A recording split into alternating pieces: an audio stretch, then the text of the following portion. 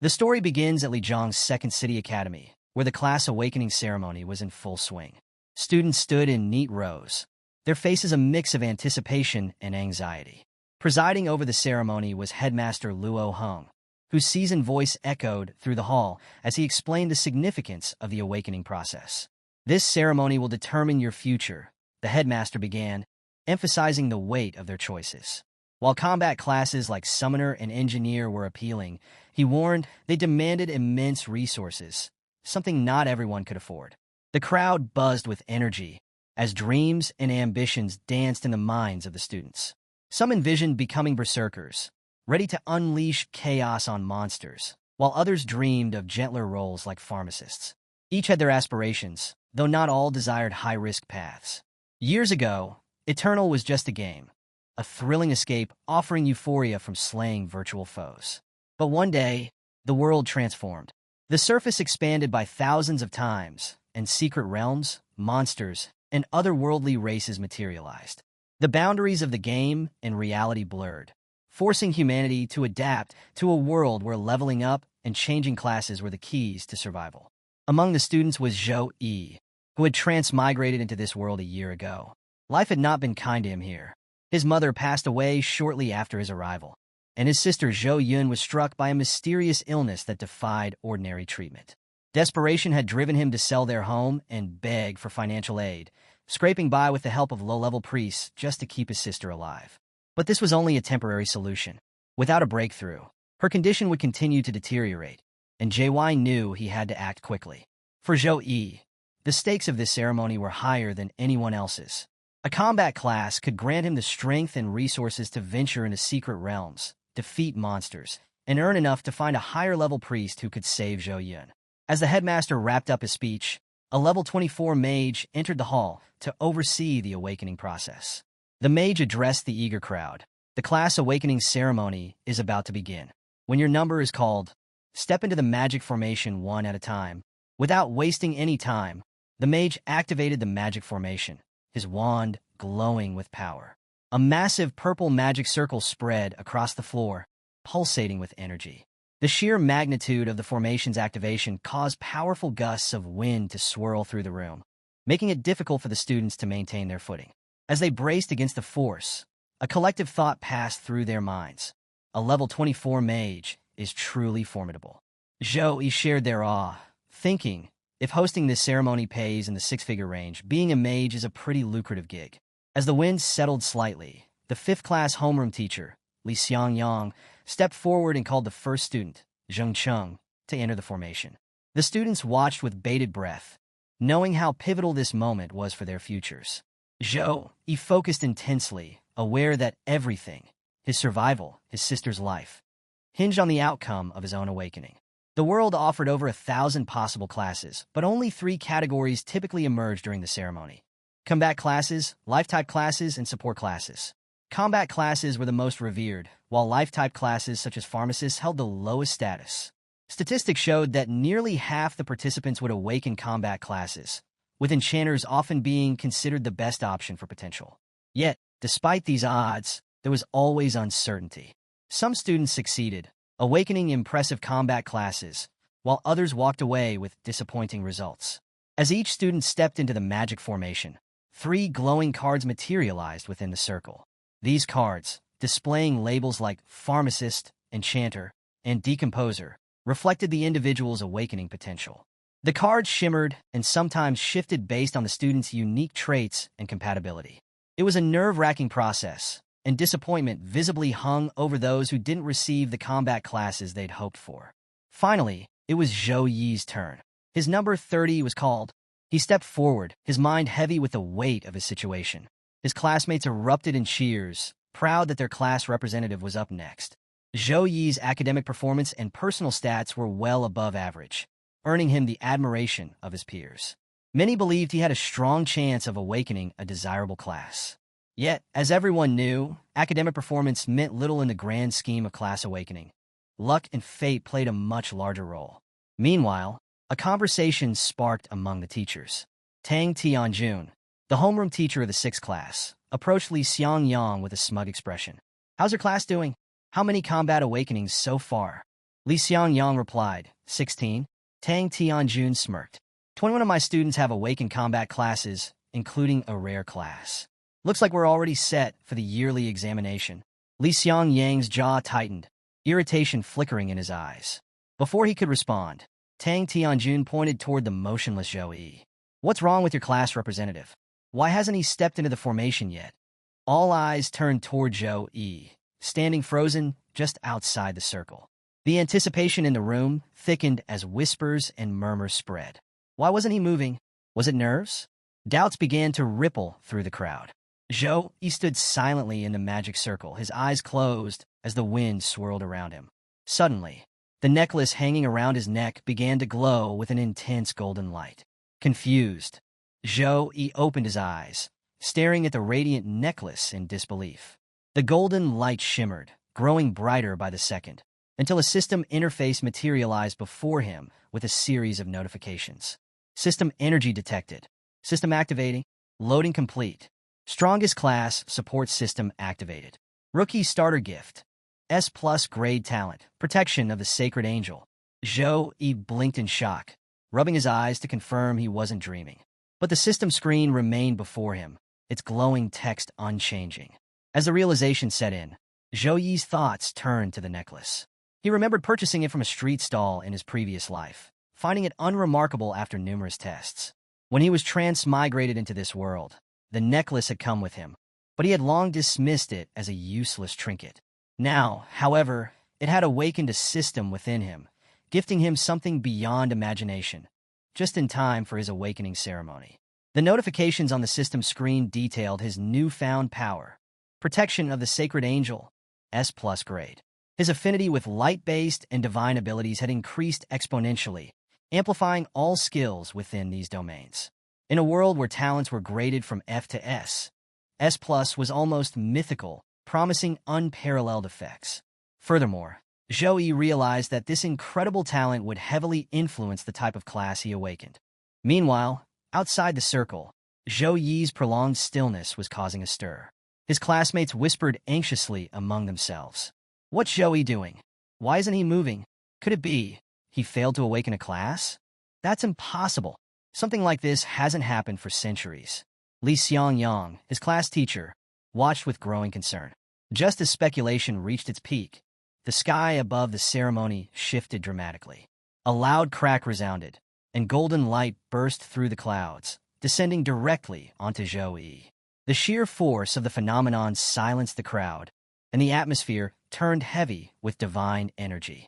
The headmaster's voice broke the tense silence. This isn't just a class awakening.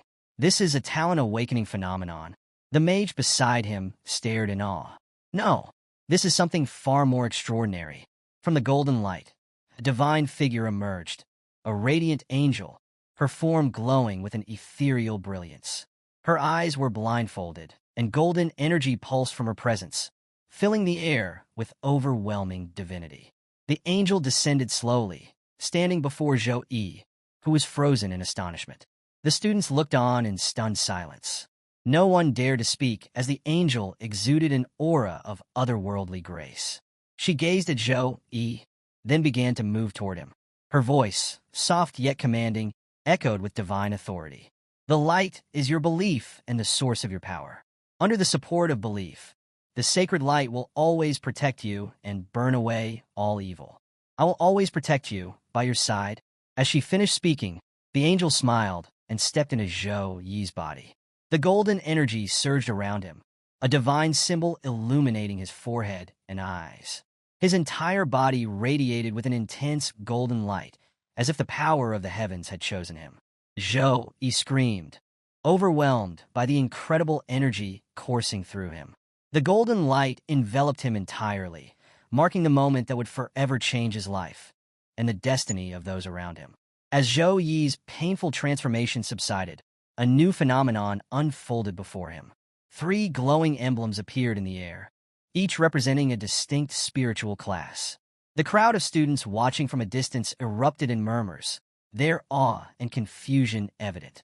Some clutched their heads in disbelief at Zhou Yi's unprecedented fortune, while others speculated excitedly. This is insane luck. A new talent during the awakening ceremony? What even is the protection of the sacred angel? I've never heard of it. What class could he possibly get from this? Their chatter grew louder until one curious student turned to Li Xiangyang, their homeroom teacher, and asked, Master Li, what are these three logos? What do they mean? At first, Li Xiangyang hesitated, his gaze locked on the glowing emblems. When pressed further, his expression grew serious. These represent hidden classes, extremely rare ones, he finally explained. Inside the magic circle, Zhou, he was equally stunned as he examined the three emblems. Each represented a potential path. Mage of Light, a pure DPS class known for its devastating damage output but fragile defenses.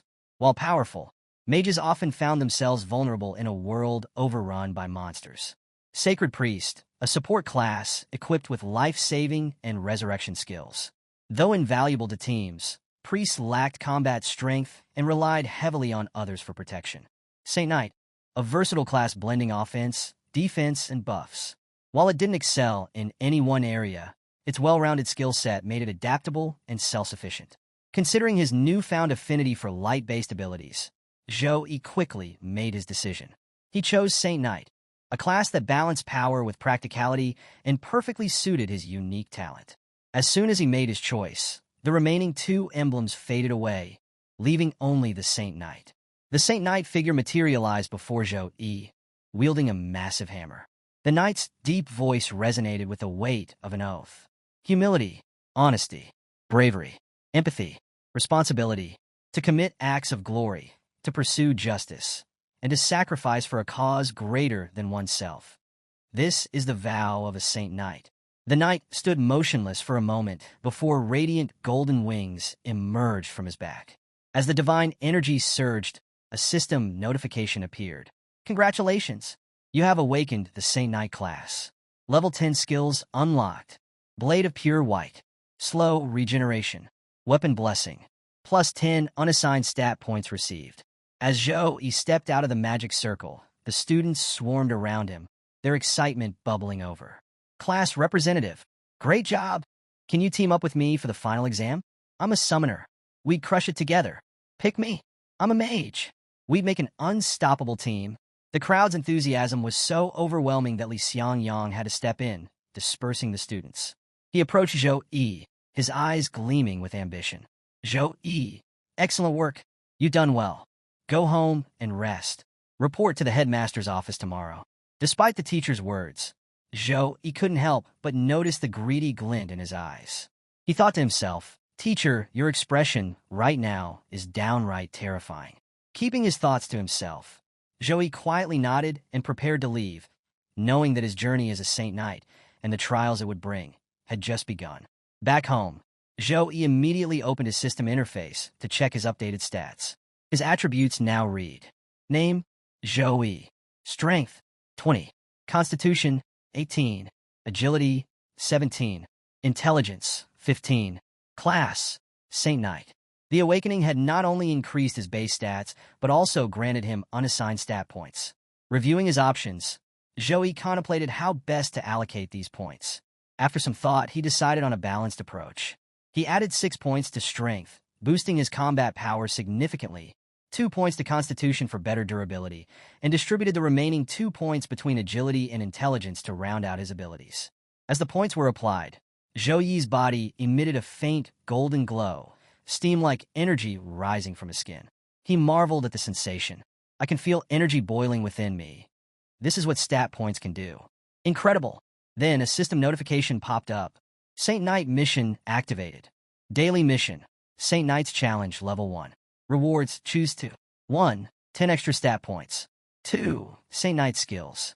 3. Random Saint Knight equipment. Below the rewards, an accept or refuse button awaited his decision. Zhou eyes sparkled at the prospect of such high-value rewards. Without hesitation, he selected accept. As soon as he did, the system responded with a series of notifications. Mission adjusting to power level. Trial initiated. Defeat the ancient Rabbi monster. Treat the trial seriously. Dying in the trial means death in real life. Zhou felt a surge of anticipation as his surroundings blurred, and he was transported to a mine. Looking around, he quickly recognized the setting from his academy lessons. That's right. Ancient Rabbi monsters usually live in mines. They're not inherently carnivorous, but turn violent and bloodthirsty when encountering humans. His thoughts were interrupted by the sound of rapid movement. A hulking rabby monster barreled toward him with surprising speed, claws gleaming dangerously. Zhou Yi turned just in time to dodge the first swipe, the monster's claws slamming into the ground and sending cracks through the rocky surface. Zhou Yi leaped back, analyzing the creature. This is my first time facing a monster. Let's see if I could take it down without relying on skills. The rabby monster roared in rage, charging at him again. This time, Zhou Yi met it head-on, delivering a powerful kick to its head. The impact sent the beast sprawling to the ground.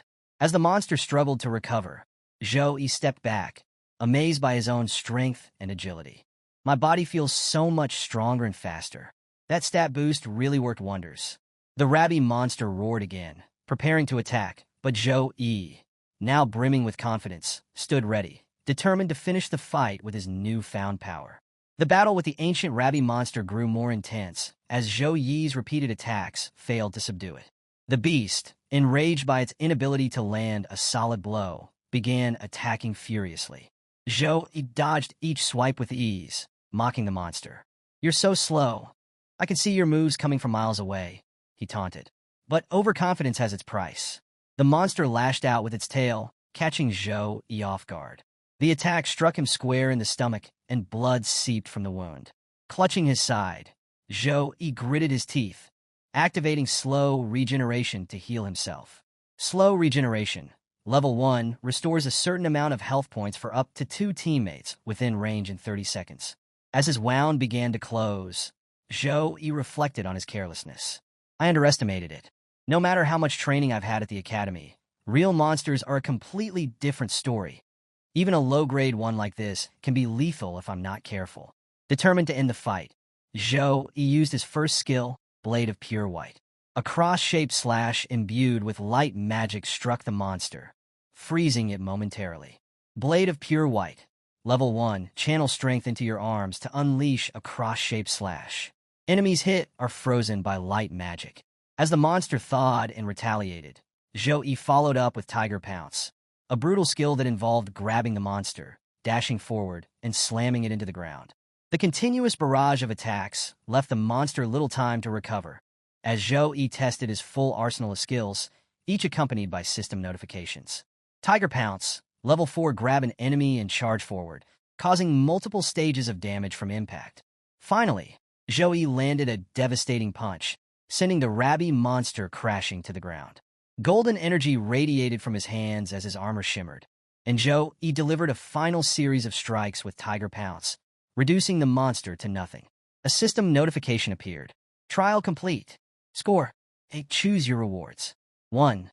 10 extra stat points. 2. Saint Knight skills. 3. Random Saint Knight equipment. Zhou Yi deliberated. Stat points were essential for strengthening his foundation, while skills could wait until later. However, the promise of a weapon was tempting. He needed something reliable for future trials, and the system-provided gear was far beyond anything he could afford. He decided to select stat points and random equipment.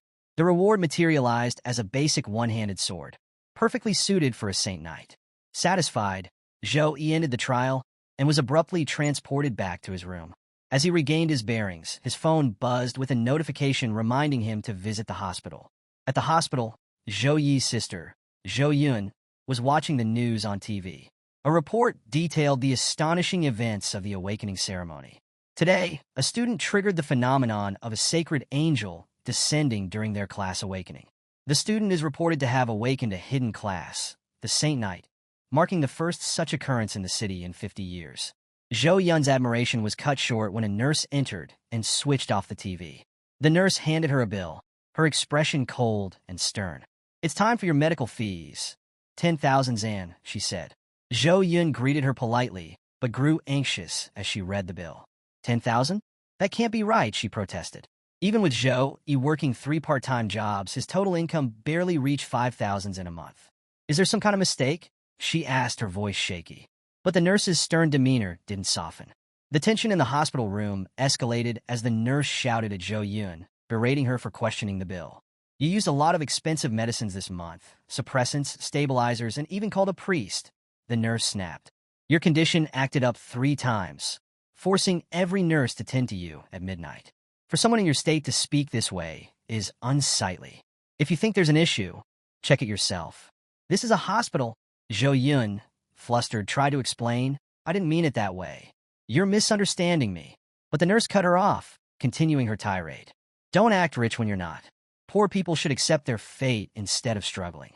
If you can't pay, don't bother. Before Zhou Yun could respond, a firm hand landed on the nurse's shoulder. A calm but commanding voice interrupted. I couldn't help overhearing. It seems you enjoy insulting patients. Let's see if you're as sharp-tongued in the director's office. The nurse turned, startled by the newcomers. Although hesitant, she muttered a final warning. Remember, you need to pay today, before leaving the room with a scowl. Zhou Yun, still shaken, looked at the strangers and asked cautiously, Who are you? One of the men stepped forward, bowing slightly as he produced a sleek card. You must be Zhou Yun. I'm a friend of your brother, Zhou Yi, he said politely. Meanwhile, Zhou Yi hurried into the hospital, clutching the latest medical bill in his hand. Bursting into his sister's room, he exclaimed, Zhou Yun, I just want to pay the bill, and the hospital system says there's a balance of 10,000 yuan. Do you know what's going on? Zhou Yun's face lit up with joy at seeing her brother. She pointed to the two men in the room, who were now chatting casually with her. Zhou Yi's gaze shifted to them, confusion written on his face. One of the men stood and approached Zhou Yi. Hello, Mr. Zhou Yi, he began, extending a hand. My name is Zhao Wenbing, and I'm the mayor's secretary. I'd like to discuss a few matters with you. Zhou Yi hesitated for a moment, taking in the man's refined demeanor. He quickly realized the weight of Zhao Wenbing's position. As the secretary to the most powerful man in Lijiang City, he likely wielded influence that rivaled even the mayor. Why would someone like him want to speak to me? Zhou Yi wondered. Regaining his composure, Zhou Yi shook hands with Zhao Wenbing. This isn't the right place for a conversation. Let's talk somewhere else, Zhou Yi suggested. The secretary nodded. Of course. Turning to the other man, he instructed, Stay here and keep Miss Zhou Yun company. I'll be back shortly. The other man replied promptly, Yes, sir. Zhou Yun, still unaware of her brother's awakening, continued playing cheerfully with the second guest. She hadn't connected the news of the Sacred Angel class awakening to her brother, despite her earlier curiosity. Zhou Yi and Zhao Wenbing stepped into a nearby cafe, where a lively atmosphere buzzed with chatter. At one table, a group of young people was excitedly discussing the very news that had changed Zhou Yi's life. Did you see the report? Someone awakened a hidden class at the Second Academy, one girl exclaimed.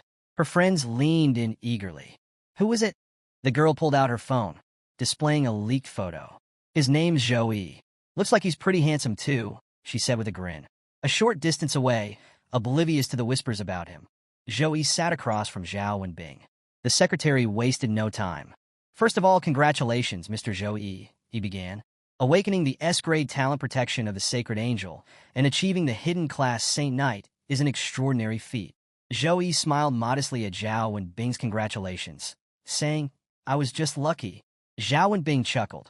Luck alone doesn't earn an S-grade talent during a regular class awakening ceremony, Mr. Zhou Yi. With that, he placed a small but significant object on the table, a special key to the city bank vault. He explained that the mayor had taken a keen interest in Zhou Yi's hidden talent and wanted to invest in him. To ensure Zhou Yi's focus and privacy, the mayor had instructed the media to avoid disturbing him. Additionally, the vault contained an exclusive stock of cultivation resources designed to help Zhou Yi grow stronger quickly, resources that could significantly boost his preparation for the upcoming exams. Zhao Wenbing gestured toward the key.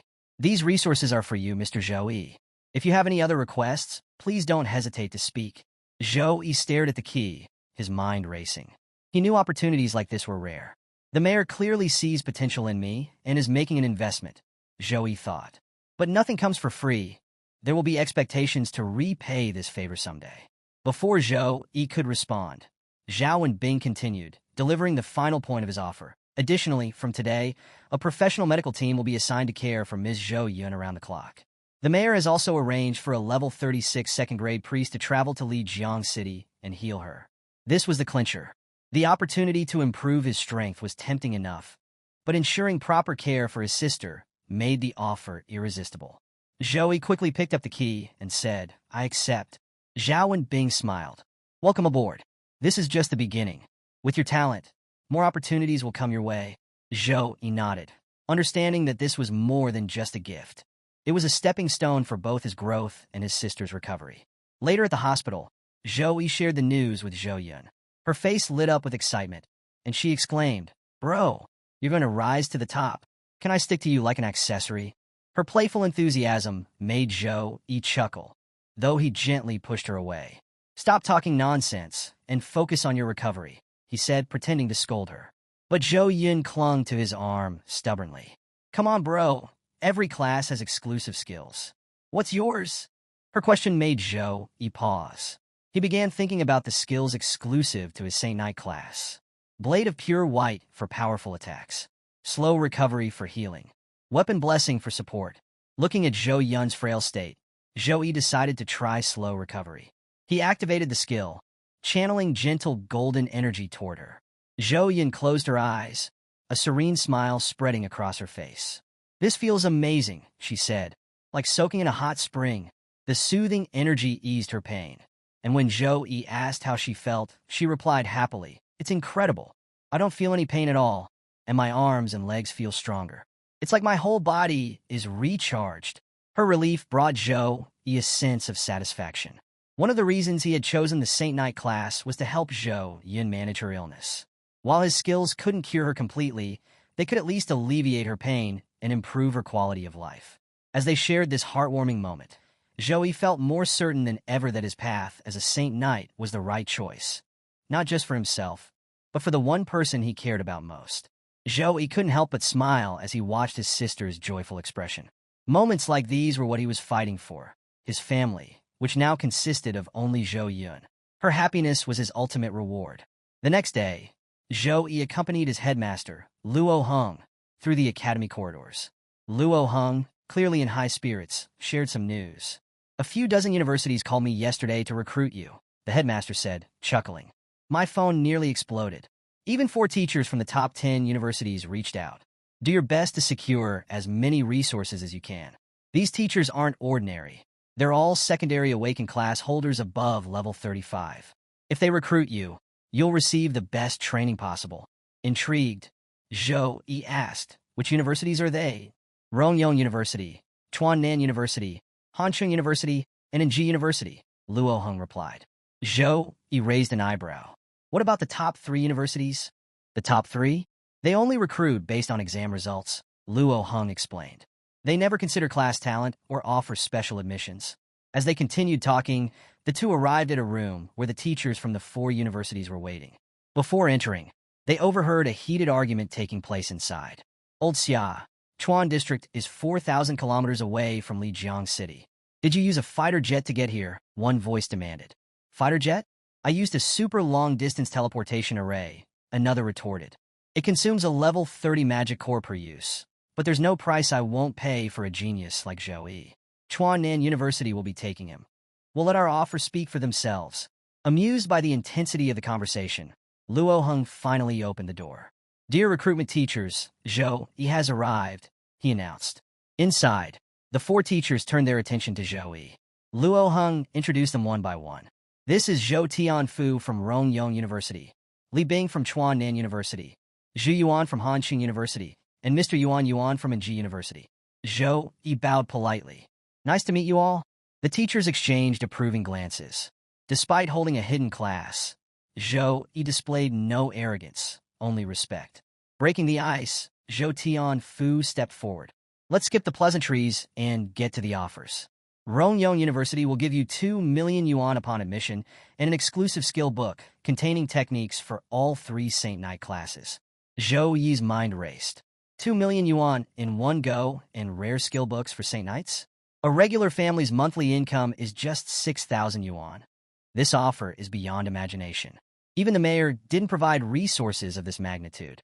Before Zhou Yi could respond, Li Bing from Chuannan University laughed and countered. "That's all? Chuannan University offers 3 million yuan upon admission, 3 exclusive Saint Knight skill books per year, and mentorship from a level 56 tertiary awakened knight." The room fell silent.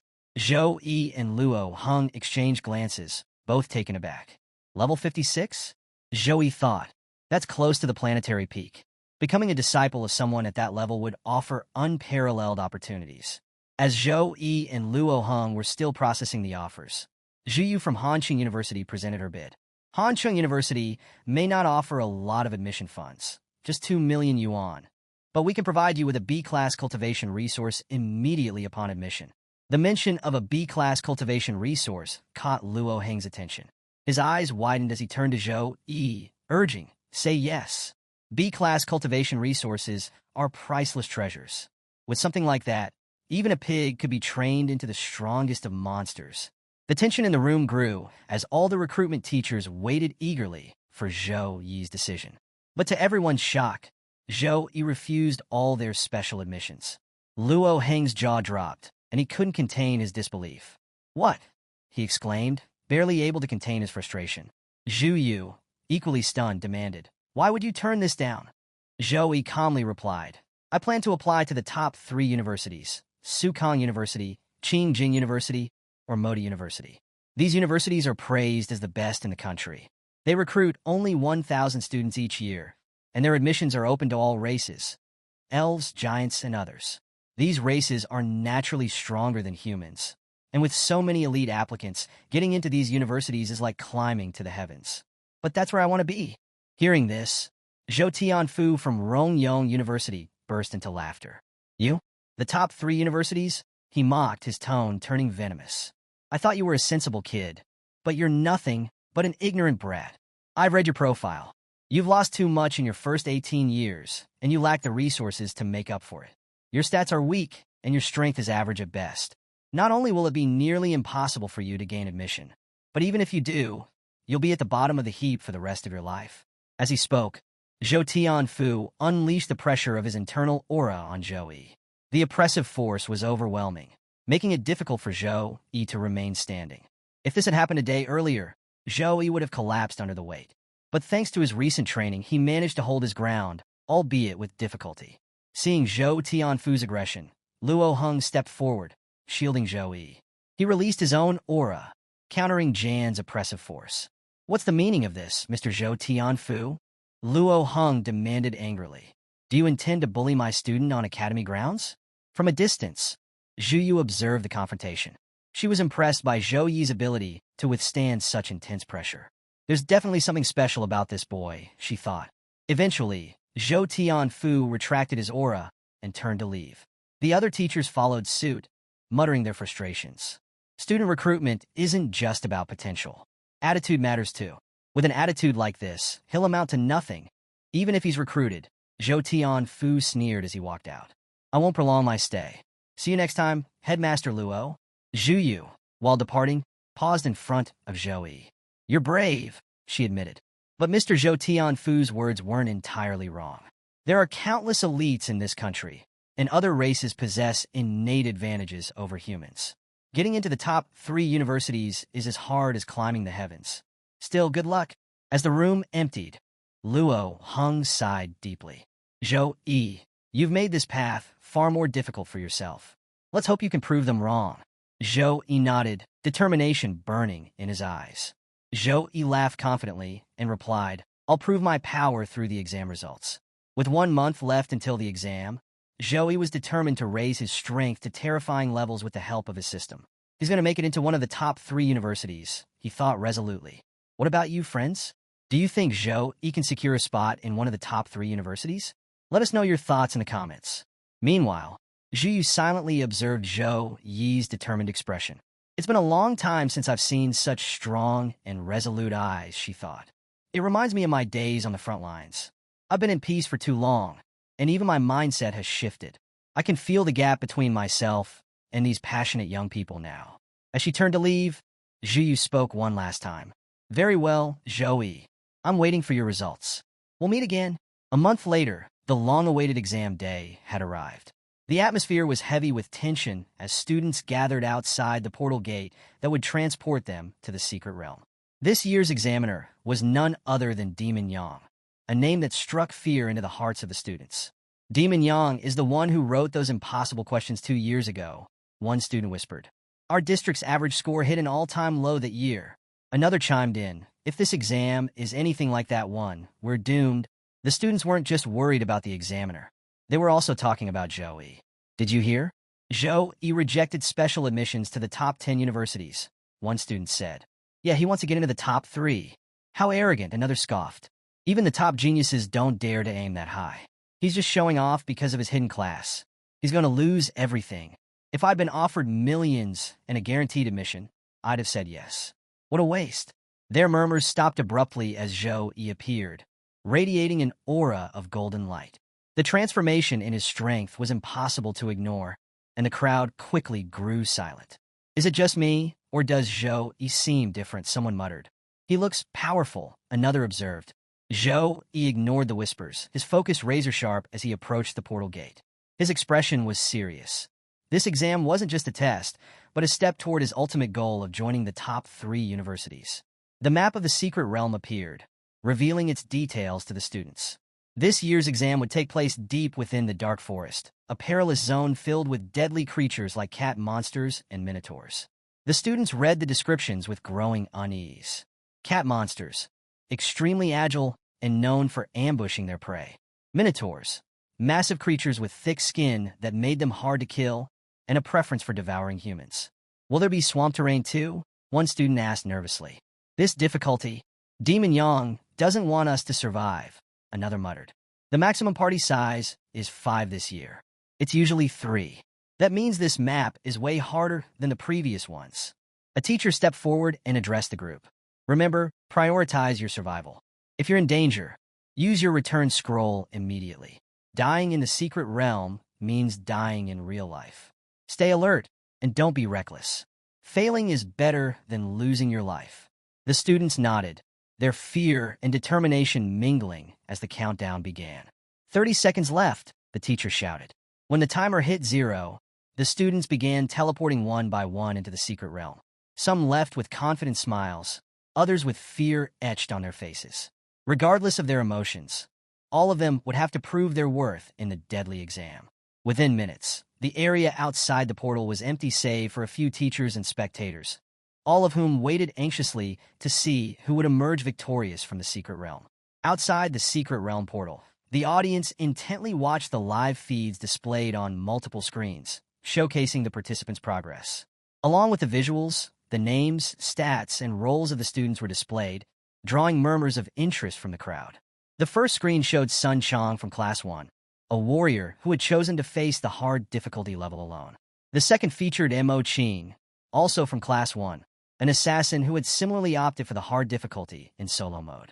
The third screen displayed a team of 3 Class 1 students, Long Fei, Kong Su, and Sun Jian, whose roles were Elemental Mage, Gunsman, and Swordsman, respectively.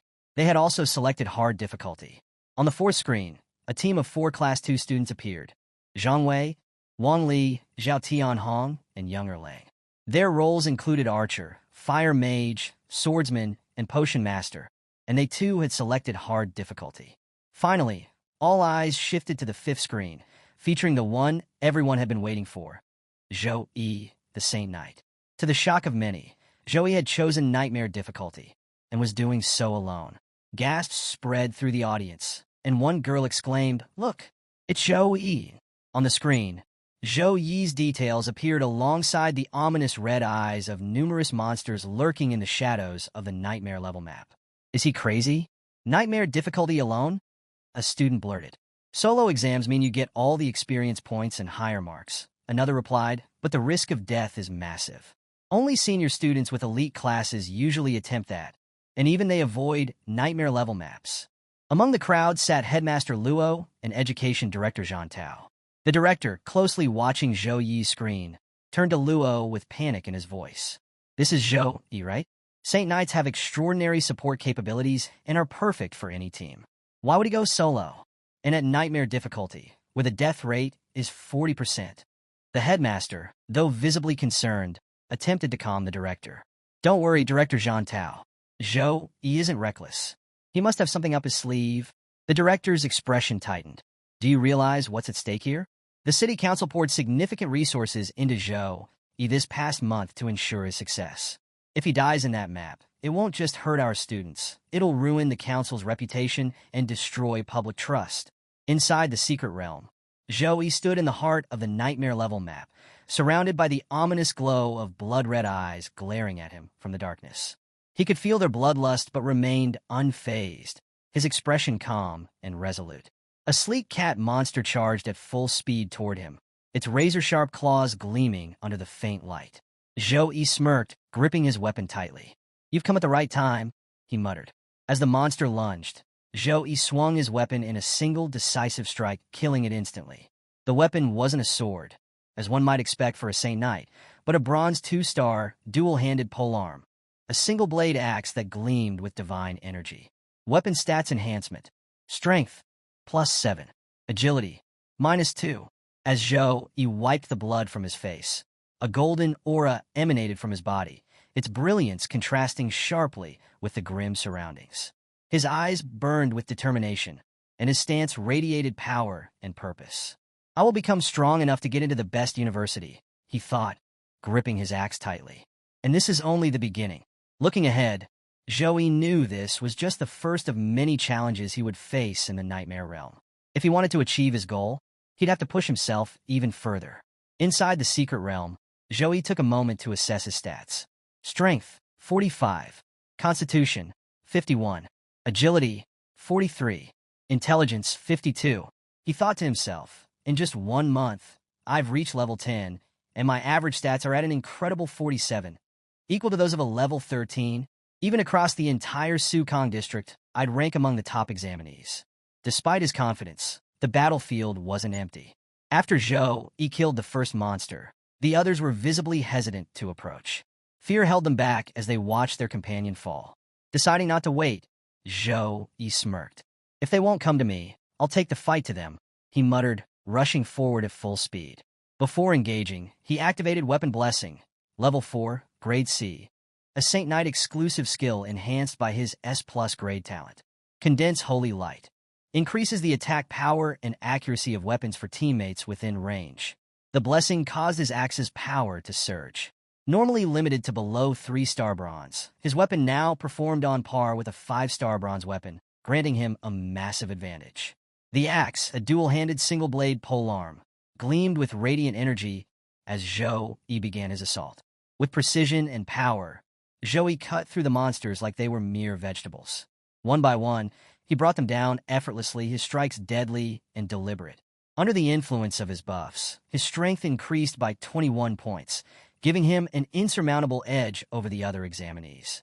The monsters, realizing the threat Zhou Yi posed, launched a coordinated attack, converging on him from all directions. Unfazed, Zhou Yi unleashed Blade of Pure White, Level 5, Grade C. A surge of light energy crackled around him, as if an electric current coursed through his hands, and he slashed in a wide arc, obliterating the surrounding monsters in mere seconds. The system notifications came in rapid succession. XP gained. XP gained. Skill level up. Blade of Pure White is now level 5, Zhou Yi thought. Its light element damage, combined with the protection of Sacred Angel buff, makes it devastating against low-level monsters. Instant kills like this are almost guaranteed. The battle continued with Zhou Yi displaying a mix of weapon combat and hand-to-hand fighting. His seamless transitions between styles left the spectators outside the realm in awe. In the audience, students watched Zhou Yi's performance on the screen with wide eyes. "Wow, that was close," one exclaimed. "Senior's timing is flawless. He used Blade of Pure White at the perfect moment. Look at him go," another said. "He's cutting through those monsters like it's nothing." The praise was relentless as more students chimed in. "Is he even human? He's handling that single-blade axe like it's weightless, but I've seen those at trade centers. They're ridiculously heavy. Did he dump all his free stat points into strength?" A teacher nearby, Li Xiangyang, overheard and corrected them. "No, pay attention. His speed surpasses that of the cat monsters, and his magic output is equally impressive. That means his intelligence stat is also high. Look at how he angles his strikes, controls the pace of his attacks, and maintains precision with every slash. He's a natural combat genius." The tension in the audience reached its peak as students and teachers alike focused intently on the screen, displaying Zhou Yi's performance. Among the observers, the teacher of Class 5 watched with a mixture of worry and astonishment. Beside him, a teacher from another class, Tianjun, couldn't hide his irritation. "How does such a promising student end up in Class 5? The other teacher muttered, clearly envious.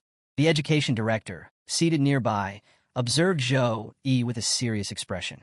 His combat instincts are impressive, he remarked, but his methods lack strategy. He's exhausting too much stamina on the first wave of cat monsters. Inside the map, Zhou Yi was preparing for the second wave of enemies. A new horde of monsters surrounded him from all sides, their glowing red eyes a menacing contrast to the dark forest. Outside, the education director continued his analysis, addressing the crowd. Nightmare difficulty isn't just about powerful monsters, he explained. It overwhelms challengers with sheer numbers. Even skilled mages can fail due to the rapid depletion of their magic energy. In that axe of his, it's a double-edged weapon. Its weight may seem manageable now, but after swinging it hundreds of times, his arms will give out, leaving him defenseless. The director's concerns seemed valid as wave after wave of cat monsters charged at Zhou Yi. The students watching were on edge, murmuring nervously about whether he could handle such relentless onslaughts. But Zhou Yi was unfazed. With his axe in one hand and lightning coursing through the other, he cut through the monsters like a whirlwind. Each swing of his weapon was precise, each bolt of lightning devastating. It was as if Zhou Yi had become a harbinger of death, a one-man army wiping out his enemies effortlessly. The pile of monster corpses beneath him grew as he stood tall, his axe dripping with blood. There wasn't a single cat monster left standing. They had all been eliminated. Just then, a portal to the next round appeared before him, glowing faintly in the darkness. Zhou Yi hesitated for only a moment, slightly surprised by its sudden appearance, before realizing its purpose. Without hesitation, he stepped through. On the other side of the portal, Zhou Yi found himself face-to-face with an even larger group of monsters. These creatures weren't just standing idly. They were already in fighting stances, as if they had been waiting for him. The audience outside gasped as they watched Zhou Yi calmly assess the situation. But any doubts about his capabilities were quickly erased. Zhou Yi unleashed his power the moment he arrived, dismantling the first wave of monsters in minutes. The students and teachers watching were in awe. "He's like a god of death," one student whispered. "Look at him. He's not even breaking a sweat," another added. Even the teachers who initially doubted Zhou Yi's abilities were left speechless. His performance defied expectations, and every move he made seemed to carve his legend deeper into the minds of those watching. Inside the secret realm, Zhou Yi entered the second round, where countless monsters waited to test him. With unwavering focus, he pushed forward, overcoming every challenge. The audience, captivated by his relentless progress, couldn't tear their eyes away from the screen. On Quiken Live, one of the most popular hosts, KK, welcomed his viewers to the live broadcast of the exam. KK's energy was palpable as he narrated every detail for the thousands tuning in to watch the live stream of Zhou Yi, the Saint Knight, whose performance had captivated the audience. "The most exciting match right now," KK announced, "is the Shining Saint Knight. Zhou Yi, our S-grade talent holder, is taking the nightmare difficulty by storm." The screen displayed Zhou Yi's battle highlights, and KK's enthusiasm grew with each moment. He checked his phone, showing the official timer to the viewers. "Do you know what this means, everyone?" KK exclaimed, stepping closer to the camera with an expression of pure excitement. "Zhou Yi has just cleared the first wave of the Nightmare map in 3 minutes and 17 seconds. That's 29 seconds faster than last year's top achiever." KK's excitement was so infectious that even his cameraman grew nervous. "Stay back from the camera, KK," the cameraman pleaded. But KK was unstoppable, his excitement fueling the hype among his live audience. Meanwhile, in the exam venue, the students sitting outside couldn't stop talking about Zhou Yi's performance. "He kept swinging and slashing nonstop, but he barely looked tired," a female student said. "What are senior Zhou Yi's constitution points?" Another student chimed in, but director Zhang Tao said it's foolish to waste stamina on the first wave of monsters. "Maybe we don't fully understand his strategy yet." Their discussions grew livelier, with some doubting Zhou Yi's decisions and others marveling at his performance. Among the spectators was Li Xiangyang, a teacher who, despite appearing stern, couldn't hide his delight at Zhou Yi's success. One student teased, "Mr. Li, you seem to be enjoying watching Zhou Yi as much as we are." Flustered, Mr. Li scolded, "Nonsense. Focus on the exam." But his devilish smile betrayed his true feelings. Inside, he was brimming with pride and silently wondering, is my smile that obvious? Back in the secret realm, Zhou Yi prepared for the second wave of monsters. Standing amidst the tension, he activated his evaluation technique to analyze the enemies one by one. 1. Minotaur. O level, 14. O grade, silver. O skills, Berserk, Wild Rush, War Stomp, Super Body. O roll, a heavy damager with high durability and devastating physical attacks. 2. Light Cat Monster. O level, 12. O grade, bronze. O skills, Light Type Mastery, Healing Technique. O roll, agile with strong healing abilities, capable of supporting other monsters. 3. Fire Cat Monster. O level, 13. O grade, bronze. O skills, Fireball, Fire Surge, Fire Type Mastery. O roll, offensive with long-range fire skills that deal area damage. 4. Dark Cat Monster. O level, 11. O grade, bronze. O skills, Curse, Dark Type Mastery. O roll, a debuffer capable of weakening its enemies and amplifying its allies. Zhou studied their stats carefully, formulating his strategy. Each monster had distinct strengths, and their combination posed a significant challenge. While analyzing the situation, Zhou thought carefully about the composition of his opponents. Regular warrior-type cat monsters are charging forward, supported by healer cat monsters.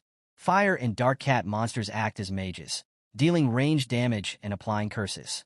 And then there's the silver-grade Minotaur, capable of dealing devastating physical blows. This is no random horde.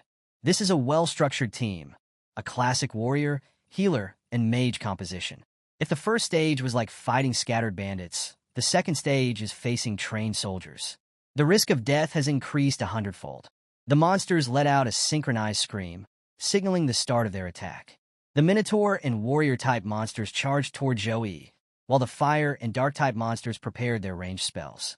Before Zhou could react, the dark-type monsters cast a curse, trapping him in place. The audience outside was anything but calm. "Oh no, he's trapped in a curse," one student cried. "This could be it. He's in real danger," another exclaimed, their voice trembling with worry. Many students either covered their eyes or looked away, unable to bear the tension of the scene. Inside the map, Zhou stood completely calm despite the dire situation. As the Minotaur and warriors closed in and fireballs hurtled toward him, he observed the monster's coordination with a slight smile. Warriors rushing forward, mages applying buffs, healers supporting from behind. Your teamwork isn't half bad, Zhou thought. But just as the audience braced for the worst, a radiant golden light began to emanate from Zhou's hands. Within moments, his entire body was glowing, his eyes blazing with the same golden aura. The light intensified, and Zhou activated his new technique, Cross of the Sacred Light. A massive golden cross materialized behind Zhou, radiating brilliance that filled the battlefield. The moment the cross appeared, its light elemental energy began to deal continuous fire damage to every monster within range.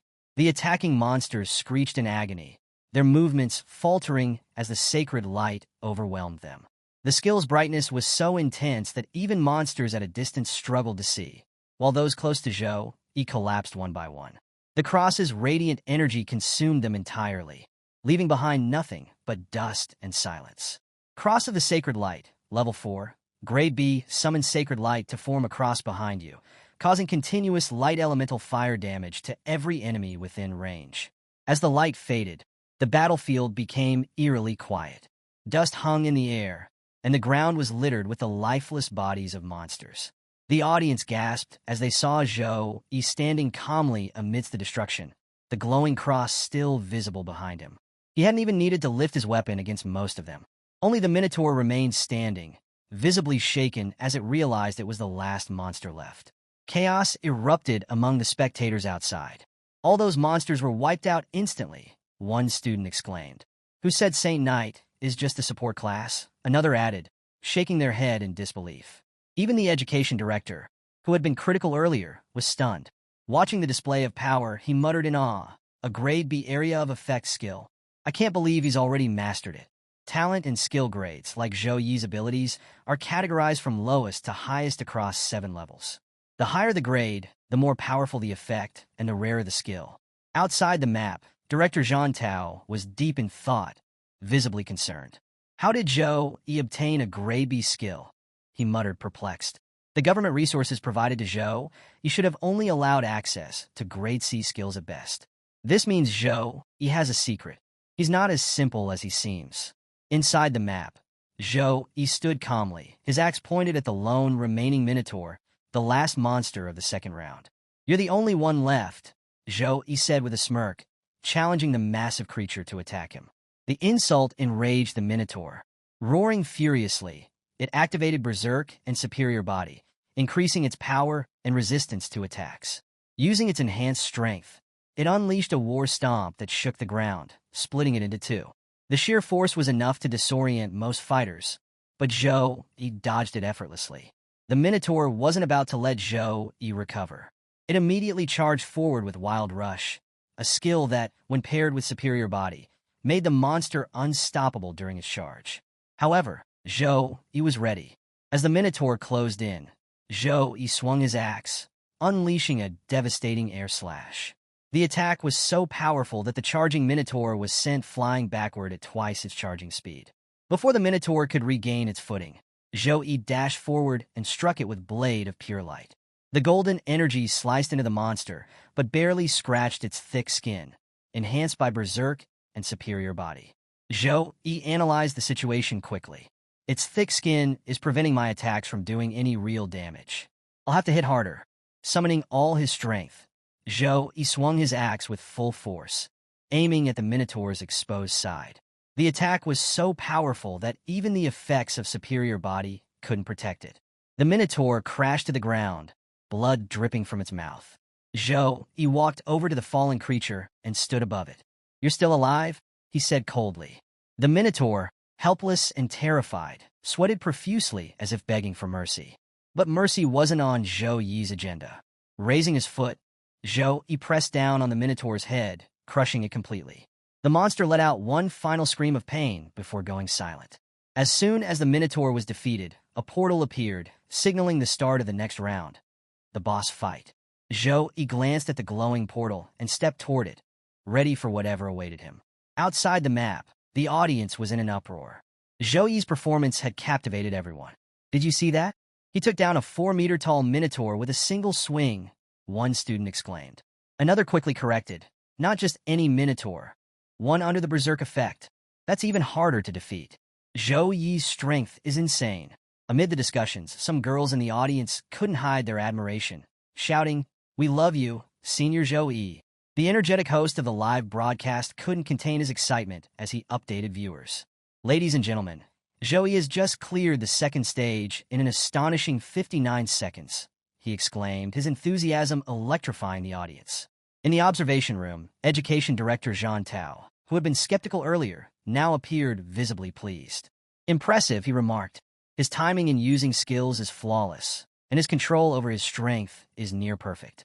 It's hard to believe this is a student who only awakened his class a month ago." Turning to Headmaster Luo, the director added, "Congratulations, Headmaster. It seems your academy is producing a truly renowned student." Headmaster Luo chuckled, his pride evident. "Fortune comes and goes, Director.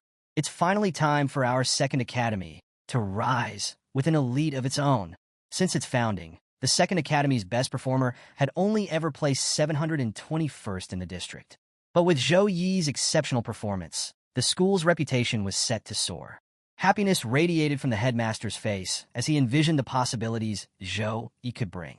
Suddenly, a student watching the live feed asked, "Why isn't Senior Zhou Yi taking a break before entering the boss room?"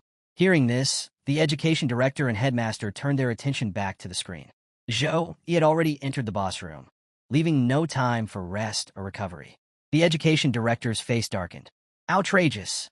If he loses his advantage because he didn't recover properly, it'll be a massive setback. But Headmaster Luo tried to calm him down. Director Zhang Tao, "Zhou, you must have a reason for this. Let's wait and see." The headmaster's reassurance carried weight. In Sukong District, brimming with talent and a dense population, anyone aiming for the top 100 would choose the solo nightmare difficulty and strive to finish in the shortest possible time. It was a cutthroat competition, and Zhou Yi clearly knew the stakes. Inside the boss room, Zhou Yi found himself face-to-face with the Minotaur King, a massive, intimidating creature whose deep voice boomed through the chamber. "Humans," the Minotaur King roared. "How dare you step into my domain?" Unfazed, Zhou Yi activated his evaluation technique to assess his opponent's stats. Minotaur King. Level 16. Gray Gold. However, due to the level gap, Zhou Yi couldn't view the rest of the Minotaur King's abilities. The creature, sensing Zhou Yi's attempt to analyze it, charged forward with incredible speed. "If you've come here, prepare to die," the Minotaur King bellowed. The sheer force of its charge changed the atmosphere, cracking the ground and turning the palace-like room into a chaotic battlefield. Zhou Yi, undeterred, immediately began activating his arsenal of buffs. Blessing of Dawn, Gift of Courage, Gift of God, Gift of Protection. Each buff enhanced his strength, defense, and resilience, transforming him into the initial form of a Saint Knight. A radiant aura surrounded Zhou Yi, making him appear almost divine. The Minotaur King, infuriated by Zhou Yi's defiance, gnashed its teeth in fury. Its eyes burned red with rage, promising destruction. "Little cow, I'm right here." Zhou Yi taunted, his confidence unshaken. With his buffs fully activated, Zhou Yi charged forward, wielding his axe with all his might. The Minotaur King met him head-on, blocking Zhou Yi's powerful strike with its massive hand. Zhou Yi pushed his limits, putting every ounce of his strength into his attacks. But the Minotaur King remained mostly unscathed. The beast easily blocked Zhou Yi's strikes, its thick hide impervious even to Zhou Yi's four-buffed axe. "Even with all my buffs, I can barely scratch him," Zhou Yi thought, gritting his teeth as exhaustion began to creep in. His evolved form, though immensely powerful, consumed a massive amount of energy, leaving him drained. Despite the struggle, Zhou Yi managed to land a small scratch on the Minotaur King's palm. The minor wound caused the Minotaur King to roar in anger, but it only made him more determined to end the fight swiftly. The Minotaur King swung its weapon with the intent to crush Zhou Yi. The strike was devastating, the sheer force cracking the ground and raising a cloud of dust. Zhou Yi dodged the attack gracefully, narrowly avoiding what would have been a fatal blow. The battlefield was in ruins.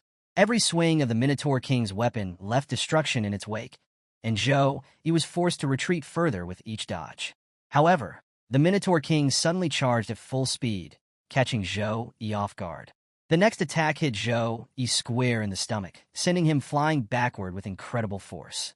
He smashed through 4 or 5 pillars before crashing into a wall, the impact shaking the entire arena. Zhou Yi groaned as he pushed himself out of the rubble. "Good thing I had the Saint armor activated," he thought, assessing the situation. Without it, that attack would have broken a few bones for sure. But Zhou Yi wasn't panicked. This was all part of his plan. He hadn't let the Minotaur King land such a powerful blow without a purpose. "It's time to counter," he muttered. He activated his next skill, Spear of Victory, Level 3, Grade C. High above the battlefield, spears of condensed divine light formed, each glowing with radiant energy. As the Minotaur King looked up, Zhou Yi unleashed the attack. Spear of Victory summoned multiple spears of divine light to rain down on the enemy, causing high damage to each target. The Minotaur King reacted quickly, swatting and deflecting the incoming spears with its massive weapon. The beast understood the danger. If even one spear landed, the others would exploit the opening, leaving it vulnerable.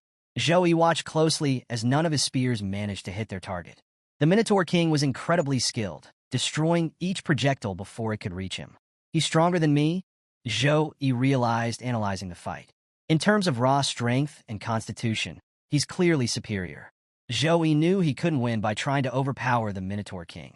Exhausting it slowly was another option, but it would take too long. A luxury he didn't have if he wanted to secure first place in the exam. "This isn't a dead end," Zhou Yi thought, his mind racing. "The exam wouldn't be designed to trap us in an impossible scenario. There must be another way to win." Despite his exhaustion and dwindling mana, Zhou Yi continued his relentless assault on the Minotaur King. Though the towering creature remained mostly unscathed, Zhou Yi's persistence allowed him to identify 2 critical weaknesses. First, its speed has dropped.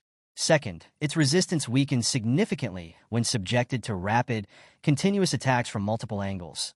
Zhou Yi thought, narrowing his focus. Deciding to exploit these vulnerabilities, Zhou Yi increased the pace of his attacks. He aimed a series of strikes at the Minotaur King's knees, successfully landing blows that forced the beast to falter. The system issued a warning, urging Zhou Yi to refill his mana immediately. But Zhou Yi ignored it. There was no time to stop now. Instead, he concentrated on dealing high-damage strikes to capitalize on the Minotaur King's reduced mobility and resistance. The audience outside watched with bated breath as Zhou Yi executed his strategy flawlessly. Blow after blow landed, driving the Minotaur King to its knees. Golden explosions of energy lit up the battlefield, accompanied by the guttural roars of the Minotaur King. Zhou Yi's relentless assault drained his mana further, but he refused to let up. This is my last chance, he thought. I need to end this now, or it's all over. The Minotaur King, now kneeling and battered, struggled to rise. Zhou Yi knew he had to act quickly. The moment of vulnerability would not last long, and his mana reserves were almost completely depleted. His mind raced with the pressure of the situation. If my final attack fails, I'll run out of mana, and the fight will end in disaster. But I don't have a choice. I have to finish this with everything I've got. Zhou Yi gripped his weapon tightly and launched himself at the Minotaur King, channeling all his remaining strength into a single, decisive strike. With a mighty swing of his sword, Zhou Yi cut through the Minotaur King's body in one clean motion. The beast roared one final time before collapsing to the ground, lifeless. The fight was over. As Zhou Yi stood amidst the wreckage, bloodied and exhausted, a notification appeared before him. Congratulations! You have completed the Nightmare Difficulty Deep Dark Forest Dungeon. The system added another notification. Time, 9 minutes, 24 seconds. Rating, SSS.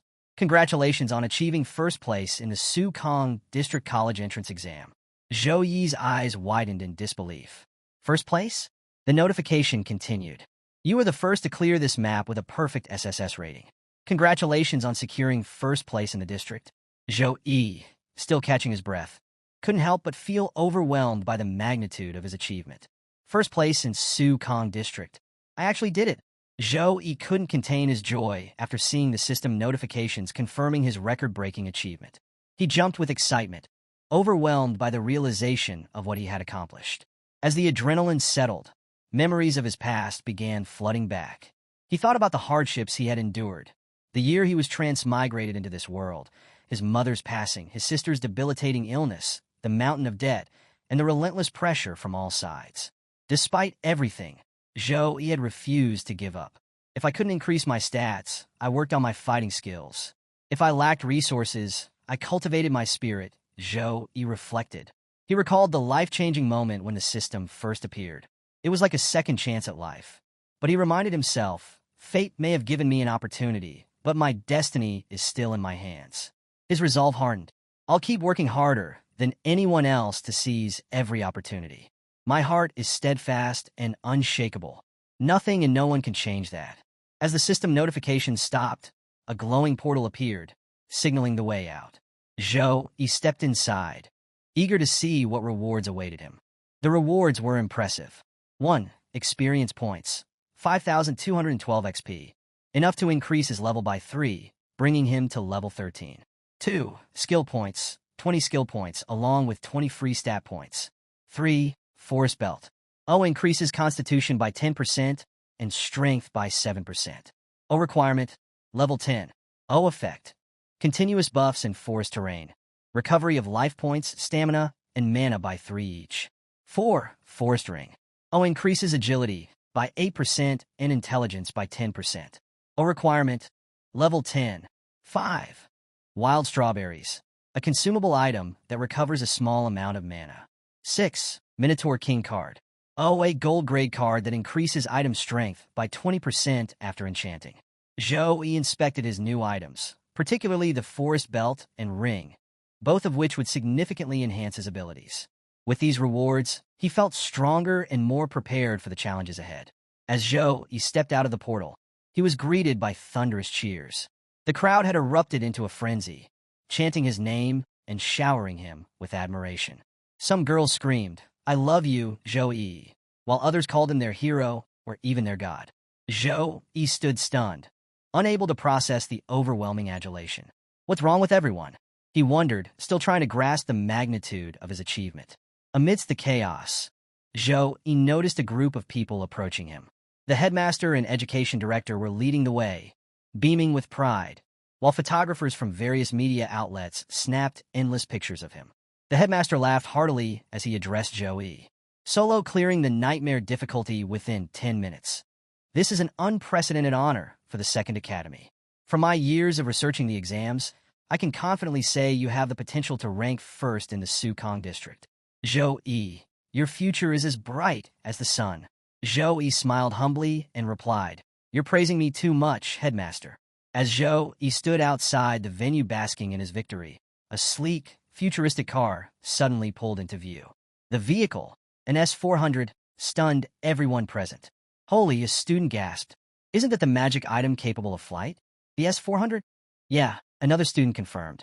That car's worth as much as a house in the capital." The murmurs grew louder as students pointed and stared at the luxurious car. The spectacle left many speechless. Who would dare drive into the venue in such a flashy vehicle? The car's arrival wasn't random. The education director stepped forward and invited Zhou-Yi to enter the vehicle, saying, "It'll take at least 3 days for the results to be finalized. We'll inform you as soon as they're available. For now, rest up." Zhou-Yi thanked Director Zhang Tao for the gesture, and the headmaster, beaming with pride, added, "Take a well-deserved break, Zhou-Yi, and wait for the good news." The scene shifted to the hospital, where Zhou-Yi was headed to visit his sister, Zhou-Yun. True to his promise, Xiao and Bing had arranged for Zhou-Yun to be admitted to the hospital's deluxe suite. A professional medical team monitored her condition around the clock. Zhou-Yi stepped into the elevator, where a nurse greeted him warmly. "Welcome, Zhou-Yi," she said. "Here to see your sister?" "Yes," Zhou-Yi replied with a smile. "I have some good news for her." He pressed the button for the 26th floor. As the elevator ascended, the temperature began to drop noticeably. The nurse shivered, rubbing her arms. "Why is it so cold all of a sudden?" she asked. Zhou-Yi's expression turned serious. He realized something was wrong. As the elevator doors opened on the 26th floor, both he and the nurse were shocked by what they saw. The entire floor was covered in ice. Every surface, from walls to floors, was frozen solid. Medical equipment and furniture were encased in thick frost, and several doctors and nurses stood motionless, frozen in place like statues. What is going on here?" the nurse stammered in disbelief. Fear surged through Zhou-Yi as his thoughts immediately turned to Zhou-Yun. Without hesitation, he sprinted toward her room. A nurse tried to stop him, but the moment she extended her hand into the frozen corridor, she too froze solid. Zhou-Yi reached Zhou-Yun's room and found the door completely iced over. Gritting his teeth, he smashed through the frozen barrier, calling out his sister's name. What he saw inside took his breath away.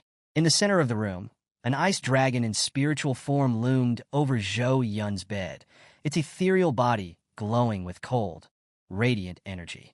The room was an arctic wasteland with everything frozen solid. Zhou-Yun writhed in pain on the bed, her unconscious body surrounded by a faint glow. The dragon's presence wasn't random. It was emerging directly from Zhou-Yun's body.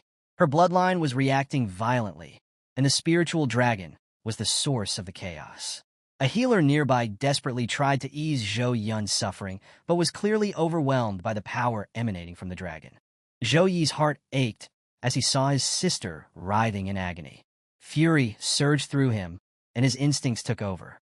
Summoning his energy, Zhou-Yi prepared to attack the dragon, gathering his strength for a powerful strike. "I won't stand by and watch her suffer," Zhou-Yi thought, his eyes burning with determination.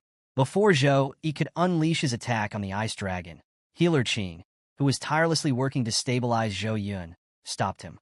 Her voice was strained but firm as she called out, "Don't attack. I'm healing your sister. If you strike carelessly, her heart could shatter." Hearing this, Zhou-Yi halted his attack, realizing why King had intervened. He stepped closer to her, observing her condition. King was utterly exhausted. Her hands were half frozen, and now her feet were also encased in ice. Despite this, she continued channeling her energy to protect Zhou-Yun, showing her unwavering dedication. The spiritual dragon continued to emit freezing air that filled the room. For any normal person, standing in such cold would mean being frozen within minutes. But as awakeners, Zhou-Yi and Qing managed to resist the extreme temperature, though barely. Zhou-Yi approached Qing and asked with concern, "What's happening here? And why did you stop me from attacking?" Qing, still focused on her healing efforts, replied, "Zhou-Yun's cold disease has flared up violently. The dragon is a manifestation of her bloodline. If we act recklessly, it could worsen her condition or even." King trailed off, her exhaustion evident. She glanced at Zhou Yi with a mix of worry and resignation. I've been trying to control her condition for a long time, but my energy is almost depleted. At best, I can slow the cold spreading through this floor. You need to leave immediately. Hearing this, Zhou Yi's expression turned grave. What about Zhou Yun? He asked, his voice thick with emotion. Qing looked at him, disappointment flashing across her face. Without a high-level priest, this is all I can do, she admitted. Zhou Yi clenched his fists. He could see that Qing was doing everything in her power, but it wouldn't be enough. Stepping forward, he resolved to take matters into his own hands. Opening his system, Zhou Yi used all his accumulated skill points to upgrade slow recovery. The skill, originally at level 4, was enhanced to level 10 and transformed into slow regeneration. Slow regeneration. Level 10 gradually heals the health and mana of teammates within a certain range for a specified duration. The moment Zhou Yi activated the upgraded skill, a divine light filled the room. A radiant symbol appeared behind him, amplifying the healing aura. The light was so powerful that even King, whose body was more than half frozen, felt its effects. The ice encasing her began to melt, and she regained her mobility. Qing gasped in amazement. This healing magic, it's incredible. It surpasses the effect of a level 23 priest like me. Meanwhile, Zhou Yi focused all his energy on healing Zhou Yun. The divine light spread across her body, gradually melting the ice that had encased her. Though her condition improved significantly, Zhou Yi knew he couldn't fully cure her with this skill alone. Turning to Qing, he said firmly, Sis Qing, I'll handle things here. Go and inform Secretary Zhao Wenbing immediately. Tell him to call a high-level priest as soon as possible. Qing hesitated, then replied, but high-level priests have packed schedules. The appointment Secretary Zhao Wenbing arranged with one is for next week. Even if we contact her now, she won't be able to come in time. Zhou Yi's gaze sharpened. Just tell Secretary Zhao Wenbing this. If he can bring a high-level priest here immediately, I will owe him one unconditional favor in the future. Whatever he asks, I'll do it. Qing hesitated after hearing Zhou Yi's proposition, but eventually nodded. All right, I'll go, she said reluctantly before leaving the room. Inside, Zhou Yi remained focused on protecting his sister, Zhou Yun, using slow regeneration to ease her pain and stabilize her condition. The cold aura filling the room was something Zhou Yun had endured every night for the past year, and Zhou Yi was painfully aware of her suffering. The cold had grown stronger recently, but Zhou Yi hadn't realized it had become powerful enough to influence the outside world. Now, as night fell, the entire building was beginning to freeze. Zhou Yi's body was slowly being engulfed by a thin layer of ice, a testament to the chilling power radiating from the spiritual ice dragon. Despite his deteriorating condition, he persisted, pouring all his energy into sustaining his sister's safety. The ice dragon, seemingly aware of Zhou Yi's efforts, shifted its full attention to him, targeting him with its icy aura. The constant strain drained Zhou Yi's strength rapidly, but he refused to stop. Suddenly, a green energy ball streaked into the room and struck the ice dragon. The energy lashed out at the dragon repeatedly, eliciting pained roars. However, Zhou Yun, connected to the dragon, began to convulse in pain as well. Stop! Don't touch her! Zhou Yi shouted in desperation, his voice filled with anger and fear. But just as he cried out, another energy ball struck him directly in the stomach, hurling him away from the dragon. He tumbled across the frozen floor, landing outside the dragon's range. A figure stepped into the room, a high priest, a woman with a commanding presence. She wasted no time, addressing the ice dragon firmly. Come to me, she commanded. The ice dragon, furious at the attack, charged toward her. But the high priest was prepared. With swift, precise movements, she unleashed a barrage of spell-like attacks from her weapon. Each strike wrapped the dragon in magical bindings, trapping it within her spells. The dragon struggled, its massive body bound by the high priest's magic. It roared furiously, but only its mouth remained free, snapping angrily as its movements were entirely restricted. The high priest didn't relent. Summoning her power, she delivered a final, devastating attack that forced the ice dragon back into Zhou Yun's body. As the dragon vanished, Zhou Yun's condition normalized. Her breathing steadied, and the pain etched on her face faded away. Zhou Yi, still recovering from the earlier attack, watched with relief as his sister finally seemed at peace. The high priest then used her magic to melt the ice coating the floor, restoring the room to its original state. Turning to Zhou Yi, she said, "You must be Zhou Yi. I've heard a lot about you." Zhou Yi stood and greeted her respectfully. "Nice to meet you, miss.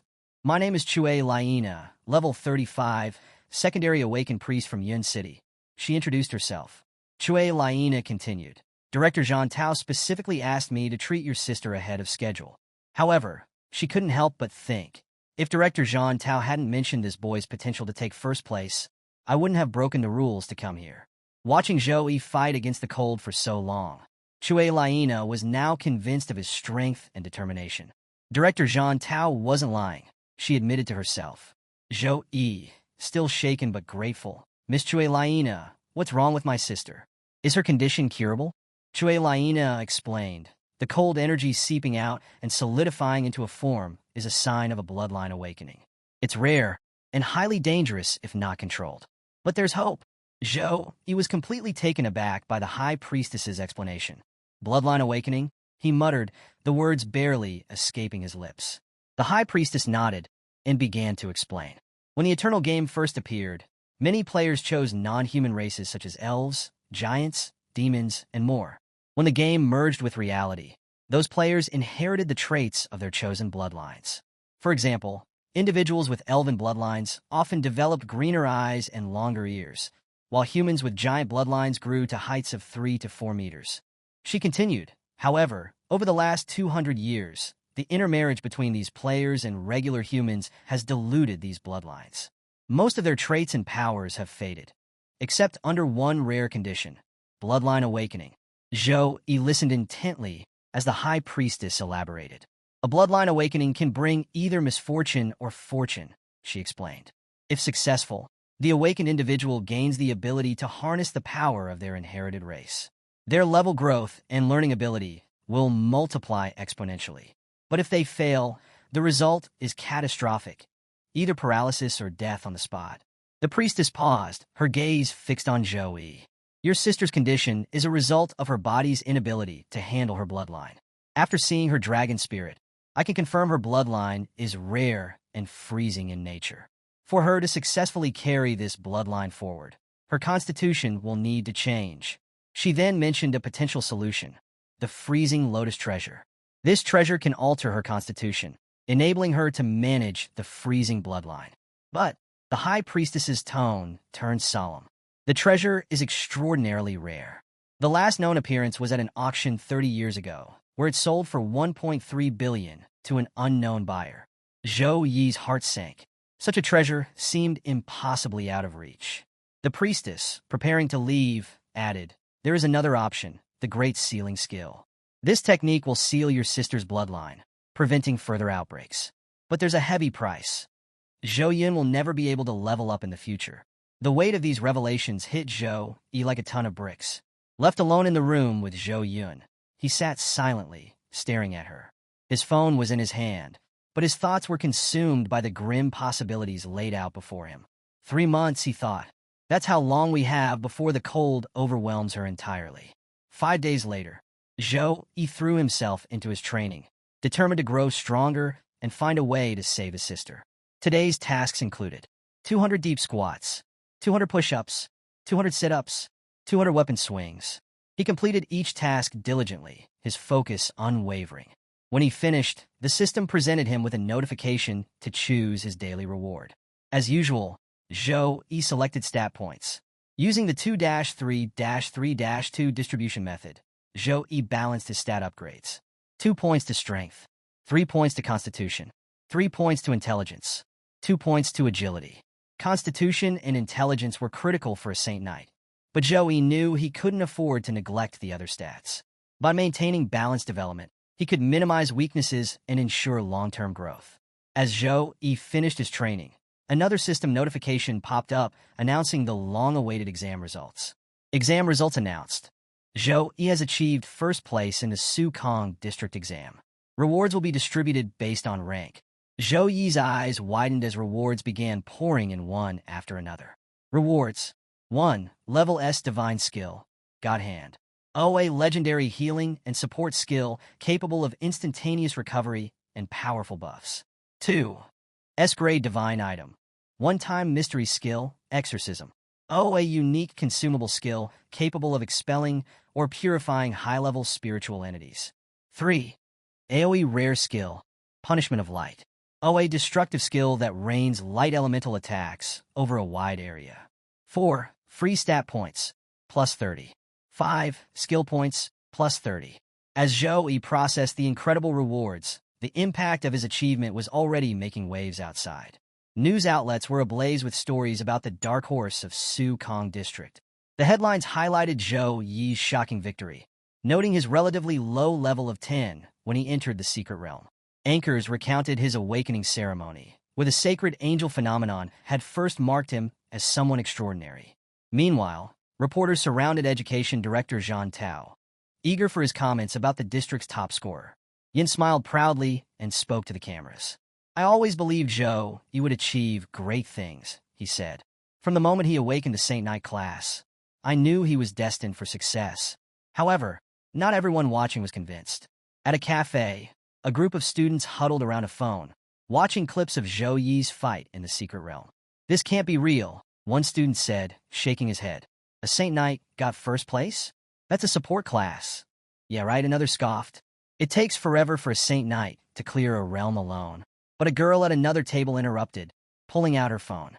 I have the recording, she said, showing them Zhou Yi's battle. Watch it yourself. As the group watched Zhou Yi's performance, their expressions shifted from skepticism to awe. So powerful, one of them exclaimed. Why does his holy cross look even stronger than a high-tier mage's fire magic? And those buffs, weapon blessing, gift of God, blessing of courage. How many buffs does he even have? Elsewhere, a young man with fiery red hair sat in his room, watching the same recording. Flames flickered around him as his anger boiled over. This man, a fire-type awakener, had also cleared the nightmare difficulty secret realm. But Zhou Yi's time was 20 seconds faster, and the realization stung. He dares to take him my honor, the young man muttered, his eyes glowing with fiery rage. As his temper flared, flames erupted from his body, igniting a nearby robot and causing a small explosion in his room. Through the smoke, he sneered, his voice dripping with venom. Zhou Yi is inviting his death. Zhou Yi, meanwhile, remained oblivious to the brewing storm. The story shifts to Zhou Yi, walking through the bustling streets while checking his phone. He notices a couple of text messages. Jiang City government has transferred 5 million into your account ending in 7013. Please confirm this transfer. Jiang City government has transferred 2 million into your account ending in 7013. Please confirm this transfer. As Zhou Yi stared at the messages in surprise, his phone rang. Answering it, he heard Secretary Zhao Wenbing's calm but congratulatory tone. Mr. Zhou, following your brilliant performance in the exam, the government has decided to reward you with 5 million in cash and a luxurious mansion. Do you have a preferred location for the mansion, or should we choose it for you? Zhou Yi mulled over the offer briefly before replying. You can choose the location for me. Before hanging up, Secretary Zhao Wenbing added, Oh, and recruitment teachers from the top 3 universities are on their way to meet you. Should I send a ride for you? Zhou Yi shook his head, smiling faintly. No need for that. They're already here, he said, noticing someone approaching him. The person standing before Zhou Yi was a recruitment teacher from Rongyang University. Zhou Yi recognized him immediately. It was the same representative who had dismissed him as too arrogant during the earlier recruitment session. As Zhou Yi raised an eyebrow, another voice interrupted from above. As far as I remember, Rongyang University called Zhou Yi too arrogant, the voice said mockingly. Both Zhou Yi and the Rongyang representative looked up to see a man descending dramatically from a helicopter. Landing with flair, the newcomer continued.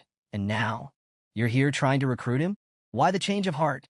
The Rongyang University representative frowned, visibly annoyed. Watch your words, he snapped.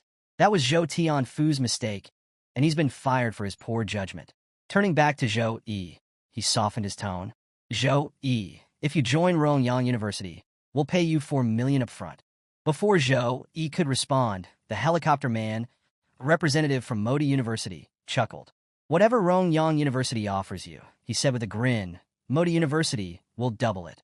His confidence irked the Rongyang teacher, who scowled. You're just here to interrupt me. But before their argument could escalate, a new presence appeared. A young woman emerged from behind Zhou Yi. With swift movements, she grabbed him and began flying into the air, carrying him away effortlessly. "I'm taking him," she declared to the stunned teachers below. "Did you get permission from Qingjing University to recruit Zhou Yi?" As they soared through the air, the woman whispered to Zhou Yi, "Mr. Zhou, at Qingjing University, you'll receive nothing but the best cultivation resources. For 4 years, we'll provide you with grade A cultivation resources annually. Consider it." Their escape was cut short when they slammed into a magic barrier, forcing them to halt midair. Below, another university teacher stood calmly, having cast the barrier. "Kidnapping a top recruit now, are we?" he said, smirking at the Qingjing representative. "Based on resources, history, and fame, whatever Qingjing University can offer, Sukong University can match. There's no need to act so rashly." The escalating rivalry between the universities reached new heights as the teacher from Modi University arrived on a flying board. His confident demeanor matched the competitive atmosphere, and he couldn't resist addressing the situation. "Yes, you can lead a horse to water, but you can't make him drink," he said smugly, eyeing the Qingjing University teacher. Turning to Zhou Yi, the Modi University representative made his pitch. "Mr. Zhou, not only will Modi University provide you with grade A cultivation resources annually, but we will also supply you with a full set of gold-grade equipment every year. This is an offer no other university can match." Feeling cornered by the competing offers, the Qingjing University teacher grew visibly frustrated. She brought Zhou Yi down from the sky, adopting a softer approach. Speaking with a mix of affection and embarrassment, she addressed Zhou Yi directly. "I wasn't kidnapping you," she said with a forced smile. "I was merely trying to have an intimate conversation with you in private. Please, Mr. Zhou, make your choice wisely." Before Zhou Yi could respond, the recruitment teacher from Sukong University stepped forward. Calmly introducing herself as Su Meyer and her university, she presented Sukong University's proposal. "At Sukong University, we believe strength is absolute. If you make it into the Earth rank or Heaven rank, you'll receive not just greater resources, but also grade S cultivation materials. Sukong has won first place in the freshman exchange contest for the past 4 years, which speaks to our ability to cultivate top-tier talent." The Qingjing University teacher, still standing nearby, scoffed. "Winning a few competitions doesn't give you the right to boast. Strength is temporary." Unfazed, the Sukong representative countered, "Facts don't care about your opinion. Miss Su Meyer in Sukong dominates for a reason. Perhaps Qingjing University students and teachers need to work harder." As the two bickered, Zhou Yi stood silently, contemplating his decision. All 3 universities offered incredible opportunities, each promising a bright future. He knew this choice would shape the trajectory of his life, so he weighed his options carefully. Finally, Zhou Yi spoke. "I've decided which university I want to attend." The recruitment teachers of all 3 universities immediately stopped their arguments and turned their attention to Zhou Yi, their eyes filled with anticipation. Zhou Yi took a deep breath and said firmly, "I choose Sukong University." The Sukong University teacher's face lit up with joy as she quickly produced a special recruitment contract, handing it to Zhou Yi. "Here's the agreement," she said eagerly. "Take your time to review it, and if everything looks good, please sign." Meanwhile, the Qingjing University teacher looked visibly disappointed. With a resigned smile, she offered Zhou Yi one last comment. "If you ever feel like you don't fit in at Sukong University, our doors will always be open to you." Her persistence only served to irk the Sukong representative further. "How stubborn can you be, Miss Su Meyer in?" she muttered, glaring at her rival. Before signing the special recruitment contract, Zhou Yi noticed Sukong University's representative, Miss Su Meyer, casting a spell without any incantation, which only high-tier mages can typically achieve. Curious, Zhou Yi hesitated and asked, "Miss Su Meyer, what's your levels?" Miss Su Meyer chuckled and replied, "I'm a level 42, second awakening mage." Zhou Yi was stunned. "She doesn't even look 30, he thought. Miss Su Meyer continued with a knowing smile. "The world is much bigger than you think, Zhou Yi. Once you enter Sukong, you'll meet even more young and powerful people. It's a place where you'll truly grow." Motivated by her words, Zhou Yi began signing the contract. Excitement surged through him as he thought, "With the system by my side, no one my age can compete with me. At Sukong, I'll face even stronger opponents and grow even faster." Miss Su Meyer noticed the fire in his eyes and smiled. She could see Zhou Yi's strong fighting spirit and his desire to improve. As soon as the contract was signed, Zoe was officially bound to Sukong University. Miss Su Meyer handed him a week to prepare. "I'll pick you up in 7 days," she said. Zoe was slightly surprised. "Su Kang's semester starts this early?" Miss Su Meyer turned to leave, but offered a parting remark. "Special recruits like you will receive the highest degree of cultivation. You'll need that head start to shine in the National Freshman Exchange Contest." A week later, as promised, Secretary Zhao Wenbing fulfilled his commitment and took Zhou Yi and Zhou Yun to their new mansion, a gift from the city government. Zhou Yun's eyes lit up as she explored the luxurious 3-story building. Zhou Yi couldn't help but smile at her happiness. "This is the mansion gifted to you by the city government," Secretary Zhao Wenbing explained. "It has 3 floors, a specialized training room on the 2nd floor, a large balcony and leisure area on the 3rd floor, and a total area of approximately 1,000 square meters. Please take your time to settle in and rest with Ms. Zhou Yun." Before the secretary could leave, Zhou Yi stopped him. "Secretary Zhao Wenbing," he began, "Zhou Yun isn't fully healed yet. Her body is still weak, and although Sister Qing will be here, I'd appreciate it if you could look after her in my stead while I'm away." Secretary Zhao Wenbing nodded with a warm smile. "It would be my honor." The week flew by, and Zhou Yi was ready to leave for Sukong University. Miss Su Meyer arrived outside the mansion to pick him up. Before stepping into the car, Zhou Yi turned to Zhou Yun one last time. "Remember, call me if there's any problem. Don't forget to take the pills from Priestess Chue Liena every week, and let Sister Qing check your body daily. Secretary Zhao Wenbing will help you get to school in a few days." "Listen to him." Zhou Yun pouted and ignored him comically, pretending not to hear his instructions. Zhou Yi smiled, pulling her cheeks gently. "Did you hear me?" Yes, I understand." Zhou Yun replied, her tone playful but affectionate. Zhou Yi sighed, gave her a final hug, and stepped into the car. As Miss Su Meyer started the car, she glanced at Zhou Yi. "Is this your first time traveling such a long distance?" Zhou Yi, still distracted by thoughts of his sister, nodded absently. "Yes." Miss Su Meyer smirked. "Get ready." The car accelerated at an incredible speed and entered a teleportation array. In an instant, they were transported to Anning City, where Sukong University was located. The teleportation platform was bustling with activity. Cars streamed out of the array, and students, both new and returning, gathered on the platform, their expressions a mix of excitement and awe.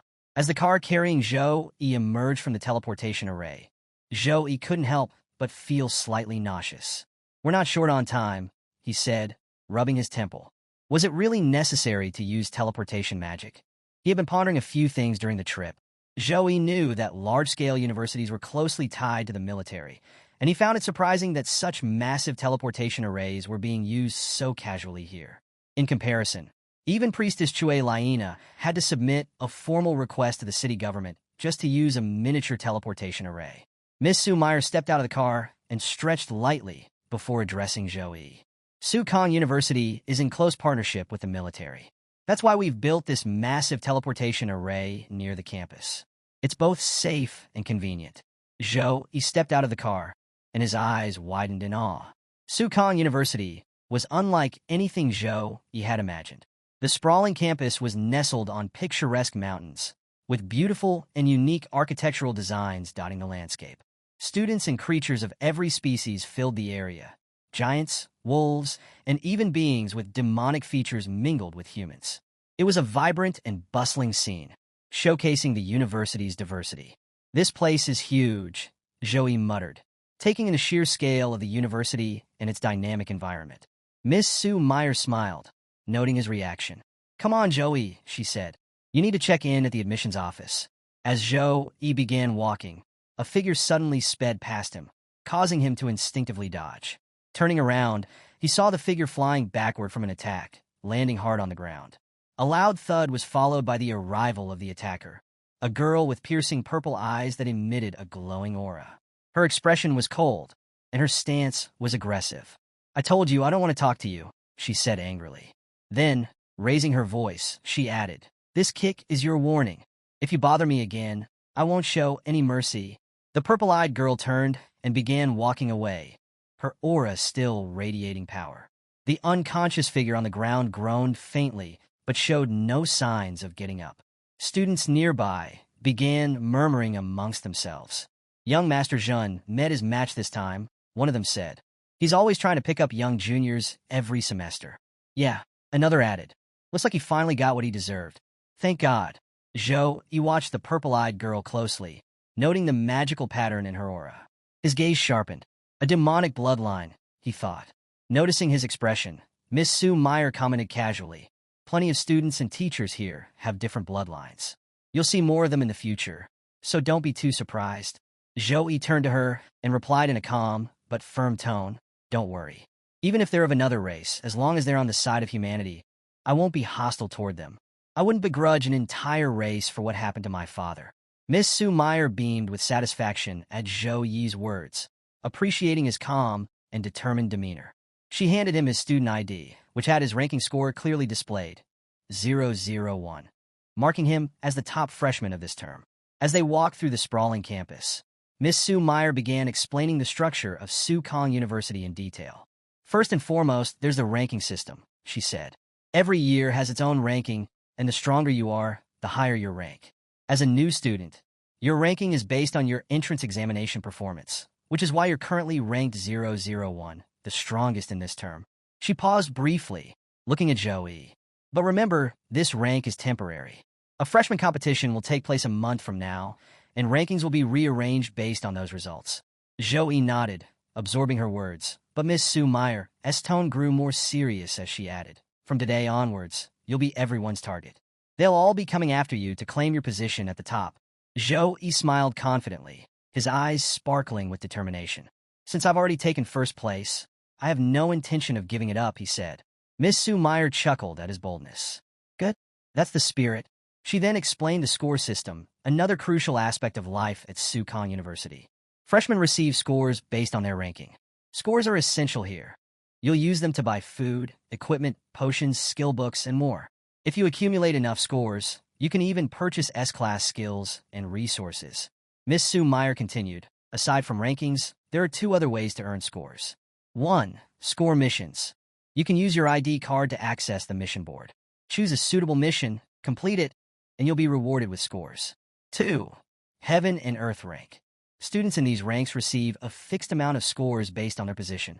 Her voice turned firm as she gave Zhou a warning. There are 5,000 students at Sukong University, and many are desperate to enter the Heaven and Earth rank. You can't afford to be arrogant. Zhou nodded earnestly. I understand, he replied. Miss Sue Meyer led Zhou deeper into the campus, eventually stopping at a vantage point overlooking a bustling area below. There, she said, pointing toward the scene. Zhou followed her gaze and saw a portal to a secret realm, surrounded by countless students preparing to enter. Some were gearing up, others were forming parties, and a steady stream of individuals moved toward the portal. Miss Sue Meyer explained further. Sukong University has 3 primary secret realms for training. 1. Goblin Dungeon. Entry level ranges from 17 to 21. 2. Distorted Forest. Entry level ranges from 23 to 26. 3. Purgatory. Entry level ranges from 28 to 31. Aside from meeting level requirements, you'll need to spend a certain amount of scores to access these realms. As they continued exploring, Miss Sue Meyer showed Zhou the training area, bustling with activity. You can use the training rooms here to practice, she said. Your opponents can either be robots or real people, depending on your preference. Zhou Yi's eyes scanned the vast trading area, where countless students were negotiating and exchanging goods. The sheer size of the marketplace amazed him. It wasn't just a small corner of the campus.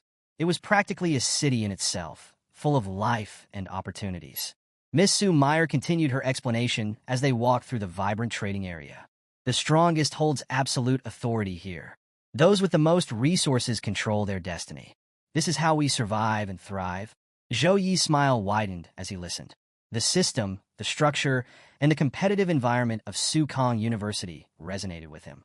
He felt a growing excitement about the opportunities ahead. As they walked, a group of students nearby spotted Miss Sue Meyer and greeted her. She nodded in acknowledgement, praised them briefly, and continued walking with Zhou Yi. Among the group, whispers broke out as the students noticed Zhou Yi. One girl asked, "Who is he?" "The teacher is personally leading him." Another chimed in, "Yeah, that's strange. We're in a group of 10, and even a senior is leading us. Could this be a backdoor entry?" Before the speculation could spiral further, a boy named Wang Li chuckled and interjected. You all clearly don't know how things work. Special admission students are assigned a personal teacher to help them settle in faster. It's also easier to recruit them into specific houses that way. The group went silent, stunned. Wait, one of the students said slowly, piecing it together. He's the first place student this term? Wang Li smirked and continued, that's right.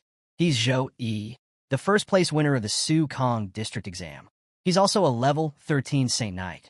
The group erupted in murmurs of disbelief. Saint Knight? Isn't that a support class? One student said, frowning. How did a Saint Knight manage to beat a Berserker, who's rank 002 and level 14? Some students couldn't reconcile Zhou Yi's victory with their preconceived notions about support classes, while others focused on his appearance. He's so handsome, one girl whispered starry-eyed. He could be a celebrity. The girl with the demonic bloodline from earlier stood silently in the group, her purple eyes narrowing thoughtfully. First place among the new students, she mused internally, intrigued. Not everyone was impressed, however. A red-haired boy, who had been silently watching the commotion, noticed the demonic bloodline girl's interest in Joey. His face twisted with jealousy. Unable to contain himself, he shouted angrily, I think this first place is just a fraud. The nearby students turned to look at him, confused and startled by his outburst. Zhou Yi also turned, his expression calm, but his gaze sharp as he assessed the boy. The red-haired boy smirked and introduced himself. My name is Lu Jing, and I'm a level 13 punishment knight, rank 038. I don't believe you have the strength to be ranked 001, and I challenge you to prove it. Before Zhou Yi could respond, the senior leading the group stepped in, placing a firm hand on Lu Jing's shoulder. Student duels are private matters, the senior said in a calm tone. Don't waste everyone's time. Though outwardly composed, the senior was seething internally. I'm only earning 1 score for leading freshman today. What the hell are you trying to pull, dumbass? Despite the senior's warning, Lu Jing brushed it off with a dismissive wave. Don't worry, senior. I've got this, he said confidently as he approached Joey. The senior clenched his fists in frustration, thinking angrily. Ranking 001 was unanimously decided by the headmaster and 5 house teachers. It's impossible for it to be a mistake. This idiot's just looking for trouble. The nearby students were equally perplexed by Lu Jing's arrogance but stayed to see how things would unfold. Conversations broke out among the crowd. Lu Jing is trying to use 001 as a stepping stone, one student muttered. Not surprising. Saint Knight isn't a strong class, after all. Another added, he's probably hoping this will make people notice him. But does he really think he stands a chance? Zhou Yi stood calmly as Lu Jing approached. Why should I accept your challenge? Zhou Yi asked, his tone casual but firm. Desperate to provoke Zhou Yi into agreeing, Lu Jing made an offer. If you win, I'll give you 100 points. If I win, you don't have to pay anything. Zhou Yi's lips curled into a sly smile. For my future record, I should accept this challenge. But if I want to make an example out of him, I need to make it unforgettable. After a brief pause, Zhou Yi countered, make it 300 points, and I'll fight you. The crowd erupted in murmurs at the bold demand. 300 points? One student whispered. That's insane. Another chimed in, I ranked 40th, and I only got 400 points. Lu Jing is ranked 38th, so he probably has a similar score. If he loses, that's most of his starting points gone. Is he insane? Lu Jing froze momentarily, beads of sweat forming on his forehead. His face showed clear hesitation as he glanced at the crowd and then at the purple-eyed girl, who seemed more interested in Zhou Yi than him. Determined to impress her, Lu Jing forced a smile and shouted angrily, Fine, 300 points it is. Let's enter the ring. Zhou Yi's eyes gleamed with satisfaction, his smirk turning mischievous. So, you've got some guts after all, he said, his voice laced with mockery. But we don't need a ring. Golden light began emanating from Zhou Yi's body, and his confidence radiated through the air. He stretched his hands casually, as if preparing for a warm-up, then declared with a grin, If you're not on your knees in 3 moves, I lose. The challenge drew even more students to the scene, eager to witness the spectacle. Lu Jing brandished a large sword, the blade shimmering in the sunlight. Zhou Yi, meanwhile, stood empty-handed, calm and composed. The two locked eyes, tension crackling in the air. Miss Sue Meyer stepped forward to act as the referee, her voice cutting through the chatter of the crowd. This fight will follow university sparring rules. The countdown will be 3 seconds, after which you may act. No killing moves are allowed. As the countdown began, the crowd leaned in, holding their breath. The countdown began. 3, 2, 1. The instant the count ended, Lu Jing launched forward at full speed, his large sword glowing with a red, blood-like aura. He charged toward Zhou Yi, his confidence brimming as he closed the gap. Lu Jing's thoughts raced. Punishment Knight is just like Saint Knight. Both are hidden classes branching from the Knight class. He smirked, thinking, but the Punishment Knight is built for damage, while the Saint Knight is just a support class. This fight will be a piece of cake. As long as Zhou Yi hadn't buffed himself, Lu Jing believed he would dominate with speed and raw power. But there was more than just arrogance driving him. He glanced at the girl with the demonic bloodline from earlier, hoping that defeating Zhou Yi would catch her attention. After I crush you, she'll see me differently, he thought smugly. When Lu Jing got close enough, he unleashed his blood slash, a powerful attack that encased his sword in a glowing red aura.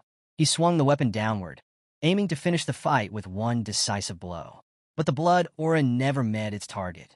Zhou Yi sidestepped the attack effortlessly, dodging with precise and fluid movement. Before Lu Jing could recover, Zhou Yi countered with a swift, devastating knee strike to Lu Jing's stomach. The impact was immediate and catastrophic.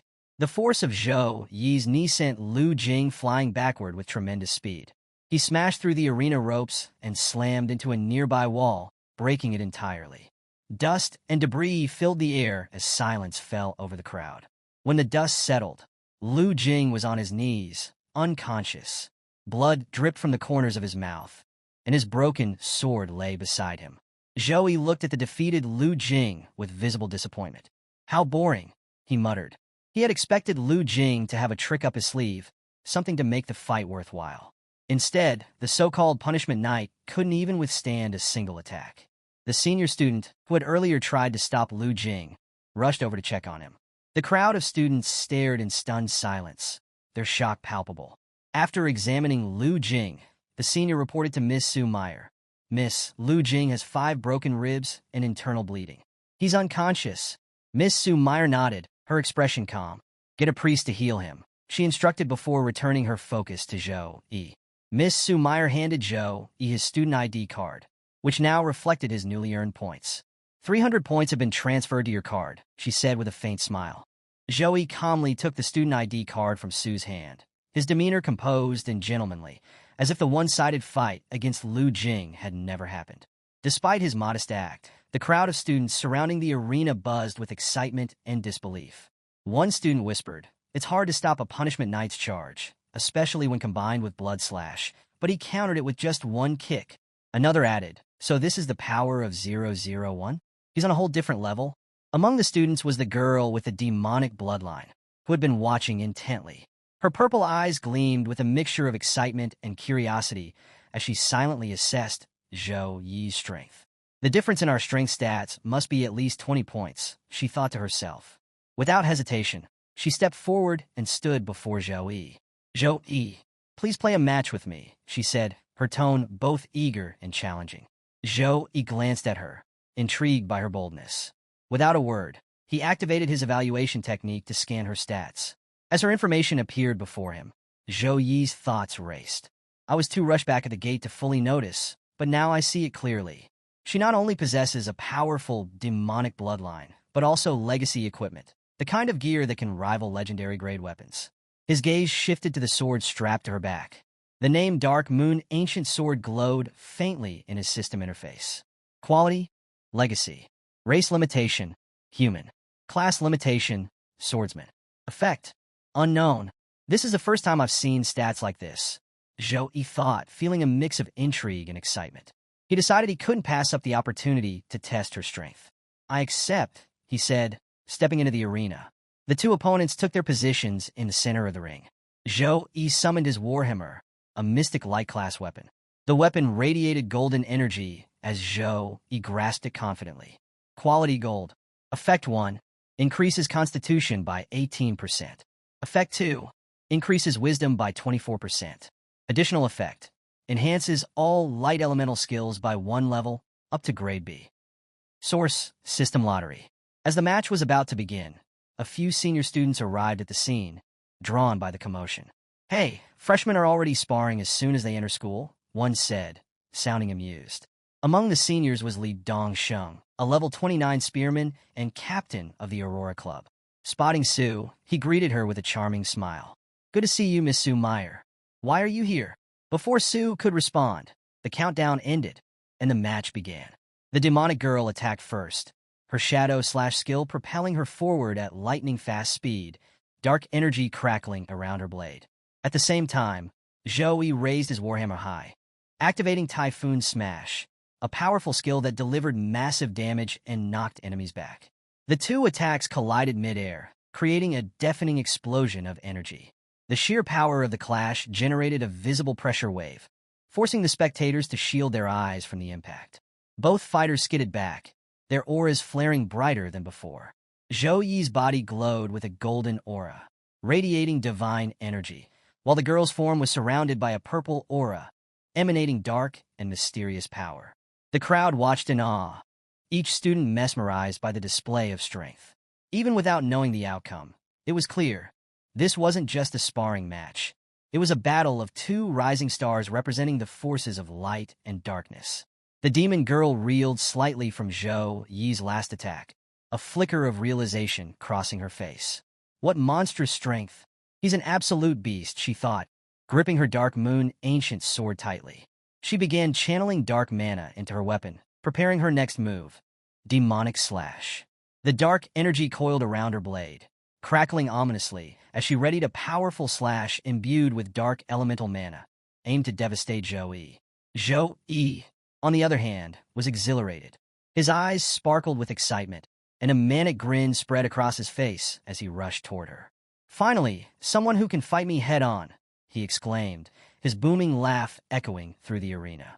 The demon girl met his charge with equal fervor, and as they clashed again, their weapons collided with a resounding crash. The pressure of their strikes reverberated through the arena, creating shockwaves that caused the onlookers to step back. Neither fighter paused this time. Both launched into a flurry of relentless attacks, their weapons moving at dizzying speeds. Skills unleashed in rapid succession. Zhou Yi's uppercut, an upward strike that could knock an opponent into the air. Demon Girl's enhanced rapid stab, a forward thrust followed by an additional stab. Shockwave Slash, a powerful upper slash that released shockwaves from multiple hits. Mountain Crushing Hit, a devastating multi-stage attack that smashed the ground with force. The aura surrounding them became increasingly intense. Zhou Yi's golden light radiated like a divine shield, while the demon girl's purple energy swirled with an almost hypnotic darkness. Their speed and power made it impossible for most spectators to follow the fight. The arena felt like it was being torn apart as the two exchanged blow after blow, each one testing the limits of the other. Among the stunned onlookers were the senior students, who had previously scoffed at the idea of freshman sparring. Now, their expressions were anything but dismissive. Are these two really freshmen? One whispered in disbelief. This looks like a fight between masters. Even Li Dongsheng, the level 29 spearman and captain of the Aurora Club, couldn't hide his surprise. He muttered to himself, without a trump card, that spiritual swordsman girl is going to lose soon. A senior standing nearby, still trying to grasp the situation, asked, "How can you tell? They seem evenly matched to me." Li Dongsheng pointed toward the fight. Look at her stance. She's already resorting to enhanced block to stop his strikes. Initially, she could block one swing out of 3. Now, she's forced to block one swing out of 2. She's running out of stamina. The fight had been intense, with the arena crackling under the weight of their relentless attacks. Zhou Yi's warhammer struck with the power of an avalanche, leaving the demon girl struggling to keep up. Among the spectators, Li Dongsheng observed keenly, his brows furrowed. Heavy weapon users usually fight conservatively, defending and retreating to conserve stamina, waiting for the perfect moment to strike. But Zhou Yi's style was completely unorthodox. He's not conserving stamina at all, Li Dongsheng muttered. Either he's a fool, or he's absolutely confident in his strength. The warhammer, normally a cumbersome weapon, became a tool of pure dominance in Zhou Yi's hands, forcing the demon girl to remain defensive. Every swing disrupted her movement, leaving her no choice but to block. What kind of hot-tempered Saint Knight fights like this? Li Dongsheng remarked, shaking his head. And against someone as stunning as her. Without holding back. In the arena, the fight reached its turning point. After relentless clashes and heavy blows, the demon girl finally fell to her knees, her breath ragged. Zhou Yi stood tall, his golden aura blazing, his warhammer resting easily in his grip. With a calm but resolute tone, Zhou Yi said, "I'm done warming up." He unleashed a flurry of buffs: Gift of God, Gift of Courage, Weapon Blessing, Blessing of Dawn, and Gift of Protection. The surge of holy energy radiating from his body created a whirlwind of power that left the audience in awe. The demon girl, still kneeling, felt the pressure weigh down on her. Is this his true strength? She wondered, struggling to catch her breath. Before she could react, Zhou Yi activated Spear of Victory, summoning radiant energy spears that rained down toward her. To evade the spears, the demon girl used her skill, Phantom Slash, dashing in a blur toward Zhou Yi with incredible speed. But before she could strike, Zhou Yi was already in front of her. "I knew you'd use that," Zhou Yi said with a confident smile. The demon girl froze in shock, her eyes wide with disbelief. When did he move?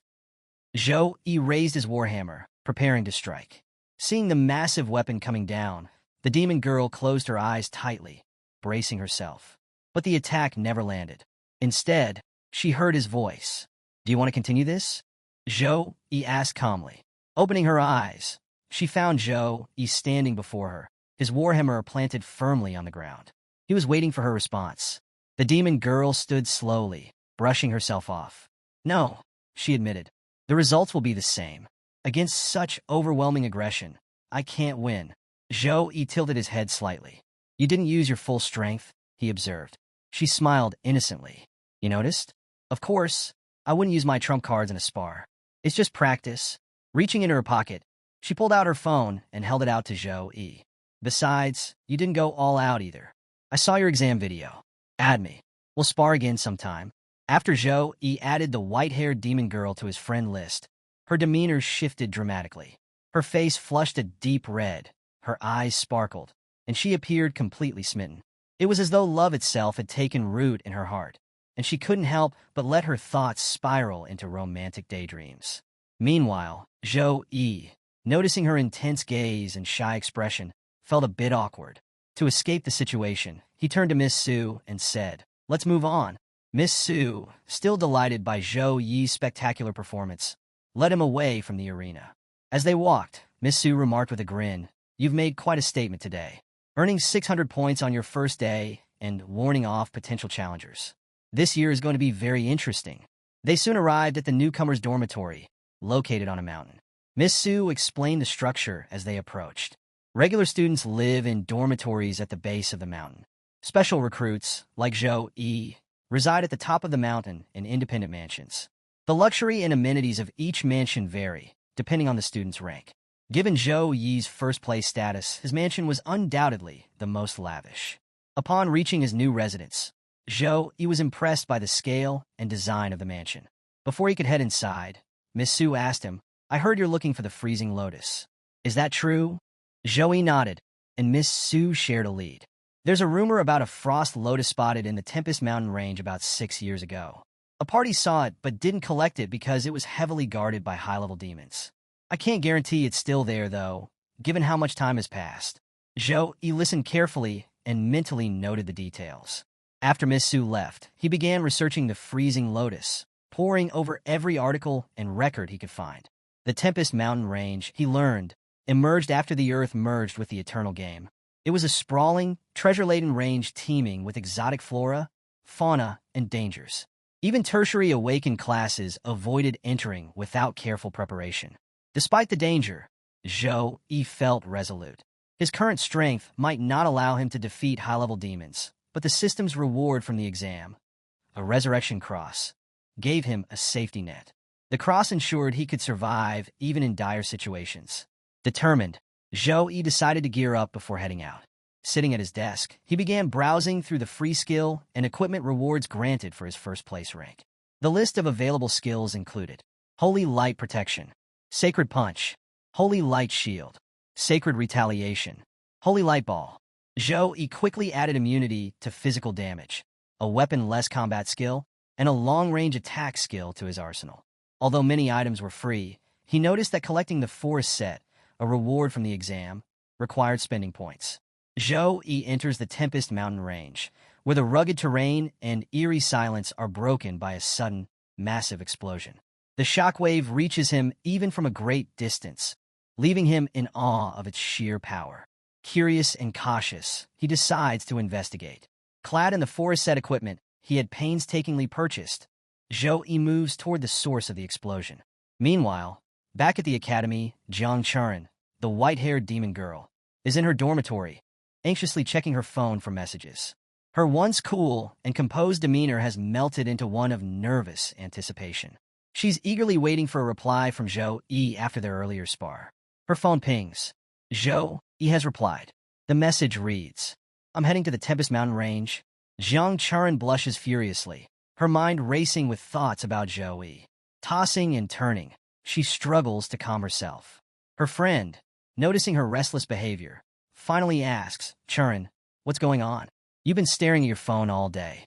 Did something happen?" Flustered but excited, Jiang Churen confesses, "I met someone. He's different. I even tried using my charm ability on him, but it didn't affect him at all." Her friend raises an eyebrow, intrigued. "Really? That's rare. His willpower must be incredible." Eyes gleaming, Jiang Churen exclaims, "Exactly. That's what makes him so special." She then decides with determination, "I'm going to the Tempest Mountain Range too." Inside the Tempest Mountain Range, chaos erupts as a truck hurtles through a rugged trail, pursued by an unrelenting horde of monsters. The truck belongs to an all-female team of adventurers, each showcasing their unique skills. Zhu Xiao, mechanic, expertly handles the truck's defenses, tossing explosive bombs at the pursuing monsters. The explosions take down several, but some creatures persist, undeterred. When Tianrun, summoner, casts her spirit summoning ice skill, creating a barrier of ice that slows the advancing monsters, buying the team some time. Zhu Dan Gunner takes over with relentless firepower. Her machine gun tears through the monsters, leaving destruction in its wake as the team pushes the truck forward. As the monsters begin to thin out, the team feels a brief moment of triumph. But their celebration is short-lived. When Tianrun suddenly tenses, her senses heightened. Something's not right, she warns, urging the team to move. Without hesitation, she conjures an ice shield around the truck just as a fiery projectile blazes toward them. The fiery blast narrowly misses Su Qing Lian, the swordsman of the group, but slams into the truck with devastating force. The vehicle is obliterated, leaving the team in a cloud of smoke and uncertainty. Swordsman Su Qing Lian narrowly escapes the fiery attack, but her vehicle and teammates are not as fortunate. The group is left in a dire state. Some are barely standing, while others are trapped beneath the wreckage. Assessing the situation, Su Qing Lian shouts, "Are you okay?" just as when Tianrun, the summoner, gasps in terror. "Look behind you!" When Tianrun exclaims. The sight is chilling. A horde of demons, one of the 5 violent races notorious for their unrelenting hunger for living beings, surrounds them. These demons, with mouths glowing from ready fire-type attacks, close in menacingly. The team is paralyzed with fear, having exhausted all their trump cards. Despite their best efforts, they manage to kill only a handful of demons. Desperation sets in as a single, grim thought crosses everyone's mind. Are we going to die here today? The demons unleash a torrent of fiery attacks, and the team braces for impact. Suddenly, Zhou Yi appears, speeding toward the group atop a majestic white wolf. Without hesitation, he activates his Sacred Storm skill. A radiant cross symbol materializes in front of the oncoming fire attack, shielding the group. When the Sacred Storm collides with the fire, it creates a fiery tornado infused with divine energy.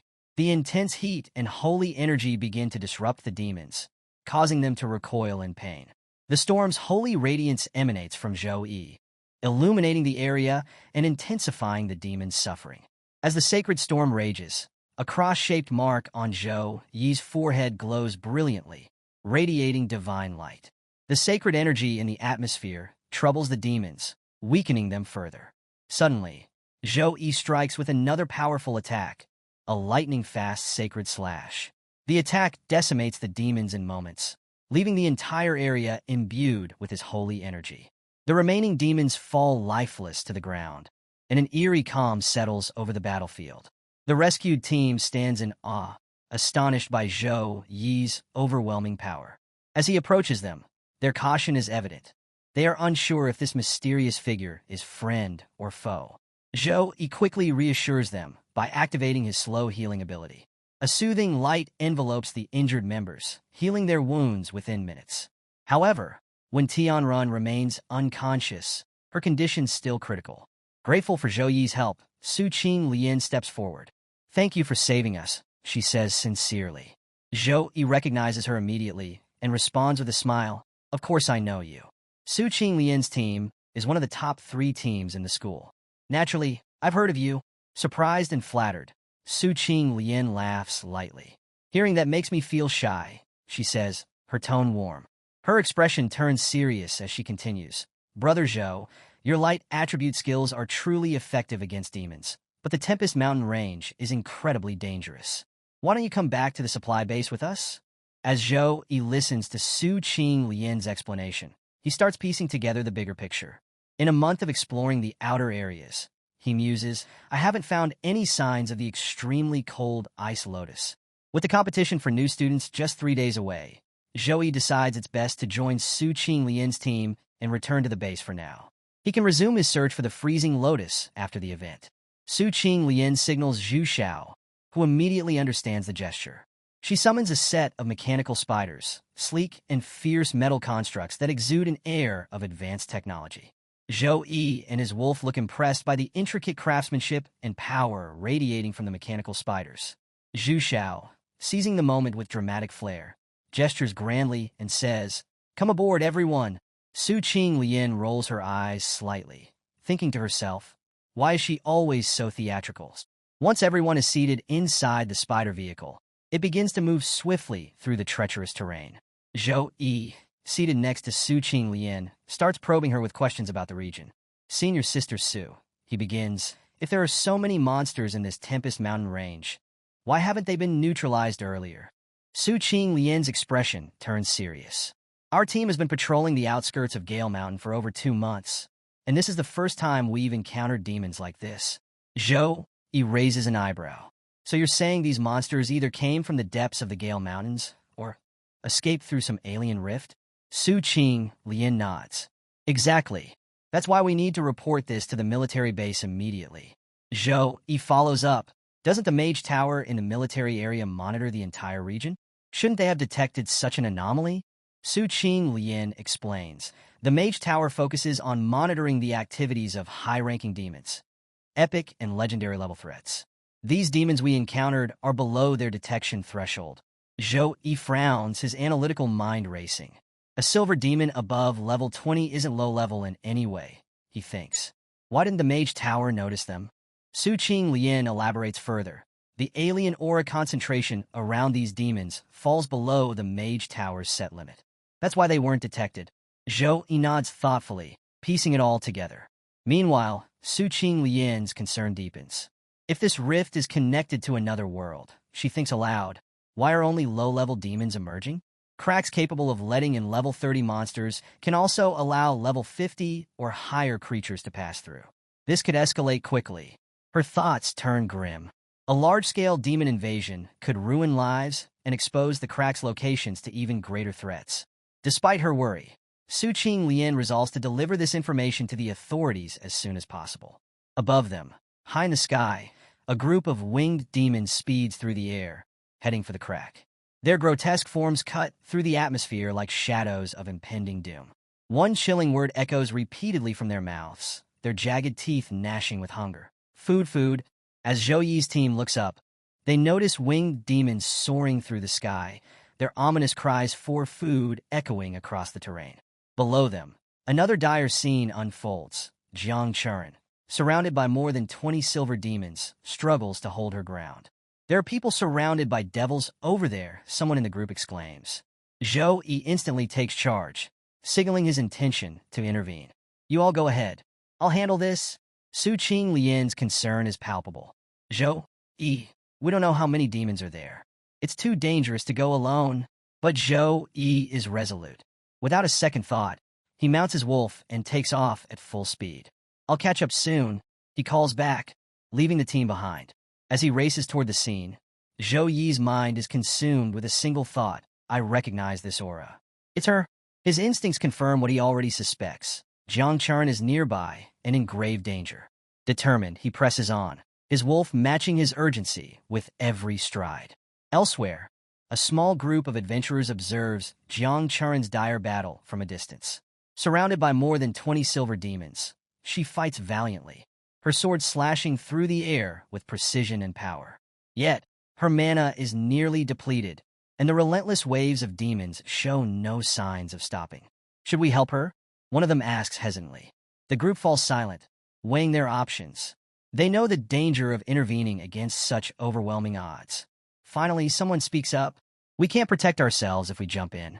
If she survives, her ability will shine in the future. For now, it's better to say goodbye.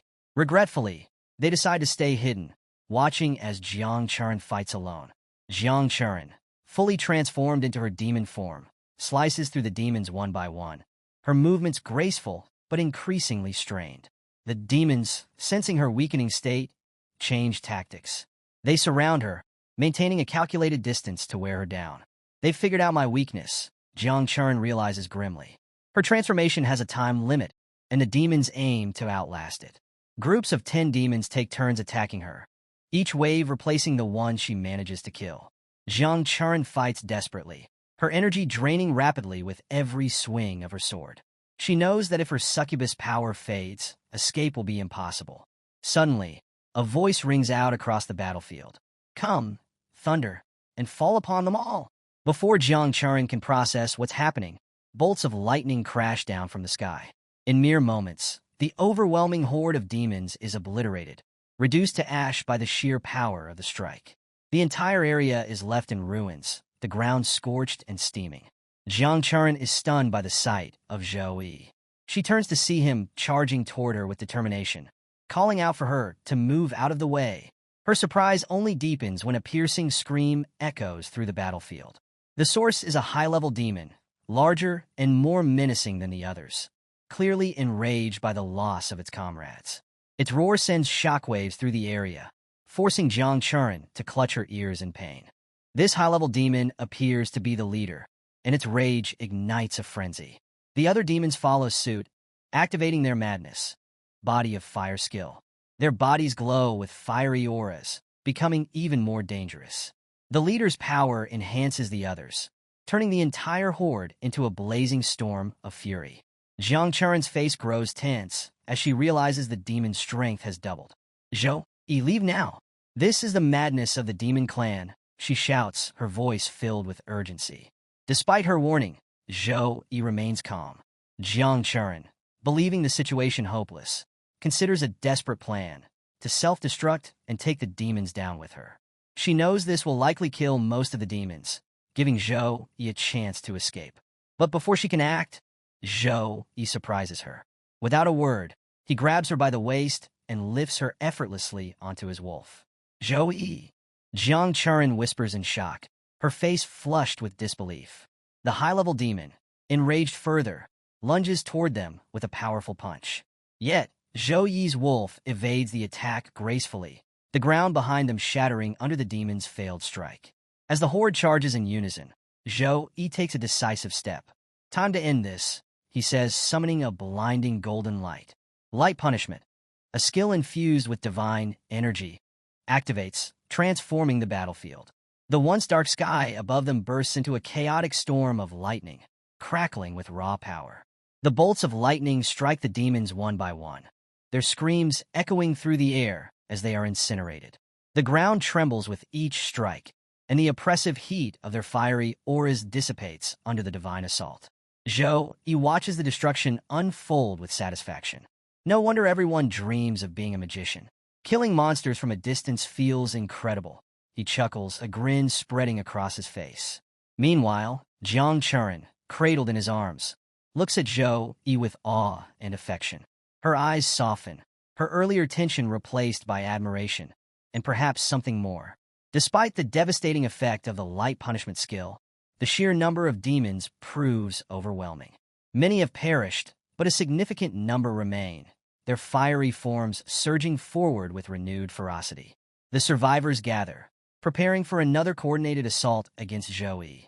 Zhou Yi and Jiang Churen find themselves surrounded by 180 demons, their fiery auras burning with fury as they close in from all sides.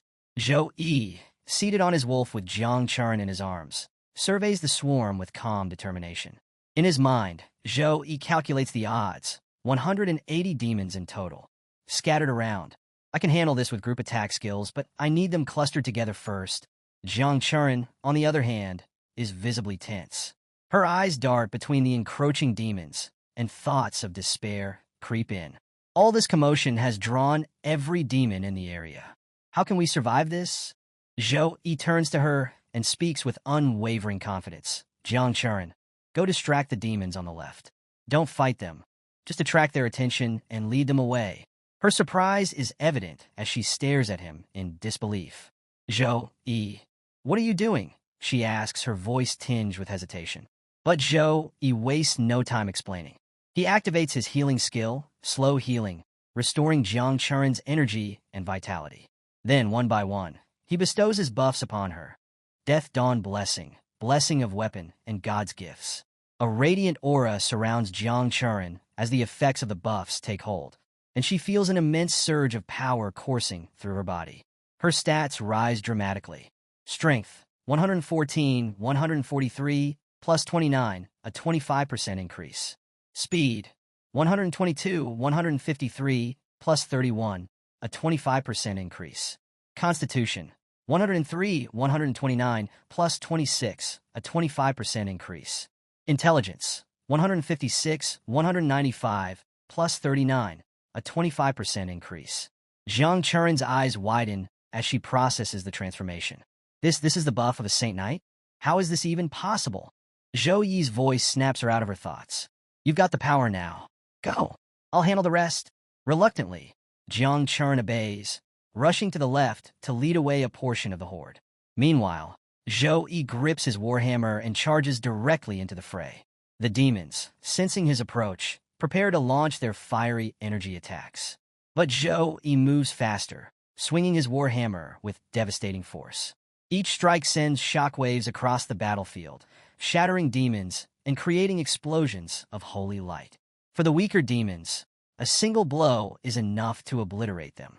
The more powerful ones, though injured, can only stagger under his relentless assault.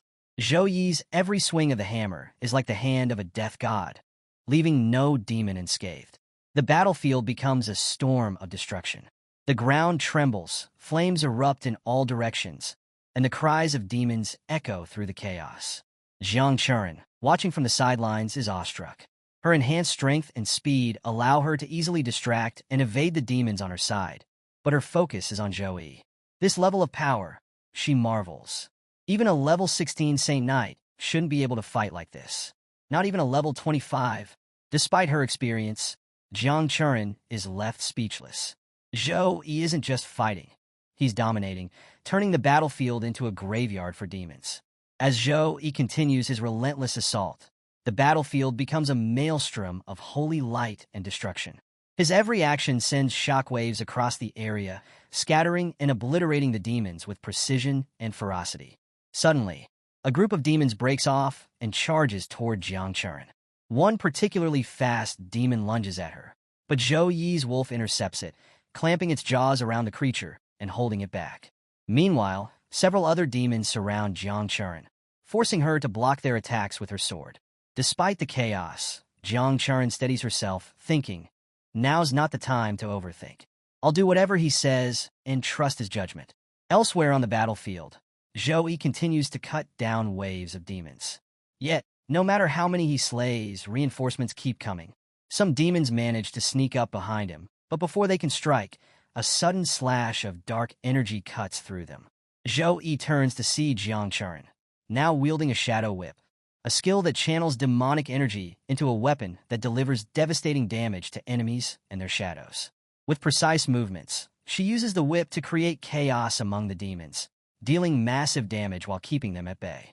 Zhou Yi smirks, thinking, as expected, she's excellent at attracting the demons' attention. Most of them are already focused on her. She's even using tricks I didn't anticipate. Sacred energy emanates from Jiang Churen's body, the residual effect of Zhou Yi's buffs. amplifying her power further. Zhou Yi tosses a glowing energy sphere toward Jiang Churen, which envelopes her in a radiant shield. The skill, Guardian of the Light, grants her immunity to physical damage for a limited time. Stay within the shield, Zhou Yi commands, his tone firm. He then invokes another powerful skill, Holy Cross. A massive cross of holy light materializes behind him, emitting an intense glow. The cross begins to radiate light attribute flames, causing continuous damage to all demons within a 200-meter radius. The demons howl in agony as the sacred flames scorch them. Jiang Churen watches in awe, her eyes sparkling with admiration. Such power, she mutters, her voice filled with amazement. Despite the overwhelming damage, a significant number of demons remain, their rage fueling their attacks. Zhou Yi steps forward, unfazed by their aggression. All darkness will be destroyed in the light of holy light, he declares, raising his warhammer. He chants sacred words. Let the light gather and the storm come. In an instant, crosses of light begin falling from the sky, forming a radiant storm. The entire area is consumed by the whirlwind of sacred energy. The storm engulfs the demons, leaving no chance for escape. It pulls in even the stragglers attempting to flee, obliterating them with divine fury. Watching from a distance, the 6 men who had earlier refused to help Jiang Churen are paralyzed with fear, not of the demons, but of Zhou Yi. One of them whispers in disbelief. Is he even human? Another nods, his voice trembling. That's not something a normal human can do. He's like a force of nature. As the group assesses the aftermath of the battle, one of the 6 observers hesitates before suggesting, "Boss, should we go over and say hello?" Their leader, nervously watching Zhou Yi's display of power, contemplates the situation. Apart from me, who is at level 26, the rest of you are at level 24. Forget fighting him one-on-one. Even 6 of us together wouldn't stand a chance. This guy is terrifying, and he's still so young. Despite his unease, the leader decides, let's quickly go to him. We must make sure we're on friendly terms with someone like that. At that moment, the mechanic girl's spider machine arrives, skidding to a stop. Gunner girl Zhu Dan leaps out, exclaiming, "Brother Zhou Yi, we're here to help." But when she and her team take in the battlefield, their expressions shift to astonishment. The demons lie scattered, lifeless. "Wait, you did all this?" Zhu Dan stammers in disbelief. Just then, a notification pings in Zhou Yi's system. Congratulations on upgrading to level 17. You have gained 15 free attribute points and 15 skill points. Congratulations on upgrading to level 18. You have gained 15 free attribute points and 15 skill points. Zhou Yi and Jiang Churen are visibly exhausted after eliminating 180 demons. Zhou Yi gulps down a recovery potion, though its effects are limited due to his many high-level skills. Not enough, he mutters. His stats now stand as Strength, 160. Physique, 171. Agility, 162. Wisdom, 172. Reflecting on his progress, Zhou Yi laments. If only there weren't level limits for gaining experience points, we could have achieved much more after this fight. The team led by swordsman Su Qing Lian approaches Zhou Yi, their expressions a mix of awe and curiosity. "Zhou Yi, did you really do all this?" Su Qing Lian asks, incredulous. Even gunner girl Zhu Dan, still shocked, chimes in, "Brother Zhou Yi, your strength exceeds anything I could have imagined." Their amazement is interrupted as Jiang Churen collapses from fatigue, slumping to the ground. "I think I overdid it," she mutters weakly. Su Qing Lian turns to Zhou Yi, her tone serious. "Did you face any unusual challenges while dealing with these demons?" Zhou Yi reflects for a moment before answering. "The highest level monster I encountered was gold level 23. It wasn't particularly difficult to handle." Su Qing Lian frowns, her expression turning grave. The demon army is always led by a commander, just like human forces. If there was no leader here, it means the main force of the demon army hasn't arrived yet. Her gaze sharpens as she continues. "We shouldn't stay here any longer. The situation could escalate quickly. Everyone, prepare to leave for the supply base immediately." The group quickly sets out for the supply base, recognizing the urgent need to retreat before the situation worsens. Meanwhile, the 6 observers hiding in the bushes breathe a collective sigh of relief as the danger seems to subside with Zhou Yi and his group's departure.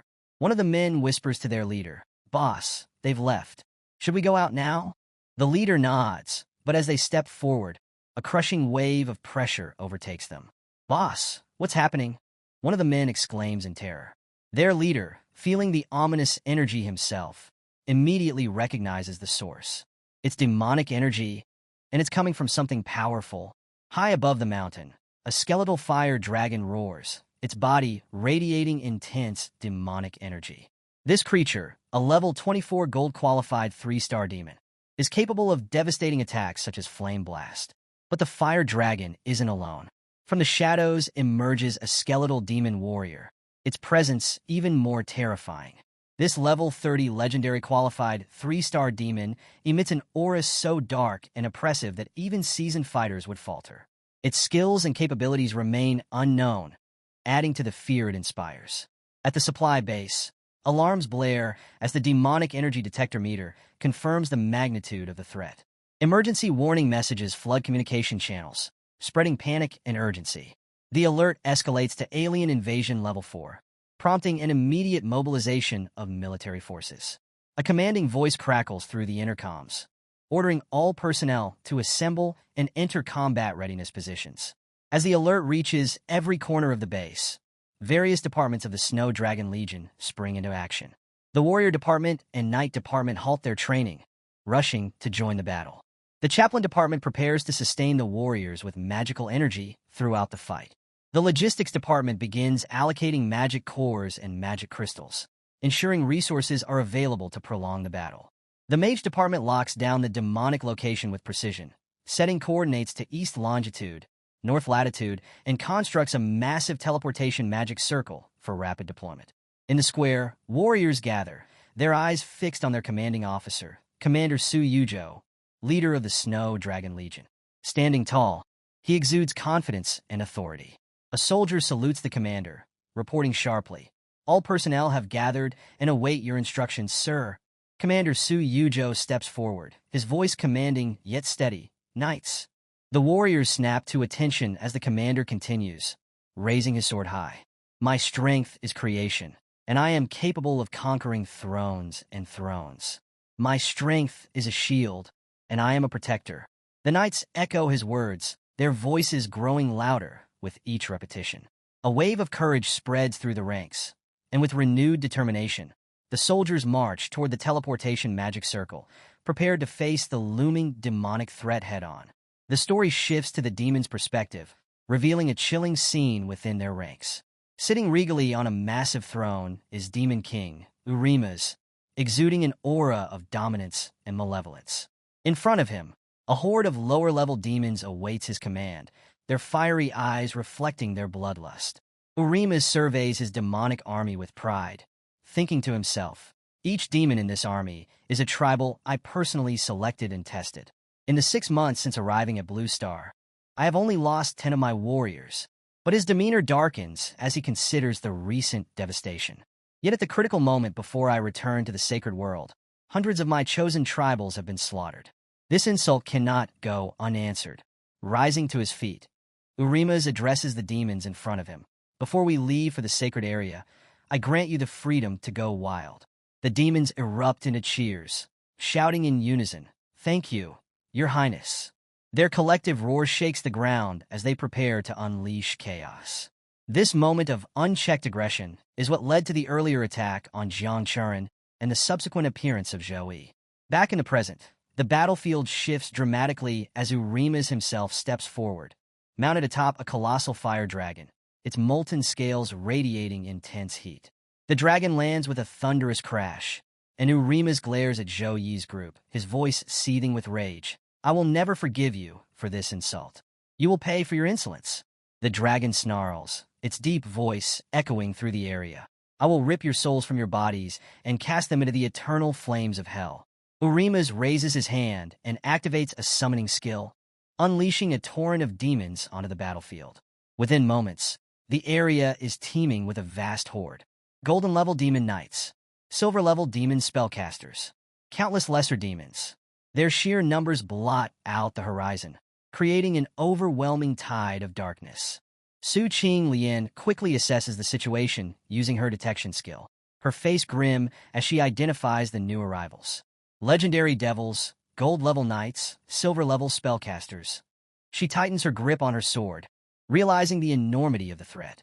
Without hesitation, she steps in front of Zhou Yi and says firmly, "Zhou Yi, the King Lion team will protect you.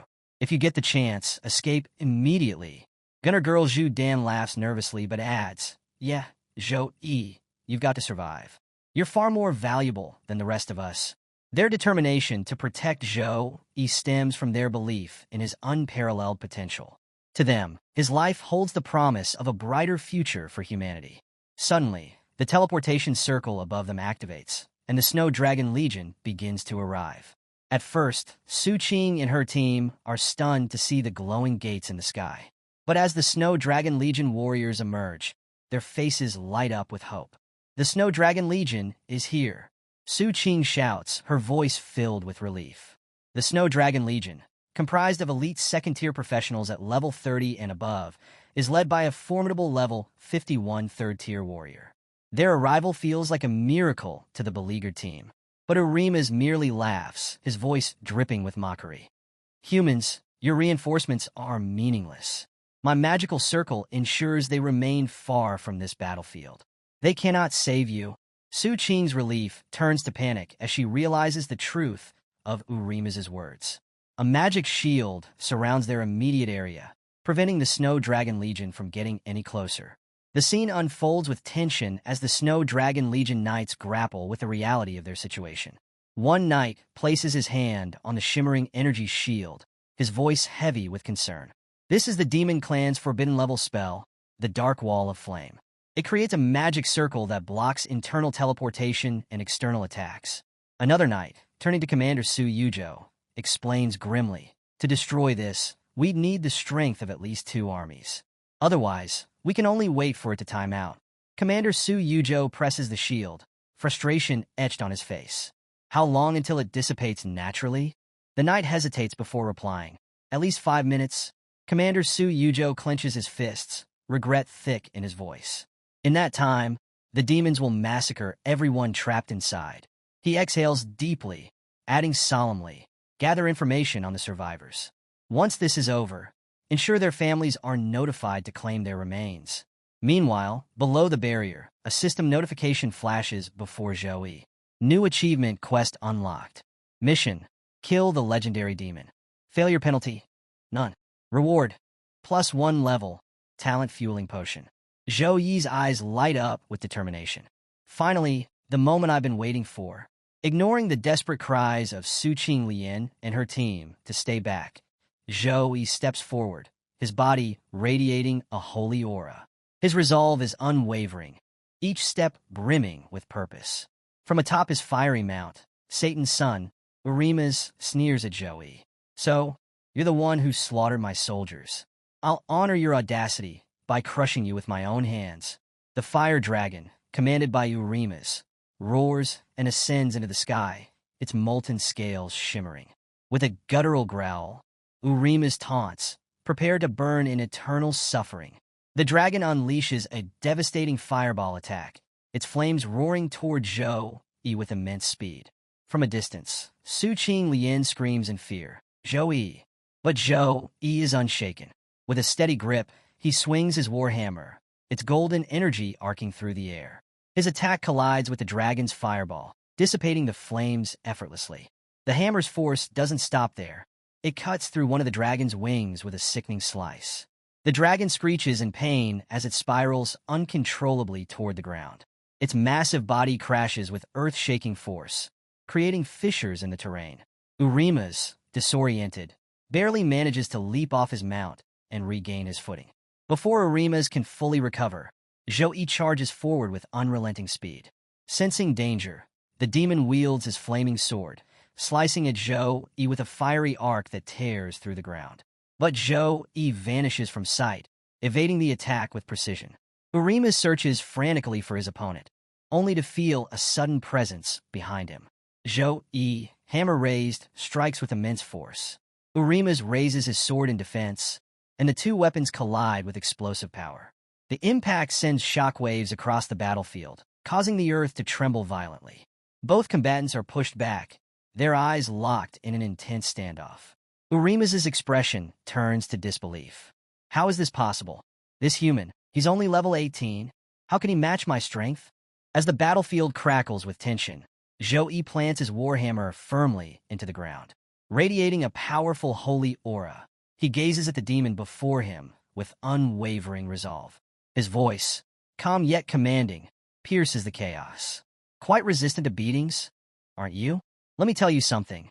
You're the first legendary monster I've ever encountered. The demon snarls in rage, his pride wounded by Zhou Yi's taunts. Arrogant human, he bellows, charging forward with blinding speed, his flaming sword aimed directly at Zhou Yi. The clash begins anew, the sound of their weapons echoing like thunder across the battlefield. Sword meets hammer in rapid succession, their strikes too fast for the onlookers to track. Flashes of light streak through the sky, leaving the observers awestruck and overwhelmed by the sheer intensity of the battle. Seizing an opportunity, Zhou Yi leaps into the air, summoning a holy energy attack. The pure white blade, brimming with divine power, hurtles toward the demon. The attack closes the distance in an instant, catching the demon off guard. Before the demon can recover, Zhou Yi readies another move, summoning the punishment of light. A torrent of lightning roars from the heavens, descending with unparalleled fury. But the demon acts swiftly. Balog's shield, he roars, conjuring a dark, crackling barrier. The lightning crashes into the shield, dispersing its energy. Though the shield holds, the force of the strike leaves the demon visibly shaken. Zhou Yi's brow furrows. Even the punishment of light can't harm him, he mutters, frustration etched on his face. He quickly deduces that conventional means will not defeat this formidable foe. Realizing the threat, the demon snarls and calls for reinforcements. His general demons, alongside countless smaller minions, roar in unison, charging toward Zhou Yi. Eliminate him, their leader commands. The demonic horde swarms forward, their singular goal to destroy Zhou Yi. High above, Zhou Yi begins to chant, his voice filled with divine authority. Let the heavens open to cleanse this land. He raises his hands, weaving a spell that makes the very air tremble. A sacred wind howls through the battlefield, carrying with it an overwhelming sense of purity. The entire sky is illuminated, glowing with golden light. Divine energy cascades from the heavens, its presence undeniable and awe-inspiring. The demons pause, their bloodlust momentarily overshadowed by fear and uncertainty. Even the Snow Dragon Legion, watching from outside the barrier, stands mesmerized by the display of power. Su Qinglian and her team can only stare in awe as Zhou Yi prepares to unleash his ultimate move. As the massive sacred palm crashes down from the portal, the battlefield is thrown into chaos. The sheer force of the attack shatters the ground and obliterates the majority of the demonic horde, leaving behind only destruction. Sacred energy radiates outward, creating an overwhelming pressure that even the nearby air seems to tremble under. The sheer magnitude of the attack leaves Su Qinglian and her team staggered. Su steadies herself, staring in disbelief at the scene before her. Am I dreaming? Did Zhou Yi just release that skill? She mutters, struggling to reconcile the power she's witnessing with the boy she thought she knew. Even Jiang Churen, standing nearby, is affected. The succubus blood within her recoils from the sacred energy emanating from Zhou Yi, leaving her visibly shaken. Outside the barrier, the Snow Dragon Legion observes the devastation in stunned silence. One of the soldiers turns to Commander Su Yuzhou and reports, "Sir, those trapped inside are students from Sukong University. The one who launched the attack is this year's #1 special recruit, Paladin Zhou Yi." Commander Su Yuzhou frowns, his tone regretful. So, it's the top recruit. Such a pity. The power difference between him and the demon is immense. With time, that skill alone could kill the devil outright. But right now, he's simply too inexperienced. Within the battlefield, the devil demon Urimas is heavily injured, blood seeping from his mouth. Though weakened, he rises to his feet, his rage palpable. How dare you? How dare you insult Urimas, a being of greatness? He roars, demonic energy surging around him like a maelstrom. Fueled by fury, Urimas commands his forces. Demon army, unleash the flame, curse army magic. Annihilate him. The demonic horde, bolstered by their leader's order, springs into action. Mage demons prepare to cast their devastating spells. Fire demons ready their fiery assaults. and shadow monsters skulk forward with lethal precision. The sheer variety of skills and attacks converging toward Zhou Yi is overwhelming. Waves of demons surge forward, their numbers seemingly endless. Meanwhile, Urima's, retreating slightly, allows a demon healer to mend his wounds. He's pretending to be calm. Urima's growls, a hint of venom in his voice. But he's only a level 18 warrior. After so many battles, his magical power must be nearly exhausted.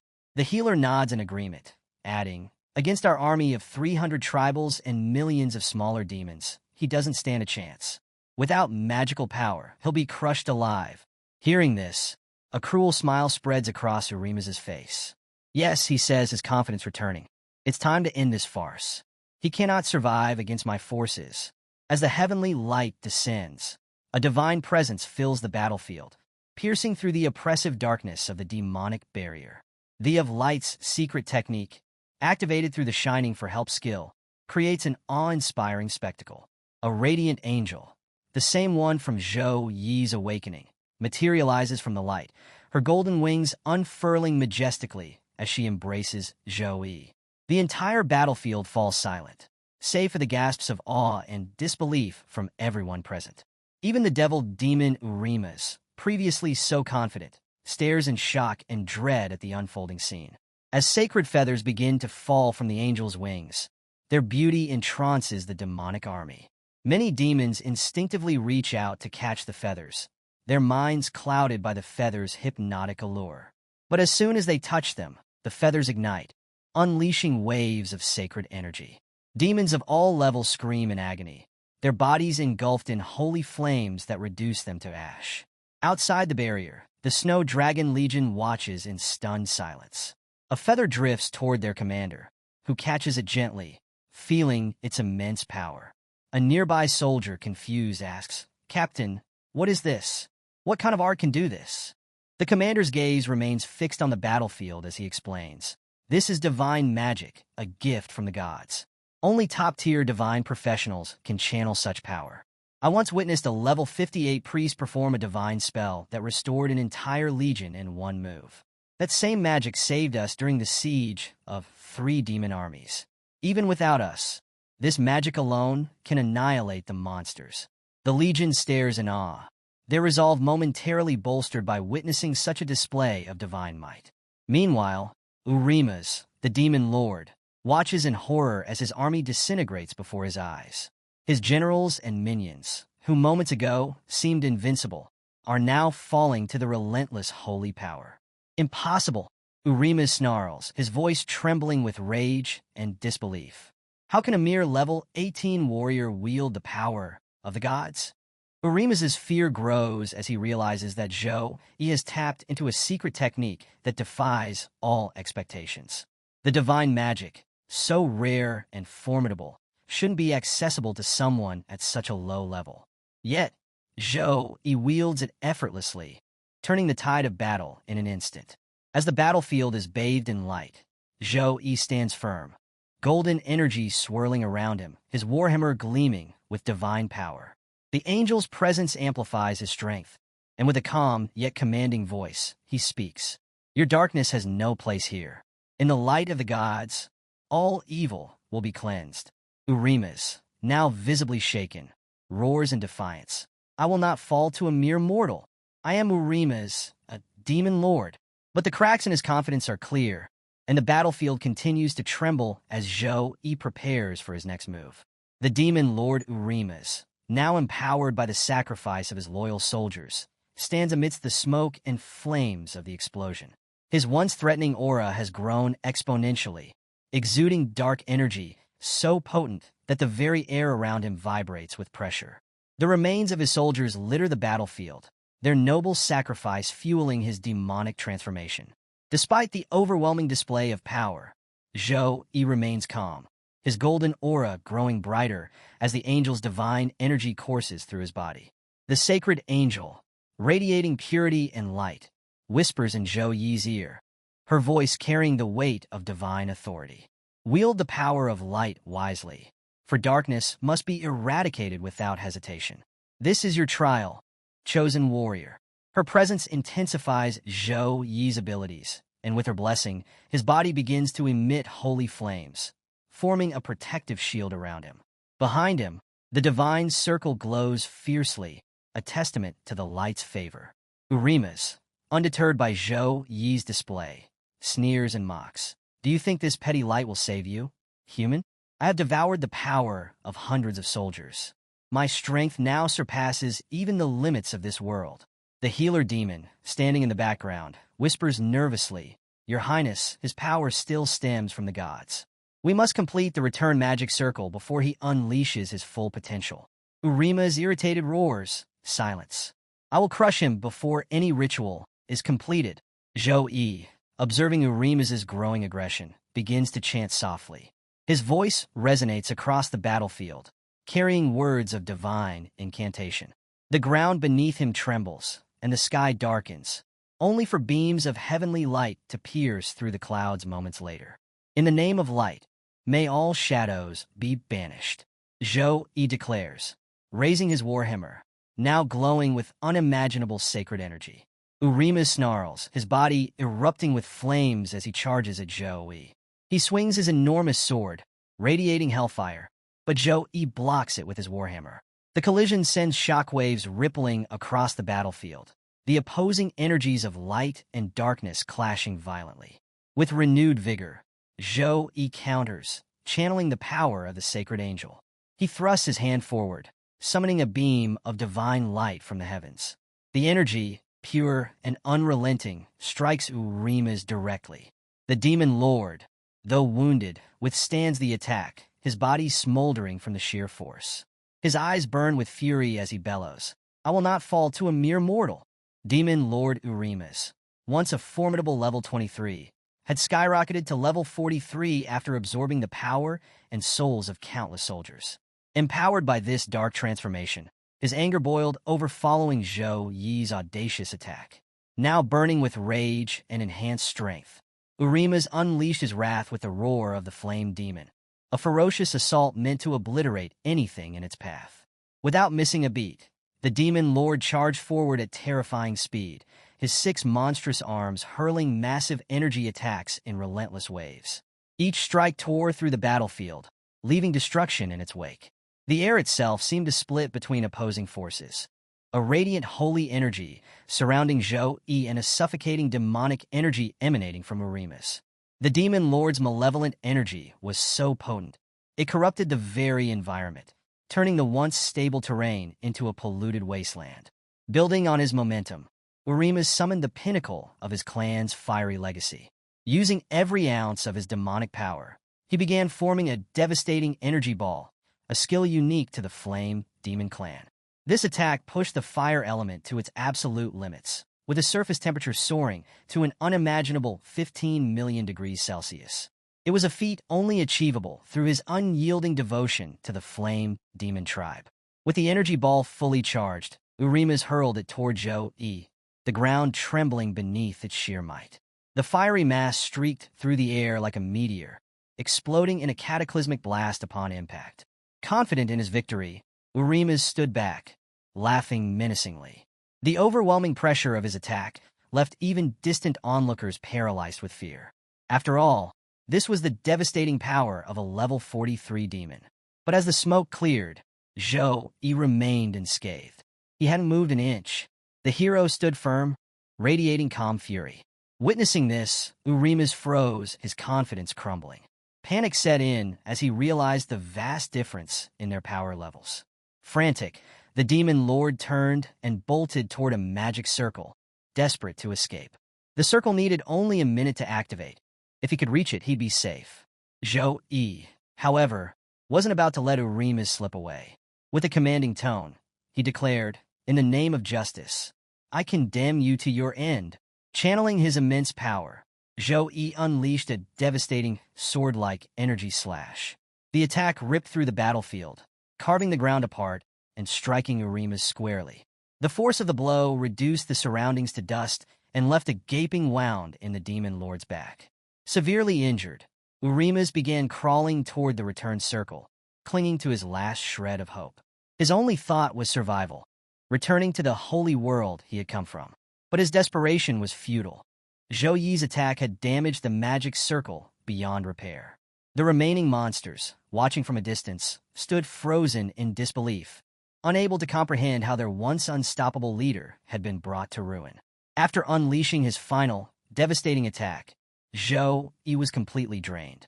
Every ounce of his mana was spent, leaving him teetering on the edge of exhaustion. His last words before succumbing to fatigue were, "Finally, it's over." With that, he began plummeting from the sky, unconscious. As he hit the ground, chaos erupted among his allies.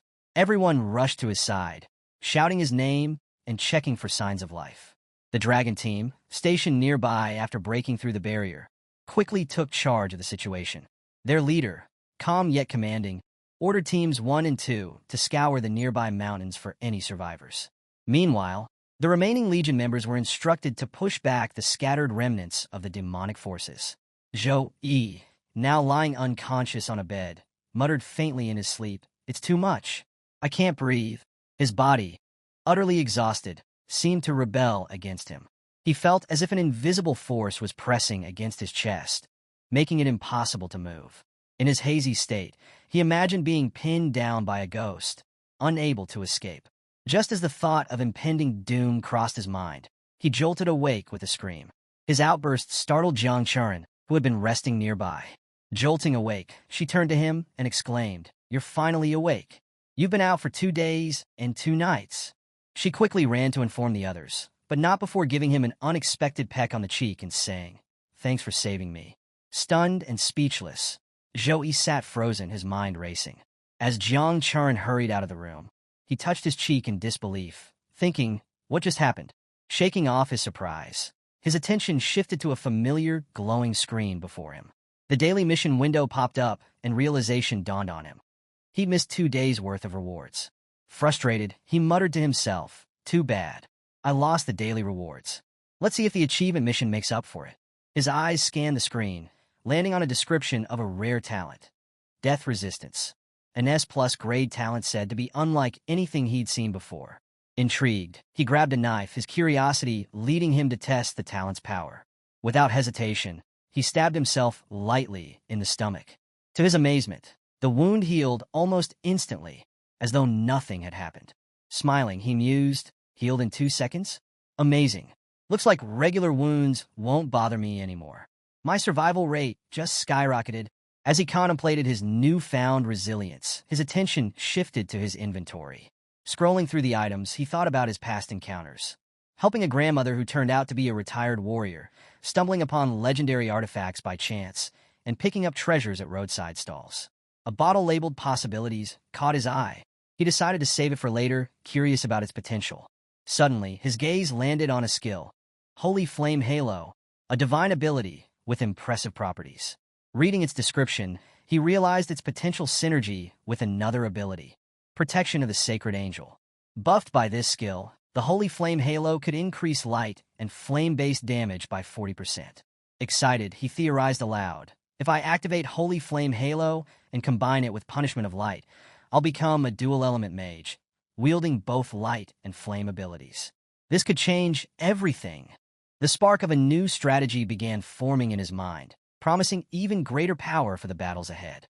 Feeling energized by his newfound strength and abilities, Zhou Yi decided to leave his room. As he stepped out, he noticed someone seated on a sofa in the room ahead. The stranger, a composed and authoritative figure, turned to face him and introduced himself as Wang Liang, the vice captain of the Snow Dragon Legion. "Mr. Zhou Yi," Wang Liang began, "thanks to your timely elimination of the demonic sun and destruction of the return portal, we've managed to capture many demons as prisoners." Acknowledging the praise, Zhou Yi rubbed his head modestly. "You're welcome. It's no big deal. Is there something you need from me?" Wang Liang, sensing the hero's directness, smiled and held out a glowing orb. "Su Yuzhou wished to thank you in person, but he's tied up with urgent business. So, I'm here on his behalf. Your final strike not only destroyed half of Dark Shadow Valley, but also preserved vital traces of the demonic descent. Thanks to you, we've uncovered crucial secrets, and Su Yuzhou is currently reporting them to the higher-ups." As he spoke, the room began to transform. The once simple surroundings morphed into a grand display of treasures and equipment. The sight left Zhou Yi momentarily speechless. Wang Liang gestured to the collection. These, he explained, are resources the Snow Dragon Legion has accumulated over centuries. Don't hold back. Tell me what you want. The hero's eyes lit up with excitement. After scanning the treasures, he pointed at a specific piece. Vice Captain Wang Liang, does the Snow Dragon Legion's warehouse have the treasure Frozen Lotus? Wang Liang chuckled, clearly amused. Wait here. Let me check. With a wave of his hand, a shimmering piece of equipment appeared before them. Is this it? He asked. The hero nodded eagerly. Yes, that's the one. Forcing a smile, Wang Liang thought, this treasure is an S-grade one worth 100 million points, equivalent to 3 years of my salary. I'll have to claim this loss from the captain.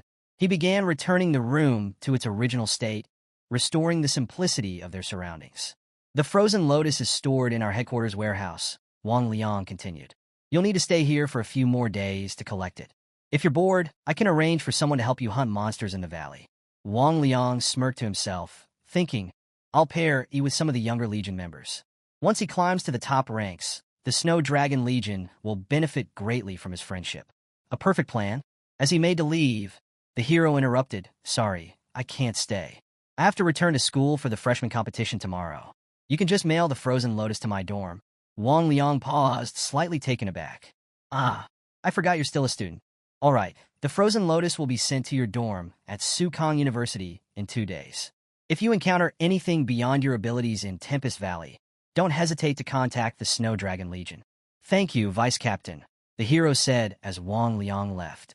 Now alone, the hero collapsed onto the sofa with a sigh of relief. Zhou is safe, he thought. I have to thank the demonic sun. Without him, I'd never have gotten access to the Snow Dragon Legion's warehouse and the Frozen Lotus. Glancing at the clock, he muttered, almost midnight. Time to knock out today's missions. The scene shifts to a room where a girl, wrapped in a towel, catches everyone's attention. The other girls, clearly surprised, gather in a corner. One of them speaks up, Captain, we want to invite Zhou to join the Blue Phoenix team. What do you think? The captain, composed but thoughtful, responds, I don't think he'll agree. With his power, it's more efficient for him to hunt monsters solo. Unwilling to back down, one of the girls teases. How would you know without trying? Besides, Captain, you've been sneaking glances at Zhou a lot lately. You want him on the team too, don't you? Flustered but determined, the captain decides to approach him. Later, when Zhou returns to his room after training, he finds the captain waiting for him. Senior Su Qing Lian, he says, surprised. Gathering her composure, the captain shyly asks, Zhou, would you like to join the Blue Phoenix team? The question catches him off guard.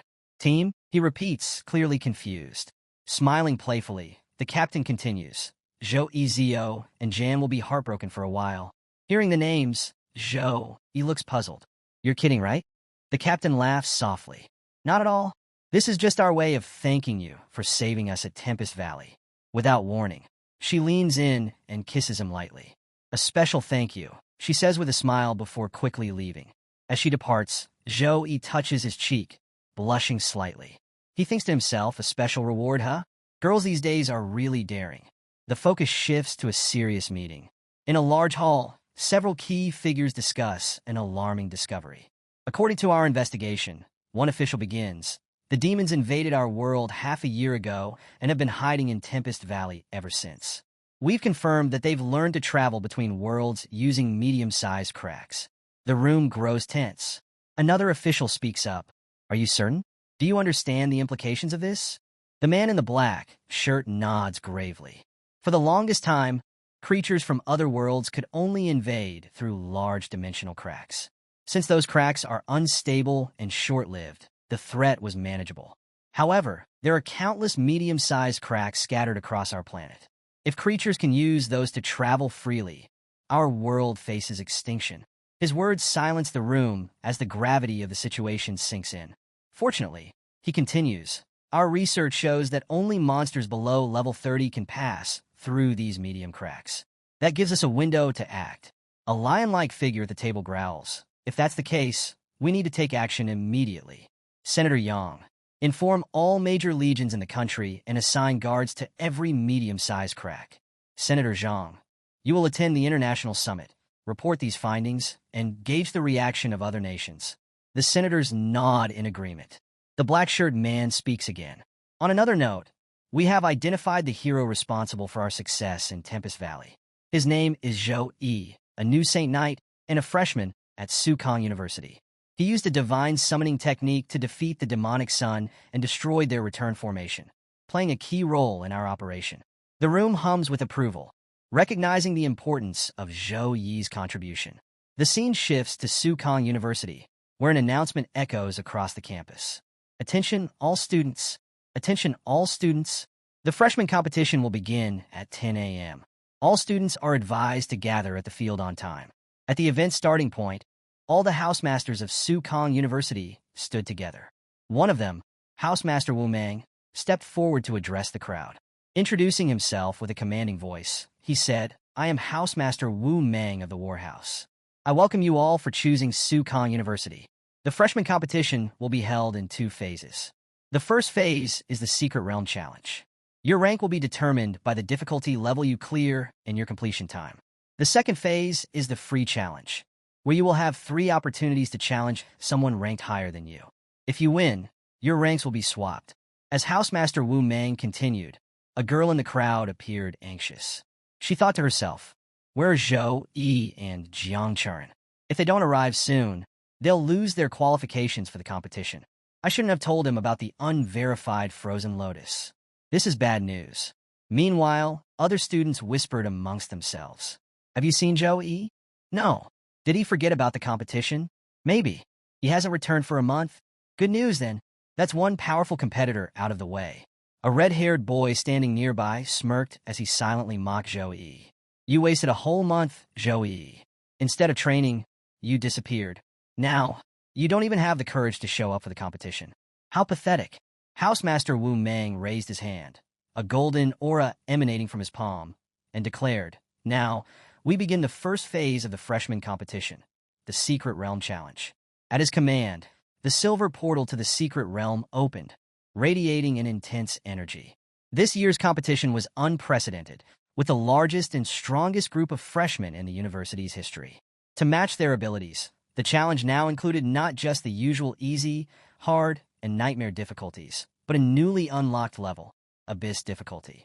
As the portal's fiery glow intensified, murmurs broke out among the participants. "They've unlocked the Abyss difficulty? No wonder the portal's surrounded by those weird flames. Ridiculous. I heard the Abyss difficulty is dozens of times harder than Nightmare difficulty. This is going to be fun.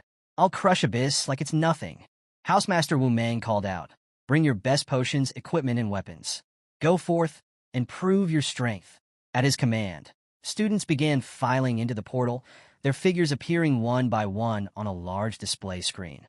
Watching the determined faces, Housemaster Wu Mang thought to himself, "Not bad. They're an ambitious group." Suddenly, his expression shifted as he noticed something amiss. "Where are numbers number 1 and number 3? Sue Meyer nearby quickly stepped forward to explain. "Reporting, sir. Number 1 and number 3 have gone to the Tempest Mountain Range for training and have yet to return." The housemaster's face darkened. "Ridiculous," he bellowed. "The freshman competition determines the future direction and resources of their training. How can they take such an important event so lightly?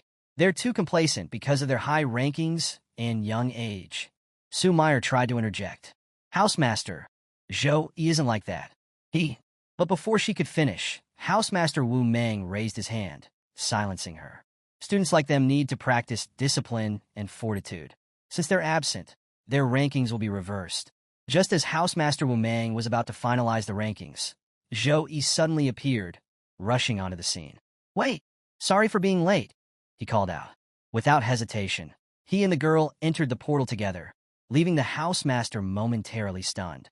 Inside the portal, a notification appeared before them. "You are now inside the bear monster nest. Difficulty, Abyss. Note: monsters in Abyss difficulty are extremely violent. Please watch the timing of your return scroll usage." Jiang Churen exhaled in relief, whispering to the hero, "We made it." Meanwhile, Zhou Yi was already getting into position. A yellow aura began to radiate around him as he gripped his weapon tightly, thinking to himself, "Let's see if this so-called Abyss difficulty lives up to the rumors." Before long, a horde of monstrous bears emerged from the shadows. Without hesitation, The hero smirked, his weapon gleaming in the dim light. "Let's see if you can make me go all out," he said, charging toward the creatures with a confident grin. The challengers scattered throughout the realm also began their battles. Observing this from outside, the housemasters watched closely. "The performance of this year's freshman isn't bad," one remarked. "Indeed," another added. "The bear monster nest is one of our school's toughest secret realms. Most freshmen are caught off guard and forced to quit. But this year, they're holding their own. I want to see what number one can do," Housemaster Wumang said. "After wasting a month in the Tempest Mountain Range, I'm curious to see if he's improved." Inside the realm, Zhou Yi moved with precision and ferocity, dispatching the bears one by one. Suddenly, a notification appeared. "Congratulations on clearing the first level. Monsters killed, 16 bear monsters. Time taken, 5 seconds." Outside the portal, the housemasters exchanged astonished glances. "Cleared in 5 seconds?" one of them exclaimed. "How is that possible?" Zhou Yi only used a support skill like Holy Flame Halo. Yet the fire was strong enough to annihilate the bear monsters instantly. "Perhaps his intelligence stat is abnormally high," another suggested. "There could be many reasons," another housemaster added. "Buffs, treasures, rare skill synergies. It's too early to judge based on this one battle." Housemaster Wu Meng remained silent, deep in thought. "Even with all my years of experience, I can't pinpoint the true effect of that strange halo.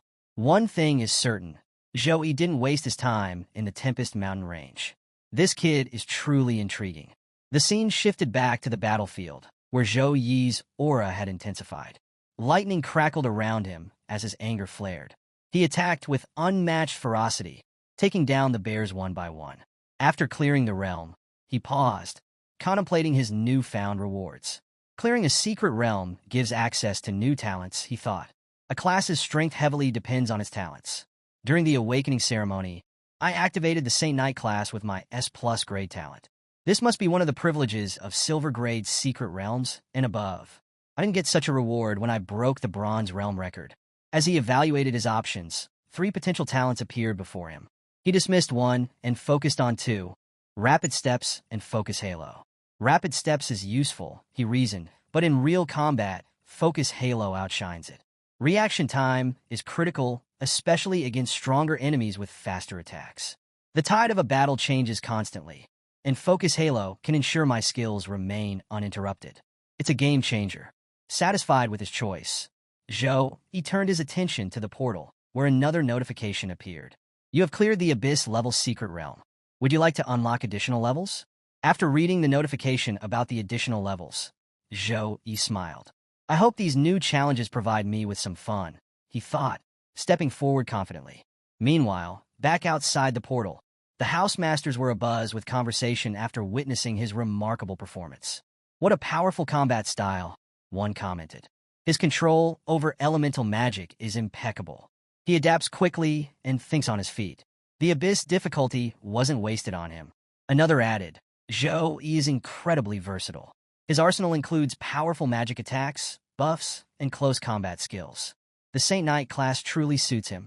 But such an all-around class comes with challenges," a more cautious housemaster noted. "As his level rises, he'll require far more points. His results may level out in the future." "That's true," another agreed. "Once the freshman competition ends, we should have a conversation with him." One housemaster interjected, "He hasn't chosen which house to join yet. Let's allow him to make that decision first. Once he does, the housemaster of his choice can guide him further." There were nods of agreement, but another housemaster couldn't help but remark, "Zhou Yi's elemental mastery makes him a strong candidate for the elemental house. It's no surprise recruiting efforts are already underway." "I arrived too late to see his performance," another housemaster lamented. "But it sounds like he's made quite an impression." The scene shifted as Zhou Yi entered the next level of the challenge.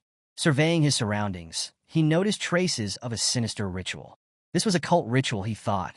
If there are benevolent super beings, there must also be chaotic ones. His thoughts deepened as he recalled the nature of these entities.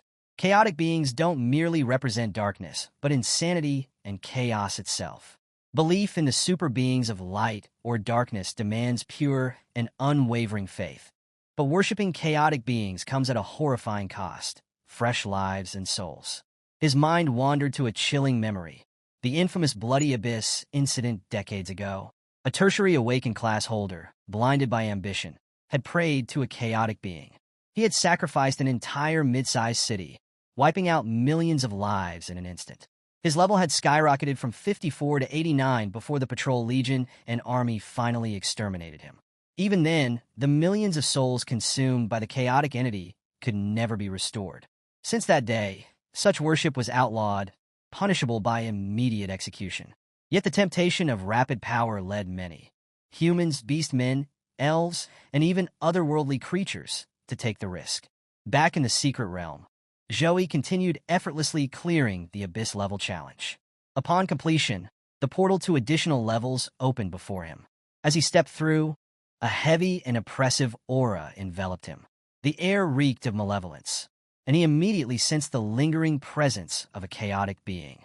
Suddenly, a massive figure appeared, a ghostly bear monster, transformed by the dark ritual.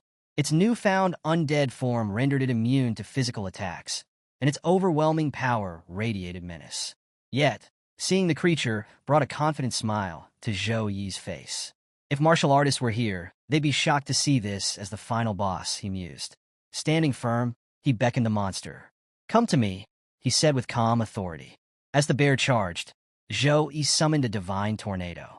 The entire area was engulfed in radiant, divine energy, swirling with immense power. The ghost bear thrashed and roared, dismissing the attack as useless. But the tornado's divine force overwhelmed it, reducing the monster to nothingness. However, the victory was short-lived.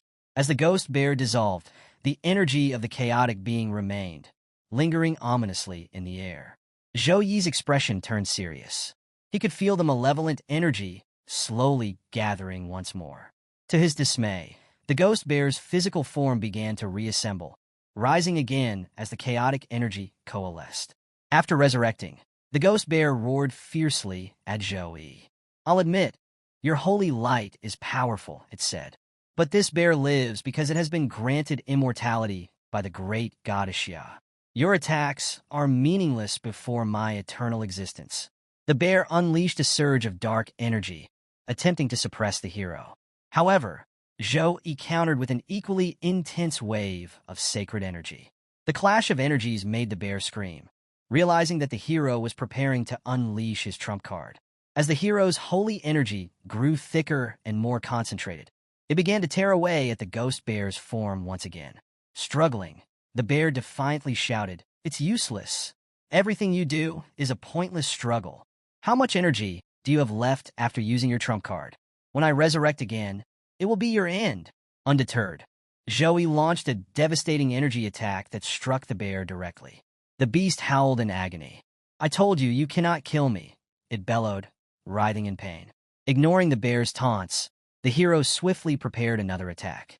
A series of powerful explosions engulfed the area as the bear screamed, repeatedly calling out to its god. The relentless barrage of divine energy drained the monster's power, and within moments, the ghost bear was completely destroyed. A congratulatory notification appeared before the hero. Extra level cleared. Completion time, 1 minute 12 seconds. Rewards, 713 experience points. With this, Zhou Yi advanced to level 19 and received a gold-grade horn as part of his loot. As the portal to the next area opened, the hero stepped through, reflecting on the battle. As I suspected, unlimited revival is just an illusion. I simply had to burn through its energy to destroy it. He recalled his initial entry into the secret realm, where he had sensed a vague, violent force. It wasn't elemental power, but felt eerily similar to the divine summoning skill he had used before. Considering this, he concluded that the energy fueling the bear's resurrection was the remnant power of an evil god. When the bear was revived the first time, that power had noticeably weakened. There's a limit to the bear's revivals, he thought. The correct strategy was to keep destroying it repeatedly, forcing it to drain the evil god's energy until nothing was left. Outside the portal, a massive screen displayed the progress of the students. The additional level, facing the ghost bear, proved to be the hardest part of the secret realm. Many challengers failed to reach this stage, while others struggled to complete it.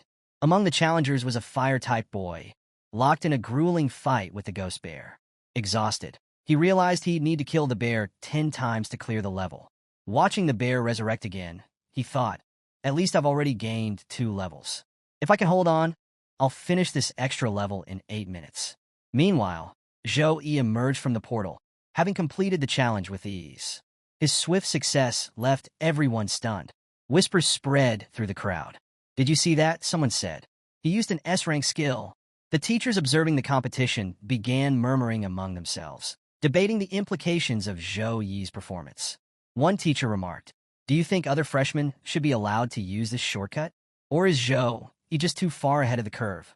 Overhearing the nearby conversation about Zhou Yi, Headmaster Wang Hui spoke with a calm but pointed tone. "It seems our Saint Knight has some secrets of his own." Another teacher, skeptical, remarked, "S-rank skills are not something a student from a barren area would typically have access to." Headmaster Wang Hui's expression darkened slightly at this comment, and he shot the teacher an icy glare. Feeling the weight of Headmaster Wang Hui's displeasure, the teacher grew visibly nervous. The other teachers nearby exchanged puzzled glances, wondering why Headmaster Wang Hui seemed so protective of this particular student. Among the group was Sue Meyer, who was closely observing Zhou Yi's displayed level. Her eyes narrowed as she studied the number. "His level is wrong," she said aloud. When she looked closer, she confirmed it. Zhou Yi's level was 19. This revelation sent a ripple of astonishment through the group. "He's really at level 19? Someone exclaimed. "How is that possible?" Another chimed in. When the university entrance exam results came out, Zhou Yi was only level 13. Even an abyss-level secret realm shouldn't allow for such a dramatic increase. 6 levels? That's terrifying. Headmaster Wang Hui, still smiling, addressed their doubts. Zhou Yi left to hunt monsters and level up before entering the competition. His trip to the Tempest Mountain Range proved incredibly fruitful. He was already level 18 before stepping into the secret realm. For someone capable of single-handedly annihilating the Flame Demon Army, this freshman competition is hardly a challenge. Honestly, if it weren't for the fact that these rankings dictate resource allocation, I doubt he would have bothered attending. Just then, the Fire-type boy emerged from the portal. His eyes immediately landed on Zhou Yi, and a look of disbelief flashed across his face. "How is he here before me?" the boy thought angrily. The possibility that Zhou Yi might have failed to clear the extra level crossed his mind. He must have come back early after failing, he reasoned, trying to suppress his rage. Though visibly irritated, he managed to keep his composure and began walking away. Inwardly, however, his thoughts festered. As a member of one of the 8 great families, it's impossible for me to lose to someone from the barren north. Zhou Yi, noticing the boy's anger, was equally puzzled. Why is he so upset? Did he fail to clear the realm? He wondered. The focus shifted to the portal once more, where Jiang Charan suddenly tumbled out, barely able to stand. Hearing her cry, Zhou Yi instinctively caught her. She looked up at him with a smile. "Brother Zhou, you've already cleared it before me," she said cheerfully. Zhou Yi was taken aback. "Brother," he repeated, confused. "Well," Jiang Charan explained, "you're a few months older than me. Shouldn't I call you brother?" Zhou Yi chuckled lightly. "Why not?" Suddenly, the portal began ejecting the remaining challengers, sending them falling to the ground in a heap. Cries of pain filled the air as students begged for help. The medical team sprang into action, rushing to their aid. An hour later, all the students and teachers had gathered in designated groups. A teacher stepped forward and addressed everyone. "The first phase of the freshman competition is officially over. It is now time to announce the rankings." The announcement caused a stir among the students. Among them was the Fire-type boy, who was grinning smugly. His confidence was palpable. Finally, he thought, the results will show my superiority. I can't wait to hear my name at the top. But as the results were displayed, his face turned pale. To his shock, Zhou Yi had cleared all the levels faster than anyone else. The first place spot for the first phase of the freshman competition went to Zhou Yi. The Fire-type boy, Xin Lingfeng, approached a towering pillar with fiery determination, his thoughts racing. "Zhou Yi, you robbed me of first place in the entrance exams, and now you've taken the top spot in the freshman competition. I don't care how you did it, but in the next phases, I'll crush you under my feet." Noticing Shun's strange behavior, Zhou Yi furrowed his brow. Why is he climbing so high? As the results of the first phase were officially announced, Housemaster Wu Mang addressed the crowd. "The second phase of the competition, the Freshman Free Challenge, begins now. Each of you may challenge any competitor of your choice. You have 3 opportunities to challenge, with a 5-minute rest between each battle." Excitement rippled through the students as challenges were quickly issued across the various arenas. Suddenly, Shen Lingfeng stepped forward and challenged Zhou Yi directly. Zhou Yi, let's see who's stronger, he declared, his voice echoing through the arena. Zhou Yi turned his gaze toward the challenger, puzzled. Standing beside him, Jiang Charan provided some insight. That's Shen Lingfeng, she explained. He got second place in the entrance exams and belongs to one of the great families of Jiang City. He's inherited the rare bloodline of the Fire Dragon. Your unexpected debut during the exams cost him first place in Sukong District, so now he holds a grudge against you. Hearing this, Zhou Yi looked at Shun with astonished eyes. His anger blinds him, he thought, noting how Shun's emotions seemed to obscure his focus. Without hesitation, Zhou Yi made his way to the arena. I hope you'll give me a chance to show my full power, he remarked, confidence lacing his words. Standing in the arena, Shun released his flame power in a fiery display. Come on, Zhou Yi. Saint Knight versus Berserker. Let's see who's stronger. Flames engulfed the entire arena as both fighters prepared themselves. The starting signal was given, and Shin wasted no time, rushing at Zhou Yi with incredible speed. His attack, a fire punch boosted by the Blood Berserk skill, was a potent combination of strength and precision. In the stands, students and teachers alike were captivated by the duel. A teacher remarked, "That's the Berserker's titular skill." Shen Lingfeng's strategy is clear. He's aiming to end this quickly. By using Blood Berserk to buff his fire punch right at the start, he's cutting off Zhou Yi's chance to activate his buffs. Classic combat intellect from a great family descendant. Inside the arena, Shen's fiery punches flew with speed and power, but each one collided with Zhou Yi's holy shield and disintegrated harmlessly. The shield, a B+ grade skill called Protection of the Holy Light, could partially block physical damage. Shun's eyes widened in disbelief. He hadn't even seen Zhou Yi activate the skill. How did he use it so quickly? Realizing his attacks were futile, Shin retreated to regroup. Meanwhile, Zhou Yi summoned his massive warhammer, a calm smile playing on his lips. Your decision to retreat was wise, he said. Your attacks are fast, but I only need 0.1 seconds to activate Protection of the Holy Light. I was hoping for a decent fight, so I refrained from striking first. But I must admit, I'm not impressed. His tone turned colder. Frankly, I'm not interested in you after seeing your performance. With that, Zhou Yi charged forward and swung his warhammer in a devastating arc toward Shen Lingfeng, the force of the blow promising to turn the tide of the battle. Sensing the immense power of Zhou Yi's incoming attack, Shen Lingfeng quickly summoned a fire shield around himself. But as soon as Zhou Yi's warhammer struck, the shield shattered instantly, sending Shen skidding backward across the arena. Staggering from the impact, Shen was visibly shaken. How was his attack this powerful? He thought, disbelief etched on his face. It broke through my fire shield like it was nothing. Not giving Shen a moment to recover, Zhou Yi closed the distance with remarkable speed, preparing for another devastating strike. Shen's eyes widened in panic. At such close range, there was no chance to dodge. Desperation surged through him. No, he muttered, his voice trembling before rising into a roar. I cannot let myself be defeated. As Zhou Yi's warhammer came crashing down, a powerful explosion lit up the entire arena. The blinding light momentarily obscured everything. When the light faded, the crowd gasped in amazement. Standing amidst the smoke was Shen Lingfeng, his arm raised to block Zhou Yi's attack. His body had transformed. He was now in his fire dragon body, a manifestation of his rare bloodline and his ultimate trump card.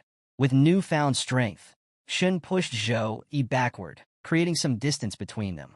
Zhou Yi, slightly surprised, remarked, "So this is the hidden power of the fire dragon bloodline." Now fully transformed, Shen unleashed a relentless barrage of attacks. Zhou Yi evaded each one with expert precision, studying Shen's new form as he dodged. It's the same as with Jiang Charan, he thought. Special bloodline classes always seem to have a trump card tied to their lineage. Although he admired the power on display, a flicker of jealousy sparked within Zhou Yi. Why do all these special bloodline classes have such incredible abilities? Determined to prove his own strength, Zhou Yi grabbed Shen's arm and prepared another powerful attack with his warhammer. Even with your bloodline unlocked, you're still no match for me, Zhou Yi declared confidently as he swung his hammer once more. This time, however, Shen managed to dodge the strike, surprising Zhou Yi. Shen smirked, his confidence returning. The strength of my fire dragon bloodline isn't limited to close combat, he said smugly. Allow me to show you the true power of the fire dragon body. Shen opened his mouth and unleashed a dragon breath, sending a torrent of flames hurtling toward Zhou Yi at incredible speed. Outside the arena, the crowd erupted in chatter. It's the dragon breath. That's the fire dragon bloodline's signature skill. Shen Lingfeng's been pushed to the limit and is using his trump card. Zhou Yi doesn't have a special bloodline like Shen. He might be at a disadvantage now. Is this the end for Zhou Yi? Inside the arena, Zhou Yi remained calm, even as the flames raced toward him. Channeling his sacred energy, he activated the Holy Flame Halo. With a powerful burst of divine energy, he intercepted and controlled the incoming flames, halting the attack in its tracks. Shen Lingfeng was stunned as his dragon breath flames were effortlessly absorbed and controlled by Zhou Yi. He couldn't comprehend how such a feat was possible. It's like an insect challenging a king, he thought angrily. But Shen wasn't willing to accept defeat. With a roar, he poured every ounce of his strength into intensifying his flames. Zhou Yi, calm and unfazed, looked at Shen and said, "It's useless. Your flames can't escape my control." Realizing the fight had dragged on long enough, Zhou Yi decided to end it. He launched another devastating attack with his warhammer, aiming to finish the battle quickly. Shen, seeing the attack coming at high speed, yelled defiantly, "You want to defeat me with my own flames? Keep dreaming." Desperate, Shen used the last of his energy to regain control of his flames. But before he could counter, Zhou Yi's warhammer struck with overwhelming force. Shen was sent flying across the arena, crashing into the protection shield with a thunderous impact. As the dust settled, Shen was revealed kneeling on the ground, unconscious. The referee announced Zhou Yi as the winner of the match. The crowd erupted into chatter, shocked by the outcome. Shen Lingfeng, the prideful berserker, was defeated so decisively. He didn't even stand a chance. Zhou Yi dominated the entire fight. With Shen's level and combat intellect, it's crazy to think anyone could stomp over him like that. 5 levels in a month. Zhou Yi is terrifying. Even among the teachers, murmurs of astonishment spread. This student isn't just strong. He's extraordinary, one remarked. Wasting no time after his victory, Zhou Yi headed to the arena for his second match. This time, his opponent was a spiritual Taoist priest, a rare class in China, named Song Xiaolan. She stood confidently, her level displayed as 17. Hearing her class, Zhou Yi's mind raced. A spiritual Taoist priest, a unique and rare class, adept in sealing techniques and talismans. When Zhou Yun's illness was discovered to stem from her bloodline, a priest once suggested controlling it with a powerful sealing technique. "I never expected to encounter one here." Song Xiaolan introduced herself with a smile, and Zhou Yi reciprocated, sharing his name and level. Upon hearing he was level 19, Song Xiaolan laughed lightly and said, "You haven't even shown your full power yet. I hope when we fight, I can experience your true strength. Don't worry, I'll give you time to activate your buffs." The students watching outside were astonished. Unbelievable. When did Zhou Yi reach level 19? No wonder I can't use my examination skill on him. He's 3 levels higher than me. And to think he didn't even use any buffs during his fight with Shen Lingfeng. Incredible. In the arena, Zhou Yi nodded at Song Xiaolan's request. "As you wish," he said calmly. Immediately, he began activating his buffs. The area around him was bathed in radiant holy energy, glowing brighter as he reached his full power. Seeing Zhou Yi's display of strength, Song Xiaolan responded in kind. "I'll have to give my all in this fight as well," she said, activating her own powers. The arena hummed with energy as both combatants prepared to clash. As Zhou Yi finished preparing, yet another challenger stepped forward, determined to face him next. The battle was far from over. The next challenger to step into the arena was Song Xiaolan, a level 17 spiritual Taoist priest. As she faced Zhou Yi, she smiled and politely requested, "Please fight me at your full power. I've come to test your strength." Intrigued by her unique class, Zhou Yi decided to honor her request. "Very well," he replied. He activated all his buffs, filling the arena with a crushing holy energy that made the air feel heavy. Feeling the overwhelming pressure of Zhou Yi's power, Song Xiaolan didn't hesitate. She activated her spiritual cards, each glowing with divine energy. As Zhou Yi entered his final form, he launched a powerful attack with his warhammer, imbued with heavenly energy, charging straight at Song Xiaolan with unstoppable force. In response, Song Xiaolan began chanting ancient godly words, infusing her talisman cards with spiritual power. Her cards glimmered as if guided by celestial hands, revealing her destiny and showing her the path forward. With a commanding gesture, Song Xiaolan hurled one of the talismans at Zhou Yi. The card exploded on impact, creating a massive blast that engulfed the entire arena in thick smoke. Song Xiaolan scanned the smoke-filled battlefield, trying to locate her opponent, but Zhou Yi was nowhere to be seen. Her expression grew tense as she muttered to herself, "Where is he?" Suddenly, Zhou Yi's voice came from behind her. "Do you really think changing your position can stop me from chasing you?" Song Xiaolan froze, startled by how quickly Zhou Yi had repositioned himself. Before she could react, Zhou Yi struck with his warhammer. Acting on instinct, Song Xiaolan conjured a protective shield using her talisman cards, narrowly avoiding a devastating blow. Even though she managed to defend herself, Zhou Yi's sheer speed and relentless assault left her stunned.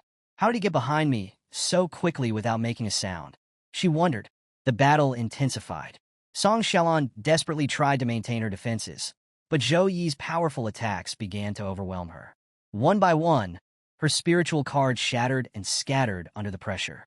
Her protective gear activated automatically, creating temporary barriers, but even these weren't enough to hold back Zhou Yi's onslaught. Realizing her precarious situation, Song Xiaolan decided to take a risky gamble. She tossed a small flame toward Zhou Yi, hoping to distract him.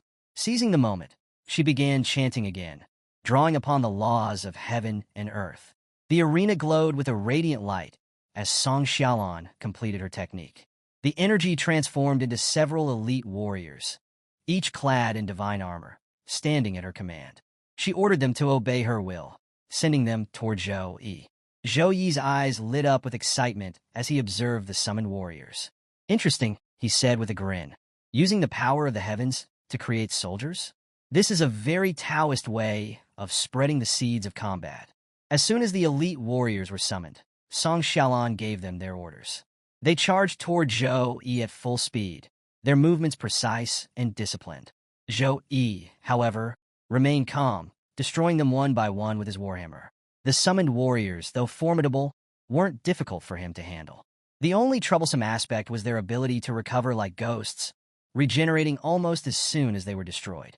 Zhou Yi quickly realized that the only way to stop them permanently was to cut off the source of their magic. These Taoist soldiers aren't much of a challenge, Zhou Yi thought as he dispatched them with rapid, calculated strikes. Despite their regeneration, their recovery speed couldn't match the sheer force of his attacks. Watching her warriors crumble, Song Xiaolan grew frustrated. "This is ridiculous. My Taoist array can easily handle someone with the power of a level 30 fighter. But Zhou Yi, he's dismantling it effortlessly." Before long, Zhou Yi had all but decimated her summoned creatures. With a powerful leap, he closed the distance between them, once again appearing behind Song Xiaolan. This time, his warhammer was poised for a decisive strike, radiating a deadly aura. Feeling the weight of his intent, Song Xiaolan froze in fear. Before the attack could land, she cried out, "I accept defeat." Zhou Yi paused, lowering his weapon. He was slightly puzzled. "You were the one who asked me to fight at full power," he said. "Why are you conceding now?" Song Xiaolan let out a nervous laugh. "It's simple," she replied. "We're not on the same level. I sincerely accept my defeat." Though a bit disappointed, Song Xiaolan believed she had made the right decision. Staying in the fight any longer would have led to an outcome like Shen Lingfeng's, a crushing and humiliating defeat. As she left the arena, she turned back to Zhou Yi with a small smile. "Next time, when I'm stronger, I'll definitely seek your guidance." After Song Xiaolan's departure, Zhou Yi stood tall in the center of the arena and addressed the crowd of students. "If anyone here is still not convinced of my strength," he declared confidently, "I'm waiting for your challenge. Step forward." Silence fell over the arena. One by one, the challengers began to disperse, offering flimsy excuses. "I ate too much this morning," one muttered, clutching his stomach. "I'm feeling a little uncomfortable." Another pointed at Zhou Yi and stammered, "Hey, aren't you the guy I met when we were kids? You're number 156, right? I'm 172. We're totally matched already, so no need to compete." Jiang Churin, standing among the crowd, couldn't suppress her amusement. Seeing the students' reactions, she thought it's no wonder everyone's scared. This is Zhou Yi. His performance speaks for itself. The teachers observing the fight were equally impressed. Teacher Wu Mang couldn't hide his admiration. His strength and physique crushed the warriors, and his agility and intelligence crushed the mages. Zhou Yi's power is completely beyond imagination. Other senior instructors exchanged whispers. Is he really from an ordinary family in the north? One asked, incredulous. Not from a prestigious family? He's the new top student, another replied. But calling him a genius doesn't feel like enough. He's truly a monster. Teacher Wu Mang, who had been silently observing, nodded with a knowing smile. The second round is almost over, he thought. It's time for us to recruit new students. It was clear to everyone that Zhou Yi would be the top target of the academy's competition. Observing this, Su quietly gave Wu Mang a few hints. After listening, Wu Mang smiled confidently and said, "Don't worry. I'm preparing. I will definitely get Zhou Yi." Meanwhile, battles raged across various arenas. In one of them, Shun Lingfeng was being mercilessly beaten by an unknown opponent. The challenger, Li, landed blow after blow with fists and knees, leaving Shun severely injured. Within seconds, Shun was defeated, lying battered on the ground. Li was declared the winner of the match, his rank rising to 10, while Shun's dropped to 16. Shun's condition had only worsened since his earlier defeat by Zhou Yi. With no time to recover, he became the target of multiple challengers, each using him as a stepping stone to climb the rankings. 30 minutes later, the free challenge phase concluded, officially marking the end of the freshman competition. The final rankings were announced. 1. Zhou Yi. 2. Jiang Churen. 3. Song Xiaolon. After the announcement, a teacher addressed the students. Your rankings have been rearranged, and your accommodations and credits will also be redistributed accordingly. If you find yourself ranked lower and with fewer credits, don't be discouraged. There are many ways to earn credits in the academy. As long as you study hard, you'll have plenty of opportunities to improve. With the rankings settled, it was time for the division into houses. 5 deans stepped forward to introduce their respective academies and teaching philosophies. The Warhouse Master Wu Mang spoke first, his voice firm and authoritative. Although the dark period of large-scale alien invasions is over, countless skilled warriors still sacrifice their lives on the battlefield every year. Our mission at the War Academy is to train students with exceptional practical abilities, increasing their survival chances on the front lines. Harshness and resilience are synonymous with the name of our academy.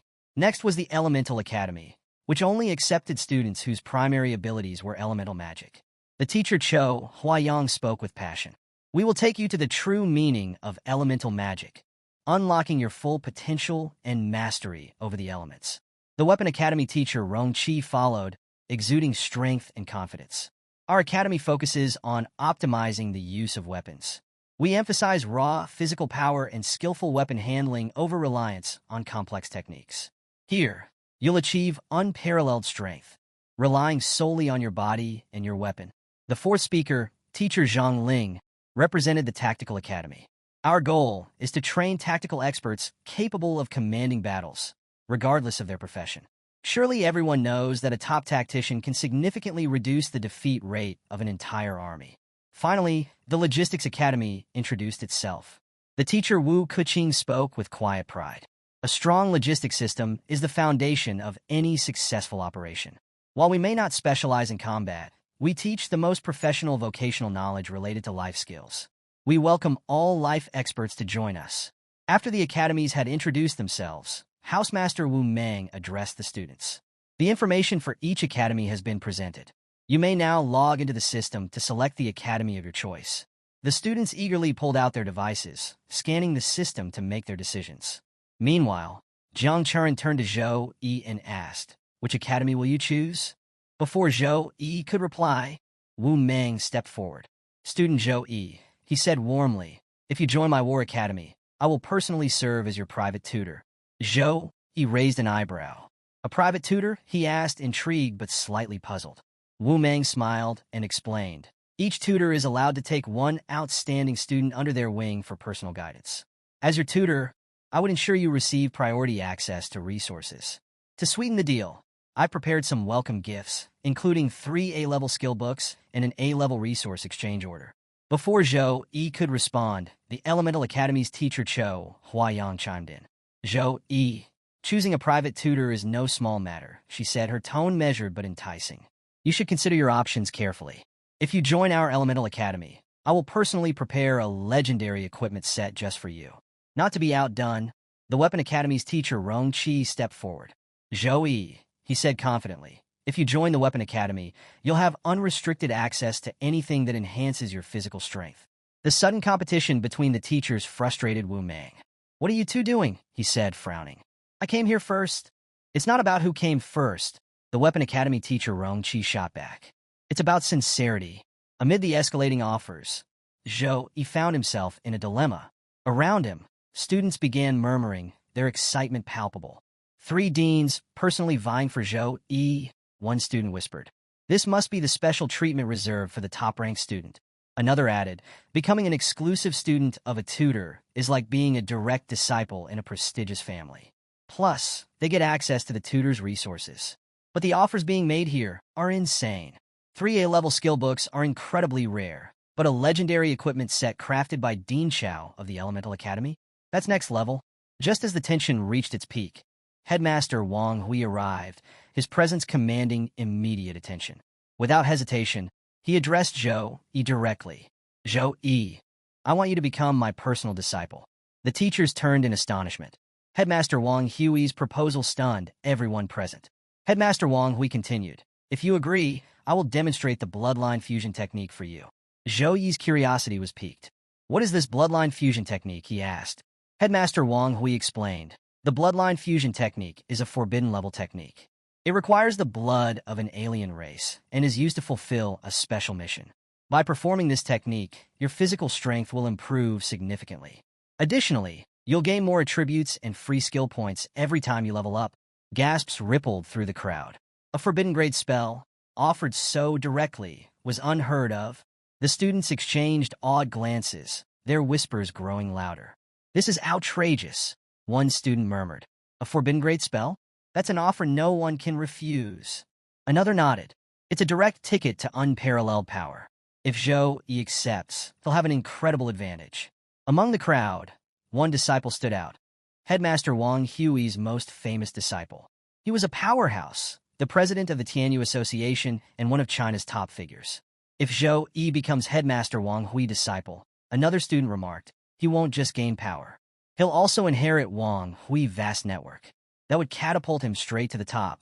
Among the crowd of students, Shun Lingfeng stood silently, his expression dark. Hearing Headmaster Wang Hui's offer, his mind churned with anger and envy. This guy has all the luck in the world, he thought bitterly. If it weren't for Zhou, I'd be in first place. I'd have Headmaster Wang Hui's support too. Meanwhile, Zhang Churen stood next to Zhou, equally stunned by Headmaster Wang Hui's offer. She couldn't help but marvel at the implications. Changing Zhou's bloodline would make him even stronger. This is unbelievable. The Elemental Academy teacher Cho Huayang smiled, folding her arms. I never realized Zhou was so captivating, she mused aloud, that even Headmaster Wang Hui wants him as a disciple. Headmaster Wang Hui, unbothered by the chatter, summoned a small, ornate box. There are many remarkable things about you, Zhou, he said with a smile. Opening the box, he revealed a gleaming gold medal. This is a reward from the Snow Dragon Legion captain, specifically requested to be handed to you. The students gasped in unison, their eyes glued to the medal. Shun too was shocked. A gold medal?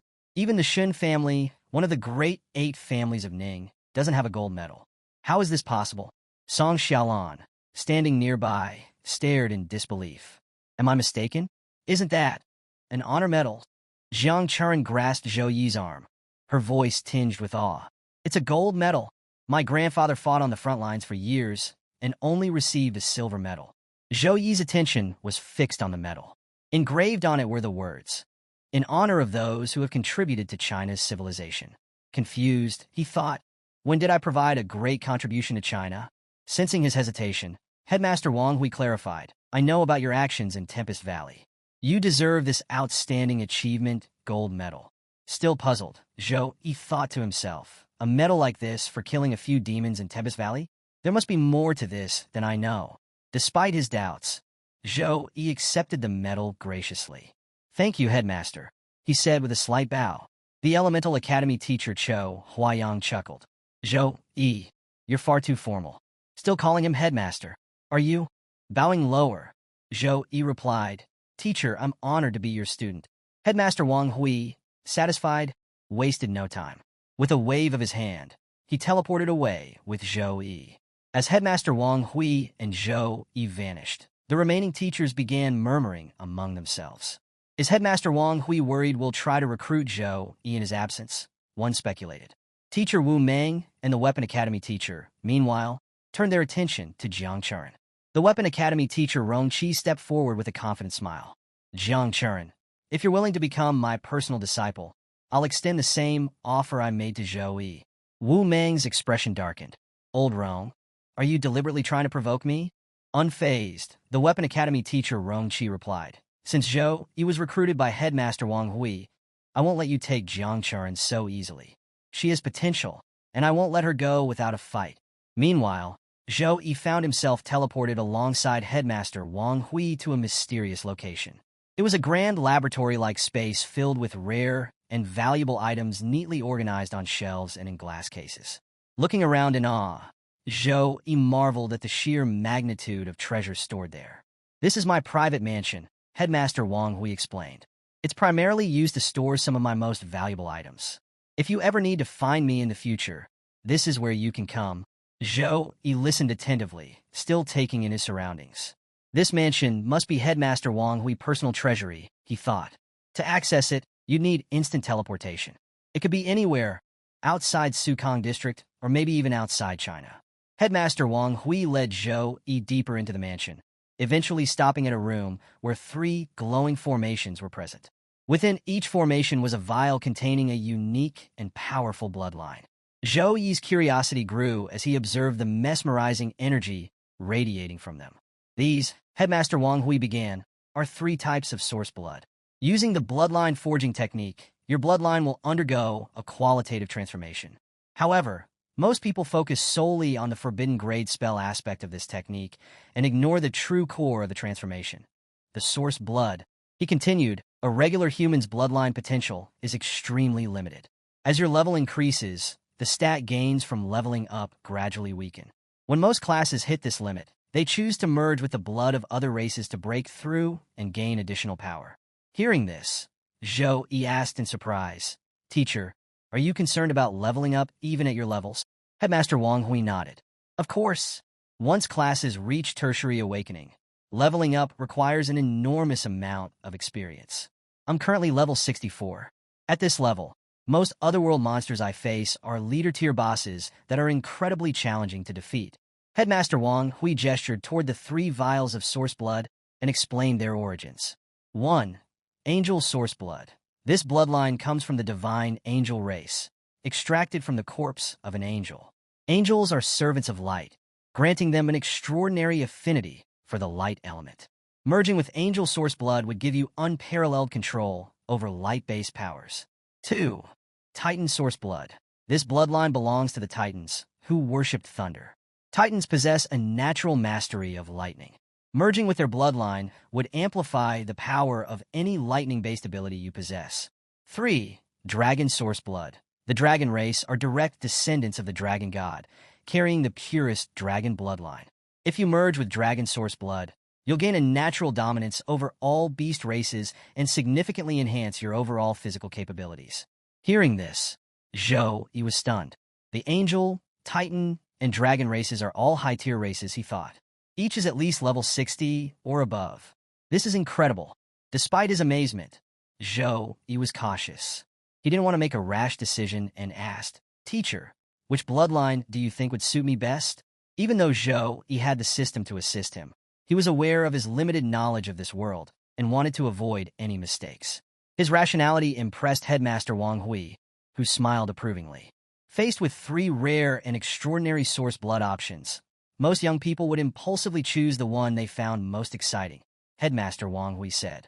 You, however, have proven your maturity by remaining calm and seeking guidance. This rational thinking will serve you well. Headmaster Wang Hui began explaining the details of the bloodlines to Zhou Yi. The Titan and Dragon source bloods are undeniably powerful. They will significantly enhance your strength and mana capacity after merging.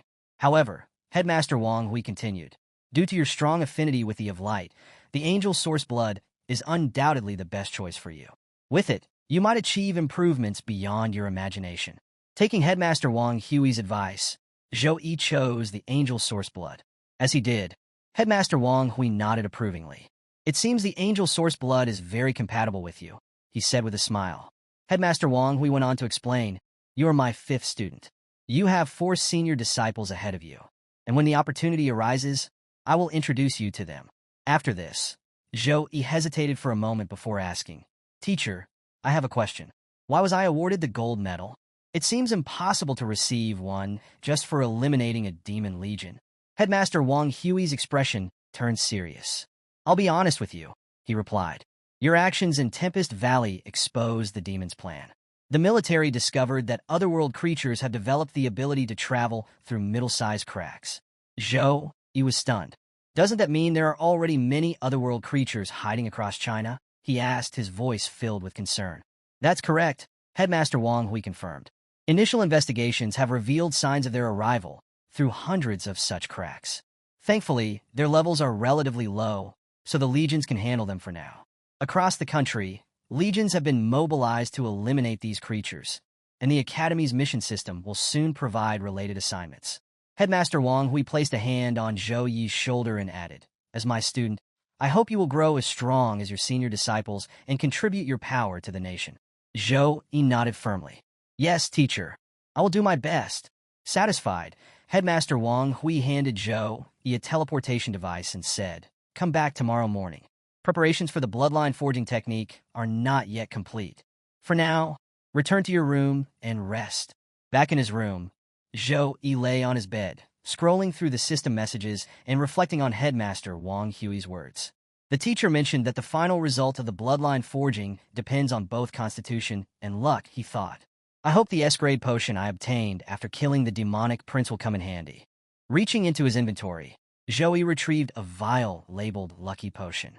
He examined it closely, recalling its effects. The potion would boost luck for 12 hours for whoever consumed it.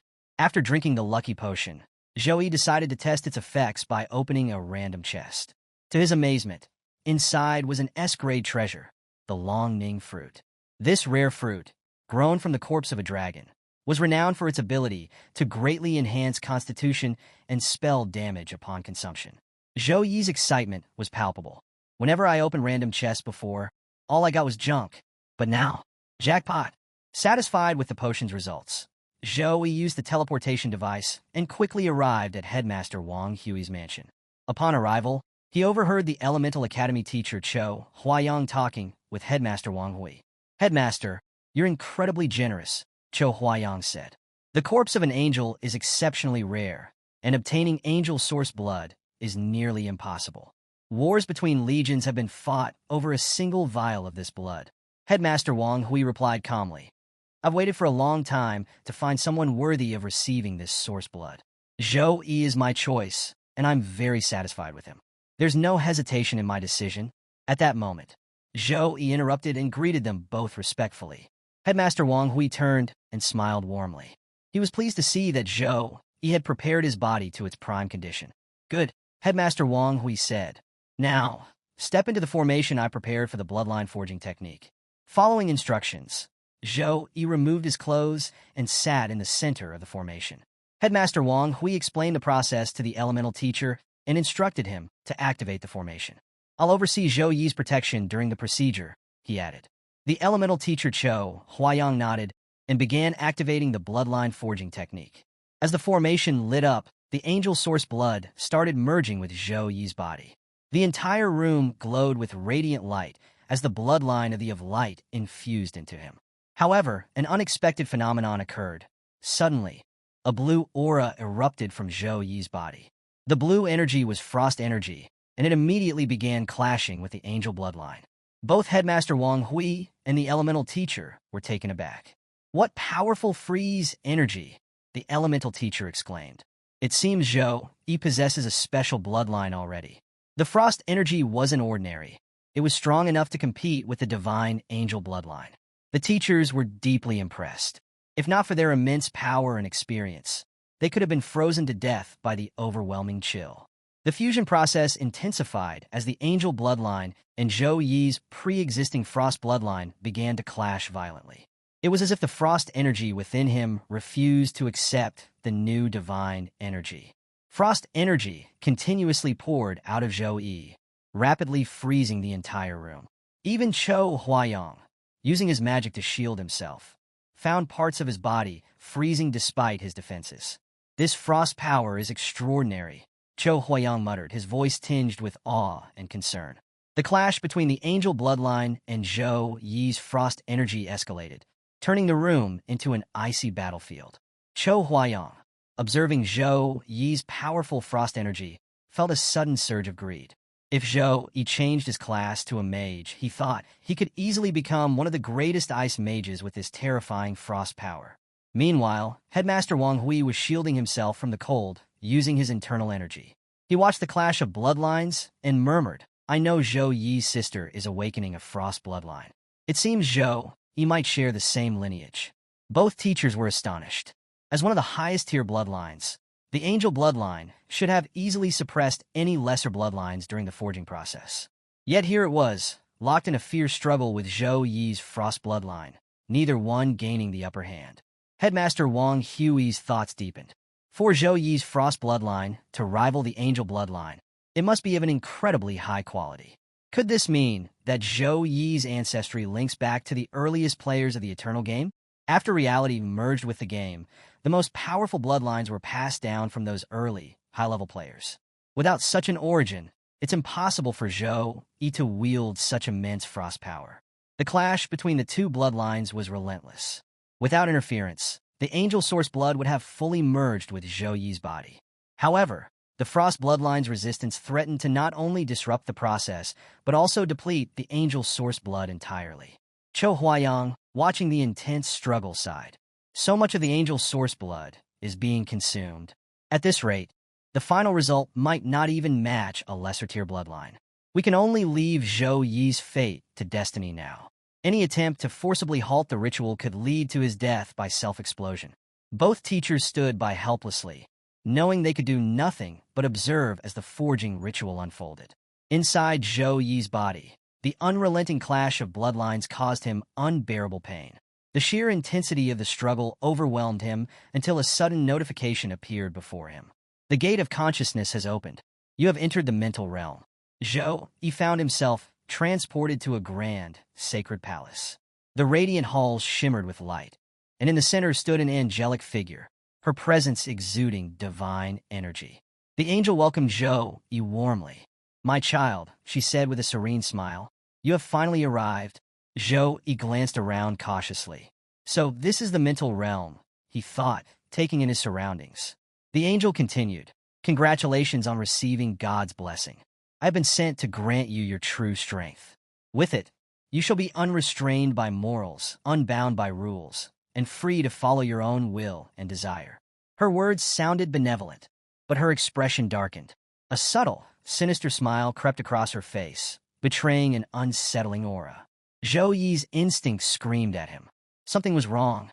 Looking at her, he felt a wave of disgust and anger rising within him. This thing is no angel, he thought. It's something else entirely. His fingers twitched, eager to summon his holy hammer and strike her down. Sensing his hesitation, the angel extended her hand and said again, "Fear not, and embrace this blessing. With it, you shall attain power beyond measure." Before she could utter another word, Zhou Yi's holy hammer materialized and shot toward her at full speed, striking her squarely in the face. The force of the blow left her stunned, her once serene expression now twisted in shock and anger. In another part of the divine realm, Zhou Yi's protection angel sat calmly in her radiant palace. A smaller angel, resembling a vigilant guard, stood beside her, looking perplexed. The security angel glanced at her and asked, "Is something wrong?" The protection angel smiled faintly, her gaze distant. "Nothing," she replied softly. "I just saw something interesting." Closing her eyes, she muttered an incantation under her breath. "Don't disappoint me, little one," she whispered. Meanwhile, in the mental realm, the corrupt angel rose after being struck by Zhou Yi's holy hammer. Her expression twisted with fury as she hissed, "You dare offend the divinities? God shall unleash divine punishment upon you, leaving not a trace of your body behind. Kneel and beg for forgiveness, and perhaps I'll consider absolving you of your sins on behalf of God." Zhou Yi, unshaken, replied coldly, "There's no need for that." The angel's anger deepened, but her smile returned, wicked and cruel. "Impudent boy," she sneered. With a wave of her hand, she summoned chains of dark energy that bound Zhou Yi tightly. Around him, countless demonic eyes emerged from the shadows, glaring at him with malevolence. The chains radiated corrupt energy, which began to seep into Zhou Yi's body. He struggled fiercely against the bindings, but the eyes intensified their assault, pouring their full power into attempting to corrupt him. The corrupt angel reveled in his torment, her laughter echoing through the sacred palace. "You dared disrespect my master, Xia," she taunted. "You will pay the price in pain." Hearing the name Xia, Zhou Yi's eyes burned with fury. "You're nothing but his underling," he spat. Her smile vanished, replaced by a snarl. She struck Zhou Yi across the face with a resounding slap. "Brat," she barked, "you've successfully caught Master's attention. Feel joyful. He has sent me to conduct your baptism and return you to the right track." The chains tightened, and through them, Xia's corrupt energy surged into Zhou Yi's body. The malicious power began to erode his thoughts, clouding his mind and drowning him in unbearable pain. Outside the mental realm, Headmaster Wang Hui and Chou Huayang were alarmed. A powerful wave of evil energy began emanating from Zhou Yi's body, radiating throughout the room. "What's happening?" Chou Huayang asked, his voice tinged with fear. "This energy, it's pure evil." Headmaster Wang Hui quickly channeled his own energy to shield Zhou Yi's body. "Why is there an evil god's power within the angel's source blood?" he muttered, his tone grave. Could it be that the angel was corrupted by an evil god? The clash of energies intensified. Headmaster Wang Hui's protective barrier collided with the surging evil energy, sending shockwaves across the room. Chou Huayang watched in horror. "Zhou Yi is in grave danger," he said urgently. "The evil god will stop at nothing to destroy the angel's power." But then, Headmaster Wang Hui smiled unexpectedly. "Relax," he said confidently. "Look closer. The angel's power within Zhou Yi isn't being destroyed, it's growing stronger." The teachers watched in astonishment as Zhou Yi, seated in the formation, became a vessel for an extraordinary phenomenon. The angel power and frost energy, locked in an intense struggle, suddenly began to merge. The conflicting forces intertwined, harmonizing into a singular, powerful bloodline that blended the brilliance of light with the icy chill of frost. As Zhou Yi mastered the combined powers of the angel and frost bloodlines, he unleashed their energy to purge Xia's corrupt influence from his body. The chains binding him shattered instantly, disintegrating under the overwhelming force of his newfound power. The fusion of the two bloodlines not only freed him, but transformed him. His holy light, a gift from the of light, melded seamlessly with the frost energy coursing through his veins. Together, they created a symbol of his unyielding strength. The sheer magnitude of Zhou Yi's energy wreaked havoc on the mental realm. The evil angel before him was caught in the crossfire. She shivered violently as the frost energy encased her in ice, while the holy energy seared her essence.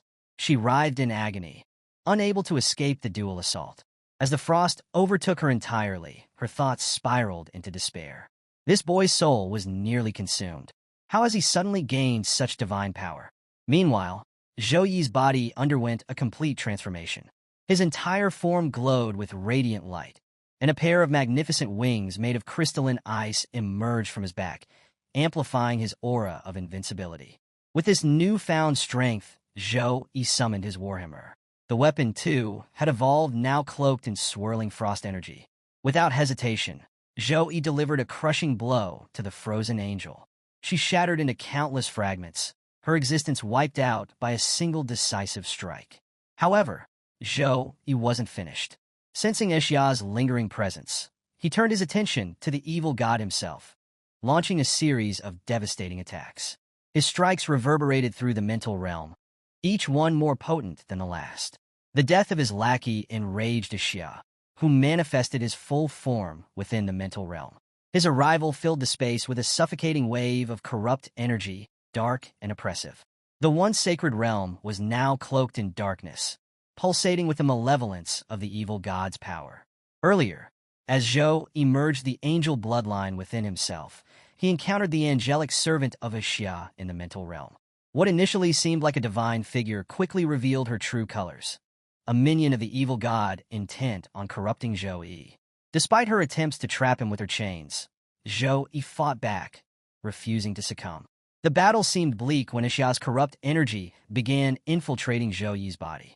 But the effects of the lucky potion he had consumed worked in his favor. The angel and frost bloodlines, previously locked in conflict, fused into a harmonious force, elevating Zhou Yi's strength to unimaginable heights. In his transformed state, Zhou Yi swiftly destroyed the angelic servant. However, Xia, unwilling to let his underling fall so easily, transferred a portion of his power to her lifeless form. The servant was reborn as a monstrous abomination, her strength magnified exponentially. As Zhou Yi prepared for the next phase of the battle, the servant, now evolved into a grotesque beast, laughed mockingly. "Your resistance is nothing but a temporary inconvenience," she sneered, her voice dripping with malice. She summoned a massive chain, pulsating with evil energy, and hurled it toward Zhou Yi. The chain tore through the air with terrifying speed, aiming to bind him once again. But this time, Zhou Yi was untouchable. Floating calmly in the air, his radiant form exuded an angelic grace. His golden light shimmered brilliantly, while his wings of frozen energy allowed him to hover effortlessly. The fusion of the two bloodlines had given Zhou Yi a divine presence, one that defied the grasp of darkness. The demonic chains of evil energy lashed out at Zhou Yi, striking his frozen wings and shattering them into glittering shards. However, even after landing a blow, the expression on the evil creature's face was not one of triumph. It was fear. Before she could react, Zhou Yi moved faster than lightning, closing the distance between them in an instant. The speed of his approach left her frozen in terror, unable to move. As he reached her, Zhou Yi activated a formation. The monster thrashed in panic, trapped within its confines, unable to break free no matter how hard she struggled. The formation erupted with sharp, crystalline spikes of ice that began piercing her from every angle. The unrelenting shards tore through her body, drawing blood as her screams filled the air. From a distance, Zhou Yi watched coldly as the creature writhed in pain. But even in agony, she laughed. "I will accept this gift of yours," she taunted. Suddenly, an ominous surge of power radiated from her body. The evil energy coursing through her grew stronger, mending her wounds and amplifying her strength. Her form began to change, becoming larger, more grotesque, and far more terrifying. "You humans call this power," she sneered. "It's nothing more than scraps of light granted by God." The transformation completed, and more eyes appeared across her monstrous body, each glowing with malevolent energy. She unleashed a flurry of laser-like beams and chains aimed at Zhou Yi. Despite the barrage, Zhou Yi evaded her attacks effortlessly, his movements precise and unyielding. None of her corrupt chains could touch him, leaving her visibly frustrated. "Worms like you only know how to run away," she spat, her voice dripping with contempt. Enraged, she charged a massive energy attack, launching it at Zhou Yi with devastating speed and force. The attack hurtled toward him like a comet, crackling with malevolence. Yet Zhou Yi stood his ground, unflinching. At the last moment, he raised a shimmering shield of holy energy. The attack collided with it and disintegrated instantly, its power rendered meaningless. The creature's confidence faltered. "How is he still standing?" she muttered in disbelief. Zhou Yi, wasting no time, surged toward her with unrelenting determination. Her chains flew toward him once more, but Zhou Yi destroyed them effortlessly with his warhammer, step by step closing the gap between them. In the Divine Palace, Zhou Yi's protection angel watched the battle unfold. A serene smile played on her lips as she murmured, "It's about to end." Back in the mental realm, Zhou Yi reached the evil creature. Without hesitation, he touched her with a single finger. The moment contact was made, a brilliant holy light erupted from Zhou Yi's body, illuminating the entire realm. The light seared through the creature, causing her to wail in anguish. Her grotesque form began to disintegrate under the divine radiance. As she faded, she gasped in disbelief. "Where is your power coming from?" The holy light intensified, eradicating every trace of her existence. Within moments, the mental realm was purified, left untouched by the malevolence that once tainted it. As the creature vanished, the corrupted bloodline of the darkness emerged from Zhou Yi's surroundings. It became clear that when the angel died, the evil goddess Ya had left traces of his power behind, corrupting the bloodline. Now, with the creature defeated and the mental realm cleansed, the angel bloodline had been freed from its dark influence. As the purified angel bloodline emerged from the remnants of the lightning, it drifted toward Zhou Yi, radiating divine brilliance. Returning to his normal form, Zhou Yi reached out, took the bloodline in his hand, and began merging it completely with his body. As the process unfolded, an immensely powerful holy aura surged from Zhou Yi, filling the air with its sacred energy. Outside the mental realm, Chou Huayang watched in awe. This is the power of an angel, he stammered. It completely eradicates the influence of the evil god. Headmaster Wang Hui, who had been tense moments earlier, allowed himself a smile. The angel bloodline and frost bloodline have fused together in a truly remarkable way, he said. Both teachers, now relieved, felt a wave of happiness. During Zhou Yi's struggle against the evil god's energy, they had feared he might be consumed and destroyed. Seeing him prevail brought a sense of hope and pride. Within the formation, Zhou Yi remained focused, channeling his energy to complete the bloodline fusion. Overhead, the protection angel appeared, silently aiding him by providing an additional surge of holy energy. A radiant holy aura enveloped Zhou Yi, growing brighter with each passing moment. Finally, a glowing symbol formed on his chest, a testament to the successful merging of the two bloodlines. The protection angel gave her full support, stabilizing the process. Moments later, Zhou Yi opened his eyes, the fusion complete. He could feel the harmony between the powers of light and frost coursing through him. Chou Huayang observed Zhou Yi and smiled. Zhou Yi truly is blessed. The of light intervened in his moment of crisis, granting him divine strength and allowing him to overcome this threat. As Zhou Yi stood up from the formation, Headmaster Wang Hui approached him. How are you feeling after the successful merging of the bloodlines? Zhou Yi took a moment to assess himself. He could sense a qualitative improvement in his powers, but before he could respond, a notification from the system appeared in front of him. The notification outlined the rewards from his successful bloodline fusion, leaving Zhou Yi surprised and delighted. Bloodline talent updates. 1. Six-winged angel bloodline. Zhou Yi had unlocked a rare, divine bloodline, granting him unparalleled potential and extraordinary power. 2. Divine Mark of Light. A-grade, this talent enhanced his affinity with both light and ice elements to exceptional levels. As his bloodline developed further, it promised to increase his compatibility with other elements as well. 3. Magic Immunity. B-grade, this talent provided Zhou Yi with a chance to resist magic cast by enemies, including debilitating effects from non-damaging skills like Purify and Disperse. As Zhou Yi reviewed his newly acquired talents, his eyes lit up with excitement. It's the six-winged angel bloodline, he shouted, unable to contain his joy. And I inherited 2 bloodline talents. Chou Huayang, standing nearby, was visibly astonished. The six-winged angel bloodline, he repeated, his tone reflecting both disbelief and admiration. The rarity of this bloodline was unparalleled, and Zhou Yi's achievement left him in awe. Headmaster Wang Hui approached Zhou Yi with a satisfied smile. It seems the bloodline forging was a tremendous success, he said. The six-winged angel bloodline is the highest among all angels. The talents you inherit from this bloodline will continue to develop and evolve into S+ grade as your level increases. You've truly unlocked something extraordinary. As Zhou Yi scanned through his notifications, another talent caught his attention. His eyes widened. Master, he called out, there's also an S+ grade bloodline technique called Angel Physique. Headmaster Wang Hui's interest was piqued, and Zhou Yi continued reading aloud. Angel Physique, S+. Unleash the power of your bloodline as a descendant of the six-winged angel. The higher your level, the greater the power you can release. Note, until you reach level 50, you have not fully absorbed the angel bloodline. Each use of this technique will result in a period of weakness afterward. Chou Huayang and Headmaster Wang Hui exchanged impressed glances, and Zhou Yi's excitement grew. He now possessed a remarkable array of bloodline talents. 1. Six-winged angel power, representing the pinnacle of angelic bloodlines. 2.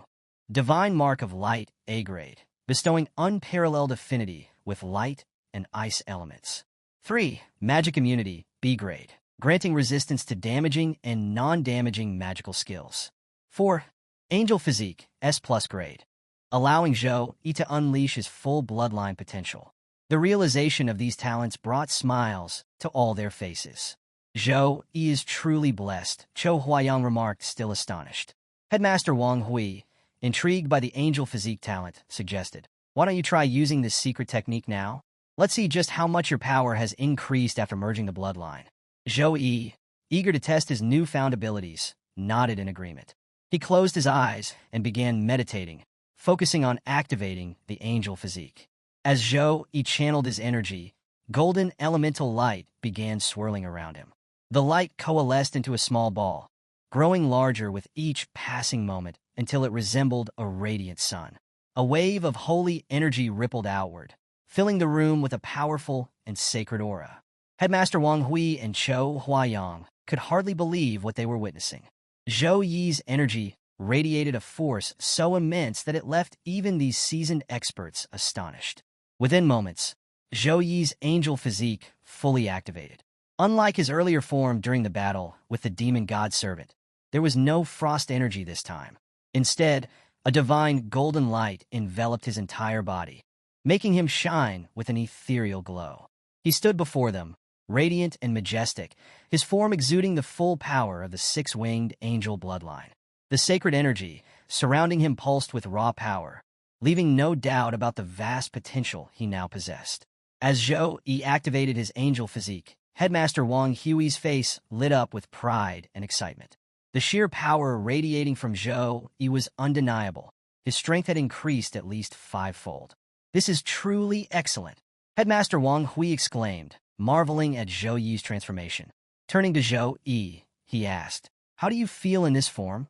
Zhou-Yi, still basking in the overwhelming energy coursing through him, replied, "I feel incredible. I've never experienced anything like this before. My body is brimming with power." To demonstrate, Zhou-Yi activated his frost energy, letting it flow alongside his light energy. Both auras manifested in his hands, radiating outward in waves of elemental energy. Observing the harmonious interplay of light and ice, Zhou-Yi smiled. "The light element and ice element feel like my closest companions," he said. "I can wield them however I wish." The combined aura of both elements grew stronger, filling the entire room with an intense energy. Suddenly, the room's defense systems were triggered. Alarms blared, and warning messages echoed throughout the chamber. High element energy detected. Room defense system activated. The automated system engaged the room's triple-layered defensive measures, prepared to neutralize the overwhelming elemental energy. Seeing this, Headmaster Wang Hui chuckled and said, "Six-winged angels truly are the favorites of elemental energy. But deactivate the secret technique, Zhou-Yi. If you don't, the room's defense system will attack you." Zhou-Yi nodded, unwilling to risk further complications, and deactivated his angel physique. Returning to his normal form, he felt a sudden, sharp discomfort within his body. Pausing, he carefully observed the sensations, trying to understand what was happening. Cho Huayang, noticing Zhou-Yi's hesitation, asked, "What's wrong? Did something go amiss?" Zhou-Yi replied, still confused, "The secret technique drastically improved my strength. But even though I didn't use it for long or fight with it, my entire body feels sore and bloated." Headmaster Wang Hui stepped forward, his tone serious. "That's to be expected," he explained. "The bloodline secret technique rapidly increases your strength, but the six-winged angel bloodline is immensely powerful. Right now, your body hasn't fully adapted to its effects, and it's draining a lot from you. You should reserve this technique as a last resort trump card. Overusing it prematurely could harm you more than help you." As Headmaster Wang Hui provided his guidance, the elemental teacher stood back, observing Zhou-Yi in silence. The six-winged angel bloodline, 2 evolutionary talents, and that S+ grade secret technique, angel physique, he thought to himself. For the other freshmen, chasing after Zhou-Yi is nothing more than a dream now. The conversation between Zhou-Yi and Headmaster Wang Hui continued for some time, with Headmaster Wang Hui offering valuable advice. "Based on the signs of your bloodline activation," Headmaster Wang Hui said, I believe your sister's frost bloodline may not be weaker than yours. If you want her to awaken her bloodline in the best possible condition, you should turn the frozen lotus into a frost pill for her to consume. The university has a specialized pill forging department, and you can place the order directly through the school system. Zoe nodded in agreement, taking Headmaster Wang Hui's advice to heart. Seeing his understanding, Headmaster Wang Hui smiled. Good. Now go and get some rest. With a respectful bow, Zhou Yi activated the teleportation device and left. After Zhou Yi's departure, the elemental teacher turned to Headmaster Wang Hui, his tone filled with concern. Headmaster, how did Zhou Yi even come into contact with the power of an evil god? If anything had gone wrong, we could have lost not only him, but also a crucial asset for Sukong University and perhaps the entire country. Headmaster Wang Hui sighed. It's thanks to the protection of light that Zhou Yi survived this ordeal. However, this is a matter that cannot be ignored. I will personally begin an investigation to uncover the source of this threat. Not a single clue will be overlooked, and whoever is responsible will face justice. Teleporting back to his room, Zhou Yi reflected on Headmaster Wang Hui's words. The frozen lotus would soon be delivered by the Snow Dragon Legion, but another key ingredient, icicle grass, was still missing. Without both ingredients, the frost pill cannot be made, Zhou Yi thought, a hint of worry crossing his mind. To resolve the issue, he opened his inventory, scanning through his items to calculate their worth. A bronze medal might sell for 500 points, a silver medal for 1,000, and the rare gold medal could fetch 2,000 points. He did some quick math. With my current points, I should have enough to purchase the icicle grass at the school market. While Zhou Yi was deep in thought, there was a knock at his door. Startled, he wondered, who could it be at this hour? He quickly went to open the door, revealing Teacher Sue Meyer standing outside. Teacher Sue, Zhou Yi asked, visibly confused. Do you need something from me? As Zhou Yi stepped aside to let her in, Sue Meyer followed him into the room. Observing Zhou Yi closely, she thought to herself, I don't know how, but in just a day, Zhou Yi has grown far stronger.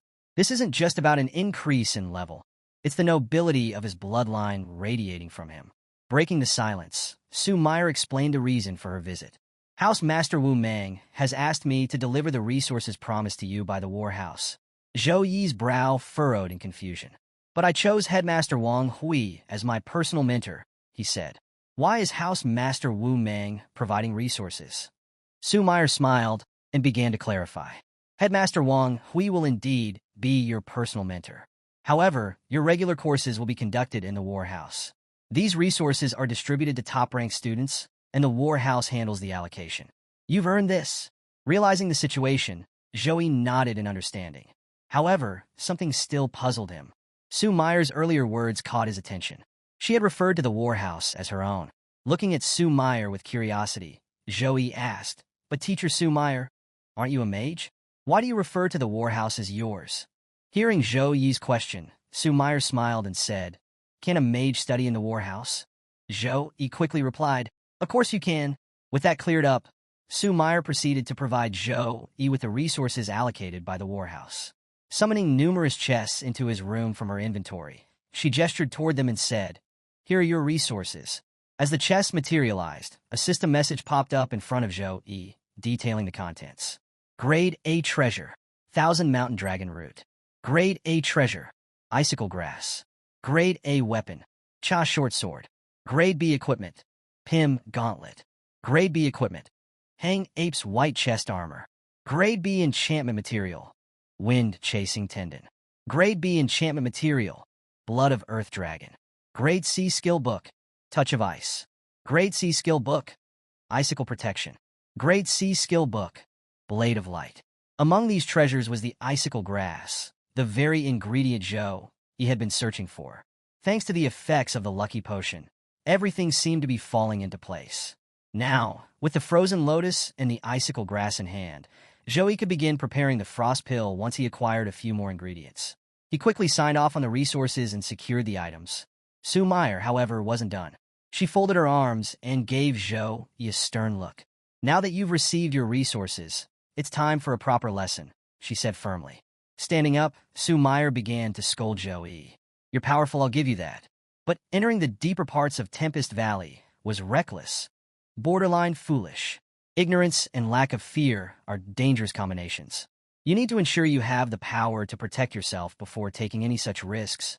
Zhou Yi wanted to explain that his system gave him full control over the threats in Tempest Valley, but he decided to remain silent.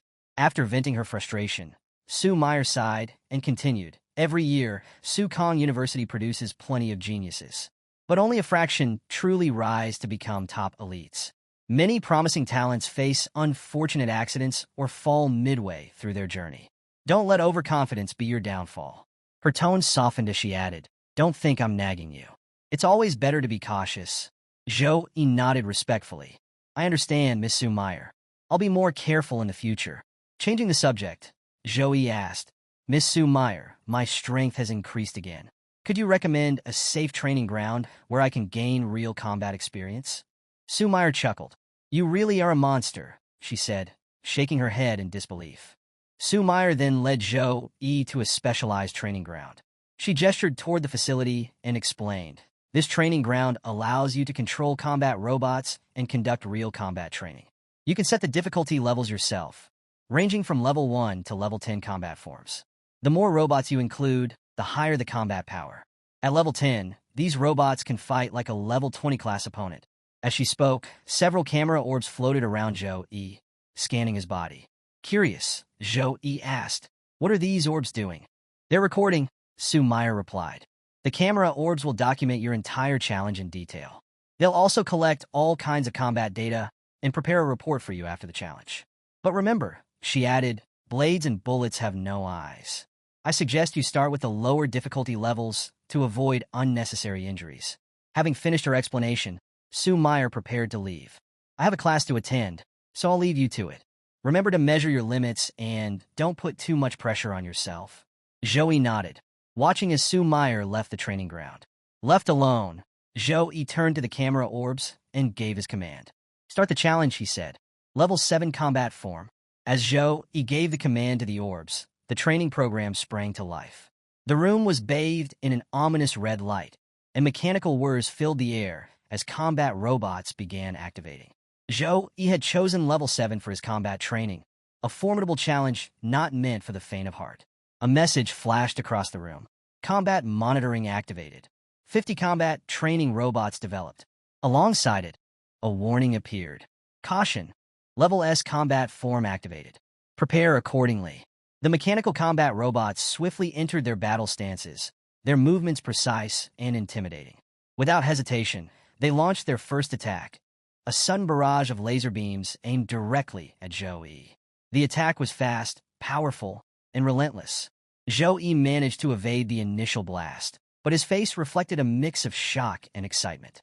"I wasn't expecting them to attack so suddenly, and with such force," he thought. As soon as the first wave of lasers subsided, the remaining robots joined in, launching a coordinated assault. The room was filled with an onslaught of laser beams, rapid gunfire, and other advanced attacks.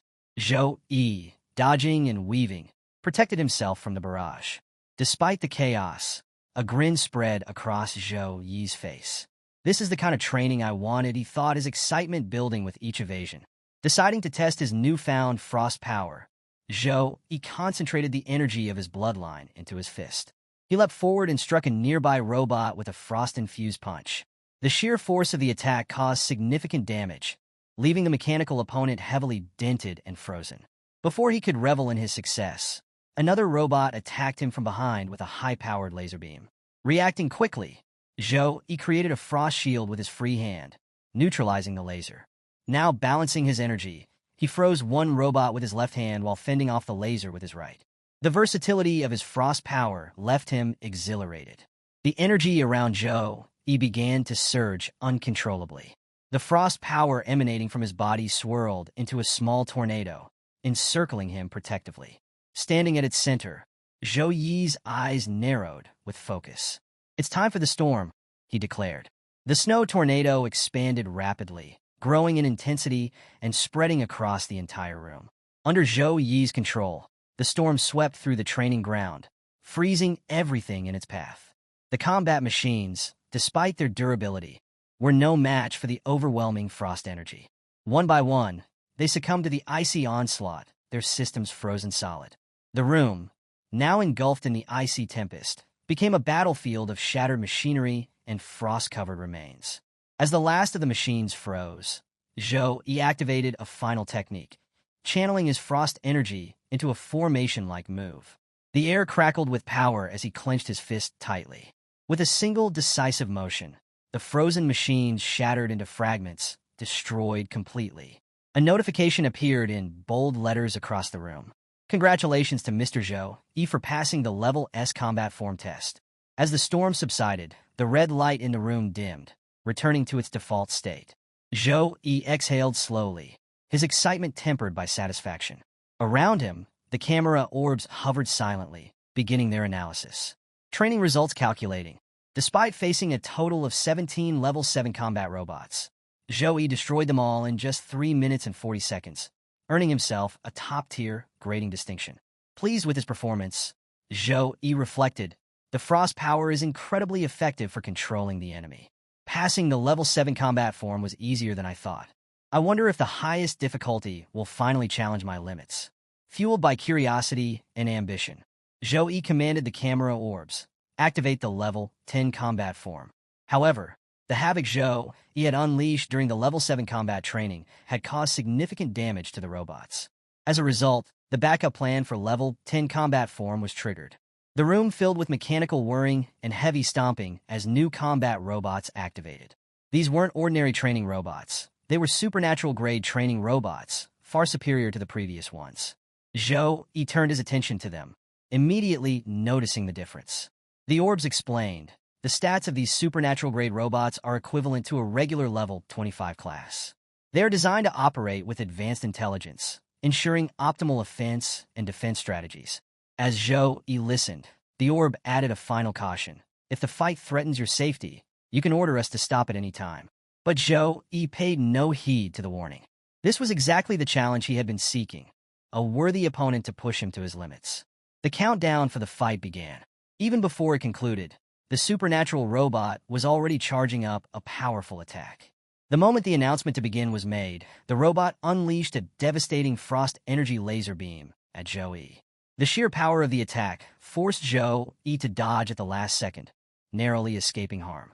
Landing on the ground, he looked back at the robot in shock. How was it able to use frost energy? He wondered, his mind racing. Without hesitation, Zhou activated his own frost power, summoning his warhammer and preparing to counterattack. From above, Zhou descended toward the robot, his warhammer glowing with icy energy. Meanwhile, the robot, undeterred, continuously released streams of frost energy to keep Zhou at bay. Zhou deftly dodged the attacks, his movements fluid and precise. As he closed the distance, he decided to use a new technique he had devised, Ice Light Double. This skill combined the properties of light and frost energy to create an illusionary double. The icy clone shimmered with refracted light, making it nearly impossible to distinguish between reality and illusion. As the Ice Light Double materialized, Zhou real form vanished into the air, leaving the robot momentarily confused. The shimmering clone moved toward the robot, diverting its focus and drawing its attacks. Meanwhile, Zhou circled around, preparing to strike. The robot, unable to differentiate between the real Zhou and the illusion, targeted the clone with its frost laser. This provided the opening Zhou needed to deliver a decisive blow. As Zhou closed the distance between himself and the supernatural robot, he swung his warhammer with full force, aiming to disarm it and stop its relentless attacks. The impact of his blow caused the robot to stagger backwards slightly, but the targeted part, the area responsible for its laser beam attacks, remained intact. Before Zhou could follow up, the robot retaliated, launching a light beam attack that struck Zhou directly. The force of the attack knocked the warhammer from his grasp and sent him tumbling far across the training ground. Lying on the ground, Zhou grimaced as he tried to process what had happened. How is it copying my skills? He wondered. Is the camera orb sharing my combat data with it? As Zhou pondered, the robot's attack system synchronization completed, enhancing its combat capabilities. It generated a light-type warhammer, using the same energy Zhou had wielded earlier. The robot charged toward him, aiming to strike with devastating power. Seeing the incoming attack, Zhou quickly activated his own light power, concentrating it into his hands. As the robot's hammer descended, Zhou blocked the attack with his light-infused palms. The collision created an intense surge of energy, releasing tremendous pressure across the room. While Zhou held back the robot's hammer, the machine system underwent another transformation.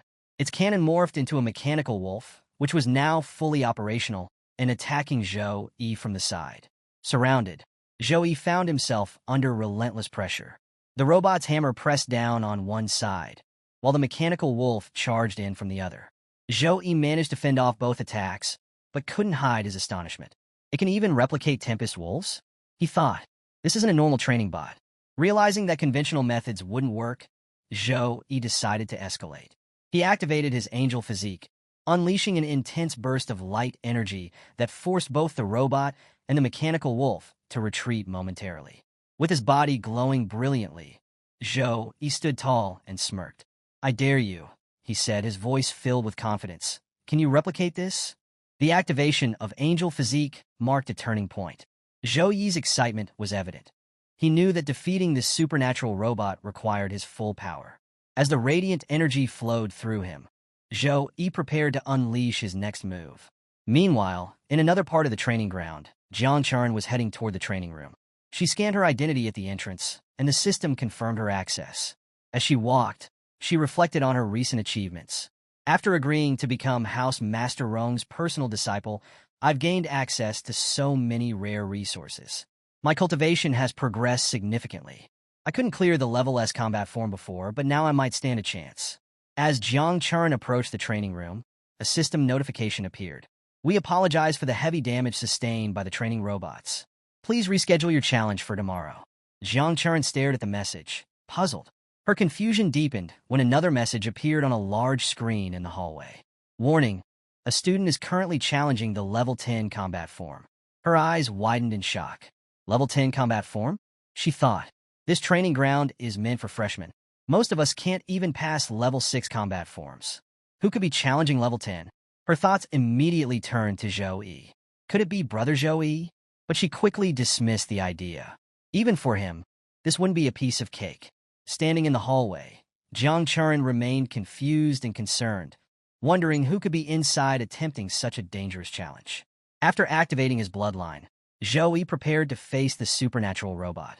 This was no ordinary opponent.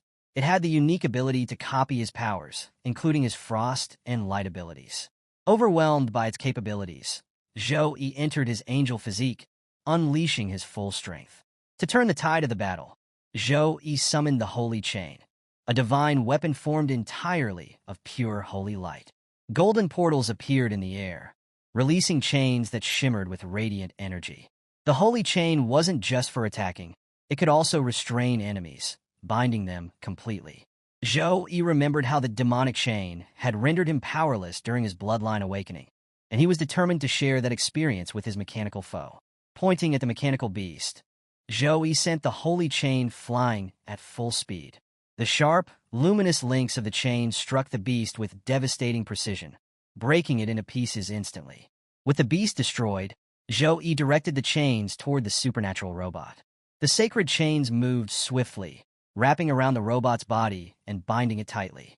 The robot struggled to break free, its internal systems analyzing Zhou Yi's technique in an attempt to replicate it or find weaknesses. But the robot's database flagged the Holy Chain as an anomaly, a skill too unique and complex to decipher. As Zhou maintained control of the Holy Chain, he activated the Vision of Light, an ability that allowed him to detect an enemy's weak points and hidden abilities. Through the Vision of Light, Zhou scanned the robot and identified its power source, hidden within its chest, as its weak spot. Seeing the weakness, Zhou grinned confidently. Without hesitation, he gathered energy into his fist, preparing a powerful light punch. Closing the distance quickly, Zhou struck the robot's chest with full force. The impact unleashed a surge of light energy that enveloped the entire area, spreading electricity through the robot's mechanical parts. The robot's systems faltered, its body immobilized by the attack. Desperate, the robot initiated a self-destruct sequence, but the system interrupted the process, preventing further destruction. Instead, a sacred explosion erupted from the impact, turning the entire room into a storm of dust and light. As the dust began to settle, Zhou stood victorious. Just then, Jiang Churin entered the room, her expression one of shock and disbelief. The training ground was in ruins, with shattered machinery and scorch marks everywhere. Moments later, a notification appeared in front of Zhou Yi. Congratulations! You have cleared the level 10 combat form. Entry access will now be reactivated. However, the system added a warning. Due to extensive damage caused during the testing, repairs are required. The training ground will be unavailable for 1 week. Please return after repairs are completed. Jiang Churin stood by the doorway of the training room, staring at the destruction within. The level 10 combat form had been cleared, and she couldn't help but wonder, who in the world could have done this? Curiosity got the better of her, and she cautiously stepped inside, taking in the remnants of the room. Her eyes widened in shock when she spotted Zhou Yi standing amidst the wreckage. The entire training ground had been obliterated, and yet there he was barely able to stay upright. What is going on here? Jiang Churin asked in surprise, her voice echoing in the silent room. Zhou Yi, exhausted from the intense battle, could hardly stand. Just then, the camera orb hovered near him, scanning his condition before displaying a notification. Congratulations! Level 10 combat form cleared in 8 minutes and 32 seconds. The trial room then revealed Zhou Yi's final appraisal. Single greatest physical damage, 27,304. Single greatest magic damage, 56,021. Single combined skill highest damage, 106,221. Zhou Yi glanced at the display, thinking to himself, if it hadn't been for the mechanical wolf surprise attack, I could have handled this fight more easily. I need a magical pet to support me in battles like this. Before he could dwell on the thought further, Jiang Churin rushed over to him, calling out, Brother Zhou Yi. She reached his side, her face filled with a mix of concern and astonishment. Did you finish your bloodline forging? She asked breathlessly. And how did you become this powerful in just 1 day? Zhou Yi, though visibly drained, smiled faintly and replied, Yeah, I completed it this morning. I now possess the 6-winged angel bloodline. At his words, Jiang Churin's face lit up with excitement. Her eyes sparkled, as if she were gazing at her favorite idol. That's amazing, she exclaimed. The 6-winged angel bloodline is one of the rarest divine bloodlines. Jiang Churin, having the succubus bloodline herself, was well-versed in the rankings of various bloodlines. She knew just how rare and powerful Zhou Yi's new abilities were. After a brief pause, Zhou Yi turned to her and said, Jiang Churin, could you take me to the magic pet market? I want to contract a magic pet to increase my power. Jiang Churin's enthusiasm grew even more. Of course, she replied cheerfully. The magic pet market isn't far from here. I'll take you there now. Jiang Churin led Zhou Yi to the bustling magic pet market in Fantasy Alley, where people were bidding enthusiastically for various magical creatures. A silver-tier fire tiger, capable of reaching level 20, had a current bid of 110 points. An adult dragonhorn rhino, boasting a level 19 draconic bloodline, was listed at 210 points. First come, first served. The market was alive with energy, with vendors showcasing a variety of exotic creatures. One seller displayed a silver-tier golden claw green hawk egg, advertising it as a bargain. As they navigated through the lively market, Jiang Churin held Zhou Yi's hand and asked with a smile, Brother Zhou, do you have any magic pet in mind that you'd like to buy? Zhou Yi stopped for a moment, considering her question. I tamed a Tempest Wolf back in Tempest Valley, he began. But after defeating the demonic sun, I fell into a coma and lost the chance to contract it. I want to find a Tempest Wolf cub with wind elemental skill talents to contract with. As Zhou Yi talked about finding a Tempest Wolf cub, a nearby student overheard and approached him. The student carried a small cage and introduced himself with a friendly smile. Hello, I'm Lu Zhixue, third-year student from the Logistic House and an elite level 22 trainer, he said. I have a Tempest Wolf cub I've cultivated myself. Would you like to take a look? Jiang Churin leaned toward Zhou Yi and whispered, Trainers belong to life skill classes, and Lu Zhixue is a student of Sukong University. Compared to pets sold by regular vendors, his are likely of higher quality. Considering Jiang Churin's advice, Zhou Yi nodded and said, Okay, let's see it.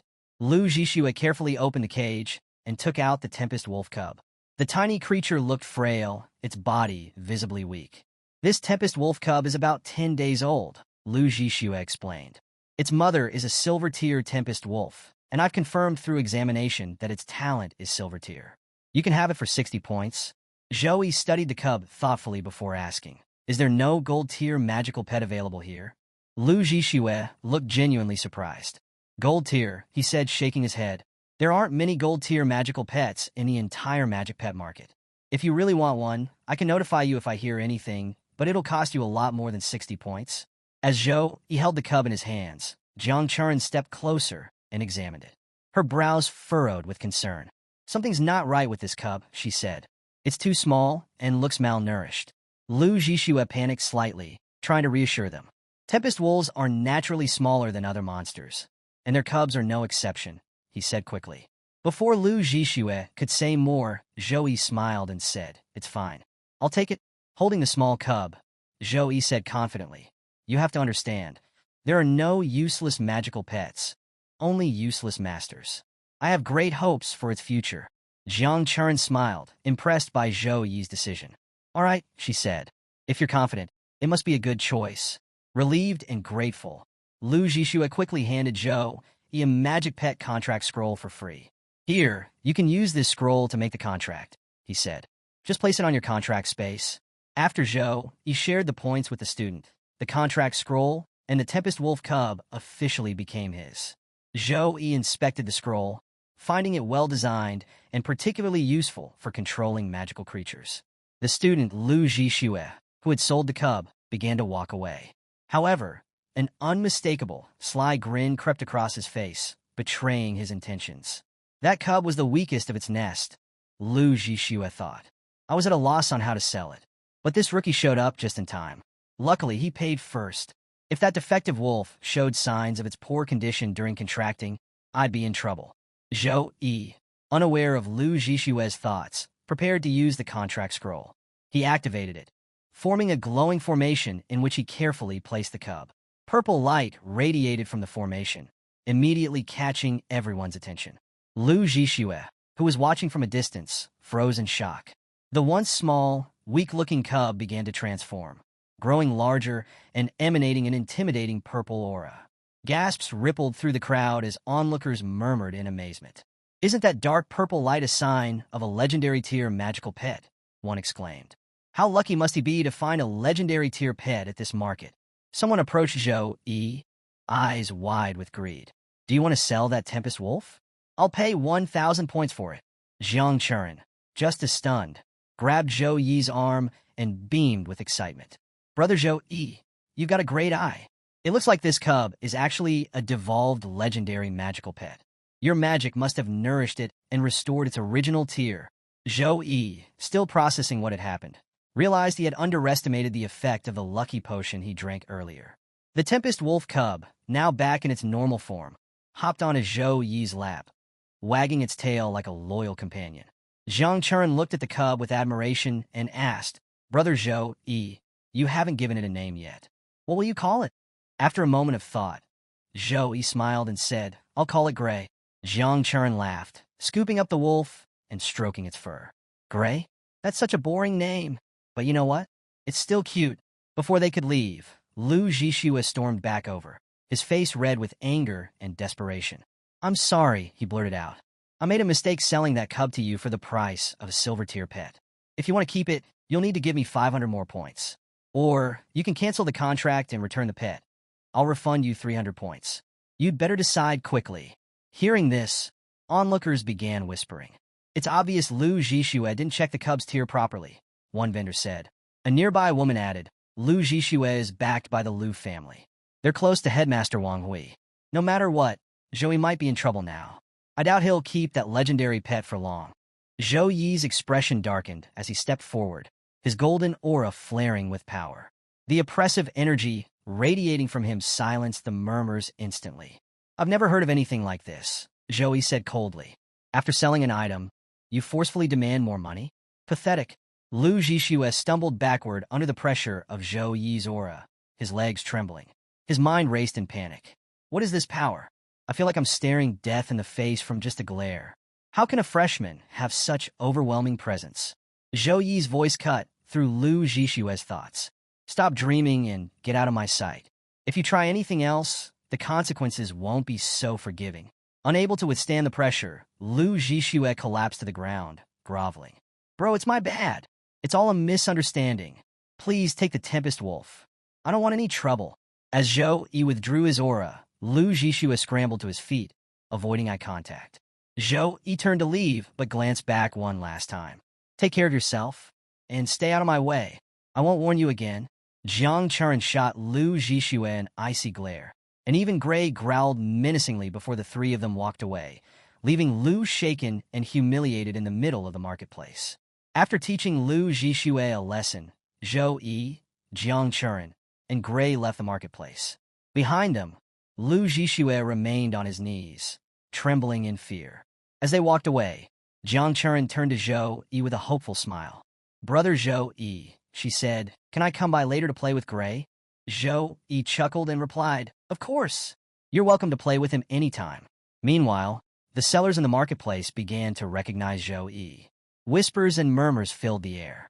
Isn't that Joey? One seller said. The #1 freshman? Another bald seller laughed. Yeah, that's him. I heard Principal Wang Hui took him in as an exclusive disciple. He even received the gold contribution medal.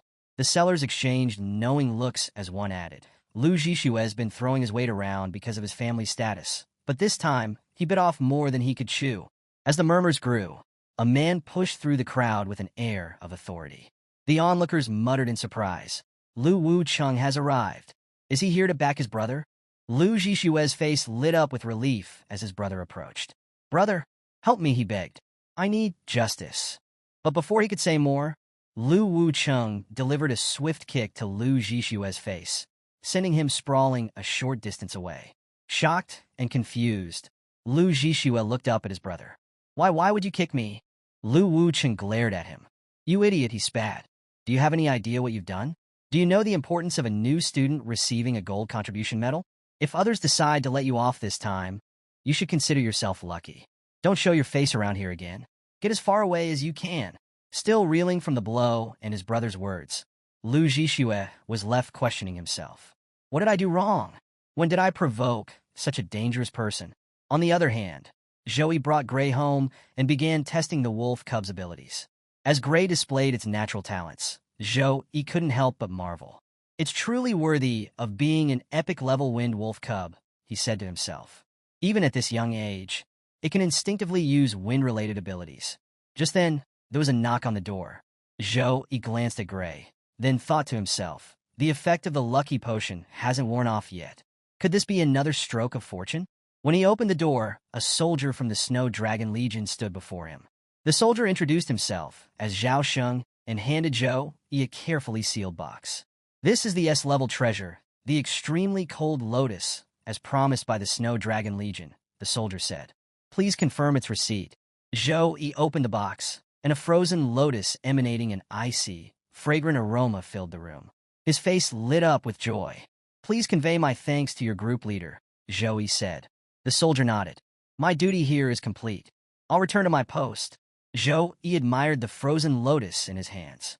With this, Zhou Yun's awakening bloodline crisis will be solved once the pill is refined.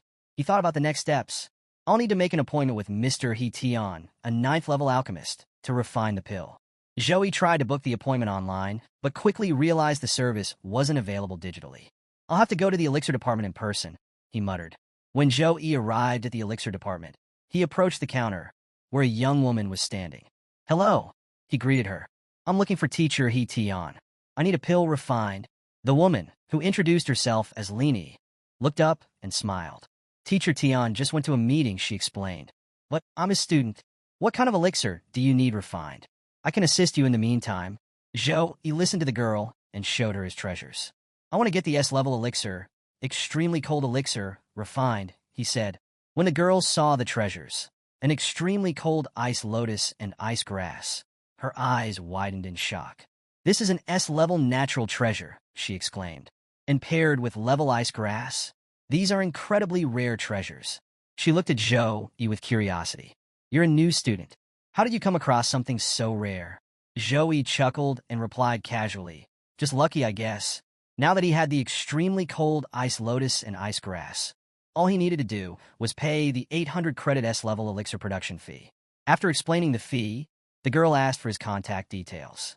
Once Teacher Tian finishes refining the extremely cold pill, I'll inform you as soon as possible, she assured him. Zhou Yi shared his contact information, left the treasures in her care, and exited the elixir department. Later, Zhou Yi was seen walking through the academy, likely on his way to his first class. As he passed by, he overheard a group of students chatting. Did you hear? Alien creatures have been discovered recently in multiple places, one said. Yeah, I heard about it too, another replied.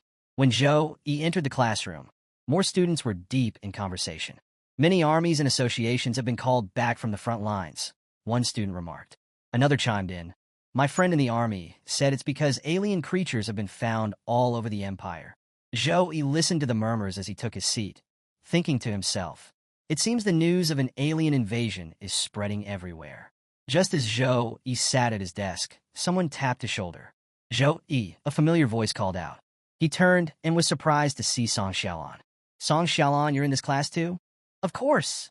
Song replied with a smile. My special teacher is Housemaster Wu Meng, so it looks like we'll be classmates from now on. She extended her hand. Classmate Zhou Yi, please take care of me in the future. Zhou Yi shook her hand and replied, I'll rely on your guidance too. Song laughed. You're so powerful, it's hard to imagine I could teach you anything. But if you ever need my help, just ask. Moments later, Sue Meyer entered the room and stood in front of the students. Introducing herself, she said, My name is Sue Meyer, and I'll be responsible for teaching you the detailed intricacies of the world of Warcraft. Before starting the lesson, Sue Meyer made an important announcement. As many of you have heard, the rumors are true. There's been a massive invasion of alien creatures in the Empire.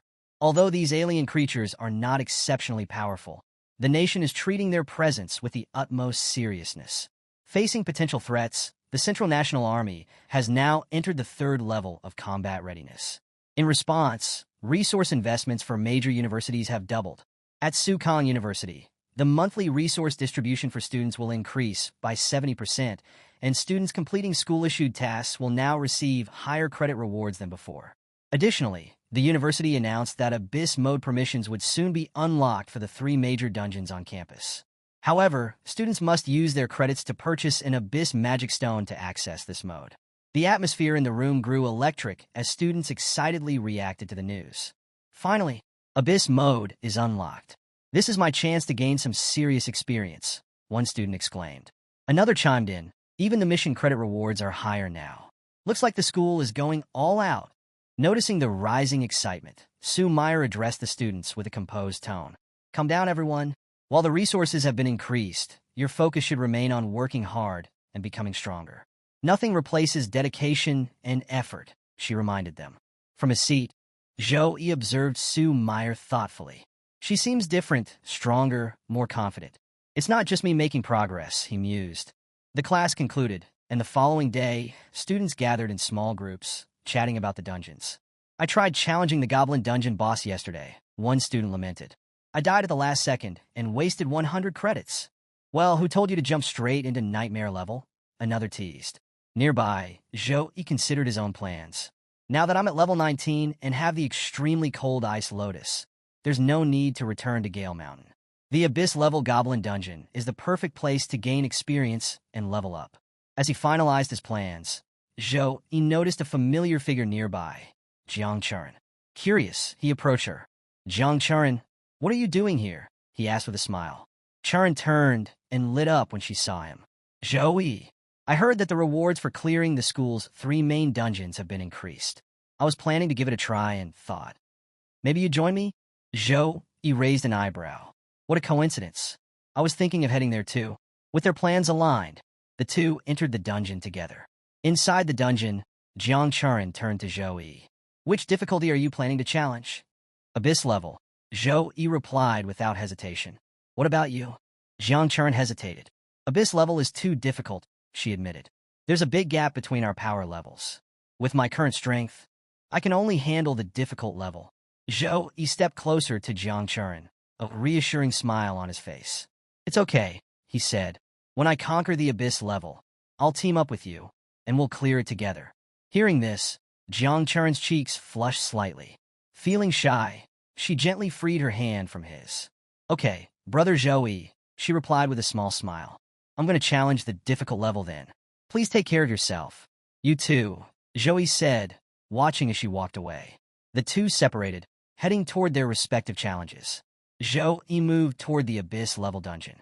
On his way, he overheard a commotion among the other students. Is that Shiming Xian? What's he doing here? The crowd buzzed with excitement. It wasn't every day a top-ranking student challenged the leaderboard dungeon. Don't you know? One student explained. If you refresh the clearance record of the abyss-level dungeon, you can get the Achievement Talent Award. It's nearly impossible to get additional achievement talents without special opportunities. No wonder Shiming Xian's here. Shiming Xian, a level 23 mage ranked 86 on the leaderboard, stood nearby, exuding confidence. Zhou Yi glanced at him briefly and thought, this is boring. I'd better focus on my own challenge. Ignoring the growing chatter, Zhou Yi entered the dungeon and selected the abyss-level difficulty. As soon as he made his selection, the system deducted 400 credits from his account in exchange for a glowing purple magic stone. In moments, Zhou Yi teleported into the goblin dungeon. Outside, students noticed his choice. Wait, is that Zhou Yi, the top newcomer? What's he thinking? A level 19 warrior challenging the abyss-level difficulty? He doesn't know his limits, one student scoffed. It's just a waste of 400 credits, another laughed. Even Shiming Xian smirked, dismissing Zhou Yi's choice. Looks like some people are letting the increase in resources get to their heads. Inside the dungeon, Zhou Yi stood in a desolate area that resembled ruins. Surveying his surroundings, he muttered to himself, why is this place in such a state? Could it be the result of demons taking over and destroying everything? As he examined the area, a goblin crept up from behind, weapon in hand, ready to strike. But Zhou Yi, sensing the danger, turned just in time. With a swift, powerful punch, he sent the goblin flying. The goblin hit the ground with a thud, lifeless after just one blow. Zhou Yi shook his head and said with a smirk, how shameless. A sneak attack on a 20-year-old? That's just embarrassing. Zhou Yi stood calmly, surveying his surroundings. A sudden noise drew his attention. A massive wave of goblins now stood before him, their eyes gleaming with hostile intent. Without hesitation, they surged forward, ready to attack. These goblins were level 22, silver-tier grade monsters, known for their surprise attacks and slash techniques.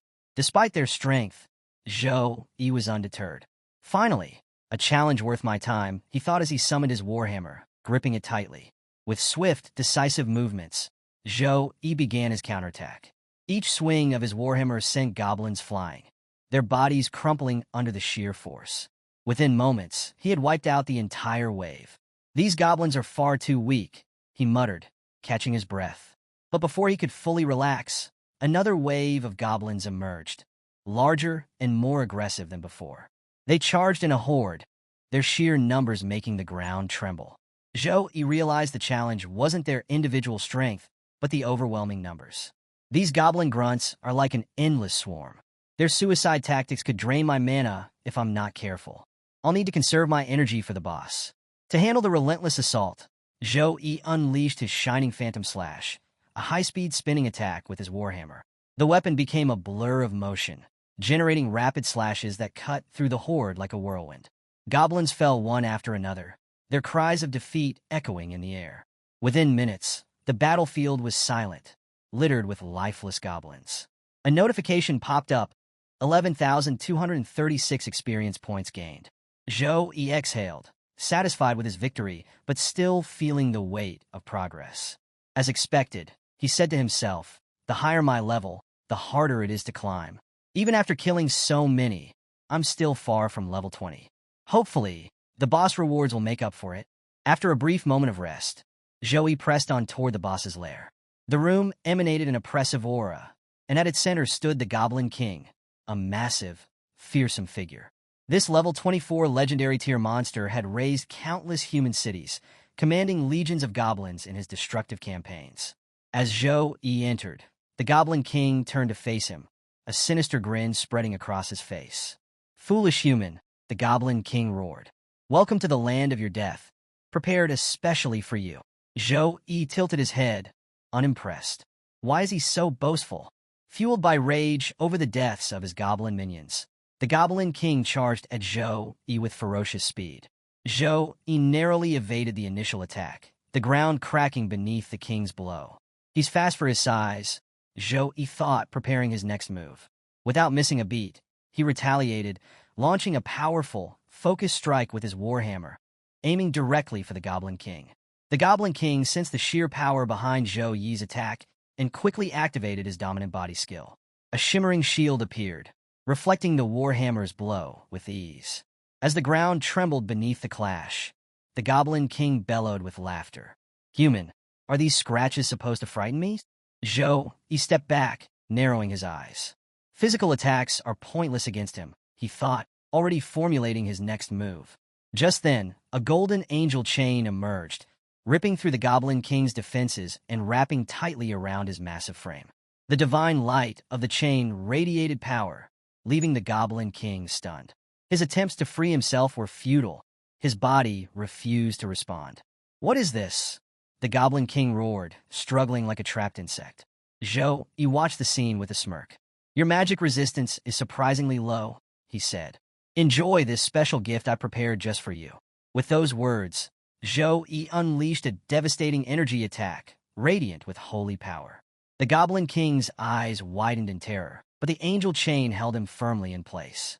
The energy struck with unparalleled force, enveloping him in blinding light. When the light faded, the Goblin King was no more. Zhou Yi surveyed the battlefield and shook his head. An abyss-level realm boss, yet it was surprisingly weak.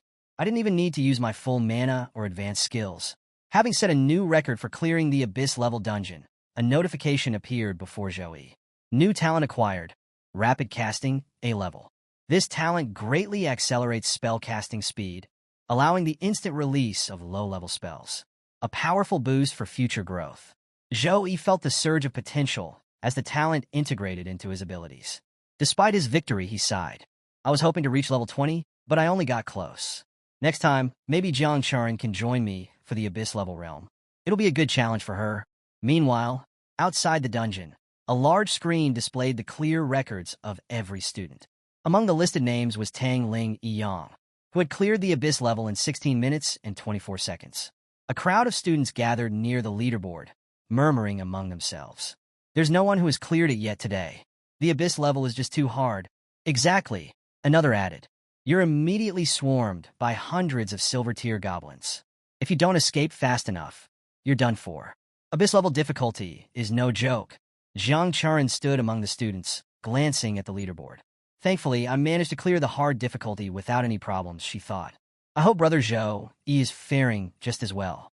Suddenly, the leaderboard updated, and murmurs turned to exclamations. "Did you see that?" one student said, pointing at the screen. "A level 19 Saint Knight, named Zhou Yi, just got first place, and he set a new record." As the crowd of students buzzed with chatter, someone suddenly shouted, "The record for the abyss-level realm has been broken." All eyes turned to the leaderboard screen, which now displayed a new name at the top, Zhou Yi. "Look, Zhou Yi's name is there," one student exclaimed. The murmurs grew louder. "Who is Zhou Yi? Is he a senior from the third year?" "No, he's the #1 freshman," another replied. The realization sent ripples of disbelief through the crowd. Many students recalled Zhou Yi's impressive performance during the freshman competition, but this was on another level. How could a level 19 Saint Knight defeat the level 24 legendary Goblin King? Some were skeptical. "It doesn't make sense," one muttered. "How did he manage to clear the abyss-level realm in just 10 minutes and 56 seconds? Others waited anxiously for Shi Ming Xian to emerge from the dungeon. Being ranked 86th on the Earth list, Xian was expected to set a higher record, potentially knocking Zhou Yi's name from the top. Just then, Xian staggered out of the dungeon, his body battered and his expression defeated. Brother Xian, a student, rushed to his side, helping him stay upright. Xian shook his head, panting. "The Abyss Realm, it was too hard. I lost some golden-grade equipment, and I still failed to clear it." He uncorked a recovery potion and took a shaky sip, but his eyes darted around, confused by the crowd's focus on the leaderboard. "What's going on?" Xian asked. The student supporting him hesitated before explaining. "Brother Xian, a freshman named Zhou, he cleared the Abyss level in 10 minutes and 56 seconds. He set a new record." Xian froze, the potion slipping from his hand as shock overtook him. "Impossible," he whispered. At that moment, Zhou Yi emerged from the dungeon. The crowd turned toward him, their astonished whispers growing louder. "There he is," someone said. "Zhou Yi's come out." Xian's disbelief hardened into determination. He stepped forward, blocking Zhou Yi's path. "I'm sure Ming Xian, ranked 86th on Earth," he said, introducing himself. "How did you clear the Abyss level?"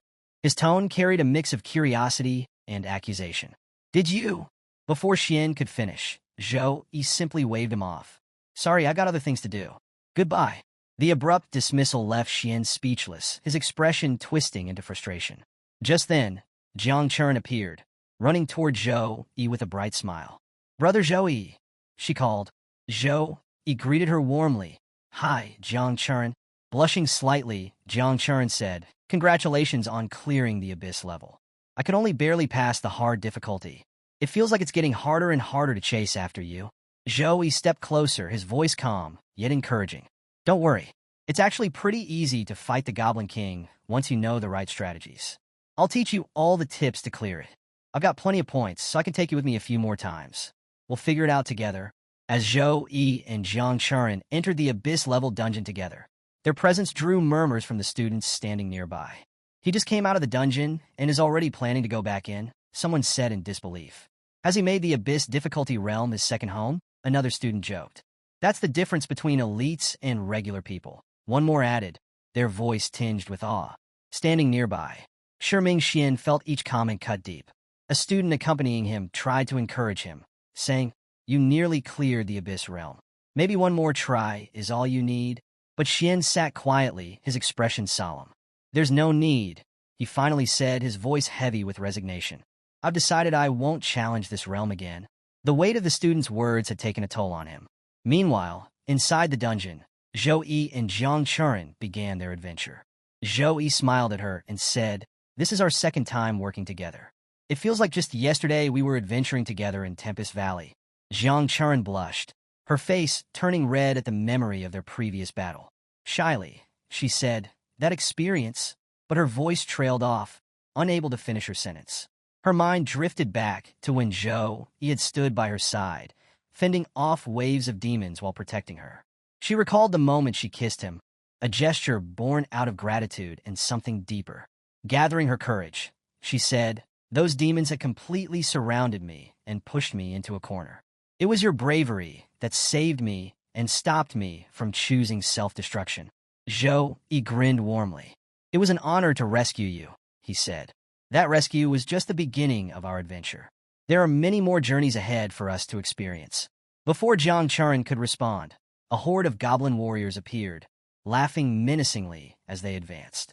These were level 22 monsters, and their numbers were overwhelming. Jiang Churen's eyes widened. The Abyss difficulty certainly doesn't disappoint. The stats on these goblins are ridiculously high. Zhou Yi had brought Jiang Churen here to help her gain experience and to clear the dungeon together. Calmly, he began giving her tips. "Don't be intimidated by their levels," he said. "Their strength lies only in their numbers. Keep your focus on your skills, and you'll find they're easier to handle than they look."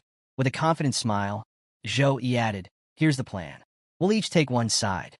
Just make sure none of these goblins can sneak up behind us." After hearing the plan, Jiang Churen agrees, setting the stage for their next battle. Our hero then activates several buffs. The Gift of Power, Shield of Protection, and Weapons Blessing, ensuring not just his own enhancement, but boosting Jiang Churen's abilities as well. Empowered by these buffs, Jiang Churen readies her Dark Element Sword, while Zhou Yi wields his hammer, both preparing to take on a horde of goblins. Zhou Yi takes the lead, charging forward with his hammer and urging Jiang Churen to flank from the opposite side. As he reaches the goblins, he unleashes devastating swings, each strike crushing multiple foes. On the other side, Jiang Churen feels an exhilarating surge of power coursing through her, thanks to the buffs. Her stats increase significantly, making her attacks nearly twice as effective. When a group of goblins attempts to ambush her, Jiang Churen responds swiftly with her Dark Slash, her blade cutting through them effortlessly. The dark element power of her sword delivers immense damage, making quick work of the enemies. Despite her lower level, Jiang Churen mows through the silver-tier goblins with ease, as though trimming grass. Meanwhile, Zhou Yi continues his rampage, his hammer swings causing chaos among the goblins. In a short time, the duo annihilates the entire horde. Jiang Churen, now at level 18, gains 5,200 XP, while Zhou Yi, still at level 19, earns 5,900 XP. Triumphant and energized, Jiang Churen beams with excitement, asking Zhou Yi if they can keep going. Amused by her enthusiasm, Zhou Yi agrees, and the two set their sights on the goblin boss. Arriving at the boss's lair, they are greeted by a towering figure radiating power. The goblin boss, at level 24, roars in rage, vowing vengeance for his fallen comrades. Sensing the immense strength of their opponent, Jiang Churen remarks that bosses of this caliber are no easy feat. She questions Zhou Yi about his strategy, and he confidently reveals that while the boss looks formidable, its spell resistance is notably weak. He suggests Jiang Churen use her most powerful skill to exploit this weakness. Emboldened by his words, Jiang Churen decides to take the lead. She channels her succubus bloodline, summoning its demonic power to unleash a devastating demonic slash. The attack strikes the goblin boss directly, but instead of dealing significant damage, the demonic energy is absorbed, causing the boss to ascend to an even greater level of strength. Now more powerful than ever, the goblin boss retaliates with a ground shockwave, stomping the ground with a mighty force. The impact sends tremors throughout the area, shaking the very foundation of their battlefield. The immense pressure from the goblin boss's shockwave sends Zhou Yi and Jiang Churen scrambling to steady themselves. Zhou Yi regains his balance first and quickly checks on Jiang Churen, concerned for her safety. Though visibly shaken, Jiang Churen manages to reply, her voice tinged with despair, admitting that she's unharmed. However, she blames herself for their predicament. Overwhelmed with guilt, she confesses that her inability to control her demonic power allowed the goblin boss to absorb it, making him even stronger. Seeing her sinking into self-blame, Zhou Yi reassures her, trying to lift her spirits. Determined to salvage the situation, he resorts to the strategy he used to defeat the goblin boss before. Activating Punishment of Light, he launches the attack, but the goblin boss effortlessly shields himself with a protective barrier. Surprised and frustrated, Zhou Yi realizes that the boss's spell resistance has significantly improved. Undeterred, he activates the Spear of Light and moves in for another strike. Before charging, he turns to Jiang Churen and warns her of the worsening situation, suggesting that if he fails, she should use the Abyss Stone to escape. Zhou Yi unleashes a flurry of attacks, including the Divine Chain, but none of his efforts penetrate the boss's defenses. The goblin boss even shatters the chain with ease, leaving Zhou Yi struggling against an opponent far stronger than before. Meanwhile, Jiang Churen is paralyzed by guilt and fear, blaming herself for the escalating danger. Her frustration grows as she watches Zhou Yi struggle, and she feels powerless to help. Suddenly, a voice echoes within her mind, a manifestation from her inner world, calling out her weakness. The demonic presence of her succubus bloodline materializes in her mind, taunting her for lacking the strength to assist Zhou Yi. The presence tells her that only by fully embracing and controlling her demonic power can she stand beside Zhou Yi and protect him. As the internal conflict rages within her, Jiang Churen feels torn between self-doubt and a growing determination. Meanwhile, Zhou Yi, still locked in battle with the goblin boss, considers activating his angel physique as a last resort to protect Jiang Churen. But before he can act, a sudden, massive sword slash cuts through the goblin boss's arm, severing it completely. The boss howls in agony, unable to absorb any more demonic energy, as Zhou Yi turns in shock to see the source of the attack. Standing before him is Jiang Churen, transformed and exuding an overwhelming, dark power. She has fully evolved into her bloodline's demonic physique, but something is different. Her usual composure has been replaced by a menacing, otherworldly presence. Laughing with unrestrained confidence, she declares that she will handle the monster now.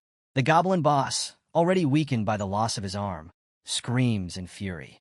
Not only can he no longer absorb the demonic energy, but the energy he had stolen is now being forcibly drawn back into Jiang Churen. As the goblin boss roars in agony, Jiang Churen mocks him with a sly laugh, calling his suffering just an appetizer. Furious and desperate, the boss charges at her, unable to endure the sight of his stolen power flowing back into her. Jiang Churen, unfazed by his rage, retaliates with a devastating laser-like beam attack that shakes the entire battlefield. Zhou Yi watches in awe, stunned by the overwhelming power of Jiang Churen's new succubus form. Her attack obliterates the goblin boss instantly, ending the fight in a spectacular display of strength. As the dust settles, Both Zhou Yi and Jiang Churen earn a hefty 23,200 experience points, along with 15 free stat points and 15 skill points each. With the battle over, Jiang Churen approaches Zhou Yi in a playful, flirtatious manner. Her mischievous grin catches him off guard as she leans in close and teases him about continuing their work. Embarrassed by her boldness, Zhou Yi fumbles for words, prompting Jiang Churen to close the gap even more. She places her hand on his chest and, with a flirtatious tone, questions his silence, asking if he doesn't like this version of her. Taking it a step further, Jiang Churen grabs Zhou Yi's hand, placing it on her waist and continuing to flirt. Zhou Yi, clearly flustered, quickly steps back and, with a serious tone, asks if she is truly Jiang Churen. The question snaps her out of her demonic persona, and she regains her composure, visibly embarrassed by her actions. Dropping to the ground, she apologizes, explaining that the demonic power from her succubus bloodline had overwhelmed her. After a moment, Jiang Churen returns to her normal form and sheepishly reassures Zhou Yi that she was never fully possessed by the demon. Zhou Yi gently holds her face, offering reassurance that everything is fine. He admits he had been worried she was no longer herself, to which Jiang Churen blushes, insisting that such a thing could never happen. Wanting to move forward, Zhou Yi suggests they continue clearing the dungeon, using the opportunity to help Jiang Churen gain better control over her demonic powers. He encourages her, proposing they work on her abilities until she's ready to tackle the abyss-level realm on her own. Playfully, Jiang Churen jokes about how the Goblin King might as well be their old friend by now, given how often they defeat him. Zhou Yi chuckles, adding that sometimes it feels like they're training more than actually clearing the dungeon. The mood lightens as the two prepare to delve deeper into the challenge. Meanwhile, outside the dungeon, a group of students watches and speculates about Zhou Yi's abilities. One of them remarks on how tough the abyss-level realm is, pointing out that only the monstrous freshman has cleared it. Another student scoffs, suggesting Zhou Yi's success might have been due to sheer luck. However, a third student quickly rebukes the idea, asserting that Zhou Yi's strength is unmatched in the entire college.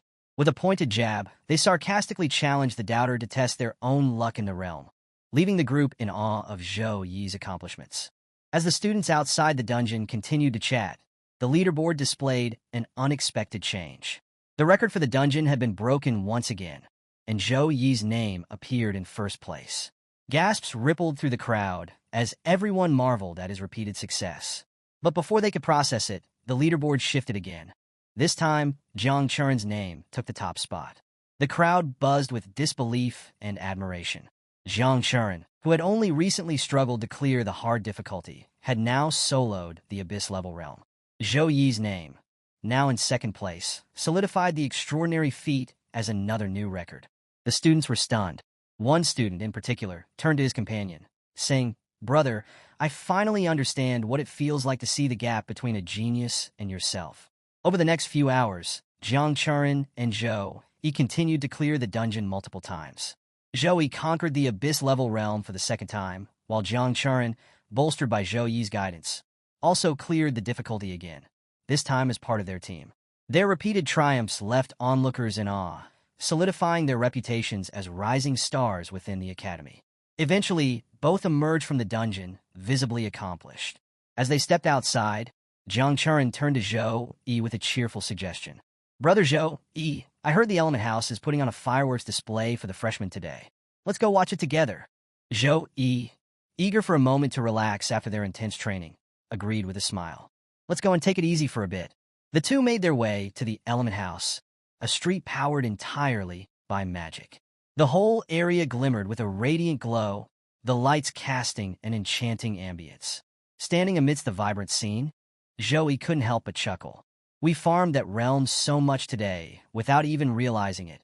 Jiang Churen nodded, her face glowing with gratitude. "Thank you, Brother Zhou Yi. I've gained so many rewards from the abyss-level realm, and it's all thanks to your help." Zhou Yi laughed and waved off her praise. "You're giving me too much credit. This was all your effort. I just gave a little push." As they strolled further down the magical street, they stopped before a towering statue. Zhou Yi, puzzled, examined it closely. "Who is this?" he asked. Jiang Churen smiled and explained. "This is Mage Wei Yang, honored with the title of protective deity. He defended against multiple invasions from otherworldly legions, all by himself. His bravery and deeds became legendary. Unfortunately, during his final battle, a demon lord attacked him from behind. He sacrificed his life, and his soul was completely wiped out. Because of this, he cannot be resurrected. Hearing the tale, Zhou Yi felt a deep respect for the fallen hero. What an incredible person, to stand against so many enemies alone. That's true greatness, he said, admiration evident in his voice. After a pause, he turned to Jiang Churen, curious. I don't know much about history. Could you tell me about the Dark Ages? Hearing Zhou Yi's interest, Jiang Churen eagerly begins recounting the history of the Dark Ages, starting with the Golden Age, which began in the year 2544, 80 years ago. During this time, many talented individuals and extraordinary classes emerged, earning the era its illustrious title. Legends like Tempest Sword Saint Chong Ping Hai and Heat Blade Saintly Xiao Yang rose to prominence, and their heroic deeds still resonate today as they continue fighting on the front lines. However, the triumphs of the Golden Age were short-lived. When humanity began exploring and attacking other worlds, the Dark Age descended without warning. This era brought an overwhelming invasion of creatures from other realms, marking one of the darkest chapters in history. The elites of the Golden Age fought valiantly, sacrificing their lives to hold back the tide of destruction. After 30 grueling years of relentless battles and the loss of millions of warriors, humanity finally achieved peace, ushering in the current age. As Jiang Churen reflects on the present, a shadow of concern crosses her mind. She fears that history might repeat itself, as dimensional cracks seem to be opening again, signaling the possibility of another large-scale invasion. Despite her attempt to mask her worry, Zhou Yi notices and places a reassuring hand on her head. Don't overthink it, he says confidently. This time it's different. These creatures slipping through the cracks are weak compared to the past. And we're nothing like the people of the Golden Age. We're far stronger now. If darkness ever falls upon us again, it's those otherworldly creatures who will regret it, not us. His calm assurance brings a smile to Jiang Churen's face. You're right, she agrees. We've been preparing for so long. If they come, we'll be ready. At that moment, fireworks light up the night sky, their vibrant explosions casting colorful reflections across the magical street. Jiang Churen, with her playful energy, grabs Zhou Yi's hand and leads him to a better spot to enjoy the display. Together, they watch the dazzling fireworks, their earlier worries momentarily forgotten. The scene then shifts to Zhou Yi on a train. As he gazes out of the window, he sighs to himself, lamenting, "Too bad Miss Su isn't here, so I can't use the military teleportation array." Having grown accustomed to instant teleportation, the slow pace of the train feels strange to him. But his attention soon turns to the frozen pill in his hand, a remedy capable of curing Zhou Yun's disease. Holding it, Zhou Yi feels a sense of relief and happiness, knowing it will make a difference. The story transitions to Zhou Yun, Zhou Yi's sister, who is visibly frustrated. She sits in her room with Qing, questioning why her brother hasn't arrived yet. "Why isn't he here?" she demands.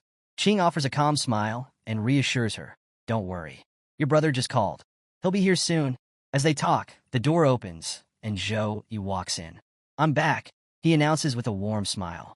Zhou Yun's mood changes instantly. She jumps with excitement and runs to her brother, plopping herself on his lap. Zhou Yi smiles, stroking her hair affectionately. "I was worried about you the whole way here," he says. "But seeing you so full of energy now, I feel so much better." After hearing Zhou Yi's reassurance, Zhou Yun innocently replies, "Of course. I've been taking my medicine every day." Her cheerful response makes Qing smile warmly. Turning to Zhou Yi, Qing expresses her happiness. "It's so good to see you again after so long." Zhou Yi nods, returning her smile. "It really has been a while since I last saw you, Sister Qing." Qing steps closer, her expression soft but curious. "Now that you're back, how long will you stay this time?" Zhou Yi responds, "I'll be here for 3 to 4 days. I came for Yun's final treatment." Hearing this, Yun's expression immediately shifts to sadness. Clinging tightly to her brother, she protests, "You're only staying for such a short time?" Zhou Yi tries to console her, and Yun quickly brightens up, her tone shifting. "Then, brother, have you prepared a gift for your adorable sister?" Zhou Yi chuckles at her quick change in mood and immediately summons the horn of the golden grade beast, presenting it to her. "Here, this will let you summon a golden grade bear to protect yourself," he explains. Yun's eyes widen with joy as she accepts the gift, her excitement overflowing. This is perfect. It's exactly what I expected from my brother. Thank you. Her happiness is infectious. And He places a gentle hand on her head, saying, I'm sure you'll become as strong as I am once you're fully cured. A short time later, the doorbell rings. He heads to the door and opens it to greet the visitors, Secretary Zhao and Madame Chui. Smiling, He welcomes them warmly. Secretary Zhao steps forward explaining, Mr. Zhao, I contacted Madame Chui last night, and she came immediately. Before he can say more, Madame Chui interrupts with a confident smile. You must understand, Secretary Zhao, an invitation from He isn't something I'd take lightly. He approaches Madame Chui, shaking her hand. You're far too kind, Madame Chui. I'm the one who should be thanking you for coming here to help me. Madame Chui responds graciously, and I nearly forgot to congratulate you. Not only did you find the frozen lotus, but you've also managed to forge it into the frost pill with effects even greater than expected. At this revelation, Secretary Zhao's jaw drops in shock. The frost pill? An S-grade treasure? That's priceless and in such high demand. Seeing Secretary Zhao's astonishment, He chuckles and briefly explains how he came across the frost pill. Then, he quickly refocuses the conversation. We shouldn't waste any more time. My sister's treatment is the priority. Both visitors immediately nod in agreement. You're absolutely right. Let's not delay any further. Let's begin. The group gathers in a special room to begin Yun's treatment. However, as they prepare, Yun looks up at Zhou with nervous eyes. Bro, will this really be okay? She asks, her voice trembling. Zhou kneels beside her, placing the frost pill gently in her hand. There's no need to worry. He reassures her with a calm smile. Just take this pill, and everything will be fine. With some hesitation, Yun enters the intricate formation at the center of the room. She takes a deep breath and tells her brother, I'm ready. Zhou responds by activating several powerful buffs, including the Blessing of Protection, Blessing of Dawn, and Blessing of Courage. As he channels his sacred aura, a radiant light fills the room, its holy energy astonishing everyone present. Madame Chui, a seasoned priest herself, looks on in awe. Despite her experience, she marvels at how Zhou sacred energy is far purer than her own. The light fills Yun with strength and confidence, helping her steady her resolve. Once everything is in place, Zhou nods toward Madame Chui, who steps forward and activates the formation. The intricate array glows, and she instructs Yun to take the frost pill. Yun swallows the pill, and within moments, a brilliant frost light erupts from her body. The intense energy spreads rapidly, freezing the air around it.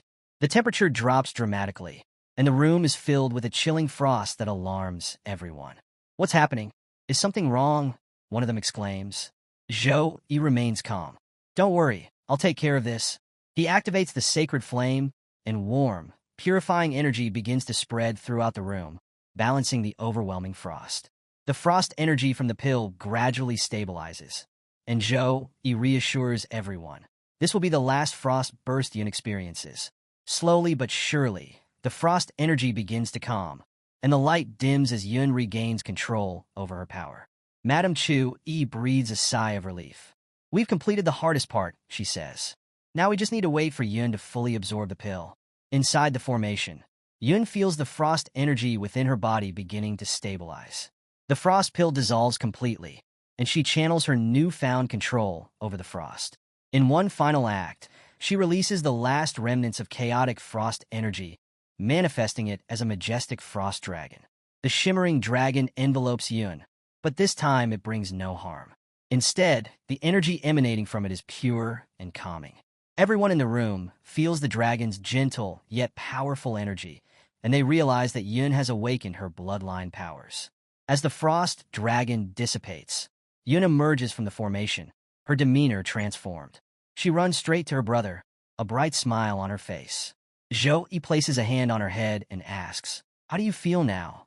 Yun, now fully cured, beams with happiness. Bro, I think my illness is completely gone. Relieved, Zhou smiles and says, That's great news. Check your status. Let's see what's changed. Yun nods and quickly checks her abilities. Her eyes light up as she activates her frost powers, creating an intricate ice sculpture with ease. Bro, It seems my frost bloodline has granted me a talent for controlling the ice element. I can summon and manipulate ice whenever I want. While marveling at her newfound ability, Yun looks up at Zhou-Yi with curiosity. Will I gain any other talents after fully awakening my bloodline? She asks, playful yet hopeful. Seeing his sister happily experimenting with her newfound frost bloodline talent, Zhou-Yi laughs and says, regular bloodline awakenings don't usually grant special talents. But you're my sister after all. You awakened a rare frost bloodline. As he speaks, a thought crosses his mind. Us siblings have gained so many benefits from this frost bloodline. Could it be that we have a powerful frost-class ancestor? He quickly dismisses the idea, reflecting on their family's struggles in the past. Even if it's true, it seems like our family has long since fallen from prominence. Shaking off the thought, Zhou-Yi turns to Madame Chu-Yi. Madame Chu-Yi, Yin has successfully awakened her frost bloodline. But could you double-check her condition just to be sure? Before Chu-Yi can respond, Secretary Zhao approaches with a formal air. Mr. Zhou, I wanted to inform you that Miss Yin has not only been completely cured, but has also awakened her frost bloodline. The mayor is taking this achievement seriously and has arranged for a new batch of resources to support your cultivation. Zhou-Yi nods gratefully.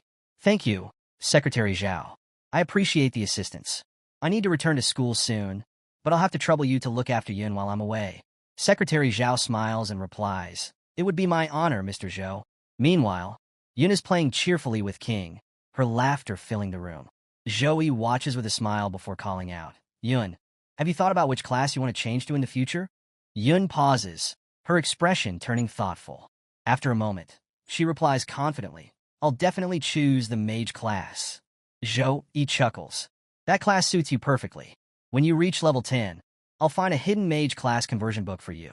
Yun's eyes light up with excitement. Really? That's great, brother. Then, as if feeling something deep within herself, she adds, I can sense a dark power awakening inside me. It won't be long until our full power is liberated. Her mention of dark power instantly alarms everyone in the room. Madame Chu-Yi, startled, rushes over to Yun and begins examining her carefully. Dark power? Why would she have dark power? She mutters, scanning for anything she might have overlooked. The scene then flashes back to Zhou-Yi and Yun's childhood. The siblings are seen playing together, with Yun mischievously pretending to have dark power as a joke. Laughing at her antics, young Zhou-Yi grabs her and declares, All right, come with me. Let me show you what frost power can really do. As he drags Yun toward the training room, she kicks and protests dramatically, shouting, Sis Qing, save me, or my brother will kill me. As everyone laughs at Yun's playful antics, Madame Chu-Yi chuckles to herself. Dark power, huh? This will be interesting. She muses, enjoying the lighthearted moment. Zhou-Yi then takes Yin to a separate room for training. As soon as they arrive, Yin dramatically declares, Brother, I will not hold back. I'll unleash my full power and freeze everything in my path. She summons the ice spirit, launching a barrage of icicle attacks toward her brother. The icicles speed toward Zhou-Yi, but shatter harmlessly against his shield before they can land. Watching her powerful attacks, Zhou-Yi smiles with pride. Her body has fully recovered. Now I can plan a proper cultivation schedule for her, he thinks. But as soon as he mentions this to Yun, she puts on another dramatic act. Bro, my frost energy is acting up again. It seems I can't cultivate with you anymore, she complains. Zhou-Yi narrows his eyes and starts moving toward her, clearly not buying her excuses. Seeing her brother's serious expression, Yun quickly backtracks, laughing nervously. Brother, I think I was mistaken. Let's get to it. The two train together for some time, with Yin giving her best effort. By the end, she collapses onto the ground, exhausted. Panting heavily, she jokes, Bro, I'll leave the mission of saving the world to you. I can't handle it anymore. Zhou-Yi laughs at her playful surrender. I feel the same.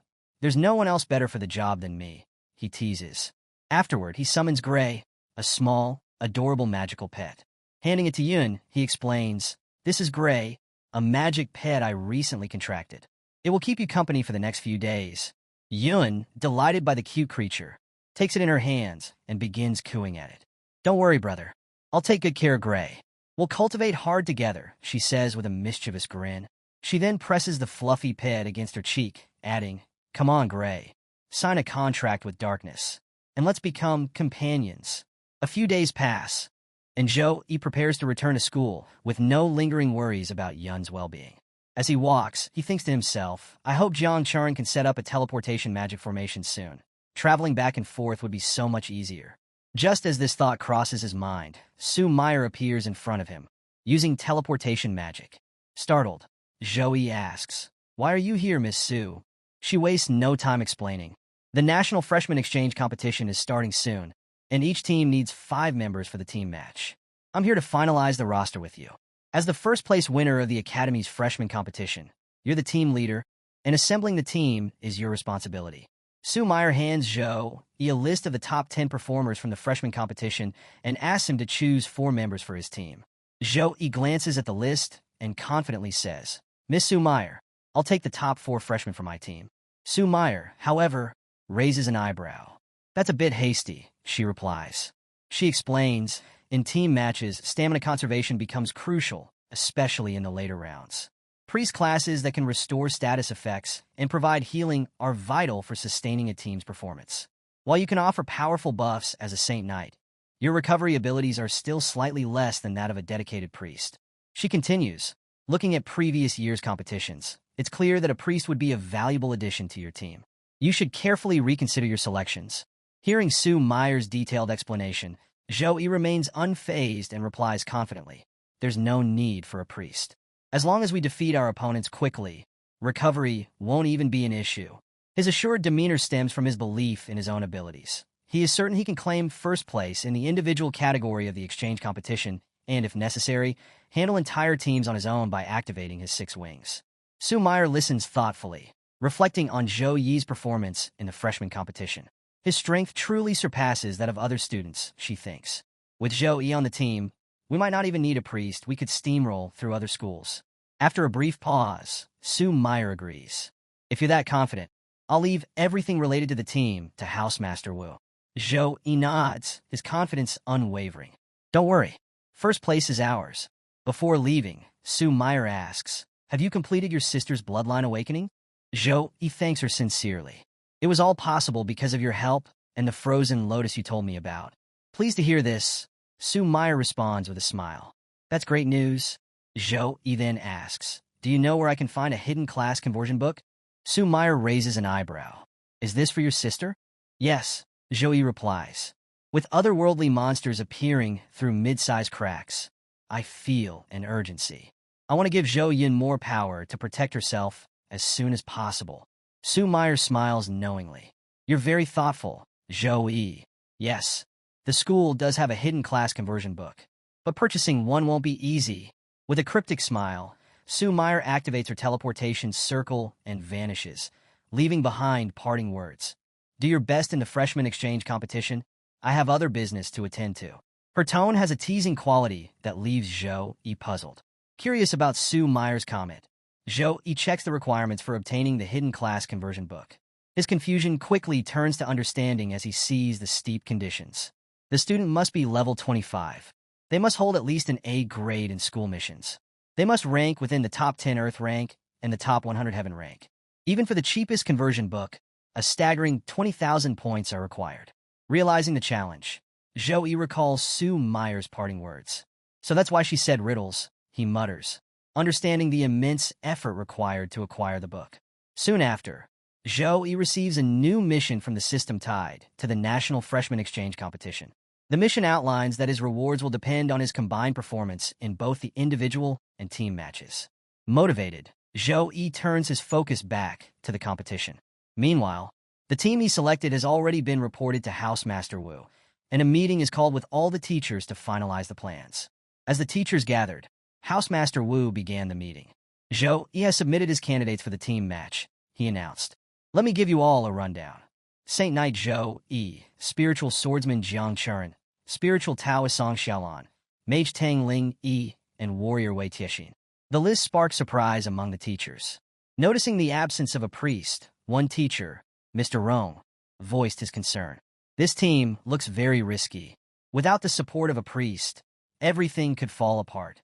However, the element teacher Cho Huayang countered, I don't think there's any need for concern.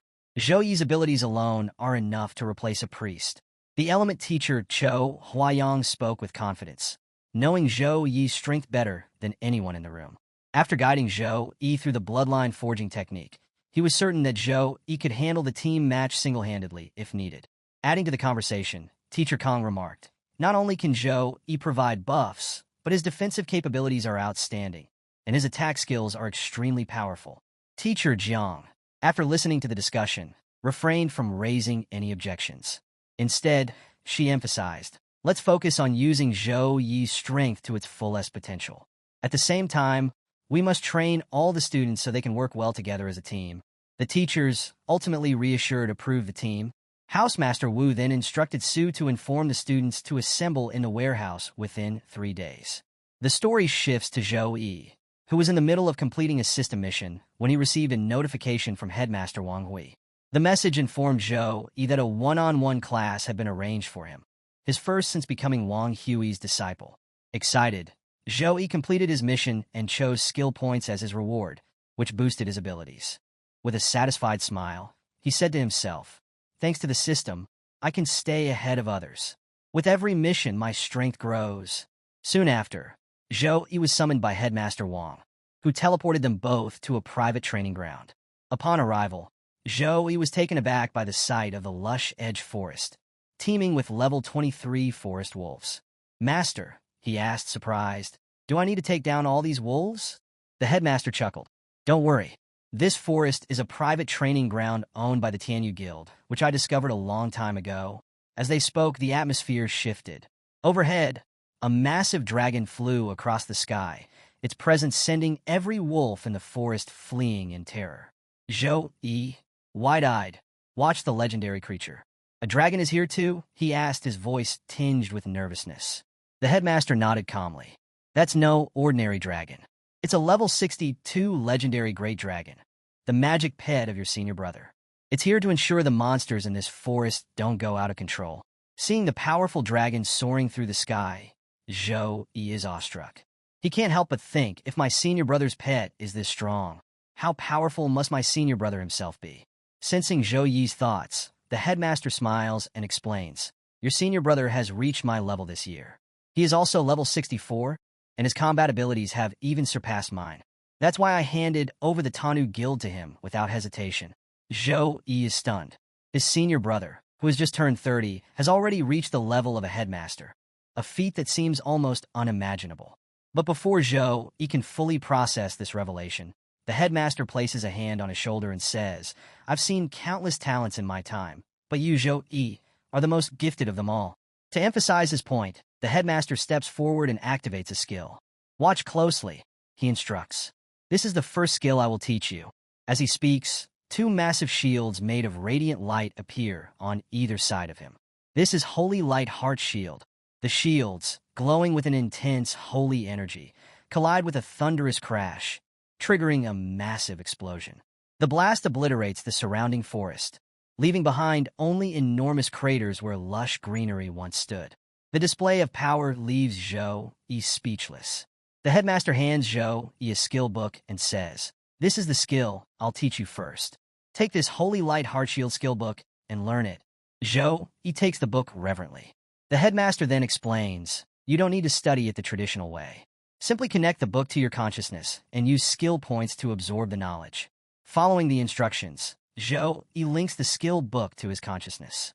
The moment he does, the full details of the skill flood his mind. Skill name, Holy Light Heart Shield. Grade, A. Effect. The user summons 2 massive shields of holy light. These shields move toward each other, colliding to create a colossal explosion of light element energy. The explosion deals devastating damage to enemies while clearing a path for allies and blocking enemy reinforcements. Legacy skill. This skill is a Saint Knight legacy, handed down through generations. After learning the skill, Zhou Yi turns to the headmaster with a curious expression. "This is a Saint Knight legacy skill. How do you know it, master?" The headmaster chuckles. "Holy Light Heart Shield was created by your grandmaster when he was still a tertiary returned Saint Knight. I inherited it from my mentor, and now I'm passing it down to you." Zhou Yi is humbled to learn of the skill's origin and legacy. After mastering the basics of Holy Light Heart Shield, the headmaster instructs Zhou Yi to test the skill. Zhou Yi activates it, but as he has only reached level 1 with the skill, its power is limited. The resulting blast is strong enough to harm low-level monsters, but not much more. The headmaster approaches with a smile and says, "It's impressive that you can achieve this much with just a level 1 Holy Light Heart Shield. This skill was designed for team matches. You can use it to divide the battlefield and limit enemy movement." With the skill learned, the headmaster declares it's time for practical combat training. To assist, the dragon Gaolong will command nearby monsters to attack Zhou Yi. The experience he gains will depend on how many monsters he can defeat. With a mighty roar, Gaolong gives the order.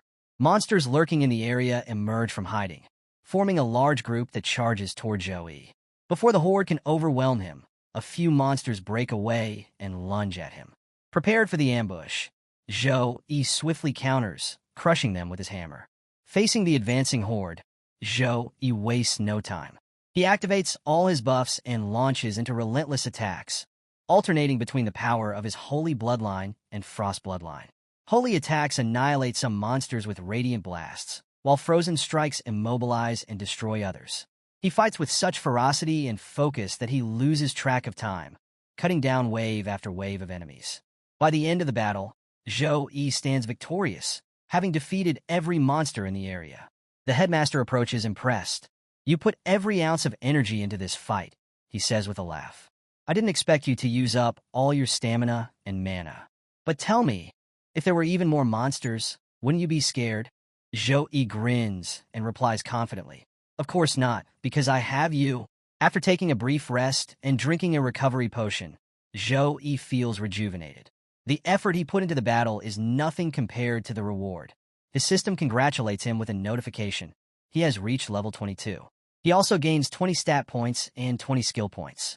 Excited by his progress, Zhou Yi immediately uses the skill points to level up Holy Light Heart Shield, increasing it to level 3. The improvement fills him with pride, knowing this enhanced skill will be invaluable in future battles. The headmaster surveys the now empty area, noting the absence of monsters. Turning to Zhou Yi, he remarks, "I expected you to take down about 100 monsters, but you've defeated nearly 400. Zhou Yi, slightly bashful but proud, thanks the headmaster. "It's all because of your teachings. The improvements I've made over these past 2 months wouldn't have been possible without your guidance." The headmaster approaches Zhou Yi, his tone firm but supportive. "Since you're forming a team without a priest for the exchange competition, you must keep your composure and not falter at crucial moments. As my student, I expect nothing less than excellence." Zhou Yi, brimming with confidence, replies with his signature grin, "Don't worry, master. As long as I'm here, first place is guaranteed." His unwavering determination shines through, and the headmaster nods, reassured. Meanwhile, at the Tempest Forest Station, the 4 teammates Zhou Yi selected, Jiang Chuan, Song Xiaolan, Tangling Yi, and Wei Tiexin, enter an old hut preparing for the competition. Across the nation, an official announcement is made about the National Freshman Exchange Competition. With 218 high schools and universities participating, the announcement captures everyone's attention. Lists of participants and team captains are displayed on every platform, igniting excitement and speculation among students and teachers alike. As students review the participant lists, a particular detail about Zhou Yi's team grabs their attention: the absence of a priest. This sparks widespread surprise and doubt. Is this real? How can they fight without a priest? Murmurs spread through the schools. Back in Tempest Valley, Zhou Yi's teammates are thrilled to see the finalized roster. 2 of his admirers, the Gunner Girl and Mechanical Girl, react with excitement upon seeing his name listed as team captain and Jiang Chuan as vice captain. Gunner Girl, amused by the skeptical comments flooding social media, chuckles. "Look at all these people doubting Zhou Yi's team just because there's no priest.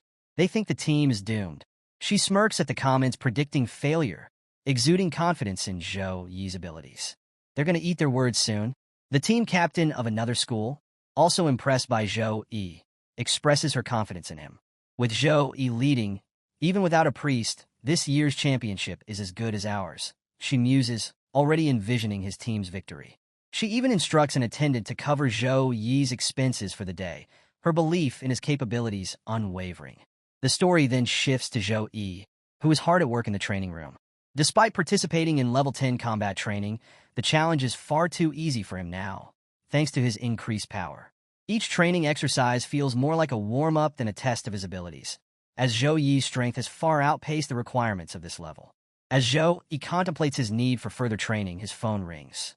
It's Sue Meyer, who informs him that Housemaster Wu is starting special training for the National Freshman Exchange Competition today at the warehouse court. Excited, Zhou Yi thanks her and hurries to the location, grateful for the timely opportunity to refine his skills. When Zhou Yi arrives at the warehouse gate, he overhears a lively conversation coming from inside. The competition is so close. I'm so excited I couldn't sleep last night, one voice says enthusiastically. Another chimes in, me too. My fists are itching for battle. But can you imagine what'll happen if we don't win? Our school has held the championship for 4 years in a row. A third voice confidently reassures them. Relax. Once you see Zhou Yi's strength, you'll understand. With him on our side, we're guaranteed to win again this year. Zhou Yi steps into the room at that moment, greeted by a chorus of cheerful greetings from his new teammates. Everyone is excited to see him, though it's clear he's the last to arrive. Jiang Chun approaches shyly and says, "Brother Zhou Yi, we've been waiting for you for so long." Zhou Yi laughs and apologizes. "Sorry for being late." He moves to Housemaster Wu and Sue Meyer, bowing slightly. "I'm sorry for keeping you waiting." Housemaster Wu waves it off. "It's fine," he says. "Let me introduce your team officially." Housemaster Wu begins the introductions. First, there's Wei Tiexin, a level 18 warrior, who steps forward and thanks Zhou Yi for inviting her. Then comes Tangling Yi, a level 18 mage, who blushes as she shyly greets Zhou Yi with a quiet, "Hi." Zhou Yi smiles warmly, putting them at ease. Two other teammates need no introduction. Jiang Chun, the spiritual swordsman and vice-captain, and Song Xiaolan, the spiritual Taoist priest, whom Zhou Yi already knows. When the introductions are done, Housemaster Wu's eyes land on Zhou Yi's status, and his expression shifts to one of surprise.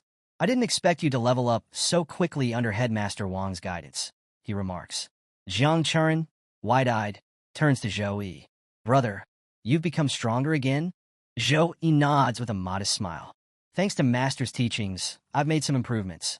Housemaster Wu interrupts the chatter with a firm tone. "All right, enough talk.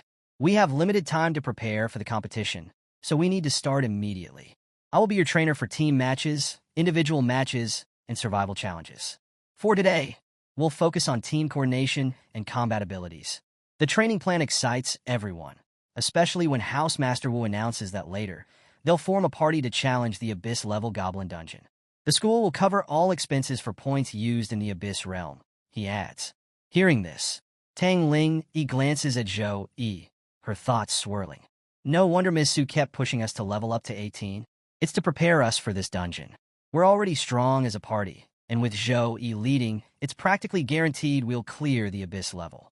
She blushes slightly as she sneaks another glance at Zhou Yi, admiration evident in her expression. He could solo that realm. With the 4 of us supporting him, there's no way we'll fail. Zhou Yi notices Tang Ling Yi glancing at him shyly, so he smiles warmly at her. Caught off guard by his smile, Tang Ling Yi becomes flustered and quickly runs away. Watching her dash off, Zhou Yi chuckles to himself. Is my smile really that dangerous? The group then enters the Abyss-level Goblin Dungeon, fully aware of its notorious difficulty. As they step into the realm, Zhou Yi takes charge. "This is our first time working together as a party," he begins. "Let me handle the tactics." Everyone nods in agreement, trusting Zhou Yi's leadership. He lays out the strategy. Wei Tiexin will manage defense and draw the goblins' attention. Jiang Chun and Tang Ling Yi will focus on physical and magical damage output. Song Xiaolan will assist with support, while Zhou Yi will stay behind to eliminate enemies and provide additional aid to the team. Moments later, a horde of goblins appears, charging toward the group. Zhou Yi immediately warns, "Be careful." Wei Tiexin springs into action, slamming her fist into the ground. The impact, enhanced by a powerful aura, shatters the terrain and sends shockwaves through the goblins. As her strength surges, she notices her power output has increased significantly, by nearly 40%. Surprised by her own enhanced abilities, she glances back to see Zhou Yi casting buffs over the team. His support abilities have amplified everyone's power. Tang Ling Yi, standing at the rear, watches in awe as Zhou Yi casts 3 buffs simultaneously within seconds. She's astonished. Even professional mages struggle to cast 3 buffs this quickly. She thinks, marveling at his speed and precision. Motivated by Zhou Yi's skill, Tang Ling activates her own ability, using sound magic destruction to unleash devastating sonic waves.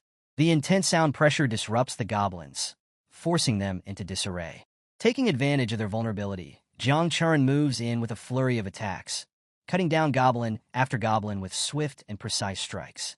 As the battle rages, a goblin archer attempts a sneak attack, targeting Zhou Yi. Spotting the danger, he shouts, "Be careful." Reacting quickly, Wei Tiexin intercepts the arrow with her shield, protecting Zhou Yi from harm. Jiang Churen, observing the situation, realizes this dungeon has changed significantly since she last conquered it. The goblins didn't have archers before, she thinks, noticing the presence of level 23 goblin archers, specialists in sneak attacks and range combat. "This is different," Jiang Churen mutters. The difficulty has definitely increased. The team tightens their formation, prepared to face this new challenge together. Seeing his team working together seamlessly, Zhou Yi can't help but smile. The dungeon's difficulty and environment have evolved significantly since the last time he cleared it. With more challengers venturing into the dungeon, the goblins have adapted and developed stronger offensive tactics. To clear the way, Zhou Yi activates Punishment of Light. The radiant energy decimates an entire group of goblins in one powerful strike. Turning to his team, he confidently says, "I'll take care of these annoying enemies. I'm leaving the rest to you." His teammates understand immediately and leap into action. Song Xiaolan throws her talisman papers into the fray, each one detonating in bursts of explosive energy. "If everyone else is giving it their all, I can't lag behind," she declares, unleashing her 5 Thunders of Justice skill to blast away clusters of goblins. Meanwhile, Housemaster Wu and Su Meyer observe the team's progress through a screen. The Housemaster comments, "Zhou Yi's casting speed has improved dramatically since the freshman competition. Some of his skills are practically instantaneous now." Su Meyer nods, impressed. It looks like he chose a talent related to casting speed after clearing the Abyss-level realm. His rate of growth is incredible. Don't forget, he brought Jiang Churen to challenge the Abyss-level dungeon and secured the top spots as soon as school started. The Housemaster Wu smirks mischievously. "Well, I decided to raise the difficulty a bit to test him." Su Meyer looks at him in surprise. "You increased the difficulty just for him?" This is the National Freshman Competition's preparation stage. Back in the dungeon, the team faces an overwhelming number of goblins, but their coordination shines through. Jiang Churen, surrounded by goblins, uses her Shadow Slash, swiftly eliminating enemies with precise, lethal strikes. Song Xiaolan continues hurling her talismans, creating explosive waves that devastate the goblin ranks. Tang Ling, standing at a distance, conjures a massive wind tornado, trapping a horde of goblins within. She calls out to Wei Tiexin, "Finish them off." Without hesitation, Wei Tiexin leaps into the tornado, delivering a relentless barrage of punches and kicks to the trapped goblins. Empowered by Zhou Yi's buffs, her strikes are devastating, allowing her to easily stomp the goblins into submission. Despite the dungeon's increased difficulty, the team advances steadily. Goblins fall one by one, and soon the area is cleared. Tang Ling scans the surroundings and announces, "I don't sense any more goblins near us." The team cheers, thrilled by their swift progress. However, Zhou Yi steps forward and reminds them, "Don't get too comfortable. This level was just a warm-up. The real challenge will be the boss battle. Stay sharp and don't let your guard down." Hearing Zhou Yi's reminder to stay cautious, Wei Tiexin cracks her knuckles in excitement. "There's nothing to be afraid of," she declares confidently. "With your buffs, my power has almost doubled. This realm feels like a piece of cake." Song Xiaolan laughs and adds she's right. "With you leading us, Zhou Yi, we could probably clear this realm on our own." Tang Ling, standing nearby, nods in agreement. "The strength of our captain is truly impressive." Their praise makes Zhou Yi feel a little shy, though he hides it well. "They're really putting all their trust in me," he thinks. Jiang Churen, standing quietly beside him, smiles warmly at their exchange, her confidence in him evident. After some time, the group reaches the entrance to the boss room. Standing before the imposing doors, one of them asks, "Is the final boss inside this room?" Zhou Yi steps forward, examining the dark energy radiating from beyond the door. It feels different, more ominous and dangerous than before. A sense of unease creeps over him, but he suppresses it. "We have to clear this level," he resolves. Pushing open the doors, he announces, "Whatever it is, let's go." As the doors creak open, the group steps into the room. Immediately, a chilling laugh echoes through the air. From the shadows, a towering figure emerges. It's the second Goblin King, a level 25 legendary grade boss. The room, drenched in thick dark energy, feels far more oppressive than Zhou Yi remembers from his previous clears. The Goblin King sneers at them. "Foolish children, you've walked right into my lair. I knew you were coming, so I've prepared a little gift for you." The team braces themselves as the boss begins summoning a massive fireball, its size and intensity radiating an immense heat that fills the room. Tang Ling Yi, standing at the front, freezes in terror. "How is it so powerful?" she whispers, unable to move. The Goblin King hurls the fireball directly at Tang Ling Yi. The team shouts in panic, urging her to move, but she's paralyzed with fear, rooted to the spot like a statue. Seeing the imminent danger, Wei Tiexin leaps into action, rushing to Tang Ling Yi's side. She conjures a shield to block the fireball, bracing herself against the impact. The fireball collides with Wei Tiexin's shield, the sheer force creating shockwaves that ripple through the room. Wei Tiexin grits her teeth, struggling to hold her ground, but the shield begins to crack under the relentless power of the attack. "This is stronger than I expected," she mutters. Before long, the shield shatters completely, and the remnants of the fireball explode, sending both Wei Tiexin and Tang Ling Yi flying backward. The team watches in alarm as the Goblin King laughs maniacally, clearly reveling in his newfound strength. Zhou Yi clenches his fists, his eyes narrowing. "This fight is going to be tougher than I thought. Everyone, focus." Zhou Yi commands. "Stay calm and stick to the plan.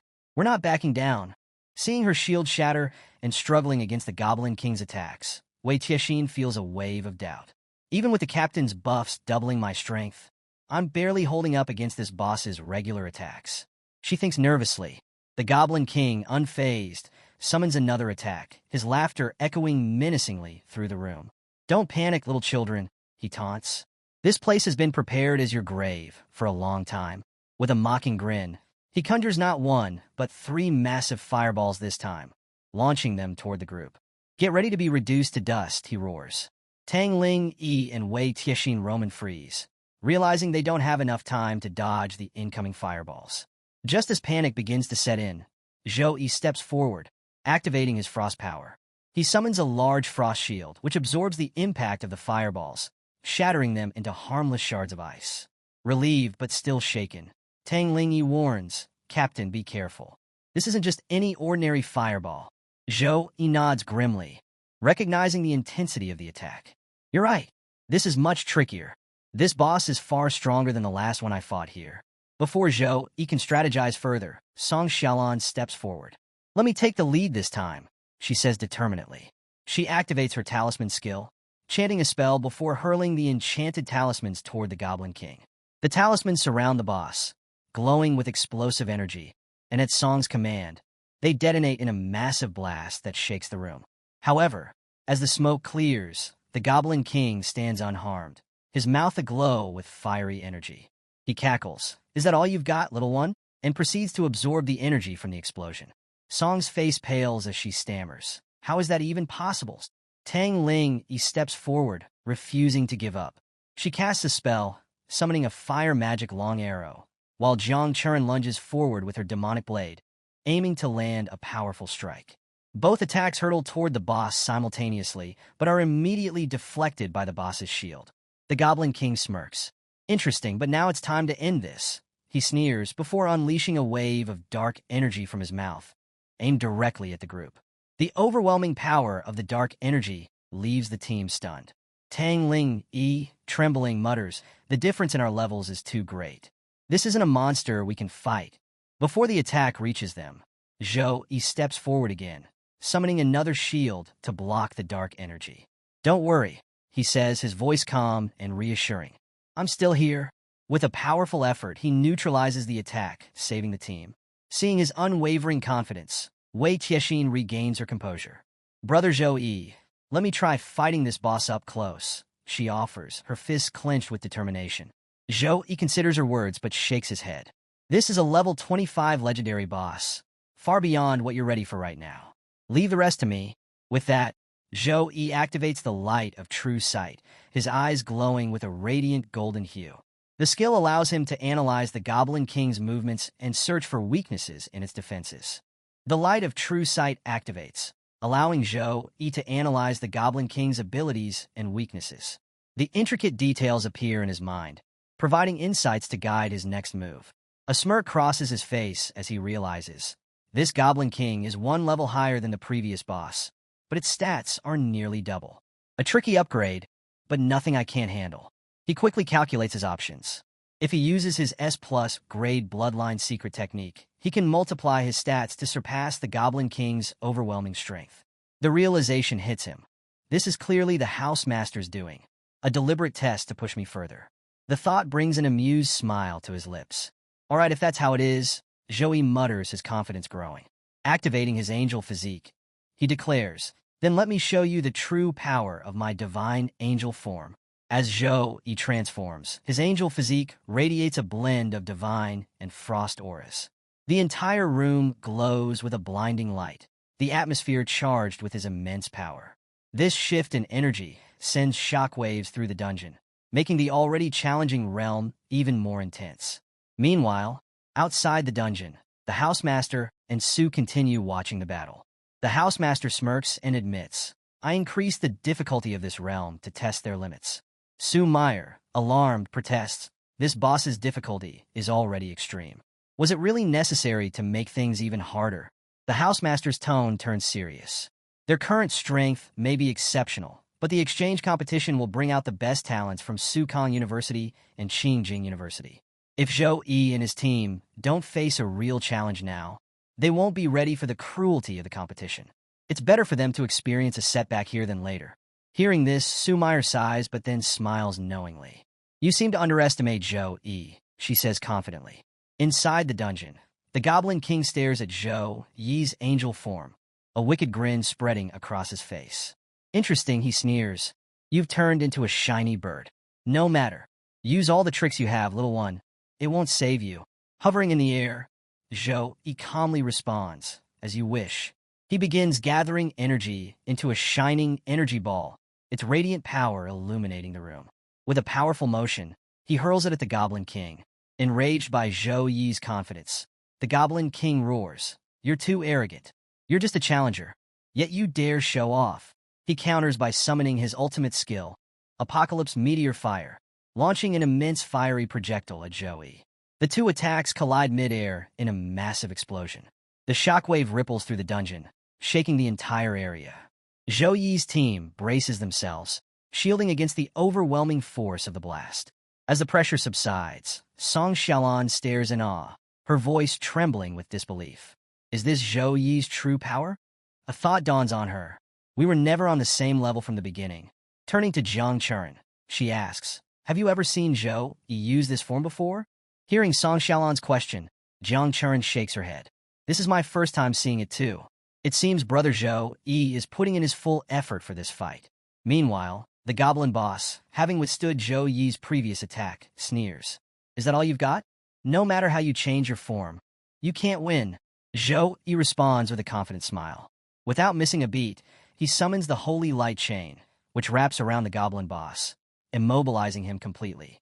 The boss struggles furiously to break free, but fails, his expression shifting from smugness to fear. Seizing the opportunity, Zhou Yi follows up with the Spear of Victory, a radiant attack that strikes the boss directly, causing a massive explosion. The team watches in awe as the room shakes from the sheer power of the strike. However, when the dust settles, the Goblin boss is still standing, battered but alive. Persistent, aren't you? Zhou Yi mutters, preparing for his next move. As the Goblin boss switches tactics, readying another fire-based attack, Zhou Yi counters with his own light flame storm, enveloping the boss in a blazing vortex of holy flames. The Goblin boss screams in pain, his body burning as he lashes out with threats. I'll kill you. I'll end you, he roars, but Zhou Yi remains unfazed. Don't worry, Zhou Yi replies coolly. There's more where that came from. He immediately casts Lightning Binding, combining it with the flame attack to strike the boss with a devastating dual-element assault. The Goblin boss, overwhelmed, groans in agony and, for the first time, sounds desperate. Between strained breaths, the boss taunts weakly. It seems you've been holding back. I'm sorry I couldn't push you far enough to enjoy this fight. Zhou-Yi smirks. What a shame. I was hoping to test my hand of God's six-winged angel form in this battle, but it seems I'll have to save it for another time. As the goblin boss clings to his last breath, Zhou-Yi calmly raises his finger, charging it with holy energy. With precision, he launches a final attack, ending the boss's life in an instant. The goblin boss crumbles, and the room falls silent. In the control room, Housemaster Wu watches the fight with wide eyes. Zhou-Yi's a monster, he mutters to Su Meyer. I tailored this boss specifically to challenge even a level 26 player. Yet he defeated it with ease. Su Meyer, unfazed, nods and replies. Zhou-Yi trained extensively in the combat field before coming here today. He completed the level 10 combat form challenge in just 6 minutes and 12 seconds without breaking a sweat. The Housemaster chuckles, impressed. No wonder the element teacher and you have such confidence in him. Seeing this fight, it's clear he's on another level. As the goblin boss falls, the team receives a congratulatory notification. Congratulations! You have cleared the Abyss-level Goblin Dungeon in 21 minutes and 16 seconds. Rewards will be released soon. Moments later, experience points flood in, with each member earning 8,000 XP. Wei Tiexin gasps in astonishment. I can't believe it. Clearing just one Abyss-level realm earned me as much experience as a whole week of training. After defeating the boss, Zhou-Yi receives 11,236 experience points, 10 free stat points, and 10 skill points, leaving him feeling satisfied. At this rate, I'll level up soon, he thinks with a smile. Jiang Chuan rushes over to him, her expression filled with concern. Brother Zhou-Yi, are you okay? Are you hurt anywhere? Zhou-Yi shakes his head. I'm fine. Just had a little trouble. That's all. Redirecting the group's attention, he adds, let's see what rewards the boss dropped. The team gathers to examine the loot, and their eyes widen as they uncover the boss's treasures.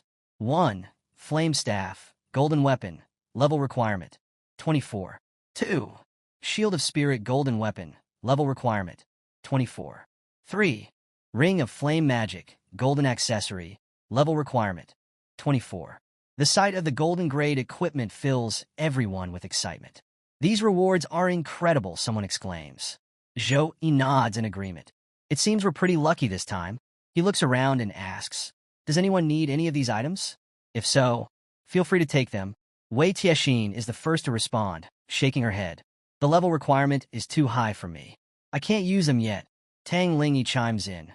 Fire element gear doesn't suit me, so it's not much use to me either. Jiang Chuan and Song Xiaolan agree as well. The equipment doesn't fit our needs, they say. The group collectively insists. You've done the most, Zhou-Yi. You should take the rewards. Zhou-Yi hesitates, then smiles. If none of you can use them, I'll take them for now. But don't worry. I'll sell them through the school's auction network and distribute the points equally to everyone. Wei Tiexin protests, no, brother Zhou-Yi. You should keep at least 70%. We wouldn't have made it through this realm without you. Song Xiaolan adds, she's right. You carried the fight, especially against the boss. You deserve the largest share. Zhou-Yi shakes his head firmly. Equal distribution is fair. This way, no one will need to worry about points for a while. Jiang Chuan interjects, smiling mischievously. You all know brother Zhou, he doesn't lack for points. Let him keep it if he wants, but I don't think he'll change his mind about sharing. Hearing this, the group finally relents, nodding in agreement. Zhou-Yi wraps up by reminding them of what's ahead. The exchange competition is starting soon. Points will help all of you improve effectively. Remember, our goal isn't just to win the championship. It's to defend the honor of our school. Inspired by his words, the team responds with determination. We won't let you down, Zhou-Yi. We'll work hard for the competition. Hearing his team's determination, Zhou-Yi nods approvingly. Good. Success depends on all of our efforts. I believe we'll shine in the exchange competition. After defeating the Goblin King, Zhou-Yi and his team emerge from the Abyss Dungeon, their faces glowing with the satisfaction of victory. They're especially proud of clearing the realm together as a team. As they step outside, they're surprised to see Housemaster Wu standing before them, clapping enthusiastically. Well done, the Housemaster exclaims. Congratulations on clearing this specialized practice realm, which I tailored just for you. The team is taken aback to see both the Housemaster and Su Meyer waiting for them. What are you doing here? One of them asks in surprise. Still clapping, the Housemaster replies with a wide grin. I had to see your performance for myself. And let me say, you exceeded my expectations. Especially you, Zhou-Yi. You've given me quite the surprise. Zhou-Yi scratches the back of his head, a little embarrassed by the praise. I just did what needed to be done, he says humbly. The housemaster then turns serious, looking directly at Zhou-Yi. Tell me, Zhou-Yi, are you confident about taking first place in the exchange competition?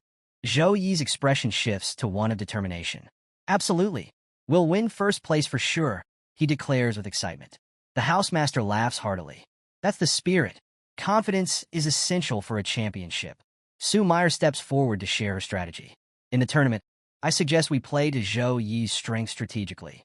For the first few matches, Zhou-Yi could take on a supporting role, hiding his true strength. This will mislead other teams into underestimating him. Once the right opportunity presents itself, he can unleash his full power and dominate the opponents. She pauses, smiling slyly. This will show everyone, including those old skeptics who doubt Zhou-Yi's strength, that he's more than capable. Hearing this, the housemaster's face lights up with approval. That's an excellent strategy. Even among the best geniuses, there's always a gap between the top and the rest. But you'll need more practice to make this work seamlessly. Your team coordination still has room for improvement. Sue Meyer nods in agreement. Yes, a little fine-tuning and teamwork would make a huge difference. The housemaster then announces, specialized training for you all will start tomorrow. For now, go rest. I'll also prepare disciplinary measures to ensure your training stays on track. Hearing this, Zhou-Yi raises an eyebrow in surprise. Disciplinary measures? What kind of measures, sir? As Sue Meyer turns to leave with the housemaster, she glances back playfully and says, if we told you now, it wouldn't be as interesting. You'll find out soon enough. With that, Sue Meyer and the housemaster take their leave. Zhou-Yi turns to his team, a determined smile on his face. All right, everyone, rest up for today. Starting tomorrow, we'll train hard together to prepare for the exchange competition. Let's give it our all. The team nods in unison, ready to take on the challenges ahead. The next day, a group of students stands outside the Goblin Dungeon, engaged in a heated discussion about its difficulty. The nightmare level is unbelievably hard, one student laments. The other nods in agreement. I've tried it twice already, and I still couldn't clear it. If the nightmare level is this tough, can you even imagine how difficult the abyss level must be? Their conversation is interrupted by the sound of voices. Turning toward the source, they spot Zhou-Yi's team, who appear to be discussing their latest goal, speedrunning the abyss level. We should aim to clear it in under 10 minutes this time, Zhou-Yi suggests. Tang Ling-Yi, confident from their recent training, replies, we've been practicing with the captain's buffs for a while now. 10 minutes sounds manageable. Wei Tiexin nods in agreement. Yes, and the housemaster gave me some good tips yesterday to help us optimize our attacks. The students overhear this exchange, their jaws practically hitting the floor. Did they just say they're speed running the Abyss realm in under 10 minutes? One of them asks incredulously. The other student, equally astonished, explains, that's the team representing our school in the National Freshman Exchange competition. The first student is even more stunned. Wait, really? The strongest warrior from last year's team was only level 19, but the lowest level on this team is 20? This competition is going to be insane. Realizing who Zhou-Yi is, the student exclaims, now that I think about it, that guy's strength is seriously impressive. The second student corrects him with a smirk, not just impressive. He's the first ranker in the school rankings. Hearing this, the first student quickly checks the leaderboard. His eyes widen in disbelief as he sees Zhou-Yi's name sitting comfortably at the top of the rankings. So that's Zhou-Yi, the one even Earth rank experts couldn't surpass, he mutters in awe. Inside the dungeon, Zhou-Yi's team is already engaged in battle with the Goblin King. The boss, enraged, unleashes his Apocalypse Meteor Fire, a devastating attack aimed at the group. Wei Tiexin, grinning with excitement, dashes toward the incoming attack. I've been waiting for this, she exclaims. As the fiery meteor descends, she channels all her strength and delivers a thunderous punch, shattering the attack midair. Her successful defense leaves the team impressed, and Wei Tiexin stands confidently, reflecting on how much she's grown under the housemaster's guidance. Just as she's basking in her triumph, the Goblin King charges at her, sneering, weakness is still weakness. Don't think that a little improvement makes you strong enough to defeat me. The king's taunt fuels her determination, but the team knows the battle is far from over. Zhou-Yi, watching from behind, prepares for the next move, his sharp gaze locked on the boss. As the Goblin King charges at Wei Tiexin, his massive hand nearly reaches her when Zhou Yi intercepts with a powerful punch. The impact is so immense that it severs the Goblin King's arm and shoulder, leaving the boss roaring in agony. Zhou Yi turns to Wei Tiexin and says, "You did great blocking the boss's first attack on your own. But now, let's work together to finish this." Tang Ling steps into support, saying, "That's right, Wei Tiexin. Take a break. You've earned it. Leave the rest to us." The Goblin King, furious and wounded, issues a dire threat. "I'll kill all of you," he bellows. But before he can act, Zhou Yi summons his holy chain, binding the boss tightly.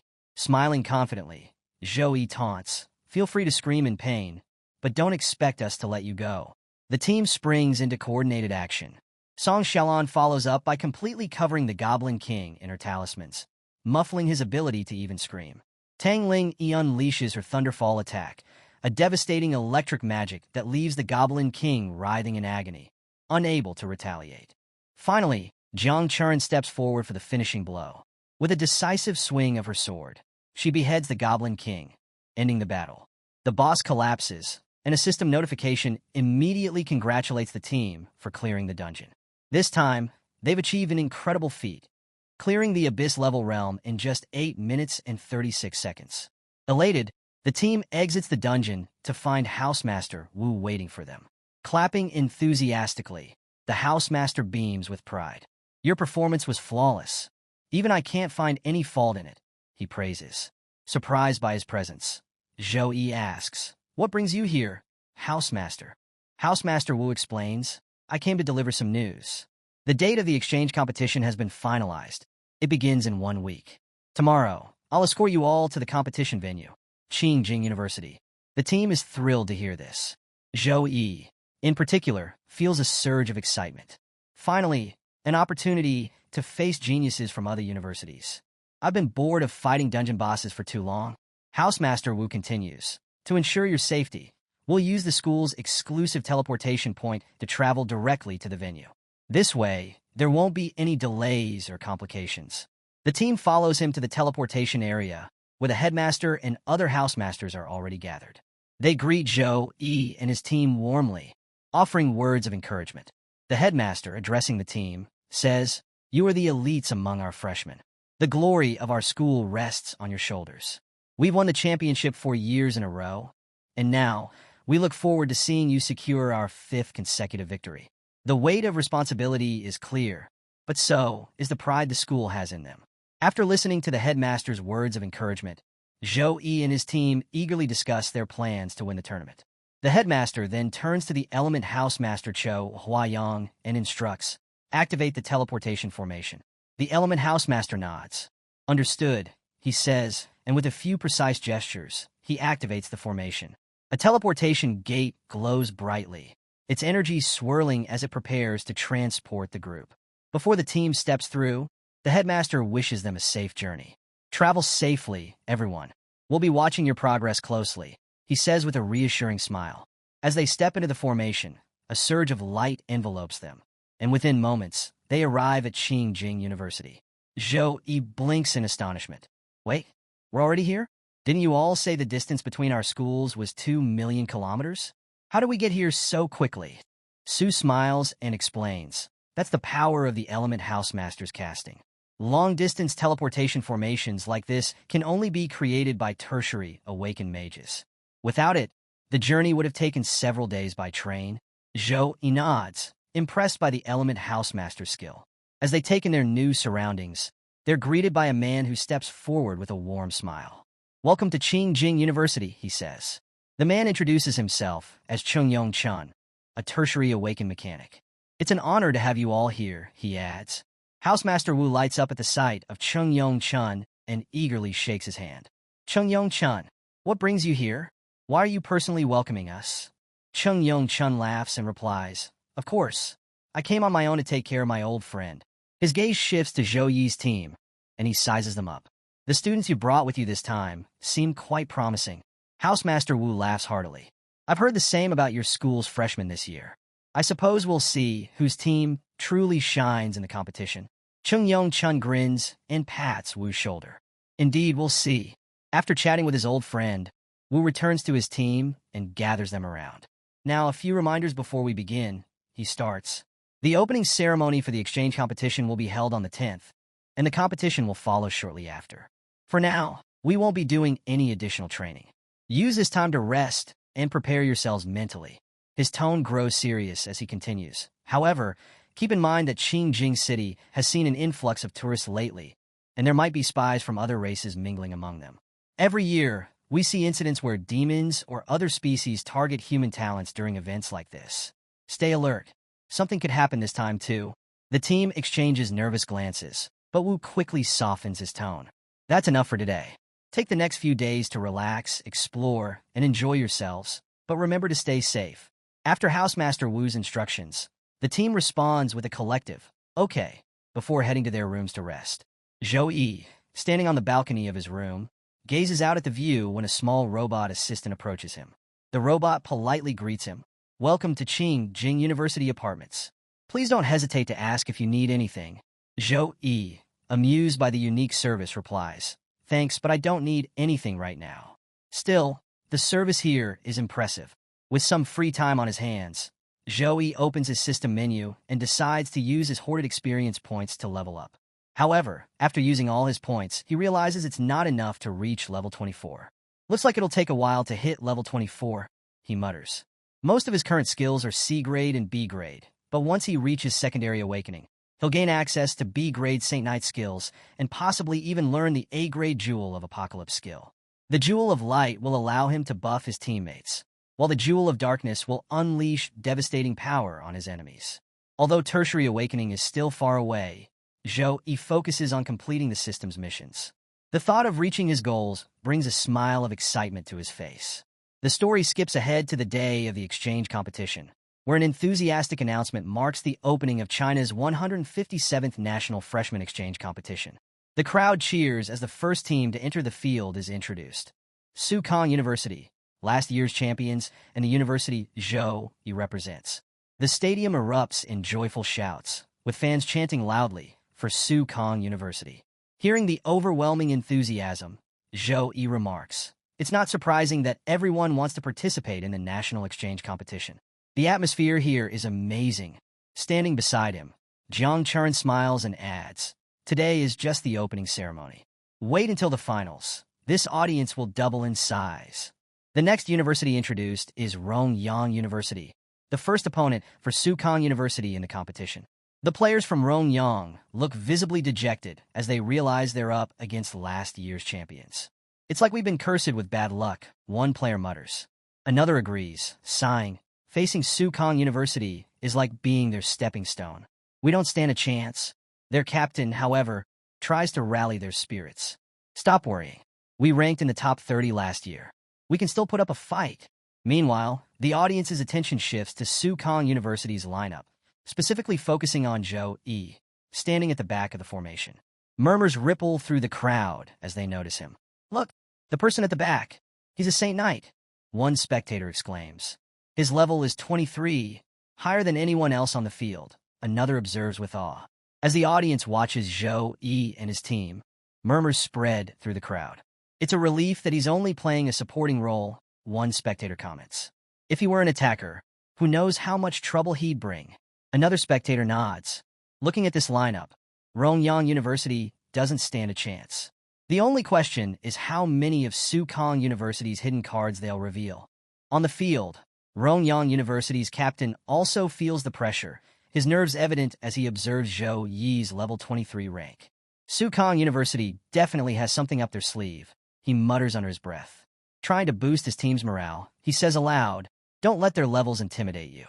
In competitions like this, strategy matters more than levels." Both teams step onto the arena, and the battlefield begins its automated construction. A protection shield forms around the stage, ensuring that no stray attacks reach the audience. As the defensive field activates, the countdown to the match begins. Rongyang University's players, ready to rush forward, suddenly stop as their captain shouts, "Hold back. Stay calm and focus on defense first. Let's see what they do." The team hesitates but follows his command, retreating slightly. Just then, a radiant holy energy spreads across the battlefield, catching everyone's attention. Zhou Yi had activated all his team buffs in a matter of seconds. The sheer scale and speed of the buffs leave Rongyang University stunned. The audience gasps as the golden aura envelopes Su Kong University's team, amplifying their strength. He cast that many buffs in just seconds? One spectator exclaims. No wonder he's their captain, another adds. Even Chung Yong Chun, watching from the sidelines, is impressed. The Saint Knight captain of Su Kong University, Zhou Yi, is truly remarkable, he says, glancing at Housemaster Wu. Old Wu, with those buffs, your team's strength just increased by nearly 50%. Housemaster Wu chuckles, clearly pleased. That's the essence of a hidden class Saint Knight. Large-scale buffs are their specialty. However, Chung Yong Chun's smile fades slightly as he watches Zhou Yi's performance. His expression grows tense, and he mutters, fortunately, our team has its own trump cards. Otherwise, Zhou Yi alone would be a nightmare to deal with. Back on the field, Rongyang University's players exchange nervous glances, overwhelmed by Su Kong University's power. What do we do now, Captain? One of them asks, their voice trembling. The captain swallows hard, trying to maintain composure. I think I can block that, he stammers, but his fear is evident in his tone. Seeing their opponents visibly shaken, Zhou Yi and his team quickly realize that Rongyang University's team is nervous and hesitant. Zhou Yi gathers his team and lays out a simple plan. Since their strength seems ordinary, let's keep it straightforward. We'll attack together and break their formation in a single wave. Hearing the plan, the team nods in agreement and prepares for action. Tang Ling steps forward first and says, I'll take the lead. She summons a fire magic arrow and launches it toward the opposing team. The arrow streaks through the air, glowing ominously, and Rongyang's players panic. Their captain, desperate to rally his team, quickly casts a light shield to block the attack. When the arrow is stopped, the captain smirks, letting his ego get the better of him. Look, I blocked it. This must be all the power they have. One of his teammates, still panicked, interrupts, Captain, they're coming again. Before the captain can react, Wei Tiexin charges forward with incredible speed and launches her air-breaking fist directly at him. The force of the punch shatters his shield and sends him flying, landing hard on the ground. The captain, dazed and winded, struggles to get up. Before Rongyang's team can recover, Jiang Chern appears, her demonic blade glowing ominously. She slashes toward the captain, the dark energy in her attack forcing him into a state of terror. I can't block this, he shouts internally, frozen in fear. Just as they think things can't get worse, a thunder spell crashes down from above, striking the entire team. The spell's power damages all the players, leaving them sprawled across the ring in a half-dead condition. As the dust settles, the referee announces the winner, Su Kong University's team. The audience erupts into applause, though the announcer encourages the crowd to cheer louder to help Rongyang University's morale recover. Meanwhile, the referee announces that the next match will begin shortly. Zhou Yi's team, however, isn't particularly happy with the victory. Having cleared the Abyss-level realm numerous times, this fight felt far too easy. This wasn't even a warm-up, one of them mutters, unimpressed. Zhou Yi laughs and reassures them. Don't worry, Su Kong University and Qingjing University will definitely give us a real challenge. Save your energy for them. Elsewhere, Chung Yong Chun, watching from the sidelines with Housemaster Wu, is left stunned by the sheer dominance displayed by Zhou Yi's team. He turns to Wu and asks, how did you train these students? They're like crouching dragons and hidden tigers, especially Zhou Yi's buffs. How could any regular school even hope to compete against them? Housemaster Wu grins smugly and waves off the compliment. I didn't train them much. I just gave them a few pointers here and there. All of this is the result of their own efforts. Chung Yong Chun, slightly irritated by Wu's obvious showboating, frowns. The fight has left him unsettled, and he excuses himself. I'd better go. My team might face you soon, and I need to come up with a solid strategy before we meet on the field. As Chun leaves, Housemaster Wu laughs heartily and calls after him. Remember, Chun, our friendship comes before competition. After Chung Yong Chun responds with a curt, you, and walks away, Housemaster Wu turns his attention back to Zhou Yi's team, who have just returned from their easy victory. Seeing them, the Housemaster smiles warmly. Your performance today was excellent. Keep up the hard work. I believe you can do even better in the future. Sumair steps forward to add her thoughts. Since there are no matches scheduled for the afternoon, you all have some free time. I suggest you watch the high-level team matches happening now. Observing them will help you gain valuable experience. The team agrees enthusiastically, saying, okay. Before they leave, the housemaster mentions something else. Although there are no team matches right now, there are some individual competitions happening. If any of you are interested, come sign up with me. Zhou Yi raises a curious eyebrow. Why do participants need to sign up? Why not just include everyone by default? Su Meyer explains, some classes like priests lack offensive abilities and would struggle in these matches. Even defensive-focused classes might avoid competing to sidestep unnecessary challenges. That's why participation is optional. Hearing this, Zhou Yi grins in excitement. Let's participate. It'll be good practice. Inspired by his enthusiasm, the rest of the team eagerly agrees to join the individual matches as well. Seeing their determination, the housemaster laughs. All right, I'll sign everyone up. I have no doubts about Sukong University's future. There are no weaklings in this team. After registering, the match schedule reveals that Jiang Churen and Song Xiaolan will have to wait for their turns, as their matches are later in the day. Zhou Yi's match, however, is scheduled to take place much earlier, in the second batch. His opponent is a level 18 swordsman from Rongyang University named Liujie. The announcement of Zhou Yi's participation causes a stir among the audience. Zhou Yi is in the individual matches, one person exclaims. He didn't really do much in the last team fight. I'm curious to see what he's really capable of. Some spectators are skeptical. He's a support class Saint Knight.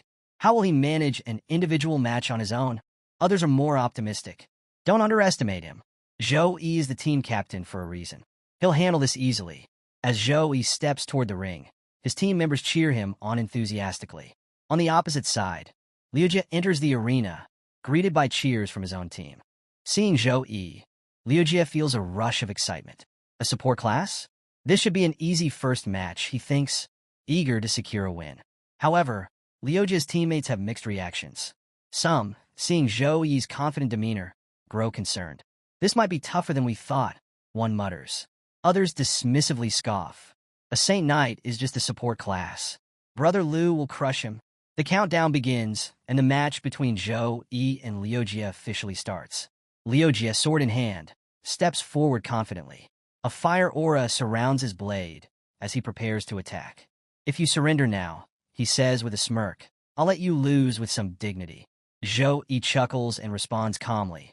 Talk about surrender when you can last 10 breaths in front of me. Liujie's face flushes with anger.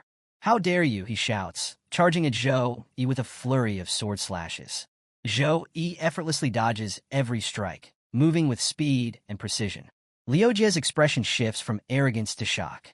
He's incredibly fast. As Liujie presses on, Zhou Yi suddenly freezes Liujie's feet in place using his frozen ability and begins advancing toward him. Liujie struggles against the ice and sneers. A cheap trick like this won't work on me.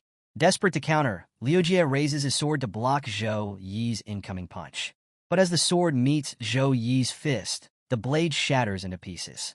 Before Liujie can react, Zhou Yi's punch lands squarely on his stomach, sending him flying across the ring. The crowd erupts into gasps.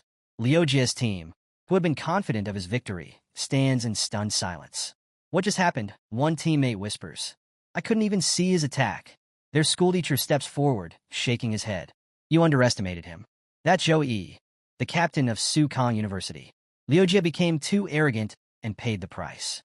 A support class Saint Knight may sound harmless, but Zhou Yi's combat power is far from ordinary.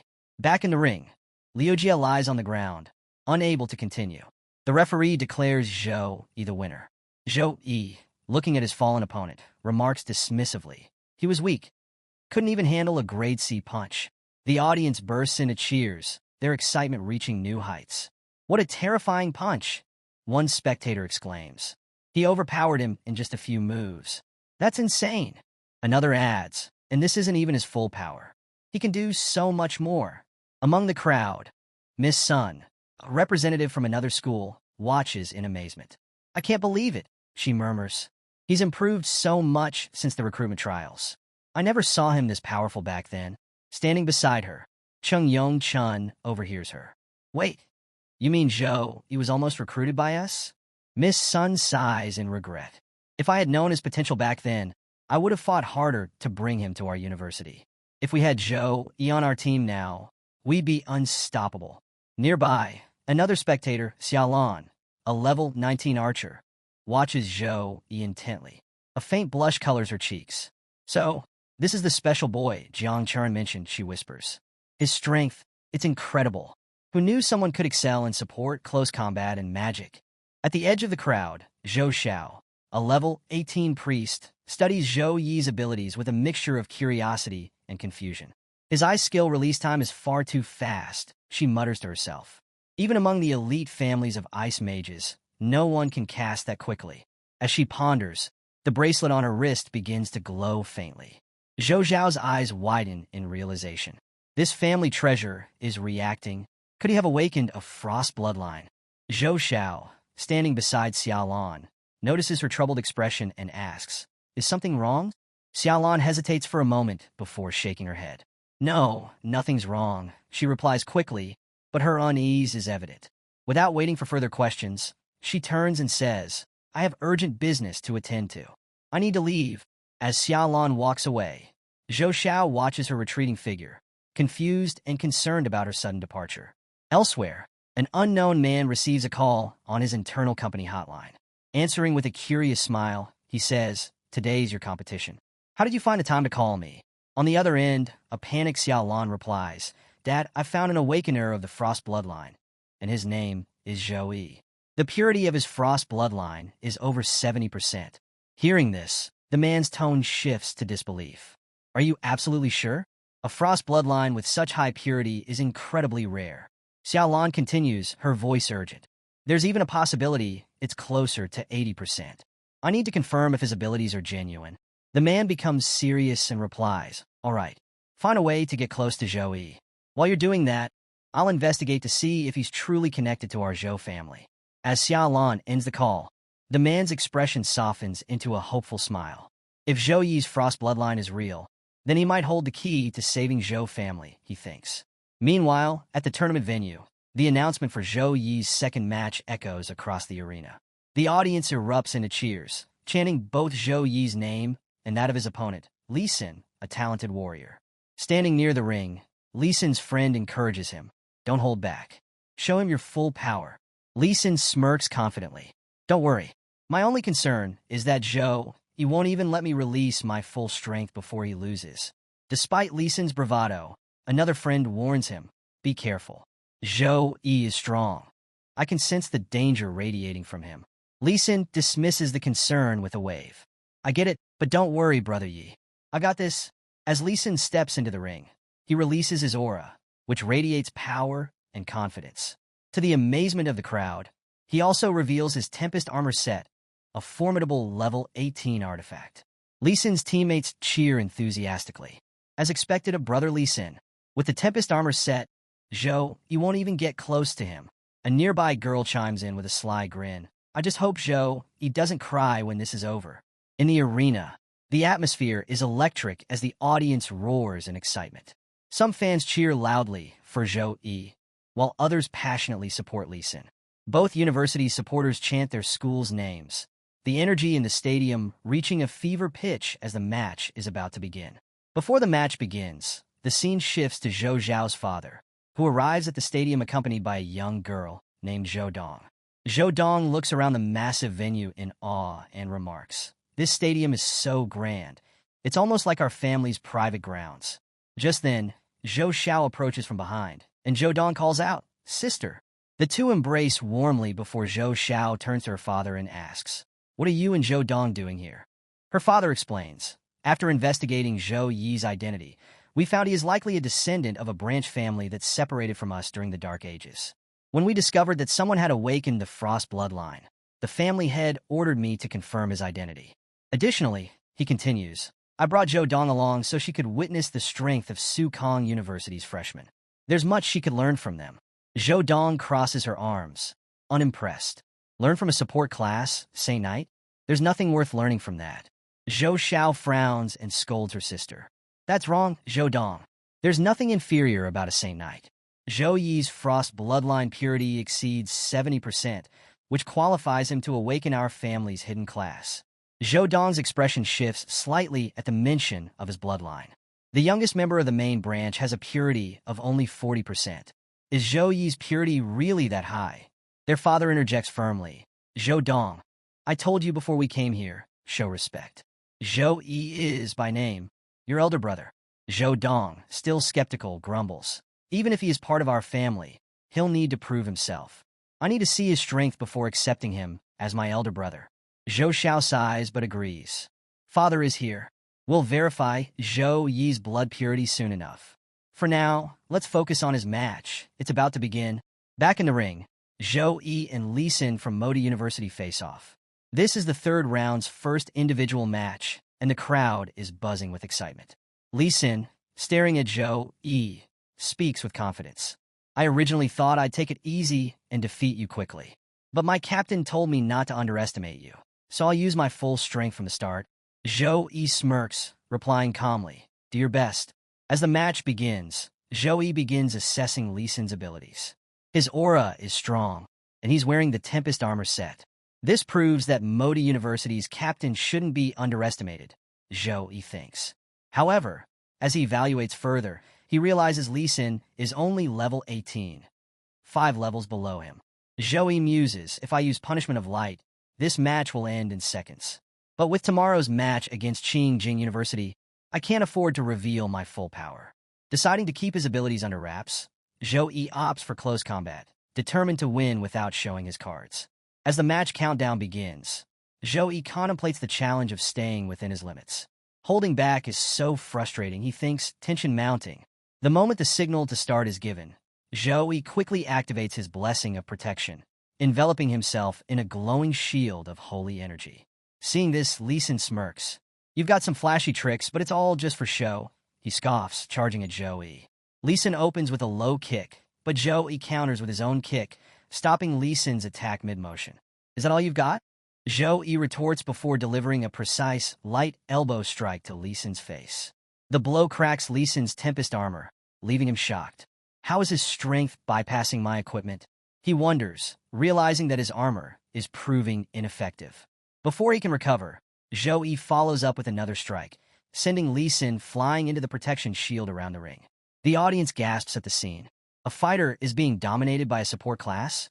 What's going on? One spectator shouts. Is Zhou Yi really damaging Lee Sin? Another asks, disbelief in their voice.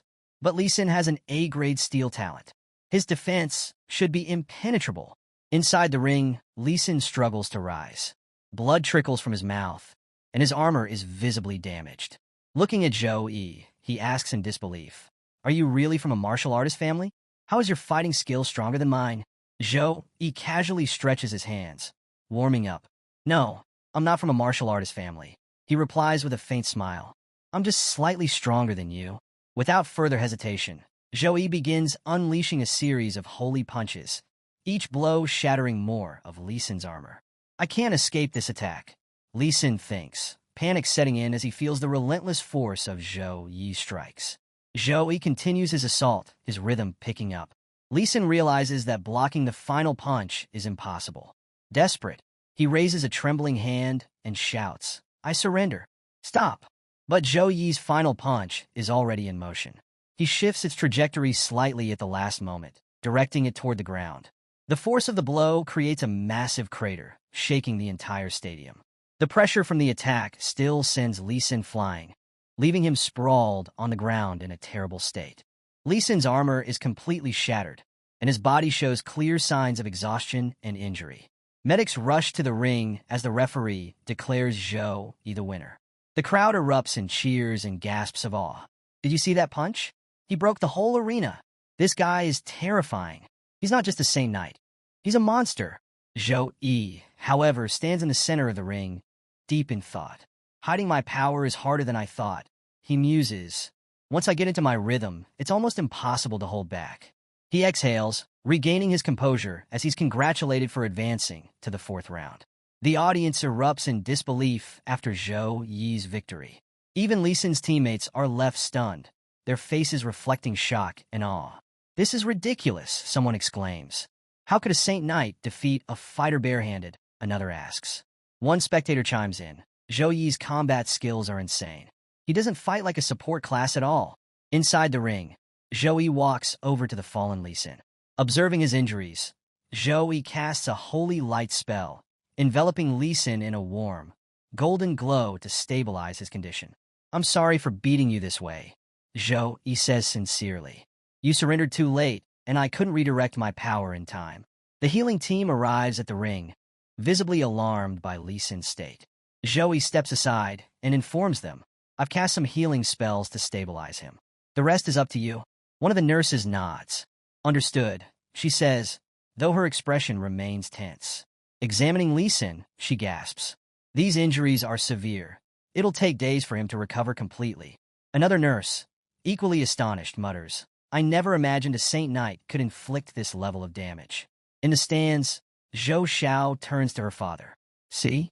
I told you Zhou Yi's strength surpasses even the most talented members of our family.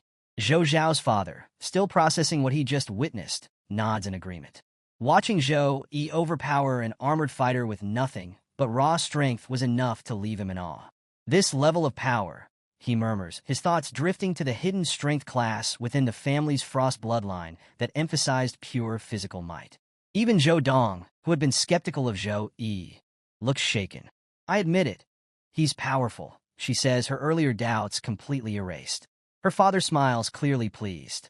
Zhou Yi's strength has even convinced Dong. That settles it. We need to meet him. Zhou Xiao. Arrange a meeting with Zhou Yi as soon as possible. Zhou Xiao nods. I'll handle it, she replies, glancing at Zhou Yi with newfound determination. As the buzz from Zhou Yi's match subsides, the next match is announced. Jiang Chuan versus Jiang Feng. Hearing this, Zhou Yi thinks to himself, Jiang Feng's strength is much lower than Lee Sin's. Chuan should win this match without much trouble. Both fighters step into the arena, and the match begins. Jiang Chuan wastes no time, unleashing a barrage of attacks. Her opponent, Jiang Feng, struggles to keep up, enduring hit after hit. Jiang Feng's thoughts grow frantic. Su Kang's team is terrifying this year. I can't handle this. As Jiang Feng reaches her limit, Jiang Chuan decides to end the match quickly. She activates her Shadow Slash, the dark energy of her blade cutting through her opponent's defenses. The attack lands decisively, and Jiang Feng collapses. The referee immediately declares Jiang Chuan the winner, advancing her to the fourth round. The crowd erupts once more, impressed by Jiang Chuan's performance. Even Jiang Feng couldn't keep up, someone exclaims.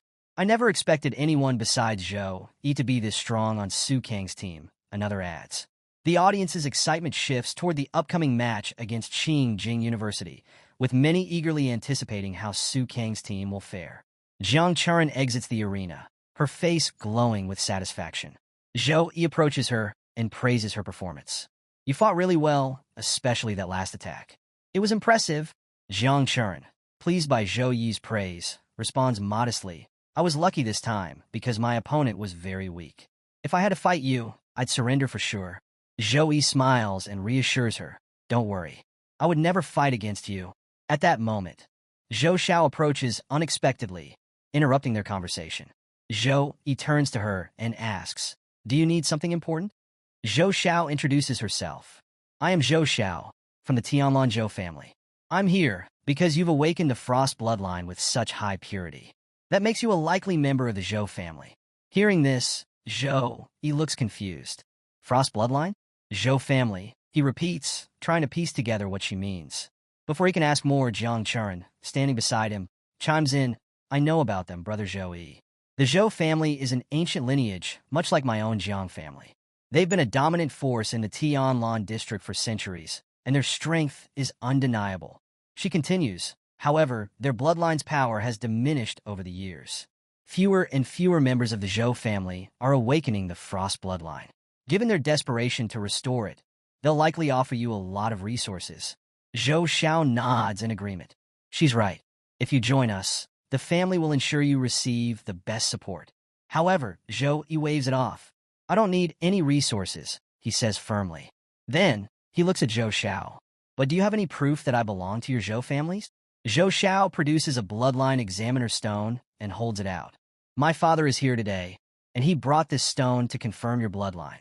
If you are from the Zhou family, the stone will resonate with your Frost bloodline. Curious, Zhou Yi agrees to try. As he brings his hand closer to the stone, it begins to glow, and the purity of his frost bloodline becomes visible.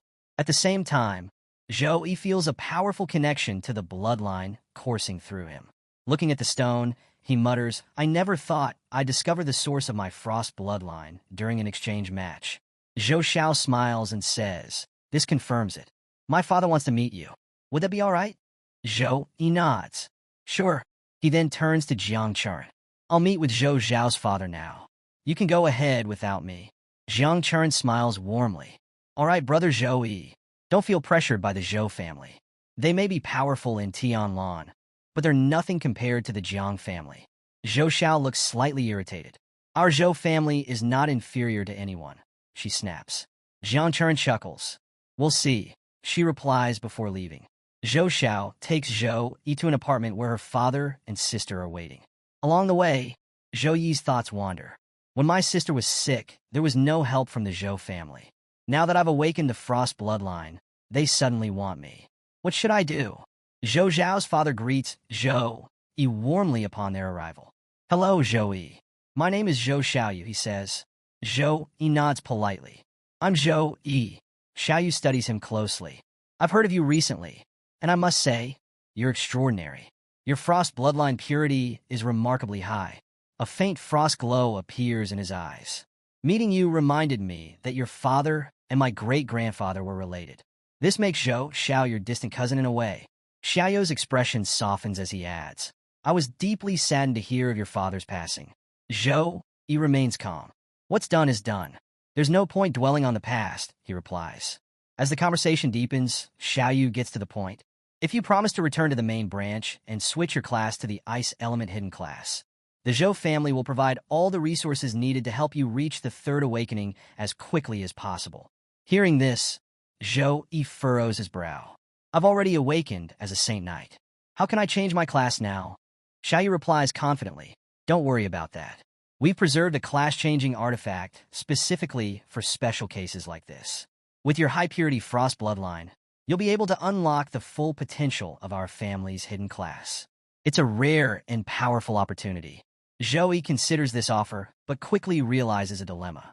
"The Saint Knight class is deeply connected to my support system, and all my progress so far has been guided by Holy Light. Switching classes now would disrupt everything. The Zhou family's hidden class is impressive, but it's not what I need right now." He voices his concern. "What happens if I don't switch my class? Will I still get support from the Zhou family?" Xiaoyu tries to persuade him further. "You're correct that switching isn't mandatory. But if you do, you'll gain access to the Zhou family's library, filled with advanced skill books and an abundance of resources. You'd never have to worry about leveling up again." Zhou Yi shakes his head. "I understand the resources are generous, but I can't accept."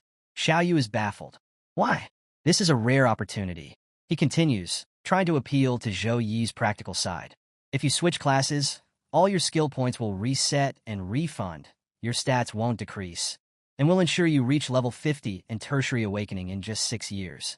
Despite the tempting offer, Zhou Yi remains firm.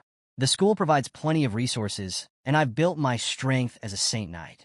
Switching classes now would be a step back." Xiaoyu's confusion grows.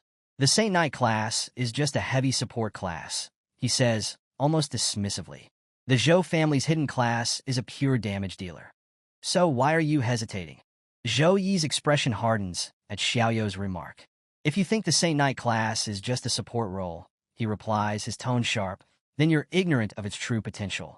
He stands tall and continues, "Tomorrow, we're facing Qingjing University. I'll show you exactly what the Saint Knight class is capable of." With that, Zhou Yi bids them goodbye. "Thank you for your offer, but I have nothing more to say. Good night." As he turns to leave, Zhou Xiao tries to stop him. "Wait!" But before she can finish, Zhou Yi exits the room, leaving Xiaoyu, Zhou Xiao, and Zhou Dong behind, stunned by his unwavering resolve. As Zhou Yi leaves, Zhou Xiao turns to her father with frustration. "Dad, why didn't you try harder to stop him? You just let him walk away." Xiaoyu shakes his head calmly. "Let him go. He hasn't yet realized the limits of the Saint Knight class. When he witnesses the sheer power of damage-dealing classes, we'll approach him again. He'll come to us on his own terms." Sitting silently until now, Zhou Dong suddenly raises her hand. "Wait, I have an objection," she says firmly. Turning to her father, she asks, Why are you being so accommodating to Zhou Yi? Do we really have to work this hard just to bring him into the main branch? Her question gives both Zhou Xiao and Xiaoyu pause. After a moment of thought, Xiaoyu begins explaining. Our family's history explains why Zhou Yi is so important, he says, his tone serious. The Zhou family's ancestor was the first person on this planet to awaken the Frost bloodline. Under their leadership, our family rose to prominence, with countless descendants awakening the Frost bloodline. Many even achieved tertiary awakening. But everything changed during the Dark Ages. When demons from other worlds invaded, our ancestor led the Zhou family into battle. Unfortunately, they disappeared deep within the other world, and without their protection, the tertiary awakened elites of the family perished in the invasion. Although 5 elders were resurrected with revival magic, they returned cursed. The curses tainted the Zhou Yi bloodline, causing the chances of awakening the Frost bloodline to drop to less than 1% of what it once was. This curse is despicable. It spreads through the bloodline and cannot be purified. Without heirs, the Zhou family's power has dwindled. Though we may appear strong from the outside, the truth is, we are much weaker than we seem. Hearing this, Zhou Dong looks thoughtful. So, that's why Zhou Yi is so important. Xiaoyu nods. Exactly. With his high-purity Frost bloodline, if he joins the main branch, we can invest all our resources into his growth. He could reach a level of strength comparable to that of our ancestors. But right now, he's blind with confidence from his string of victories. Tomorrow's match against Qingjing University will show him the limits of his power. Then he'll realize that the Zhou family is his key to becoming truly strong. Zhou Dong tilts her head, smirking slightly. But what if he wins tomorrow? Zhou Xiao scolds her sharply. How can you even say that? I'm fighting tomorrow too. Do you doubt me? Zhou Dong shrugs innocently. I'm just saying, what if it happens? The next day, the arena is packed. The match between Sukong University and Qingjing University has attracted immense attention, and tickets were sold out almost instantly. Fans of both universities cheer loudly, waving banners and chanting their school names. The atmosphere is electric as the teams prepare to face off.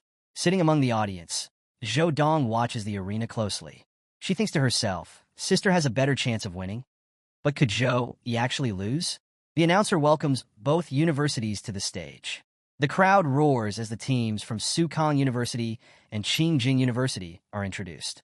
Zhou Yi's team enters the arena, exuding confidence. The crowd erupts with cheers as Zhou Yi steps forward, summoning his light hammer. With his weapon glowing brightly, the entire team appears ready for battle. As the match begins, the audience is captivated by an unusual sight. Zhou Yi, the Saint Knight, stands at the front line, wielding a glowing warhammer. Whispers ripple through the crowd. Why is Captain Zhou Yi standing in the front? Does he actually know how to use that weapon?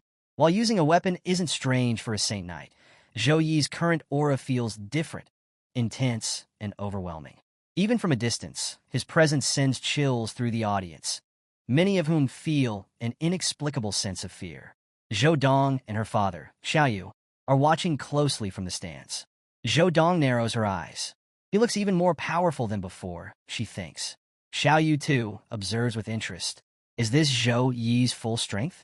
Or was his previous performance deliberately held back? On the other side, Qingjing University's team is visibly unsettled. Their level 22 warrior, Li Yuan, stares at Zhou Yi in confusion. Why is he at the front? Li Yuan mutters. Does this mean he's taking the role of a damage dealer? Next to him, Xiaolan, another team member, nods thoughtfully. Based on his solo match yesterday, it's clear he's more than just a support. He might actually be playing as a damage dealer. However, Lu Zhou, an arrogant member of the team, sneers. It doesn't matter what role he's trying to play. Being the highest level doesn't mean much. He won't make a difference. Their level 22 mechanist, Wang Xian, adds, "We've faced Sukong University before, and they crushed us in the team match last year. We've worked hard since then, but we can't let our guard down.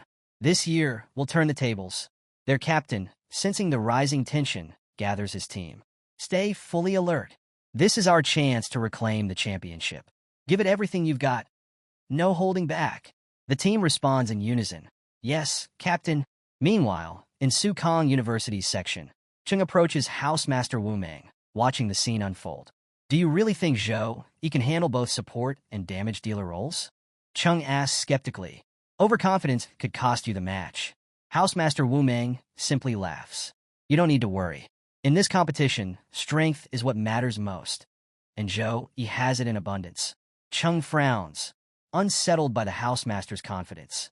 Freshmen have limited skill points, he thinks. Why is Wu Meng so calm? Could he be hiding something? Back in the arena, Zhou Yi turns to his team. Let's stick to the same strategy we practiced in training. I'll lead the attack. You follow and adapt as needed. Everyone plays to their strengths. Wei Tianxin grins. If Brother Zhou Yi is going all out, this will be a breeze. Her confidence radiates through the team. And despite their opponents being Qing Jing University, she believes this will be easier than expected. Victory is ours. As Zhou Yi's team radiates confidence, he reminds them to remain cautious. Don't underestimate them, he says. They may seem weaker, but they were second place last year. If anyone gets injured, come to me immediately, so I can heal you. The countdown begins, and when it ends, the announcer declares the match started. The moment the signal is given, Zhou Yi charges forward, activating all his buffs as he sprints toward Qing Jing University's team. The audience is stunned. He's attacking directly? Is he insane? Why isn't he staying back or using long-range tactics? Despite the murmurs, Zhou Yi's confidence is undeniable, and his rapid skill casting while running leaves spectators impressed. Li Yuan, Qing Jing University's level 22 warrior, watches Zhou Yi with a smirk. He's charging to his own death, he mutters, readying himself for battle. Beside him, Xiaolan, the archer, steps up. Activating her arrows of suffocation, she takes aim at Zhou Yi. Her skill, a grade A ability, creates multiple arrows that close off all escape routes, designed to trap and overwhelm her target. As the arrows speed toward him, Zhou Yi doesn't flinch. They're annoying, he says casually. Then, with precise movements, he destroys the arrows mid-flight, smashing them with his warhammer and swatting them aside with his bare hands. The crowd gasps. Did he just crush enhanced grade A arrows like they were nothing? That's impossible. Those arrows are level 8 skills. Xiaolan, stunned by what she's witnessing, struggles to comprehend how Zhou Yi dismantled her attack so effortlessly. However, Li Yuan remains unfazed. Watching Zhou Yi's performance, he smirks. Impressive defense, he says, but for a damage-dealing Saint Knight, that's all that matters. Next to him, Lu Zhou, their mage, begins casting his ultimate ability. Li Yuan's confidence grows. Once Lu Zhou's attack lands, let's see how he blocks that. As Lu Zhou's Fire Phoenix attack reaches completion, the fiery spirit takes shape, evolving into a majestic spiritual phoenix that releases a scorching flame breath aimed directly at Zhou Yi. The audience watches in awe. That's a plus-grade skill. Qing Jing University's players are no joke. The Fire Phoenix attack roars toward Zhou Yi. He takes a small step back, then calmly watches as Lu Zhou follows up with Burning Impact, the Phoenix diving toward Zhou Yi with fiery force. Instead of dodging, Zhou Yi stands his ground. Fire, and more fire, he says, almost amused. The crowd is torn between shock and confusion. What is Zhou Yi doing? Why isn't he moving? Does he think he can tank that attack? From the sidelines, Qing Jing University's team supervisor watches with a grin. The smartest thing he could do now is retreat to his team. With his speed, he might still make it back to their defenses. But Zhou Yi isn't retreating. As Su Meyer overhears the remark that Zhou Yi should retreat, she lets out a chuckle. Her laughter catches Miss Sun's attention. Why are you laughing? She asks, clearly irritated. Su Meyer, still smiling, responds, I couldn't help myself. When you said Zhou Yi should run away because of an A+ grade skill, it was just too funny. Miss Sun's face flushes with anger. You'd better be patient. Let's see if you'll still laugh when Zhou Yi loses. Su Meyer smirks. Oh, I'll wait. I just hope you're ready to handle the aftermath when that doesn't happen. As the tension between them simmers, a sudden burst of radiant light floods the arena, silencing the crowd. Zhou Yi had activated his Holy Flame Light Wheel, and its dazzling glow leaves everyone stunned. In the arena, Lu Zhou's Fire Phoenix, a devastating attack moments ago, begins to lose its ferocity. Zhou Yi uses the Holy Flame Light Wheel to pull the Phoenix fire toward himself, manipulating its flames with precise control. Lu Zhou, watching in disbelief, stammers. How is this possible? Desperate, Lu Zhou attempts to reclaim the Phoenix flames, calling out to them. Return to me. You are my strength. but his pleas fall on deaf ears. Within seconds, Zhou Yi completely controls the flames, bending them to his will. Watching from the sidelines, Song Xiaolan smirks. It seems Qingjing University still hasn't realized what it means to face our Saint Knight captain. Standing beside her, Jiang Churan nods, her voice calm yet confident. Even Xin Ling, with his flame dragon bloodline, couldn't harm brother Zhou Yi. This Lu Zhou's fire skill doesn't stand a chance. Zhou Yi, now fully in control, lets out a small, amused laugh. Sorry for the disappointment, he says, addressing Lu Zhou. But I can manipulate the fire element too. With holy flame, the audience, witnessing Zhou Yi's godlike presence, grows silent. His aura fills the arena with a divine intensity, leaving many feeling both awed and terrified. Even Miss Sun, standing with Su Meyer, is shaken. A divine blessed skill, she whispers. And not just any, it's the holy flame skill. This is something even a tertiary awakener struggles to achieve. Su Meyer's confidence remains unshaken. Maybe Zhou Yi is just lucky, she teases. Sometimes talent and opportunity align. Frustrated, Miss Sun mutters, "We still have our ace left." Su Meyer responds with another sly remark, further irritating Miss Sun, who clenches her fists, her irritation visible. Among the spectators, Zhou Dong turns to her father. "Father," everyone looks so shocked and excited. "What exactly is this divine blessed skill?" Xiaoyu takes a deep breath and begins to explain. Divine blessed skills are the most special abilities, granted directly by higher beings. They cannot be learned from skill books or passed down by any method. Only those blessed by the gods can receive them. This holy flame skill was granted to Zhou Yi personally by a divine force. In our family, many worship the goddess of frost, but ever since our bloodline was cursed, her blessings have disappeared. Pausing for a moment, Xiaoyou's shoulders sag. A professional blessed by a god holds immense potential. Zhou Yi's possession of this skill makes everything we offered him seem insignificant. Hearing this, Zhou Dong frowns. Does that mean our entire trip here was a waste? Xiaoyu shakes his head, his voice resolute. No, there's still hope. After this match, we'll talk to Zhou Yi again.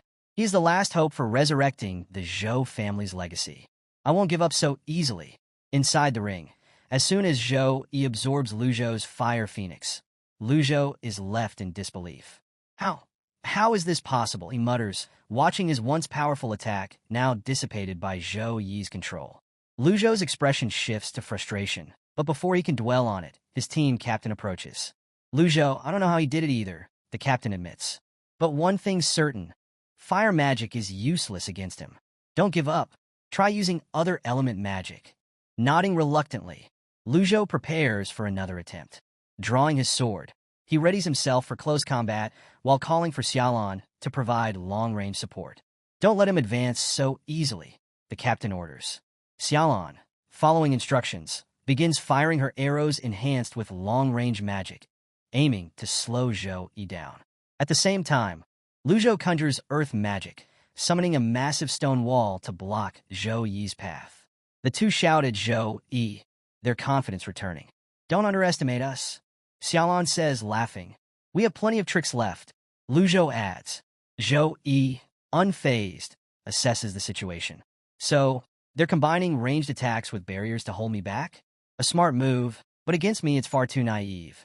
As Xiaolan's arrows and Lu Zhou's stone wall approach, Zhou Yi calmly activates his Holy Light Shield, an A+ grade defensive skill.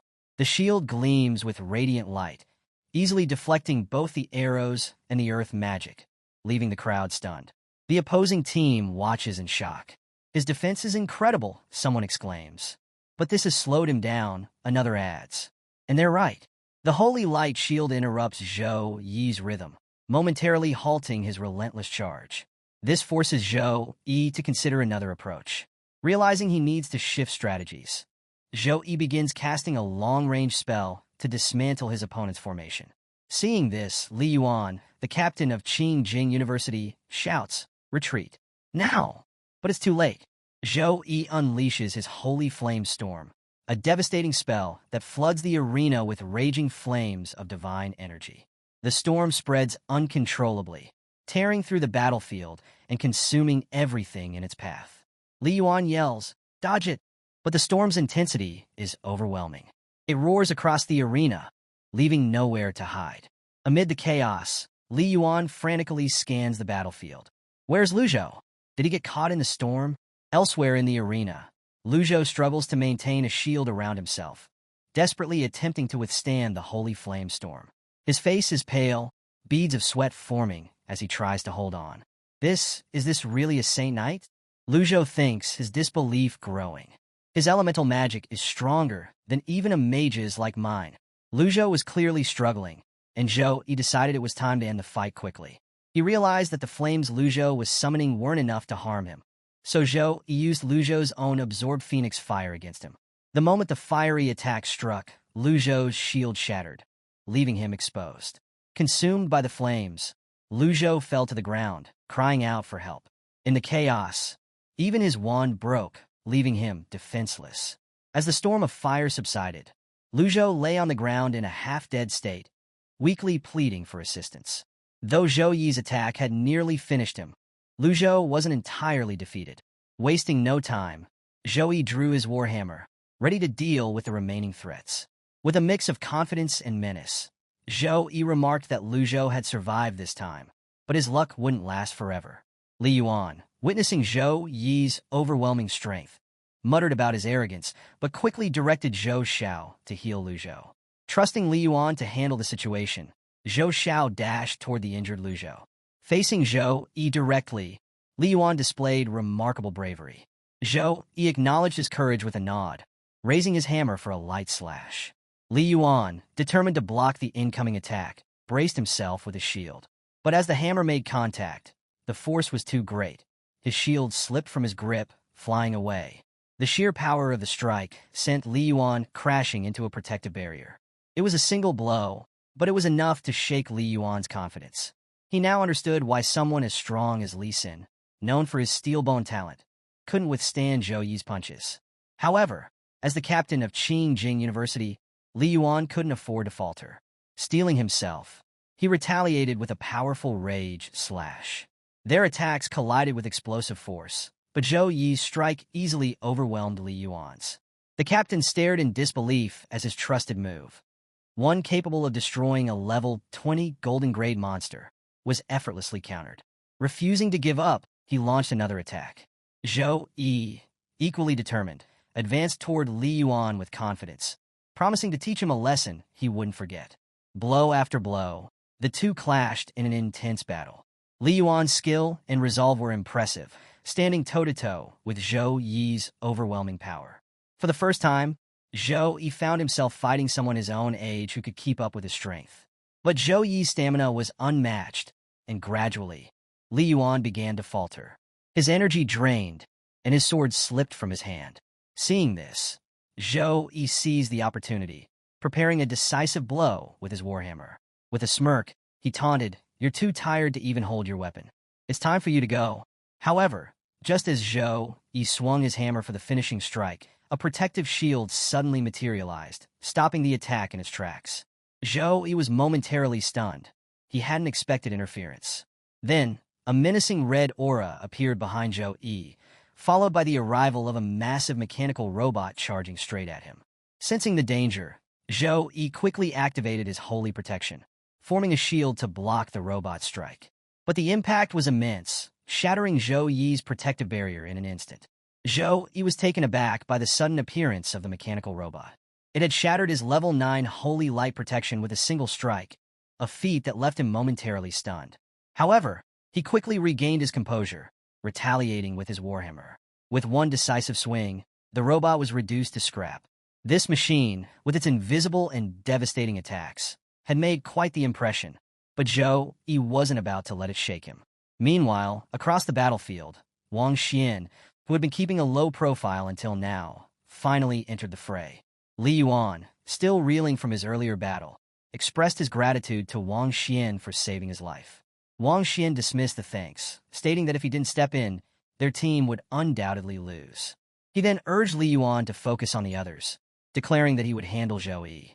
The reason for Wang Xian's earlier reluctance to join the fight soon became clear. As a skilled mechanic, he had been biding his time, not wanting to reveal his full strength until the match against Modu University. However, Seeing how Zhou Yi had single-handedly turned the tide of battle, Wang Xian had no choice but to unleash his trump card. With a flick of his hand, Wang Xian summoned an army of robots into the arena. These were GX-100B robots, DYS light-type rocket robot, and BT-200 cavalry robots, monsters at level 21 and above, with silver-grade qualifications. The arena was soon filled with these machines, their sheer number creating an intimidating spectacle. Even Zhou Yi, standing resolute at the center of the chaos, couldn't help but be slightly surprised at the sight. Spectators were equally taken aback. In the viewing area, the housemaster smiled knowingly at Cheng, remarking that it seemed his university had its own hidden ace. Cheng, returning the smile, admitted as much. He explained that Wang Xian possessed the rare S+ talent, Mechanical Heart, which allowed him to create robots of significantly higher levels than his own. Wang Xian's ability was indeed a game-changer, making him the linchpin of his team's strategy. Back in the arena, Zhou Yi faced this mechanical wave with an unexpected reaction, a wide grin. The sight of the robot army didn't intimidate him. Instead, it excited him. He was eager to test the strength of this mechanized force and see how far they could push him. His warhammer gleamed in his hands as he prepared for battle, his eyes sparkling with anticipation. Wang Xian, however, was enraged by Zhou Yi's audacious confidence. The idea that someone would dare to charge headfirst into his mechanical army was beyond belief. In a fit of anger, he commanded his robots to attack. The mechanical horde surged forward, launching a coordinated assault on Zhou Yi. The arena was filled with the sound of metal clashing and energy crackling as the robots closed in on him. With a flurry of attacks closing in from all sides, Zhou Yi quickly summoned a holy shield to protect himself. But the sheer volume of attacks was overwhelming, so he created twin holy shields, forming a near-impenetrable defense. The relentless barrage of the robots' attacks clashed against the shields, but none could break through. The intensity of the assault affected the entire arena, filling it with sparks, sound, and chaos. Amid this turmoil, Zhou Yi's calm smile stood out. He unleashed the Holy Light Cross, causing a radiant cross of light to appear. The cross emitted electric currents and waves of intense heat, tearing through the robots around him. The heat radiating from the attack became so intense that even Wang Xian, observing from a distance, felt its effects. Though Wang Xian's robots were built with fireproof materials, they couldn't withstand the holy fire generated by Zhou Yi. This setback visibly irritated Wang Xian. Undeterred, he pulled out a keyboard-like device, slamming his hands on it with frustration.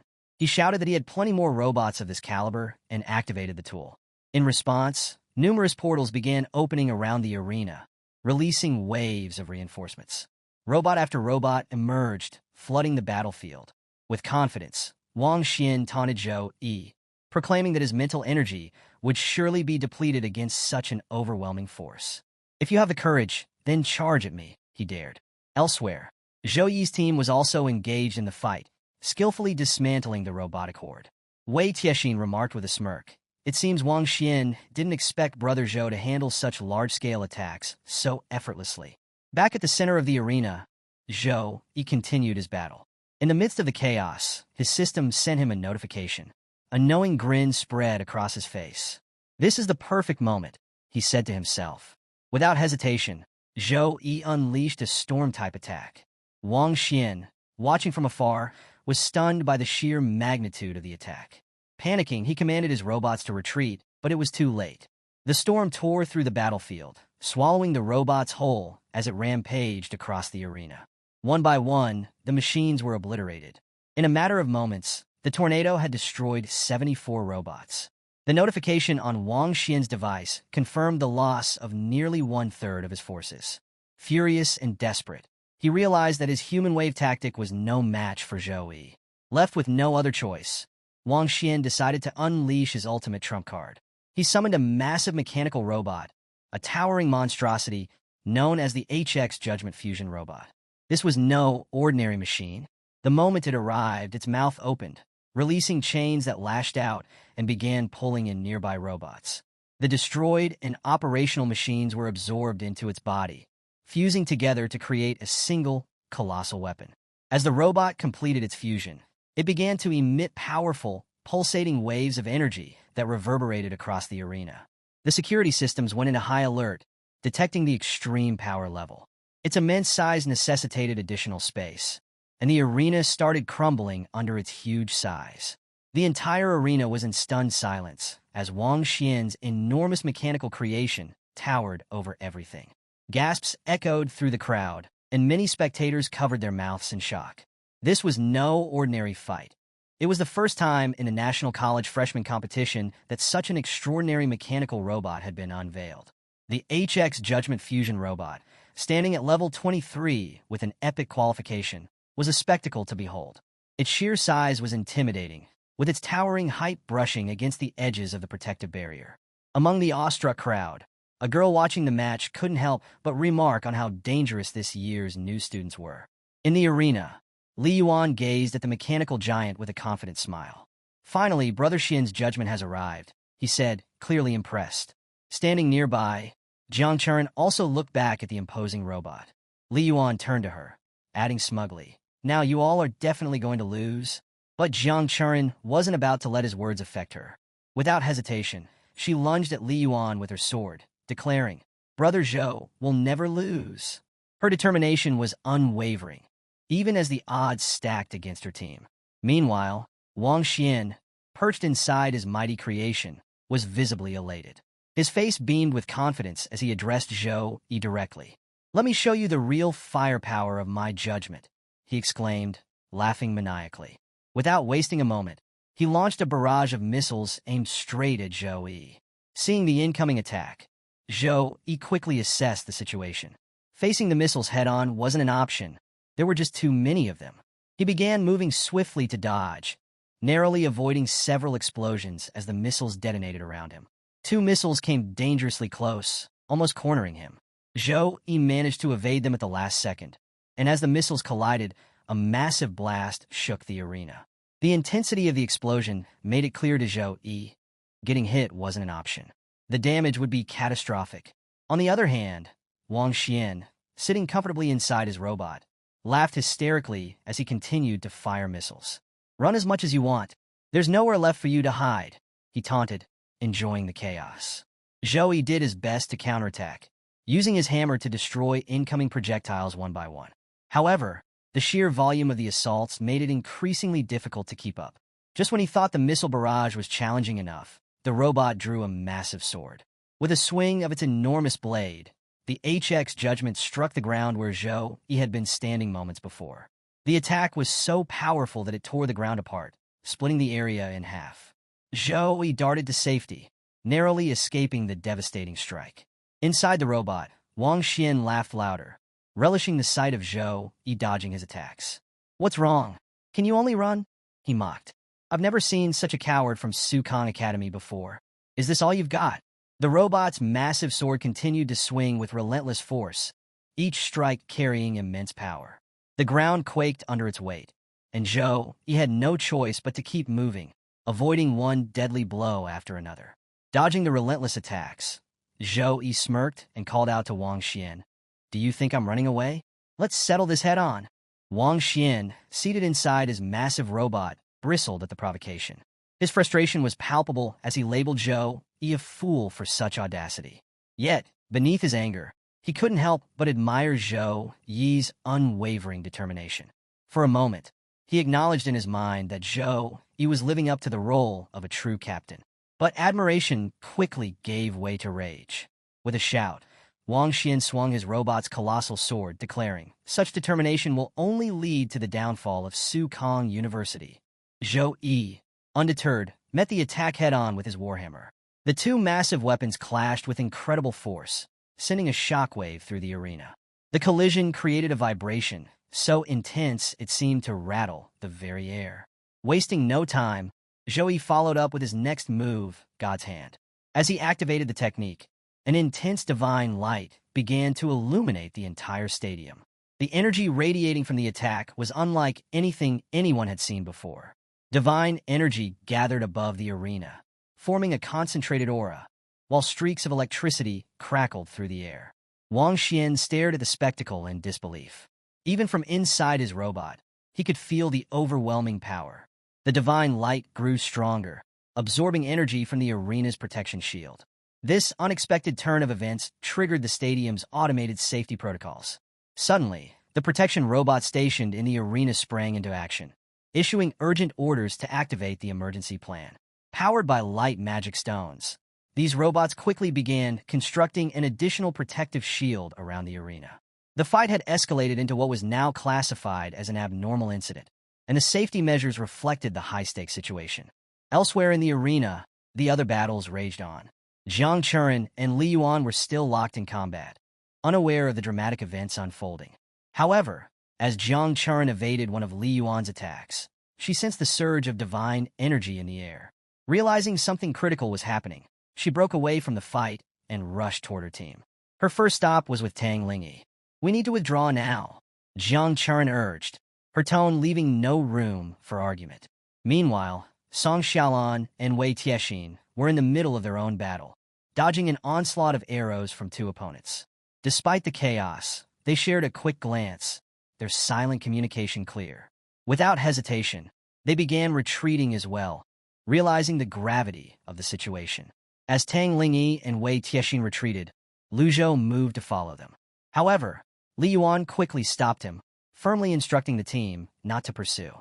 Lu Zhou, confused and frustrated, argued, "Why shouldn't we chase them? They're running scared. We should finish them off." But Li Yuan, his face pale and nervous, shook his head. "Something is wrong. Something about this power isn't normal," he said, his voice laced with fear. The rest of his team, equally uneasy, gathered around him, their expressions mirroring his concern. Even from where they stood, Zhou Yi's energy in the sky radiated an overwhelming pressure that shook them to their core. Back on Zhou Yi's side, the arena became silent as a glowing, giant divine hand began descending from the heavens, its radiant presence impossible to ignore. Panic spread like wildfire among the spectators. Murmurs turned to gasps, and gasps turned to screams as everyone tried to process what they were witnessing. Inside his HX Judgment Fusion robot, Wang Xian felt the weight of the moment. His heart raced as he recognized the energy. This is a god-level skill, he muttered to himself, his confidence faltering. The realization hit hard. The gap between him and Zhou Yi was enormous. His HX Judgment, an S+ level creation, had seemed invincible just moments ago. But now, against this overwhelming power, it felt like a mere toy. Despite the fear clawing at him, Wang Xian refused to give in. He clenched his fists and yelled, "No, I'm not a coward. I refuse to lose." With desperation fueling him, he sent his robot charging toward the descending divine hand, wildly slashing at it with his massive sword. He struck again and again, his attacks relentless. But no matter how many times the robot's blade struck, it couldn't leave a single scratch on the radiant hand. The divine hand continued its slow descent, unaffected by Wang Xian's frantic assault. For a moment, the hand paused midair, and a flicker of hope crossed Wang Xian's face. "I stopped it," he thought. But that hope was short-lived. The divine hand suddenly jerked downward with unstoppable force. Wang Xian's triumphant expression twisted into terror. "No! And oh!" he screamed, but there was no time to react. The divine hand smashed into the HX Judgment, unleashing devastating power across the entire arena. The impact sent shockwaves rippling outward, powerful enough to shake the spectators in their seats. Dust and debris filled the air as the sound of metal collapsing echoed across the stadium. When the dust finally cleared, Zhou Yi stepped forward calmly, unfazed by the destruction. Around him, broken pieces of the once mighty HX Judgment lay scattered. A few nuts and bolts clattered to the ground near Zhou Yi's feet. Without hesitation, he kicked the remnants aside as if they were mere scraps. Not far from him lay Wang Xian, unconscious and battered, his once prideful robot now a shattered heap of metal. The divine hand had left a clear mark, a testament to its immense power. Wang Xian's team, watching in disbelief, seemed utterly defeated. Their faces were heavy with despair, realizing the battle was lost. As Zhou Yi moved past the wreckage, Wang Xian stirred slightly, blood trickling from his mouth. He appeared to want to say something, but no words came out.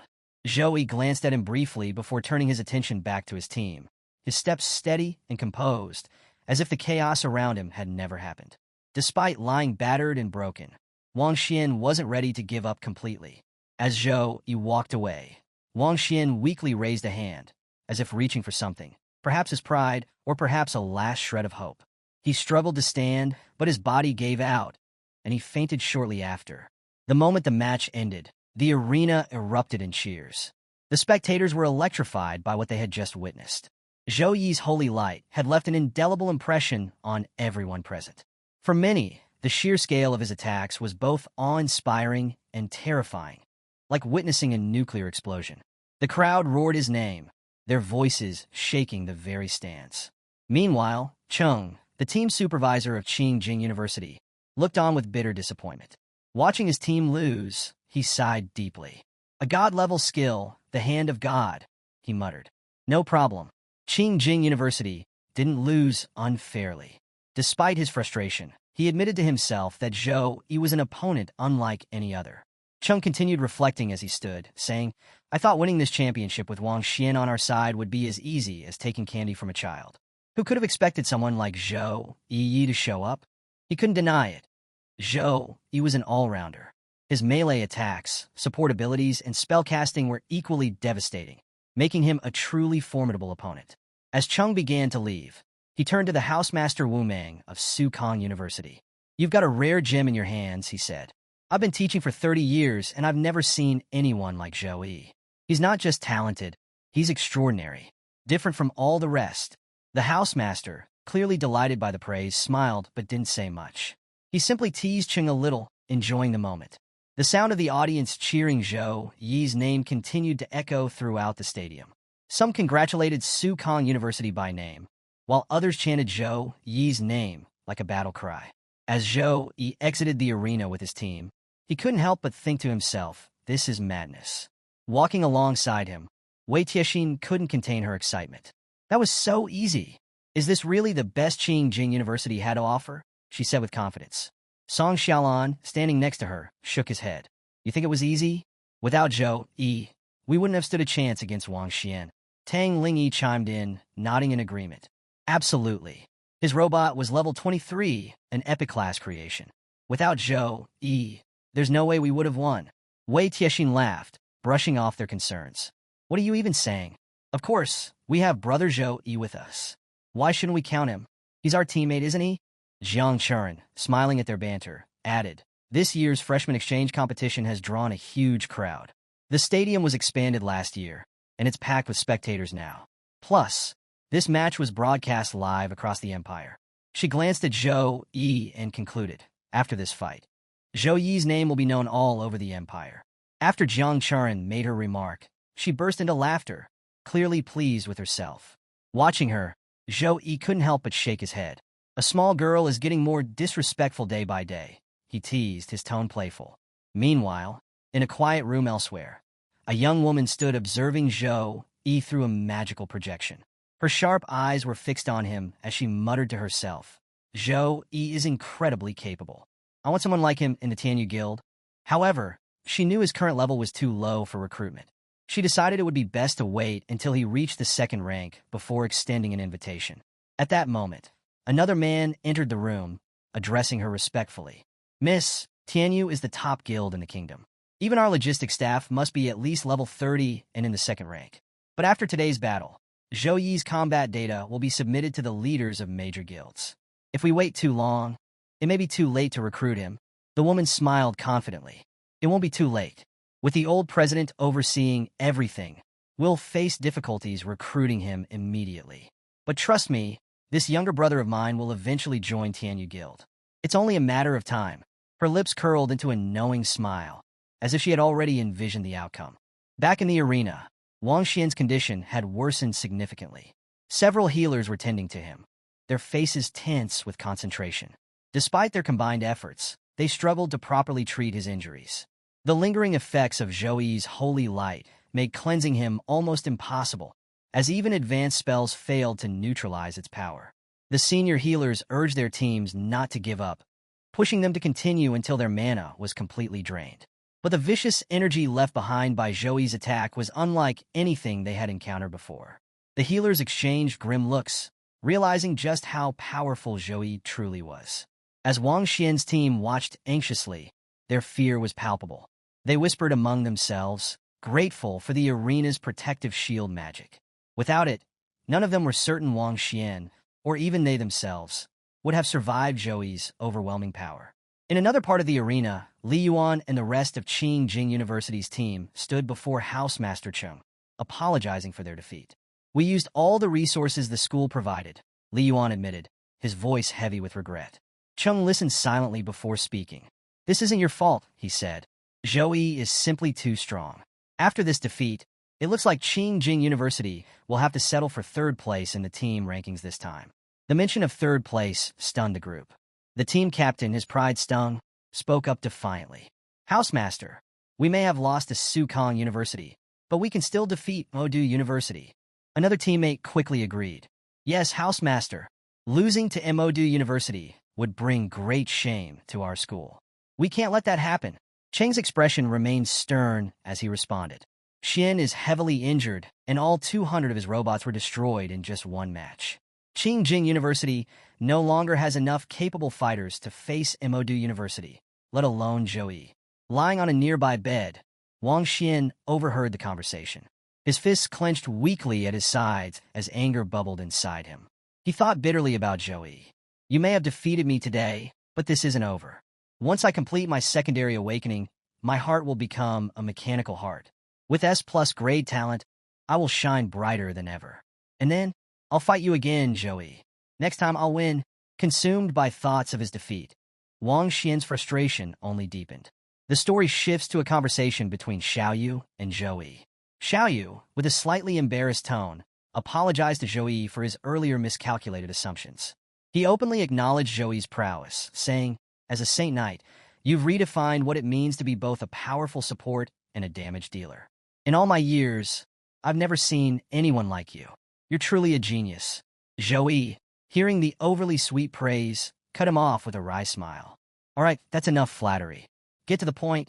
Taking the hint, Xiaoyu quickly shifted gears. I've already reported everything about you to the family. Both the family head and the elder have promised that once you return to the family, they'll fully support you in increasing your power. They'll pool every resource necessary to help you reach new heights. Zhouyi raised an eyebrow. Family head? Elder? What's all this about? Xiaoyu began explaining in detail. The Zhou family is vast, with many internal factions. Resource distribution each year depends entirely on one's abilities and influence. The two largest factions are led by the elders and the family head. Under normal circumstances, these two sides never see eye to eye. But for the first time, they've reached an agreement about you. Both sides are willing to collaborate if it means supporting your growth. Xiaoyu's offer was undeniably enticing. With the backing of the Zhou family's most powerful figures, Zhouyi could gain unparalleled access to resources and support. However, Zhouyi knew his path was already set. His master, Headmaster Wang Hui, had been instrumental in his growth. And beyond that, Zhouyi had something no one else could claim, the system. After considering everything, Zhouyi replied calmly, I appreciate the offer, but I'll have to disappoint you. I have no intention of changing my profession. Xiaoyu's shoulders slumped, and disappointment was written all over his face. So, there's no hope for the Zhou family to rise again, he muttered dejectedly. Seeing Xiaoyu's disheartened expression, Zhouyi softened his tone. There's no need to be so disappointed. In my eyes, there's someone with the Frost bloodline who could potentially take on the hidden class of the Zhou family. Xiaoyu's interest was piqued, but he quickly tempered his enthusiasm. The hidden classes of the Zhou family aren't just about having the Frost bloodline. The bloodline purity also matters greatly. A regular Frost bloodline won't be enough to qualify for those classes. Zhouyi smiled slightly. That won't be an issue. My sister's bloodline purity is 3 times higher than yours. That's more than enough for your family. Xiaoyu's eyes widened with joy. His disappointment evaporated as he excitedly asked, Are you saying your sister has already awakened the Frost bloodline? Zhouyi nodded in confirmation, and Xiaoyu practically exploded with joy. This is incredible. The Zhou family will rise again, he exclaimed, jumping in excitement. Without wasting a moment, Xiaoyu rushed to Zhouyi and asked eagerly, Are you absolutely sure her bloodline purity is 3 times higher than mine? That would mean almost 10 points. With that level of purity, she can select any of the 3 hidden Frost classes.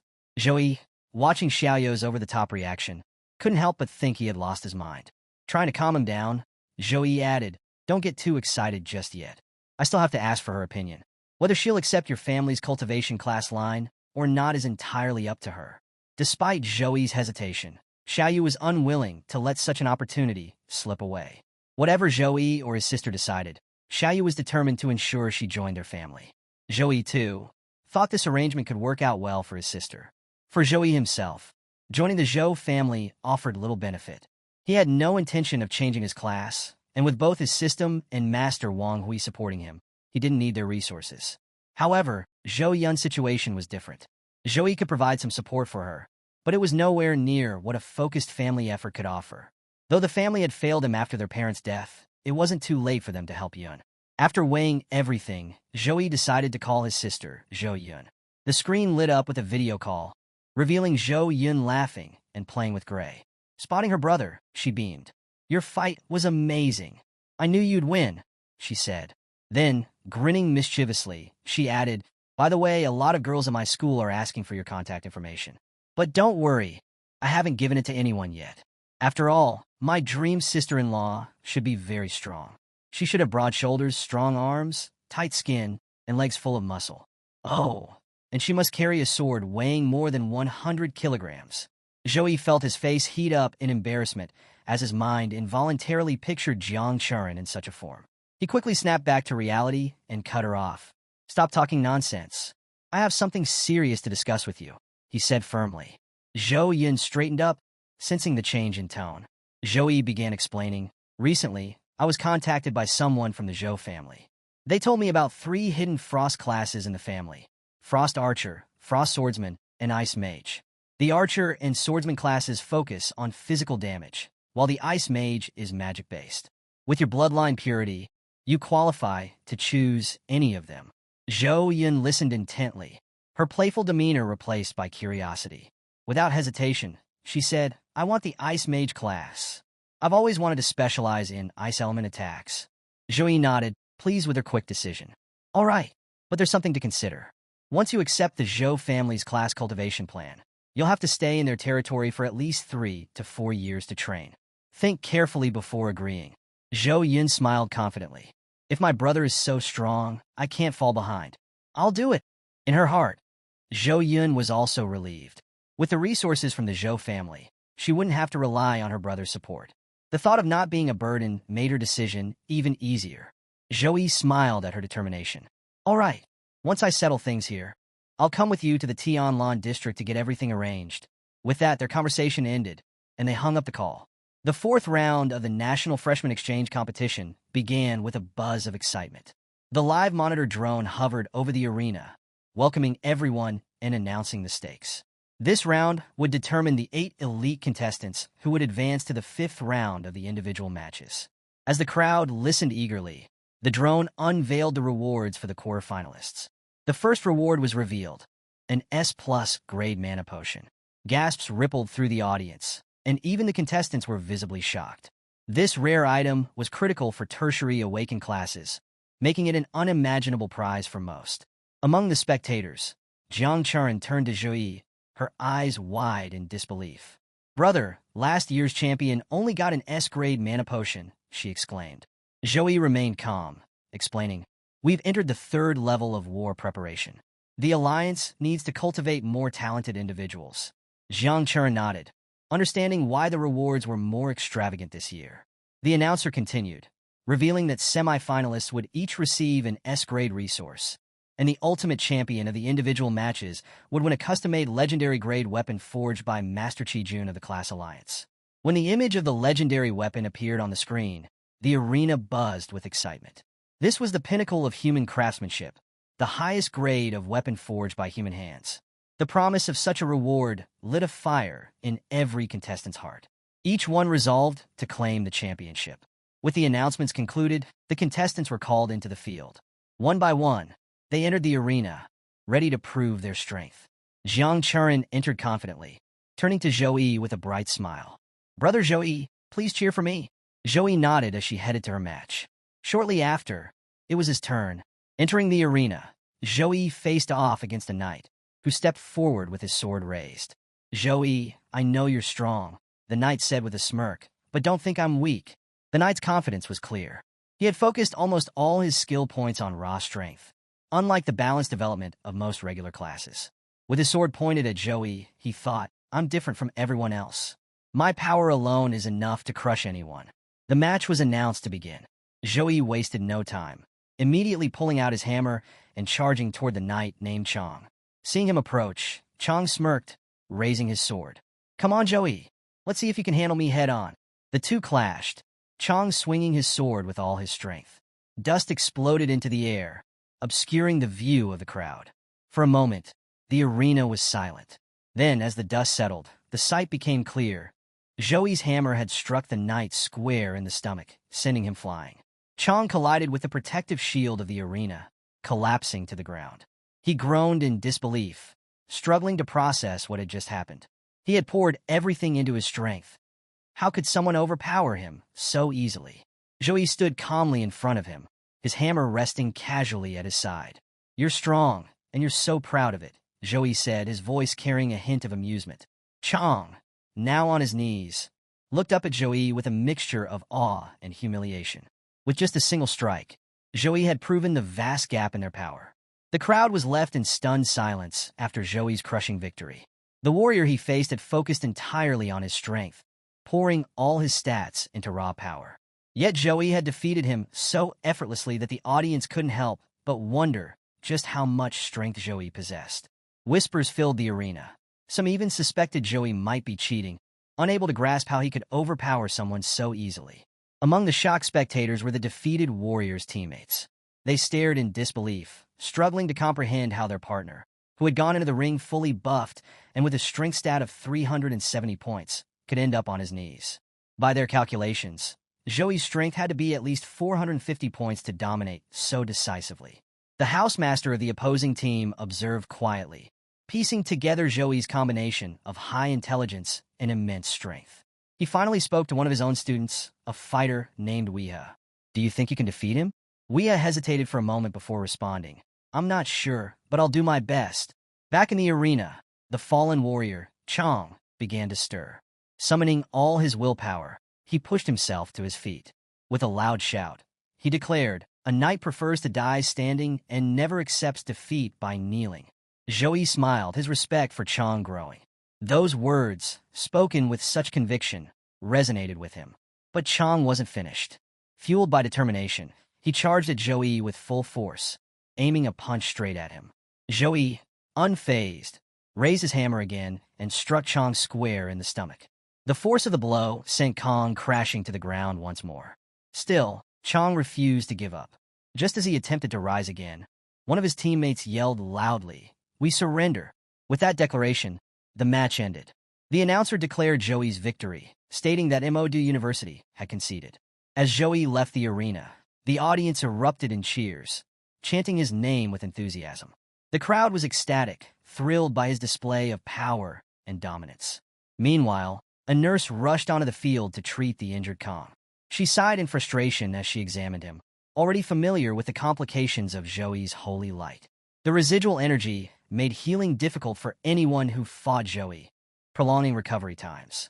Despite the challenges, the nurse and her team worked swiftly, knowing this was just part of the fallout from facing someone as powerful as Joey.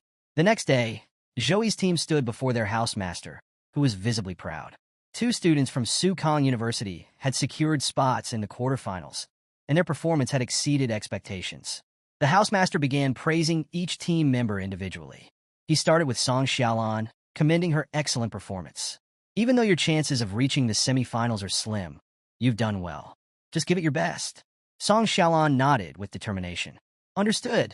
The housemaster then turned to Jiang Churen, who looked visibly downcast. Noticing her sadness, he addressed her gently. You should have made it to the quarterfinals, but unfortunately, you faced Weeha, a potential champion.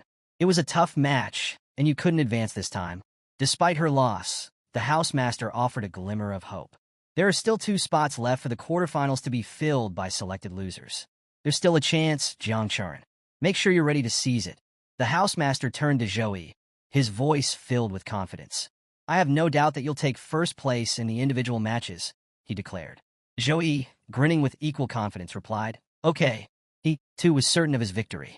With that, the housemaster shifted the discussion to the upcoming group match. Tomorrow, we have 2 matches against regular high school, he began. But before he could continue, some other students entered the room and, overhearing his words, chimed in.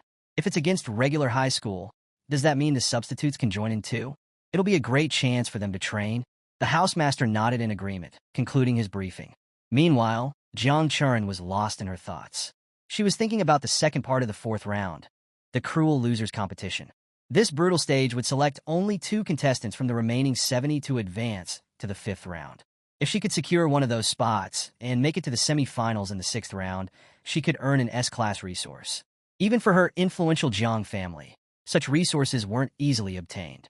If she could win it, her strength would soar to new heights. Her focus was broken when the housemaster addressed Joey again. Your strength has already been exposed, he said. With your power, you could easily dominate regular high school on your own. But tomorrow's match is about training others. Stay on guard, but avoid taking any direct action unless absolutely necessary. Joey nodded, understanding the reasoning. Got it, he replied, knowing that this was an opportunity for his teammates to grow and gain valuable experience. As they stood in the room discussing the matches, a group of girls walked by. Catching a glimpse of Joey through the door, they quickly entered the room, excitement lighting up their faces. Joey, you're so handsome, one of them exclaimed, while others chimed in with similar praises. Joey, blushing slightly, asked, Who are you? The girls beamed and said in unison, We're your fans. They began pulling out photos of Joey, each one decorated with different emojis. Some had cat ears, others had cat noses, and some even had playful captions. Joey blinked in disbelief, muttering to himself, Is that me? His teammates were equally stunned, realizing just how popular Joey had become. Meanwhile, Jiang Churin stood to the side, her expression darkening as she watched the scene unfold. Inside her mind, the mischievous succubus version of Jiang Churin whispered, Aren't you worried, Churin? What if one of these girls takes brother Joey away from you? What if you can't stay by his side anymore? Jiang Churin's eyes flared with determination. I'll secure one of the 2 spots tomorrow, she declared to herself. That way, I can always stay by brother Joey's side. The succubus version smirked knowingly, shifting her gaze toward Joey. At the same time, Joey felt a strange sensation, as if someone were watching him intently. He glanced around the room, feeling a bit uneasy, unsure of where this odd feeling was coming from. The second half of the 4th round of the individual matches began with anticipation as the students arrived at the competition site. They were teleported into a dense, unfamiliar forest, which immediately puzzled many of them. Last year, the arena for this round had been a castle, and the sudden change caught them off guard. It didn't take long for the students to realize that the environment changes every year. This wasn't just any forest. It was part of a near-real-life battlefield simulation created by advanced artificial intelligence. The system used data collected by teachers and the military to design a realm that mimicked actual combat scenarios. To ensure variety, randomness was programmed into the environment and monster selection, meaning both the map and the creatures were different every year. Jiang Churin took note of the environment. The air was moist, the atmosphere heavy. The other students, though unsettled by the unfamiliar terrain, were eager to start. A telecast drone soon arrived, hovering above the group. Its voice echoed through the forest, welcoming the students to the missing forest. It explained the rules of the round. Every half an hour, mysterious monsters would appear in 3 waves near an abandoned village. The monster's sole intent was to hunt and consume the students. To succeed, students needed to both evade and kill the monsters. The 2 students with the highest monster kill count would advance to the 5th round. The drone reassured everyone that there was no real danger to their lives, though it also noted that no return scrolls were available. Once eliminated, students would simply be ejected from the realm. Hearing the rules, the students relaxed slightly. Many thought this task would be simple. After all, they had been to many realms before and had faced monsters countless times. They were confident in their abilities. Jiang Churin, however, was more cautious. She stood among the group, her mind racing. The random, unknown monsters made her uneasy. These creatures could cause serious trouble, she thought, scanning the surroundings. Just as the students settled into their positions, the first wave of monsters was announced. The tension heightened as everyone prepared for action, gripping their weapons and scanning the forest. But time passed, and no monsters appeared. Confusion spread among the students. They shifted nervously, exchanging uncertain glances. "Where are they?" someone muttered. Suddenly, one of the students broke the silence. "Why am I itching?" he asked, scratching at his arms. Another chimed in, "Me too. It's everywhere." Soon, several others echoed the same complaint, frantically scratching themselves. Jiang Churin, alarmed by the commotion, turned to look. What she saw made her blood run cold. Tiny, bacteria-like worms had attached themselves to the students' bodies. These parasites burrowed into their skin, draining their strength in seconds. One by one, students fell to the ground, consumed by the worms. Their bodies disintegrated as the monsters devoured them, forcing them out of the realm. Jiang Churin felt a wave of unease watching students being eliminated one after another. The true horror was that no one could see the monsters attacking them. It felt as though these creatures were invisible, leaving everyone confused and helpless. Players who had entered the realm with high hopes were now vanishing in rapid succession, one by one. Determined to advance in the competition, Jiang Churin pushed deeper into the forest alongside other students, each trying to survive and secure a spot in the next round. As they moved, a new threat emerged. Worm-like monsters began clinging to the contestants, draining their life force and eliminating them. The creatures remained unseen, leaving the students terrified and disoriented. Panic spread as they watched helplessly while others around them were consumed. No one could figure out how to fight back. Jiang Churin, though shaken, refused to panic. She began analyzing the situation, convinced there had to be a flaw in the monster strategy. No being is truly invisible or non-physical, she reasoned. This has to be a contagious monster spreading through some medium. Her suspicions were confirmed when she noticed a spore mushroom attached to her arm. Acting quickly, she used fire to destroy it. As the mushroom burned away, the truth became clear. The spores were the source of the attacks. Without wasting a moment, Jiang Churin shouted to the others, "These spores are spreading through the air.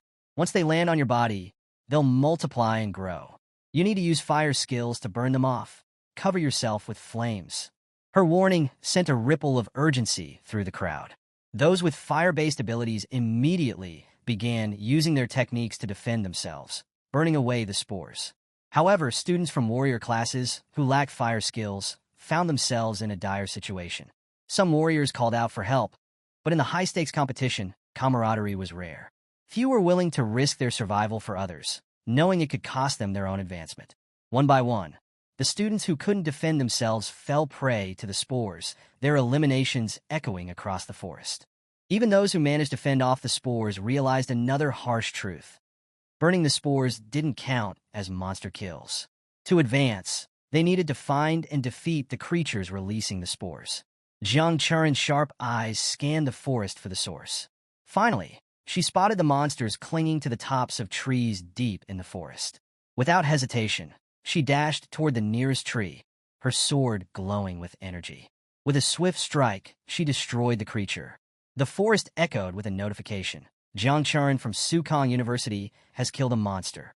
Hearing this, the remaining monsters began screeching loudly, their cries reverberating through the forest. Jiang Churin didn't stop. She leapt into action, slashing at the monsters relentlessly. Using techniques like enchanting flame, shadow black fire, and her normal sword strikes, she eliminated them one by one. With each kill, another notification resounded across the forest, marking her progress. The story shifts to the outside world, where preparations for the next round of the individual matches are in full swing. The arena was being reconstructed, and the defense area was activated. Both teams were instructed to get ready, as the upcoming match would be between Meigao University and Sukong University. With the defense shield in place, the match began. Fighters from both sides launched into action. One team attacked with fire-based abilities, while the other retaliated with water-based attacks. The elements collided in dramatic flashes, canceling each other out. As the battle intensified, arrows rained down unexpectedly, aimed at one of Sukong University's fighters. Just as it seemed too late, Zhou intervened, summoning a protection shield to block the arrows. The fighter he saved, a teammate named Tanwei, was visibly shaken. Zhou took the opportunity to coach him. "Don't lose focus in the heat of battle," he advised, "and always watch your back during a fight." Next, Zhou turned to another teammate, a girl named Zhang Qing. He reminded her of her critical role. "Your job is to protect your teammates. Stay focused and follow the instructions carefully. Zhang Qing nodded nervously, replying with a quiet yes. Meanwhile, the fighters from Meigao University observed Zhouyi's calm demeanor and strategic instructions with growing irritation. They felt insulted, believing Zhouyi was treating them as mere practice opponents for his team. Angrily, their captain barked out an order: "Stop wasting time. Attack their team directly and finish this now." Following their captain's command, the fighters from Meigao University charged toward Zhouyi's team. As the opposing group advanced, Zhouyi received a message on his phone. It was from Jiang Churen, and it simply read, "I've passed." Seeing the message, Zhouyi smiled, briefly lost in thought about Jiang Churen's success. However, this casual act of checking his phone during a battle enraged one of the opposing team's fighters.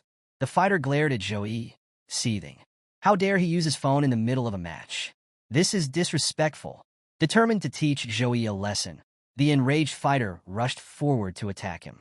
But before he could land a hit, the tables turned in an instant. Moments later, the fighter lay flat on the ground, incapacitated. A nurse quickly entered the arena to tend to the fallen opponent.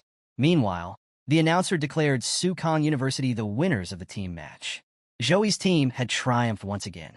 With the conclusion of the second half of the fourth round, preparations for the fifth round began. Scheduled for the next morning, the fifth round would narrow the contestants from 8 to 4. Later that afternoon, the semi-final match of the sixth round would pit Zhouyi against Weeha, a fighter with an intense and aggressive style. The scene shifted to a live-stream host, excitedly narrating the build-up to the final rounds of the highly anticipated individual match. Today is the big day. The host began his energy infectious. Let me tell you about our two finalists. First, we have Zhi, a warrior who rose from poverty, overcame the loss of his parents, and became the strongest saint knight in history. His journey has inspired millions. The host then introduced the other contender, and his opponent, Weeha, a nobleman from a prestigious family with centuries of heritage. He's armed with top-tier talent and a rare lineage. A fierce and formidable warrior. With a wide grin, the host turned to the camera. Who will win this epic showdown? To find out, make sure to subscribe to my channel and like this live stream. The broadcast stirred excitement among viewers, who began discussing the matchup fervently. One person said, Zhouyi's battle against Wang Xian was incredible. This time, he's going to destroy Weeha. Another disagreed. Have you seen Weeha's style? His first match was brutal. This isn't going to be an easy fight. The story shifts to Zhouyi's team as they descend from their helicopter, landing amidst a roaring crowd. The moment the doors opened and the team stepped out, cheers erupted. Spectators called out the names of their favorite fighters, Song Xiaolan, Jiang Churen, and Zhouyi. The support was overwhelming, with fans shouting encouragement, especially for Jiang Churen. Having lost her match to Weeha, Jiang Churen received heartfelt cheers and words of motivation. "You'll get it next time," someone yelled, while others clapped in support. Soon after, another helicopter landed, this one carrying the fighters from MOD University. As their team emerged, they were greeted with equal enthusiasm. Among the crowd, the housemaster of MOD University approached Su Kang's housemaster Wu Meng, greeting him with a polite, "Good morning." The housemaster from MOD University added with a confident smile, "This year, the first and second places in the championship will belong to our school. Before the competition, we should strengthen our friendship." Housemaster Wu Meng returned the greeting, but inwardly he scoffed. "Friendship?" he thought. "You're planning to defeat Zhouyi with Weeha's strength, but we'll see who gets the last laugh." Meanwhile, Weeha stood a short distance away, locking eyes with Zhouyi. His mind raced with excitement. Finally, the moment has come, he thought. The final match. I'll defeat you and claim the championship. A thrill of anticipation coursed through him as he prepared himself mentally for the battle ahead. Both competitors were soon called directly to the arena. As they walked toward the center, an announcement rang out, instructing the audience to take their seats and watch the match politely. The countdown to the final began, and the atmosphere became electric. The crowd erupted in cheers, their enthusiasm spilling over. Some shouted for Zhouyi, while others rooted for Weeha. Despite the division, one thing was clear. Everyone wanted to see a spectacular match.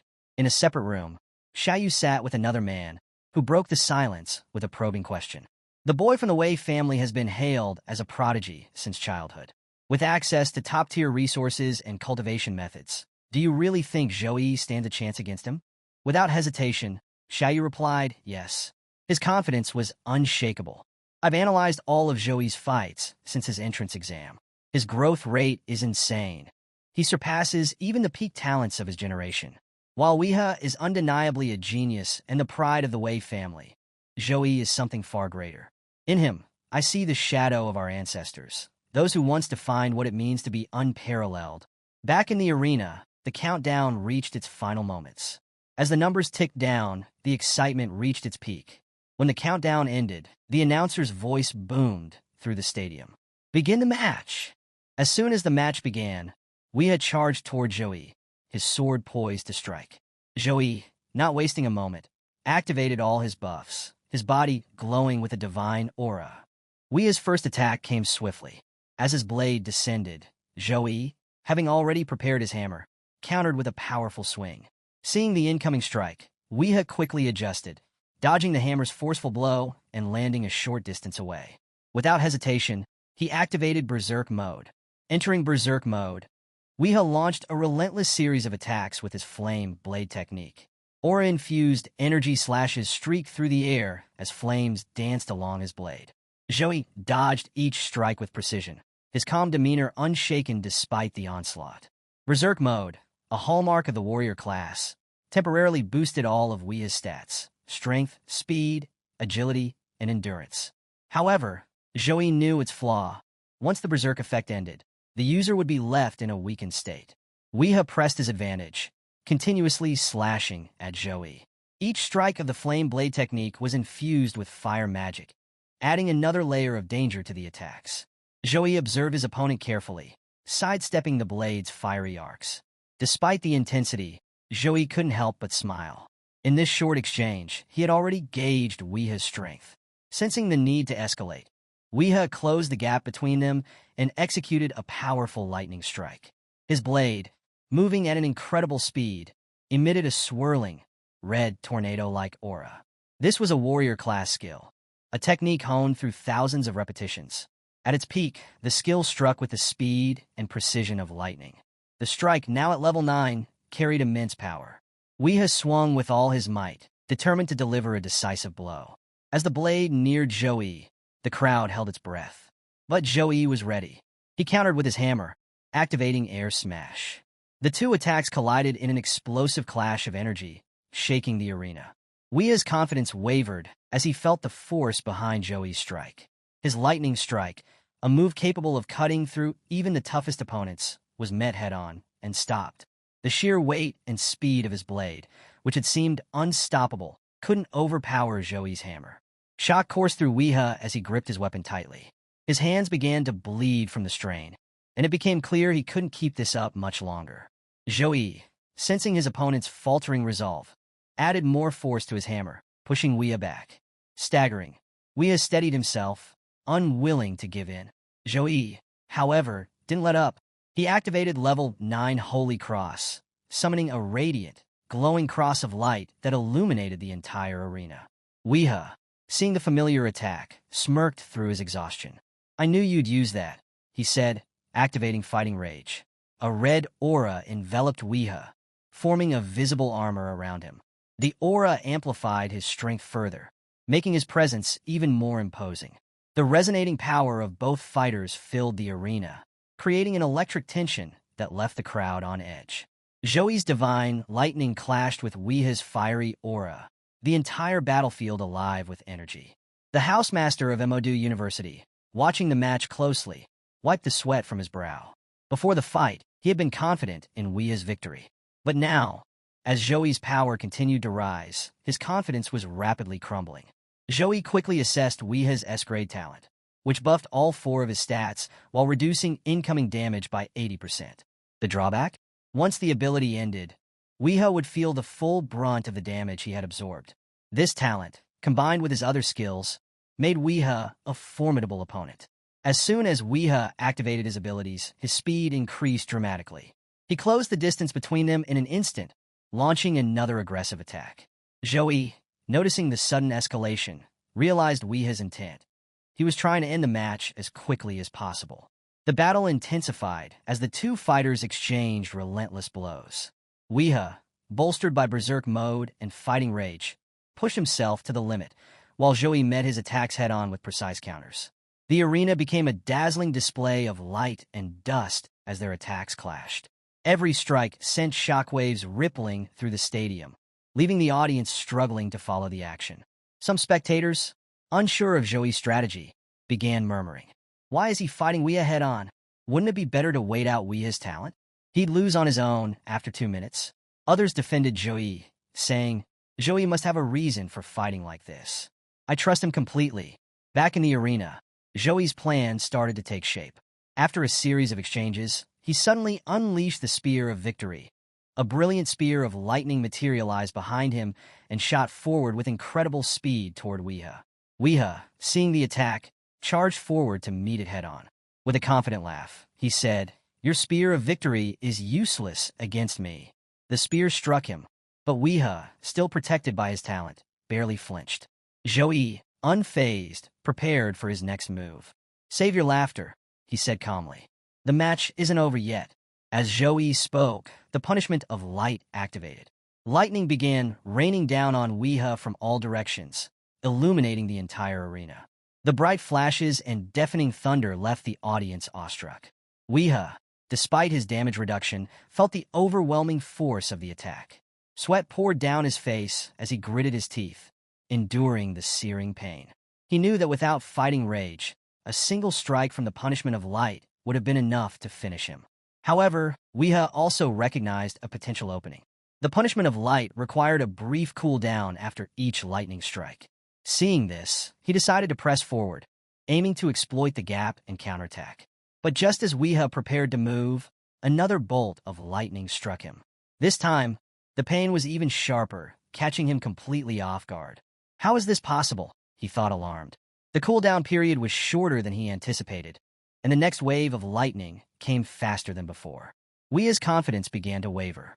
Before entering the match, Weah had meticulously studied every skill Joey had ever used. Yet now, standing amidst the relentless barrage of lightning, he was at a loss. How is this possible? He thought. His mind raced as he endured the punishment, and a chilling realization began to form. Could it be? Is Joey's punishment of light at a level above 20? The thought sent a wave of nervous energy through him. As lightning continued to crash down, illuminating the entire arena, Weah found himself increasingly overwhelmed. The entire battlefield seemed to pulse with destructive energy, and the air itself vibrated with the force of Joey's attacks. The live drone, circling above, narrated the spectacle. What a powerful bombardment. This is truly terrifying. Let me remind everyone. You are watching the National High School Freshman Exchange Competition. The spectators, who had been cheering enthusiastically just moments before, now fell silent. Some had even closed their eyes, unable to watch the terrifying scene. The continuous onslaught of lightning striking Weah made even the boldest among them uneasy. His screams echoed across the arena as the pain tore through him. Weah, writhing in agony, thought to himself, how can this be happening? He looked at Joey, standing just 10 meters away, yet it felt like an insurmountable distance. Despite their proximity, Joey's overwhelming presence made Weah feel small, like a worm struggling under the heel of a giant. The realization of Joey's sheer power shook Weah to his core. He couldn't accept it. Anger and desperation surged within him, driving him to his final option, his secret technique. Enraged by his inability to harm Joey despite using every technique he had, Weah activated the skill. A red, spiritual sword materialized in the arena, followed by another, then another. Soon, thousands of these spiritual swords filled the air, falling like a relentless storm. The entire arena was engulfed in dust as the swords rained down, creating a chaotic and blinding scene. Joey, however, remained calm, his gaze fixed on the falling swords. His sharp eyes tracked each one with precision, following their movements as they streaked toward him. Even as some swords passed dangerously close, he stood firm, unshaken. Weah, now fully consumed by his secret technique, had transformed his body into a weapon. His lineage from the Wei family was steeped in a history of powerful warriors. It was said that during an ancient war in the demon world, the Wei family's ancestors achieved enlightenment. By merging their souls with magical power, they refined their bodies into weapons capable of creating tens of thousands of swords. swords strong enough to decimate an entire city of demons in an instant. Though Weeha hadn't reached the level of his ancestors, the prototype of this physical incarnation was still an awe-inspiring sight. The storm of swords filled the arena with lethal intent, and the sheer power of the technique left many in the audience breathless. Joey, aware of the Wei family's history, recognized the significance of the technique. Yet, as the spiritual swords rained down around him, no fear could be seen in his eyes. His heart remained steady, his confidence unwavering. Despite the intensity of the battle, Joey knew the fight had gone on for some time now. His patience and composure had brought him this far, and he wasn't about to falter. Joey stood still, his gaze locked on the storm of spiritual swords rushing toward him. Calmly, he thought, the time has come to end this. There's no point in dragging it out any longer. As the swords closed in, Joey raised his hand with a smile. This time, however, there was no radiant light or familiar technique. Instead, the arena was enveloped by the chilling force of the ice element. Joey had decided to surprise the audience with something new, opting to showcase a small-scale version of his own creation. As the swords neared him, Joey activated his fusion skill, an ability he had crafted himself. A powerful ice storm erupted around him, deflecting the incoming swords with an icy gust. The arena transformed into a swirling tornado of frost, the cold so intense it froze everything within its reach. The protection shield surrounding the arena was the only thing preventing the audience from feeling the sheer power of the freezing storm. The live drone, attempting to capture the action, hovered closer to the stage, but its cameras could see nothing through the thick veil of frost. The announcer spoke up, "The entire stage is now covered by Joey's skill. We have no visibility inside the arena, and the nature of this ultimate move remains unknown. What is happening in there?" The audience grew restless, shouting in frustration. They couldn't see what was going on, nor could they understand how Joey was wielding such incredible ice magic. In the VIP room, the elder of the Zhou clan shot to his feet, his eyes wide with astonishment. Xiaoyu, noticing his reaction, asked, "What's wrong, elder?" The elder, flustered and unable to contain himself, exclaimed, "Xiaoyu, do you see that? That is the force of a powerful ice element." Back in the arena, Joey had frozen all of Weeha's swords midair. Using a string-like ability, he tethered the swords together and shattered them in one powerful motion. The destruction of the swords reverberated throughout the arena. However, these swords were made from Weeha's own body through his body weapon transformation technique. As the swords broke, Weeha suffered immense damage, his body trembling with pain before he collapsed to the ground. Moments later, the announcement rang out, "Weeha has lost consciousness. The winner of this match is Joey." The crowd erupted into thunderous cheers, chanting Joey's name as it echoed across the arena. Some yelled, "Joey is first," while others proudly declared, "Our senior is unbeatable." The announcer's voice returned, congratulating Joey on his victory. "We also thank Weeha for an incredible performance. This was one of the most thrilling battles in the history of the exchange competition, a match that will be remembered for years to come. Please join us in celebrating the top talents of this generation." With the individual matches concluded, the announcer shifted the focus to the team survival competition, which would soon begin. Who will prove themselves the strongest in the team match? Stay tuned to find out. In the Sukong team's area, the housemaster beamed with pride. Turning to his team, he first praised Weeha's performance. Despite his young age, he has mastered his family's secret technique of body weapon transformation. In any previous competition, he would undoubtedly have been the strongest. He paused, glancing at Joey with a knowing smile. But this time his luck ran out. He encountered you, Joey.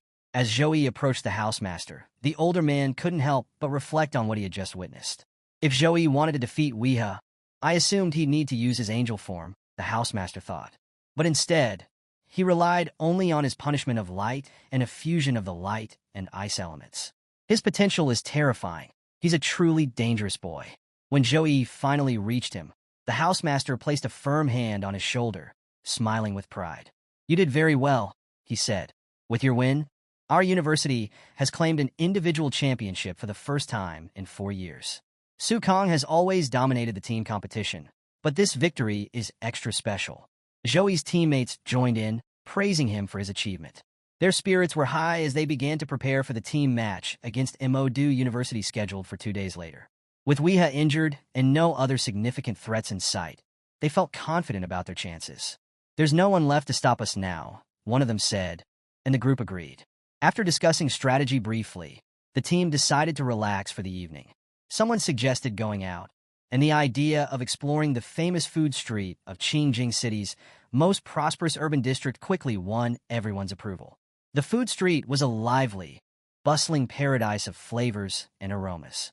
Vendors lined the streets, enthusiastically promoting their dishes, ranging from the exotic to the bizarre. Some offered dragon meat, others sold Wolf King bloody jelly, and there were endless options to tempt every taste bud. Zhou and his team wandered through the colorful chaos, each with food in hand, marveling at the sheer variety. As they explored, a group of boys noticed Jiang Churin. One of them, captivated by her beauty, began walking toward her. His friend tried to stop him. "Where are you going?" he asked. The first boy replied confidently, "Look at her. You'll never meet someone this amazing again in your life. If I miss this chance, I'll regret it forever." His friend countered, "She already has a male partner." Undeterred, the first boy shrugged. "So what? You won't make her happy like I can." As they approached, Zhou turned to them, his expression dark and his eyes blazing with anger. His intimidating presence stopped the boys in their tracks. Feeling the weight of Zhou's piercing glare, they quickly backed off, muttering nervously, "Let's not. This isn't our style." They disappeared into the crowd, leaving Zhou and Jiang Churin in peace. The group continued exploring the food street, marveling at its reputation.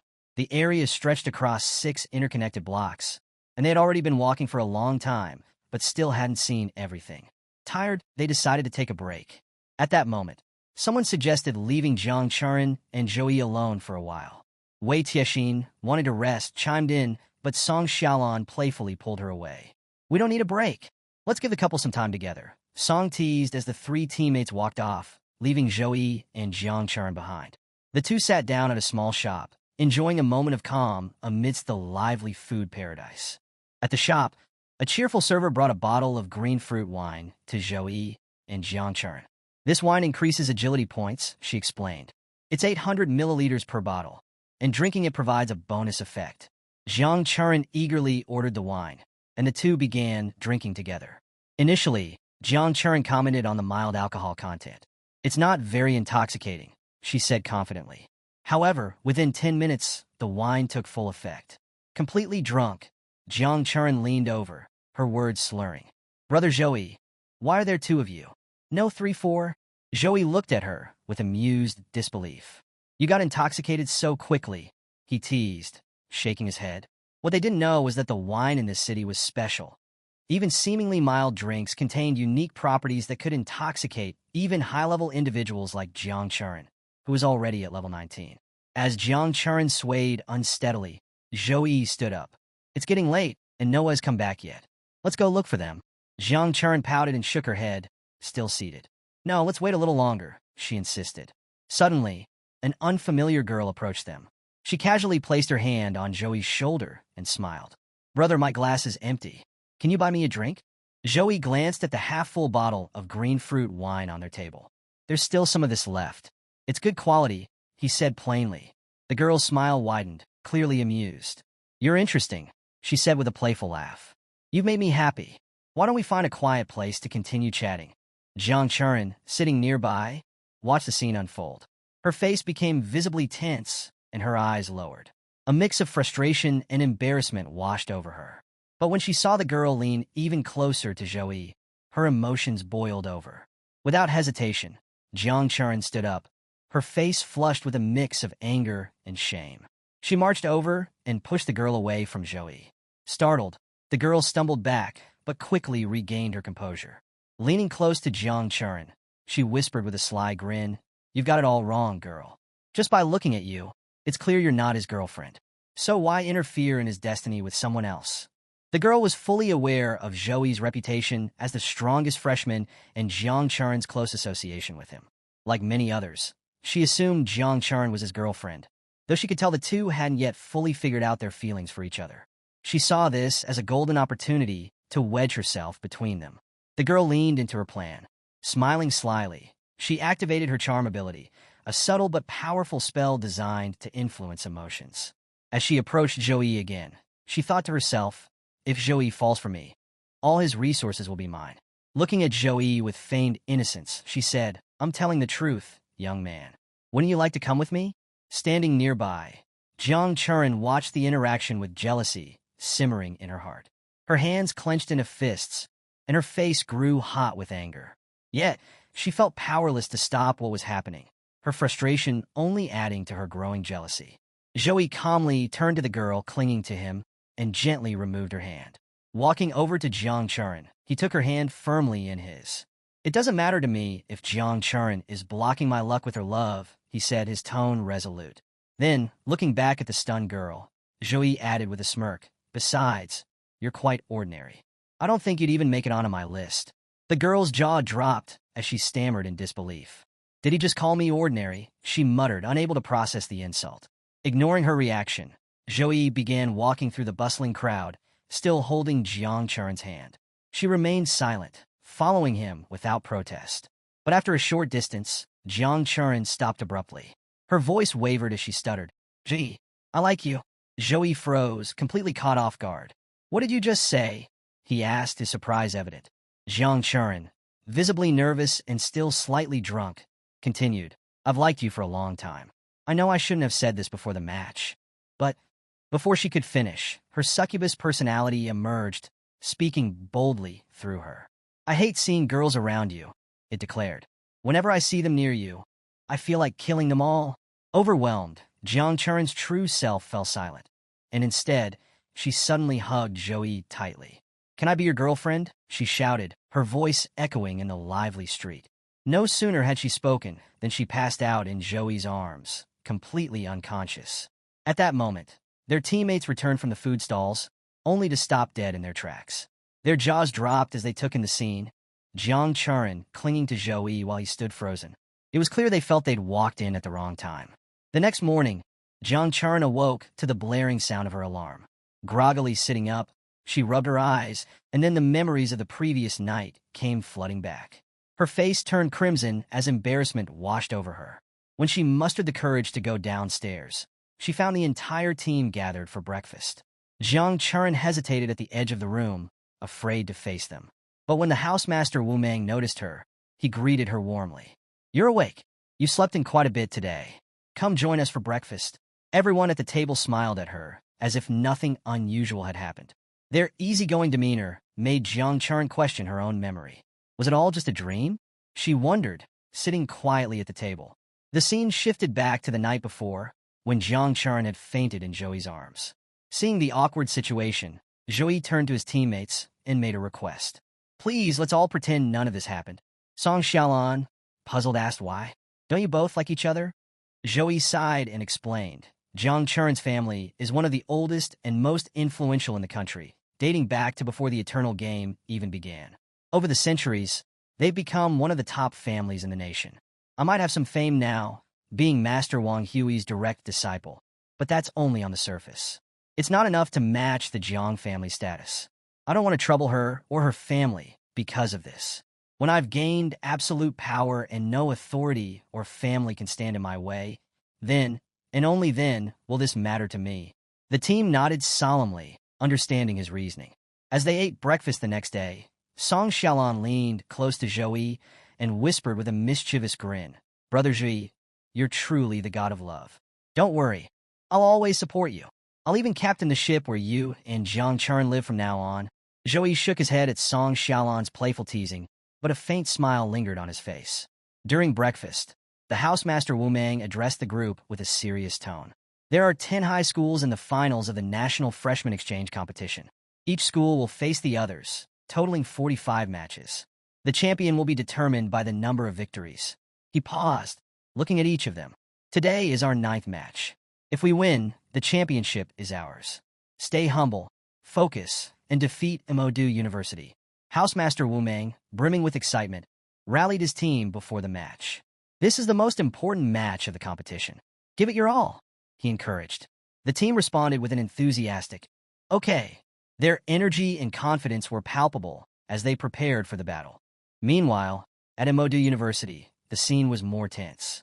A group of students stood together as the housemaster addressed them. He turned to a girl named Sun Jiao, a skilled summoner who was standing in for Weia. Sun Jiao, You're participating as a stand-in today, so don't feel pressured. Your safety will be a top priority, he assured her. The housemaster then addressed the rest of the team. I can only encourage you with words, but we all know the reality. Weah hasn't recovered from his injuries, which means our team's strength has taken a significant hit. And with Joey on the other side, he paused, the weight of his thoughts visible. Joey is not just an ordinary all-rounder. Even if we combine the strength of every freshman here, it wouldn't match his. He's like a monster, a force who could single-handedly dominate every top school. Determined not to let their reputation suffer, the housemaster added, if we lose today, the respect of Emodu University will be at stake. Other universities will humiliate us. I need all of you to fight with your full strength. Can you do it? Yes, we can, the team roared, their voices filled with resolve. With that, the team headed to the arena, ready to face Sukong University. The crowd buzzed with excitement as the teams arrived at the fighting arena. The live drone's voice echoed, announcing, the match between Sukong University and Emodu University, which everyone has been waiting for, is about to begin. Before the match started, the rewards for the top 3 places were revealed. Third-place teams would receive custom-made gold grade 3-star equipment based on their level. Second-place teams would receive custom-made gold 4-star equipment. First-place teams would receive epic grade war equipment for every team member. The audience erupted in cheers upon hearing the rewards, which were far more generous than those offered in previous years. Joey's team exchanged glances, a knowing smile passing among them. They already felt the epic grade weapons in their grasp, confident in their victory. Both teams were called to the arena, and as they entered, the crowd roared. Fans cheered loudly for Joey and his team, shouting his name in support. Others encouraged Emodu University, urging them to give their best. When the teams reached their positions, the countdown began. 3, 2, 1. The match officially started. Joey's team quickly assumed their battle positions. On the other side, Sun Jiao, the summoner from Emodu University, wasted no time. She activated her summoning skill, bringing forth an array of powerful monsters. Young Dragon Regis, Beehive Yakjan, Great Snake Hades, Monster Hell Guard Kerberos, Lion King Michaela.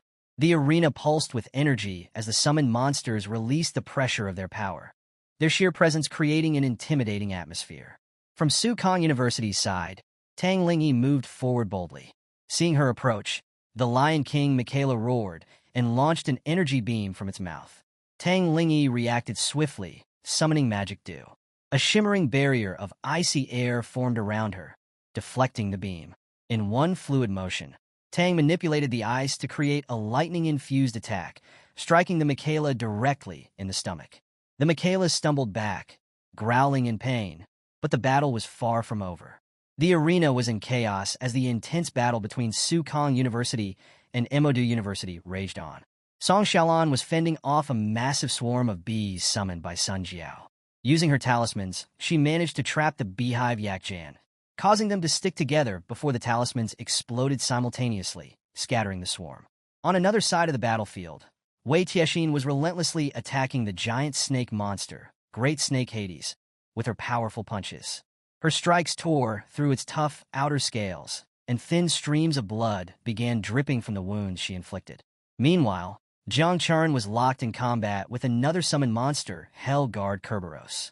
She struck it repeatedly with her sword, slashing its flesh and causing visible damage as she fought with precision and determination. While his team fought valiantly, Joey moved through the field, dodging attacks from several fighters from Emodu University. Despite their best efforts, they couldn't land a hit on him. Joey, however, wasn't focused on them. Instead, he was observing his team's performance. They're improving rapidly, he thought with satisfaction. The pressure of real combat had pushed them to grow stronger, and their teamwork had improved by at least 30% since their last fight. Joey's confident movements caught the attention of the Madu fighters tasked with protecting Sun Jiao. They were visibly stunned by his speed and composure. But before they could react, Joey was already upon them.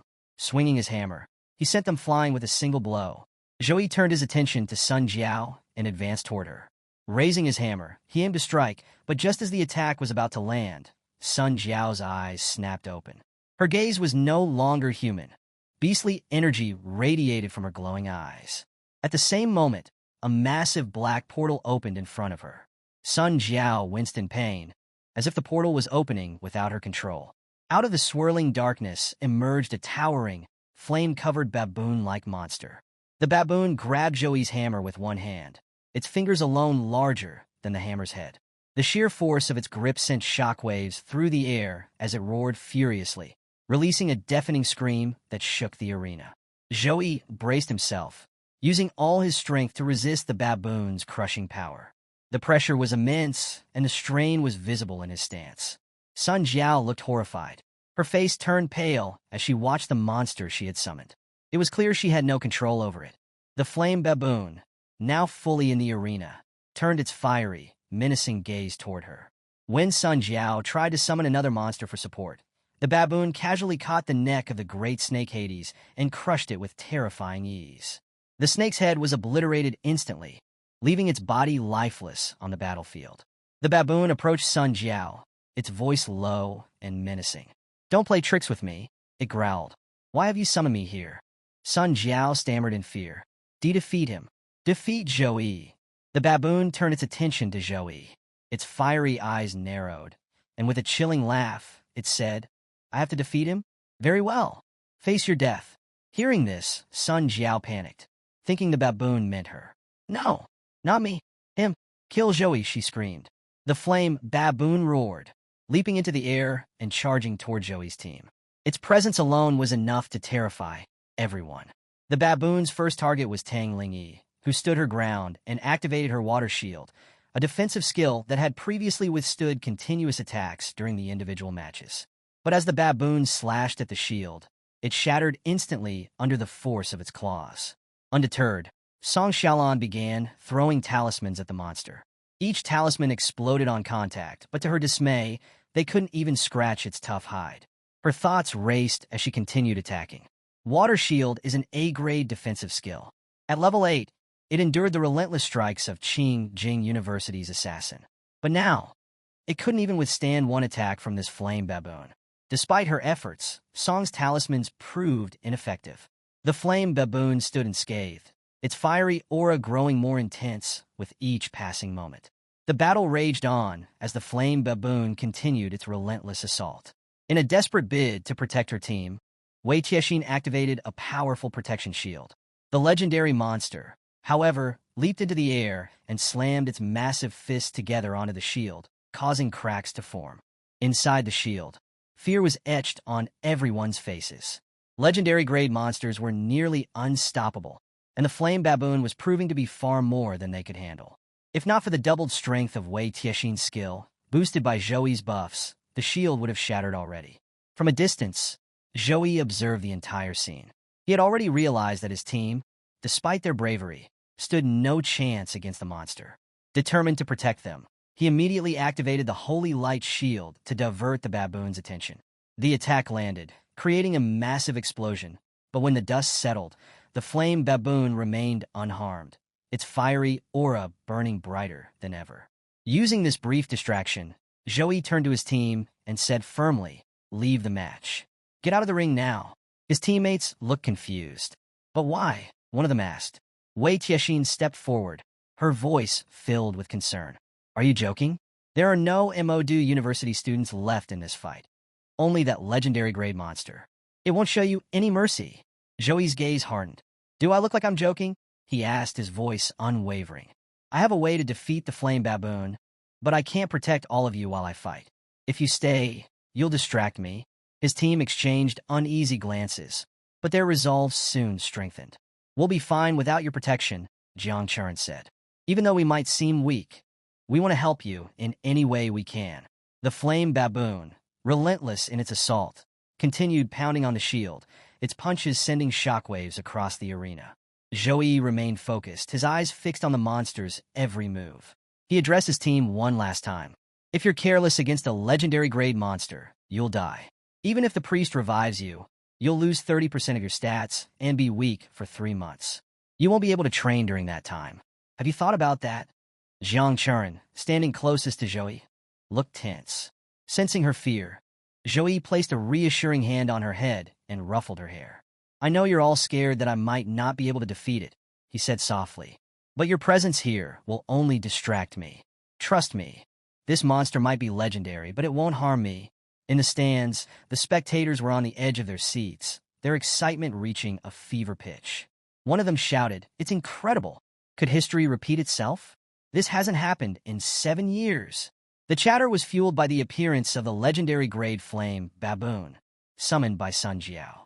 Its overwhelming presence had turned the match into an unpredictable spectacle. A live reporter, broadcasting the event, exclaimed, "Will Zhui be able to turn the tide? Who will take home the championship this year?" Amidst the crowd, Xun Ling watched with a sly smile. He relished the thought of Zhui being defeated. "This is where his undefeated streak ends," Xun Ling muttered to himself. His reasoning was simple. Just as equipment was divided into grades, bronze, silver, gold, epic, and legendary, monsters followed the same classification. The same skill wielded by different grades would vary drastically in power. For example, a charge skill used by a bronze-grade monster would barely match the strength of an E- or F-class human. But in the hands of a legendary-grade monster, the same skill could rival the might of A- or even S-class humans. Moreover, legendary-grade monsters were exceptionally durable and resistant to damage. Even the Goblin King in Su Kang's Abyss-level realm was merely an epic-grade monster. The sudden appearance of a legendary-grade monster in the exchange competition was unheard of, and Xun Ling was convinced Zhui had met his match. As the flame baboon roared and prepared to attack again, a commotion broke out in the stands. Xun turned to see people shouting, "They're forfeiting!" Back in the ring, Zhui's team had collectively agreed to forfeit. Each member stepped forward, announcing their decision to leave the match. Zhui watched as Jiang Chuan hesitated. She stood frozen for a moment, disappointment written across her face. When Zhui looked at her, his steady gaze seemed to calm her. With a heavy heart, she finally stepped forward and declared her forfeit.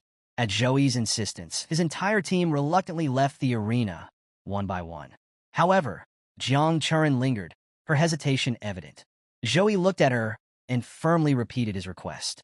"Leave the arena," he said, his voice steady. Disappointment clouded Jiang Chuan's face as she finally turned to leave. Tension was visible in her expression as she walked away. But before exiting, she paused and called back, "End this fight as soon as possible." As the team left the arena, the flame baboon continued its relentless assault on Zhui's protection shield. Punch after punch, the monstrous force bore down on it until the shield finally shattered. The baboon, its face contorted with rage, charged toward Zhui, ready to strike.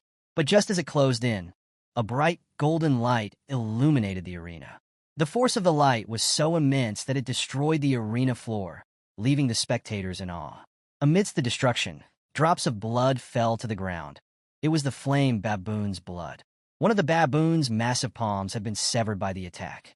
Staring at his injured hand, the baboon looked shocked, unable to comprehend how he had been hurt. His confusion turned to anger as his gaze shifted to Zhui, now radiating with power. Zhui had activated his angel form, his golden wings shimmering as they spread wide. Golden lightning crackled in the air, illuminating his figure as he hovered slightly above the ground. Looking at the injured baboon, Zhui remarked, "Jiang Chuan has left the ring, and none of my companions are here anymore.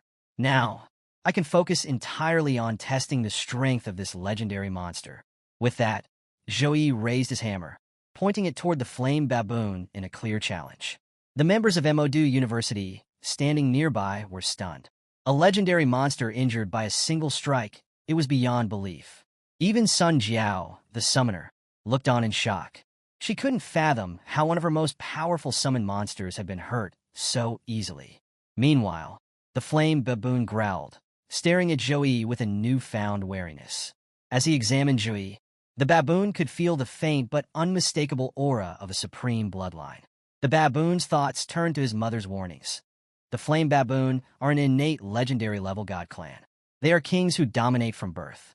Among the many supreme bloodlines, they are not to be trifled with.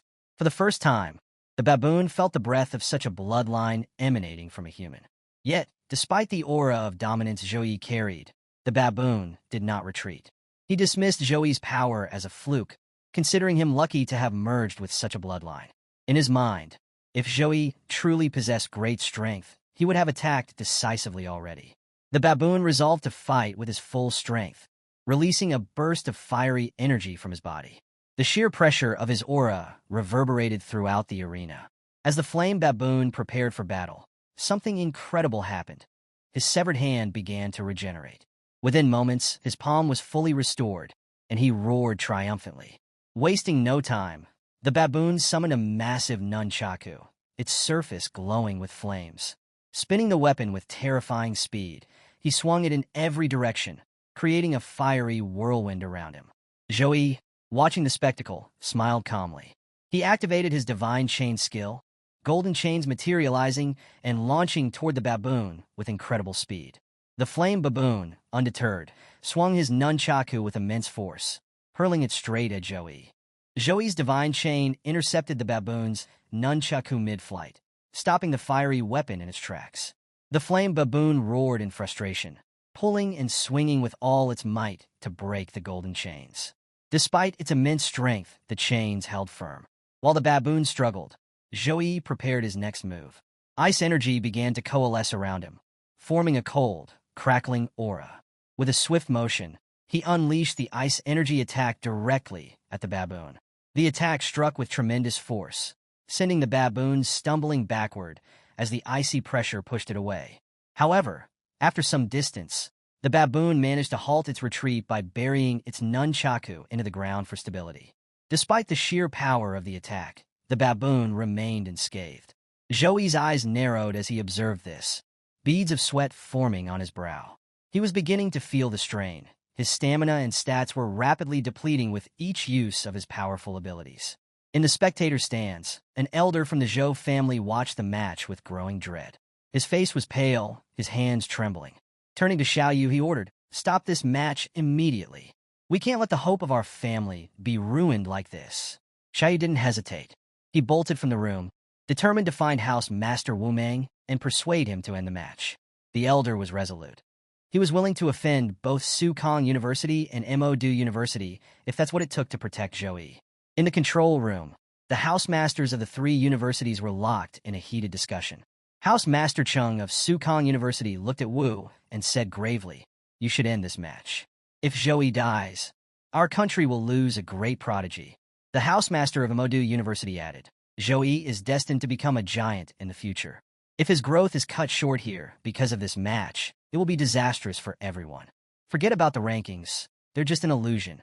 Make your decision quickly before it's too late." At that moment, Xiaoyu burst into the room, shouting, "Stop this match now.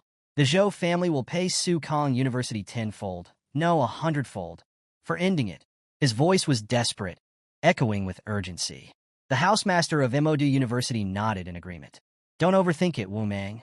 Announce your decision before this escalates any further." House Master Wu Mang, however, remained calm amidst the chaos. "Do you think I'm not considering it?" he asked softly. His thoughts drifted to a conversation he'd had with the principal of Sukong University. When Wu had asked about Joey's real strength, the principal had replied confidently, "You can rest assured. Unless a legendary monster above level 26 faces him, Joey will handle it with ease." As the match continued, Wu Mang's eyes remained fixed on the arena. His mind churned with calculations, recalling the stark differences in strength between levels. After level 20, whether human or monster, the gap between levels becomes immense. A level 26 monster of the same grade is equivalent to facing 10 level 24 monsters. The flame baboon, though formidable, was only level 24.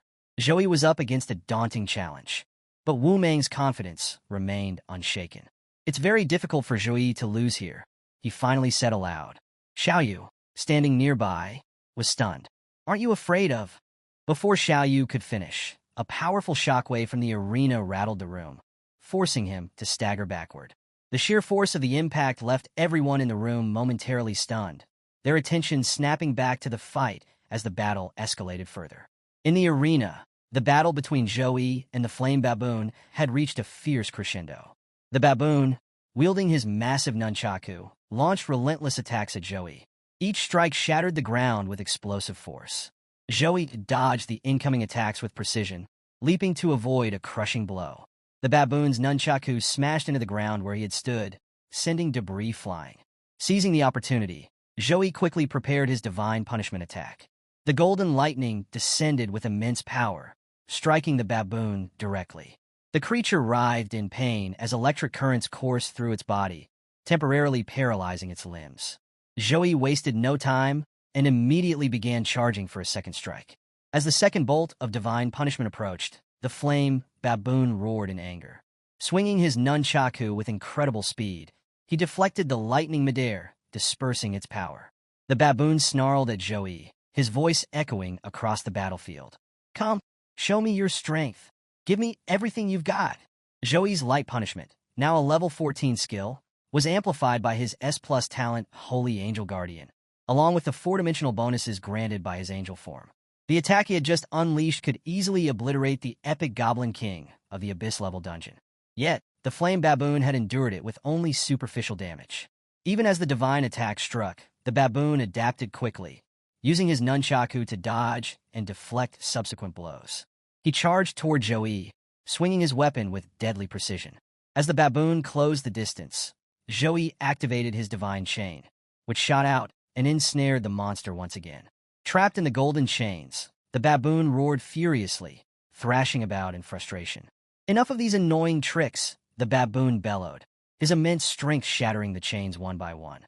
Joey observed the scene carefully, thinking back to his past encounters. He had fought and defeated a legendary demon before, but that opponent had been severely hindered by its weakness to light-based attacks, unable to unleash the full extent of its legendary abilities. This baboon, however, was entirely different. The baboon's resilience and adaptability were remarkable. As Joey dodged another nunchaku swing, he realized something important. His speed is increasing, and he's becoming more resistant to light element magic. His adaptability is astonishing. No wonder so many humans perished during the Dark Ages. Warcraft like this truly surpass humans in raw power. Thinking quickly, Joey activated all his buffs, stacking them to their maximum potential. Even though he had already enhanced his abilities before transforming into angel form, he now applied an additional round of skill amplification to unlock the third stage of his full power. The battle had become increasingly dangerous. Neither Joey nor the Flame Baboon showed any signs of backing down. The baboon, having avoided most of Joey's attacks, lunged forward again, swinging his nunchaku with terrifying force. From a distance, members of MOD University, including Sun Jiao's teammates, watched the battle unfold. They couldn't help but marvel at Joey's strength. "He's stronger than we thought," one of them muttered. Another added, "We're lucky he didn't directly target Sun Jiao. If the summoner is killed, her summoned creature disappears automatically. If he had attacked her first, this fight might have already ended." Realizing the potential danger, one of the team members shouted, "He might have forgotten about Sun Jiao for now, but we can't take any chances. Get her to safety before he decides to attack her." The tension in the arena remained thick as Joey and the Flame Baboon continued their high-stakes duel. The battle between Joey and the Flame Baboon shook the arena, showcasing Joey's brilliance and the baboon's overwhelming power. With every strike and counter, the fight pushed both to their limits. Will Joey's ingenuity be enough to overcome this legendary monster, or will the Flame Baboon end his undefeated streak? Stay tuned to Recap's Realm to find out in the next chapter. Don't forget to like, comment, and subscribe for more thrilling recaps. Let us know your predictions below. How do you think this epic fight will end? See you next time. Juyi and the Fire Baboon had reached the final stage of their battle. Both were exhausted, and neither wanted to drag this fight out any longer. It was time to settle things with one decisive strike. Determined, Juyi prepared to unleash the full power of the God Hand. He gathered every ounce of energy left in his body, channeling it into a single, ultimate attack. Meanwhile, the Fire Baboon did the same, pouring all his strength into his finishing move.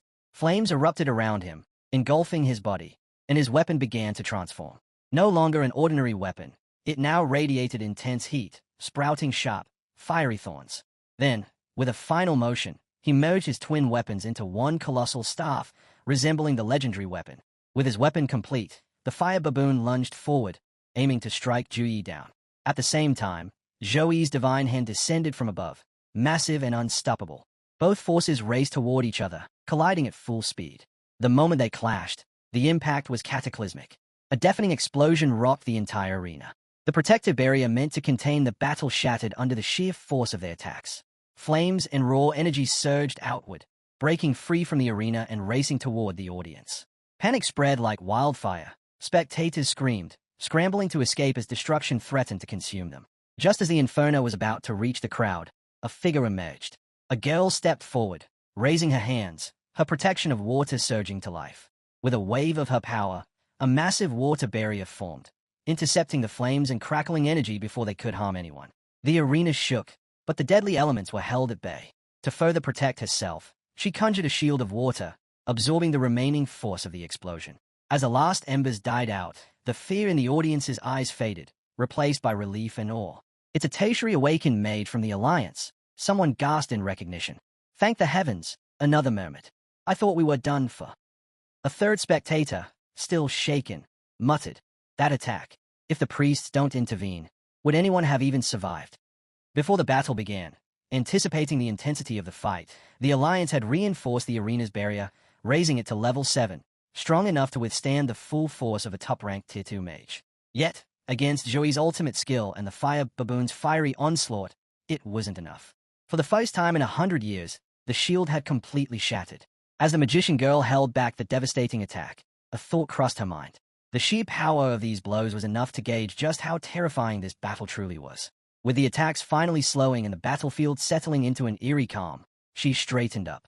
The audience, who had been frozen in shock, turned their eyes toward the arena, sensing that something had changed. And they were right. Inside the ring, the fire baboon was in ruins. Both of his arms had been severed, his body riddled with wounds. He struggled to heal, but something was wrong. Light and ice elements coursed through his blood, constantly tearing apart his flesh and disrupting his regeneration. The pain was unbearable, infuriating. This man, his ruthless, the fire baboon growled, trembling. And that holy light, it's worse than death. Enraged by his helplessness, he roared, pouring every last ounce of his strength into recovery. With sheer force of will, his arms regenerated, and the moment they reformed, he slammed them into the ground, shaking the entire arena. "I am the great fire baboon. There's no way I fall here," he bellowed. But just as the words left his mouth, bam! Juyi appeared out of nowhere, landing a devastating punch to his face. The impact sent the fire baboon soaring backward, a couple of teeth flying from his mouth. Before he could even react, Juyi closed the distance again, relentless.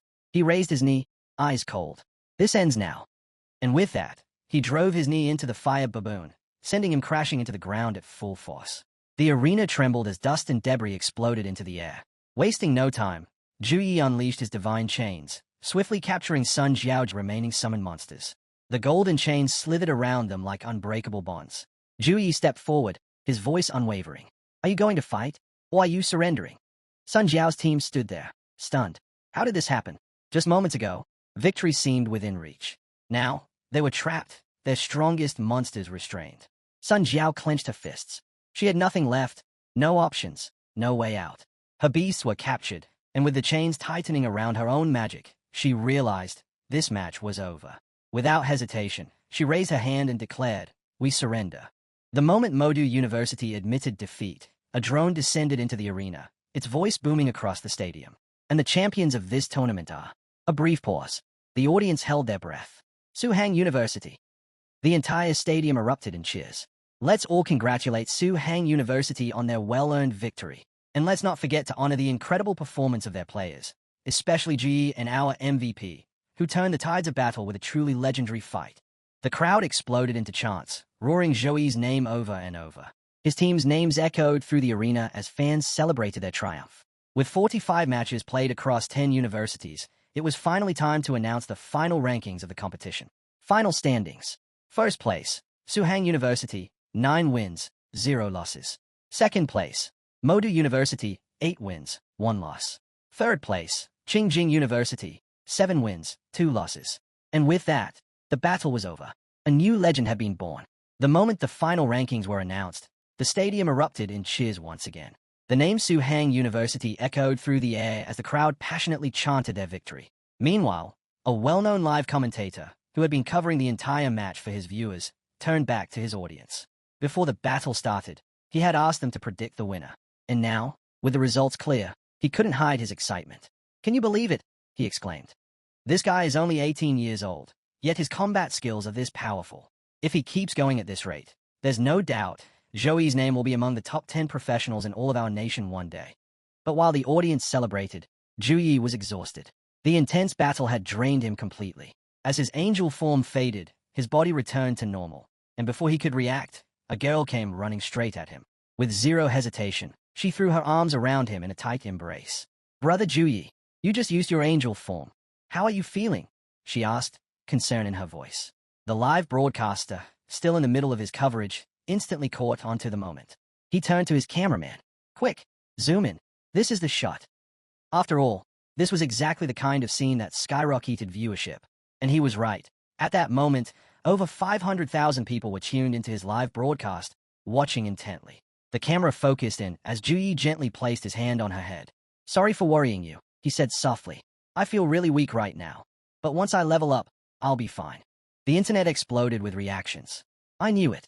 These two are totally a couple. Stop with the romance already. I'm single and suffering. That girl is stunning. How is this even fair?" The broadcaster grinned, knowing this scene alone would boost his traffic even more. But just as he was enjoying his success, a strict voice cut through the air. "You, hand over that camera."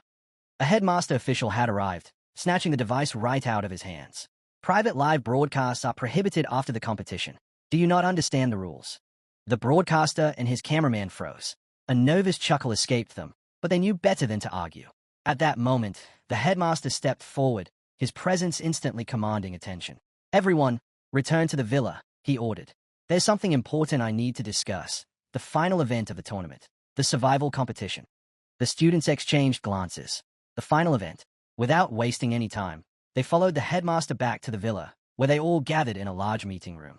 The headmaster stood in front of them, his voice steady as he addressed the competitors. "Listen well. The survival competition is the last and most dangerous event of this tournament. Unlike the previous rounds, where battles were contained in a controlled environment, this time, you'll be entering a real open dungeon." The room fell into silence. This is nothing like the simulated dungeons you encountered in the individual rounds. In this dungeon, there are no set rules. Anything can happen. You will face unexpected threats, real monsters, and extreme conditions. Your survival skills will be tested to their absolute limit. The weight of his words settled on everyone's shoulders. The real challenge was just beginning. Even the strongest may not survive. That was the brutal reality of the survival competition.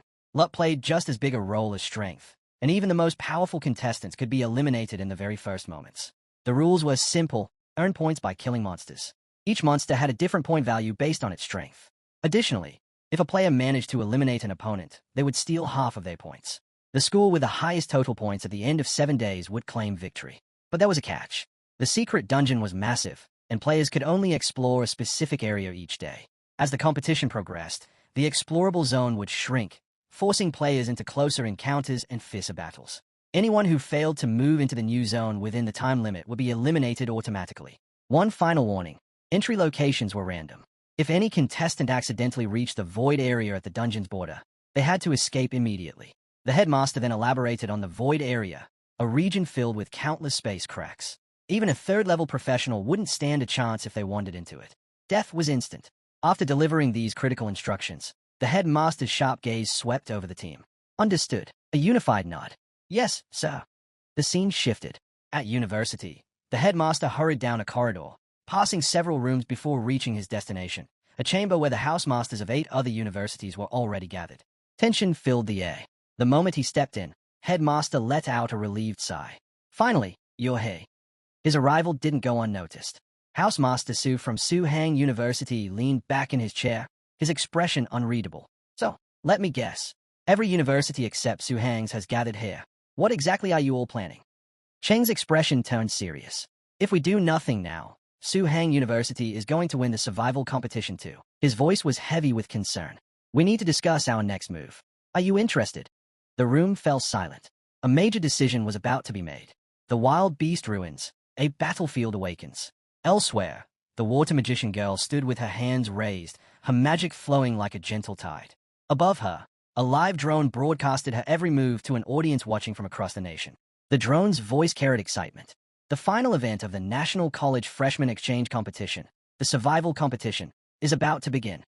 Unlike the previous matches, this event would last 7 days and nights. There would be no live spectators, but the entire competition would be broadcasted non-stop on all platforms. Turning its lens toward the girl, the drone then addressed the audience. "Now, let us introduce the legendary secret dungeon where this battle will take place." The scene shifted, revealing an ancient battlefield, a land of chaos and mystery. "This isn't just any dungeon," the drone continued. "According to reliable sources, This is the site of an ancient war. The legendary Wild Beast Ruins, once a battlefield where countless orc tribes fought for dominance. The ruins, long dormant, were now being reawakened by the water magician girl's power. The live broadcast zoomed in, capturing the eerie energy rising from the earth. No one knows exactly when or where this great war took place, the drone added. But one thing is certain. This place is filled with both unknown dangers and unimaginable opportunities. The dense forests of the ruins crawled with monstrous creatures, their towering figures concealed within the shadows. Their razor-sharp claws and deadly fangs waited, ready to tear apart any intruder bold enough to step into their territory. But danger wasn't the only thing hidden within these lands. Every stone, every relic buried beneath the earth, could hold forgotten artifacts and lost treasures, waiting to be claimed. Could a school really be so generous as to open this dungeon for free exploration? Surely, the military had already scoured it clean. What treasures could possibly remain? Then came the final announcement from the live drone. Its voice rang out, commanding all contestants to ready their weapons, steel their resolve, and step forward with courage. We await the birth of legends. The moment the survival match officially began, a wave of energy surged through the ruins. One by one, participants vanished, teleported into the depths of the beast ruins. And then, in an instant, he too was gone. Everyone had been teleported to different locations within the ruins, scattered far and wide. Joey found himself at the very spot where Joey had arrived moments earlier. Yet now, he was alone. It was clear, no matter the physical connection, teleportation here worked independently. Finding his allies would take time. As Joey turned, he caught sight of a man, and in that very moment, gaze locked onto his. Without hesitation, man bolted, vanishing into the distance at full speed, unleashing his 1,000-step technique. Watching him flee, Joey chuckled. What a lunatic, he mused. His score is still at 0. Why would I even bother fighting him now? With a smile, he summoned his hammer, gripping it tightly. A good hunt requires patience. Let him fatten up first. Meanwhile, Xiaolan perched on the thick branch of a towering tree, bow in hand, attuned to every movement in the ruins. She sensed someone approaching, fast. Fixing her gaze northward, she pinpointed the figure, roughly 1,000 meters away. Who is that? I can't tell which school he's from. As the unknown figure closed in at a rapid pace, Xiaolan didn't hesitate. She raised her bow, steadying her aim. Could it be Jui? Xiaolan let her arrow fly, the projectile slicing through the air at full speed toward its target. The figure in its path was none other than a man. His sharp instincts kicked in, and he dodged just in time, twisting mid-E. Hey, we're on the same side, he shouted, his voice echoing through the ruins. The arrows had nearly grazed him, but before the next could land, Xiaolan halted her attack. She stepped forward, arms crossed. Good thing you yelled. Now tell me, what had you running like that? He couldn't admit that the sight of Joey had rattled him so much that he instinctively used his teleportation skill. Instead, he deflected. Forget that. Have you seen anyone from Su-Hang yet? Xiaolan shook her head. No, my plant sensing ability only covers a 10-kilometer radius, and even then, only where there's vegetation. You're the first one to appear within my range. Then looked at her seriously. We should stick to the plan and move together. Xiaolan considered for a moment before nodding. Agreed. Meanwhile, outside the ruins, countless spectators watched the unfolding events live. Among them, a young man furrowed his brows, puzzled. Why are Qingjing and Modu University working together? Beside him, another observer smirked. They're playing it safe. They know they're evenly matched, and in a place this dangerous, teaming up makes sense. But trust me, this is just the beginning. By day 7, the tracking devices will expose everyone's location. That's when things will really heat up. The first man's eyes widened slightly. So the real game starts later. Back inside the ruins, lightning crackled through the sky, striking down relentlessly on monstrous creatures below. At the center of it all stood Jui, his power surging as he rained divine light upon his enemies, obliterating them one after another. The beasts, enraged by his presence, let out furious roars. Who dares intrude on our territory? Kill him! A horde charged at him, their bloodlust filling the air. But Joey didn't flinch. With a swift motion, he unleashed his ice ability, freezing the entire swarm in an instant. Without wasting a second, he shattered them all, racking up scores at an astonishing rate. 500 points, 600 points. His numbers climbed rapidly. Then, a shadow loomed over him. A massive spider emerged, its fangs glinting under the stormy sky. But before it could even react, Joey swung his hammer with immense force, crushing it in a single blow. A notification flashed before him. Plus 12,200 points. He smirked. Finally, a real challenge. With the battle won, he glanced at his device, checking the rankings. First place, Zhou. Second place, Wang Xian. Third place, Li Mengzi. He chuckled. Let's see who can keep up. Zhou glanced at the leaderboard, analyzing the names below him. The mechanists were proving to be a force of their own, using scout robots to scan for high-level monsters and avoid them while efficiently hunting weaker ones. Their precision and strategy made them a silent but deadly force.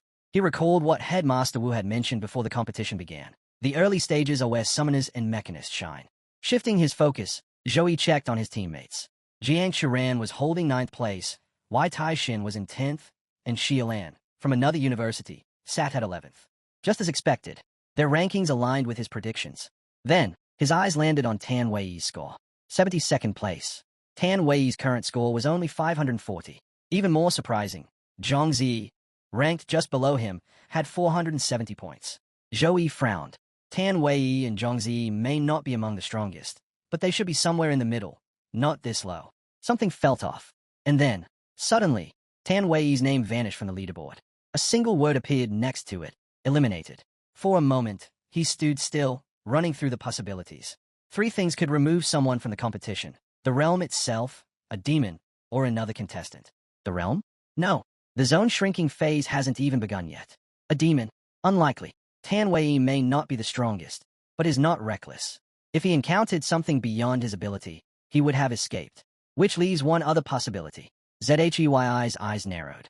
Have contestants already started forming alliances? In this realm, surviving wasn't just about fighting monsters. It was about outmaneuvering other contestants. Normally, with randomized teleportation, forming alliances so soon should have been difficult. This kind of teamwork usually emerged later in the match. Just then, a sharp beep echoed from his device. A voice followed. Attention, all contestants. The safe zone will begin shrinking. You have 3 hours to reach the designated area. Anyone outside the zone after this time will be eliminated. Zhou didn't waste a second. Damn it. He checked the map. The closest safe zone was far. Too far. If he wanted to make it in time, he had no choice. He sprinted at full speed, cutting through the rocky terrain. He'd deal with Tan Wei's situation later. For now, survival came first. Then, as he dashed through the mountains, something caught his attention. A burst of power erupted nearby, water energy surging through the air, colliding with something heavy. A clash. A fight. Zhou skidded to a halt. Someone's battling up ahead. The moment Zhou recognized the water-based skill, his eyes sharpened. Lingyi. Without hesitation, he pushed himself to run even faster. Deep in the mountains, Tang was locked in a fierce battle. Several opponents had surrounded her, attacking in unison. She swiftly fired a water arrow, striking a girl and forcing her back. But before she could regain her footing, another attacker lunged at her. A boy wielding a massive sword, his blade coming down with brutal force. Tang reacted instantly, summoning a water shield to absorb the impact. The sword clashed against it, sending ripples through the air. The boy scowled. You as stubborn as a damn cockroach. Tang smirked. And you talk too much. Before he could strike again, she activated her next skill, Stone Hammer. A massive stone hammer materialized above them and came crashing down on the boy. He barely had time to react before being flattened, his agonized screams echoing through the mountains. Tang exhaled, shaking her head. You should have learned it by now. Never underestimate your opponent. But she wasn't done. Her gaze flickered behind her. Do you really think my memory is that bad? She had sensed the second attacker from the very beginning. A girl had been creeping up, aiming to strike while Tang was distracted. But before she could get close, Tang unleashed her stone binding skill. The ground shifted, stones surging up and trapping the girl in an unbreakable hold. Now, with both opponents immobilized, Tang crossed her arms and looked down at them. So, what's it going to be? Surrender? Or should I finish this now? But before either of them could answer, a slow clap echoed through the air. Someone was watching. Only their hands were visible, emerging from the shadows. Their identity remained a mystery. But one thing was certain. This fight had an unexpected audience. A sudden clap echoes from behind, catching Tang off guard. She turned swiftly, her eyes narrowing in surprise. Someone has been lurking here all along. What shocks her even more is that, despite the intense battle, she never once sensed their presence. The mysterious figure steps forward, chuckling as he summons his monsters. I never expected to find such a talented element mage at Suhang University, he muses. But it seems your teammates have completely overlooked you. What a waste. You could have been a star. Without warning, he commands his creatures to attack. A horde of monsters charges toward Tang, their claws scraping against the ground as they close in. Reacting instantly, she raises her staff and unleashes a powerful wind spell. The force slams into the creatures, knocking several back. but there are too many. Some dodge the attack and quickly spread out, surrounding her from all sides. Before she can reposition, a few lunge from behind. Tang twists to evade, but one manages to sink its teeth into her arm. Pain shoots through her, sharp and unbearable, forcing a cry from her lips. Blood drips from the fresh wound, staining the ground beneath her. The wolf-like creatures circle hungrily, sensing her moment of weakness. The enemy watches with amusement, his grin widening. Yes, that's it, he laughs. Tear her apart properly. Tang's staff slips from her grasp, hitting the ground with a dull thud. Without it, her spell casting is severely weakened. Exhaustion weighs on her. She's been fighting non-stop, and her strength is fading fast. The monsters seize the moment, biting into both her hands, their jaws locking around her flesh. She collapses, her body trembling from the relentless assault. But instead of despair, a laugh escapes her lips. Struggling through the pain, she lifts her gaze to the enemy and smirks. Well, aren't you going to take advantage of this opportunity too? The enemy hesitates, confused, until he notices something strange. Beneath her, a faint glow pulses against the ground. His eyes widen in alarm. Impossible. How? You shouldn't be able to cast without your staff. Before he can react, the magic circle erupts in a massive explosion. The blast hurls him backward, slamming him into a rock with crushing force. Dust and debris swirl through the air as Tang collapses, the sheer effort leaving her battered and barely conscious. The explosion had taken a toll, but it had been worth it. Moments later, an announcement rings out. Li Jian of Qingjing University has suffered severe injuries and fallen into a coma. He is now eliminated from the competition. Another message follows. Due to Li Jian's elimination, contestant Tang has earned 1,050 points. But at this moment, Tang lies motionless on a jagged rock, blood trickling from her mouth. Her body is drained, her magic completely spent. In this state, she's defenseless. Anyone could finish her off in an instant. Sensing an opportunity, the opponent she had crushed with her stone hammer earlier, now regaining some strength, flings a dagger straight at her. The blade slices through the air, aiming for fatal strike. Just before it reaches Tang, a shadow moves. With a sharp kick, the dagger is sent hurtling back toward its owner at terrifying speed. The attacker barely has time to react before his eyes widen in shock.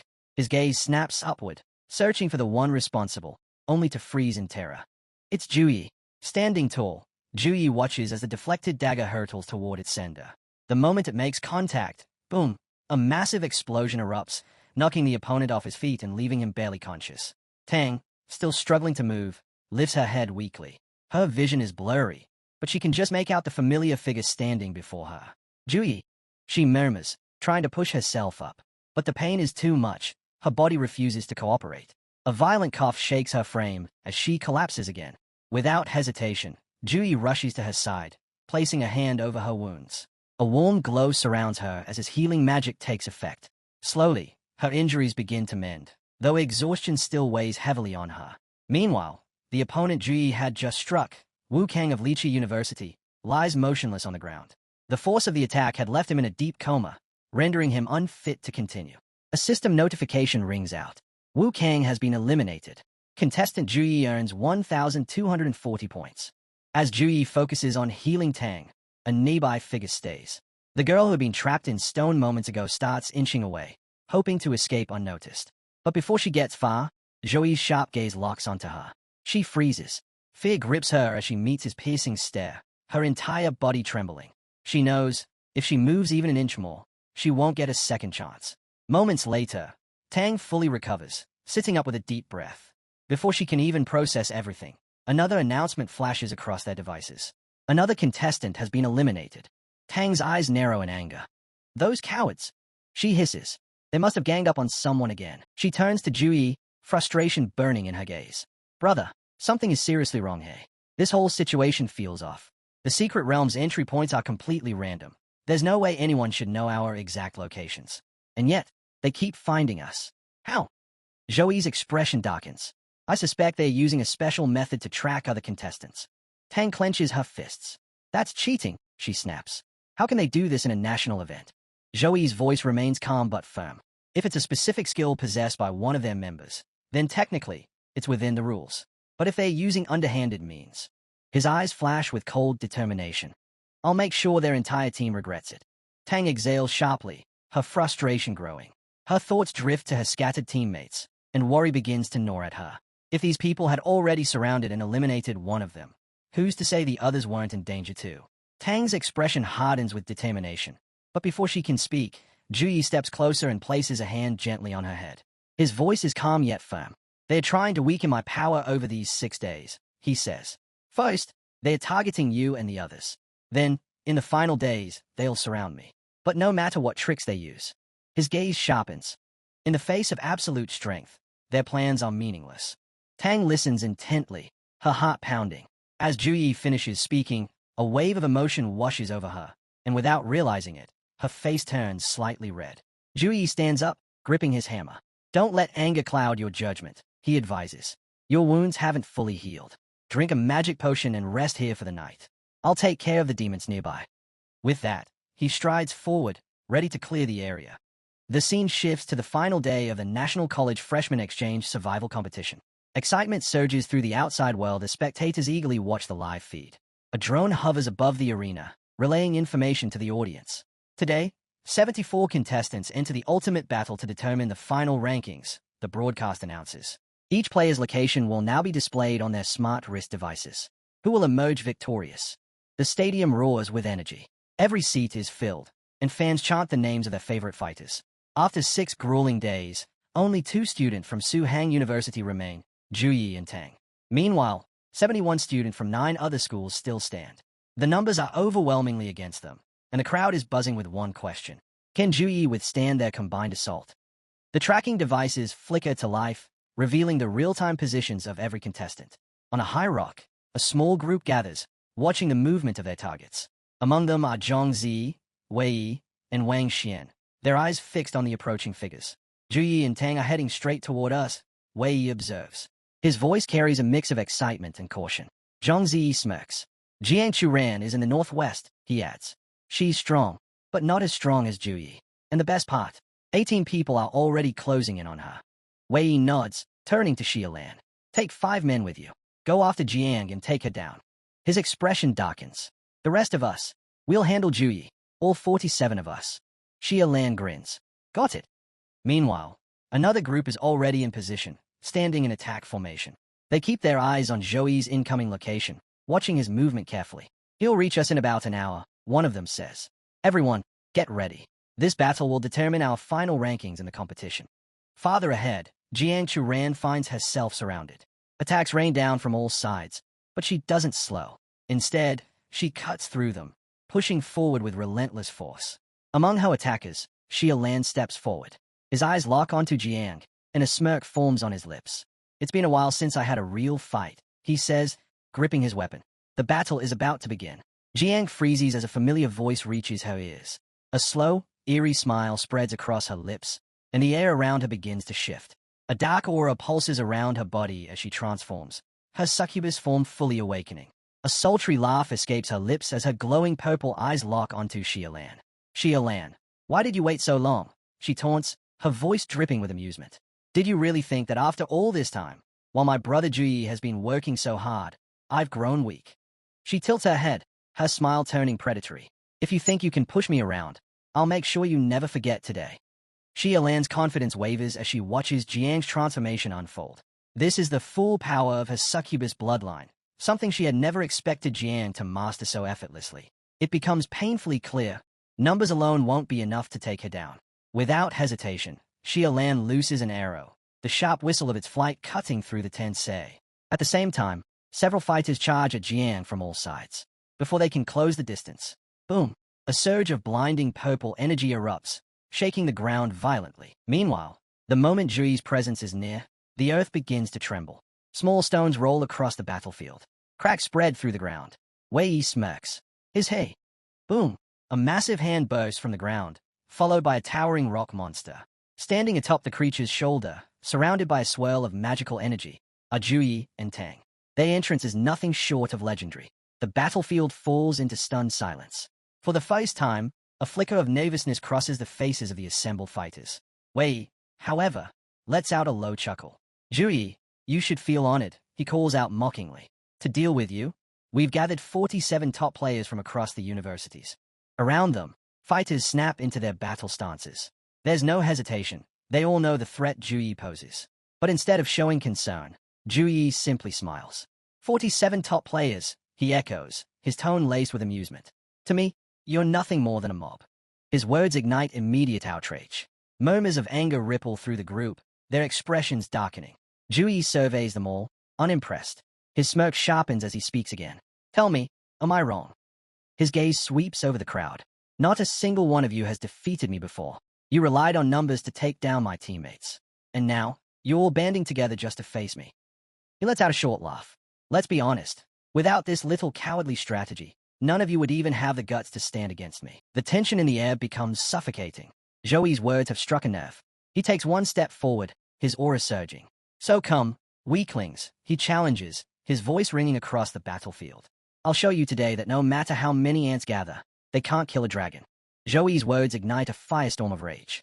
The moment he calls them weaklings, the battlefield erupts. One by one, the fighters activate their abilities. Wang Xian surges forward, his mechanical enhancements whirring to life. Others unleash their powers. Wind howls, fire ignites, and monstrous summons emerge from glowing sigils. A full-force onslaught begins. Yet, Juyi doesn't flinch. Instead, he leaps off the giant rock monster, descending toward the chaos below. Mid-air, he turns to Tang. Stay up there, he commands. I'll handle this alone. The moment his feet touch the ground, his hammer ignites with power. Buffs activate instantly. His body crackles with energy as he dashes toward the approaching enemies, his movements blurring from sheer speed. Then, the carnage begins. With each swing of his hammer, opponents are sent flying. Bones shatter. The ground quakes under the force of his attacks. Some fighters barely have time to react before they are crushed beneath his overwhelming strength. From a distance, onlookers watch in disbelief. He's too fast, someone exclaims. But he's just a freshman. How can a freshman fight 47 people at once? Doubt begins creeping into their minds, but Juyi isn't done yet. As he cuts through the frontline fighters, he finds himself suddenly surrounded. Summoned creatures block his path. Massive beasts with riders perched on their backs, circling like vultures. A low chuckle escapes Joey's lips. Instead of retreating, he charges forward. His hammer gleams as he smashes through the first creature, sending its rider tumbling. But just as another monster swipes at him, a brilliant light explodes from his body. Angel form activated. The battlefield is bathed in golden radiance. A monstrous claw reaches for him, only to be obliterated in an instant. The sheer divine energy radiating from Juyi makes even the strongest summons recoil. The mags positioned behind the front line react quickly, forming defensive barriers. Hold him back, one shouts. Defensive formations ignite. Guardian of Light, Barrier Fortress, Sacred Seal Circle. Layer upon layer of magical shields stacked together, forming a near-impenetrable wall between Juyi and the mags. Juyi slows his approach, studying their strategy with amusement. Then, gripping his hammer tighter, he swings with full force. Crack! The first few berries shatter instantly. The impact rips through 3, 4 layers before finally stopping. The remaining mags breathe a sigh of relief. We still have 6 layers left, one of them exclaims. We can hold him off. Inside the defensive dome, they exchange hopeful glances. For the first time, it feels like they might have a chance. But Juyi simply smirks. You think this is over? He asks, amusement lacing his voice. This was just the beginning. He raises a hand. The sky splits open. A divine hand descends, tearing through the heavens like the wrath of the gods. Silence. Faces turn pale. Sweat drips. Not a single fighter dares to move. Wang Xian and Wei Yi, once so confident, can only watch in horror. Because at this moment, they know, this battle has already been decided. The massive divine hand loomed overhead, descending with an overwhelming force that sent shivers through everyone present. The sheer pressure of it was undeniable. Everyone could feel it closing in at once. Wang Xian wasted no time. Get out of the way, he shouted.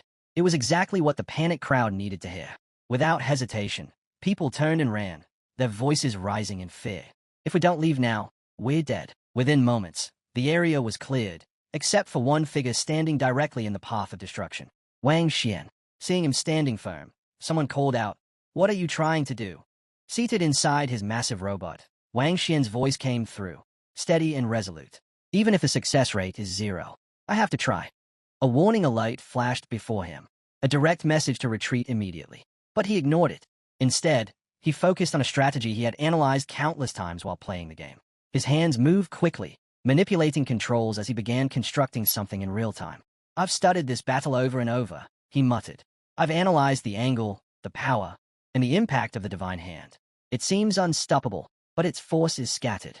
If I can assemble all the machines into a defensive barrier, I might just be able to disperse that power and survive this attack. With every second, his plan took shape. As the divine hand drew closer, his work reached completion. Then, with a final command, he shouted, "Give it everything you've got." At that very moment, Zhui's divine hand struck his robot with full force, slamming it straight into the ground. The impact shattered the earth, sending cracks tearing through the rocks beneath. Wang Xian's machine was driven downward, crashing through layer after layer of stone. And then, silence.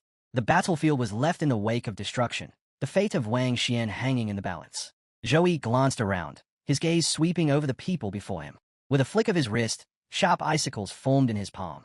His voice rang out, cold and commanding, "Your lives are in my hands. Surrender now, or die where you stand." Before anyone could respond, a voice called out, "Zhui." In an instant, a blazing whirlwind of fire surged toward him. The attacker had put everything into this strike, convinced that if Zhui took the full force of it, there would be no time for recovery. Zhui, however, remained unfazed. As the firestorm roared toward him, movement from behind caught his attention. Several fighters were closing in, each wielding different abilities, hoping to overwhelm him. They knew they couldn't eliminate him outright, but if they could at least land a serious blow, they might turn the tide. Zhui smirked. "It seems I've been too kind to all of you." Without hesitation, he hurled the icicles forward. They shot through the air like deadly projectiles, striking down his approaching enemies and sending them tumbling backward. One by one, they crashed into the ground, unable to resist the force of the attack. Then, without missing a beat, Zhui turned his attention back to attacker. "Your turn." A blinding burst of energy erupted from his hands. Light punishment. The attack struck with devastating precision, sending him reeling. Meanwhile, Wang Xian remained inside his battered robot, slightly injured from the earlier clash. He stared at Zhui, his mind racing. "Zhui is even stronger than I imagined. I thought this would be an intense battle, but it's nothing but a one-sided massacre." Resigned, he pulled up the surrender notification on his device. His fingers hovered over the button. With a sigh, he muttered, "If we had known it would come to this, there would have been no need to unite the 9 universities in the first place." As he pressed yes, one thought echoed in his mind. Now, Zhui will be hailed as a national hero. Zhui had nearly single-handedly crushed all his opponents, leaving them in no condition to fight. At this point, some, like Wang Xian, had no choice but to surrender. Meanwhile, outside the secret realm, the university housemasters watched the entire battle unfold on their screens. Seeing such an outstanding performance from his own university, Housemaster Wu couldn't hold back his laughter. "Huh, so all 9 schools joined forces just to take us down," he scoffed, shaking his head. Then, turning to Dean Cheng, he smirked. "You must have spent a fortune trying to handle our university." Every event inside the secret realm was being broadcasted. Whether it was our Zhui healing Tang or battling his opponents, nothing went unseen. Feigning ignorance, Housemaster Cheng simply responded, "I have no idea what you're implying." Wu chuckled but quickly turned serious. "Come on, there's no need to keep up the act. Wei Yihe from Modu, Xia Lan from Qingjing, Li Jian from Qingjing, Wu Kang from Liqi, and Luo Xing of Chaoyang. Only a fool wouldn't see the bigger picture. You gathered all these forces for one purpose." His expression hardened. Ordinary universities wouldn't have the guts to attempt something like this. Modu University holds second place, so they have no reason to get involved in this mess. The only university with enough influence to unite 9 schools is Qingjing University. Wu leaned forward, eyes sharp. Qingjing had the upper hand in this tournament, but they lost so badly that they had to pull this desperate stunt just to salvage their reputation. Meanwhile, Cheng stood calmly, lost in thought. Then, the scene shifted to the past, back to when these universities first conspired against Suhang University. At that time, Cheng had called a secret meeting, gathering the housemasters. Some were hesitant, but he made his case clear. If Suhang University wins all 3 events in this tournament, how will the rest of us show our faces? Most agreed, except for one. Housemaster Su, sitting back, so listened to their arguments before shaking his head. "Dean Cheng, don't twist your words. For years, my Modu University has ranked 3rd. I'm content with reaching 2nd place this year, but I have no desire or energy to fight for 1st. Seeing the resistance, Cheng made a final offer. "If you're willing to cooperate, Qingjing University will provide top-tier resources to each participating school. A gesture of our sincerity." The deal was on the table. All that remained was their decision. Upon hearing the proposal, Housemaster Su leaned forward and smirked. "If you want my cooperation, I have one condition: 2 ruined dungeons." Cheng's expression darkened. He clearly wasn't pleased with the demand, but after a brief moment of hesitation, he sighed and nodded. "Fine. With everyone finally on board, Cheng laid out his plan. Tell your players to work together as much as possible without outright eliminating competitors from other schools. Focus on taking out every Suhang University participant, except Juyi, within the first 6 days. If any of you run into Juyi, don't fight. Escape immediately and wait until everyone is gathered. Only then should you make your move. Back in the present, an awkward silence filled the room. The housemasters, once so confident, now sat in complete embarrassment. Wu scanned the room and scoffed. What's wrong? You're all prestigious figures, aren't you? Why so quiet now? His gaze landed on one particular dean. Dean Feng. Feng flinched at the sound of his name, but turned to face Wu. Wu leaned back, arms crossed. As far as I know, you're a man of high moral standing. A person of integrity, always carrying yourself with dignity. He chuckled. Aren't you afraid that being part of this pathetic scheme will ruin your reputation? Feng straightened his back. Housemaster Wu, what are you suggesting? Cooperation is a perfectly legal strategy in this competition. We've broken no rules. Wu's amusement faded. His expression hardened for a moment. Then he suddenly laughed. You seriously believe these cheap tricks will stop Juyi from winning? He shook his head. What a joke. He looked around the room, his voice filled with certainty. Zhouyi's strength is undeniable. You all saw it with your own eyes. You can't stop him with pathetic little tricks. A true warrior doesn't cower from a challenge. Even if you target Suhang University, they'll still take first place. Inside the secret realm, Wang Xian hesitated before finally moving his hand forward to surrender. But just as he was about to confirm, his robotic interface flashed red. Danger detected. His heart pounded. What? He tried again. The same warning popped up. Along with it, another message. Be patient. Confused, he looked up. Around him, his injured teammates groaned in pain, barely able to move. One by one, they pressed the surrender button on their devices. Yet, none of them teleported out. Shock spread across the battlefield. Students who should have been transported to safety remained exactly where they were. Wang Xian's mind raced. Why isn't it working? I pressed the button. Why won't the surrender go through? Something wasn't right, and whatever was coming next wasn't going to be good. Suddenly, without warning, a portal ripped open in the sky above the secret realm. The entire atmosphere shifted, an eerie pressure settling over the battlefield. Then, the eye appeared. A massive, ominous eye manifested right behind Ji, its presence warping the very air around it. Outside the secret realm, the housemasters watching the broadcast jolted upright. Their expressions turned from shock to sheer terror. Housemaster Wu's voice trembled. That eye, how is it inside the secret realm? Beside him, Housemaster Su's reaction was just as urgent. We have to evacuate the students immediately. Force the teleportation now. The Alliance Mage, who stood guard at the realm's entrance, didn't hesitate. She raised her staff, channeling her magic to extract the students. But as she did, something went horribly wrong. Her eyes widened. The space-time within the realm, it's unstable. The spell fizzled out, unable to penetrate the chaotic energy swirling around the portal. The teleportation had failed. A stunned silence filled the control room. One of the housemasters broke it with a fearful realization. The students inside, they are our country's strongest future warriors. If they die here, it will be a disaster for the entire nation. Another housemaster added, panic creeping into his voice.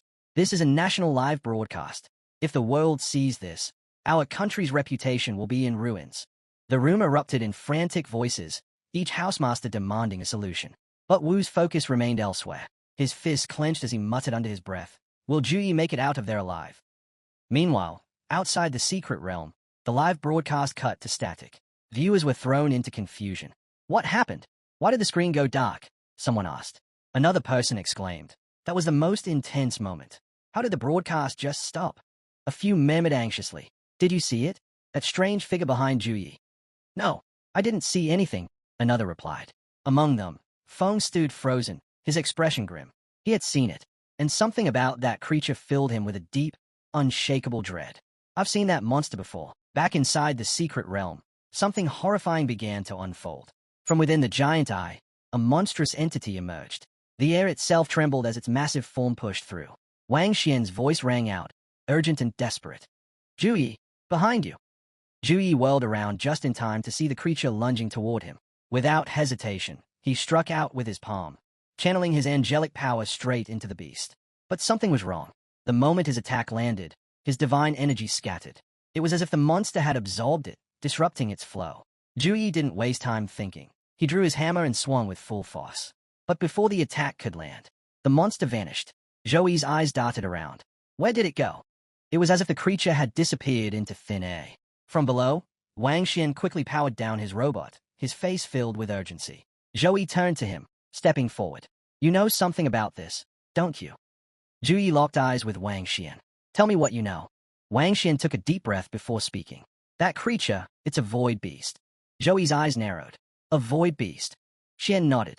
It was sealed away in a hidden realm and hasn't been seen in decades. It only exists in the stories told by the older generation of warriors. Born from the infinite void, beyond the limits of perception, it moves freely through the cracks of space and time, phasing between reality and illusion. It's nearly impossible to track, and worse, it's unpredictable. He clenched his fists. But its most terrifying ability, it can tear open space itself, creating turbulence strong enough to trap anything inside. Once you're caught, there's no escape. The space around them fractured once more. Zoe reacted instantly. How did it break the realm's seal? Before he could get an answer, the void beast reappeared. This time, it emerged right in front of the other warriors. Panic spread like wildfire. None of them had any idea how to fight it, let alone escape. Realizing there was no time for hesitation, Zhu charged forward, summoning sacred energy to strike first. But just before his attack could land, the void beast turned its gaze toward him. Its glowing eyes burned with something primal, something furious. Then, it vanished. Zhu barely had time to react before the monster reappeared right in front of him, launching a devastating attack. He dodged at the last second, but pain shot through his leg. The beast's claws had grazed him.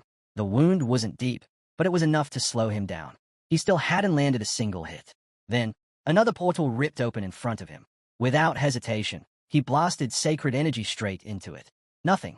The attack passed through empty space. And then, a presence loomed behind him. Zoe's breath hitched. The void beast was there. Too close. Too fast. He turned, fists glowing, preparing to strike at close range. But before the beast could land its attack, two energy blasts shot past its body. One was a piercing arrow, the other, a streak of purple energy, heading straight for Zoe. A blur of movement. Jiang suddenly appeared, grabbing Zhu and pulling him away with such speed that they tumbled to the ground. She landed on top of him, still in her succubus form. For a moment, there was only silence. Then Zhu looked up at her, catching his breath. Why are you here? Jiang's lips curled into a smack. Finally, I've found you. Her voice was different, almost teasing. But then, her expression turned serious. As soon as I realized no one could leave the secret realm, I knew something was wrong. I came as fast as I could. A short distance away, Xiaolan stood with her bow raised, scanning the battlefield. Then, the void beast reappeared. This time, it was standing right in front of her. The fight wasn't over yet. The Zhou doesn't hesitate. He channels his sacred energy and launches a devastating attack on the void beast. The sheer force of the strike triggers a massive explosion, sending Xiaolan flying. He crashes hard, leaving Jiang in shock as she yells out his name. Before she can react further, the Zhou catches her mid-air. Jiang, I've been poisoned.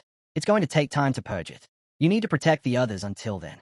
Meanwhile, the void beast vanishes in an instant, reappearing right in front of Wang Xian. Without hesitation, it raises a massive claw, ready to strike.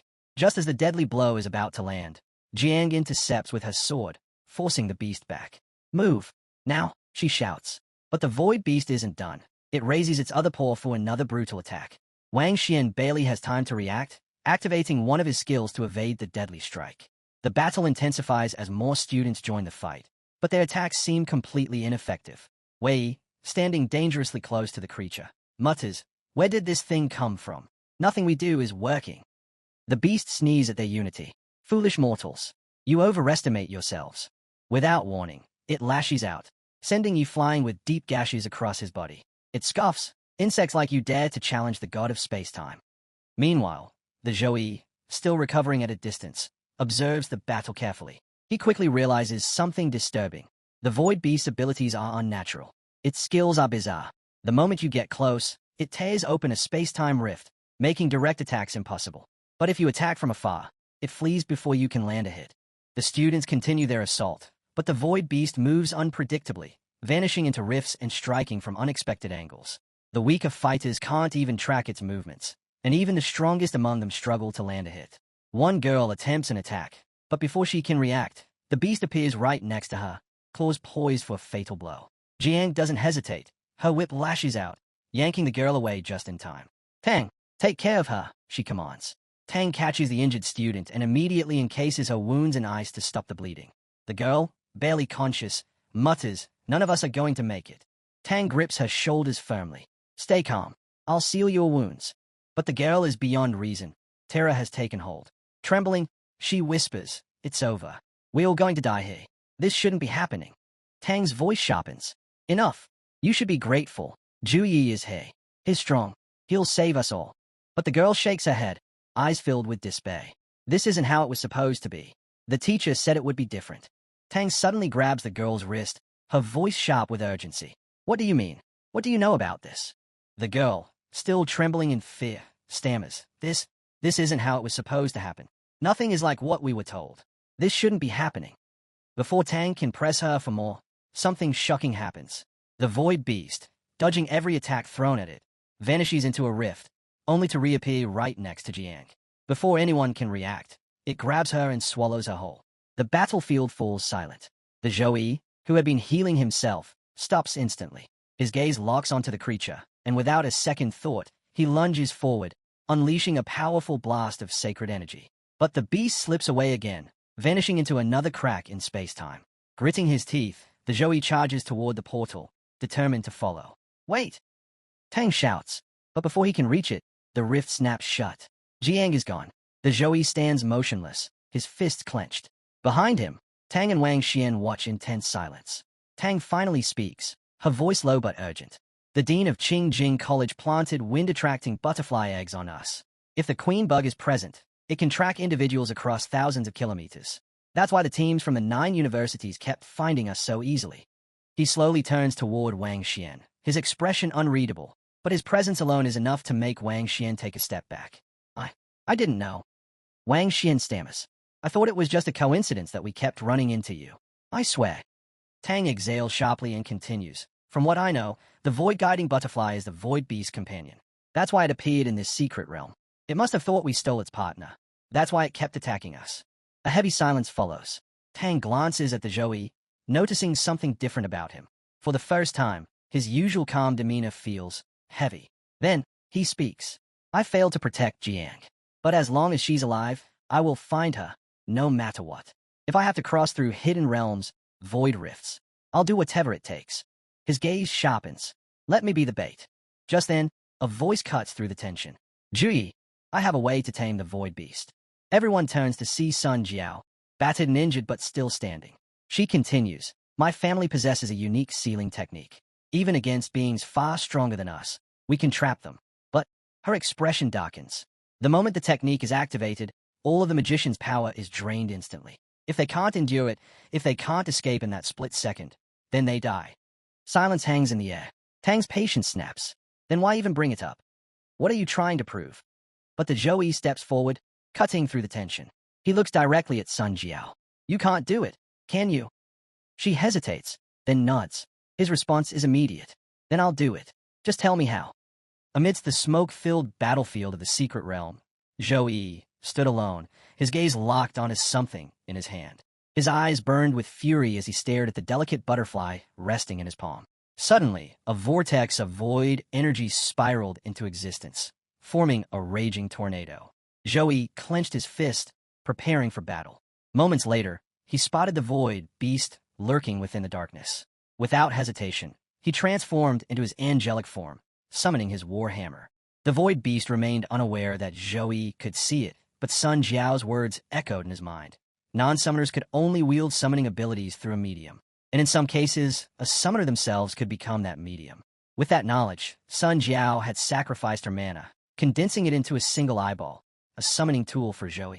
Now, with the enchanted eyeball hanging around his neck, Zhou surged forward, hammer swinging relentlessly as he carved a path through the void toward his hidden enemy. Blow after blow, he struck at the unseen space where the beast lurked. Sun Jiao had assured him that with the summoning tool, he could use the sealing technique. The Void Beast flinched in surprise. It hadn't expected Zhou to still have the strength to fight. Yet, it dismissed him just as quickly, believing Zhou couldn't truly perceive its presence. But before it could relax, Zhou's warhammer came crashing down. The beast's head, barely peeking from its hiding place, was struck with a thunderous impact. A golden explosion of light erupted from the blow, illuminating the battlefield.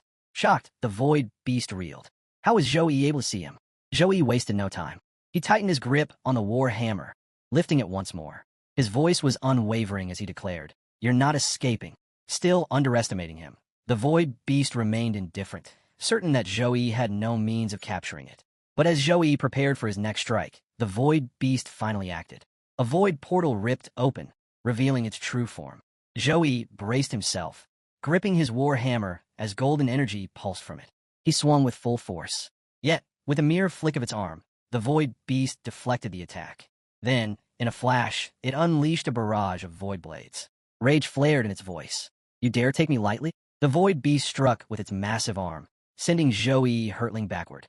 The void blades followed, slicing into him. Mocking laughter filled the air. "Now, let me show you the true power of the Overlord of Space." The onslaught continued. Void blades rained down, tearing into Zhou. His angelic form cracked, his body barely holding together. Bloodied and battered, he could do nothing but grit his teeth against the pain. At that moment, Zhou recalled Sun Jiao's words, how a summoner's mana could pierce through the space vortex to summon powerful creatures. To aid him, she had sacrificed her own eye, pouring all her mana into it before offering it to him. She had warned that while the eye would activate the seal and shield him from space rifts, its protection wouldn't last forever.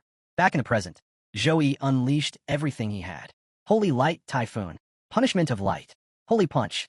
One attack after another rained down on the Void Beast. He knew these techniques couldn't deal real damage, but he kept pressing forward, forcing the beast into a defensive stance. Sun Jiao's last words echoed in his mind. Push it into a moment of weakness. So even though every strike drained him further, even though each counterattack from the Void Beast tore into him, he endured. Blood dripped from his body, his angelic form barely holding together. He was waiting for the perfect moment to activate the seal hidden within Sun Jiao's eye. The Void Beast, having battled Zhou for so long, finally showed signs of exhaustion. It growled, vowing revenge for the humiliation it had suffered today. But Zhou, too, was at his limit. His body trembled, wounds covering him from head to toe. Still, with sheer determination, he raised his hand for one final strike. With the last of his mana, he unleashed his ultimate skill, Divine Punishment. A brilliant light erupted as the attack crashed into the Void Beast. But the effort was too much. Zhou's vision blurred, his body giving in to the overwhelming fatigue. He felt himself falling. Just then, the eye around his neck flared to life. Sun Jiao's stored mana surged outward, forming a massive sealing array. Ancient runes ignited, locking onto the Void Beast's soul and flesh. Zhou felt a sharp pain course through him, his strength completely drained. He collapsed, landing directly onto the Void Beast's head. The beast, stunned by the sudden shift, barely had time to react. But it was already too late. The sealing formation took hold. Chains of light shot from the eyeball, wrapping tightly around the Void Beast, restraining its every movement. But the Void Beast refused to be captured so easily. It roared, struggling fiercely against the binding forces. At that moment, deep within his unconsciousness, Zhou's mind drifted to the people he cherished, Jiang Churen, his sister, his master. His heartbeat pounded faster. He saw Jiang Churen reaching for him. In his vision, she transformed into her succubus form and pulled him close. Their lips met. Through that intimate connection, he could feel her desperate plea. She was still waiting for him to save her. His eyes shot open. A crimson glow burned within them. Summoning all his willpower, Zhou reached for the eyeball, seized it, and slammed it directly onto the Void Beast's head. "Just stay here," he roared. The Void Beast, caught off guard, widened its eyes in shock. Even now, Zhou still had the strength to fight. The seal tightened mercilessly, constricting the Void Beast's body with an unbreakable grip. No matter how much it struggled, resistance was futile. In the end, it lay there completely bound, unable to move. As Zhou stepped closer, the once mighty beast began pleading for mercy. At that moment, a system notification flashed before Zhou's eyes. "Void Beast defeated. You may now summon it as your own." But he ignored it. His expression darkened, his fury unwavering. Without hesitation, he demanded, "Where is Jiang Churen?" The Void Beast feigned ignorance. "Who are you talking about?" Zhou didn't waste words. Instead, he kicked the beast directly in the eye. The Void Beast let out a deafening wail, writhing in agony. Realizing what Zhou meant, it quickly corrected itself. "The girl, she's fine." It then turned its gaze toward a distant void flower. The strange bloom began to unfurl, its petals glowing with a dim, eerie light. From within, Jiang Churen appeared, still unconscious. Joey rushed over, carefully lifting her into his arms. Without another word, he left the void beast space and stepped back through the portal, returning to the secret realm where everyone had been waiting. As he emerged, carrying Jiang Churin, a girl hurried toward him. "What happened to her?" she asked anxiously. At the same time, Sun Jiao approached. "Did you defeat the void beast?" Joey gave her a nod, but before he could explain, a hushed conversation caught his attention. Some of the contestants who had been waiting for an opportunity to escape without admitting defeat were now planning to use their teleportation return stones to leave the secret realm. Joey heard everything. He turned to Tang Ling Yi, handing Jiang Churin over. She looked at him in confusion. "What's going on?" she asked. But Joey didn't answer. Instead, he pulled out his war hammer and raised it high above the gathered contestants. A murmur spread through the group. "What do you think you're doing?" one of them demanded. Another contestant, standing beside him, also spoke up. "Yeah, the fight's over. What's your problem?" Joey's gaze was cold. "The competition isn't over." With that, he brought his war hammer crashing down. The ground shattered under the force of the impact, sending shockwaves rippling outward. Cracks spread beneath the contestants' feet as they scrambled to keep their balance. Curses erupted from the group. "Are you insane?" Still in his angelic form, Joey rested the war hammer on his shoulder. His eyes scanned the crowd, unwavering. He pointed the weapon at them. "Surrender or face me." Silence fell over the battlefield. Then a brown-haired boy sighed, rubbing his forehead. "I've had enough of this," he muttered. Looking at Joey, he raised a hand. "Fine, I surrender." A green-haired girl followed suit, stepping forward. "Me too." One by one, more contestants began surrendering. Those who had hoped to take advantage of Joey's weakened state could only curse under their breath. Seeing the stronger contestants bowing out, they had no choice but to follow. One after another, they admitted defeat and left the secret realm. After rescuing Yi, the main character strides straight into the open, making a bold declaration. The competition isn't over yet. He calls out to the remaining challengers, daring anyone unwilling to surrender to come face him. The moment he speaks, fear spreads like wildfire.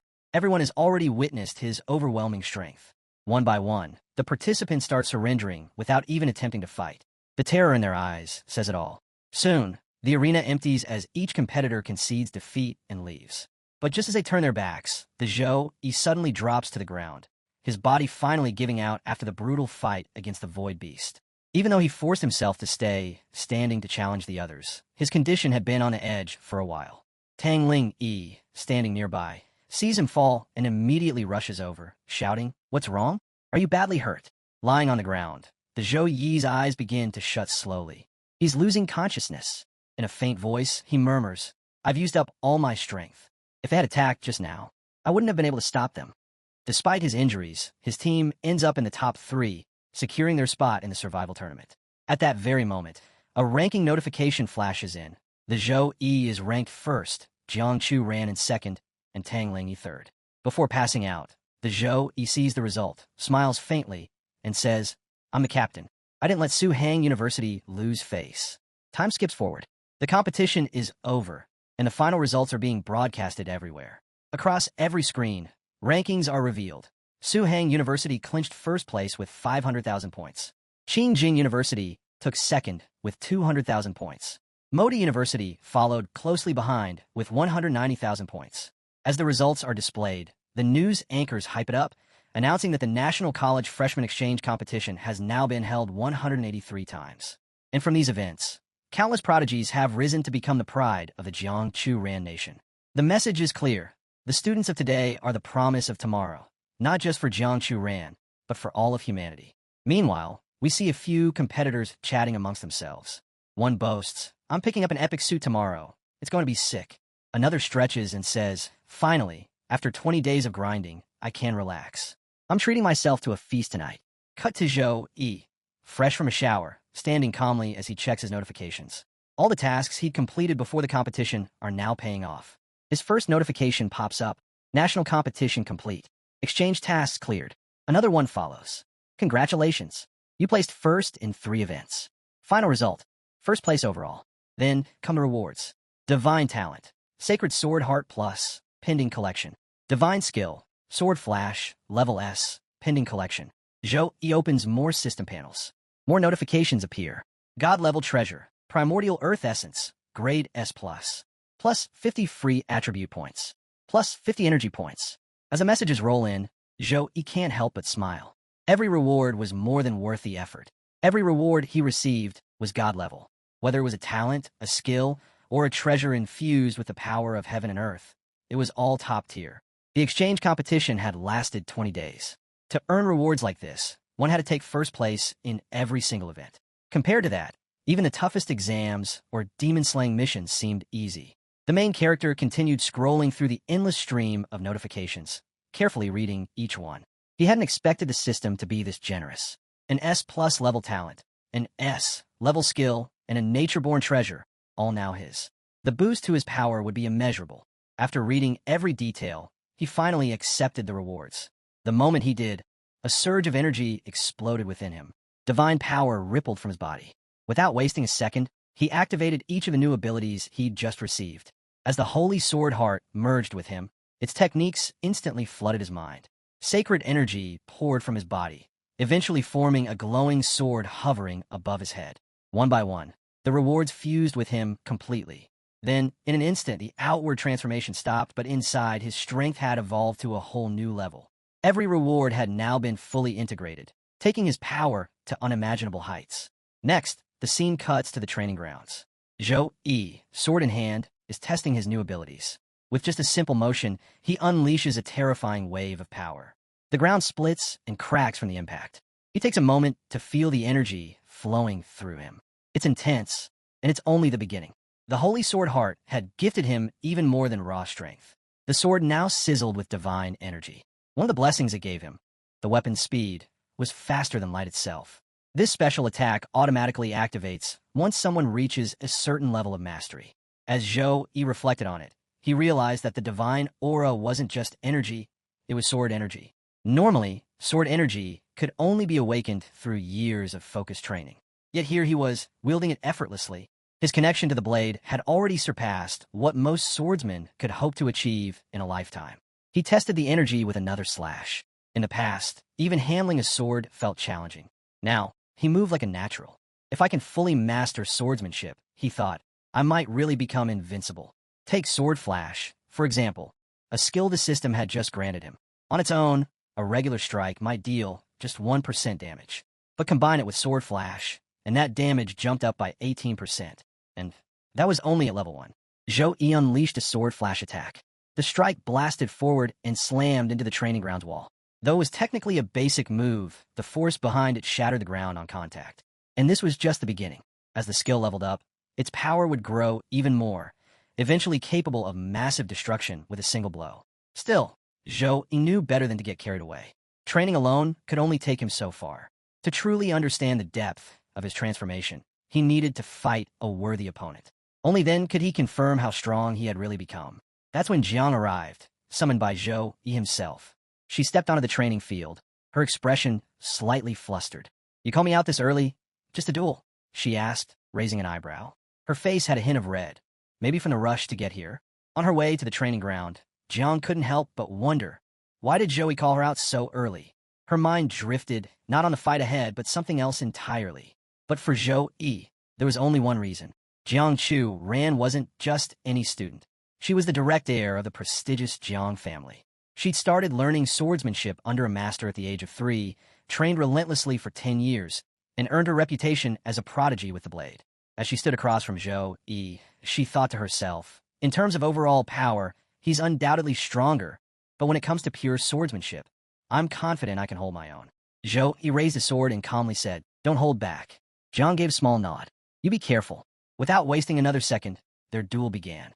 Jiang launched the first strike, moving with speed and precision. Her blade came crashing down, but Zhou Yi blocked it effortlessly. What shocked her even more was that he hadn't even unsheathed his sword yet. He was deflecting every attack using just the scabbard. After fending off her flurry, Zhou Yi finally stepped back and countered with Sword Flash. Jiang's eyes widened. Li White, is that sword energy? She was stunned. Since when did Zhou Yi get this good at swordsmanship? She dodged quickly, putting some space between them, but the next wave of his attack came instantly. She barely managed to deflect it with her own blade. Not wasting a moment, Jiang retaliated with her own powerful technique, Shadow Demon Sword. The battle turned fierce. They exchanged strike after strike, skills clashing as both fighters pushed their limits. Watching from the sidelines, Housemaster Wu had just arrived at the training room. His eyes widened as he saw the duel unfolding before him. Am I dreaming? He whispered. Since when did Zhou Yi become this skilled with a long sword? Every swing from Zhou Yi's blade radiated clarity and purity, while Zhang's movements were fast, sharp, and unpredictable, more chaotic in nature. As Wu watched intently, he commented to himself. Earlier, Jiang seemed like she could match him in swordsmanship. If she didn't have such exceptional technique, Zhou Yi might have even held back, matching his speed and power to her level. Just then, Zhou Yi made his move, delivering a strike that disarmed Jiang entirely. Her sword flew from her hands and hit the ground. Zhou Yi stepped forward, caught her sword midair, and rested it on his shoulder. Breathing heavily, Jiang looked at him and said, Brother Zhou Yi, I can't continue. I admit defeat. Zhou Yi looked at her with concern. Are you all right? Jiang gave a small smile. I'm fine, just exhausted. Housemaster Wu stepped in, breaking the moment. Incredible, Zhou Yi. You're a sword master, yet you never used swordsmanship in any of the competitions. Both Zhou Yi and Jiang greeted him respectfully. With a light laugh, Zhou Yi replied, Gotta keep a few tricks up your sleeve. He paused, then muttered to himself. The requirements for unlocking new talents are insanely strict. There's no record of clearing an abyss-level dungeon, and I haven't undergone a job transfer ceremony yet. It's not easy to gain new talents these days. Looks like I'll need to handle things on my own. Then he turned to Housemaster Wu. So, why did you come here? Wu answered, I'm here to take you to the celebration party hosted by the Alliance, but I also have something else to tell you. He looked serious for a moment, and then dropped the news. Feng is dead. When Zhou Yi and the investigators from the Professional Alliance went searching for Feng He, they discovered a shocking truth. He had taken his own life in his dorm room. Based on confessions from one of Feng He's students, it was revealed that Feng had argued the insect eggs could be tracked, making it easier to locate individuals within the secret area. In return, he had promised to offer exclusive resources as rewards. Without anyone's knowledge, he had sneaked into the laundry room and planted the insect eggs inside the contestants' clothes. But beyond that, the student claimed he knew nothing else. And now, the trail had gone cold. The main character listened carefully to the report. Then, Housemaster Wu placed a firm hand on his shoulder and reassured him, Don't worry. The Alliance is already investigating every person Feng he had contact with in the past 10 years. We'll have results within the week. He paused, then added, For now, the celebration banquet is about to begin. Let's head over. We'll also mention something important. Zhang's most powerful armies would be attending the banquet. Their goal? To scout top talents like him and invite them to join their ranks or form powerful alliances. Housemaster Wu filled Zhou Yi in on everything. He explained that major agencies were actively investigating the events surrounding the secret realm. However, with Feng Yi now dead, the case had hit a major snag, something that made Zhou Yi visibly more serious. Even so, Housemaster Wu reassured him, There's no need to worry. What matters most now is tonight's banquet. The top factions and powerhouses will be there, and they're all looking to recruit you into their guilds or legions. Later, Zhou Yi and his entire team arrived at the celebration banquet. As they stepped into the grand venue, Housemaster Wu leaned in and said, To win you over, these factions will offer lavish conditions, wealth, influence, and connections. But remember, once you accept, you'll be bound to that faction under their guidance. I won't stop you from joining, but think carefully before deciding. As the group advanced into the hall, the crowd started to gather around them. Fortunately, their assigned guards stepped in, maintaining a respectful distance between the onlookers and Zhou Yi's team. Despite the attention and the overwhelming scale of the event, the largest they had ever attended, Zhou Yi and his squad walked with calm, unshaken confidence. Not a single hint of panic or hesitation showed on their faces.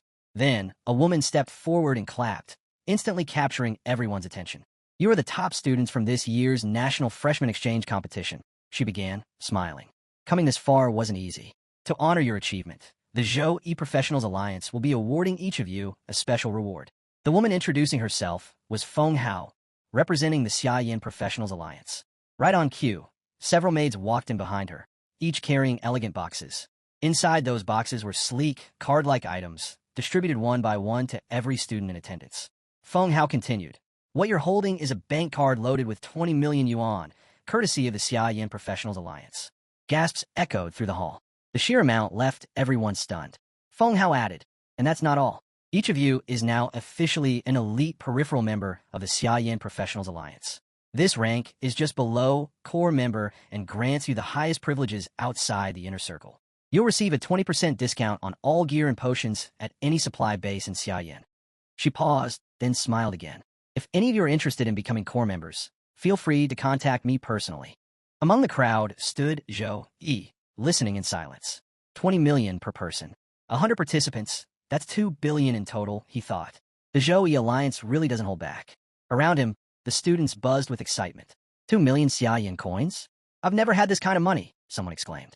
Even being a backup member got me this much. I can finally buy AB plus resource, another student said. Murmurs of disbelief and excitement spread. It wasn't just an offer. It was a flashy, powerful show of the alliance's influence. Then Feng Hao spoke once more, announcing the individual, team, and survival competition prizes will be awarded tomorrow. For now, the celebration banquet begins. Eat and drink to your heart's content. With a cheer, everyone raised their glasses. Let's begin. Standing in the crowd, Housemaster Wu raised his own glass high. A toast to Su Hang University for taking first place in the exchange competition. A student came up to Zhou Yi, grinning from ear to ear. Brother Zhou Yi, we owe it all to you. Winning first place, it's all thanks to you. Let me toast to that. Housemaster Wu laughed and added, that toast is more than deserved. Without Zhou Yi, our school would have ended up at the bottom of the top 3. More teammates approached, raising their glasses in turn. Song stepped forward. Zhou Yi, I'll toast to you as well. Jiang, standing next to her, chimed in, don't forget me, brother Zhou Yi. Then Tang Ling Yi, a bit shy but smiling, added, and me too. Everyone wanted to raise a toast with Zhou Yi. One by one, they held out their glasses, hoping to clink theirs with his. Seeing them all crowd around with eager faces, Zhou Yi let out a laugh. Are you all trying to get me drunk? Just then, a voice called out his name. Zhou Yi turned toward the sound and saw it was Li Wei. He wasn't sure why Li Wei was calling him at first, but then Li Wei walked up with a serious expression, respectfully lifting his glass. If it weren't for you, I wouldn't have made it until the doctor arrived. You saved my life. If you ever need me, I'll do everything I can to repay you. With that, he downed his drink, a silent vow of loyalty. Zhou Yi looked around at the people who, not long ago, had been his competitors. Now, they stood before him as friends and allies. Watching from nearby, Jiang Chu ran, smiled to herself. Brother Zhou Yi, looks like you've won over another group of admirers. Just then, Wu Shuang suddenly popped in, shoving Li Wei aside with a grin. Hey, don't forget about me. I'm here too. He laughed, bringing even more energy to the moment. Off to the side, Hang stood quietly with his daughter, Zobi. The two of them observed the gathering in silence. Then Zobi leaned in close and whispered, Dad, is it just me, or does Zhou Yi's divine aura feel way stronger than before? Hang replied calmly, You're not imagining it. His aura has already surpassed most second-transition divine class professionals. Zobi covered her mouth in shock. What? It's only been a few days. How can he be even stronger already? With a serious look, Hang said, a change this obvious means his strength has increased again. His rate of growth is terrifying. The next day, a massive fighter jet landed precisely where all the top students had gathered. The moment the doors opened, a girl inside the aircraft casually addressed them. Get on board. We're heading to the Zhou Yi Professionals Alliance headquarters, so you can claim your rewards. She explained that the headquarters was located in the Qingjing district of Qingjing City, and only a high-speed combat aircraft could reach it in time. Everyone climbed aboard. As Zhou Yi settled into his seat, the boy next to him looked around in awe. This is the latest Phantom X-1000 fighter jet. Sitting just ahead of Zhou Yi, Jiang turned to explain. It's Phantom's newest model. They're the largest jet manufacturer in Xiaoyan. From startup, it hits max speed in 10 seconds, 3 times the speed of sound. Up in the cockpit, the pilot girl observed them all through the internal screen. The boy beside Zhou Yi continued, Yeah, and this one jet alone costs billions. Right then, the pilot's voice came over the intercom. Everyone buckle up. We're taking off. With a thunderous roar, the jet launched forward at insane speed. The acceleration was so intense that everyone was thrown around inside the cabin. The boy beside Zhou Yi flipped over and tumbled to the back of the aircraft. Jiang, caught off guard, was flung forward, landing right on top of Zhou Yi. The moment she realized, her cheeks flushed, and she quickly scrambled back to her seat, clearly flustered. Zhou Yi, just as embarrassed, avoided eye contact and muttered under his breath. Qingjing District is over 20 kilometers away from Qingjing University. At this speed, we'll be there in 20 seconds. After some time in the air, the jet finally reached its destination. Once everyone disembarked, the pilot girl turned to address the group. Qingjing District has 40 ground passages and 15 aerial ones. Any aircraft entering this area must undergo a full scan, so please line up accordingly. Drones hovered around the sky, patrolling non-stop and repeating a mechanical message. Registration complete.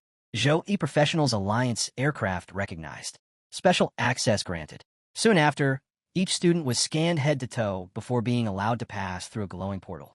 On the other side, a breathtaking sight unfolded before them.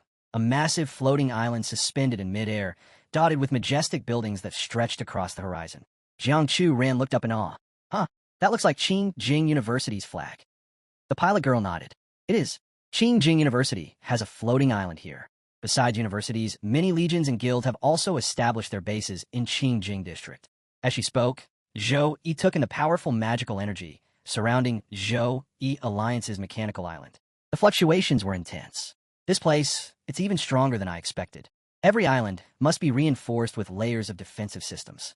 Eventually, they arrived at the Alliance's main headquarters.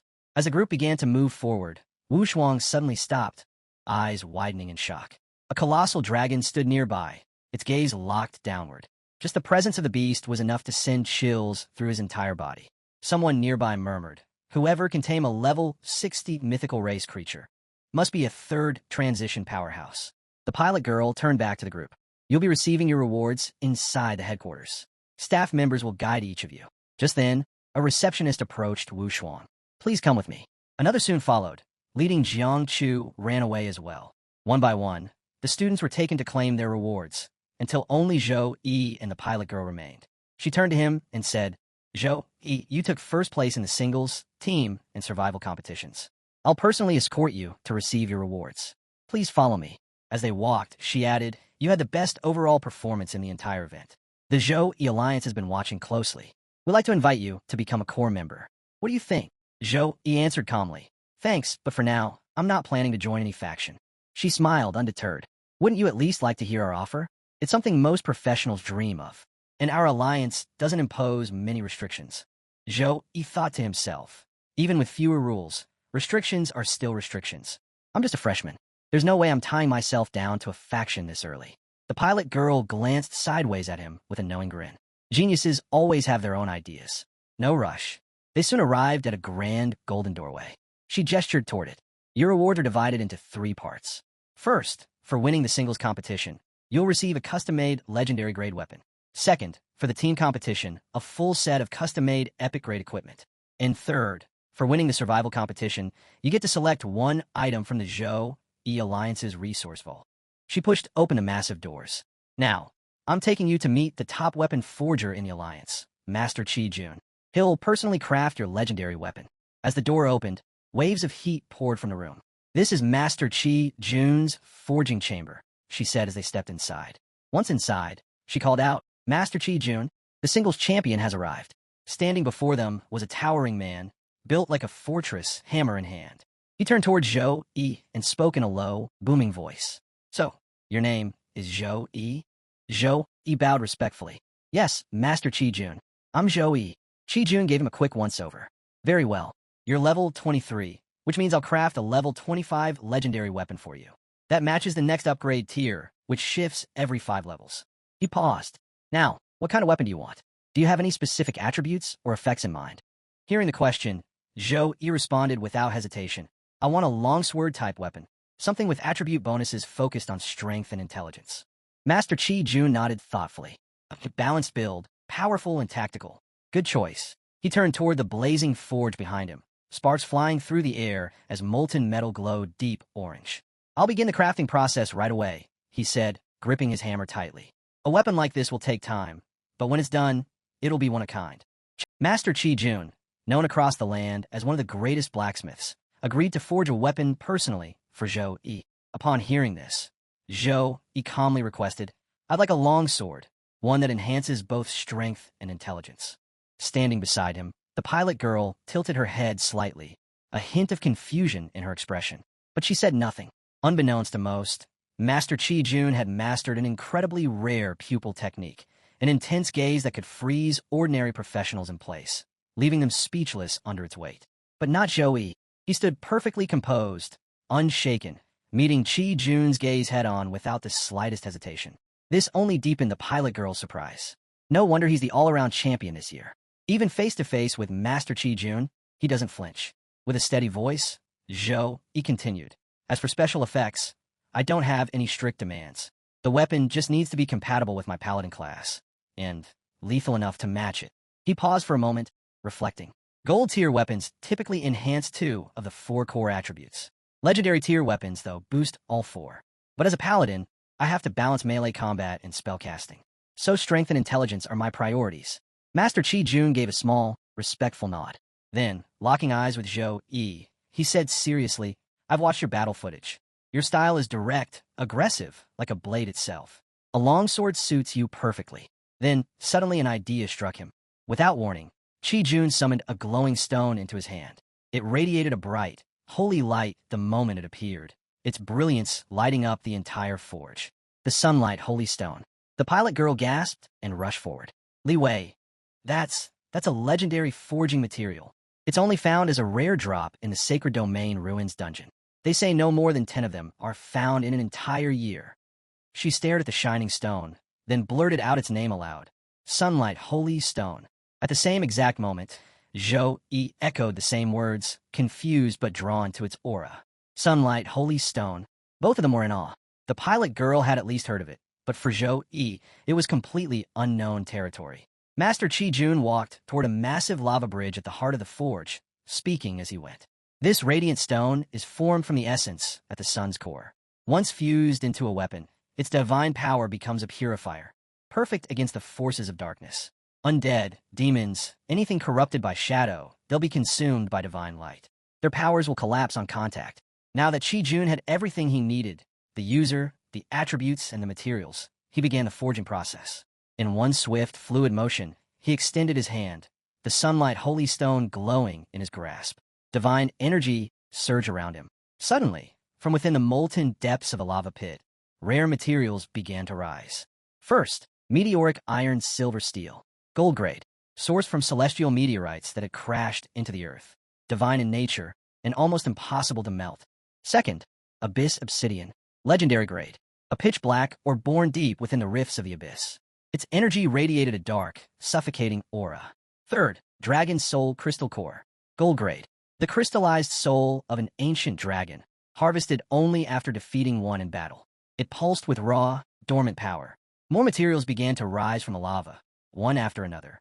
Fourth, the Dragon Clan's Guardian Star Fragment, epic grade, a core remnant from a fallen celestial body, radiating ancient draconian essence. Fifth, Tear of the Holy Spirit, legendary grade, said to be the teardrops of a fallen angel, purified through sacred rituals. It shimmered with a soft, divine glow. All 5 rare materials hovered midair, suspended by pure energy. Without wasting a moment, Master Chi Jun activated lava smelting. At once, the 1,000-degree flame roared to life, turning from orange to a deep red, enveloping the materials completely. The smelting began, and as the heat intensified, the spirits trapped within each item began to stir. These weren't just inert stones. Each held the lingering souls of monsters from when they were alive. As they melted, eerie howls and pained cries echoed through the forge, the spirits writhing, screaming as they were burned away. Then came the divine tempered sledgehammer, a sacred forging tool said to be blessed by the gods themselves. Master Chi Jun brought it down with crushing force. Again and again, he hammered the molten mix, purging every impurity. Each strike thundered through the chamber, slicing the air with a high-pitched crack like a blade cutting the wind. Zhou Yi and the pilot girl stood speechless, watching every moment unfold. The forge lit up with a wild, holy radiance as the molten mass settled into the casting mold. Then the real forging began. Master Chi Jun hammered relentlessly, his strikes deliberate and powerful, shaping the weapon from raw essence into divine steel. Between blows, he chanted sacred incantations, guiding the spirit of the weapon into form. Finally, raising the hammer high, he shouted, "This is it, the final strike." The pilot girl, realizing what was about to happen, quickly raised a protective barrier around herself and Zhou Yi, shielding them both. With all his strength, Master Chi Jun brought the hammer down one last time. Boom! The force of the impact shook the entire forge. From the heart of the anvil, a brilliant light erupted, revealing a fully formed long sword, radiant and gleaming with divine power. It was the weapon forged for Zhou Yi, the shining holy sword, a legendary tier blade. Its stats were stunning. Plus 68 strength, plus 71 constitution, plus 65 agility, plus 74 intelligence. The sword required level 25 with no race restrictions. Only those from warrior, knight, swordsman, or sword soul classes could wield it. Its special effects were equally incredible. Plus 80% attack speed. Radiant's ability consumes mana to unleash light-based splash damage. Divine Power deals significantly amplified damage to all dark-aligned enemies. As soon as it was complete, Master Chi-Jun unleashed a skill that launched the sword directly toward Zhou-Yi. It flew at full speed, and the moment Zhou-Yi caught it, he felt a strange surge rush through him. That sensation quickly transformed into something overwhelming. Raw power. Legendary weapons must recognize their master, Chi-Jun said. Release your energy and subdue it. Zhou-Yi nodded. He let his power flow, and instantly his Seraph bloodline activated. Brilliant light flared from within him, casting the entire forge in a radiant glow. Even the pilot girl took a step back, caught off guard by the sudden intensity. The sword pulsed in his grip, glowing brighter. Then, slowly, it began to settle. It had accepted him. The shining holy sword had chosen Zhou-Yi as its master. At that moment, the weapon's full stat sheet revealed itself to him, each attribute point boosting his own significantly. Zhou-Yi looked down at the blade, a slight smile forming on his face. Bonuses to all 4 core attributes. 3 powerful abilities, and that attack speed boost. If my opponent attacks once, I can strike 3 or 4 times before they even recover. Behind him, the pilot girl finally broke the silence.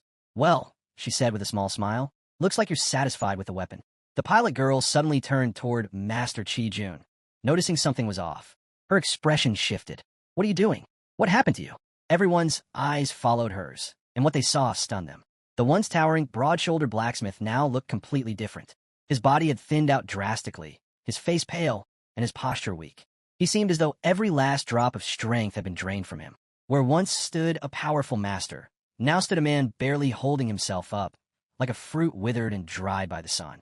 With a faint, raspy voice, Master Chi-Jun muttered, "Forging a high-tier weapon requires immense magic power. Ending up like this is nothing unusual." The pilot girl leaned closer to Zhou-Yi and whispered quietly, "A legendary weapon like this one requires dozens of complicated processes. Only a master like Chi-Jun, with a rare innate talent, can craft it in such a short time. Normally, it takes an average smith 2 to 3 months." In front of them, Master Chi-Jun removed the heavy forge gear from his body and let out a sigh. "You should leave now. I need rest." He glanced at the sword once more. Most of the materials used for the shining holy sword are of divine origin. If you ever plan to upgrade its star rating, only use divine-grade materials. Anything less, and its power will weaken. Zhou-Yi lowered his head respectfully, offering sincere thanks for the weapon. The pilot girl stepped in, gave Zhou-Yi a light tap on the shoulder, and said, "Come on, let's go. You still have one more reward to collect." As they began walking out of the forge chamber, Master Chi-Jun, now fully bare, turned and dove straight into the lava pool behind him, disappearing without a word. Zhou-Yi followed the pilot girl into a new chamber, this one filled with warm lighting and rows of elegant outfits. Inside was a clothing room, and the moment he stepped in, a group of tailoring girls surrounded him from all sides. Without wasting a second, they began measuring him, adjusting fabric and double-checking every detail. This custom-made equipment set will be crafted specifically for him, so precision was everything. Zhou-Yi stood there quietly, but as the measuring tape wrapped around his waist and hands moved across his arms and chest, he started to feel a bit awkward. Some of the girls came even closer, their curiosity getting the better of them. One leaned in and asked, "Do you have any specific requirements for this armor set?" Zhou-Yi, clearing his throat, replied confidently, "Light armor, focused on strength and wisdom." One of the girls gave a nod. "Understood. Your gear will be ready within a month. Someone from your school will deliver it to you personally." As they finished their work and stepped away, the girls began whispering and giggling among themselves. "He has such a slim waist," one said with a grin. "I touched his stomach," another whispered. "His abs are seriously toned." A third girl chuckled. "He still looks so innocent, though." Standing nearby, the pilot girl overheard them and smiled to herself. "College students these days, they sure know how to have fun." She turned back to Zhou-Yi and called out, "All right, it's time to collect your survival competition reward. Come here and make your choice." With a wave of her hand, a holographic screen popped up in front of him, revealing a list of rare skill rewards. "These are all yours to choose from," she said. "Pick whichever suits you best." Zhou-Yi's eyes scanned the options, analyzing them one by one. One skill stood out, Blood Shadow Escape, an S-rank ability that allowed the user to split into 1,000 shadows, making it nearly impossible for an enemy to track or land a hit. Another caught his attention, Red Cloud Wings, a powerful skill that granted increased mobility during battle, ideal for rapid aerial maneuvers. He kept browsing. Many of the options were elite-level life-saving abilities, designed to give professionals a critical edge when caught in deadly situations. After reviewing every skill, Zhou Yi finally made his decision. He reached out and selected the S-level Space Jump Stone, a rare item that, when activated, allowed its user to instantly teleport 10 kilometers in any chosen direction. The Space Jump Stone came with a limitation. It could only be used 3 times. As soon as Zhou Yi finalized his choice, the pilot girl looked at him, slightly curious. Space jump, huh? Definitely a powerful escape tool. But why not go for a resurrection-type item instead? Zhou Yi simply smiled, calm and confident. No, this is exactly what I need. Inside, he thought to himself, sure, resurrection items are rarer, but I already have the rebirth cross the system granted me. This space jump stone, I got the plans for it. Seeing that he was firm in his choice, the pilot girl didn't press further. She nodded and handed him the shimmering stone. All right then, from this moment on, it's yours. The moment Zhou Yi took it into his hand, something strange happened. A chilling presence surged from within the stone, cold and malevolent. His senses were immediately assaulted by a deep, sinister voice that echoed in his mind. Free me, let me out, set me free. His heart thudded. A sudden wave of fear struck him like a blow. He stood frozen, the weight of the presence making his body tense. The pilot girl noticed the change in his expression. Her brow furrowed. What's wrong? You don't look so good. Did something happen? Zhou Yi quickly forced a laugh, shaking it off. No worries. Maybe you're the one who needs a break. She narrowed her eyes slightly, but then smirked and handed him a card. Fine. All your rewards have been officially collected. My job here is done. But hey, if you're ever dissatisfied with the legendary weapon or the epic equipment, feel free to reach out. She gestured toward the exit. The others are probably already wasting in the hall. Let's head back. Just as they began to walk, a voice called out from behind. Zhou Yi turned and saw Hang approaching, along with his 2 daughters by his side. Zhou Yi, carrying his hard-earned rewards, was walking alongside the pilot girl when suddenly Hang appeared, accompanied by his 2 daughters. Spotting him, Zhou Yi didn't waste time. If there's something to discuss, he said directly, let's find a room. We can speak in private. But Hang shook his head. There's no need. We came to say goodbye, he went on. This afternoon, all the students and teachers who participated in the exchange competition will return by the teleportation circle at Qingjing University. I'll be taking Donger back to our clan. Zhou Yi's expression shifted. His younger sister would be leaving with Hang. At the same time, Hang added, if you get the chance, I hope you can take Xiao Yun to visit Tainlan province. You and she, you're both children of the Zhou Yi family, and the Zhou Yi clan will spare no effort in supporting you. Zhou Yi nodded. Once Xiao Yun graduates in 6 months, I'll take her there myself. Safe travels to all of you. Hang gave him a final nod, then turned and left with his daughters. Zhou Yi watched them walk away, but just then he froze. That feeling again. It was sudden, subtle, but unmistakable. He was being watched. His gaze scanned the area. That's when he noticed it, a tiny beetle clinging to the bark of a nearby tree. Without hesitation, Zhou Yi rushed forward and crushed it with a swift strike. The beetle was gone, but doubt crept in. Was that it? Or am I just imagining things? Just then, a voice called out in the distance. Zhou Yi, we're heading to the city to buy some local specialties. Want to come along? It was Li Wei, waving from afar. Zhou Yi shook his head. Not this time. I'm staying in. As soon as he returned to his room, he closed the door and leaned against it, deep in thought. Could it be the injury from before still hasn't fully healed? Am I just stressed, imagining things that aren't there? But before he could find an answer, it struck again. A wave of dark, purple energy suddenly surrounded him, coiling around him like smoke. It was the same energy he had sensed earlier, back when he accepted the space jump stone. Then, a voice echoed in his mind. Human, release me. Pain shot through his head. Zhou Yi clutched his temples, struggling to stay upright. A glowing circle formed beneath him, a summoning mark. From it, a familiar figure rose, the Void Beast. Its form had been reduced in size, likely to avoid detection, but its aura was just as oppressive as ever. Zhou Yi glared at it. You already acknowledged me as your master. Why do you keep showing up like this? The Void Beast snorted. Acknowledged you? What a joke. I've lived for thousands of years. The idea of obeying some brat like you, laughable. If it weren't for that bizarre technique you used at the end, you'd never have stood a chance against me.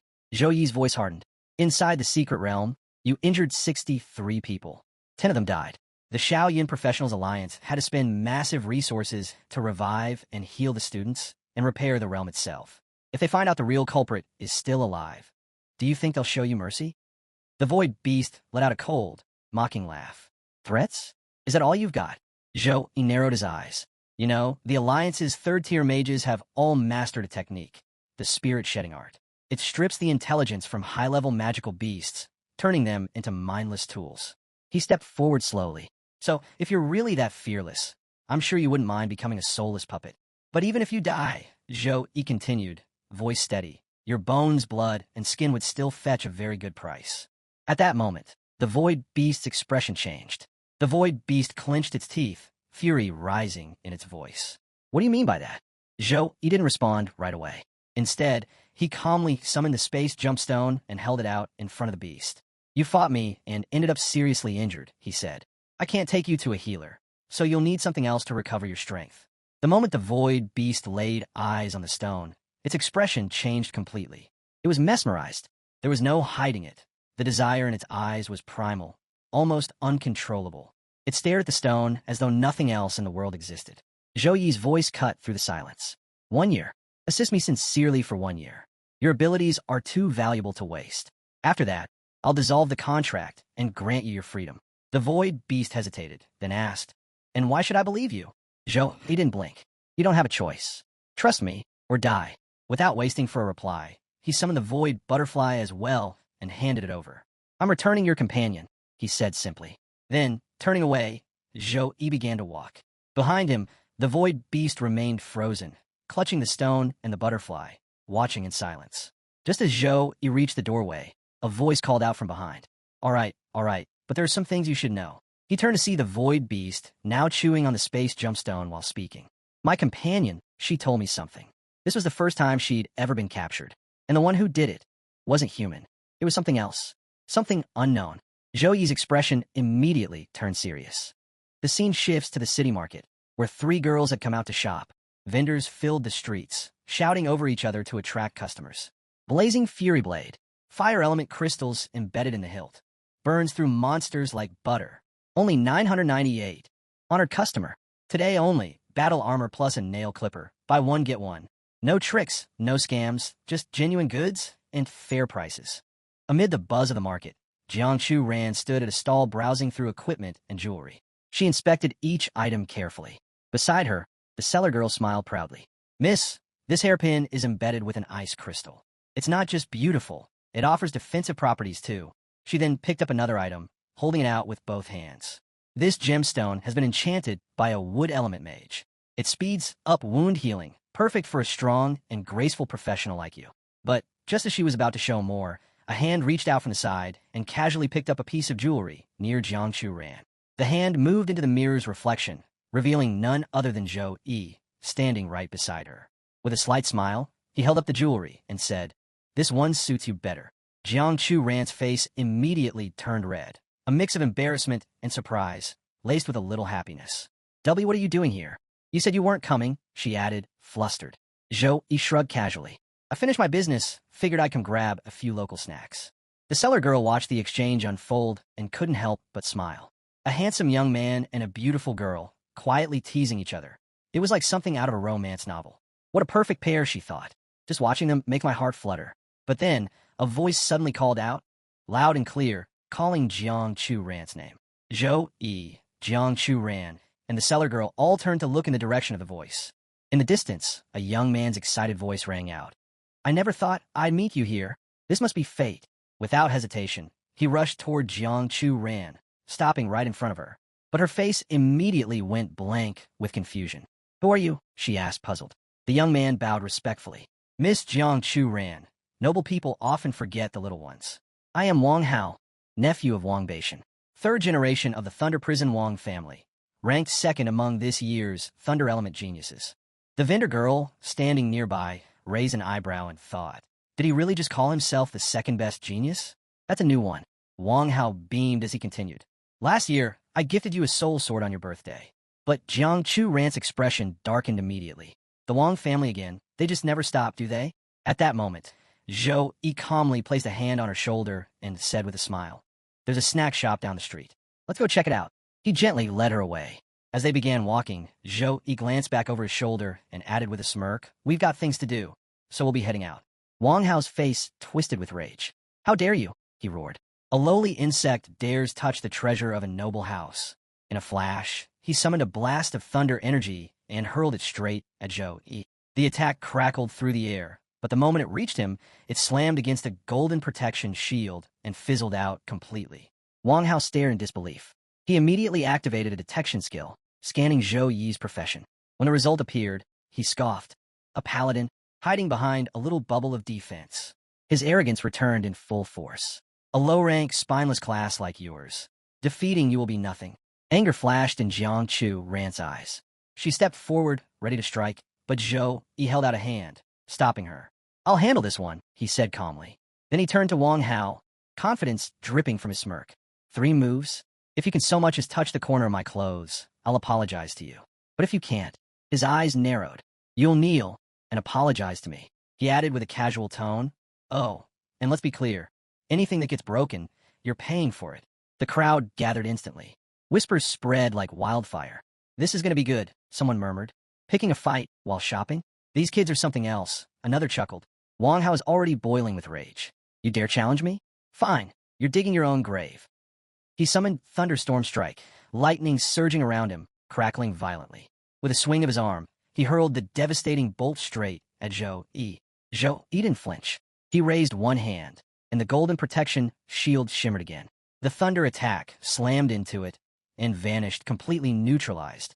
Gasps erupted through the crowd. One bystander rubbed his eyes in disbelief. It didn't even scratch him.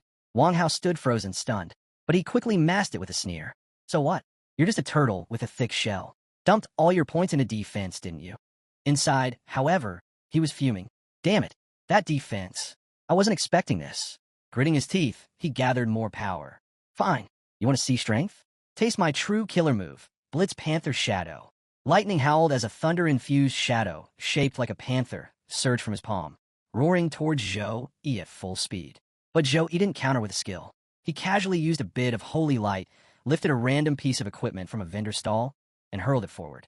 Boom! The simple, enchanted item collided with Wang Hao's attack and shattered it into pieces. The thrown item continued sailing, brushing past Wang Hao's cheek. He froze, paralyzed. What just happened? Terror seeped into his eyes. Who is this guy? In front of him, Zhou Yi let out a lazy yawn and stretched. You've still got one more trick, right? Go ahead, don't waste time. Wang Hao stared, stunned. Impossible. I've never even seen this guy among the top-ranked nobles. Just a paladin. How could he be stronger than me? His arrogance cracked under the pressure of pure disbelief. With just a few effortless moves, Zhou Yi had brought Wang Hao to his knees. The crowd was stunned, and Wang Hao, still trembling from the overwhelming force, simply couldn't accept what had just happened. How could someone so low-ranked overpower me like this? Refusing to admit defeat, Wang Hao clenched his jaw and drew his sword. There's no way he can dodge this. Thunder crackled across the blade as he poured all of his power into it. Then, in a blur, he charged straight at Zhou Yi, unleashing a furious thunder slash. But Zhou Yi didn't even flinch. He calmly raised a single finger, and from the sky above, a beam of holy cross energy crashed down. Boom! A pillar of light engulfed Wang Hao, flattening him to the ground. The attack ended as quickly as it began, but the silence afterward was deafening. Zhou Yi looked down at the fallen figure with cold indifference. So this is the so-called lightning genius? What letdown. The crowd was frozen, speechless. Then, slowly, Wang Hao regained consciousness, but only to fall back to his knees, head spinning with humiliation. Rage filled his eyes, but he couldn't move. Around them, the murmurs started. Li White, doesn't he look familiar? Yeah, he has the aura of a saint knight. I swear I've seen him somewhere before. Then someone gasped, pointing. That's Zhou Yi. He's this year's exchange competition champion. Realization swept through the crowd. The vendor who had earlier been selling to Jiang Chu Ran nodded knowingly. No wonder. That strength, it makes sense now. And the girl with him? That's his girlfriend, Jiang Chu Ran. Wang Hao heard every word. The truth hit him like another wave of lightning. He had just been humiliated by a freshman, and in public. Still on his knees, he could only watch as Zhou Yi walked away alongside Jiang Chu Ran, completely unfazed. Calm, in control. Wang Hao's eyes burned with hatred. Zhou Yi, I'll let you walk away this time. But when my brother comes back, you'll regret ever crossing me. Then he looked at Jiang Chu Ran, venom dripping from his voice. And you, how dare you betray the Wang family? My brother will never forgive this. Elsewhere, Zhou Yi's entire team moved forward through the crowd, drawing attention from every direction. At the front, Housemaster Wu led the way, calm and proud. Whispers spread instantly. That's the Su Hang team. He's even more handsome than he looked on the broadcast, one awestruck student murmured. And Jiang Chu ran. She's stunning in person, another added. As they reached the inner courtyard, Housemaster Wu was greeted by Housemaster Chung from Qingjing University. Wu smiled warmly. Thank you for your hospitality. Truly. But Housemaster Chung was clearly irritated. Oof. Your team stole all the glory. We were nothing but stepping stones this time. Wu chuckled lightheartedly. Now, those are strong words. Friendships matter more than rankings, don't they? Still grumbling, Chung crossed his arms. Whatever. We came in last. Let's not sugarcoat it.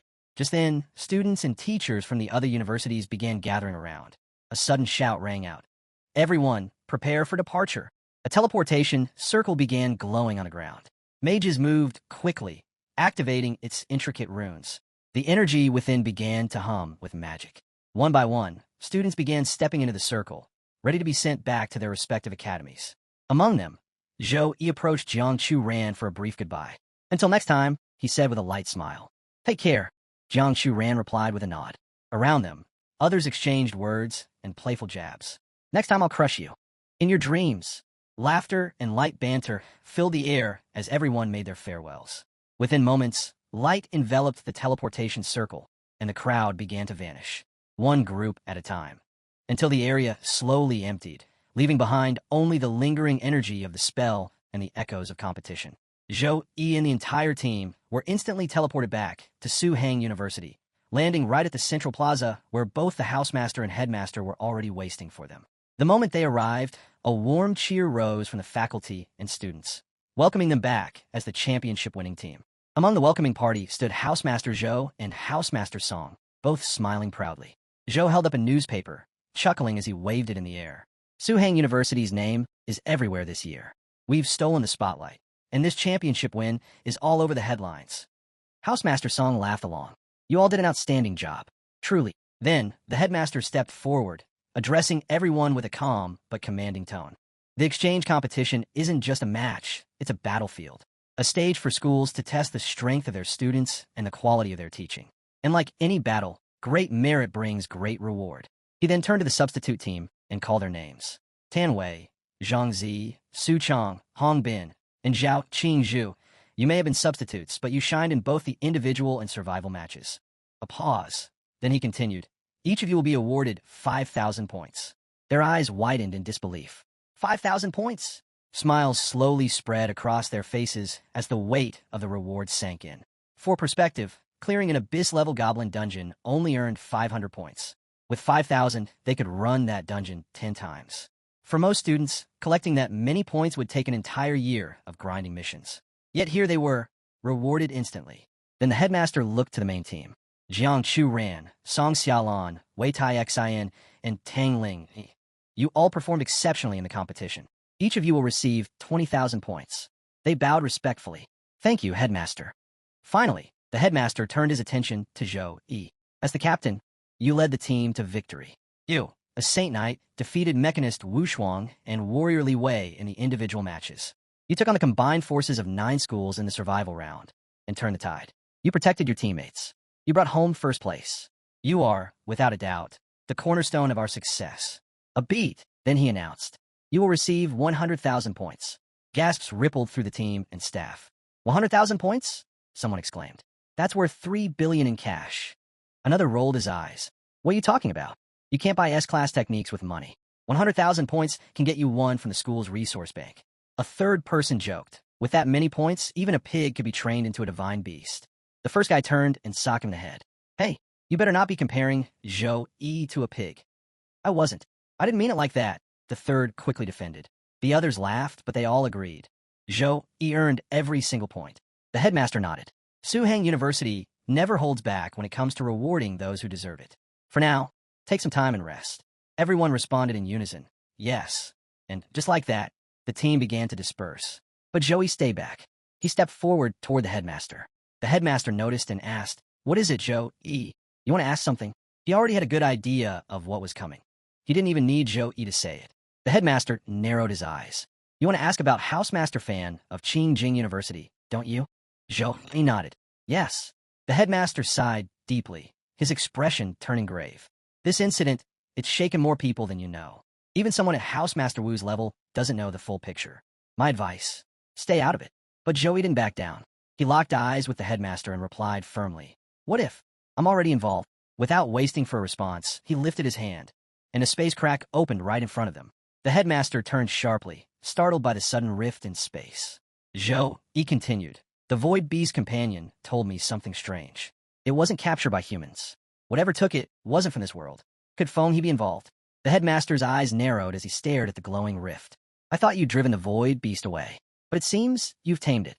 Seeing there was no point in withholding the truth any longer, the headmaster summoned a book and opened it. "What I'm about to tell you is classified," he began to explain. "Feng he was an inhuman." Zhou Yi's eyes widened. "Inhuman?" The headmaster nodded solemnly. "Inhumans are demian monsters, created by the evil god, master of chaos. They wear human faces, but inside, they're pure malice. Their only purpose is to serve the will of the evil gods. We have proof that Feng he orchestrated the Void Beast's appearance, offering it as tribute, a show of loyalty to the master of chaos. Death and destruction, that's what the evil gods crave." He flipped a page. The official report said Feng he committed suicide. But when the investigators arrived, they found his skin had been shed. He was mid-transformation into a full servant of the evil god. He escaped after wounding one of the investigators. Zhou, he was silent, processing everything. The headmaster looked directly at him. "Zhou, do you know why Feng he chose the exchange competition as his moment to act?" Zhou he immediately answered, "Because the competition brings together the brightest new talents from across the country. If something were to happen, it would cause maximum chaos," the headmaster finished. "Yes, that's one reason, but not the only one." He turned to a blank wall, as if seeing far beyond it. "The ruins of the Million Beasts, where the competition took place, sits on top of a fracture in the seal that holds back the evil gods." The atmosphere turned heavy. "That realm," he continued, "was the site of a cataclysmic beast war thousands of years ago. The reason? The descent of the Master of Chaos. He tried to breach the mortal realm through that very location. The beast clans fought to seal him, but the cost was their entire civilization." Zhou Yi's brows furrowed as he realized the gravity of it. "Feng he may have been using the Void Beast to locate the cracks in the seal," the headmaster added. "And now that he knows you've tamed it, he'll come for you." Then his gaze sharpened. "Years ago, the Tenyu Guild obtained a rare skill book, an angel-class combat technique. I was saving it for the right moment, but it seems I'll have to give it to you now." As he spoke, a teleportation circle lit up beneath their feet, already activated. The scene shifted instantly to the Tenyu Guild's resource vault.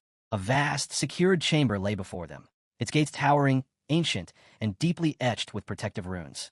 The air buzzed with layered enchantments. "This vault," the headmaster explained as they walked forward, "is the heart of the Tenyu Guild.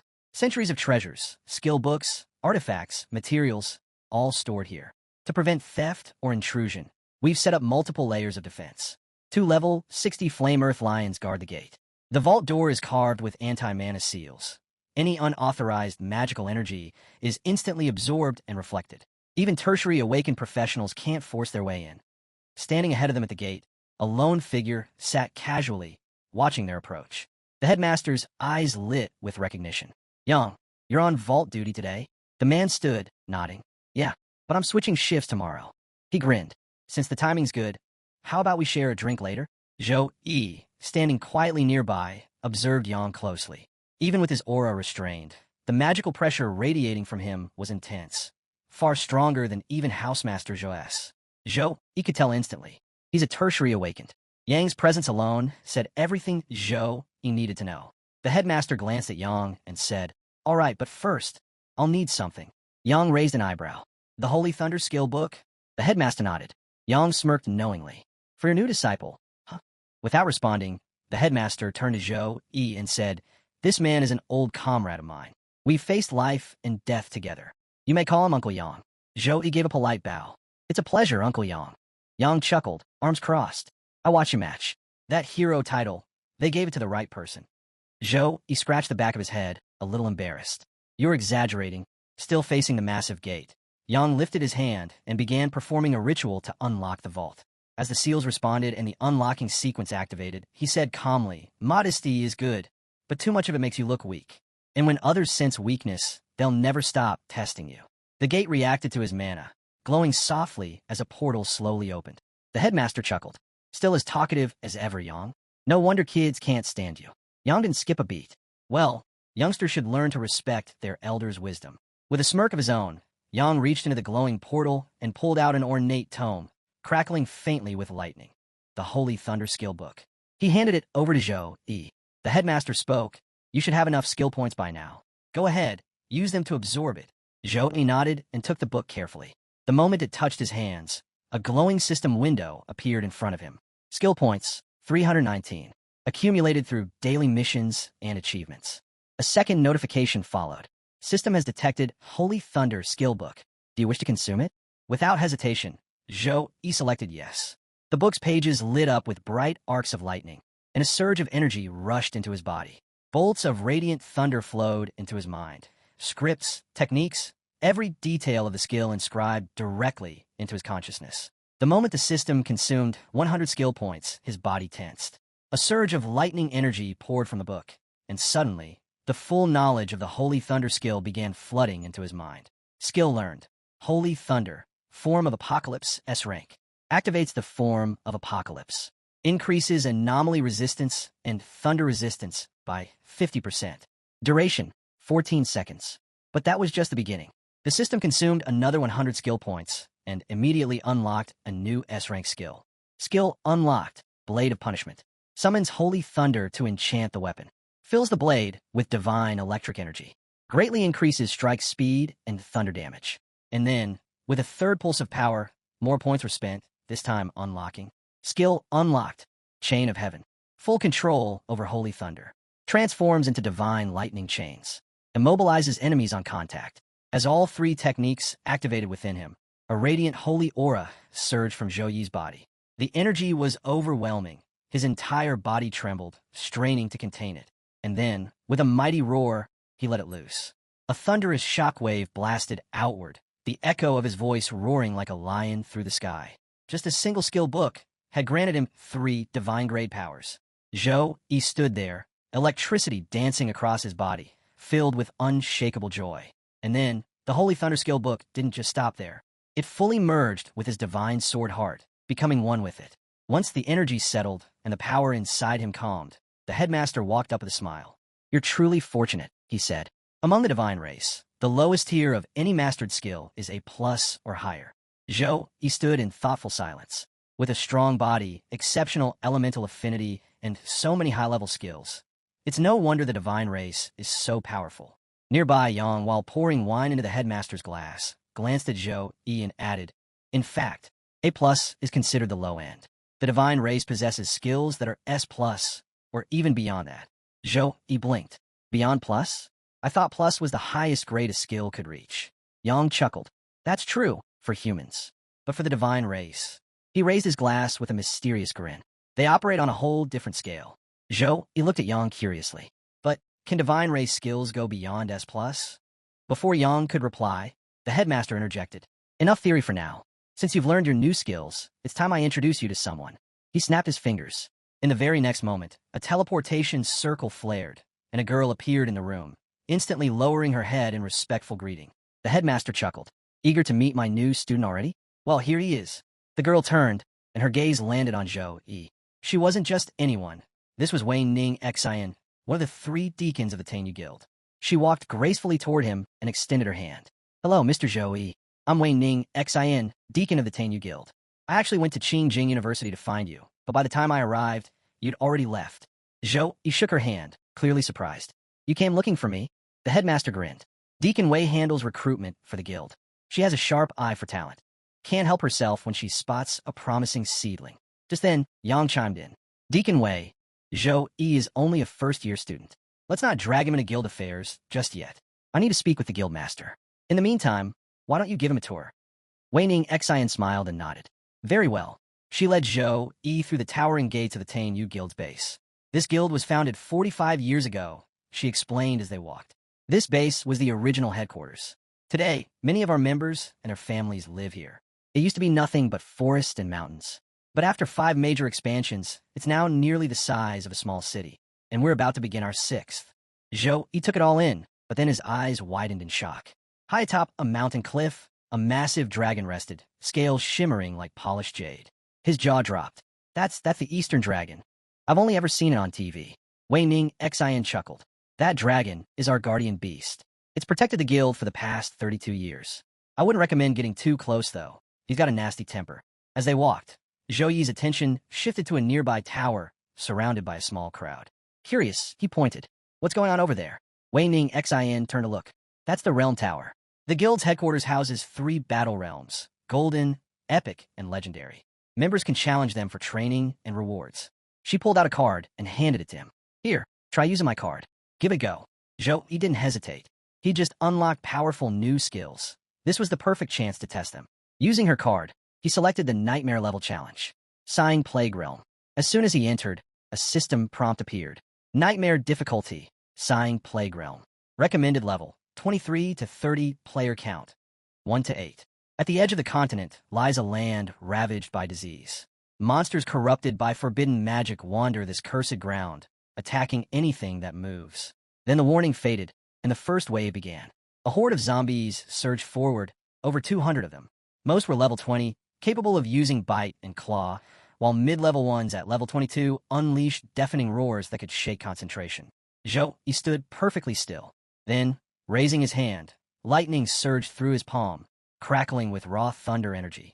With a single devastating strike, he cut through the entire first wave. Dozens of zombies were torn apart in an instant, scorched and shattered by divine thunder. Activating form of Apocalypse, his anomaly resistance and thunder resistance shot up by 50%, giving him an incredible edge in this plague-infested realm. Even at level 1, the form granted him a temporary power boost for 14 seconds, more than enough for a skilled fighter like him. Wave after wave fell to his holy thunder techniques. Blade of Punishment lit his weapon with divine electricity. Chain of Heaven bound enemies in place before they could even touch him. He didn't slow down for a second. When the dust settled, a notification appeared. Level 1 cleared. 200 zombies defeated. Completion time, 35 seconds.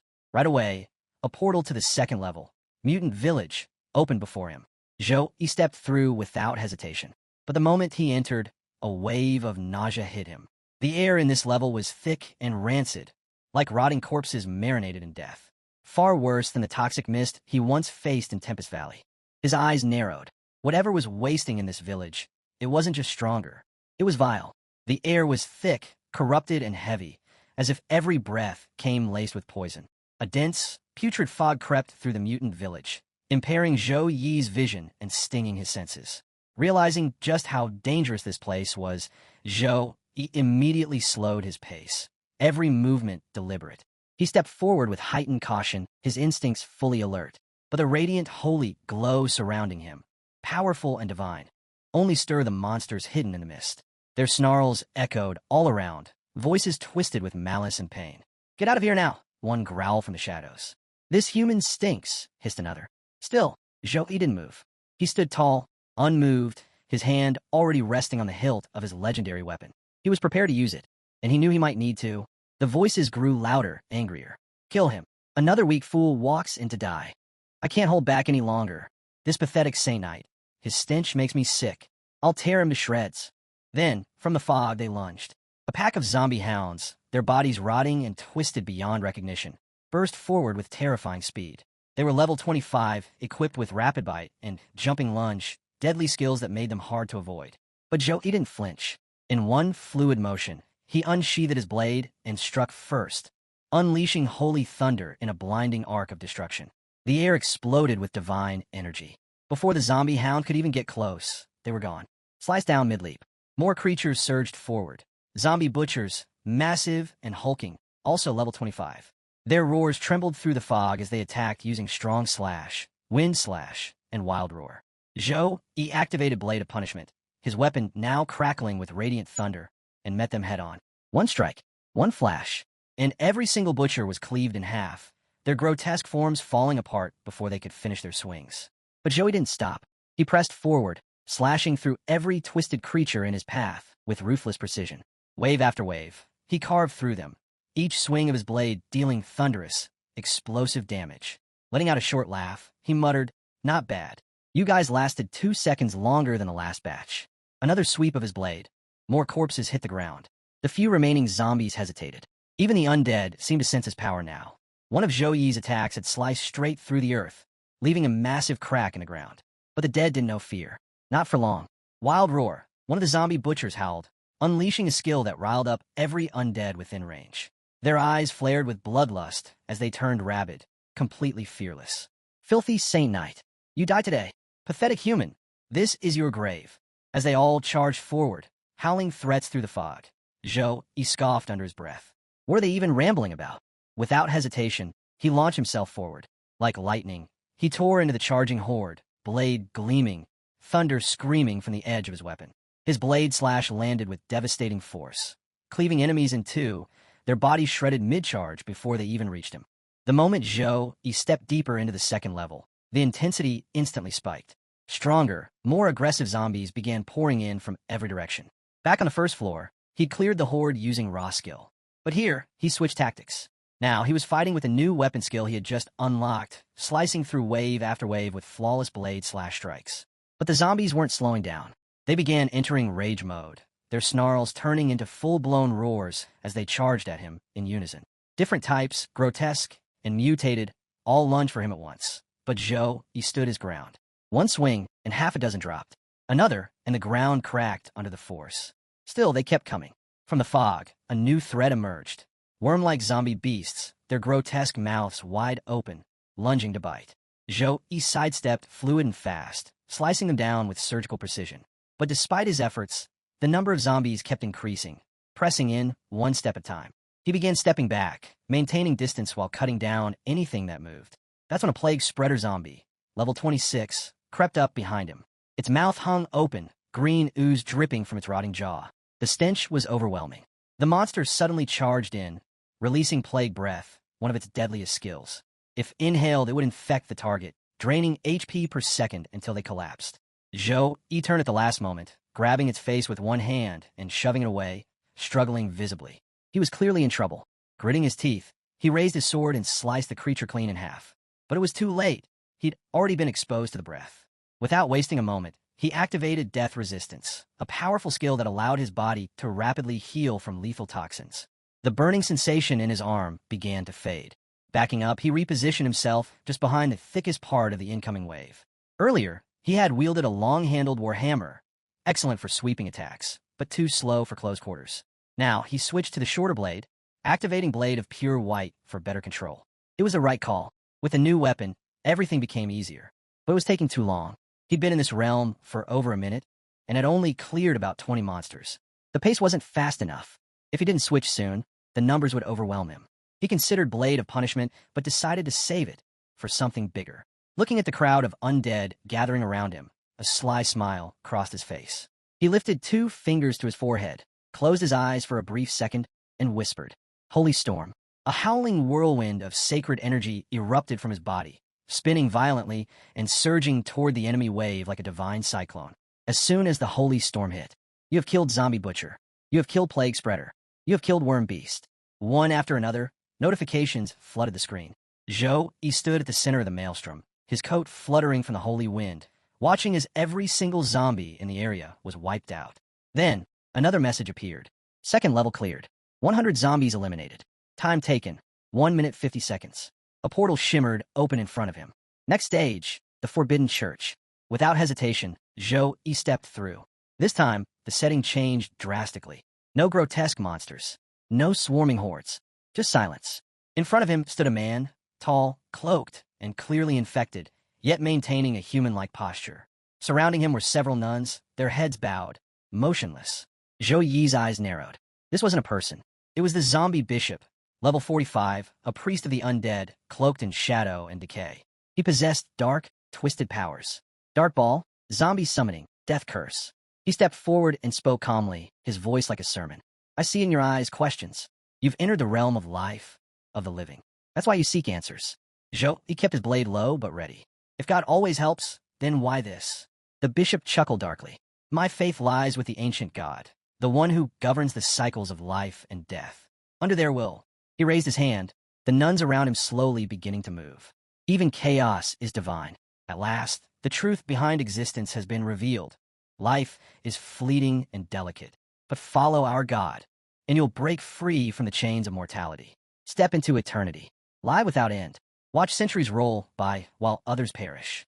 Imagine standing tall as time crumbles around you. Immortal, untouchable. As he speaks, The zombie bishop reaches out to our hero and offers, "Join me. Drop that narrow-minded blade of justice. Embrace the gift of immortality. Taste its bliss." Our hero, captivated, begins repeating the bishop's words. Slowly, he walks forward, drawn in by the promise of eternal life. His eyes start to glow red, the bishop's influence tightening its grip. "You understand now," the bishop says, pleased. "This is what everyone desires. And you've been chosen." But just then, our hero halts. "I've got something to say," he replies. The bishop leans in. "Speak, child." The Lord listens. He never sees it coming. In a flash, our hero unleashes a fierce sword strike, yelling, "To hell with you." His blade tears through the bishop's skull, slicing halfway through and sending the undead priest flying across the chamber. Our hero stands tall and declares, "That so-called immortality? It's a curse. Death is the true release." Half of the bishop's face is gone, torn and ruined. Yet, even in defeat, he laughs. "You fool. You'll regret this." He roars to the nuns nearby. "Destroy him. Show him what happens to those who defy our Lord." At once, the silent nuns spring to life. Spears extend from their arms, their eyes glowing a deep, furious red. Seeing them, our hero grins and takes his stance. Without hesitation, they rush him from every side. But our hero strikes first.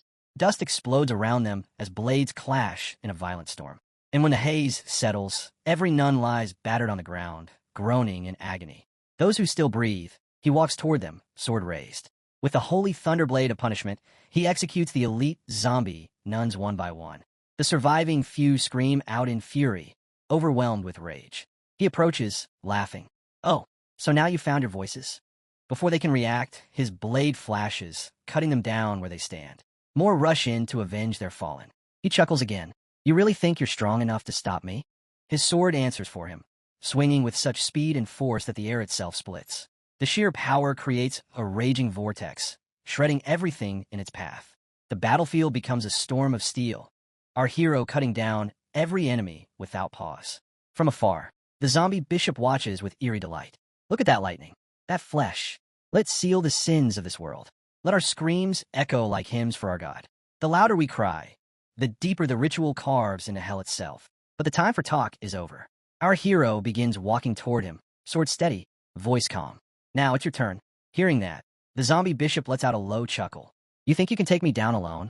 In an instant, a surge of dark crimson energy erupts from him, racing forward and stopping right beneath our hero's feet. The ground glows. A sinister circle begins to take shape under him. Before he can react, it locks him in place. Our hero struggles, trying to step back, but he's frozen. His body won't move. Suddenly, a strange formation lights up at his feet, centered right where he's trapped. He narrows his eyes. When did he set this up? He tries to break it, slashes at it, testing for a weak point, but nothing works. The formation doesn't even crack. Realization dawns. So that's it. Those weak, clumsy attacks, they were a distraction. You were buying time for this. Before he can make another move, hands start rising from within the formation, shadowy, clawed, and cold. They latch onto him, yanking him down. More and more hands burst from the magic circle, grabbing at him from every angle, wrapping around his arms, his legs, his chest. Trapped and surrounded, our hero's eyes sharpen. What now? Zombie bishop traps Zhou Yi into a formation using his trick, and from within that formation, several hands start to pull our hero inside. Because of this, our hero body begins to feel heavier, and he gradually starts to lose his strength. At that moment, it felt to him as if something was pulling him beneath the ground. The formation that zombie bishop used to trap our hero was giving the effect of touch of withering. It was a special group casting skill, which requires a magic formation, and the time taken to construct it is 10 seconds. The effect was that it was a buff formation which weakens the enemy within the formation and infects them with the curse of rotting. It disturbs their mind and makes them tired or confused. And under the curse of rot, the hero's stats decrease exponentially. Although all of zombie bishop's skills were affecting our hero, luckily our hero possessed death resistance and magic immunity, which allowed him to negate most of the curses, and by continuously using these skills, our hero was able to protect himself from zombie bishop's curse. However, zombie bishop began to use even darker powers in order to fully trap our hero. Laughing, he said to our hero, "Accept this blessing, young man. Once you accept it, you shall be granted an exceptionally beautiful form." By now, our hero had already been pulled more than halfway into the formation, yet there was no sign of fear on his face. The formation was still dragging him deeper inside, and still, he laughed and said, You're repeating the same thing over and over. Are you some kind of machine? And just as he says this, our hero uses Holy Flame Halo, which forms a halo of sacred, increasing flame element manipulation and fire element damage. As soon as our hero activates it, a powerful wave of fire crashes down on the formation, instantly destroying it. Everything inside the formation that was trying to pull our hero in starts to burn. Within just a few seconds, they're all burned and fall apart. As soon as our hero is freed, he immediately launches an attack toward Zombie Bishop with his sword, the Spear of Victory. Zombie Bishop swiftly raises his dark shield, absorbing most physical and magical damage. It may even reflect the attack, turning the hero's power against them and spreading dark corruption. Zombie Bishop tries to defend himself from our hero's attack using this very shield. As soon as our hero sees that a single strike isn't enough to break Zombie Bishop's dark shield, he immediately unleashes a blade attack toward the shield. As the attack collides with the shield, cracks begin to form across its surface. Seeing this, a slight expression of fear appears on Zombie Bishop's face. He shouts in rage, "Great shall show your wrath and punish this insect." The moment our hero hears the name Ashia, something clicks in his mind. He tries to focus and remember. Then it hits him. The bear demon had mentioned Ashia before, and now the name is being used again. How is that possible? At this very moment, our hero had almost broken through Zombie Bishop's dark shield, and from within the shield, dark black bubble-like orbs began to emerge from Zombie Bishop's body, slowly surrounding him.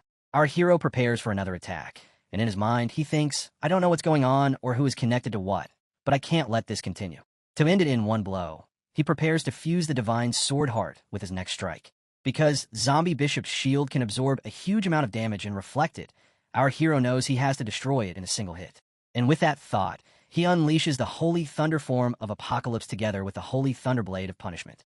Both strike the shield at the same time. As the attacks collide with it, the shield shatters instantly. The hero's blow lands cleanly on Zombie Bishop's neck, severing his head and sending it flying into the distance.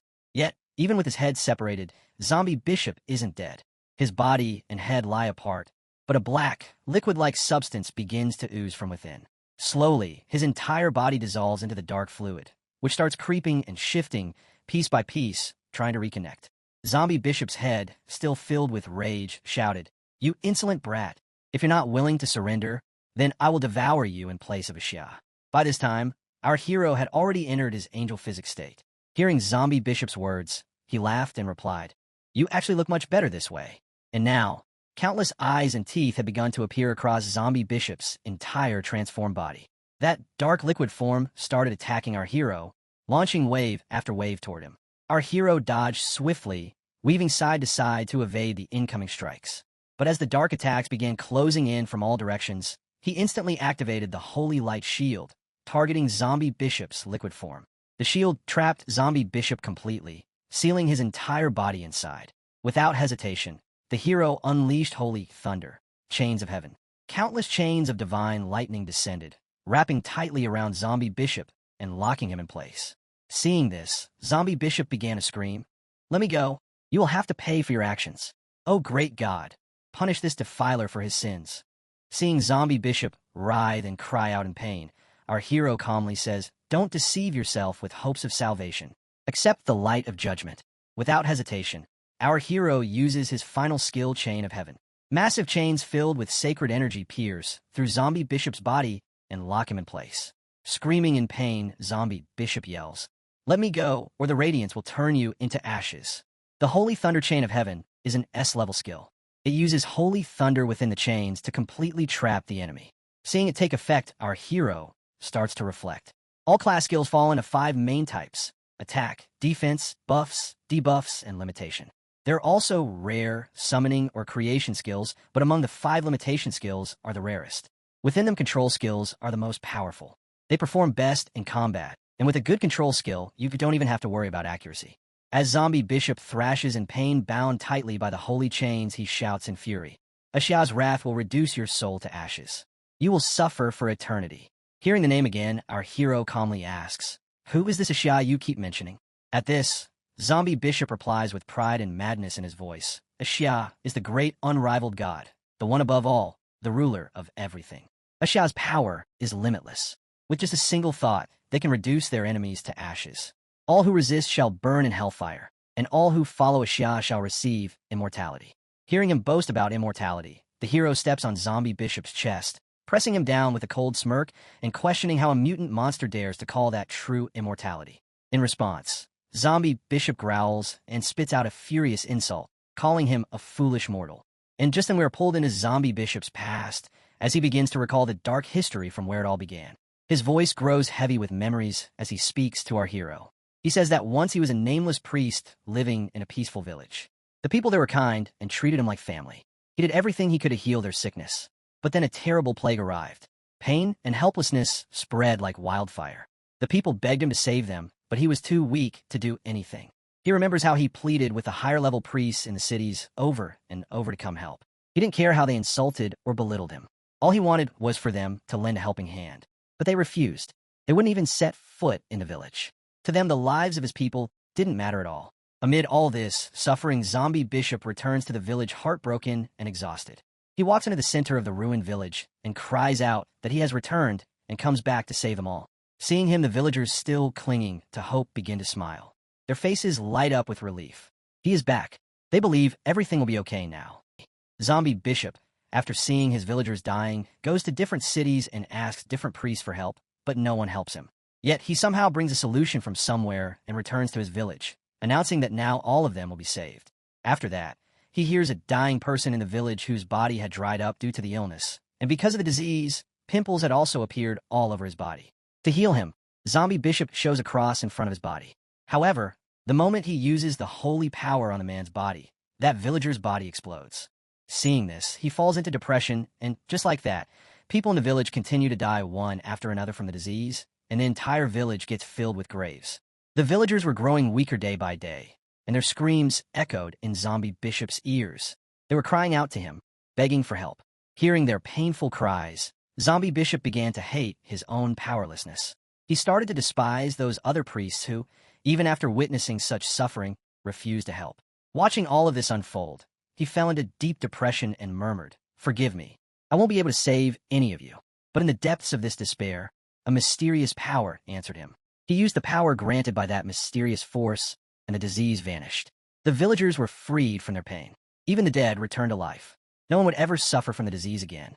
With a twisted sense of pride, Zombie Bishop mutters that the illusion of the villagers was a small price, and his choice had been right. Screaming through the pain, he declares he was chosen by Xia and must spread Xia's light so others may receive the same blessing.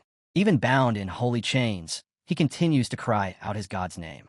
Seeing him like this, the hero realizes there is no saving Zombie Bishop and that no more useful information can be gained. With that thought, he calmly drives his sword into the creature's body. Writhing in pain, Zombie Bishop cries out, calling on Xia to save him and destroy his enemy. The hero only laughs, certain that the dark god has long abandoned his servant, and declares that this is where it ends. Enraged by the insult to his god, Zombie Bishop vows to drag the hero to hell with him. He begins activating his self-destruction. His liquid form spreads across the area and starts glowing bright red. Watching this unfold, the hero remains unfazed and remarks that he is simply too slow. With those words, he lifts Zombie Bishop into the air, using his chains, and immediately activates his cross skill. A holy cross descends from the sky and ends Zombie Bishop's game in a single strike. Even in his final moments, Zombie Bishop cries out to Xia for help, but no answer comes. Just like that, in one swift moment, he is gone. After clearing the dungeon, the hero receives his rewards. A chest appears containing high-grade life potions, mana potions, protective chest armor, and boots. These rewards weren't too bad, but the experience he just received still wasn't enough for him to level up. Then our hero turns around and looks behind him, where the statue of the evil god stood. Zombie Bishop's liquefied remains were splattered over it. Our hero picks up a random iron rod from the ground and throws it directly at the statue. The rod hits the statue with force, shattering it into pieces. The moment he destroys the statue, messages appear congratulating him for destroying the evil god statue and confirming that extra rewards have been received. Among those rewards, he finds something special called the Holy Crystal.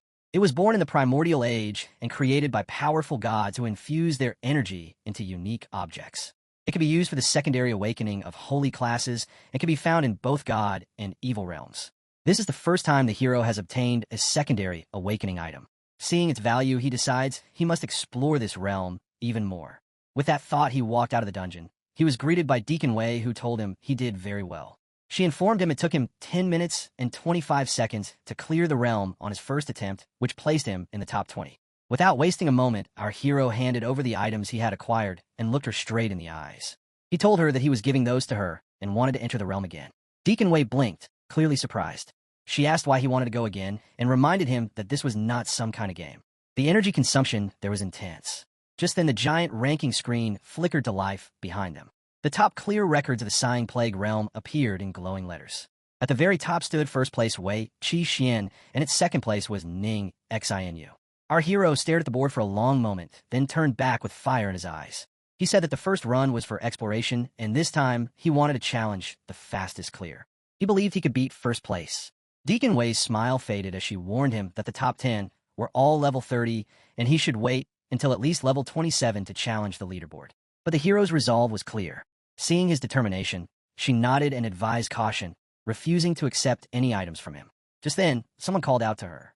It was Zheng Ming, her nephew, a level 24 berserker and second-year student at Suhang University. He said it took him 2 months to finish off the otherworld creatures, and he was exhausted. As they're conversing, our hero, on his way out, is deep in thought, clearing creatures from other worlds through dimensional gaps. When I was in Tempest Valley, I discovered that lower-level otherworld creatures can pass through medium-sized dimensional rifts. Thinking about this, he heads toward the portal, remembering his master's words. According to Master, not only did the country enter level 3 wartime status, but they also sent legions to sweep for any possible otherworld creatures near the gaps. After that, Wei asks Viming about the casualties. Viming replies with a serious tone, saying there were 12 people in their team, but only 8 made it back. He adds that even with the legions protecting them, it was a close call, and without them, he probably would not have survived. Hearing this, Wei becomes a bit worried. She points out that 1/3 casualties is a terrible number. Then she asks Ming if he called his mother and questions why he did not tell her about such a dangerous mission. Ming laughs and admits he came to Wei because he kept the mission secret from his mother and fears her scolding. Wei gets annoyed and says she can't help. Ming smiles and calls her Annie playfully. Then Wei notices the hero and asks why he hasn't entered the realm. The hero steps forward and says he already did and came back. Wei is shocked. He shows her the updated dungeon record, placing him first with a clear time of 1 minute 59 seconds. Stunned, Wei asks if he really cleared a nightmare-level realm in under 2 minutes at level 23. Then our hero calmly repeats that he wants to try it once more, but this time on Abyss difficulty. Wei looks at him and calls him a monster, then tells him to take her card and use it as much as he wants. As our hero turns to leave, Ming suddenly recognizes him and reacts with shock, saying that he is Suhang University's #1 student Zhou Yi. After that, 2 months go by. In that time, the Sighing Plague realm on Abyss difficulty becomes a proving ground for the strongest. And at the very top of its leaderboard stands E. The records speak for themselves. E at level 29 cleared the realm in just 1 minute and 29 seconds.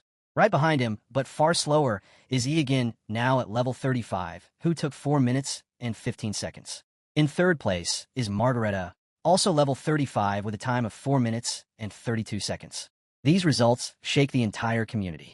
Whispers start spreading among warriors and students. Someone mutters in disbelief that the record for Sighing Plague realm was broken in just 1 minute and 29 seconds. Another voice says they are still stuck at the first stage. Then someone else points out how incredible it is and says this must be the power of Guild Master Wang's direct disciple. As he steps out of the realm, he hears a few students talking in awe about what he just did. Their voices echo around, filled with disbelief and admiration. One student exclaims that the nightmare difficulty record is 59 seconds. A girl responds, saying not even second awaken classes are that fast. Meanwhile, Yi's name shows up on the leaderboard again with another unbelievable record. On nightmare difficulty, he tops the Sighing Plague realm with a clear time of 59 seconds at level 26. Wei Qi Xian follows with 2 minutes 40 seconds, and Ning Xinu is third with 2 minutes 45. He couldn't help but reflect on his journey as he walked out of the realm. His mind replayed the past 2 months, which have been incredibly fruitful. These past 2 months have been incredibly fruitful. When Master Wang, who he learned I was farming the realm, he personally gave me his card. Of course, I would raise my level as fast as I can without point limitations, he thought to himself. And with every dungeon he cleared, his level had increased steadily. Now at level 29, he was not just becoming stronger in level, but each of his talents had also grown significantly. The path ahead seemed limitless as his strength continued to soar. When he checked his phone, he saw a message from his Master Wang, asking him to come meet. Without wasting a moment, he headed to the location. As soon as Wang Hui saw him, he smiled and said he had gained 6 levels in just 2 months, which was exactly what he expected, and that it was impressive. Placing a hand on Yi's shoulder, he grinned and said he could have taken him to the deeper wilds to hunt monsters and reach level 40 or 50 even faster. Then he asked if he knew why he didn't do that. With a calm face, he answered that it was because tertiary awakened classes had empty levels with less training and couldn't unleash their full strength. Only those who trained on the edge of life and death became truly powerful. Wang Hui nodded seriously and said that in the world of strong people, there were always some with no talent who got their levels up using family resources, but even after secondary or tertiary awakening, they stayed weaker than others. Then he handed Yi a scroll and said that now he had reached level 29, it was time to prepare for his secondary awakening. While handing over the scroll book to our hero, the headmaster said, a Saint Knight's secondary class will be the Apocalyzer. It enhances the class's control over holy light and significantly boosts offensive power. But that's for regular Saint Knights.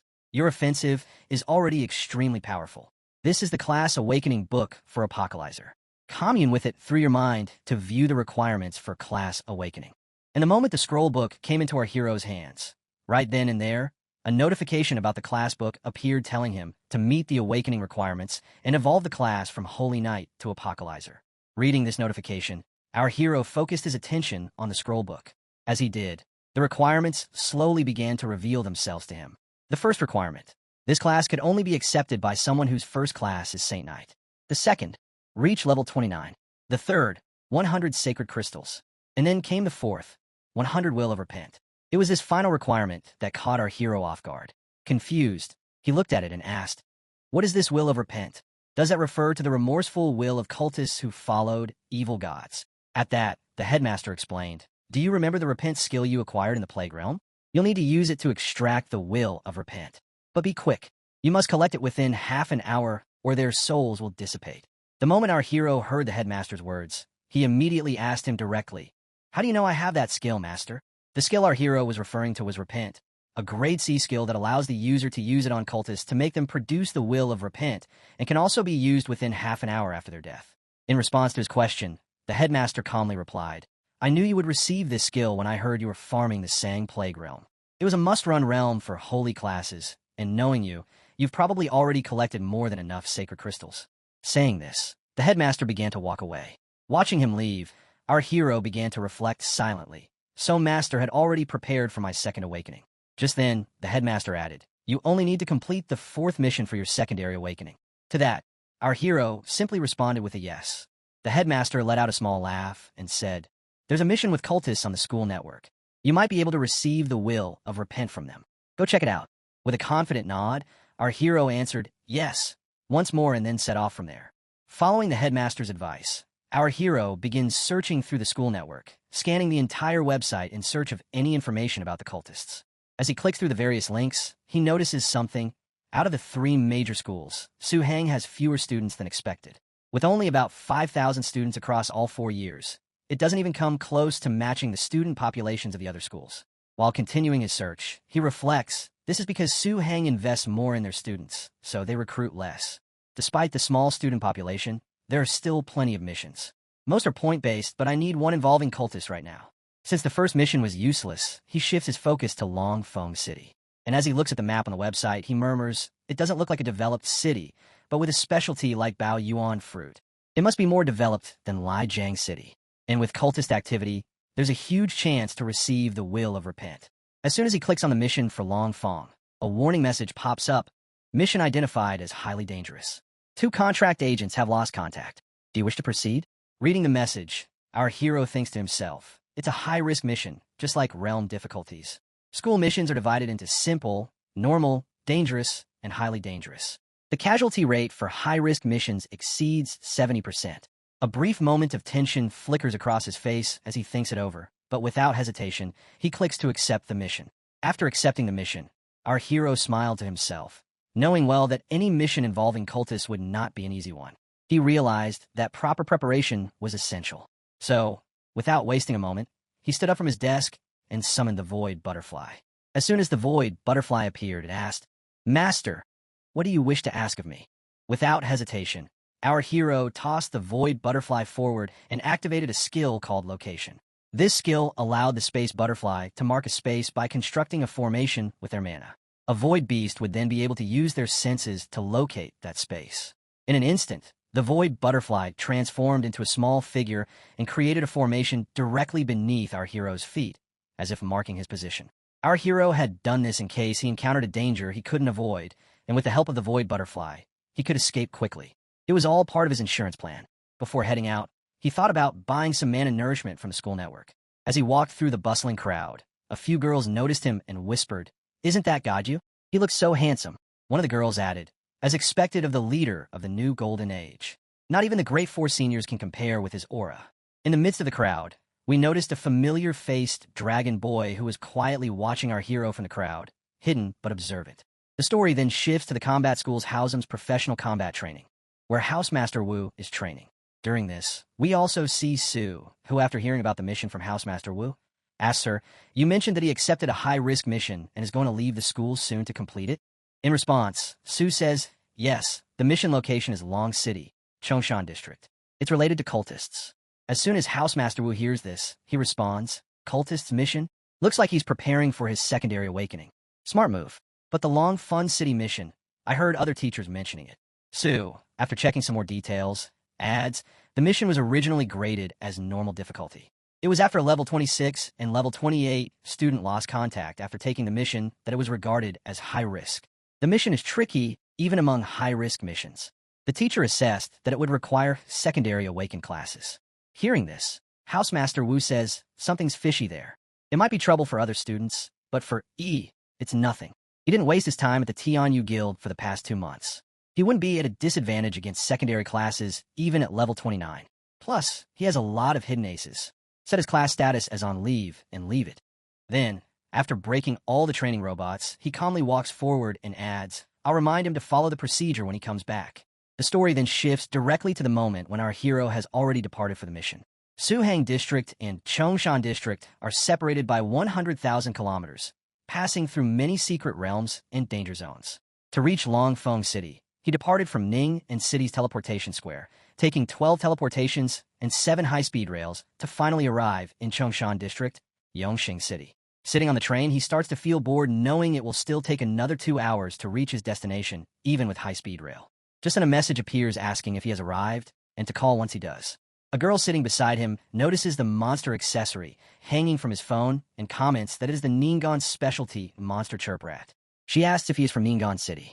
He asks if she is from there too. She replies that she is half Ningguang and her grandmother lives there.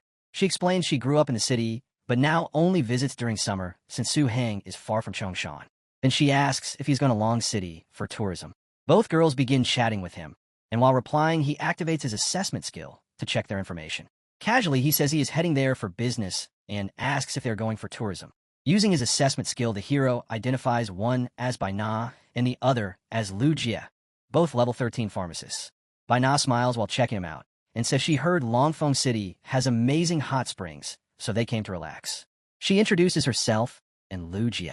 She tries to assess him, but fails, then curiously asks if he's a combat class. He nods, and she lights up with excitement, saying her sixth sense was right and she's jealous of combat classes. The hero thinks to himself that combat and life classes give off different auras, so being recognized isn't strange. Suddenly, Bai holds out her phone and offers to exchange contacts, saying she and her friend are pharmacists and can give him discounts on mana and healing potions. Now clinging to him, she catches him a bit off guard, and he stammers a quick thanks and agrees. As they chat, 2 hours pass quickly and the train reaches Luong Station. Bai stretches and smiles, saying time flew by. She and Lu Jie wave goodbye, and Bai cheerfully tells him to contact them anytime. Just as Bai steps forward, she bumps into a man. Startled, she looks up as the man politely hands her an envelope, saying the holy faith brings endless happiness. He turns to Lu Jie and gives her one too, inviting her to a special event to witness their God's blessings. Finally, he approaches the hero with a respectful tone, saying the hero's aura is special and he must be blessed. But as the hero sees the statue on the envelope, his expression shifts to cold fury. He locks eyes with the man with a glare that is sharp and unyielding. Sensing the intensity in our hero's gaze, the man instantly pulls the envelope back in panic and takes off running into the crowd without saying another word. Lu Jie, curious, holds the envelope in her hand, opens it, and starts reading its contents. As she flips through the pamphlet, she tilts her head and wonders aloud if religion is really that popular in Luong City. Before she can finish the thought, a calm but cold voice cuts in, telling her to throw it away because it is annoying. Startled, Lu Jie turns to the source and asks why there is something wrong with it. That is when Bai steps in, her expression more seriously than before. She explains that it is normal not to know and says her brother worked in Long City for years and told her everything. According to him, that religion only started about a year ago. She pauses, then continues in a quieter voice, saying that at first people claimed they gained benefits after joining, like improved stats and faster level ups. But it didn't stay innocent. People began to change, and not in good ways. Her brother's classmate used to be gentle and soft-spoken, but after joining the holy faith, he became aggressive and unstable. Now he lashes out over the smallest things, and his own family is afraid of him. She sighs and says the faith calls it a sign of true devotion, but to her something feels deeply wrong. Lu Jie frowns while still holding the pamphlet and questions how miracles like that could even be real. Bai quickly waves it off and says not to try to understand it, and warns her not to get involved because no one really knows what they are hiding behind that polished image. In front of them, the conversation fades as the hero silently watches the retreating figure of the man who handed out the leaflets. His gaze narrows and his thoughts race. He remembers seeing the God of Light at Tempest Valley, but also knows true miracles are not something that show up casually in daily life. If what they say is happening in Long City, then this must be the work of cultists hiding behind religion. His expression darkens as he realizes this is no longer just a mission. It is a battle against something twisted wearing the face of faith. After parting ways with the two girls, the hero arrived at Hangyong Shopping Mall at 8:30 p.m. On the 9th floor, a crowd had gathered in front of a place resembling a church. The atmosphere buzzed with whispers and murmurs. Some people wondered aloud whether they would witness a miracle that night, while others shared stories they had heard, like someone claiming their neighbor saw a miracle and gained a 20-point boost in all 4 attributes along with massive strength gains. The crowd continued exchanging tales with growing curiosity and excitement. Among them was a small group observing everything with focused intent. Their presence felt different. One man noted how impressive it was that simply promising miracles could attract such a crowd. Another beside him agreed and pointed out that the Holy Spirit cult had grown into a large-scale religion in just 1 year, drawing tens of thousands of followers. That kind of growth, he believed, was impossible without some real tricks behind it. The first man, known as Guman, added that they needed to capture footage of how these supposed miracles were being faked. Zhao Ling, a level 19 fighter and one of the team members, cautioned him not to go too far. She reminded him that investigating the cult and an A-level threat came with serious risk, and one wrong step could get them all killed. Guman responded with a light smile, agreeing to stick to gathering evidence without any direct confrontation. Zhao Ling then approached Zhang Tsang, a level 18 mechanic, and asked if the micro-robots were in place. Zhang Tsang chuckled and assured her that the entire area was under surveillance. Every detail would be recorded without fail. Nearby, Li Yuhan, a level 18 mage, was using her detection skill to scan the crowd for level and class information. Suddenly, she paused, puzzled that she could not read one particular individual. Alerted by her reaction, the others in the group began scanning the same person, the hero. Zhang Tsang confirmed that he could not detect the level either. Guman tried next, but had the same result. He concluded that the man had to be at least level 20 for them to be unable to read him. Still scanning, Zhang Tsang commented on how rare it was to find someone above level 20 in a place like Long City, where even level 18 professionals were considered strong. The idea that someone that powerful would attend a simple Holy Spirit cult event was unexpected. Then Lu Yuhan, while still detecting and feeling a little scared, said, "He has a sacred aura around him. Could he be a member of the Holy Spirit cult?" While they were all trying to detect our hero, at that moment our hero sharply looked toward them, and as soon as he looked at them, all 4 of them were instantly gripped by fear. Zhao Ling, trembling with fear, said, "Just one look from him fills me with terror. He must already be a second transition expert. From now on, during our operation, we must make sure not to draw his attention." Her teammates all agreed with her. They were all terrified just from seeing the sharp gaze of our hero. Meanwhile, our hero, looking at them, was thinking to himself, "These 4 people don't seem like ordinary citizens, but that has nothing to do with me. My target is the Holy Spirit cult." Just then, the bell of the temple rang, and the door opened. A few people dressed in priest uniforms started walking in from the doorway, drawing everyone's attention toward them. As they walked straight to the main stage, the one leading the group stepped forward with a smile and welcomed everyone to the gathering organized by the Holy Spirit cult. He said that those who had stepped into this place were destined to meet the Holy Spirit Lord. He introduced himself as Priest Lu and said it was his honor to guide them on the path toward divine grace. Our hero listened closely to the man's words while scanning the people around him. He noticed one of them was level 18 and two were level 17. Their levels weren't that high, and he quietly wondered what tricks they might try to pull. While the priest kept speaking, he explained that the Holy Spirit cult worshipped the Holy Spirit Lord, and that their teachings were meant to lead them toward light and redemption. In the eyes of the Holy Spirit Lord, all living beings were equal. As he spoke, some items were brought out and displayed in front of the crowd, which stirred greed among those gathered. The more they looked at the items, the more attracted they became. The priest continued presenting each item with ceremonial pride. He explained that those who devoted themselves fully would receive endless blessings from the Holy Spirit Lord. The church, he said, offered exclusive access to special training dungeons at no cost to members. It also distributed valuable cultivation resources, including mana-enhancing potions and powerful treasures that strengthen the body. All of it was available to those who remained faithful. Each month, members would also receive 8,000 mid-tier Zia currency as an activity allowance. The crowd buzzed with rising excitement. Some compared it to their own lives, noting how they worked tirelessly for only half that amount. The thought of receiving double without effort sparked interest. Others began to dream of changing their fates, believing the resources could help them become powerful professionals. Amused by the growing enthusiasm, the priest smiled and declared that such generosity was a reflection of the Holy Spirit Lord's boundless love, freeing followers from material concerns so they could commit to the faith completely. Two assistants stepped toward a statue covered by a cloth and began to unveil it. The priest raised his voice and proclaimed that the Holy Spirit Lord's divine power knew no limits. He would now demonstrate that divine might in person. As the cloth was removed, a majestic but mysterious statue came into view. Though its properties were unknown, it exuded a powerful presence. The priest stepped forward and addressed the gathering. He announced that this moment was a rare gift, a chance to witness divine glory and experience the grace of the Holy Spirit Lord firsthand. Our hero tried to identify the statue, but he couldn't. However, the statue was releasing a strong magical aura, which our hero could clearly sense. Because of this, he suspected it might be a magic prompt as well. Interestingly, the group opposite him was thinking the exact same thing. The Holy Spirit statue. They're about to fake a divine miracle. We must gather evidence this time. At that moment, Priest Lu turned toward the statue and shouted, "Holy Spirit Lord, reveal your power. Let these devout believers witness your great miracle." Hearing his words, everyone became excited. Then Priest Lu rang a bell, and immediately afterward, a light appeared above the statue. As the light manifested, a golden-colored visible figure began to emerge, and it started pulling everyone's attention toward it. Everyone was stunned at the sight of the golden figure. Some people even shouted loudly, "It's a miracle." The golden light emanating from the statue started to affect the bodies of some people, empowering them. And then the golden figure began to chant spiritual words.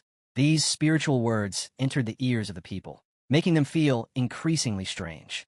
They started asking each other if they were hearing voices, believing that a real miracle was speaking to them. Gradually, the people began falling under the hypnotic influence of these spiritual words, losing their clear-mindedness. Even the group that had been trying to detect our hero was not spared. They too started falling into the trance. However, the girl named Lu Yuan managed to protect herself.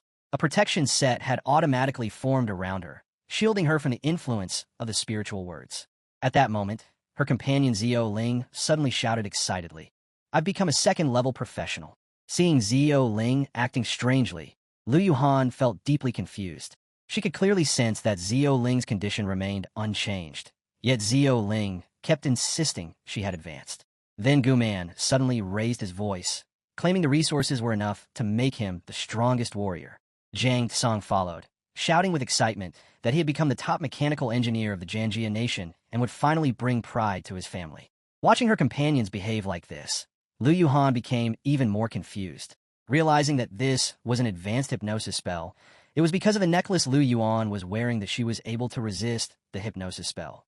The necklace, which is immune to mind control, can only be triggered once every half an hour. Now she could only wait for the necklace's cooldown to finish, wake up a teammate, and then break out by force. Standing among them, our hero had also recognized this spell. It was a hypnotic spell. Some people trapped under the spell's influence had already started moving toward the statue on their own, and our hero, pushing them away, was thinking, could it be that the Holy Spirit Church recruits believers using this method? Meanwhile, the priest looked at the statue and remarked that the sacred relic bestowed by the bishop was truly extraordinary. He then turned to his companion and told him to begin the operation. noting that they had already lost time with the sermon and the others must be getting anxious. His companion stepped forward to carry out the order.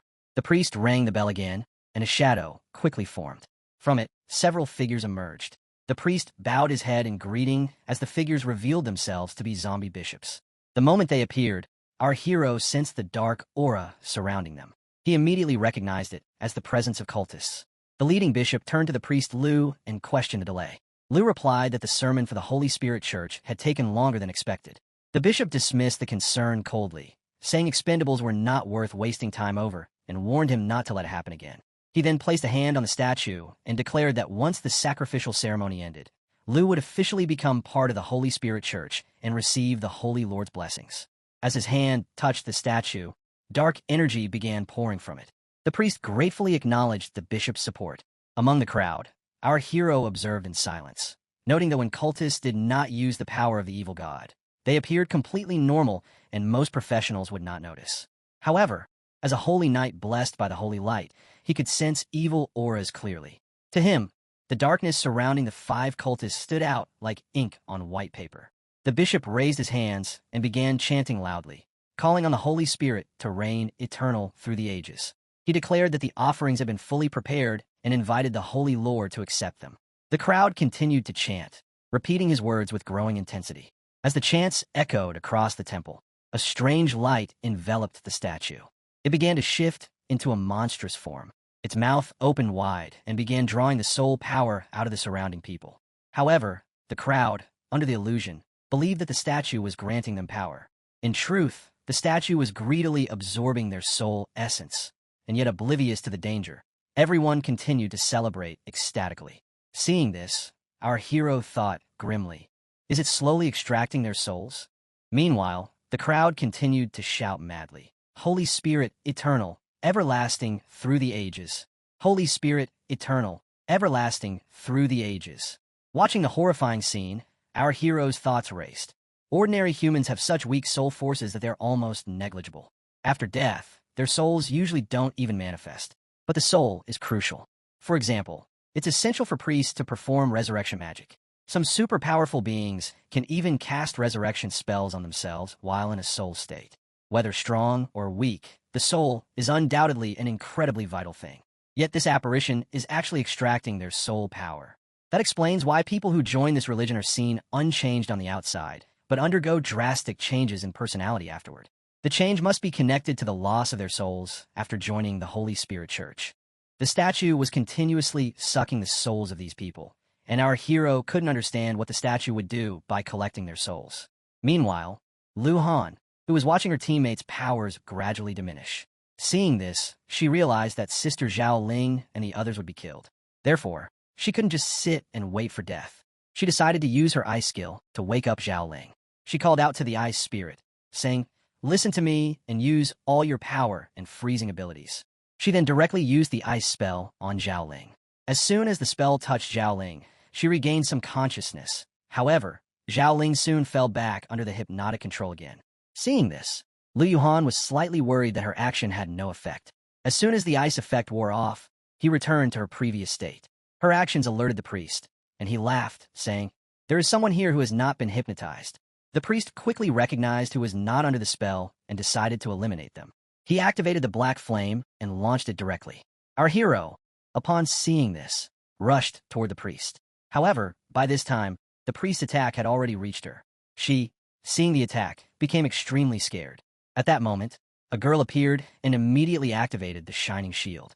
As soon as the black flame collided with the shield, it reflected back toward the bishop. Seeing this, the bishop laughed, remarking that this was the shining light and that the girl must be from the holy light's sacred place. The girl who had just activated the shining shield, Lu Ran, was a light mage. She had cast an attack on the bishop while working to protect herself, but seeing him unharmed left her deeply shocked. She could not believe it. Her light spell was at LV-15, a skill that had once killed a 26th level golden bear in a single strike. Yet this cultist had blocked it effortlessly with just a wave of his hand. The situation was dire. The cultist's strength far exceeded her expectations, and she knew she had to escape immediately. Her hand tightened around the teleportation scroll she was considering using.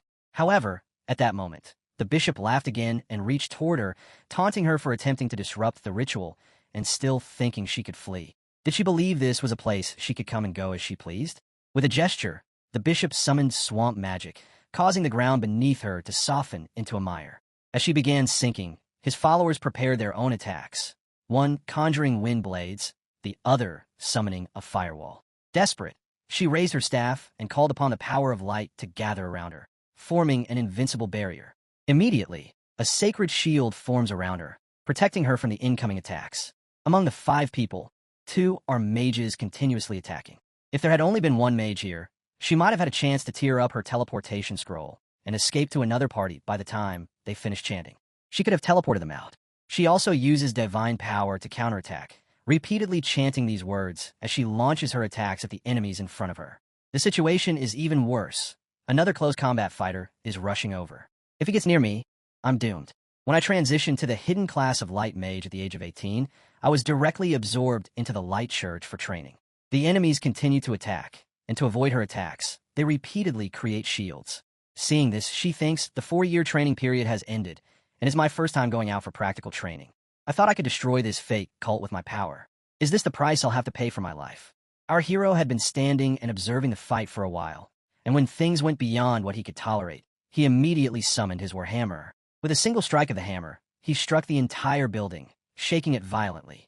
The force of his hammer caused some of the cultists to die, and everyone's attention immediately shifted toward him. She was carrying her injured companions on her shoulders and was preparing to leave, saw our hero, and said, "He ended it with just one blow." The bishop, upon seeing our hero, became frightened and said, "There's another spoiler here." Seeing the holy energy radiating from our hero, the priest grew visibly fearful. As our hero closed the distance, the bishop questioned whether he was a high knight of the Holy Throne of Light. In response, our hero coldly declared that the gathered cultists had all earned death. Meanwhile, from a distance, she observed the scene, her mind racing. 2 mages and a warrior, all above level 25, had even activated a magic shield. Even a level 29 class wouldn't be able to eliminate them instantly. Could he be a second-tier class? She had suspected something was amiss in Longfeng City. It must have already drawn the attention of the church. Enraged by our hero's words, the bishop snapped at him not to overestimate his abilities and immediately ordered his companions to attack. The cultists surged forward, but our hero simply unsheathed his sword in one fluid motion. With effortless precision, he cut them down, standing untouched amidst their fallen bodies. The bishop and the priest were terrified, unable to believe that all of them were taken down in a single move. It seemed impossible. Panicking, the bishop thought of fleeing and swiftly kicked the priest from behind, sending him towards our hero like a living shield. As the priest fell towards him, our hero cut him in half with his sword, slashing through him effortlessly, turning the priest into a lifeless body. Bishop attempted to teleport away. However, our hero immediately summoned the Void Butterfly and ordered it to chase after Bishop. The Void Butterfly obeyed instantly and dived into the black shadow, following Bishop without hesitation. Everything is over now. With all the cultists eliminated, she approaches our hero respectfully and introduces herself as Lu Ran, a light mage from the Magic Capital Division of the Holy Light Church. Observing him closely, she thinks that the concentration of holy light around him is not just strong, but seems like the very incarnation of holy light itself. She can even feel the joyous aura radiating from the holy light enveloping his body. Our hero inquires about her presence, asking how she ended up here from the Magic Capital Division. She explains that she was on a mission when she received orders to come to this location. Grateful for her timely arrival, he assures her that handling the situation won't take much time, just a little effort. This comforts her, and she happily asks which cleric from the Holy Light Church he is, mentioning that she has never seen such powerful holy light before. He raises a finger and replies that he is not from the church. With a click of his finger, he launches an attack that shatters the walls of the entire building. She is shocked, exclaiming that no one else could possess such power and intense holy light aura apart from the Holy Light Church. Looking at our hero with a smile, she wonders if he could be the Holy Son. She continues to ponder about the Holy Son and Holy Daughter.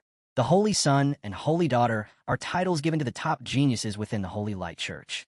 They also come with immense privileges. They receive the best training within the church. Of course, their strength must match such training. Each one is invincible within their rank, even possessing the power to kill enemies several levels above them. To prevent targeting by cults or demons, the identity of the Holy Son or Holy Daughter is hidden before their birth. Only senior clerics of the Holy Light Church are aware of their true identity. After that, She asks our hero whether they should wake the sleeping people. Our hero replies that there is no need, as the chaos has already been caused. He suggests letting the security forces handle it upon their arrival, since they have experience dealing with such anomalies and can calm the crowd more effectively. He adds that the situation is complicated and waking people up hastily would only cause unnecessary panic. While saying this, he walks toward the cultists and priests. Hearing his words, she obeys his command, trusting that his judgment is best. Our hero reaches a cultist and uses a skill called Repent. He chants a ritual phrase, invoking purity to awaken the soul's conscience immediately. Holy energy envelopes the dead cultist, and his soul begins to float in the air. Dark energy pours from his body as the holy energy purifies the corruption. The soul, weighed by guilt over its wrongdoings, begins to confess its sins. As the scene shifted, the hero stood beside her in a grand hall where the vaulted ceiling cast long shadows beneath flickering chandeliers. Though they had just made it through a battle, the air was still tense, as if the walls themselves were holding their breath. The hero scanned the dim space, his thoughts running deep. Only 4? That was far too few. He had let the bishop go on purpose, trusting the space butterfly to quietly follow him and uncover the cult's hidden base. Now, felt like the right time to give chase, and the idea struck his mind with clarity. She stood quietly next to him, her posture calm, but her mind filled with doubt. She had the Repent skill too, but was nowhere near as strong as the Holy Sons. She felt the gap in their power like a weight pressing down. His connection with light elements was unreal. If she followed the Holy Sun's path for cultivation, maybe her power would grow too. But would he even let her? That question echoed in her heart with no answer. Suddenly, a figure darted into view from the stairwell above. Dressed in uniform and moving with practiced precision, he landed cleanly and pointed his weapon forward. It was a security officer from Longphone, and his tone left no room for questions as he ordered them to drop their weapons and raise their hands. Within moments, more officers flooded the space, forming a perimeter around the Grand Hall. The tension shifted from mystical to militaristic, and at the center of it all stood Captain Wong, his commanding presence undeniable. His coat bore the insignia of the Public Security Operation Team, and his voice carried clipped clarity as he introduced himself as the captain of the unit and demanded an explanation for what had transpired. She stood firm, hands raised peacefully, and calmly explained that the Holy Faith was a cult that lured ordinary citizens with the intent of harvesting their souls for sacrifice. Captain Wong's eyes widened at the gravity of her claim, stunned by the notion of stolen souls. He asked if she had managed to stop them. She quickly clarified that it wasn't her doing, her eyes darting to the space beside her, only to find the hero already gone, vanished without a trace. A quiet realization settled over her as she murmured to herself, wondering why the Holy Sun had left her behind. With a sigh, she lowered her gaze while the hall filled with a heavier silence. Captain Wong snapped into action, barking orders to evacuate the crowd safely, investigate the scene, and tend to the wounded.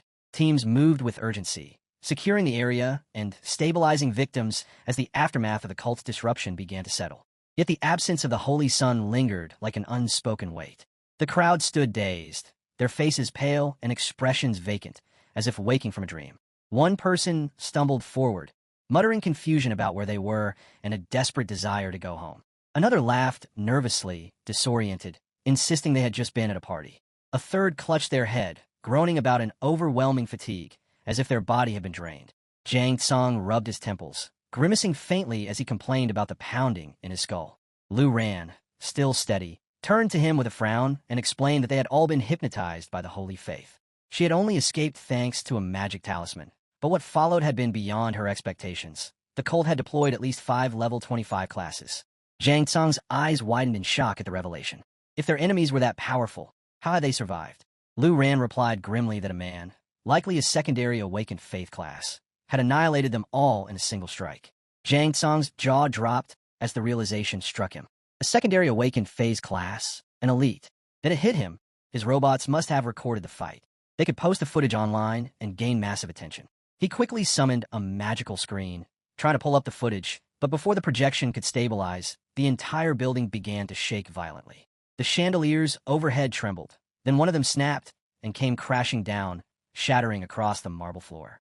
Captain Wong instinctively turned to the source of the tremor, his eyes narrowing just as the stained glass window behind them shattered, spraying shards of colored glass through the air. As the scene transitioned, high above and beyond their reach, several tattered robes swayed from the trees outside, and among the shadows, monstrous figures loomed. Deep within a desolate corridor, A figure in ceremonial garb stood in a heavy silence, cloaked by dread.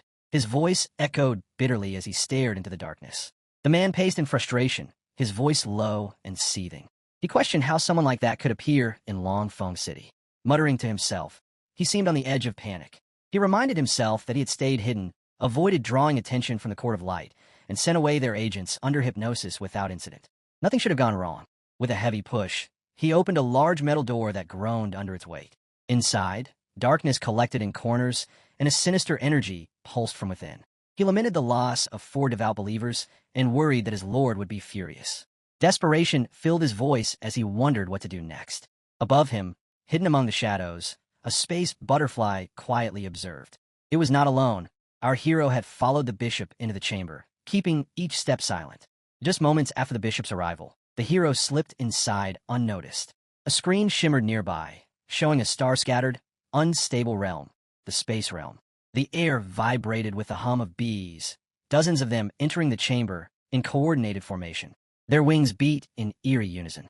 At the room's far end, a robed cultist stood next to a dark altar. From the shadows, another figure emerged, a bishop.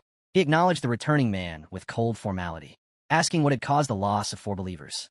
The bishop fell to his knees, forehead pressed to the floor, admitting that a man wielding powerful light had stormed the ritual site and killed the followers. He confessed his weakness and begged for mercy. But the Lord looked down on him with disdain, demanding to know why he had survived. The bishop pleaded, offering to atone by securing more sacrifices. The Lord dismissed his excuses, stating that while the sacrifice was disrupted, the ritual itself had succeeded. Their plans remained unchanged. The bishop sat upright, stunned by the revelation. He questioned whether an incomplete sacrifice might provoke the Soul Master's wrath. The Lord silenced him with scorn, calling him a fool. He made it clear that the scattered sacrifices across the city weren't merely for harvesting a few souls. Calling for Bishop Su, he summoned a tall, shadowed figure who stepped forward in obedience. Bishop Su bowed deeply. His aura was steeped in darkness, marking him as a level 43 shadowy reaper. Without emotion, he began to explain the plan that was powerful enough to shake the entire world. He confirmed that the Holy Faith had launched a program named Sacrifice 307, with sacrificial sites arranged across Longfeng City. These sites had been carefully selected to form a grand structure known as the Chaos Hell Formation. As the hero listened, his heart began to race. The words Chaos Hell Formation echoed in his mind. Bishop Su continued, revealing that cultists had been embedded among the citizens of Longfeng City. Their mission was to spread the holy faith and exploit those with corrupt desires, using them to grow their ranks and ensure there was enough manpower for the plan. Bishop Su went on to explain that the city's water supply had been contaminated with a special potion. It was completely undetectable, colorless, and tasteless, but it gradually weakened both body and mind, making people more vulnerable to hypnosis and mental control. The hero now understood why so many had fallen so easily. They had been manipulated from the inside out. The bishop's voice rose as the chamber pulsed with magical energy. He explained that they had constructed countless secret tunnels linking all the sacrificial points. These tunnels were carved with ancient runes and enhanced with layers of formation magic to channel energy throughout the city. That very night, the entire formation had been activated. The soul and life force of every resident in Longfeng City was being drained and funneled into something called the Seal of the Master of Chaos. The bishop's body trembled as he spoke of the final objective. Through this mass sacrifice, the Master of Chaos would be awakened. He claimed this dark deity would rise to bring endless chaos and remake the world in his own image. The hero stood frozen in disbelief as the horrifying plan became clear. An evil god was about to be resurrected at the cost of an entire city's lives. In the next moment, Bishop Feng stepped forward, trembling and desperate. He begged for forgiveness, insisting that he had no knowledge of the true nature of the plan. But the Lord's expression turned cold and contemptuous. He rebuked Bishop Feng for his ignorance, stating that such a vital task could never have been entrusted to someone so foolish. Then, narrowing his eyes toward a dark corner of the room, the Lord sensed something. He asked who was hiding there. The hero's eyes widened. He instinctively retreated further into the shadows, trying to remain unseen. But the sudden motion betrayed his position. Bishop Feng spotted the movement and, with fury in his eyes, charged straight toward him. The hero gritted his teeth, watching the cultists react. A holographic screen blinking with the screen detailed the transformation, telling this boosted stats. Without hesitation, the hero burst from his position, slamming onto the ground with renewed power. Another screen materialized before him, sword flesh, describing a devastating high-speed slash capable of inflicting massive damage. Bishop Feng, now locked onto him, roared in rage upon recognizing his foe. Yet before the bishop could close the distance, a third screen flickered to life. Shadow Space Slash, an ability that gathered dark energy into the weapon to unleash a violent counterattack. The hero felt a surge of power coursing through his blade as he braced for the clash. Simultaneously, another notification scrolled across his vision. Holy Thunderblade of Punishment. S rank, detailing the ability to summon Holy Thunder, enchanting his weapon for a lightning-fast strike that would deliver thunder-infused devastation. The Lord's voice sliced through the tension, cold and deliberate, addressing Zhou Yi by name. This was a fated confrontation, enemies meeting on a narrow road. Another figure stepped forward, Bishop Sidemaster, his face contorted with hatred as he accused Zhou Yi of disrupting the ritual at Hongyang Shopping Hall and foolishly pursuing them to their headquarters. Now, he would never leave alive. But the Lord turned his scorn onto Bishop Sidemaster, chastising him for his carelessness in allowing their enemy to track them. He threatened to execute the bishop on the spot for such incompetence, mocking his unworthiness for the title were it not for his meager bloodline. With a sneer, he reminded Sidemaster of his lowly origins, declaring that only by his mercy had he risen from obscurity. He commanded Sidemaster to ensure Zhou Ye's death, doubting the bishop would even comprehend his own failure when it came. As the battle erupted in full, Zhou Yi lunged into the fray, blades clashing with the bishop's. The force of their strikes sent shockwaves rippling through the dark chamber. The difference was immediately apparent. This bishop was far stronger than his previous opponent. Zhou Yi realized with grim certainty that he was facing an actual secondary awakened class. His breath came heavy as he struggled to match the bishop's relentless assault. Another combat alert flashed. Phantom Scythe, an ability to swing a scythe and summon multiple black blades that struck from unpredictable angles, their damage delayed to disrupt the enemy's rhythm. As he prepared for the counterattack, the bishop suddenly launched into the air, suspended by a swirling aura of purple and blue. The ground shook slightly as a circle of magic expanded around him, releasing bursts of dark light. The bishop scoffed, his voice laced with arrogance. A mere level 29 Saint Knight takes 3 hits from me. How amusing. He began channeling magic, the violet and blue hues cycling rapidly around his form, signaling an impending burst of energy. Raising his arms, he sneered, "But this ends here." Zhou Yi dropped to the floor momentarily, trying to catch his breath. His muscles ached, and his energy reserves waned. Just then, another screen emerged, Dark Cyclone, detailing a powerful area effect spell that gathered dark elements into a vortex centered on the user, forming a cyclone with immense suction, corrupting and draining life from everything caught within its radius. The room darkened as the spell began forming, and the walls seemed to tremble beneath its growing pressure. The battle was far from over. As the clash between both sides escalated into a full-blown battle, the chamber grew increasingly unstable. Suddenly, a shimmering circle of blue and purple light formed in the center of the room, accented with a streak of brilliant yellow slicing through it like a blade.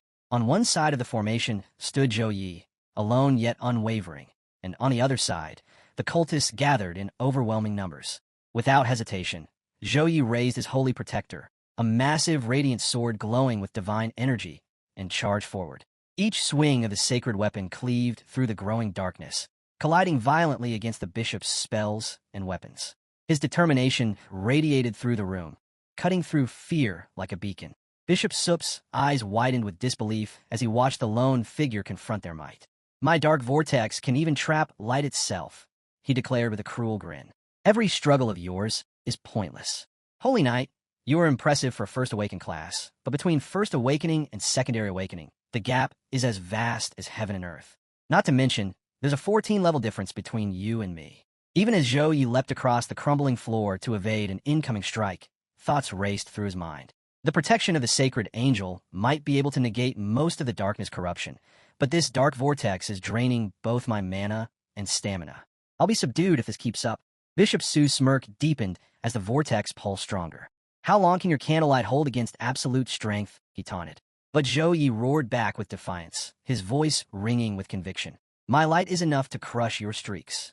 A surge of golden radiance burst from his body as he soared into the air, his eyes glowing with a fierce yellow hue that blazed like miniature suns. He narrowed his gaze on the enemy, and his thoughts sharpened. It's not worth it to match him in mana and stamina. I need to end this fast. Bishop Su narrowed his eyes, watching the scene unfold. Something about Zhou Yi unsettled him deeply. The purity of this holy light, it's far beyond that of a regular Saint Knight. Could he be a secret weapon of the court? But his level is too low.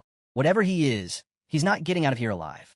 Before Su could act, the Lord's voice thundered through the chaos, his tone laced with urgency and fury. "Stop him, Bishop. Stop him now." And with that command, the tide of the battle surged forward once more. As Zhou Ye's form began to shift, a small angel formation then appeared on the screen beside him, listing his abilities in glowing text. Energy surged from his body, and a massive, sharp, yellow aura crackled around him like a radiant storm, drawing awe and dread from all who witnessed it. Bishop Su's eyes widened in disbelief as he staggered back. This dark vortex contains the element of chaos. It can even consume an attack from a level 50 class. How could it be destroyed so easily? The Lord's voice cut through the rising tension like a blade. All believers, kill him, no matter the cost. As the cultists surged forward in unison, Zhou Yi stood unmoved, surveying the wave of foes. They're not powerful individually, he thought, but with their sheer numbers, they could drain my stamina and mana just through attrition. He raised his voice, unwavering and fierce. Feel the chain of darkness and pain. Chain! In a flash, yellow and blue energy burst from his body in a violent ripple, spreading outward like divine lightning. It tore through the attackers with blinding speed as he declared, "Too many nobodies. I need to clear the field." One by one, the cultists fell to the ground, some charred, others utterly broken. A silence fell for a moment, pierced only by the crackle of fading energy. Then, Bishop Su stepped forward, facing Zhou Yi directly, and their blades clashed. But as Zhou Yi channeled more yellow light, the bishop stumbled, dizzy from the overwhelming force. The Lord growled with frustration, his patience wearing thin. The scene unfolded with mounting desperation. Bishop Su's voice cracked with disbelief as he questioned how they could possibly fight such a monstrous opponent, unable to comprehend their failure against a mere level 29 Saint Knight. Meanwhile, Zhou Ye's fist clenched with determination, golden energy swirling around his arm like sacred flames.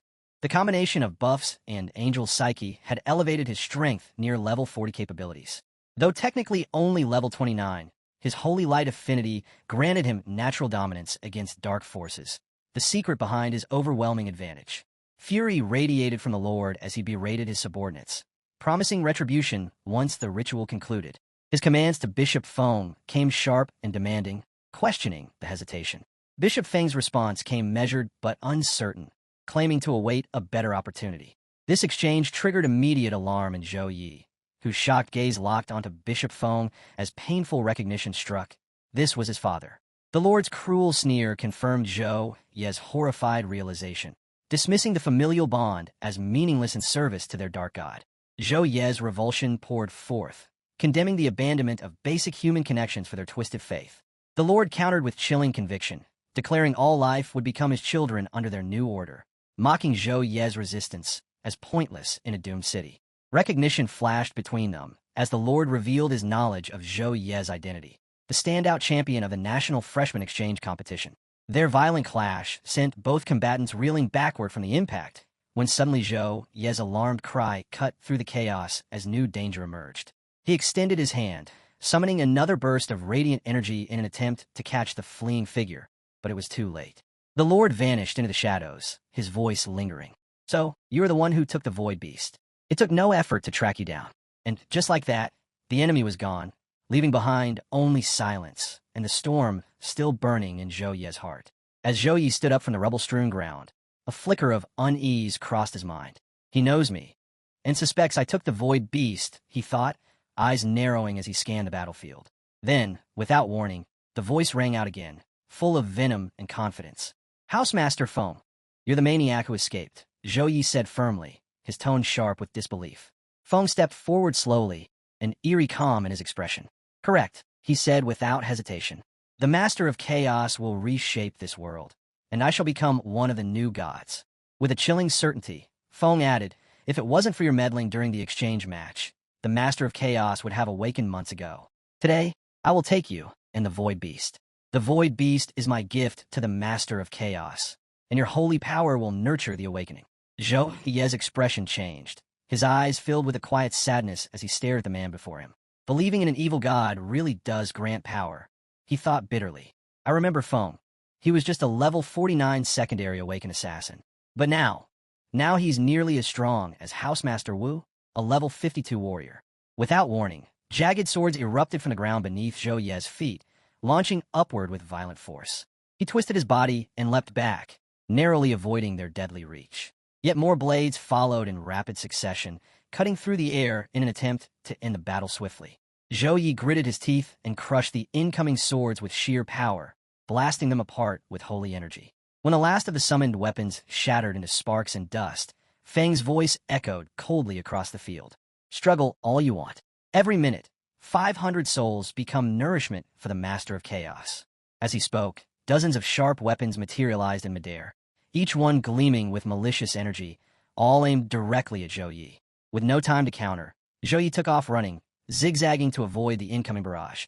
But amidst the flurry of steel, one blade tore through the air and struck his arm, slicing into his flesh and sending a sharp jolt of pain down his side. As the hero clutched his wounded arm, blood dripping from the cut, he trembled in pain and tears streaked his face. Suddenly, a golden light turned toward him, illuminating the battlefield with an eerie glow. Without warning, an explosion shook the ground beneath him, and in its aftermath, the hero's body transformed into a strange black foam. Yet he remained standing, seemingly unaffected by the blast. The sky above turned crimson, casting a bloody hue over everything. Housemaster Feng extended his arm forward with unnatural grace, summoning something that stood upright, as though awaiting command. Another golden light descended with devastating force, striking the earth like divine judgment. Someone in the crowd murmured about it being a punishment of light, recognizing it as Light LV-16. French remained unervingly calm amidst the chaos, his expression betraying no excitement. He analyzed the situation with cold precision, recognizing the attempt to limit his movements before delivering a lethal strike with the punishment of light. He remarked internally that these were standard tactics, but his opponent had forgotten one crucial detail. He had once been a master of the War Academy. With calculated precision, he launched the abyssal chain toward the hero, ensnaring him instantly and rendering him immobile. As the chain tightened around the struggling figure, French scoffed at the hero's efforts, noting that this was the same mindset he had taught his students a decade ago. Then, with arms flung wide and head lifted in manic triumph, he declared that this was the hero's end, his voice dripping with sadistic glee. Trapped and bound, the hero clenched his fists and gritted his teeth in frustration. The chains were suppressing his holy power, leaving him powerless as he collapsed to the floor. Feng loomed over him like a predator, pinching the hero's mouth until blood dripped from his cheek, then bringing his fingers to his lips with an unholy gleam in his eyes. Without warning, Feng gestured toward the ground, summoning violent storms as grotesque monsters clawed their way from the cracks in the earth. The hero could only watch in stunned horror as the dark creatures surrounded him. Feng's voice rang out with twisted joy, proclaiming these abominations as the heralds of the Master of Chaos' arrival. The scene shifted to the building's exterior, where the sky burned crimson and waves of red energy surged upward. Inside, lifeless bodies littered the floor, their souls drifting away silently. The hero, still bound, called out names by Lu Jie, but his words dissolved into the void, unheard by the departed. Feng stood nearby, unmoved, as the hero's rage burned in his eyes. He shouted at Feng, calling him and his kind monsters. Feng responded coldly, dismissing the deaths as necessary sacrifices that fools like the hero could never comprehend. Torn between escape and duty, the hero wrestled with his thoughts. He could summon the void beast to flee, but doing so would doom everyone in Longfeng. Resolute, he consumed a congenital potion, S+ grade, feeling its effects surge through him. His recovery speed skyrocketed, negativity resistance spiked by 100%, and his fractured psyche began mending rapidly. Feng watched with a sneer, dismissing it as a useless struggle. But the hero rose with newfound strength, defiance burning in his eyes. He invoked the power of the holy, awakening the kindness within Feng's soul. Feng's expression twisted in disbelief as he demanded to know what the hero was doing. Power erupted from the hero's body, red and yellow energy swirling together, illuminating the darkness. A screen flickered into view, displaying Will of Repent collected. Blood spilled from the hero's mouth, but he stood unshaken, unwavering even in agony. All around him, the ground trembled as monsters wielding swords and arrows marched forward, their grotesque forms encircling the bound hero like a pack of wolves ready to strike. Just as the blades were about to descend, the hero stood tall, defiance in his eyes, and from his body surged a brilliant burst of yellow and blue energy. The shockwave blasted outward, crushing the monsters instantly, their bodies disintegrating into ash before they could even react.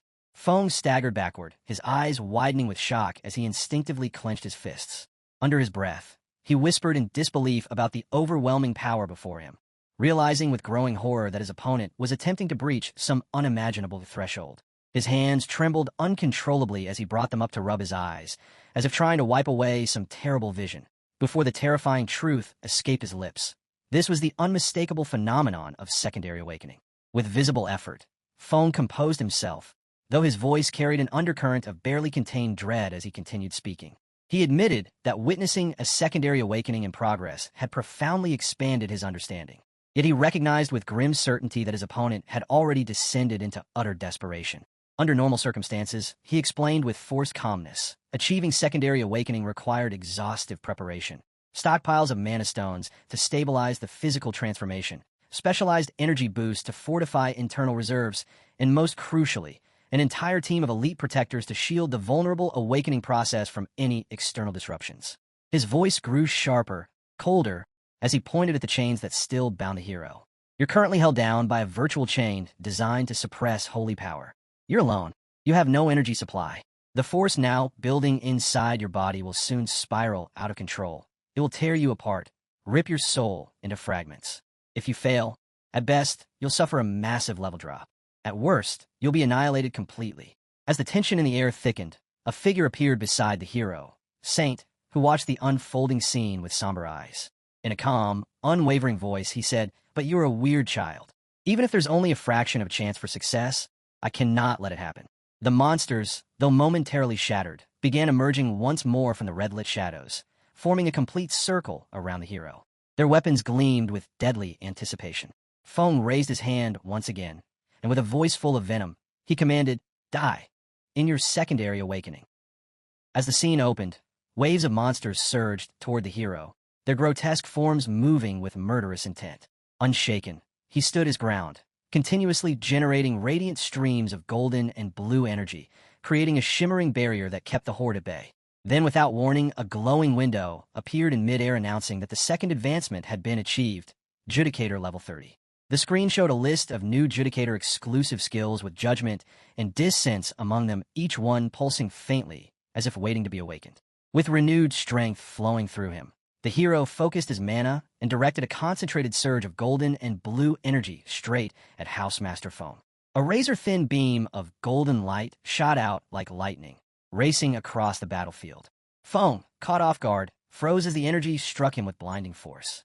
Golden light erupted throughout the mansion, illuminating every corner, and Feng was thrown backward, collapsing to the floor. As he fell, his form distorted, his face twisted grotesquely into that of a monster. "It's useless to think a second-rate holy knight like you can hurt me," he snarled. His shape shifted again, this time into a twisted version of a wild sheep, its eyes burning with malice. "I have devoured more ants like you than I can count," he growled. Suddenly, the ground split open, and several more monsters emerged, their grotesque shapes clawing toward the surface. The hero looked on with mild surprise, but remained composed. "No need. Your dying words are just noisy." He summoned golden mana again, and a new system window flashed before him. Channeling, divide wrath, wrath through moral flash. As the monsters leapt into the air and began their assault, the hero raised his hand, his eyes glowing with holy fury.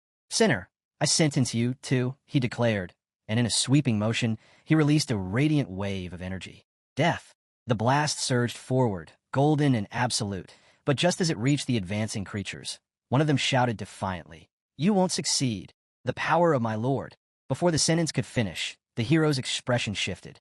From the shadows, a vast surge of red and black energy emerged, spreading like a storm through the hall, its pressure overwhelming.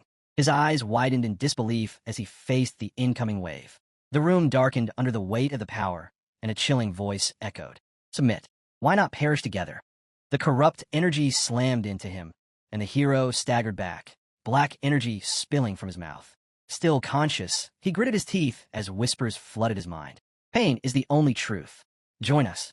A voice hissed with a manic laugh. Blood trickled from wounds on his face and neck as he fought to remain standing. Then, from the darkness, a monstrous figure emerged, a beast with massive golden eyes and jagged teeth, its aura oppressive and wild. Words echoed all around him like a curse. "Become the one. attenuate as one. Be part of me. The hero, trapped within the suffocating force of the mana storm, clenched his fists. Anger surged through him, not just from pain, but from resistance. With a roar, he released a surge of golden energy, so immense it shattered the corrupted flow around him. The golden-eyed beast snarled, its jaw unhinging as it let out a primal roar. In response, the hero raised his sword, eyes blazing with resolve. Mental corruption, a lot more advancement than mere hypnosis. Gripping his blade tightly, he launched into the air and slashed directly at the creature's monstrous face. But too bad. You picked the wrong opponent, he shouted as the blade descended, blazing with divine power. The monster screamed as the strike landed, and the hall trembled under the weight of their clash. The hero's eyes burned with fury as yellow mana began to radiate from them like wildfire. He took a step forward, rage fueling every motion. How dare you? He snapped, golden energy intensifying around him. The monster sneered, but before it could react, the hero barked again. Why wouldn't I dare? Holy Knights! He began walking toward the beast with unrelenting resolve, energy crackling around him. Are made to deal with the unruly. With that, he launched into the air. Black energy rose from the ground, lifting him like a current of vengeance. His golden sword shimmered with divine intent as it appeared in his hand, ready to strike. Across from him, the monster summoned a blade-like surge of red energy and plunged it into the ground. At first, nothing happened. No burst, no sound, only a sinister hum. The hero narrowed his eyes, wary. But then, without warning, the energy exploded in a sharp pulse and struck him in the back, causing him to stagger midair. From across the hall, the monster roared in triumph and cursed the hero, declaring itself the Lord of Chaos and claiming that a god could not be slain by a mere human.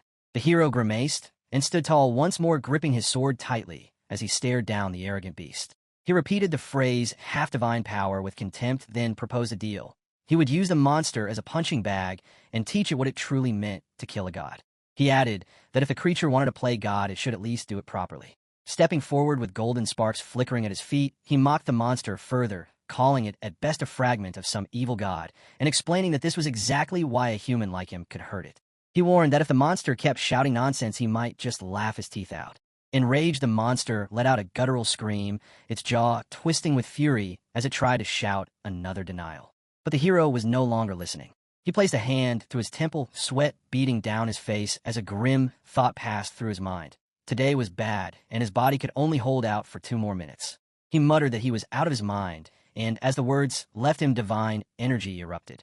A swirling fusion of yellow-black and countless other hues surged through the hall like a divine storm.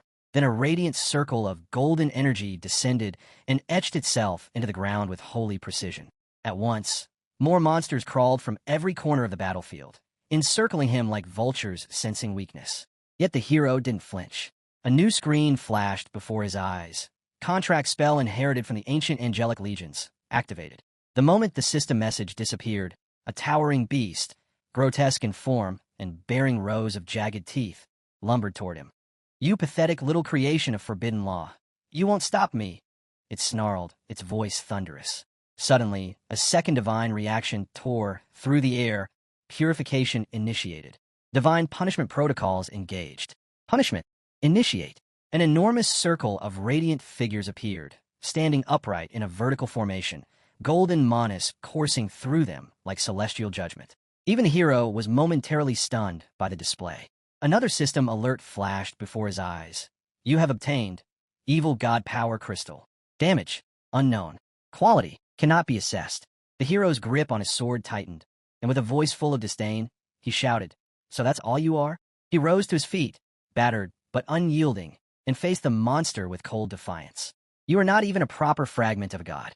As the dust settled over the ruined battlefield, the hero struggled to rise, but his legs buckled beneath him, sending him crashing back to the ground. With a trembling hand pressed against the blood-stained earth, he tried once more to stand, yet his strength failed him. Suddenly, a digital screen materialized before his fading vision, flashing dire warnings. Vital signs unstable. Immediate treatment required. While staring at the glowing red alerts, pain surging through every inch of his body, he summoned what little willpower remained. Golden energy burst forth from his hand, not for battle, but for healing.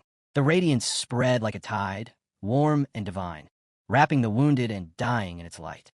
Those who had been barely clinging to life stirred, and the air itself seemed to hold its breath. A girl with gray hair, who had moments ago lain lifeless, jolted awake and whispered, "Wake up, Aina." As she turned her head and her vision focused, she blinked in confusion and said, "Weren't we just in the hot spring?" Beyond the wreckage, the hero remained motionless, golden light still flowing from his palm as the girl stared in awe. "It's a miracle," she murmured, "a divine miracle." Elsewhere, in a city hub where data screens blinked with urgent updates, one message stood out among the chaos: "Divine blessing revival. Holy Lamb confirmed." A voice echoed over the screen, calm, firm, and filled with regret. "You forced your second advancement, shattered your meridians, and activated a revival skill," said the Holy Lamb. "It's a miracle you survived. Oh, and why won't you let me take you away? You could have been saved." Still on the ground, pain etched deep into his features, the hero replied, "What's the difference between you and those cultists?" His voice was quiet but unwavering. "Before deciding to advance, I remember the day of class transfer. Before the big exam, I chose Holy Knight, humility, honesty, courage, compassion, duty, and honor. To pursue justice and rightness all my life. That's what it means to be a holy knight. If I feared death and clung to life, I would have betrayed that deal. Where's the point of power if it goes against your principles?" The Holy Lamb stood silently, stunned by the sheer resolve in his words, as the blue light around the hero intensified, illuminating the battlefield like dawn after a storm. Behind a shattered wall, a squad of warriors surveyed the scene with somber expressions. One of them stepped forward and whispered, "What happened here?" Another replied, scanning the destruction with awe, "A battle of this scale is far beyond what we can handle. Still, I'm certain that a powerful barrier was deployed. Someone gave their life to protect Longfeng City tonight." Then, as if confirming what they all silently hoped, one soldier pointed to the light and declared that he was Longfeng's hero. At the heart of the battlefield, a massive screen flickered to life, displaying the hero's name, his class, and level, but also a persistent warning that soul damage had been detected. The hero stood, barely upright, teeth clenched in agony, as another alert began its countdown. Looking up, he whispered hoarsely a single word meant for his teacher. The scene shifted. Beneath still waters, the hero lay submerged in a healing pool, his body floating gently until his eyes snapped open. Disoriented but alert, he realized he had been unconscious for 2 days. Near the edge of the spring, his teacher sat with arms crossed, observing him in silence. He acknowledged the hero's return to consciousness and questioned how it felt to face the edge of death and tear through a dark god's sacrificial ritual alone. He wondered aloud whether such an act was brave or simply reckless. The hero replied that the situation had been urgent, but his voice broke into a cough before he could explain further. His teacher's gaze softened as he explained that the hero's meridians had been shredded like a torn fishing net, and that ordinary healing spells could only mend the flesh. That was why he had placed the hero in a medical spring to stabilize his vitals. At the bottom of the spring were 5 dragon pearls, sacred relics with immense healing power. He instructed the hero to absorb every last drop and warned that even a single pearl wasted would be a grave loss. But the hero interrupted, staring at the water around him, and pointed out that it was his teacher's foot bath. The teacher scoffed and told him not to read the details too closely. What mattered was that he was still alive. Then his expression turned serious as he began to explain what had happened during the hero's unconsciousness. The Longfeng Public Security Special Actions Unit had preserved the battlefield entirely and even collected samples of the lingering holy light. As gentle ripples swirled around the healing spring, the teacher pointed at a shimmering arc on a floating screen and noted that the energy curve's peak matched the hero's holy aura exactly. His tone was calm, but firm as he warned that anyone who knew how to read it would be able to trace it back to the hero. That was why the public explanation for the Longfeng incident would credit the teacher instead. The hero's eyes widened in surprise, and he expressed his unwillingness to hide behind his mentor. But the teacher remained steady, explaining that the hero was still young and underleveled. If his accomplishments were made public, the cultists would immediately mark him as a threat. Those lunatics would not allow any potential danger to remain. The teacher stood, then golden mana pulsing faintly beneath his feet, and admitted to using a few privileges. He revealed that the hero's case had been classified as SSS confidential and assured him that once he completed his 3rd advancement, the honors would return to their rightful owner. The hero fell silent, staring at his mentor with a mix of emotions. After a moment, he spoke again, calling out to his teacher in a quiet voice. But before anything more could be said, a screen appeared between them, displaying a pulsing violet-black crystal. The hero narrowed his eyes and recalled that after defeating the evil god, he had discovered its true form was merely a power crystal. This was the face of the so-called evil god, harmless in appearance, yet responsible for countless ruined lives. His thoughts drifted back to the monstrous figure he had faced its power, its aura, the dread it exuded. He shuddered. The teacher, still seated by the spring, raised his hand with a slight scoff. A mere shard daring to stir up stones, he muttered, golden mana dancing around him like fireflies in the dusk. Steal it by forwarding the hand, the teacher said as he reached out. He examined the object closely and explained that it was a condensed core of pure negative energy. It emitted a strange mental frequency, something like, but before he could finish the thought, the hero's expression changed. A realization struck him and his eyes widened in understanding. It spread silently, he realized, slowly wrapping itself around the minds of anyone who came near. From the moment they touched it, he and the others had become its puppets. The teacher sensed the student's reaction and said that the crystal should not remain in his hands. He would hand it over to the military for safekeeping. Then he stood and turned toward the misty horizon. There was one more matter to address. The hero had not been properly prepared for his second advancement. When he used that high-damage skill, he had damaged his foundation. If it was not repaired, further advancement would become extremely difficult. A hush settled over the spring as the teacher continued, his voice lower, more serious. There is a secret realm in the Zhao family's ancestral land, the frozen dragon abyss, where the soul of an ancient ice dragon lies dormant. You are of Zhao blood. If you can fuse with the dragon's soul, you may rebuild your foundation and complete a true second advancement. His gaze turned contemplative, as if distant memories stirred behind his eyes. Once your condition stabilizes, I'll have the Zhao family come retrieve you. There's someone who's been calling for you nonstop. You'd better wake up to her.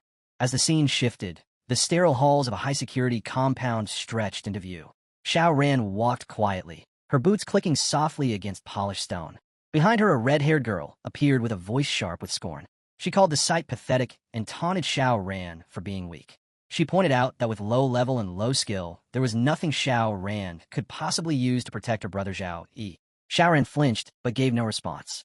The girl continued, circling her like a predator. She remarked that Xiao Ran looked soft and fragile, and was basically just a burden. Giving her such a perfect body was a waste, she said, and suggested that it should be returned to her instead. She claimed only she could make proper use of it and promised to protect Zhao Yi in Xiao Ran's place. Shocked, Xiao Ran murmured the word exchange, as if trying to understand.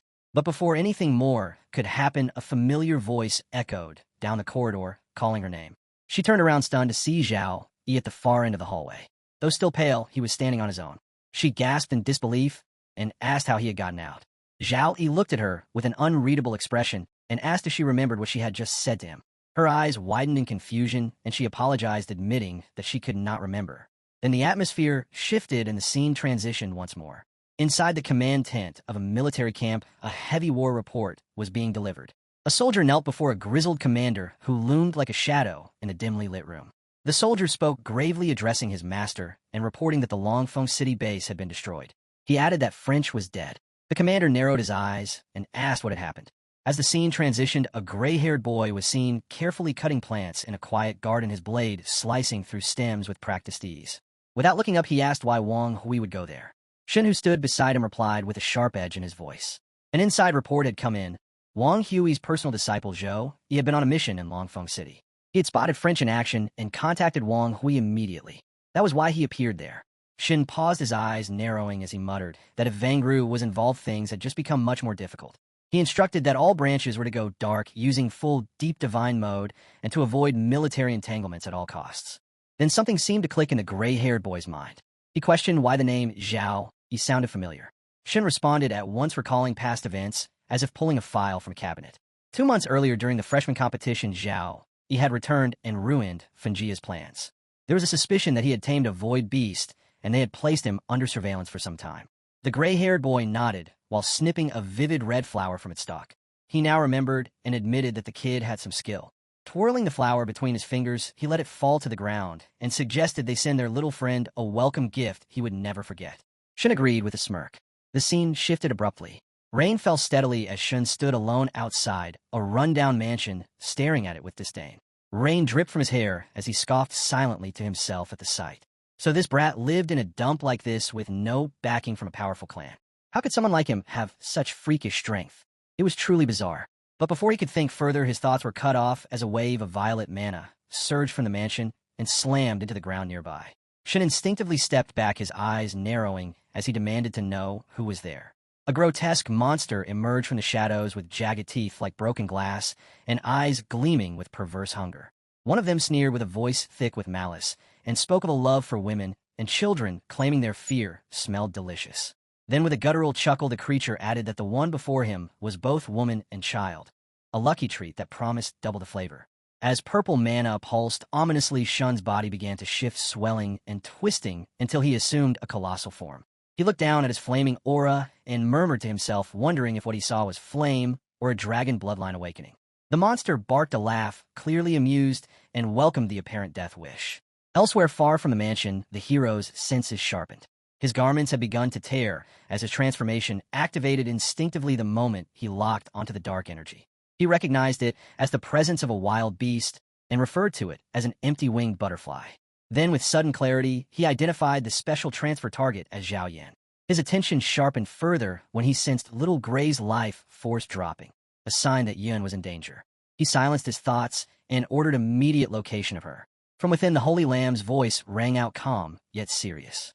It promised to do its best to protect his body during the transformation, though there was no guarantee it would remain intact. On the other side of the shift, the voice simply wished him good luck. With no time left, the window behind him shattered, and the hero launched forward like a comet, slicing through the rain-soaked air. As he neared the battlefield, he finally saw the scene unfold.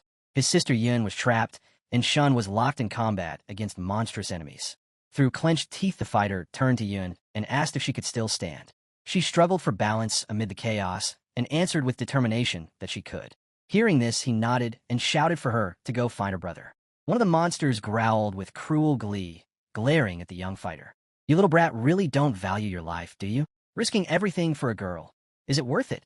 Shin stood tall, fire crackling from his mouth as he sneered. "Is it worth it?"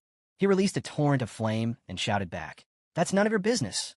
The fire exploded outward, casting long shadows and shaking the very ground as debris and flames scattered through the battlefield. In the center of it all, the hero finally arrived, his eyes scanning the destruction, his heart pounding with dread. Yin ran to him, eyes wide and tears brimming. She threw her arms around him tightly and cried, "Brother!" He knelt down and hugged her gently, voice filled with tenderness and sorrow. "You are finally here? That man was so scary. He hurt little Gray." The hero looked at her with a mix of sadness and resolve. "Don't be scared. I'm here now." As the dust settled and the last echoes of battle faded, a sudden thought struck Zhao Yi's mind like lightning. Why would Shun Lingfeng show up here of all places? Almost as if answering the unspoken question, Shin stepped out from the shadows with his usual smirk and a trace of arrogance in his tone. He welcomed the hero with a sarcastic comment about finally arriving and called him a responsible brother. Before Zhao Yi could respond, Xiao Yin stepped forward defiantly, positioning herself protectively between Shun and her brother. Her voice rang out strong as she warned him not to speak that way. Shin raised an eyebrow and feigned hurt, saying that her words stung, especially since he had risked his life to save her. Xiao Yin stood her ground with a determined look, insisting that while she would repay the debt, Shun had no right to speak ill of her brother. She recalled how, since childhood, her brother had always shielded her from danger and called him the best brother in the world. That declaration caused Shun's smirk to waver, frustration flickering in his expression. He turned to Zhao Yi and pointed out that at least Xiao Yun had shown gratitude, unlike him. He questioned whether Paladin Academy taught their students to ignore people who save their lives. Zhao Yi looked at his sister and smiled faintly. He told her that Shin was simply jealous and throwing insults out of spite. While he acknowledged Shin's role in saving her, he warned her that it might be part of a larger scheme. She looked at him curiously and asked if that was true. Zhao Yi confirmed it, calling the whole act classic sour grapes. Shin's composure snapped as he yelled in disbelief, asking if Zhao Yi truly thought it was all a ploy and if he believed Shin was jealous. His words were cut short by a sudden spray of blood from his mouth. A black blade had pierced through his back, and he collapsed to the ground in shock. Zhao Yi remained still, holding his sister close while keeping a cold gaze on the fallen Shun. Shun, struggling to breathe, managed to speak between clenched teeth, telling Zhao Yi to stop hesitating and help him, insisting that he was not dead yet. Zhao Yi narrowed his eyes, but made no move, his voice dry and laced with irony. He remarked on Shun's continued sarcasm despite his condition and questioned whether the wounds were truly that serious. His expression darkened with suspicion as he demanded to know why Shun had been at his house in the first place and how he had just happened to be present when Xiao Yun was attacked. Shin glared at him in silence, refusing to explain. Elsewhere, in a dim alleyway, a group was chatting idly. One of them mentioned a rising trend, revisiting the old homes of legendary figures in hopes of gaining insight or latent power. Another dismissed the idea as ridiculous, accusing the first of lying. But the first person insisted that many were doing it now, hoping for inspiration or spiritual residue. Back in the present, Shun clenched his fists in frustration. He wondered bitterly why he could not simply be passing through the area without suspicion. He told himself that others were not the only ones with opportunities and that no one knew the truth behind his visit. His face twisted with regret and shame as he admitted to himself that the real reason he had been there was too embarrassing to reveal. Suddenly, Xiao Yun embraced Zhao Yi tightly, tears in her eyes. She asked if he was all right. Zhao Yi softened and gently rested a hand on her back, apologizing for frightening her. But as he held her, his gaze dropped and froze on a deep scratch along her leg, something previously hidden by her clothes, and his breath caught in his throat. Not keeping up with wounds, the hero of the story collapsed. Xiao couldn't hold back his tears when he saw him fall. She leapt forward in panic, her mind spinning and heart racing, questioning herself over and over again. What had she done? Her voice trembled as she begged her brother not to scare her and urged him to answer the phone. Behind her, someone remarked how the place looked more chaotic than a battlefield. It's Churin, who stepped forward without hesitation, told Xiao to relax, and took the phone from her. At that moment, Chu Ran rushed toward the fallen hero with a worried face. She handed him a potion and urged him to drink it quickly, saying it would help him recover. While that happened, Churin healed him, but called him a troublemaker and scolded him for diving into a turbulent zone without any magic. He said it was a miracle the boy was still alive after being pulled back from death. He then tells them that he wasn't the healing type and could only manage to stabilize the wounds for now. Meanwhile, our boy asked Churin how they had even managed to arrive there. Churin told him the void beast sensed his injury when it crossed the patio. After the turbulence brought him here, it went to find Churin, and they rushed over together. He said the aura matched the girls from Longfang's country, but they weren't after him. They had targeted Zhao Yun instead. Churin guessed they didn't know the truth about what happened there, and were taking out their anger on Zhao Yun for showing his face. He added the military had already started a secret purge against the holy cult spirit, but the enemy stayed hidden while they were exposed. He said he couldn't stay here any longer and had to go to the Zhao family's old residence at once. Our hero replied through the pain that going to the Zhao family was a good idea and a chance to take little Yun back there, where she would be safe. Churin told him his injuries were too severe and he couldn't handle teleportation. The only option was to take the nearest public spaceship, the Skydome, to the Zhao family. The Skydome had A-rank security with armed guards and could reach the Zhao territory in 48 hours. He said he would notify them to meet at the Sky of Fear. The gray-haired girl stepped forward and said she would go too and promised to protect Zhao Yi. Someone cried out from the side, but no one paid attention. Churin kept going, saying they didn't know how deep the Holy Spirit cult had infiltrated, so they had to travel disguised as regular passengers. The less attention they drew, the better. The one shouting was Shun.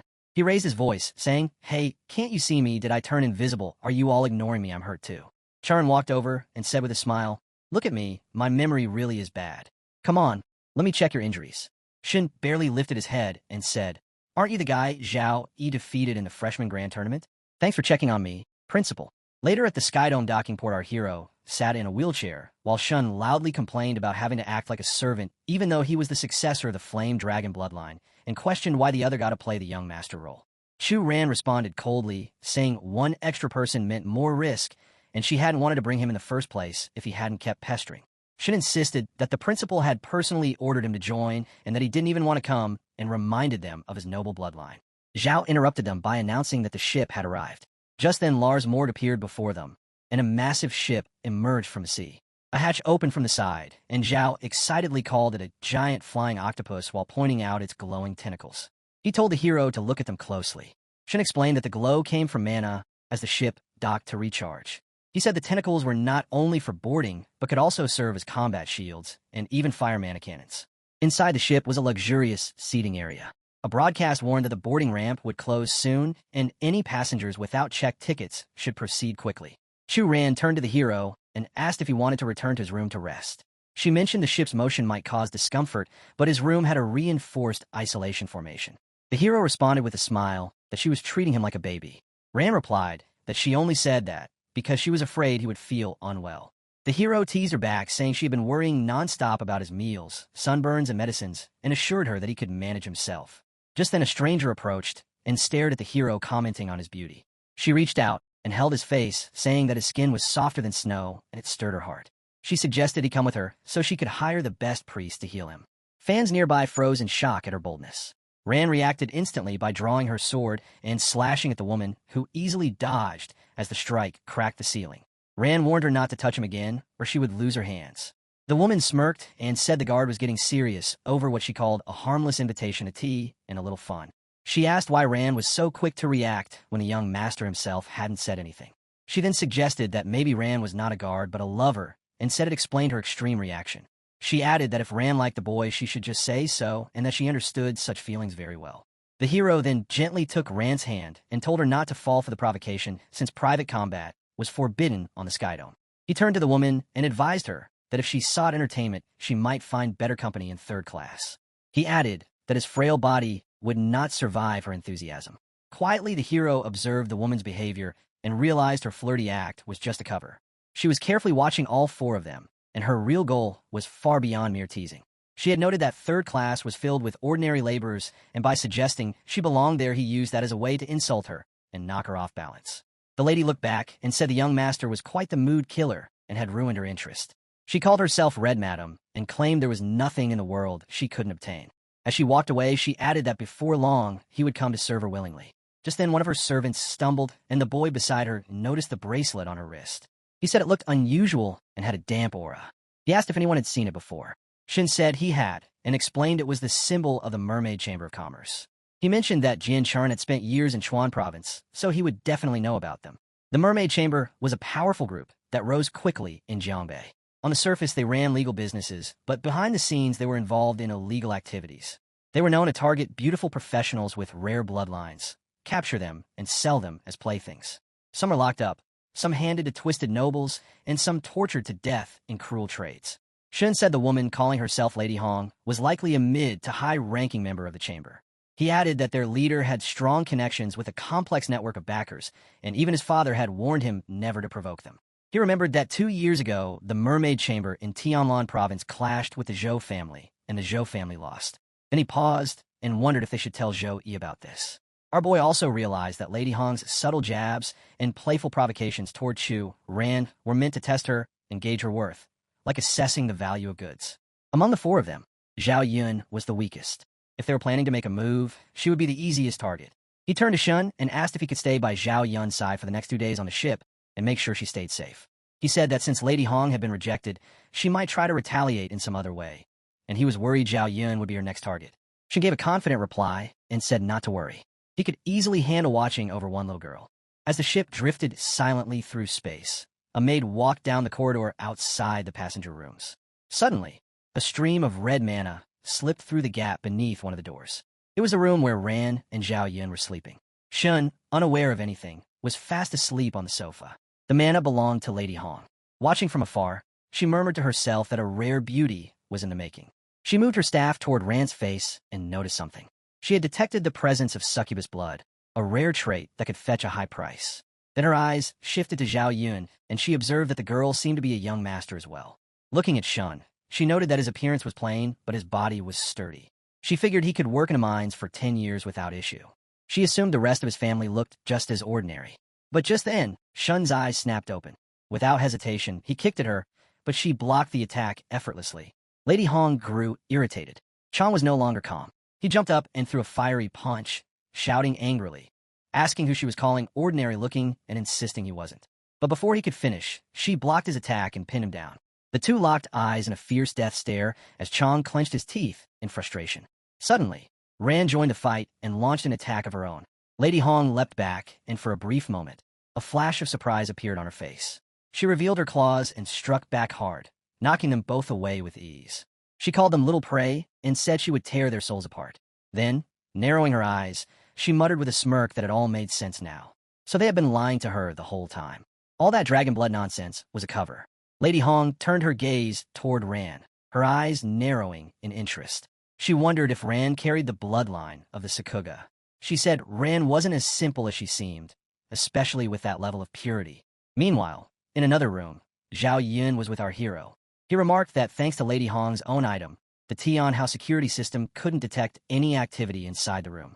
That gave them the perfect chance to act without restraint. Back in the other room, Lady Hong calmly adjusted her clothes and mocked them. She said even if they went all out, they were just a group of wet-behind-the-ears kids. She promised to show them what true power looked like. Shen darted forward to attack, but Lady Hong activated a prototype blood technique, summoning puppets. The puppets intercepted Shen mid-charge. Lady Hong ordered them to cripple the red-haired one, but not to damage the others' faces. Shen burst forward with a flaming punch, shouting that she had gone too far, and this was outrageous. He smashed one of the puppets, but it quickly reformed behind him. Before he could react, they launched a wave of blood magic at him, overpowering him. Just then, Ran attacked with a rapid phantom strike aimed at Lady Hong. But the puppets caught her with silk threads, binding her in midair and halting her movement. Suspended and stuck in front of Lady Hong, Ran heard her taunt her again. With a smirk, Lady Hong asked how it felt to be caught in Big Sister's entangling silk wrap. Suddenly, more puppets attacked from behind and struck Shen in the back. He screamed in pain as Lady Hong stepped up to our hero, her eyes glowing with amusement. She asked him what tricks he had left and told him to use them quickly, otherwise she might lose her patience. She warned that he had truly angered her this time, and she would turn him into a specimen. Our hero observed her carefully. Every attack the puppets made required her to reinforce them with her own mana. She was depleting her energy fast. He thought about the tool his teacher had given him, one powerful enough to destroy the space Lady Hong had created, but using it would blow a hole right through the cabin floor. It was risky. He decided it would be better to wait until she got closer, then trap her with another item. While he planned, Ran was getting overwhelmed by the puppets.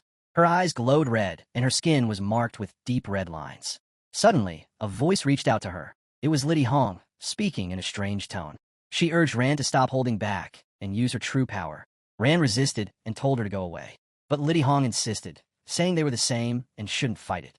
She reminded Ran that Zhao Yi was severely injured, and Shun Feng was just a loud-mouthed weakling. Only Ran had the power to protect him now. Was she really going to be so selfish and let Zhao Yi suffer? As she spoke, Lady Hong grabbed Ran by the neck. Ran shouted that it wasn't like that, but the voice kept pressing. She reminded Ran that Zhao Yi once risked his life for her, and now he was helpless and could barely stand, but still tried to protect her. What about her? She couldn't even break free from a thin silk ribbon. How could she claim to protect him? Lady Hong told her to release the suppression and awaken the true power of the succubus bloodline. Just then, a yellow device in our hero's hand began to glow, and with a thunderous explosion, the silk bindings tore apart, and the puppets were blasted away. Lady Hong's skin burned as she laughed wildly, looking at Ran. Brother Zhao Yi, she said, long time no see. Our hero froze in shock. That strange aura, it was her all along, the one that had been clinging to Charon's body. Ran had now transformed. She stood tall, having fully awakened as a pure-blooded succubus. Her aura surged, and power radiated from her presence. Shun, Zhao Yun, even the horse, all stood stunned by her transformation. Ran now appeared in her full, majestic form. She stepped forward and declared that if Lady Hong intended to hurt Brother Zhao, she'd have to answer to her. She called her a mere level 13 puppeteer. Mana buzzed violently through the room. Lady Hong laughed and said that even with a succubus bloodline, Ran couldn't overturn the heavens. She extended her hand again and launched another silk-binding spell.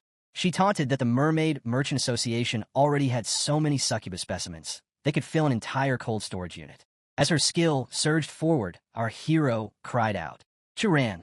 The scene opened with Chu Ran letting out a faint laugh, and then in a sudden burst, he leaped into the air while unleashing a wild surge of energy that tore through everything around him. As he soared upward, that same energy spiraled outward in chaotic waves, shaking the ground and tearing apart the air itself. Just then, Shireen's voice cut through the noise as she stared at him and said coldly that bugs belong in cages. As both Chu Ran and Lady Hong stood their ground, a bright light suddenly began to shine from the sky, and Lady Hong narrowed her eyes, thinking that this had to be a domain. The light shot down and took the shape of an upward arrow, revealing itself as the innate skill of a pure-blood succubus. In an instant, all enemies within Chu Ran felt their combat abilities weaken across multiple aspects, as if their strength and control were slipping through their fingers. The moment Lady Hong noticed the growing presence of red energy swirling everywhere, she realized that Chu Ran's current aura felt at least 10 times stronger than it ever was before. That energy continued spreading violently, and everything around them began to fall apart as structures cracked and the ground itself shattered.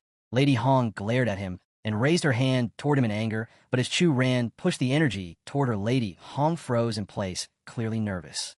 Then the red aura surged directly into her mouth, and she let out a dangerous scream as Chu Ran suddenly pulled his own hair while the energy roared around him and fragments of memory rushed through his mind. As Lady Hong coughed, that same red energy began flowing out of her mouth, and she shouted, asking what he had done to her. Chu Ran just grinned and replied with a Chu Ran laugh, saying that he was only helping her reveal her youth, and even teased her about how cute she used to be. At that moment, Chu Ran launched an attack on her shadow retrospection, forcing her to relive fragments of her past, while the technique extracted life force and materialized negative memories one by one. Lady Hong clutched her head and growled that her brain was being torn apart from the inside as her memories were probed and her mind was stretched thin. She screamed and surrounded herself with a wave of blood as her voice echoed through the space, yelling that he should stop pretending to be innocent because pure-blood succubi were truly monsters hidden in human form. She sneered and said that if that kid Chu Ran cared about ever found out his real nature, it would all fall apart. Hearing that, Chu Ran paused and muttered the name of a powerful skill called Purple Abyss Demonic Sourftomb, just as a rush of purple energy exploded around them and spread fast. Lady Hong laughed and extended her hand toward him with a cold smile, saying there was no use trying to provoke her further, because in her domain, she made the rules. Her purple eyes started to vanish as she whispered that it was time to end this. Then out of nowhere, a girl with gray hair appeared looking stunned, and in the same moment a doll's head began to shake before the statue it was attached to cracked and shattered. The girl was calmly sitting in front of a dressing table, and while brushing her hair, she remarked how interesting the battle between a succubus and a shun was before whispering that the succubus's name was Xiao. She lay back on the bed deep in thought, and wondered if this Xiao had any connection to the Tianlan Xiao family. Then she called out and said to inform the old man, because this year she wanted to personally select the tribute. The scene quickly shifted to Run, who was standing eagerly and calling out for brother Zhao Yi. Right after that, Zhao's little sister approached, and with a worried tone, she said that Sister Ren didn't seem right. Before she could move closer, Shin appeared and held her back, telling her not to go near them, because Shun was in a dangerous state right now. Chu Ran stepped forward and said that she had promised to come find him, and that Chu Ranner had waited for so long. He looked confused when she came closer and placed a finger on his lips before softly asking if that would help him remember. His eyes widened as he suddenly remembered the moment she had embraced him tightly and kissed him, and he said in disbelief that it was when she gave him that last breath that he was able to endure the forbidden technique and tame the void beast. Her eyes lit up, and she said joyfully that he finally remembered her. Just then, Shin jumped forward and attacked her while shouting for her to let go of Zhao Yi. A swirl of white and purple energy burst between them, and she stood up with fury in her eyes, turning to face him. She called him a little Shan and asked why he was being so aggressive since they were supposed to be teammates. Shin yelled back, saying that she should drop the act because she wasn't Jiang Chu Ran at all, and that he knew she had bloodline powers and that she was a monster pretending to be someone else. He stared at her suspiciously while purple energy swirled again, but she was already charging at him with a glare and said with venom that she'd rip out his tongue and use it as a drink snack if he didn't shut up. Just then, Zhao, who had been watching from his wheelchair, called out for Chu Ran to stop, but she was already throwing a punch which missed as he ducked, and Chu ran away. She quickly turned around and chased him before slamming him down and grabbing him by the hair.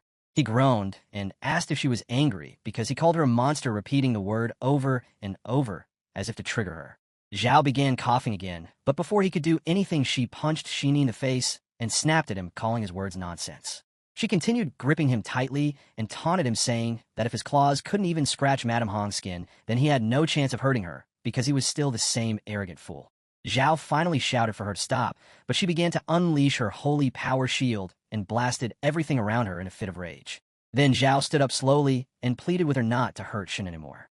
Shin stepped forward and told Zhou Li he is doing all this to save him. If you fall under the succubus's enchantment, the mission the principal gave me will completely collapse. He warned him gravely, explaining that the person before them wasn't the Jiang Churen they once knew. It was something far darker, something born from the symbiotic consciousness within her bloodline, which had now taken full control. If she doesn't vanish, Shin declared, the real Jiang Churen will be in mortal danger. At that moment, the woman in question confirmed it herself. That's right, I'm not Jiang Churen, she said, her voice icy. That version of her, weak, helpless, was gone. I still remember how she sobbed when she begged me to take over and save him, tears running down her face like a pathetic, drowned mutt. I even mocked the sound of her cries, enjoying the disgust on his face. But before she could say more, Zhou Yi snapped. Shut up. His voice trembled with fury. She gave up everything, her bloodline powers, to protect me. Say what you want about me. I don't care. But you don't get to insult her. Xiao Ran is the strongest girl I've ever known. I stand by every decision she makes. Moved, the girl paused before softening her voice. Thank you for saving me. 3 times you saved me, in the dungeon, in the freshman competition's secret realm, and again just now. Zhou Yi looked at her and vowed, "If I can, I'll definitely repay you 3 times over." She stared at him for a long moment before asking gently, "But can you? Can you bring Xiao Ran back?" Zhou Yi, heart heavy, responded, "Tell me, how do I make you go back to where you belong?" Surprisingly, her expression turned playful, and she said, "You poor little thing." Then, without warning, she kissed him. "This is your first repayment." But her smile faded. The cost of summoning me, she can't afford it. Zhou Yi's thoughts spiraled. Each time she lost control, it had been to protect him. But what exactly was this cost? Desperate for answers, Zhou Yi called out to Shun Lingfeng. "What's this symbiotic consciousness you mentioned?" Shun, still nursing a bruised and battered face, grumbled, "Why the hell am I even helping you jinxes? Stick with you people any longer and I'll end up in a crematorium," he snapped. Then, reluctantly, he started explaining what little he knew. "My old man said high-level bloodlines are like ancient monsters sealed in the body. If the host is strong, the consciousness helps. But if the host is weak, it tries to take over, like possession." Zhou Yi's eyes widened. "Possession?" "Yes," Shen confirmed grimly. "That's likely what happened to Jiang Churen. Some believe this symbiotic consciousness is just a second personality that emerges under stress. Others say it's the soul of an ancient ancestor, lying dormant in the blood, waiting to be reborn through the host." He added, "There's only one thing we know for sure. If someone keeps using bloodline powers beyond their limit, they either lose their mind, get taken over, or self-destruct." Zhou Yi's mind reeled. He now realized the cost of asking her for help was, at the very least, surrendering control of one's own body. "So, you've been distracted lately because you're losing control over the symbiotic consciousness?" he asked. Shen could only shrug. If he knew how to deal with it, he would have solved it by now. Just then, Shun's sister broke in. "Brother, you must know how to save Sister Ran, right?" Shen paused, eyes flickering as if some old memory had surfaced. Then suddenly he exclaimed, "Go ask the Zhou family's patriarch. Those old men have seen everything. If they can't handle it, then go to the Jiang family. They're even more powerful." A problem like this would be solved in minutes. Before they could act, masked enforcers entered the area. "Who's fighting here?" "You're disrupting the order of the firmament," they demanded. Shen tried to explain, but the finger of blame was already pointing at him. "It's him," they said. "Me?" Shen shouted in outrage. "Do you have no conscience?" He was quickly dragged away, shouting, "I'm innocent. Why should I take the fall for someone Jiang Churen beat up? When I get out, I'll dismantle your wheelchair." Meanwhile, the firmament descended upon the sky docks, and passengers were instructed to disembark in an orderly fashion. After being released on expensive bail, Shun grumbled, "Zhou Hong came to pick you up personally? Must mean you're something special." Just then, the firmament docked, and Xiao Bai pointed out the vehicle. She warned him to keep things low-key, reminding him of the principal's orders. This matter was top secret.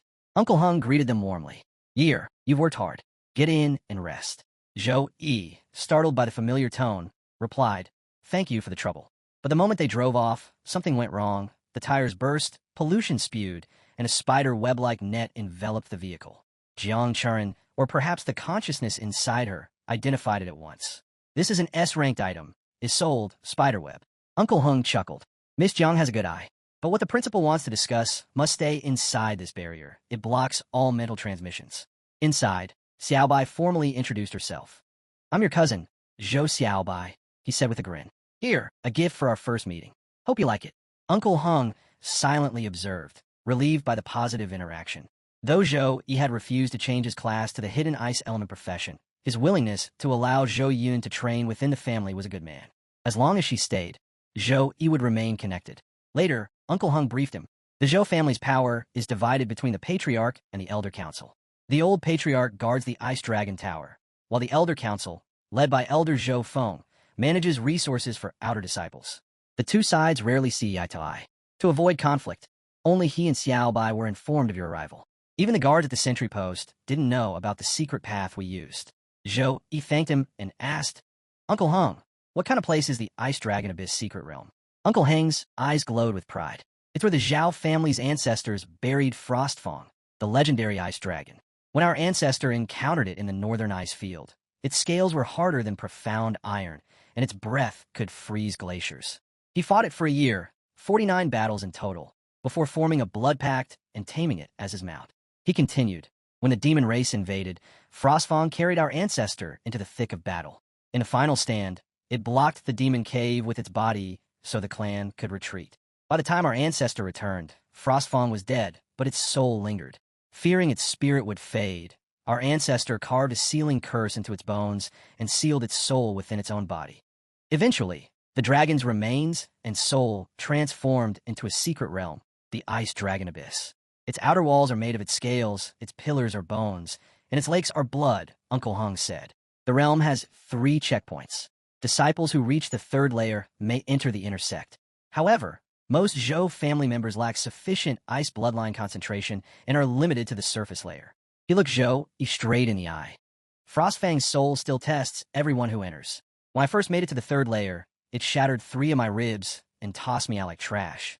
But after I recovered, my bloodline strength jumped by 15%. It's a place of huge reward, but even bigger risk.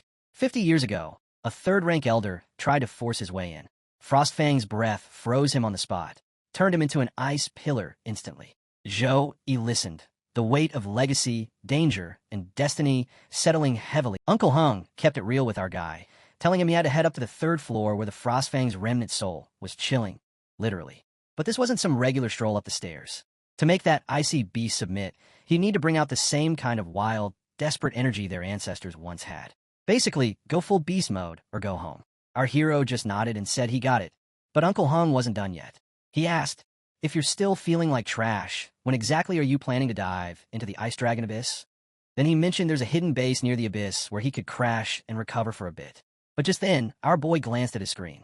A big OL countdown stared back. 3 minutes and 52 seconds left. And a warning? Harsh. His divinity was completely burned out. Every single stat was back to 0. And to top it off, this zeroed-out version of him was going to last for 10 whole days. Still, he wasn't sweating it. The timing felt perfect. No need for delays, no dramatic speeches. As soon as the car pulled up and everyone stepped out, he just said, I'm going in. Right as he was about to head off, Churin came up, a little worried, and asked if she could tag along. But our boy just looked at her and said, nah, wait for me outside. I've got this. Just then, the red-haired dude gave a casual nod and said, all right, got it. I'll keep an eye on the little lass. Meanwhile, our hero turned to thank Uncle Hung, but boom, a notification popped up in front of his face like divinity exhaustion lifted. All attributes are recovering. And just like that, his screen lit up. His stats were rising like crazy, and mana started swirling around him like he just stepped into his final form. A weapon began forming in his hand, piece by glowing piece. As he stepped forward, you could practically hear the air buzzing with raw power. Cut to the Ice Dragon Abyss, cold, dark, and crawling with trouble. Giant blue serpents were slithering through the ice, but get this. They had freakishly jacked arms, and each one of those arms was armed with a sword. And it wasn't just 1 or 2 of these freaks, there were a ton of them. Level 25 serpent humans. These weren't your average snakes. Fighting was just the appetizer. Our boy rolled his shoulder, swung his sword once, and muttered, 10 days stuck in stat 0 mode. My bones feel like they've been sitting in storage. The moment the serpents locked eyes on him, they launched straight at him. No hesitation. But our guy? He sliced through them like he was casually mowing the lawn.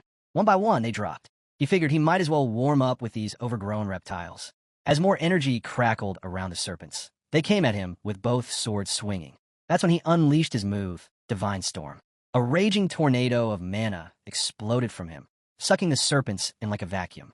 And just like that, poof, gone. We cut to the frozen, freak show face of Serpent Dragon. Its weird, vein-like lines were glowing without any lava, and its twisted scales gave off a warped magnetic vibe. From inside the tornado that had just shredded those serpent humans, this thing tore its way out and lunged straight at our boy. He looked up, totally thrown, shouting, wait, is that punishment from the heavens? But no, it wasn't divine judgment. It was a full-blown serpent dragon. Before he could even react properly, his energy flared up and sliced the dragon clean through. Its massive body slammed into the ice behind him like it got hit by a truck. Our boy took a few steps forward, muttering, this place, it feels strangely familiar. And just then, boom, Baru popped out of nowhere. He casually explained, that's probably cause of the ice bloodline in your body. A normal ice-type user would have turned into an ice sculpture by now. Our hero blinked. You're here too? He said, surprised, and the two of them kept walking while chatting. I never properly thanked you for calling the teacher last time, our hero said. Baru shrugged. Just stop being such a handful. That's thanks enough. If you die before our 1-year agreement. But before he could finish that thought, they both sensed something creeping up behind them. A pack of massive four-horned serpents were sneaking in, ready to split them in half.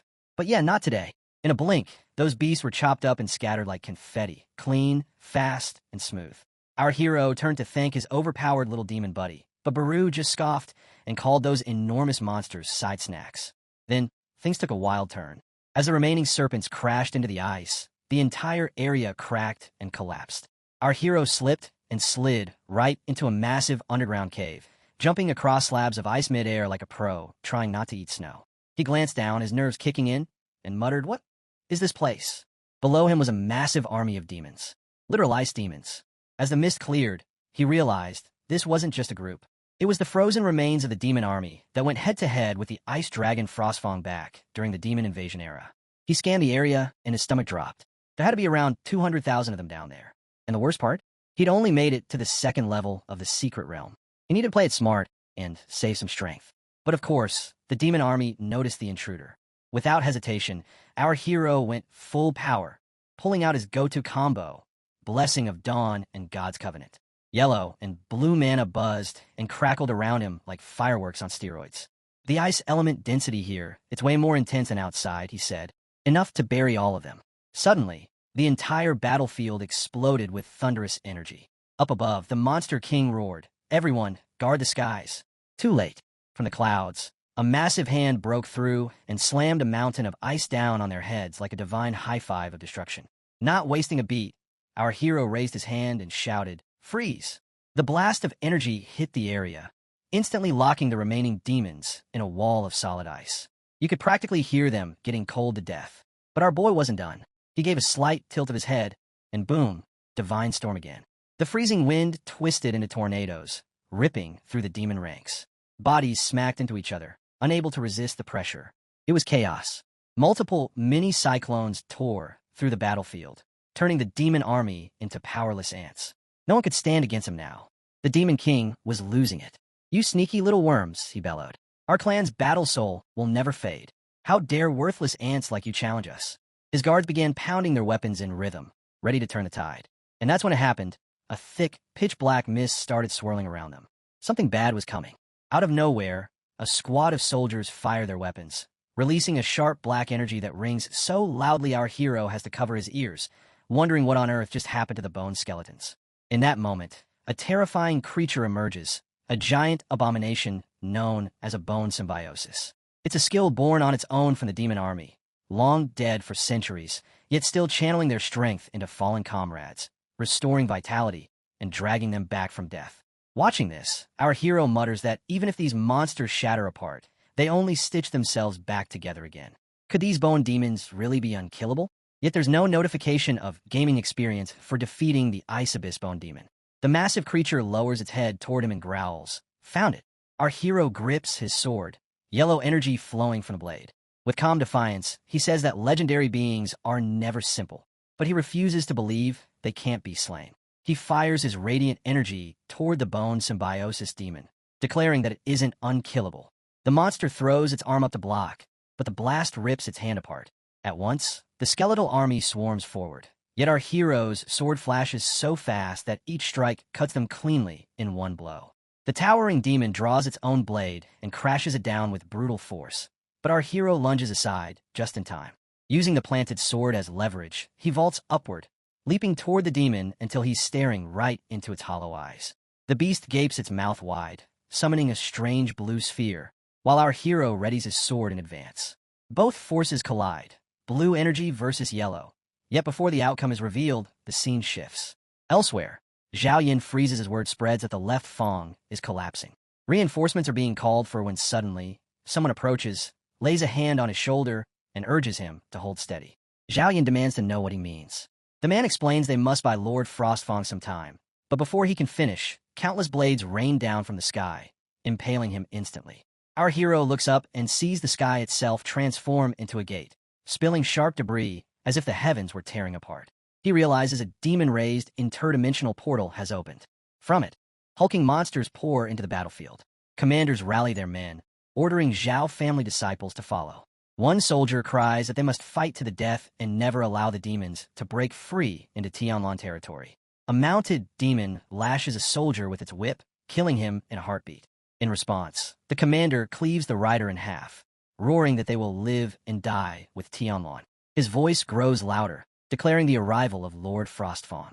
From above, a colossal dragon bursts forth, glowing with shimmering blue energy. It gathers power in its jaws before unleashing a devastating beam that incinerates enemies on the spot. The soldiers cheer, voices echoing that Lord Frostfang has come and salvation is at hand.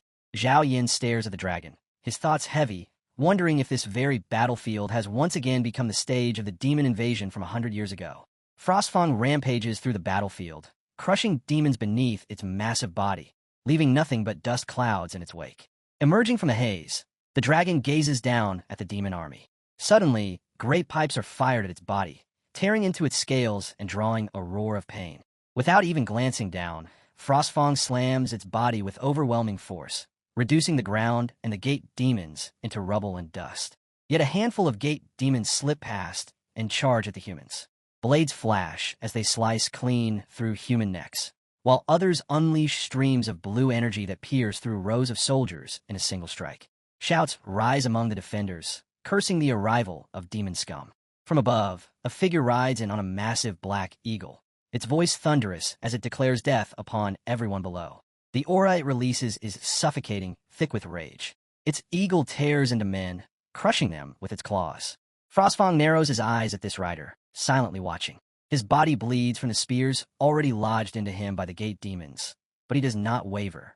With a burst of power, he hurls himself at the mounted demon, intent on destroying it. Then, in front of the pink portal, a strange figure begins to emerge.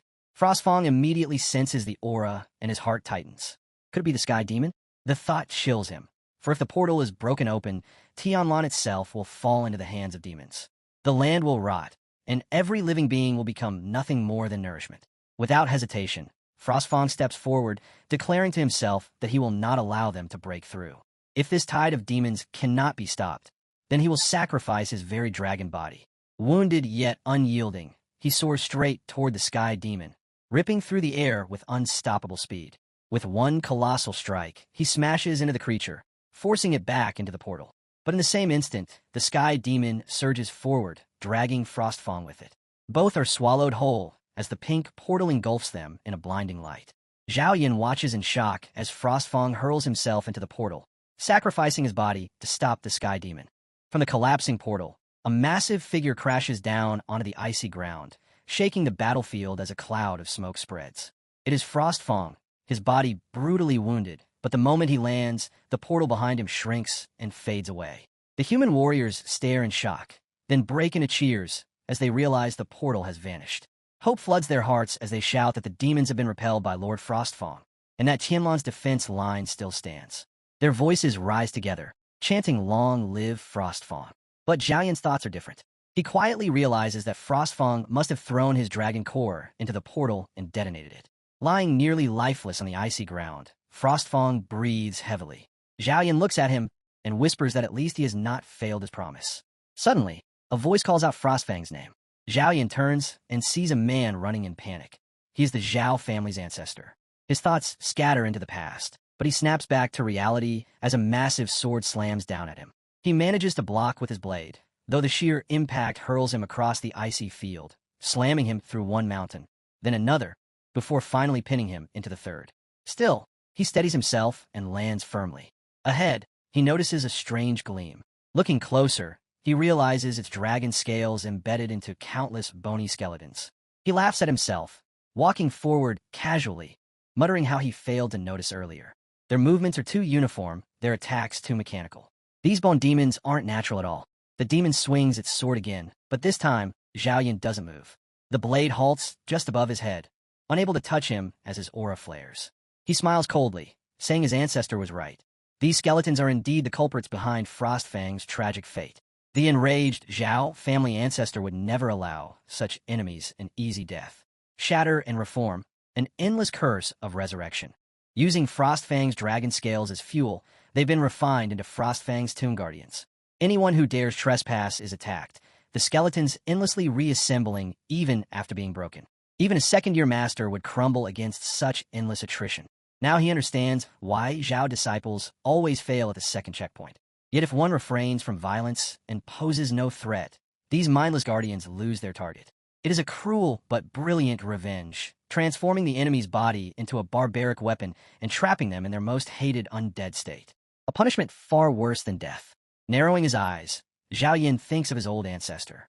Passing through the skeletons, he vows one day he will surpass them all. Deeper within, his gaze lands on massive dragon skeletons, frozen stiff. Suddenly, a force slams into him with terrifying strength, smashing him through mountain after mountain until his body is pinned into the last. Before he can even grasp what hit him, a familiar presence emerges. Frostfang appears once more, glaring at him with fury. Frostfang demands to know who he is, why he has intruded, and whether those bastards sent him to trap the dragon in this ice cave. Our hero is stunned, but quickly realizes this is indeed Frostfang. Yet the dragon's rage only deepens as it calls him a mocker and a parasite, a level 30 insect unworthy to sharpen even its claws. Frostfang declares that humans stare with greed, wishing to refine him into a weapon. His voice shakes the icy abyss as he opens his jaws, preparing to annihilate his enemy with a breath attack. Our hero shouts for him to wait, claiming he is a descendant of a Zhao family. But Frostfang dismisses it as another lie, saying the name Zhao has been used far too many times. He calls it trash and swears to cut him into 1,000 pieces, unleashing a massive wave of blue energy whose force scorches everything it touches. The hero barely escapes, leaping aside. More blasts rain down, crashing into the mountains, forcing him to dodge constantly.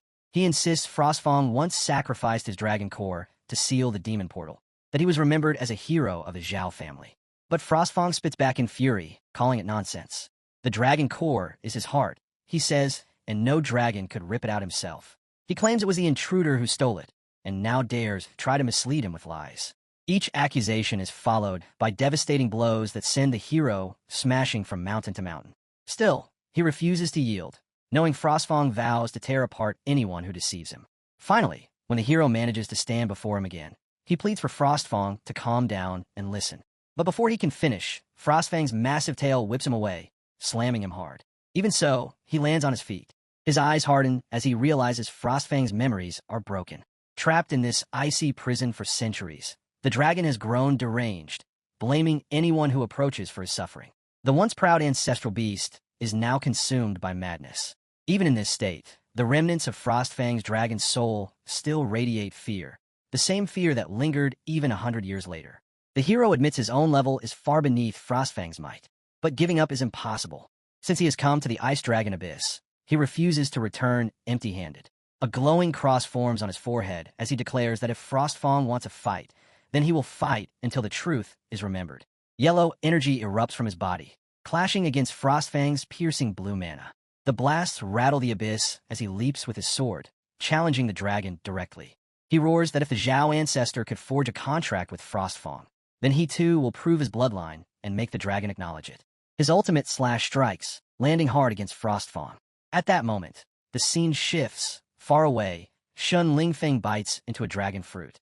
Smirking, he tells Xiaobai beside him that he has stood there for 3 days and 3 nights, waiting for her husband's stone.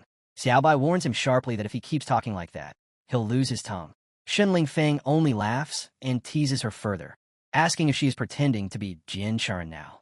Just then Xiaobai barges in, saying all this is bad and everyone must leave quickly. They ask what is going on, but she says father told her to get them all out as soon as possible, even before she had arrived. Where's Xiaoyun? She asks. Shun Lingfeng demands what she means, and to explain herself clearly. She grabs Xiaoran's hand and says she cannot talk about it. Hurry and come with me. Xiaoran replies that if she does not explain, they cannot offer a solution, and besides Brother Yi is still in the Ice Dragon Abyss, so there is no way she will leave easily. Shun Lingfeng insists that she is not incompetent and tells him to say what happened, so they can help if possible. Xiaobai replies that she means no disrespect, this is not something they can handle, and if they do not leave now, it will be too late. On the other hand, someone flashes Lady Hong's hand, and it is Zhao Heng who warns her that this is the territory of the Zhao family of Tian Lane, and she will not cause trouble here. Within that second, the redhead and the white-haired girl land there, and the demonic aura of Lady Hong surges as she tells Zhou Heng that to suppress the bloodline freeze, his power is not even 30% of level 40, and asks if he really thinks he can stop her. Pang responds that no matter how difficult things are for the Zhao family, they will still not allow outsiders to harm their guests. Meanwhile, he is thinking that Zhao Yi is at a critical point in his breakthrough in the Ice Dragon Abyss, and they absolutely cannot let Lady Hong ruin it. At first, he decides he will risk frostbite to his meridians to hold her off until Zhao Yi emerges. Then he fixes sharp eyes on Lady Hong, smiles, and questions where she is going. She reached a door in a room and greeted Xiaobai with the words, "Long time no see." Shun Lingfeng, Xiaoran, and Xiaobai were all stunned that she was still alive. The story shifts half an hour earlier, where the Zhao family patriarch is sitting with Lady Hong. She mentions that this year's gold marrow crystal has arrived and presents him with 3 trunks. The patriarch considers it too much trouble for Lady Hong to have come all this way, and thinks she only needs to say the word for him to send someone to fetch it. The story reveals that the gold marrow crystals are consumable and classified as level 1 epic energy crystals. The third elder of the Zhou family instructs someone to bring it up, and 4 people step forward carrying trunks of Thousand Mechanism, Snow Silkworm Silk, and Mystic Ice Jades. The third elder explains that as per the custom of previous years, the rare dry years have also been prepared. Lady Hong inspects the trunks and judges it to be insufficient. Grabbing an ice-splitting thorn, she accuses the Zhou family of hiding good things instead of handing them over, proving their insincerity in seeking the cold marrow crystal. Uncle Hang rebukes her accusation, reasoning that the Zhou family makes every effort to collect dry years for enhancement with her every year. Meanwhile, he knows this woman is insatiable and that her conditions increase year after year, leaving him to wonder what new trick she is pulling this time. She breaks the ice-splitting thorn between her fingers and declares that she is tired of those fleshy goods this year, saying the method of debt repayment must change. If the Zhou family patriarch agrees, there will be enough gold marrow crystals to last the entire year. The family elder asks what Lady Hong intends to exchange for. Zhou Heng feels something is wrong. Lady Hong replies that what she wants is a living person. The patriarch is stunned and demands to know whom she wants. She answers Zhou Yi. Zhou Heng immediately rises in shock and exclaims that trading a living person is unthinkable, all the while wondering how Lady Hong set her sights on Zhou Yi. Lady Hong remarks that he is quite humorous, adding that 1 person in exchange for the lives of an entire clan is a very cost-effective deal. The patriarch refuses and urges Lady Hong to leave, insisting that Zhao Ji is a junior of the Zhao family, and there is no way he can be traded. Lady Hong questions if refusing to hand him over means the Zhao family can still survive. She mocks that even if they do, they will only last 2 months. The elder reminds the patriarch that 3 children died last year from bloodline freezing, and without cold marrow crystals the outcome will be disastrous. The patriarch knows the Mermaid Merchant Guild controls a mine of these crystals, and that the Zhao family's cursed ice bloodline grows weaker each day.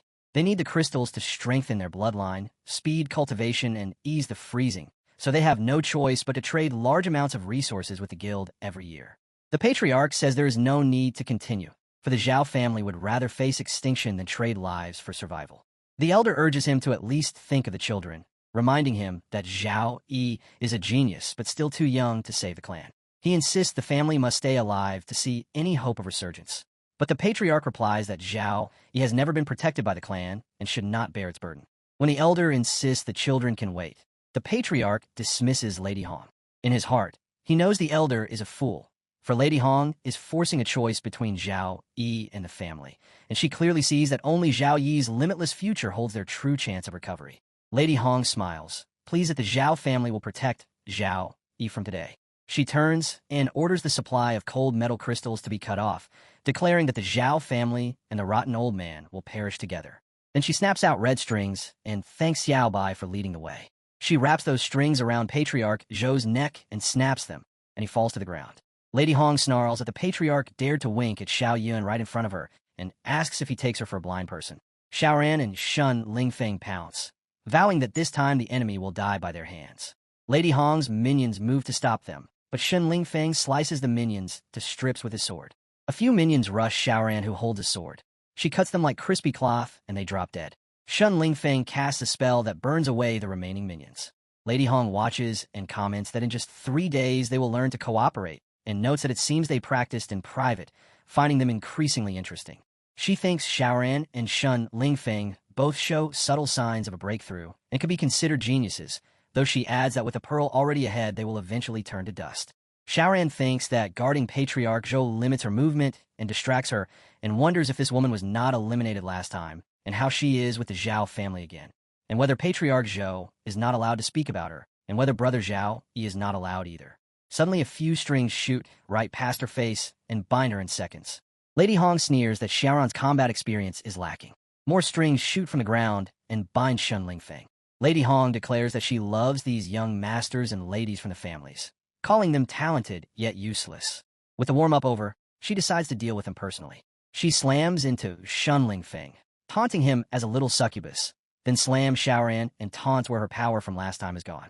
She pins Shun Lingfeng to the wall, saying that her blood thread snare really likes his flames, and calling him Little Fire Dragon.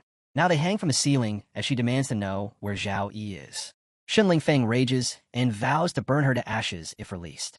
Lady Hong turns away and states that she will not allow talking, since she heard that Zhao Yi ventured alone into the Gale Mountain range to save his sister, and she does not believe Zhao Yi will not come out. Shun Lingfeng snarls that she is not allowed to touch Xiao Yun. Lady Hong moves towards Xiao Yun and asks if she can see her brother in the distance from behind the curtain. Xiaoran shouts that Xiao Yun should lend her strength one more time. Before they could venture any further, Lady Hong stretched out her strings and her voice to show them what true suppression was. The strings generated multiple minions with a menacing red aura, their strikes aimed straight at Uncle Hang. Uncle Hang released freezing air and warned Lady Hong that she had gone through too much trouble creating so many puppets just for Zhao Yi. He dashed forward with his iron chain, smashing apart the silk minions, while telling his children to take Xiao Bai and Xiao Yun away quickly, and that he would hold the minions off. Lady Hong slyly ordered her minions to leave Zhou Hang, but Xiao Bai and Shun Lingfeng quickly grabbed the girls, preparing to escape. Meanwhile, our hero had already transformed into a celestial being of pure energy. He faced the dragon, ready to unleash his power, reminding it of who he really was.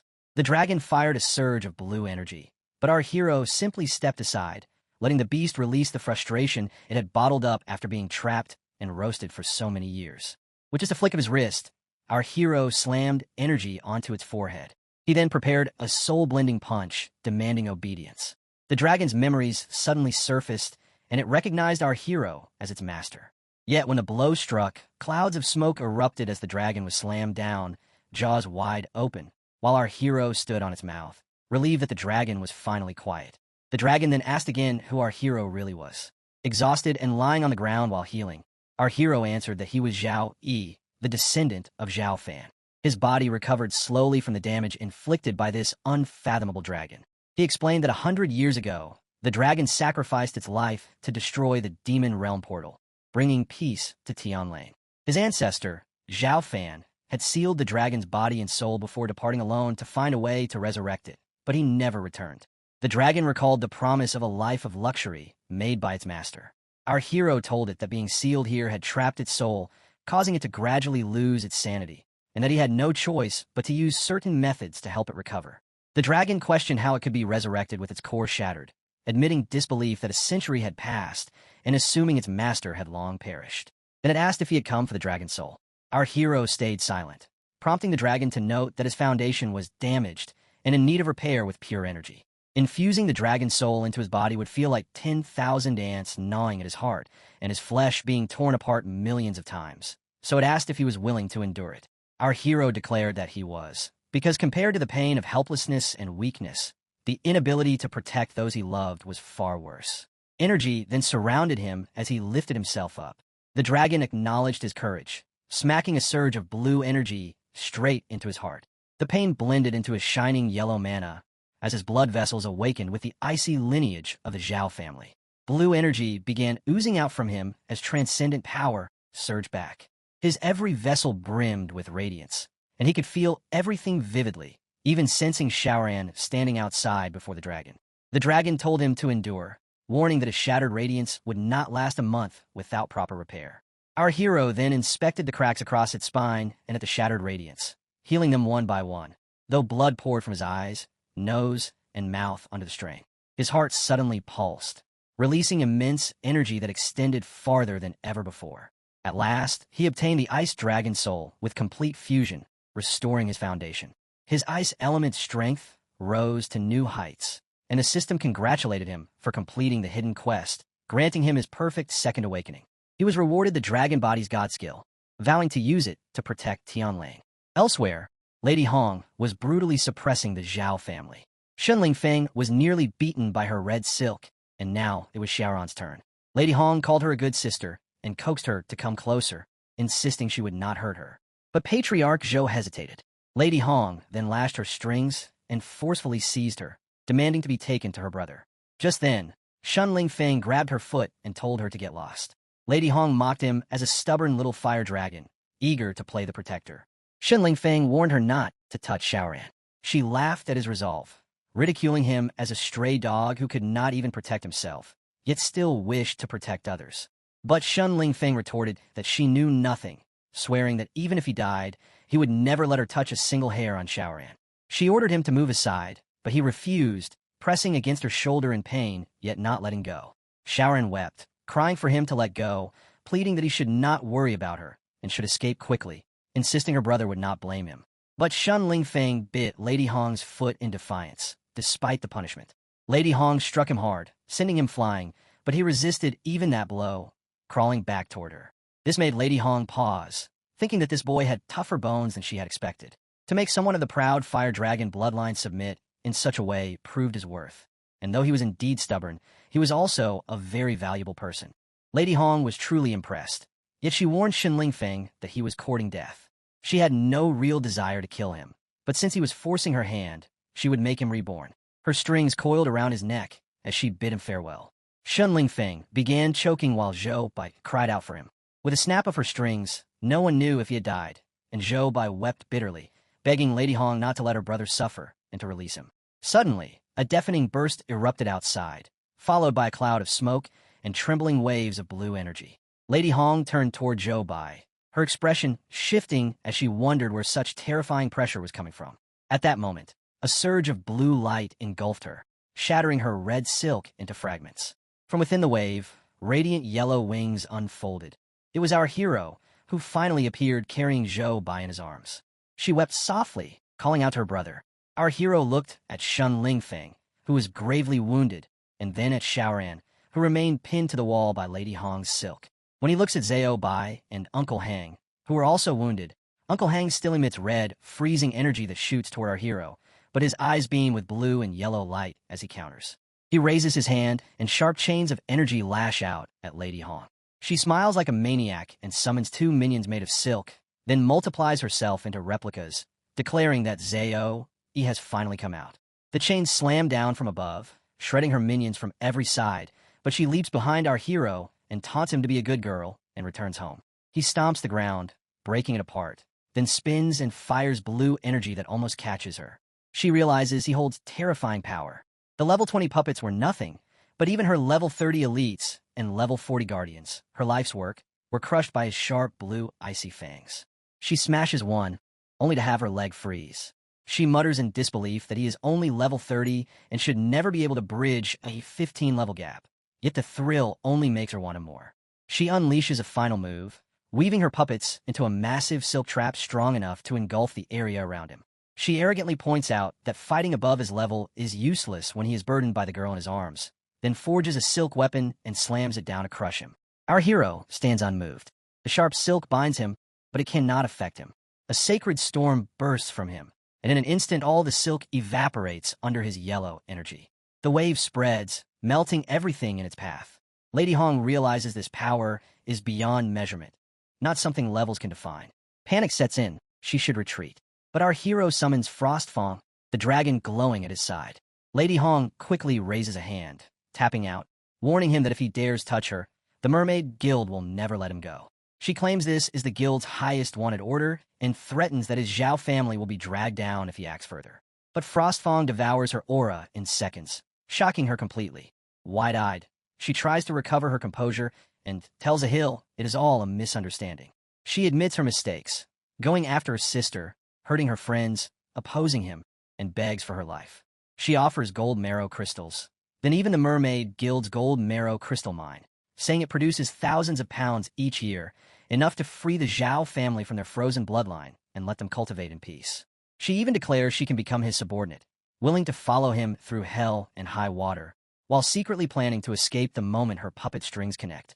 Our hero knows someone like Lady Hong would never beg unless she is scheming. He raises his hand, summoning Frostfang again, and makes clear it won't be necessary.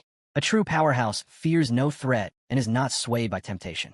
He unleashes his overwhelming energy, cutting through her silk strings like threads and slashing her body in half in an instant. Her eyes widen in pain as she realizes he wields a power cloaked in holy light beyond ordinary weapons. As her body is destroyed, our hero gently sets Zhao Yun down, frees Zhou Bai, and lifts her unconscious form. He embraces her, channels healing energy, and softly tells her he is back. Meanwhile, The redhead wakes up, shocked that the opponent he couldn't defeat, even with all his strength, was beaten by E in just a few moves. He wonders how he could ever reach that level. Our hero walks up to him and thanks him, showing respect for protecting his sister with everything he had. The redhead was shocked, Morpho surprised. He looks down and then smiles brightly, saying hurry up and heal him because he is bleeding out. After a while, the patriarch is seen watching our hero, thankful that he is here. He says that this is their first official meeting, and for E to encounter such an unvaried disaster is a sign of his incompetence as a patriarch, leaving him truly ashamed. Our hero responds that there is no need for formalities, but he wants to ask why the Zhou family needs the cold marrow crystal. He declares that the Zhou family must possess absolute strength to protect Zhou Yun. Otherwise, he will not allow Zhou Yun to return to the family. The patriarch asks if Zhou Hang told him. Our hero explains that Uncle Hang once mentioned it, but he was vague about the details. The patriarch thinks that this child has just gone through a fierce battle, yet his aura is as steady as a deep pool, and the ruthlessness in his eyes is 100 times stronger than those pampered youngsters in the family. He then says the eternal curse not only drastically reduces the Zhao family's probability of awakening the Ice Blood design, but also makes the Zhao family disciplined and weak to resist the backlash of the bloodline freezing. The story reveals that every year someone in the Zhao family dies due to bloodline freezing. Our hero's sister, Zhao Yun, once suffered from bloodline freezing, but it was the mildest form, which is why she could be cured with the extreme cold lotus. However, for most of the Zhao family's disciples, their blood freezing can only be suppressed by the cold miracle stone. The patriarch tells him that Madame Hong exploited this very point, daring to demand more tribute every year. This time she went too far, wanting to exchange E for the cold miracle stone. Talking about the tribute, our hero asks that from today onwards there is no need to send it anymore. The patriarch replies that driving away Madame Hong can only solve the problem temporarily because the mermaid merchant guild behind Madame Hong is powerful, and they even control a cold miracle crystal mine that the family is beholden to.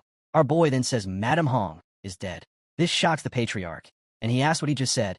She was a level 45 second-tier puppeteer, protected by hundreds of puppeteers, and even if he broke through an ice dragon abyss, it would not be absolutely possible. Our boy explains that she was too arrogant and did not bring any backup, and the ice dragon abyss boosted the power of his ice-type skill by 30%. More importantly, he shows Frostfang, saying he awakened it in the ice dragon abyss. The patriarch is so stunned that his eyes water as he listens about Frostfang. He asks if it still remembers their ancestors. Our hero tells him that he does remember. It was Frostfang that repaired his body and helped him defeat Madame Hong. However, its dragon soul is extremely weak, so our boy has stored it with him and will not awaken it unless absolutely necessary. Patriarch starts laughing and even throws away his stick in a very respectful manner, bowing down while saying, "Ancestor, do you hear this? To gain Frostfang's recognition at such a young age, his courage and destiny, even their ancestors, might not have matched it." He remembers that he once considered E just exceptionally talented, but he never imagined he could achieve this. He shouts that heaven has not abandoned their Zhou family. Our hero then says, "Patriarch, perhaps they should stand up first." The patriarch stands up and apologizes, saying to excuse him because he was too excited. Our hero, holding his arm and helping him stand, asks if he could tell him about the merchant Gale's background. He remembers that the cult has already set its sights on his sister, and since he cannot keep her by his side all the time, if he can help the Zhou family deal with the merchant Gale, then this place will be the best sanctuary for his sister. The patriarch tells him that the mermaid merchant Gale was just a small corner shop, and the owner was a low-level warrior named Lu Xian, who made a living by reselling ores. The turning point came in the winter 10 years ago. That year, Black Wind Valley experienced a once-in-a-century blizzard. All the redwoods were frozen solid. Lu Xian entered the valley with a few associates, but after half a month, only Lu Xian came back out. From that moment on, he suddenly had a steady supply of ores, gold marrow crystal, profound ice shade, falling frost stone, and he could even produce rare star silver ores in large quantities. As he shows them to our boy, they walk outside, and the patriarch continues, explaining that Lu Xian claimed he had discovered a new mine and somehow acquired the mining rights. For years, countless people have tried sneaking into the valley to investigate, but they either became lost or froze to death before ever reaching the so-called mine entrance. Our boy comments that it is too much of a coincidence. The patriarch replies that the coincidences do not end there. 3 years ago, they could still buy a stable amount of gold marrow crystal from traveling merchants, though expensive, but it was enough to cover the family's emergencies. Then, one spring, traveling merchants suddenly vanished in large numbers, and not a single vendor in the market sold gold marrow crystals anymore. Just when the family was at its wits' end, Madame Hong appeared. She claimed to have a mine and offered to supply crystals at half the market price, on the condition that the Zhou family help her deal with some small troubles. When our boy asks what those troubles were, the patriarch explains plainly. It meant using the Zhou family to suppress small families in Tianlan province who refused to submit to the merchant guild. Most of these families carried bloodline defects. The guild provided them with cultivation resources, but in return demanded their most talented disciples. Once taken, those children never came back home. These families hated the merchant guild, but feared losing their resources, so they could only take out their anger on the Zhou family, branding them as the guild's running dogs. Over the last 2 years, Zhou family disciples were frequently ambushed whenever they left home. The guild's plan was clear: isolate the Zhou family completely and leave them hopeless. Our hero concludes aloud. First, monopolize the channels, then lure them in with low prices to show goodwill. Next, use the Zhou family's hand to wipe out dissenters, and finally make the Zhou family the target of public resentment. The patriarch agrees, saying yes, and that later the merchant guild added new conditions with every delivery. They knew it was a trap, but the children of the family were relying on cold marrow crystals to survive, so they had no choice but to reluctantly accept. He then holds up a crystal and says this is the cold marrow crystal they received from the merchant guild last year. 3 years ago, the crystals were pure ice, but over the past 2 years they've gradually become laced with black threads. Madame Hong insisted these were natural impurities from deep within the mine, but the family's physicians believe the crystals have been corroded by something. When our hero takes the crystal, energy revolves around him. He studies it closely, his power cleansing the darkness from within until it becomes perfectly pure. He realizes it carries a faint demonic aura, a feeling eerily familiar, as though he has encountered it before. The patriarch then adds that there is one more thing. Madame Hong once told him that once the Lord awakens, the Zhou family curse would vanish with a flick of the finger. Our hero responds, Lord, not Lucian. The patriarch agrees, explaining that to be able to produce so many rare ores and to have a level 45 second-tier puppeteer like Madame Hong willingly running errands, there must be a real power behind it. Lucian alone is not worthy. Our boy says he understands, and that since Madame Hong is dead, the merchant guild will not let this matter rest. He declares he will bear the consequences of his actions. The patriarch is stunned, saying what kind of words are those? He reminds that he is of Zhou family blood, the same blood as their ancestors. His affairs are the Zhou family's affairs, and no matter how great the storm, the Zhou family will face it with him. Our hero pats the patriarch's hand, acknowledging his intention. He admits he has never truly been alone. Turning to his companions, he notes that the redhead and the others are dragging their feet. Just then, new voices called out that the principal had heard of trouble on Yi's side and sent the 3 of them over. A priestess, a mage, and a warrior girl arrived. Our hero greets them, remarking that it has been 2 months since he last saw them, and that they have improved quite a bit. The warrior girl proudly replies that of course they have, because they stick with brother Yi, and they cannot afford to fall behind. The mage girl mutters in the priestess's ear that Ling she said on the way she wanted to ask brother Yi about the ice magic, yet she chickened out when she saw him. The priestess passes the question to Yi, but our hero only looks at her calmly, doesn't stop walking, and says it's urgent so he will explain on the way. As they head forward, the patriarch watches silently, smiling to himself that Zhou, he truly resembles their ancestors. While the others chat casually, our hero drifts into thought, suddenly feeling redundant. If it were before, he would have infiltrated alone without hesitation. The demonic energy in Black Wind Valley has no effect on him, and even against enemies many times stronger, he could still use the power of the Void Beast to retreat safely. But right after killing Madame Hong, the system that had remained quiet except for daily missions suddenly reappears. The notification announces a triggered unlimited time mission to uncover the secret of the Mermaid Merchant Guild with his companions, with the reward being an S-rank skill book. To him, it feels like a forced command that completely blocks the path of acting alone. Yet the system reminds him it is called the strongest auxiliary system, one that never makes meaningless arrangements. So perhaps what matters this time lies within the mission itself and within his companions. Thinking about them, he recalls their injuries and realizes he always believed he was strong enough to protect those he loved, but being strong enough is only a false proposition. Madame Hong's appearance taught him that even the fiercest lion can falter, and if left alone, even hyenas would dare to take a few bites. Just then, the warrior girl calls out to him, saying if they don't leave now, it will be completely dark. Xiaobai also checks if he is fine and reminds him the teleportation array is ready and must be reached before it closes. The redhead grumbles that they should have done this earlier, while the girls complain they are hungry and ask if they're going to eat first. Our hero recalls the little habits of his companions and comes to believe that they are not a burden at all. They are the ones who allow even a mighty lion to rest in peace. The Black Wind Valley is a place of ice and snow all year round, with a blood-red mist hanging heavy over it. Few who enter ever come back unscathed. Strangely, the Mermaidian Merchant Guild's lair is hidden here, yet Lucien seems unafraid of its secret being exposed. When our hero's jeep halts at the entrance, Zyobea points out that the public maps only mark the valley's edge, while the interior is completely blacked out. Our hero isn't surprised.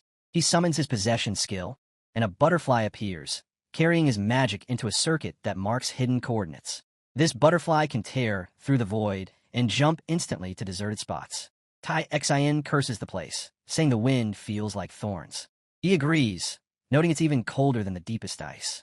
Then he buffs everyone with courage, grace, weapon blessing, and a whole stream of enhancements, warning them to stay sharp.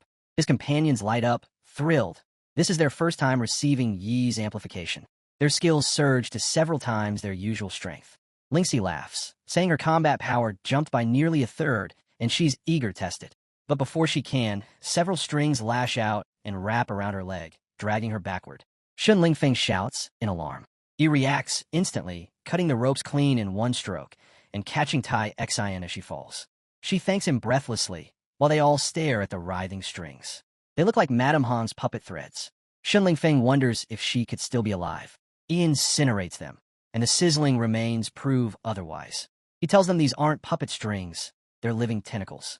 He quickly instructs Xiaoyan to use her spirit arts to scan the cliff. She calls on her heaven and earth move, words of power swirling around her as she channels energy. When her fingers point, the force spreads and wraps over the entire valley. The vision it reveals makes everyone pause. Even he is taken aback. Could the entire snow mountain really be crawling with hidden creatures? Suddenly, Xiaoyan's sight sharpens, and structures with eyes and strings emerge from the cliffs around her. They strike in every direction. She counters with thunder rumbles, glowing talismans, and a flurry of spells, holding them back. But a wave of black magic crashes through, dissolving her yellow spell in an instant. She leaps backward, realizing the black slime can absorb spiritual energy. Lingxi gasps, stunned, as Xiaoyan mutters that even his spirit Taoist techniques are useless against it. For a moment, her companions freeze in shock. Suddenly, the entire area is covered with strings, completely surrounding our hero and his companions. The red-haired guy unleashes his fire against them, but feels it disgusting. The more he burns, the more strings appear. Then, out of the strings, multiple creatures begin to take form. In just a short while, countless dark energy creatures with strings emerge. The warrior girl only smiles, saying the timing is perfect, and even Zob is ready. But our hero steps forward, telling them to let him handle this, warning that they need to stay put. He notes that the creatures seem afraid of the holy light. Drawing on his talent of Holy Sword Heart and Holy Light Protection, he charges forward, cutting down the dark energy souls one by one. With a swift slash, he remarks that they don't react to weapons, but physical attacks are effective. He calls out orders. Taiyin and Churan are to break their defenses from the front, while Churan also covers the rear. The three of them will advance in a triangular formation. The warrior girl grins, declaring that it's her turn to show what she can do. Our hero instructs the rest of the companions to stay inside the light shield and not step out. The red-haired guy protests, saying, "Wait a minute, he's berserk, and fire isn't his only weapon." He then unleashes a sharp red arrow. Our hero calls for Shunfang, announcing that Shunfang will be with them, while Ling, Zia, and Zielon must remain in the back to observe the enemy's weakness. They all agree. Shunfang bursts out of the light shield, spear in hand. The warrior girl unleashes Mountain Break Strike, shattering enemies and confirming her move works. Shunfang pierces his foes with deadly precision, proudly asking how they like their young master's strength. Even Xiao Bai joins in, slicing through the dark creatures with her sword. Together, they wreak havoc on the battlefield. But suddenly, several dark energy creatures merge into one. Our hero realizes that the monsters and silver threads are endless. Cutting one down only makes another crawl out from the mountain. Looking back, he notices something disturbing. The priestess has been struck. She turns in shock, asking what it is, and shows our boy a waste token she found on the monster. He comes to her side as she explains it bears the mark of the Tianlan Louis family. Our hero thinks this is most likely a relic left behind by the smaller families or explorers who once entered Blackwind Valley. Worse, he suspects these silver threads not only devour magic and spiritual power, but also life force, turning even the remains into monsters. Drawing his sword again, he observes that every monster is connected by threads to the cliff. He roars that instead of cutting monsters, they should strike at the root, and slams his blade down with immense force. The ground quakes, shattering open. Stones crash down, but his light barrier shields everyone from falling debris. As the dust clears, the entire group is stunned. Crystals surround them, and inside each crystal are tiny people. The warrior girl whispers if it was just a mirage. Our hero shakes his head. It's not a mirage, but the disguised entrance to a dungeon. Blackwind Valley isn't merely a natural mountain range. It's a vast dungeon fused with Blue Star itself, camouflaged so perfectly that no one has uncovered its secret. He then says no. Lu Xian already discovered the secret. The Chamber of Commerce dares to leave Blackwind Valley unguarded because the dungeon itself is their trump card, turning intruders into nutrients. The redhead curses, saying it's a lot of tricks. The mage confirms that the monsters they fought are indeed intruders transformed into puppets. She points at the crystals, and when touched, they melt into liquid. He confirms it. The monsters of the first level are part of the mountain itself, feeding on those who fall here. Once intruders die, they're absorbed into the range. He warns them to prepare, as the monsters of the second level are coming. The moment he touches a crystal, it shatters, raining shards all around them. The redhead shouts if this broken mirror is trying to ambush them.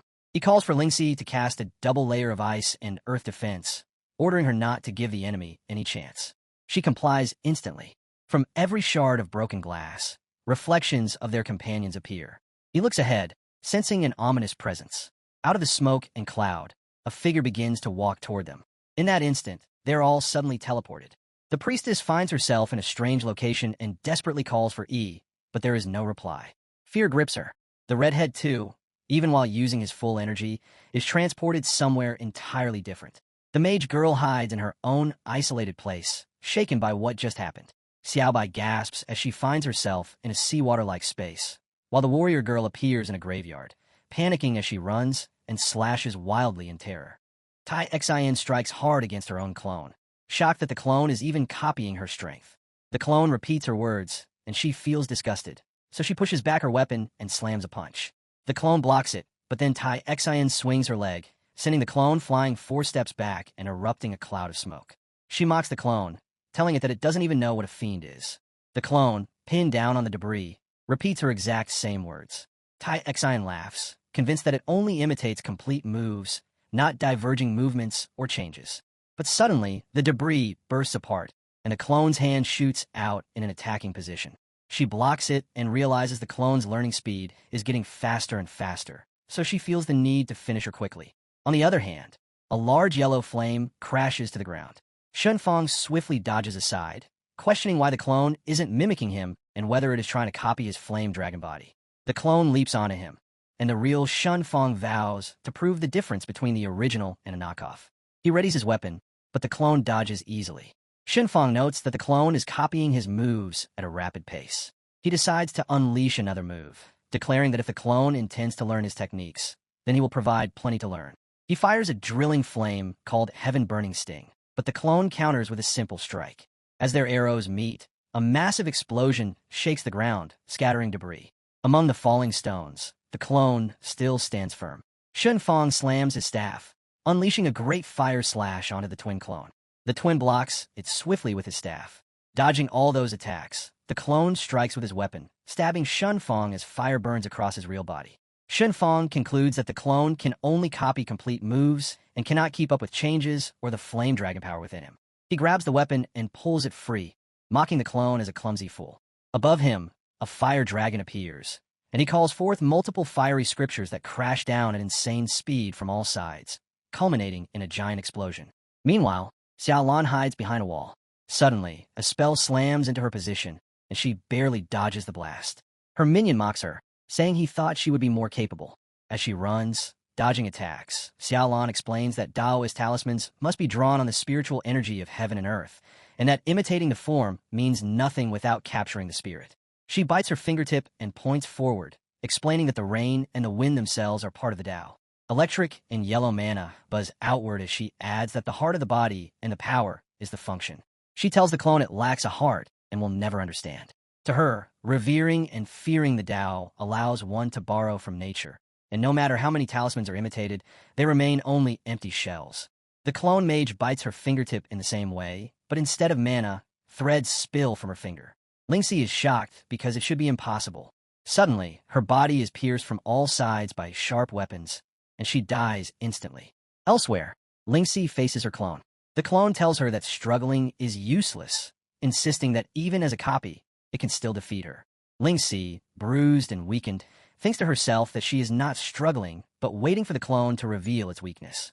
Only 10 minutes have passed, yet the clone has progressed from simply mimicking her voice, appearance, and skills to actively attacking.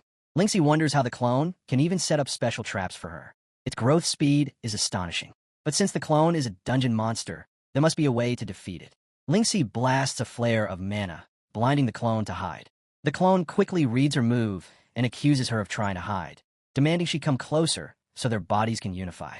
Lingxi notices there are no frost patterns forming, and suddenly, something clicks in her mind. She steps out to face the clone head-on, realizing that from the start, she had been confused about what kind of power could completely copy more than 10 years of her effort. The truth dawns on her that the clone can only copy the shell, not the precision control of the elements. The clone demands to know what she means, but Lingxi, bleeding heavily, presses her hand against a tree. Blue patterns spread across the trunk as she explains her reasoning. For her, it is like the water element.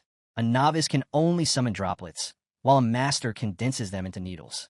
But with the ice element, the clone lacks even the most basic frost pattern, which proves how crude its understanding of the element truly is. She slams her mage staff onto the tree, and a blue laser blasts outward. She explains that what the clone cannot learn are not just details, but that the true power of a full system mage is to make the elements cooperate. Yellow and green mana surge around her, and blue crystals explode toward the clone. The clone turns away, and countless magic circles flare into existence behind Lingxi, each one rattling with thunder. Lingxi declares that magic is not about copying moves, but about understanding the elements. She admits that given enough time, the clone could probably replicate those spells as well, but she refuses to grant it that time. From the glowing circles, beams of searing energy burst forth, lancing toward the clone and burning it away in a storm of destructive power. Two tornadoes of light energy collide as he fights his clone head-to-head. A massive, nuclear-scale explosion erupts, then the blast ripples outward again as cross-shaped signs appear. He notes that the interval between using the Holy Light Cross scale and the previous use was only 0.5 seconds, and the force extension error was reduced by 0.1 degrees.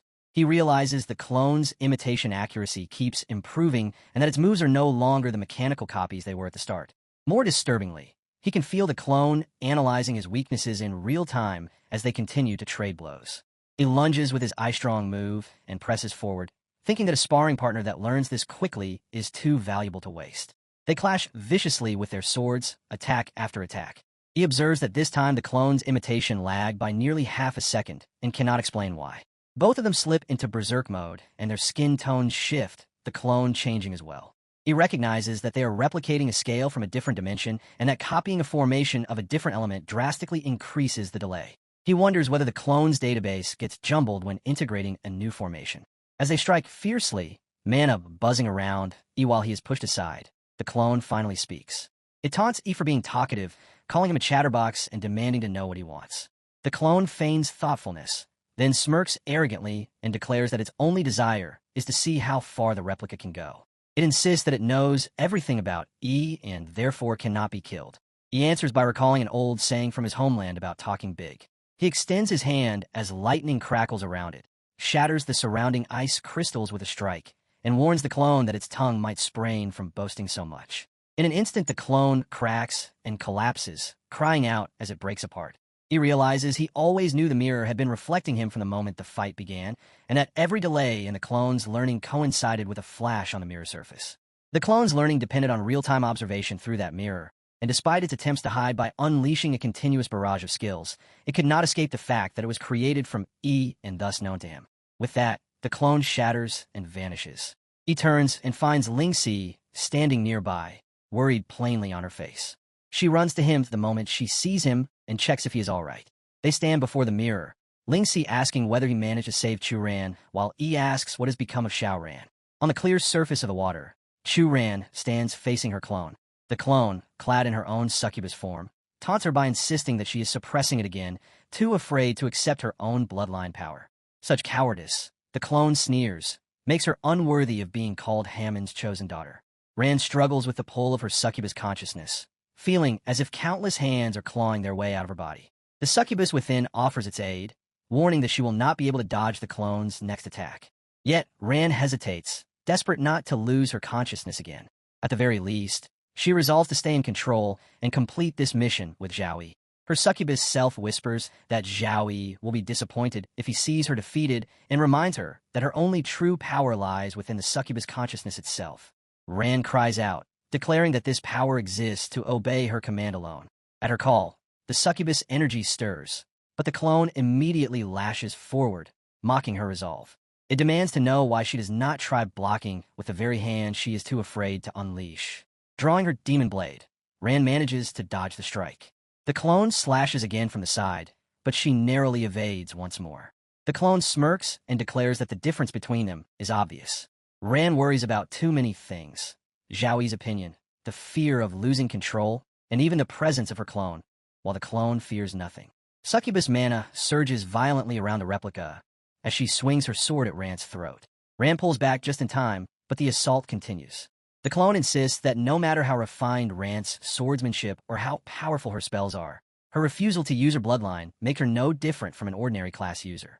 In Ran's own memories, Zhao once told her that kindness is not weakness, but the clone twists that truth, roaring that kindness is the very thing crushing her now.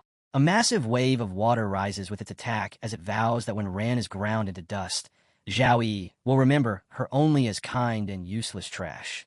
Ran gasps, denying the words and insisting to herself that she is not useless, that she cannot be. Yet her succubus consciousness interrupts, telling her that this outcome is the price of suppression. The voice within insists that the clone is only a hollow replica, a fake incapable of understanding anything. It may flaunt a fraction of demonic power, but it is still nothing before the true succubus. The consciousness urges her to release it fully, promising that it can tear the clone apart and shield her from harm. Beyond the mirror, E and the others watch the struggle unfold. Lingxi explains that once they defeated their own replicas, they returned to this place and discovered that every battle could be observed through the reflections. She voices her concern, pointing out that Sister Ran is clearly stronger than all of them, yet she's being overwhelmed by her copy. Xiaolan adds that the longer these battles drag on, the stronger each replica becomes, even developing self-awareness, and warns that Ran is now in grave danger. Shenfan clenches his fists. He cannot hear the words exchanged within, but Ran's stance tells him something is terribly wrong. He wonders aloud why she is still holding back, still refusing to use her bloodline. E, however, stays silent for a moment, reflecting that Ran is not being overpowered because she lacks strength. She is faltering because she is haunted by the fear of losing control. The replica has only one advantage. It is unburdened by hesitation or restraint and can wield its power without fear. Frustration boils over in Shenfeng as he slams his fist against the mirror, urging Ran to unleash her strength instead of showing mercy to a fake. Tai Xian turns to E, demanding to know what they should do and even suggesting that they smash the mirror outright. But he shakes his head, reasoning that the mirror world is bound to Ran's consciousness, and breaking it by force could wound her very soul. He resolves instead that conventional methods cannot save her. This situation must be broken by sheer force. Energy surges violently around him. He warns his companions to retreat, the farther the better.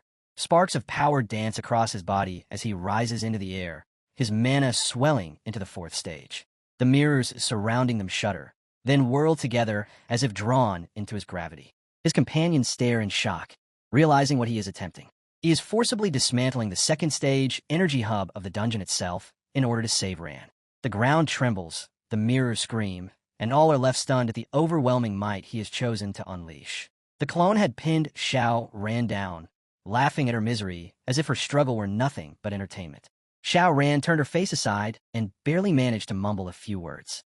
Then, high above, a sudden blue light flared in the sky. From that radiance, a laser tore downward, piercing the clone's skull and sending a massive wave rippling across the water. As the clone disintegrated, Ran sat up, her breathing ragged and shallow. From outside the mirror, he called out to her, his voice steady and reassuring, telling her not to be afraid because he was there. Though she could not speak, Ran's expression softened with relief. But the moment was short-lived. Strange strings rippled into existence behind her, wrapping tightly around her body and binding her in place. The clone reappeared, shattering the mirror itself, and stepping into the outside world to strike at E directly. Shocked, he wondered what had become of Ran as the reflection collapsed around them.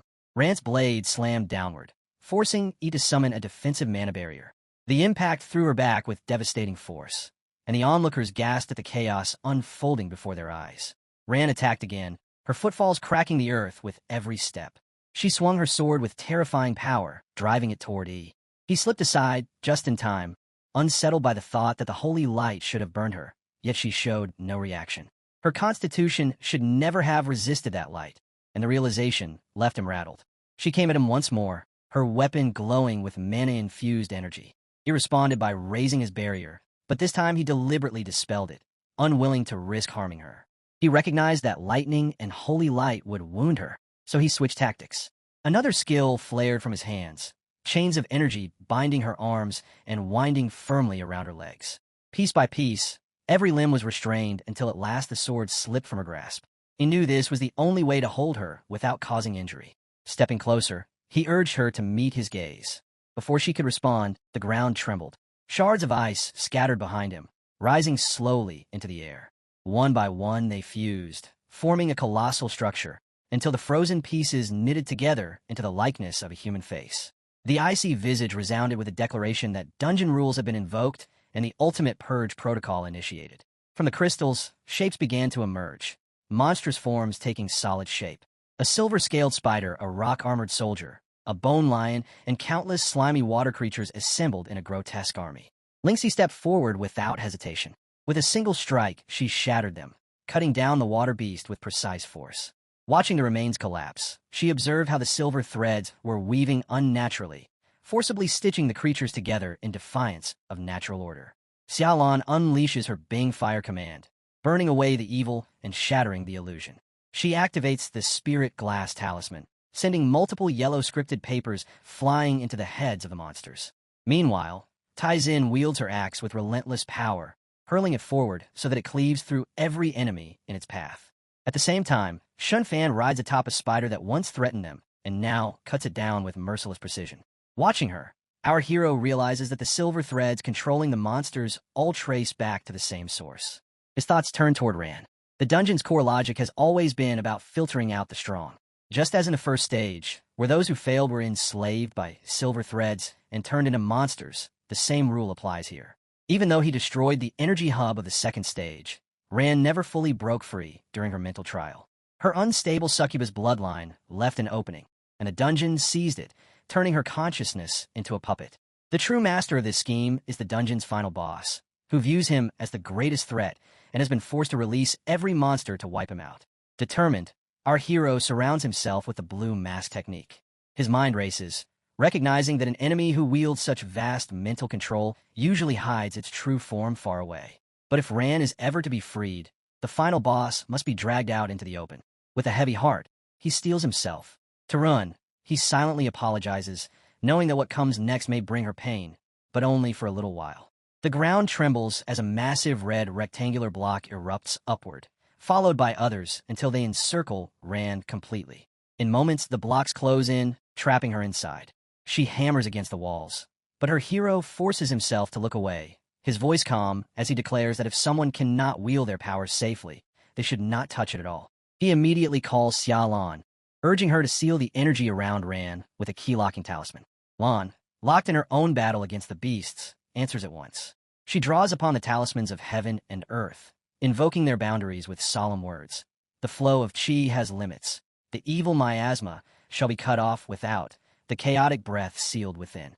As her spell completes, she declares that the coffin shall be the boundary, and all passage is forbidden. Nearby, Lynxie struggles as waves of monsters surge forward. She shouts to her comrade that the numbers are overwhelming, and even with all their strength, they are barely holding the line. Shunfan agrees, hacking through more foes, yet admitting that no matter how many they destroy, even the fallen beasts devour one another and rise again, endless in their assault. Our hero's gaze hardens. The dungeon has unleashed its entire army, and if they continue to fight head-on, the girls will be drained of their energy in less than half an hour. Worse, he'll be forced to divide his strength just to shield them. He knows there is no choice. Drawing upon his deepest reserves, he resolves that this is not the time to hold back. To break this stalemate, he must resort to the most direct and devastating method at his disposal. His command is swift. He orders everyone to fall back and erect their strongest defenses, warning them not to falter no matter what unfolds before their eyes. Without hesitation, they obey. Shinfan glances at him and speaks with grim certainty. assuring him that they all understand. He must go forward and unleash his greatest move. He stood firm as yellow energy crackled and danced around him. Xiao Ran watched with quiet admiration, her gaze full of awe. Our hero remained silent while the energy thickened, growing more violent with every passing moment. Even the monsters froze, held in eerie stillness. One of them parted its jaws, but before it could act, a surge of dark energy ripped through the horde. In the next instant, every monster was torn apart and reduced to pieces. Taizin blurts out in shock, looking like a giant creature. Lingxi studies the giant monster, her eyes fixed on the pulsing purple mana core lodged in its heart. She realizes the dungeon must be attempting to merge all the scattered monsters into one abomination. Her magical senses pick up the swirling torrent of energy around the silver core, its strength easily double that of all the previous enemies combined. Our hero exhales slowly, already knowing what he must do. Raising his hand, he summons divine S-rank level 1 angels. Yellow beams descend from the clouds, striking the ground like pillars of light. From that brilliance, enormous angelic wings unfold, and armored figures carrying divine bows step forth. Their towering forms loom behind him, each angel as tall as a tower. Shunfang stares in disbelief, stunned that Zhao Yi could summon beings of such caliber. Taizin gasps in awe, wondering if this is the ultimate skill of the Holy Knight. But Lingxi's expression tightens, her body trembling. The sheer presence of the angels freezes even the chaotic space of the dungeon for an instant, and she can feel the terror of their energy. The giant monster stirs, but our hero is already braced. He knows that summoning angels drains 30% of his health instantly, and every second they remain consumes his mental energy. If he survives this battle, he will need to advance divine summoning to reduce the cost. With steady resolve, he commands the angels to eliminate the monsters. At once, they lose a barrage of arrows, each one glowing with divine mana. The storm of projectiles rains down, shattering the battlefield. Explosions erupt as the arrows pierce through the monster horde, and smoke rises in dense clouds. The giant beast raises its hands to shield itself, but a devastating blast still tears through its body, leaving a gaping wound. Lingxi watches in awe, admitting that Ji's power has surpassed the limits of the dungeon itself. Yet her voice trembles with worry, for she knows he cannot sustain this summoning for long. Such power takes a crushing toll on one's mind. Our hero sighs again, resigned but unshaken. He had no choice but to use it. Turning away from the angels, he fixes his gaze on Ran. His mind races, deciding that leaving the monsters to the angels will suffice. From here on, his only target is her. Icy crystals rain down around him as he channels his mana, his voice like a blade cutting through the chaos. He begins a count, warning that if the hidden presence does not reveal itself by 3, he will destroy the place entirely. At 1, there is silence. At 2, still nothing. But when he reaches 3, a shadow stirs behind Ran. From within the darkness, a figure emerges, its eyes glowing a menacing purple. At last, the dungeon boss shows itself. Our hero narrows his gaze, recognizing the truth of his suspicion. This was the enemy he had been waiting for all along. He recognized at once that both the crystal of purification and the mind-calming liquid were perfectly suited for Chu Ran. Observing the black creature known as the Heart Eater, our hero remarks that it had been corrupted by a dark being. The creature looks directly at him while standing by the glass and says, "Interesting." It studies our boy closely, then adds that no matter who has barged in, all those who broke in over the years, our hero is both the youngest and the strongest. Yet his aura is far more powerful than most of the other attackers. Suddenly, multiple strings begin binding around the Heart Eater, and our hero shields his eyes as the glass shatters. The creature approaches his face and says not to be so tense, as it did not come here to fight. From within the broken glass, multiple pieces of equipment appear, and the Heart Eater turns, saying that on the contrary, it wishes to offer him a choice. Our hero's eyes widen in surprise as he gazes at the equipment. Among them are the crystals of purification, filled with purifying energy capable of removing any curse. There are also mind-calming liquids, essential for suppressing the berserk factor of the bloodline. Alongside them lie the profound Iron Star Core, the soul-resting Jade, the group shield wall, and the weakness insight. Behind him, Phone comments that if the dragon crystal were fused with his dragon pattern vambraces, he could smash those monsters to bits with just a single punch. Tai Xian remarks that such healing defenses are a truly generous offer for her, while he considers that even the Zhou family's perpetual curse could be lifted by the crystal of purification.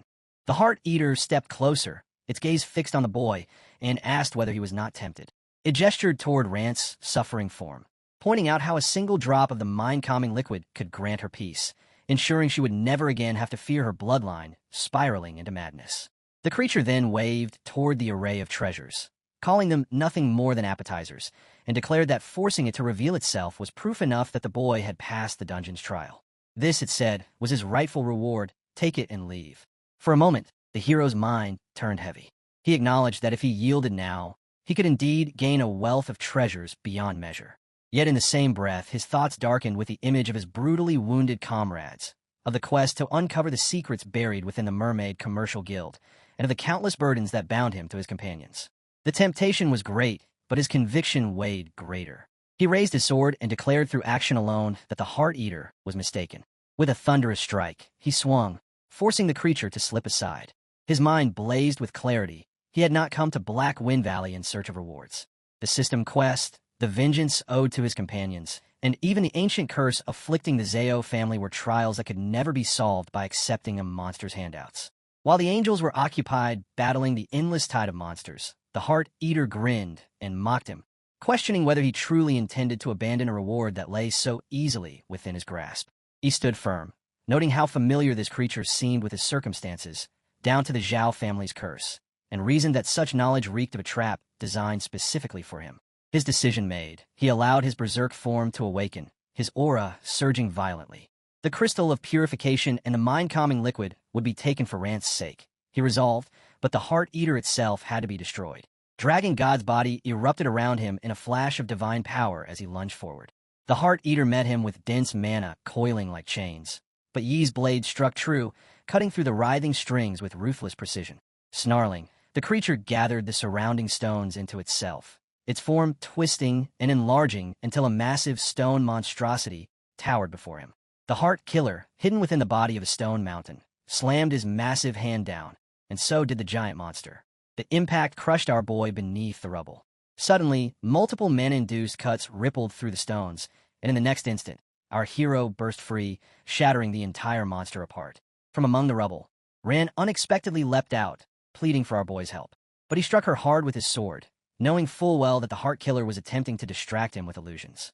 He then slammed his sword with all his might, yet his enemy remained far more powerful. The Heart Killer mocked him, asking if that was all he had. Our boy replied coldly that the creature would find out if it dared to try. Dark purple energy surged as the Heart Killer declared that he had been willing to grant a reward and let him leave, but Yi's obstinacy had ruined it. With a twisted grin, he revealed that while the clearing program was running, he had finished learning everything, and he dared Yi to fight them once again. Bursting into laughter, he unleashed a yellow laser beam that destroyed Yi's puppets. But before he could revel in his victory, something struck him, and shock overtook his expression. He turned to see a barrage of angels with bows raised, aiming directly at him. Standing among them were Yi and his companions, united against him. He reminded him that he had never promised to fight alone. From the side, Frostfang also roared his challenge. In the next moment, the angels loosed their mana-rich arrows, and Frostfang lunged alongside them. Their combined strikes pierced the Heart Killer's body, making him shiver and cry out in pain. With a massive explosion, the ground ruptured, clouds of smoke billowed, and the entire battlefield shook. As the haze cleared, he noticed the ice crystals beginning to scatter. He observed carefully and muttered that the mirror shards were not disappearing. From one of those shards came a sudden flash, replaying a memory of what had truly happened. Curious, he picked it up, wondering what it could be. A light surged into his mind, and he was thrown into a vision of events that had occurred 10 years ago in the valley. He saw a man enter the valley and sit down, his face full of worry. Black threads swirled around him as a sinister voice asked if he wished to save his daughter. Desperate, the man explained that the best priest in Tianlan had told him that without the 1,000-year mystic ice jade, his daughter would not survive past spring. He had heard whispers of this dark being's dealings in the black market and had come to beg for its blessing. With fangs gleaming, the black creature mocked his choice of words, calling it a blessing. It offered him wealth enough to purchase every medicine in the city, but demanded 3 tasks in return. Clutching his wrist in worry, the man asked what those tasks were. The entity opened a space, releasing countless gems that rained down like a storm. It ordered the man to use this wealth to lure more people into Black Wind Valley. The life force of the weak would sustain it, while the souls of the strong would serve as its gatekeepers. The man was buried beneath the pile of gems, horrified, and stammered in shock that this meant killing people. The creature laughed, dismissing his fear. It told him not to be nervous, for those who entered would come of their own free will. After all, who could resist the temptation of becoming rich overnight? The scene shifted. The man was shown advertising the Xianling stones, claiming that each piece mined in Black Wind Valley could be exchanged for 1,000 Zhongxia currency. When a man beside him asked if people did not simply disappear upon entering, even recalling that Old Wang V and his team had vanished without a trace, the man retorted that they had merely failed to find the right path. He claimed to have discovered the true mineral vein and offered 30% of the profits to anyone willing to work for him. In the end, countless people entered the valley, only to become nourishment for the monster. The man himself began to sicken with guilt, breaking down in tears beneath the crushing weight of his sins. The dark entity mocked him again, telling him it was no sin at all. It insisted that those who came were blinded by their own greed. Why else would they risk everything to enter Black Wind Valley, if not to get rich from the bones of others? And so, the man continued the cycle, feeding the creature with more lives. He flaunted his crystals to Zhao Fong, insisting that the price was negotiable, but that he needed help with publicity. Over time, chaos spread. The entire operation crumbled into shambles. Shocked, the man demanded to know what had happened, only to be told by one of his followers, sobbing heavily, that the North City Guild had threatened to seize 80% of their profits. Without backing, even a group of local thugs could easily crush them. Faced with no other options, the man once again surrendered more lives to the entity. One desperate follower begged him for mercy, calling him boss and confessing blindness to his greatness. Pleading for his life, he swore to renounce the North City Guild and follow the man instead. But the man's eyes were cold and merciless, even as the pleas continued. When all was finished, he turned back to the dark entity. Now fully resigned, he addressed it as his lord and declared his intention to establish a commerce guild on the surface. They would mine, sell ores, and conduct trade openly, while secretly screening qualified individuals to lure into the valley. The black entity approved of the idea and asked him what the guild should be named. The man answered, Mermaid. The entity questioned the name, and the man explained that he had once encountered a group of sirens at sea. Their beauty and enchanting voices lured sailors to leap into the waves, sinking ships into ruin. Only he had survived that disaster, clinging to a plank for his life. Amused, the black entity spat out a bone and remarked that the name was indeed auspicious. Then the man established all of that. His assistant came to him, addressed him as boss, and said, This is the month's mineral supplement list. There are enough cold marrow crystals prepared for the Zhao family's tribute. Also, there are 17 new nourishment bodies in the valley. He took the papers from him and replied, Got it. Then he drew 2 marks and said, The quality of this batch of nourishment is a bit poor. Next time, have Red Madam Hong screen them more carefully. Don't send up any old trash. The assistant complied, but the man called him back and added, Also, this year's prices will increase by 20%. Arhio was calmly remembering all of that. As he absorbed all those memories, he opened his eyes and said, These fragments have recorded 10 years of cause and effect so clearly. While the crystals were circling above the surface, he gathered them all into his hand and shaped them together. Frostfang said, This is the dungeon core. Owning it is equivalent to owning the entire dungeon. A notification also appeared, telling him that Arhio had obtained the core of the mirror prison, unlocked 30% control of the dungeon, and was now able to manipulate basic spatial rules. Frostfang explained that even many mid-sized guilds do not necessarily possess a dungeon, but now he has one. Then Frostfang added, You'll never have to worry about resources again. A dungeon is a gold mine, a machine that prints money. You are one lucky kid. Now try using your spiritual energy to feel the connection between you and the dungeon. Our boy did as instructed. He pressed the crystal tightly in his grip and suddenly felt a powerful surge of energy. Patterns appeared all around him in circles, and shockwaves rippled through the area. Lingxi was assisting Ran to wake up, and she could also feel it. The blue shockwave rippled through the entire valley. Our hero could sense every plant and tree within the instance, even without using his eyes. He remarked that it seemed as though he was now able to control everything inside the instance.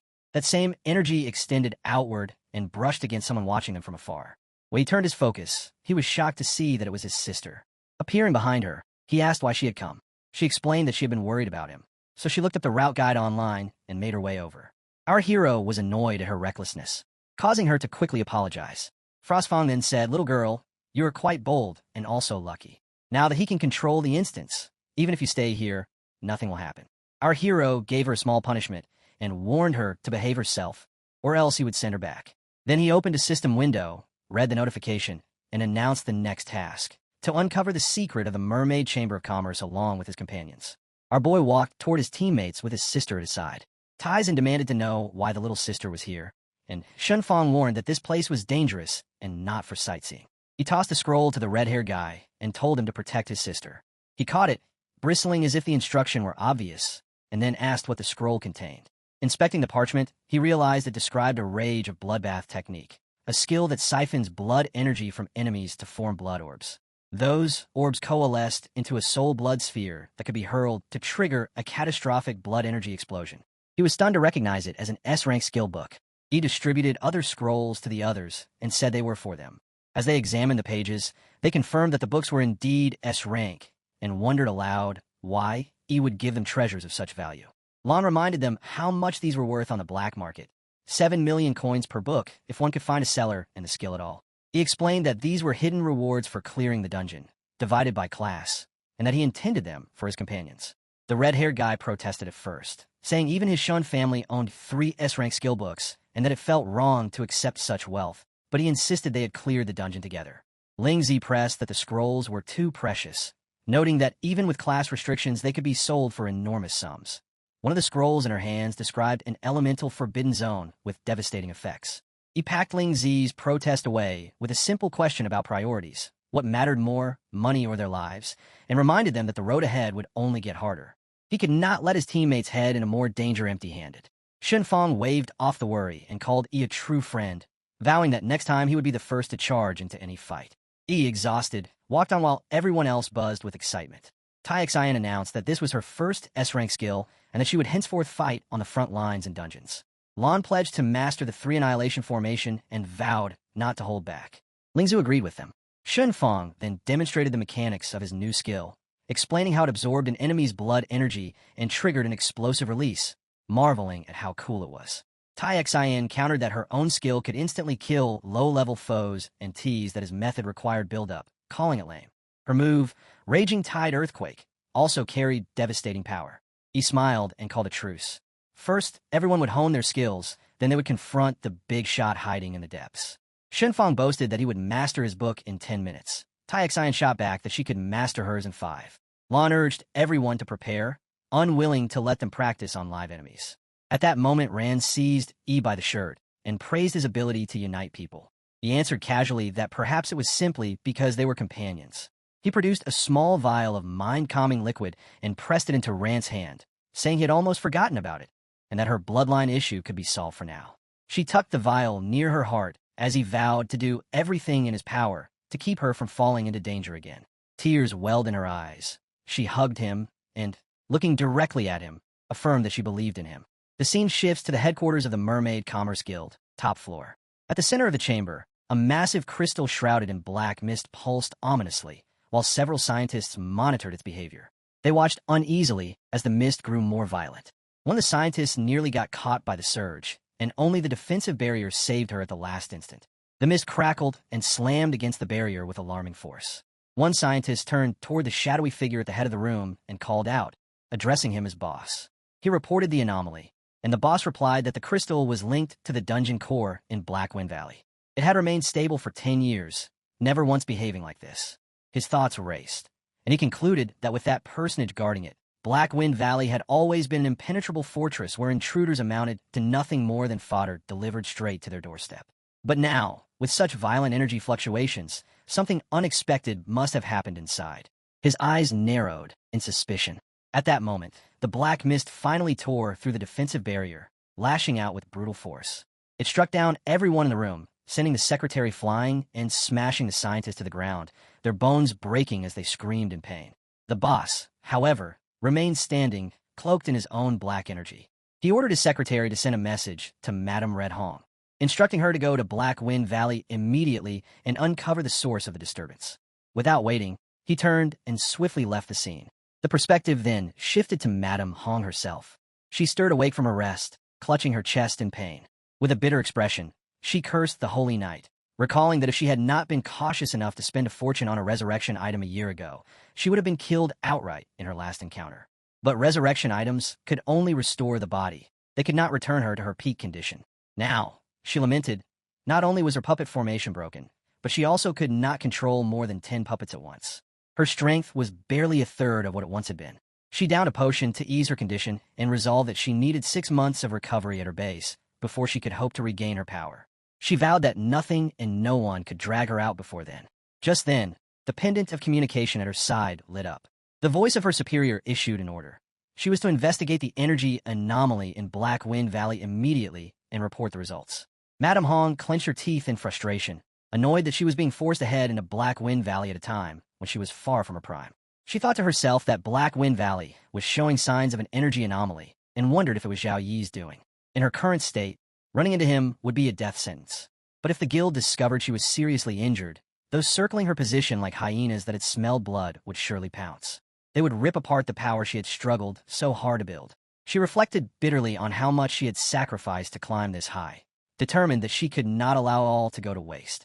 A hollow laugh escaped her lips, trembling from her weary body. With a sharp motion, she tore the medicinal patch from her arm, resigned to the truth that her life was nothing more than a drift beyond her own control. She instructed her guard to prepare the car. Meanwhile, elsewhere, our hero quietly observed the situation through the crystal. He stood at the center of the dead-blooded crystals, aware that unseen eyes were watching him. He understood that the mirror prison had always served as a guardian for the dark creatures, and the truth about them must be buried within these fragments. Uncovering it meant discovering the enemy's vital weakness. He turned around and tapped on one of the mirrors. From its surface, countless demonic arms stretched outward. Shock surged through him as the mirror's pull intensified, dragging him inside. His vision blurred, and the mirror itself began to distort and glitch as he was sucked into those buried memories. His eyes were closed, and thick blue energy surrounded him. Even though his arm hung down, the crystal still floated above, radiating mana. Frostfang appeared beside him. As he opened his eyes, he realized the information was too chaotic, as though something was deliberately obstructing him. His focus sharpened to his will. It felt like trying to catch a signal within a raging storm. Straining to listen and watch, he began filtering out the noise. Within the distortion, he glimpsed someone bound by dark tentacles, being sacrificed.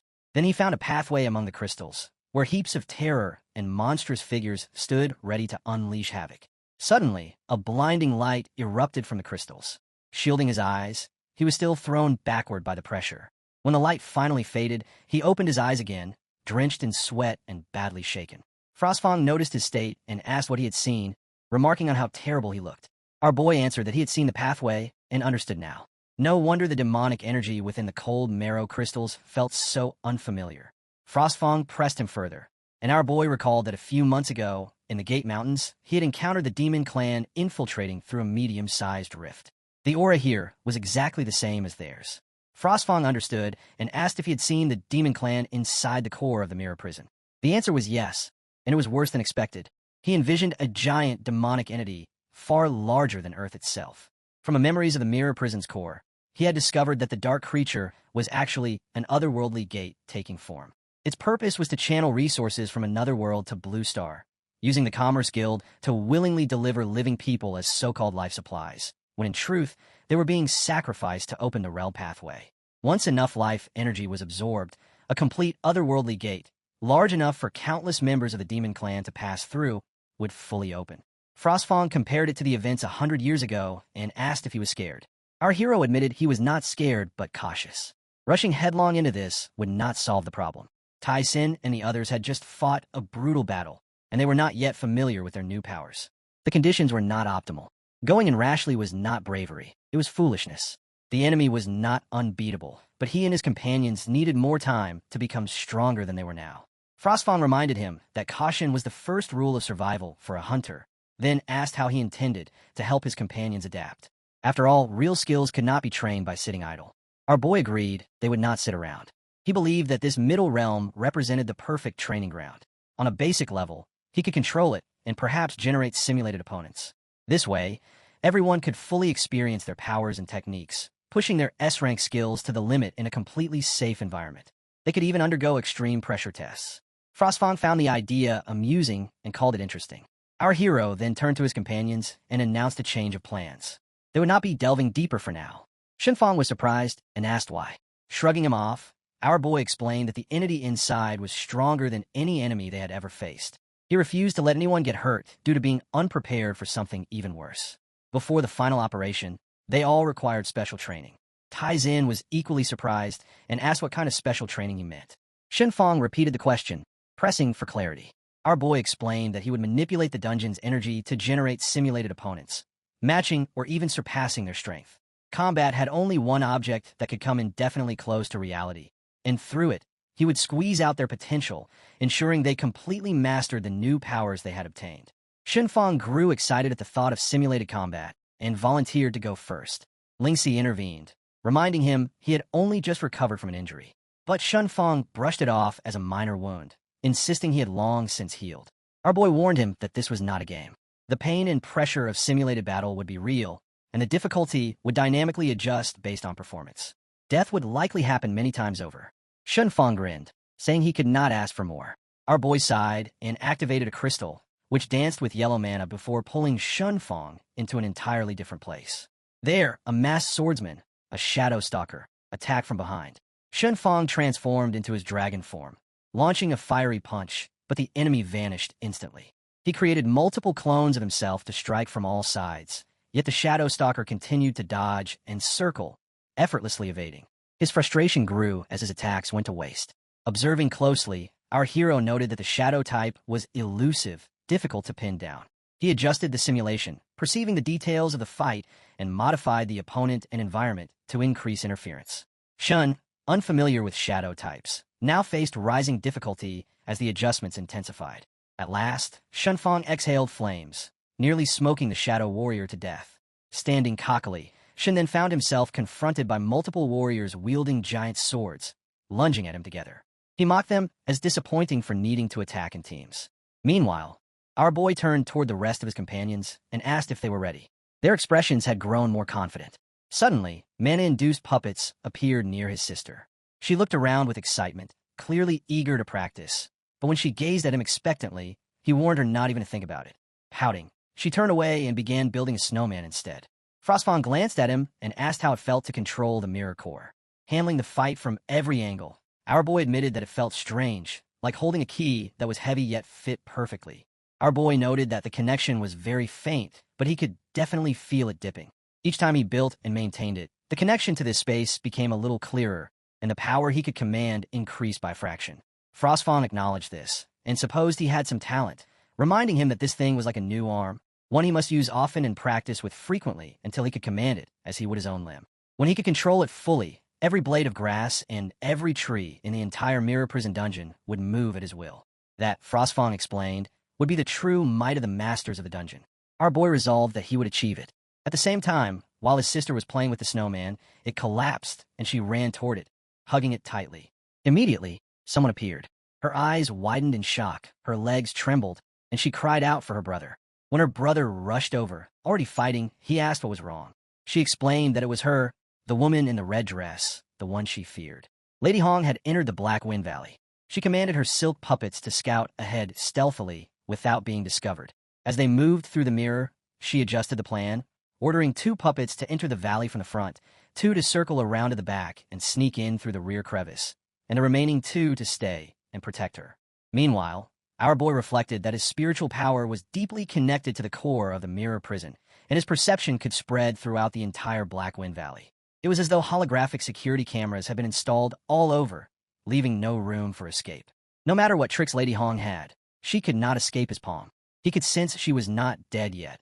Her aura was extremely chaotic, which meant she must have used a secret resurrection technique and had not fully recovered. He placed his hand on his sister's head and remarked that Lady Hong's condition was absurdly poor, and she was walking directly into a trap.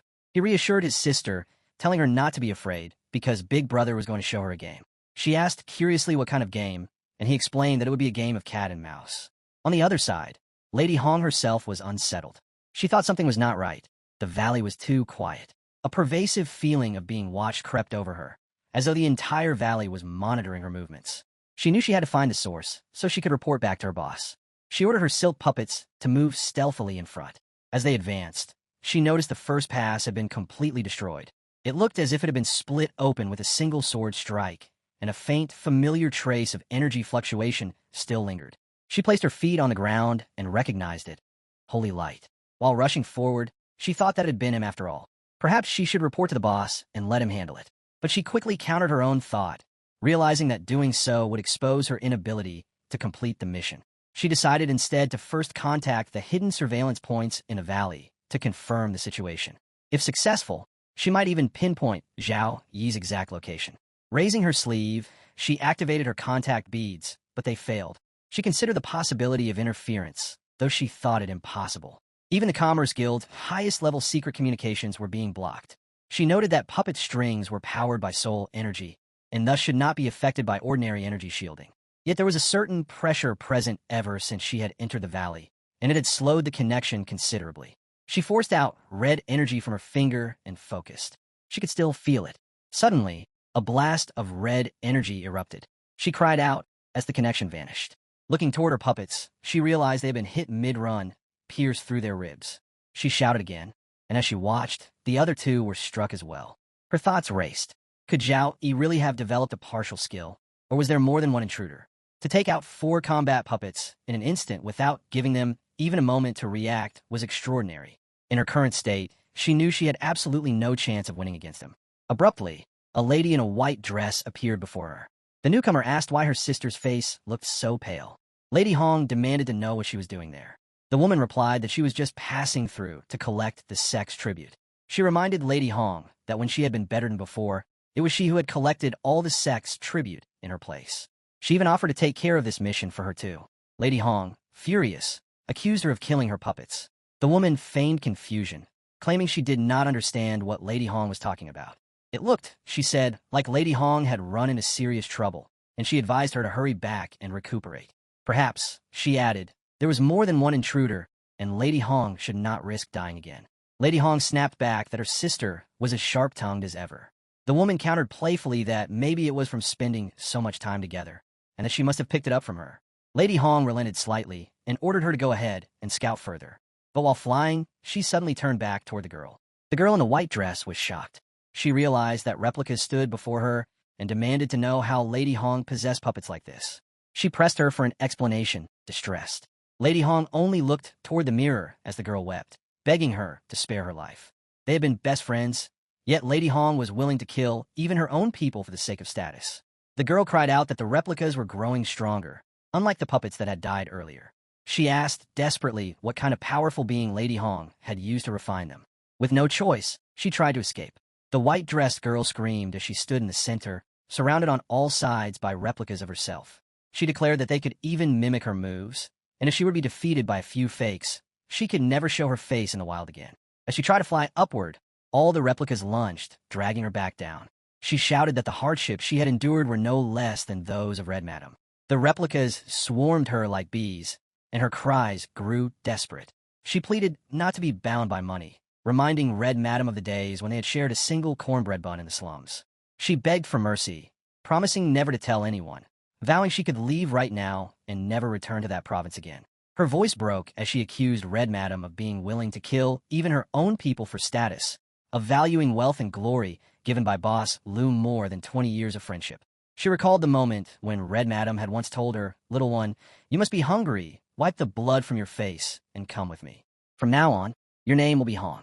That memory resurfaced painfully as the white-dressed lady reached out her hand toward Lady Hong. Lady Hong froze in shock, recognizing the gesture, and uttered the word godmother. But the white-dressed girl pressed forward, her blue eyes burning as she reminded her that she had thought her just stubborn back then. She had saved the best food and clothes for her, never imagining that the ungrateful wretch would one day use everything she had taught her against her. Lady Hong recoiled, screaming for her to get away, and raised her hand. Red strips of energy lashed out, binding her tightly. Lady Hong roared that she now lived in a house paved with gold bricks, with people kneeling to serve her bird's nest soup. The Hong who once ate cornbread in the slums had long since died in the black winds. Wealth and glory had not been gifts given to her, but achievements she had earned with her own mind and methods. They were far more real than any 20-year friendship. She spat that it had been the white-dressed girl who failed to keep up, who instead tried to drag her back into the mud. A sudden blast of red energy erupted, knocking the white-dressed girl backward. The energies spilled over the mirror, and then the scene twisted. The white-dressed girl appeared again, disheveled, crying out that she had almost been killed by those replicas, and now it was Lady Hong's turn to explain. She spread her strips and grappled Lady Hong, shattering her gloves. Staggering back, Lady Hong collapsed, gasping in disbelief that these memories were appearing here. Sadness overcame her, and she cursed the endless illusions. She realized she was trapped inside a mirror maze designed to break her mind. She bellowed that she would never give up and summoned her puppets. Level 35 god puppets appeared, smashing mirrors one by one with their blades. Yet as the mirrors shattered, black figures struck from within them, clashing with her puppets' weapons. Confused, she ordered them to stop, demanding to know what was wrong. She repeated the command, insisting that they obey. But the puppets continued striking, even hitting each other, and when she screamed again, they ignored her. She demanded an explanation, horrified, until she saw their eyes glowing red. One puppet grinned and slammed her to the ground. Shock overtook her as she realized this was not an illusion. It was control. Zhao, he could even seize her puppets.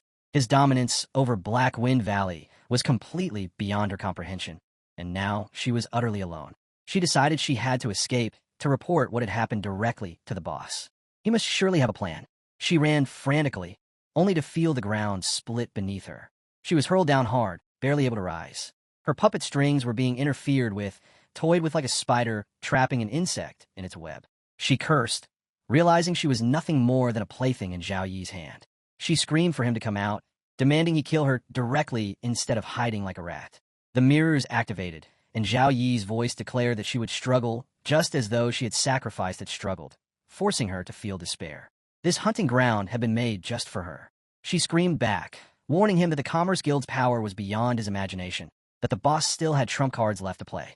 She promised that if he let her go, she could help him argue his case before the boss. Zhao Yi's cold reply dismissed her completely. Not interested.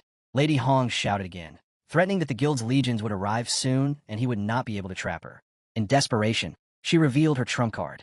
This was an explosive puppet crafted by the guild's top artificers, the only one of its kind in the entire organization. Laughing madly, she declared that he thought he could control everything, but she would prove him wrong. Blue energy swirled around her as she howled her final threat. Even if she had to die, she would blow this place to smithereens. A sudden purple blast of energy erupted, slamming Lady Hong to the ground. Struggling, she barely managed to lift her body, forcing her limbs upward with effort. At that moment, Zhou Yi appeared, coldly remarking that she wanted to die, but he had not yet given her permission. Lady Hong spat that he was a devil and demanded that he kill her. Zhou Yi replied that watching prey struggle in despair was her favorite thing, so why was she so eager to die now?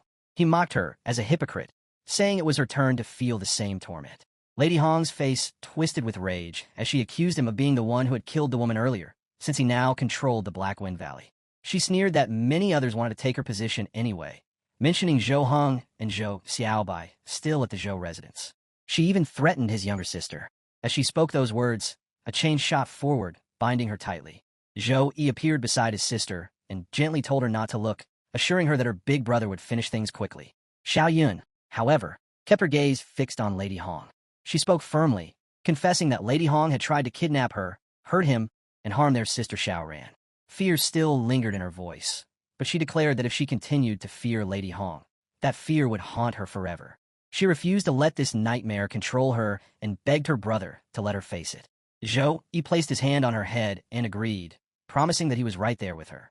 As the siblings stood together, Lady Hong snarled in fury. She taunted Xiao Yun, calling her a little wench and mocking how it must feel to be protected. She jeered, asking if Xiao Yun had come to kill her too, laughing cruelly as she asked whether she even dared.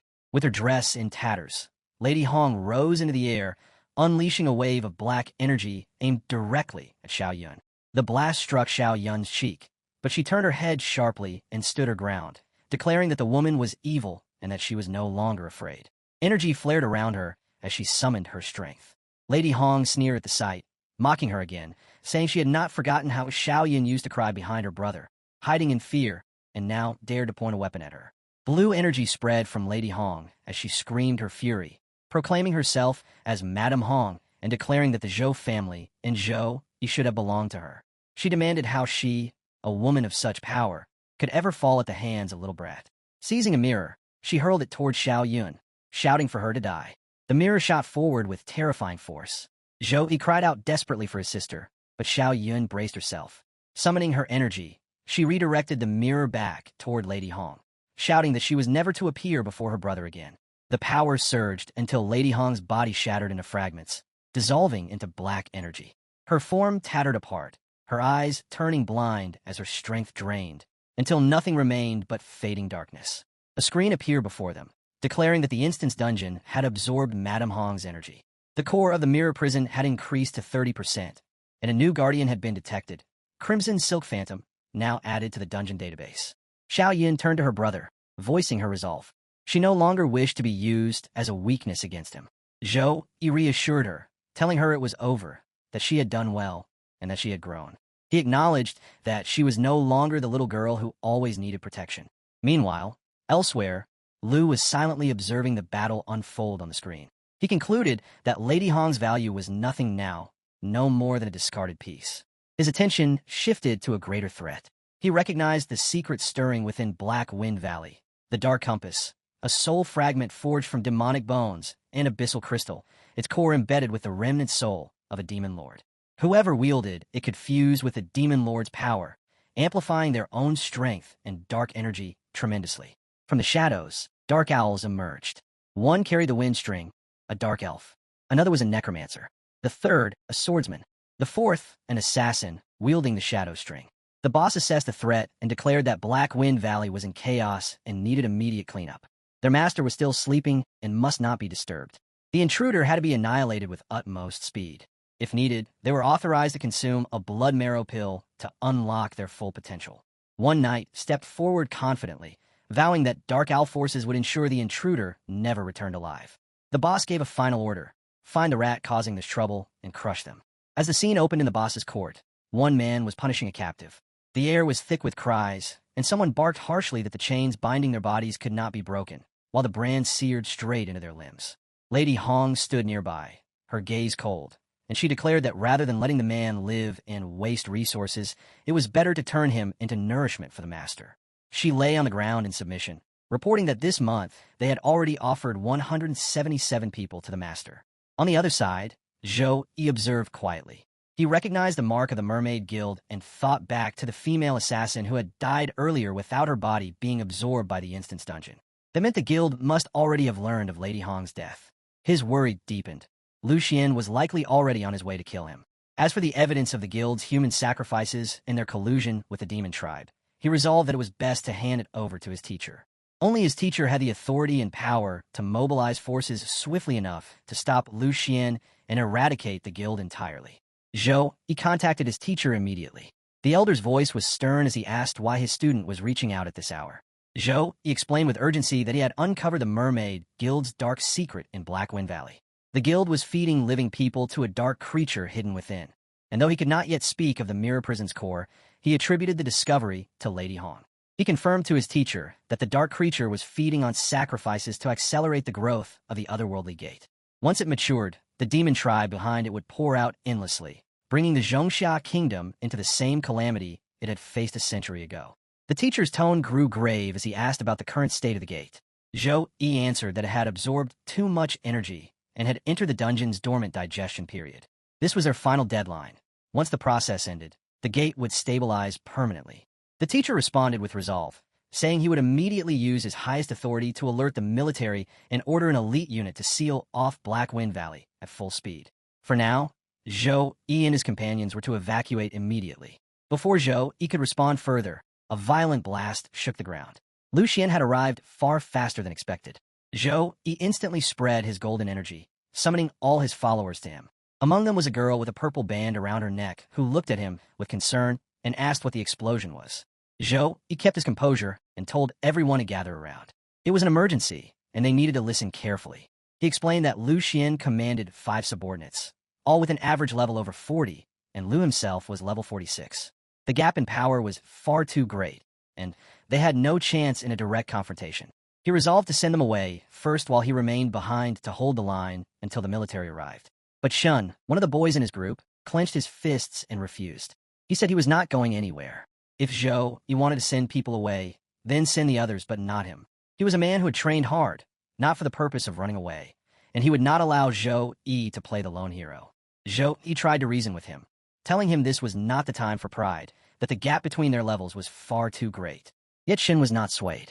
Then Ran said she would stay and that they were a team, so no one should bear the risk alone. The others followed and declared they would help too. They reminded him of their S-rank skills and refused to keep hiding. insisting this time they would stand at his side. He looked at them in frustration, but their courage was undeniable despite being low level. They gave him no choice. With a sigh, he agreed, but changed the plan. He would use spatial power to split Lu Xian and his subordinates into different zones, so each teammate faced one opponent. He would support from the shield lines, but they had to remember this was no drill. They needed to fight with all their strength, yet focus on stalling until the military arrived. Above all, they must not fight to the death. If they could not hold on, they were to call for his help, and he would teleport them out. Shun smirked in satisfaction, saying it should have been like this from the beginning. One by one, the others nodded and promised our boy that he could count on them.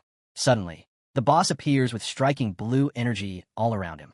He called them fools who did not know their place, and demanding they step aside. He gave his first command. One of the boss girl who stepped forward is taken aback as yellow mana surrounded her. A magic circle forms under her. The boss realized that it was a spatial wrap. His one player got teleported into closed Comac place.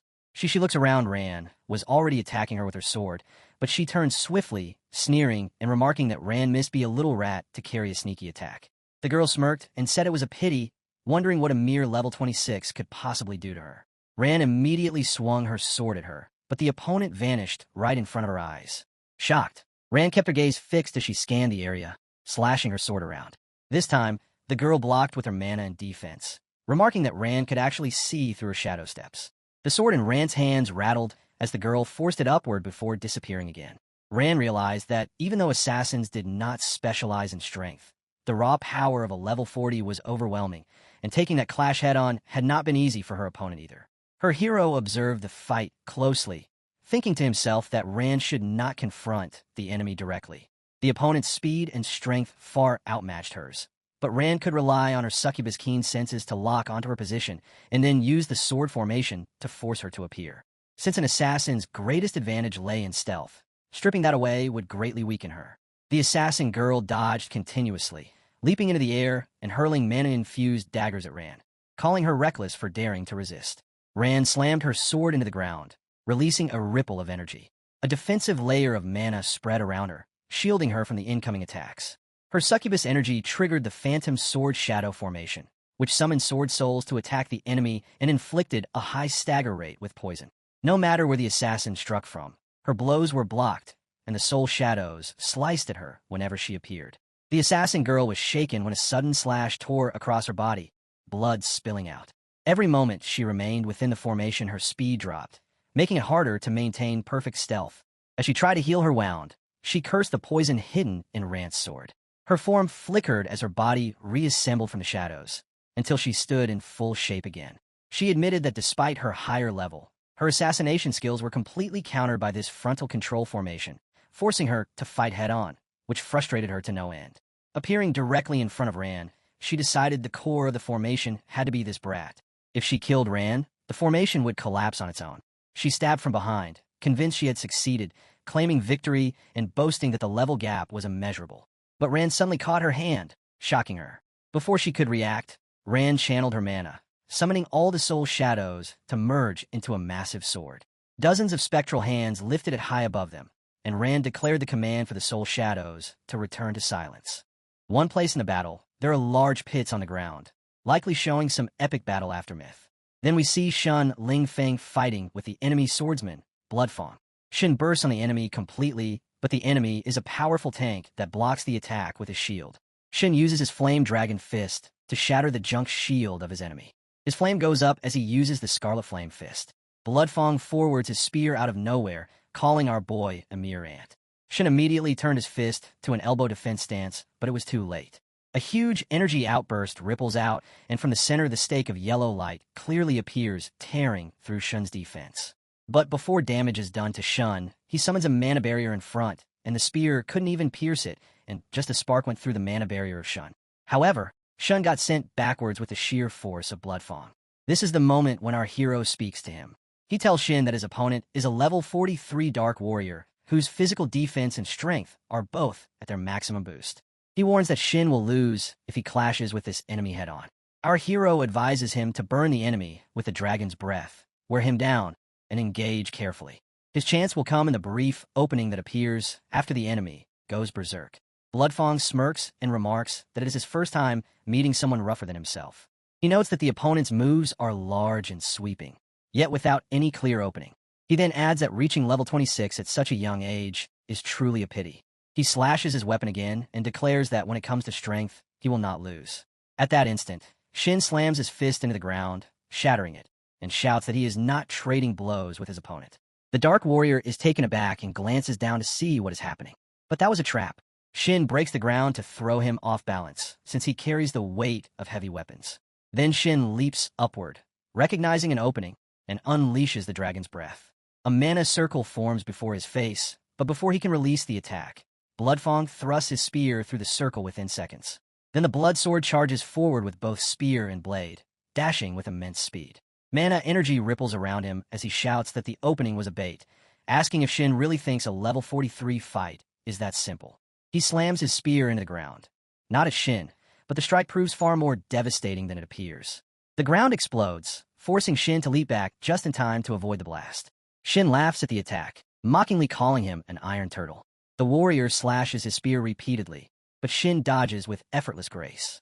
However, one sudden slash cuts Shin's arm, reminding him that as time passes, the gap in level and power becomes clear.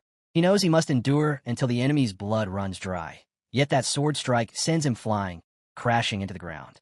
Our hero watching realizes that while Shin has taken damage, there is an advantage. His strength will rise as his defense weakens. Wiping blood from his mouth, Shin looks at his opponent and laughs, saying with a crazed grin that the harder he is hit, the more excited he becomes. Bloodfang doesn't stand still. He charges again, weapons flashing.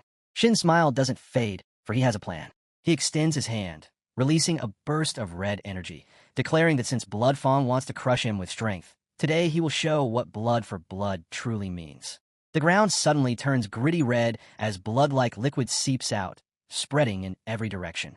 Shin directs the flowing crimson toward Bloodfang, who stares in disbelief as the slimy red fluid forms glowing spheres that drift toward him. He feels disgusted as the red slime clings to his armor, unaware that it's no mere distraction. It's draining his life force and power, and he cannot shake it off. He roars at Shin, demanding to know what dark art this is. Though he manages to remove one slime, he cannot free himself from the rest. Shin laughs loudly, taunting that the Iron Turtle's shell won't save him now, and dares him to taste his own power.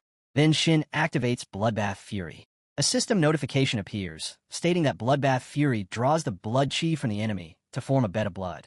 The beads rise into a soul blood orb and launch at the target, triggering a violent chi explosion. A massive blast erupts, engulfing the area and reducing Bloodfang to pools of blood. His life ended instantly. Elsewhere, our hero observes the battle through his mirrors, standing amidst the smoke. He can see every move of his players, speak with them, and guide them through each fight. His gaze then shifts to Lan, who struggles against a skeletal monster. She lies on the ground as the creature prepares to strike. Our hero touches the crystalline ball hovering above his head, which connects to every mirror, and realizes that Lan is in danger. He acts swiftly as the orb emits golden light in all directions. Using that radiant projection, he creates a mana barrier around Lan. The skeletal beast slams its fists, but the blows bounce off harmlessly. It strikes again and again, yet Lan remains protected. Her eyes widen in shock, unable to believe that a mana barrier has appeared before her. She glances around and sees the skeletal monster crumble, leaving only its skull behind. With no enemy left, she realizes that Zhou Yi was the one who saved her, and she quietly thanks him for saving her life. Our hero realizes that maintaining control over 5 battlefields at once drains his mind far more than he expected. Fortunately, none of the others are in immediate mortal danger. He shifts his focus to Yun's side and sees that everything there remains stable and safe. With that confirmed, he turns his attention to the greatest problem that still needs his hand. Our hero turns toward one of the mirrors, where countless monsters are seen pouncing at a lone figure. But this man is no ordinary fighter. He cuts through the beasts like they are vegetables. None can stand before him for even a second. He is the enemy's warrior, Lu Xian. The hero activates his crystal ball to summon reinforcements. As soon as he speaks, waves of blue mana surge from the orb, making it tremble violently. Moments later, monstrous beasts burst from the earth, tearing through the ground within seconds. In less than a minute, these towering creatures rise above the battlefield, ready to strike down the enemy. Across the vast mountains, entire clans of monsters charge at Lu Xian as the hero commands them to intercept. From the ground, black strings suddenly sprout around Lu Xian's legs, coiling like tentacles. He glances at them with disdain, calling them nothing more than ants. Then, without warning, a massive shockwave erupts from him, shattering the bindings and obliterating everything nearby in an instant, while he remains standing still, completely unfazed. From the smoke, a woman emerges without warning. Her eyes gleam crimson, and her hair bears a striking resemblance to Hong's, hinting at a connection between them. She suddenly leaps toward Lu Xian, summoning her crimson-souled phantoms as countless spectral minions rush to attack him. Yet Lu Xian remains unfazed. He remarks that Hong never seems to stay dead, realizing at once that the protagonist must have revived Madame Hong for his own use. Extending his hands, he releases a surge of red energy that shoots toward her, wrapping tightly around her body in mere seconds, even before she can strike. The immense psychic force slams her violently to the ground, and as smoke rises, her fate becomes obscured. When she fails to reappear after a while, Lu Xian grows irritated. He commands her to stop hiding and to face her death directly. He then unveils a strange artifact from his possession. It oozes a red, slimy liquid that seeps into the earth before surging upward. In moments, the viscous substance forms into a towering red warrior. As Lu Xian raises his hand, the monstrous figure mirrors his motion, a living replica of a manhwa warhead. But before he can order the construct to attack, a red streak of light suddenly descends from above, striking his hand with such force that he cries out, not even realizing what has happened. His summoned warhead collapses to the ground as several blazing laser beams rain down, triggering a devastating explosion that annihilates everything in its path. The source of these strikes is none other than our hero, floating high above and observing the entire battle from the start. One of the laser beams veers toward him, and Lu Xian counters swiftly, yet the hero reacts instantly. Without flinching, he conjures a yellow mana barrier that halts the blast. The effort appears effortless, though Lu Xian stares up in astonishment, remarking that a mere level 30 opponent can withstand half his power and that the secrets hidden within him are far more intriguing than he imagined. The hero gazes down silently, though he is even surprised to see cracks forming along his mana barrier. At that moment, Lu Xian ascends into the air until he hovers at the same height, his body radiating torrents of red energy as his berserk state takes hold. Yet instead of attacking, he abruptly slashes in a direction unknown, leaving the hero momentarily confused about his intent. Then Lu Xian turns back toward him, his sharp gaze unwavering. He declares that anyone capable of stealing the core of the mirror prison and wielding it to such an extent is either a once-in-a-century genius or a fool unaware of his own limits. At last, the hero responds, acknowledging the remark and addressing him as Boss Lu Xian. He states that compared to Lu Xian's grand act of using living humans as sacrifices to sustain the gate to another world, his own feat of tracing energy through the mirrors is insignificant. Yet in his mind, he knows the truth, that the demonic beasts he sent forth could never truly stop Lu Xian. Their only purpose was to buy him precious time. Lu Xian declares that the useless Lady Crimson had revealed far too much before her death. In response, the hero explains that a dying person will always try to trade secrets for even the slightest chance of survival. What Lu Xian does not seem to understand is that mastering the core of the mirror prison grants the power to witness memories of the past. Extending his hand, Lu Xian demands that the core be handed over, promising a quick death, or even an opportunity to serve him, since it would be a waste for someone so talented to die. The hero's aura flares as he enters his berserk state. Laughter echoes from him as he mocks Lu Xian for serving as a dog for so long that he has forgotten the pride and backbone of a true man. Lu Xian, unaffected by the insult, responds calmly, claiming that those who understand the flow of time are the wise. He warns that if he so chooses, he could awaken the demon race at this very moment, letting them devour the entire Black Wind Valley, ensuring that no one survives. The hero stands firm and accuses him of bluffing, reminding him that everything the Merchant Guild has done was only meant to distract and conceal his master's awakening. If the master remains unready, then his loyal hound lacks the courage to reveal himself to the world. Those words ignite fury in Lu Xian. Veins bulge along his neck, and his eyes burn with red fury. Raising his hand, Lu Xian gathers mana around him and swears to rip out Yi's soul, making him suffer a fate worse than death. Before Lu Xian can strike, a massive magic circle suddenly appears above him, descending from nowhere. Lu Xian is caught off guard as radiant energy pours from the circle, forcing him to channel his strength to lift it. He struggles, but begins to push it upward. Seizing the moment, the hero shapes the glowing circle into a weapon, energy crackling fiercely around it. He forms a spear of pure power and hurls it straight at Lu Xian, who remains pinned beneath the strain of holding the circle aloft. With no other choice, Lu Xian calls upon his ultimate ability, Hellish Torrent. The system reveals that this forbidden power extracts dark energy from a vast area, forming a torrent infused with annihilation and corrosive force. The ground trembles violently as shadows twist, and the air itself begins to corrode under the sheer magnitude of the unleashed darkness. Then a tremendous explosion ripples across the battlefield, shaking the air itself. Our hero watches closely as strange light bursts out from within the crimson sphere hovering in the distance.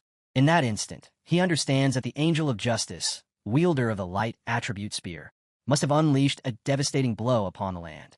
From the shockwave of that strike, a towering beast emerges, roaring as it crashes down upon our hero. Its voice booms through the chaos, admiring his instinct to strike first, yet dismissing such efforts as meaningless before overwhelming power. The hero stands firm as the monstrous strike descends upon him, but he swiftly clasps his hands together, weaving another spell. In response, countless mirrors form in front of him, each reflecting the face of his enemy. The attack, however, is so destructive that the mirrors shatter instantly, breaking apart under sheer force and sending the hero hurtling miles away. Even so, he twists midair and lands on his feet. Blood drips from his mouth, proof of the brutal damage he endured, but his stance remains unbroken, his will undimmed. Lu Xian, amused, acknowledges the effort. He notes that a level 30 warrior has managed to wound him, but declares that this moment marks the end. Channeling his mana, he conjures a spell through a circular plate floating before him. At once, a red skull-like creature materializes, and his body mutates into a monstrous crimson form. The system registers the transformation, identifying it as a fusion with the borrowed energy of a demon lord, a temporary empowerment that multiplies every attribute to terrifying levels. Lu Xian raises his head and admits that forcing him to use the compass's original power is a feat worthy of pride. Then he clenches his fist, announcing the death of his opponent with silent intent. Our hero's eyes widen as he senses the surge of killing intent rushing toward him. The red mana strike hits him with blinding speed, the impact so immense that his body vanishes with a sonic boom. Shattered stone and debris scatter around him as he crashes across the field, yet he rises again, his form battered but intact. Gazing at his opponent, he quickly assesses the situation, realizing that the enemy now stands beyond level 46, empowered by an epic-grade artifact. The transformation has elevated Lu Xian's power to an entirely new tier. Even though the hero's class naturally counters dark energy, the sheer level disparity leaves him with no viable chance of victory. Just as the thought crosses his mind, his focus splits.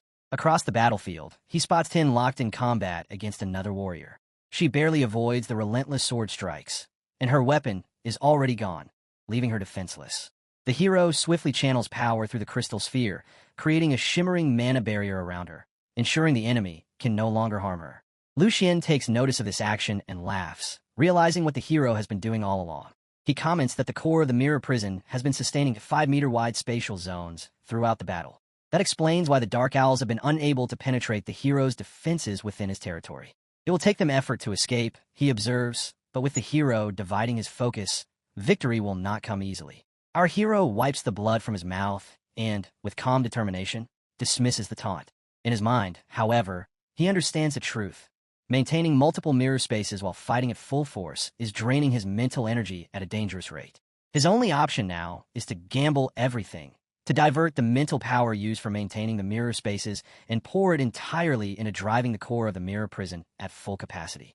However, Lu Xian does not care. He leaps up and forges an axe from his power, and as he brings it down toward our boy, he warns that today he will make him understand that the gap between a level 30 and a level 46 is a chasm. The axe crashes down with tremendous force, striking the earth so hard that the ground splits and rubble scatters in every direction from the impact. Our hero bursts upward from the attack site, completely unharmed, and while still midair, he channels his energy to conjure the punishment of light as a counterattack.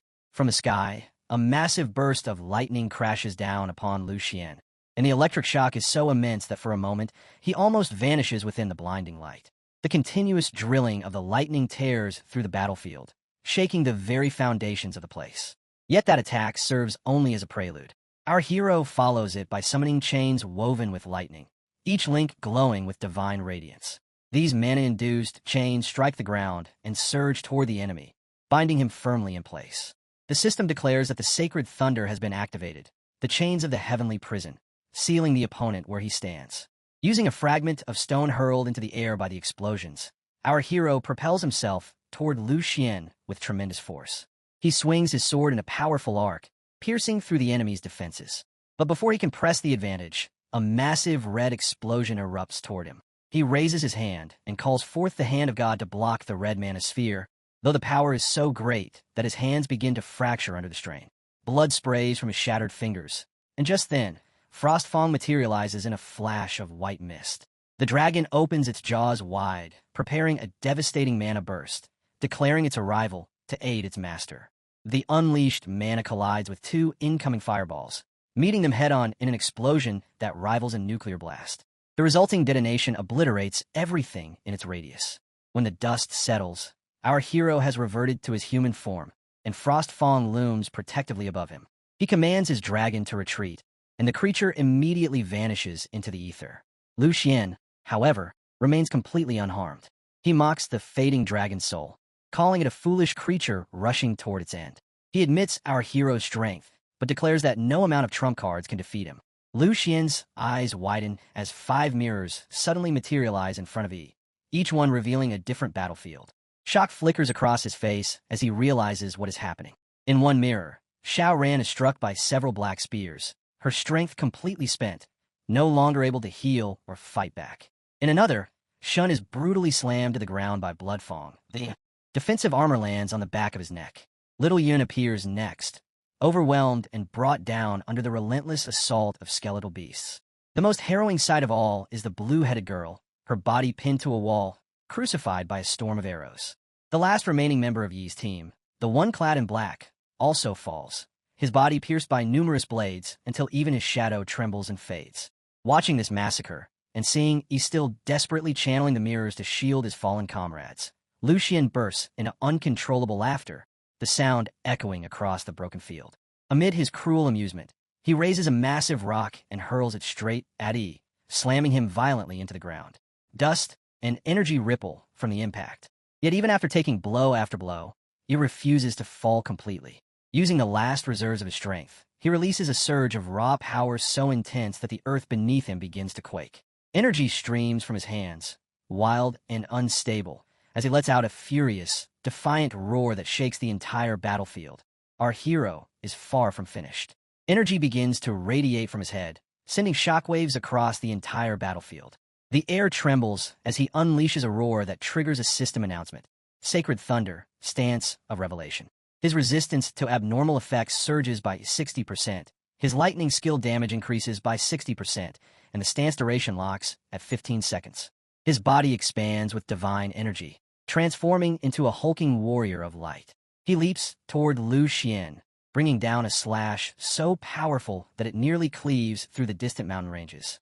Lu Xian dodges at the last instant, then cunningly catches the hero's wrist mid-swing, twisting it until the sword breaks free from his grasp. With a sinister grin, Lu Xian grabs the hero's face, shattering his helmet to reveal his expression of fury and pain. Lu Xian forces him to look into one of the mirrors, which shows the blue-haired girl pinned to the wall by arrows. He commands the hero to look, to watch, and to feel every moment of his companion's suffering, to savor the despair of helplessness. The mirror shatters suddenly. Every nerve in the hero's body tightens, his eyes blaze, and a strange, furious energy erupts from within him. Lu Xian reels back as the invisible force strikes his very soul, leaving him momentarily stunned. A suffocating killing intent floods the air, and Lu Xian's gaze locks on a crimson, ancient door forming in the mirrored realm. He senses something is wrong. The core of the mirror prison is destabilizing. While still clutching the hero's face, he watches a tornado of wild energy form above them. A streak of divine light descends from it, slamming into the ground. The shockwave hurls the hero backward, and even Lu Xian braces against the impact as he observes his opponent radiating eerie, jelly-like energy. Lu Xian realizes that this psychic surge is monstrous, pure, primal, enough to shake his soul. He stammers that such power belongs to a being of at least level 60. It should be impossible. The digestion period of the entity has not yet finished. Has it awakened early, triggered by the unstable energy from before? In fear, he pleads for his lord to calm his wrath, saying the sacrifices are not yet ready. Then, the crimson door bursts open. From within emerges a monstrous eye surrounded by pitch-black energy that spirals outward in chaotic waves. The darkness floods the valley, and countless red tentacles sprout in every direction, tearing through rock and stone alike. Our hero, trembling and drenched in sweat, realizes the truth. The spatial barrier of the mirror prison core cannot endure this magnitude of interference. Moments later, the dimensional spaces collapse, and every warrior who is fighting in their separate battlefields plummets into a single, unified domain. Our hero laughs weakly through the exhaustion, acknowledging Bloodblade's efforts, saying they finished their side too. From beneath the fractured ground, enormous red tentacles rise once more, pulverizing stone and reshaping the entire landscape. On one side stands Lu Xian, and on the other, the battered yet united team of the hero. The monstrous appendages thrash violently, their guttural cries echoing through the ruins. Hunger, food, energy. The team stands silent, eyes wide, as the tendrils hover above them like executioners. Then, from the distance, the source of the horror emerges. A colossal creature tearing through the earth, shattering boulders as if they were grains of sand. Even the enemy swordsman, Bloodfang, is taken aback by the sight of the monstrous being. With disbelief in his voice, he identifies the creature as the chilling marrow crystal. The tentacles begin their first move, writhing across the battlefield. The first to be captured is Fang Xian. She lets out a desperate scream for help as the tentacles coil around her and drag her helplessly into the darkness. Bloodfang shouts her name in anguish, his voice trembling, but neither he nor anyone else dares to take a step forward. The sheer pressure radiating from the creature freezes even the bravest in place. It is an enemy beyond comprehension. Meanwhile, something strange stirs within Lu Xian's mind. His eyes gleam with a mix of fear and reverence as he mutters that Shi Kai, to be chosen by the master itself, has received the highest form of blessing. Lu Xian steps back from the monstrous creature, his tone cold and dismissive as he declares that since they have already summoned the master, he will return to prepare a new batch of sacrifices. One of his subordinates shouts after him, demanding to know if he intends to abandon them in the face of this nightmare. Standing over a glowing circle, Lu Xian glares back and snarls that such insolence is meaningless, insisting that he is only leaving to gather more offerings to satisfy the master's hunger. Almost immediately, the warriors hear the creature's guttural voice echoing across the field, shrieking for more food. Lu Xian's final words before stepping into the portal are chilling. He commands them to slaughter the remaining humans and feed their bodies to the master. One terrified girl begs to follow him, pleading for escape, but he ignores her entirely and vanishes into the portal's light. Left behind and desperate, the remaining warriors hastily pull out the blood marrow pills. One of them swallows it, his body convulsing as he goes completely berserk. Fueled by madness, he charges at the creature with renewed power, but before his blade even lands, a massive tentacle smashes him into the ground with a bone-crushing blow. The monstrous being wraps its tentacles around the rest of them, lifting them effortlessly into the air as it calls them inferior energy and noisy insects unworthy of existence. From a distance, the hero and his exhausted teammates watch in grim silence, unable to do anything as the creature devours their enemies whole. Yet even after feeding, the creature still roars that it is starving and demands more delicious prey. Its attention shifts toward Ran, and in an instant, a massive tentacle shoots toward her like a red blur. Before it can strike, the hero appears, grabbing Ran and conjuring a radiant defensive barrier to protect them both. The tentacle slams into the shield and shatters it instantly with a single hit. Ran cries out his name, but he grits his teeth and braces himself, realizing that the tentacle's corrosive power is draining his holy energy at a terrifying rate. The creature becomes even more violent, accusing the hero of stealing its food and vowing to make him suffer 1,000 deaths over 1,000 lifetimes. Just as the beast prepares to unleash its wrath, the hero catches a faint shimmer in the sky. Barely able to breathe, he utters the word divine under his breath. A blinding blue light descends from the heavens, piercing through the tentacles like they are made of paper. More blue beams rain down from the sky, each one striking the monster with devastating precision until its body begins to disintegrate.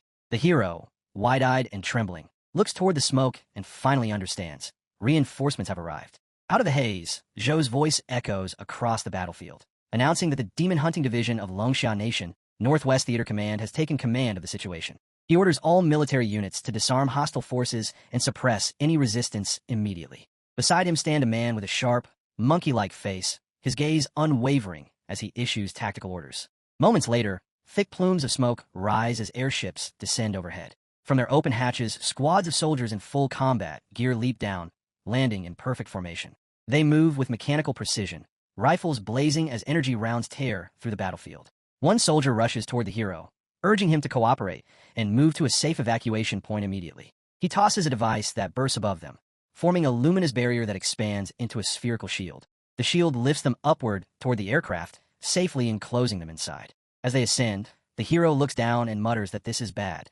The creature's energy readings are rising rapidly, surging out of control. Below them, fighter jets swarm around the monster, bombarding it with missiles. But instead of dying, the creature lashes out with its tentacles, tearing several jets from the sky in explosions of fire and debris. From its heart, new abominations spill forth, raining down upon the human army like a living storm. Yet the soldiers on the ground stand firm. Their blue energy rifles blaze with light, cutting through the monsters cleanly and annihilating them one after another. Above, the air fleet continues its relentless bombardment, unleashing a storm of artillery fire upon the abominations. A commanding voice breaks through the chaos. The barbarian-looking officer with massive horns bellows his orders. The first and second squads are to provide covering fire and seal the monster's spawn point. The third squad is to clear the stray creatures, and the fourth squad must erect an isolation barrier to lock down the arena entirely. From his vantage point, Hans speaks with a grave expression, admitting that the situation is far more complicated than expected and that the creature's level of awakening has exceeded all predictions. Hans clenches his fist and replies with steely resolve that regardless of its power, even if the gate has fully awakened, it will be sealed today, no matter the cost. Hans turns to Zhou with a smirk and says that the apple of your eye, your star pupil, has arrived. Together, they shift their focus toward the freshly landed squad, a team that includes our hero and his battered companions. The hero's eyes widen in disbelief as he finally lays eyes on Zhou. But before he can move closer, he finds himself surrounded by a group of healer midges who rush to tend to him and the girl in his arms. One of the healers instructs the hero not to move, explaining that the girl he carries is suffering from severe poisoning and that the toxins have already invaded her meridians. Another healer, clutching a glowing staff, adds that it will take at least half an hour to completely neutralize the venom. The healers begin channeling mana through their staffs, drawing out the poison from her veins as glowing wisps of dark mist gather around them. Xiao Ran, barely conscious, looks up at the hero and weakly tells him that she is fine and that he should go handle what he must. But the hero refuses to leave her side. Seeing this, Zhou walks over, his tone sharp yet calm, telling him not to act impulsively and to follow the arrangements of the medical team. He assures the hero that the battlefield is now under their full control. But the hero shakes his head and warns Zhou with urgency in his voice, saying that the gate is absorbing the energy from the attacks. He insists that if the bombardment continues, something catastrophic will happen. From where he was moments ago, he saw it clearly. Each artillery strike only thickens the black mist enveloping the gate's surface. Hans listens for a moment, then places a heavy hand on his shoulder and says in a steady tone that he understands the student's concern, but in his book, there is no problem that cannot be solved with a cannon blast. And if one blast is not enough, then you simply hit it again. The hero tries once more to stop him, urging him to wait and insisting that this gate is not an ordinary dimensional rift. But Hans has already turned away. He raises his hand and gives the command to all units, his voice amplified by mana. All forces are to switch to random saturation strike mode. Energy attributes are to be randomized every 30 seconds, and barrier teams are to lock down the space entirely so that not even a single fly escapes. Across the battlefield, a chorus of acknowledgments rings out as soldiers and units respond to the order. Within moments, the entire combat network reconfigures. On the ground, advanced space tanks align their cannons, unleashing synchronized bursts of laser fire that streak across the ruined terrain. Overhead, aerial units dive through the clouds, releasing a relentless storm of guided missiles. The entire landscape lights up in a blinding storm of energy bombardment.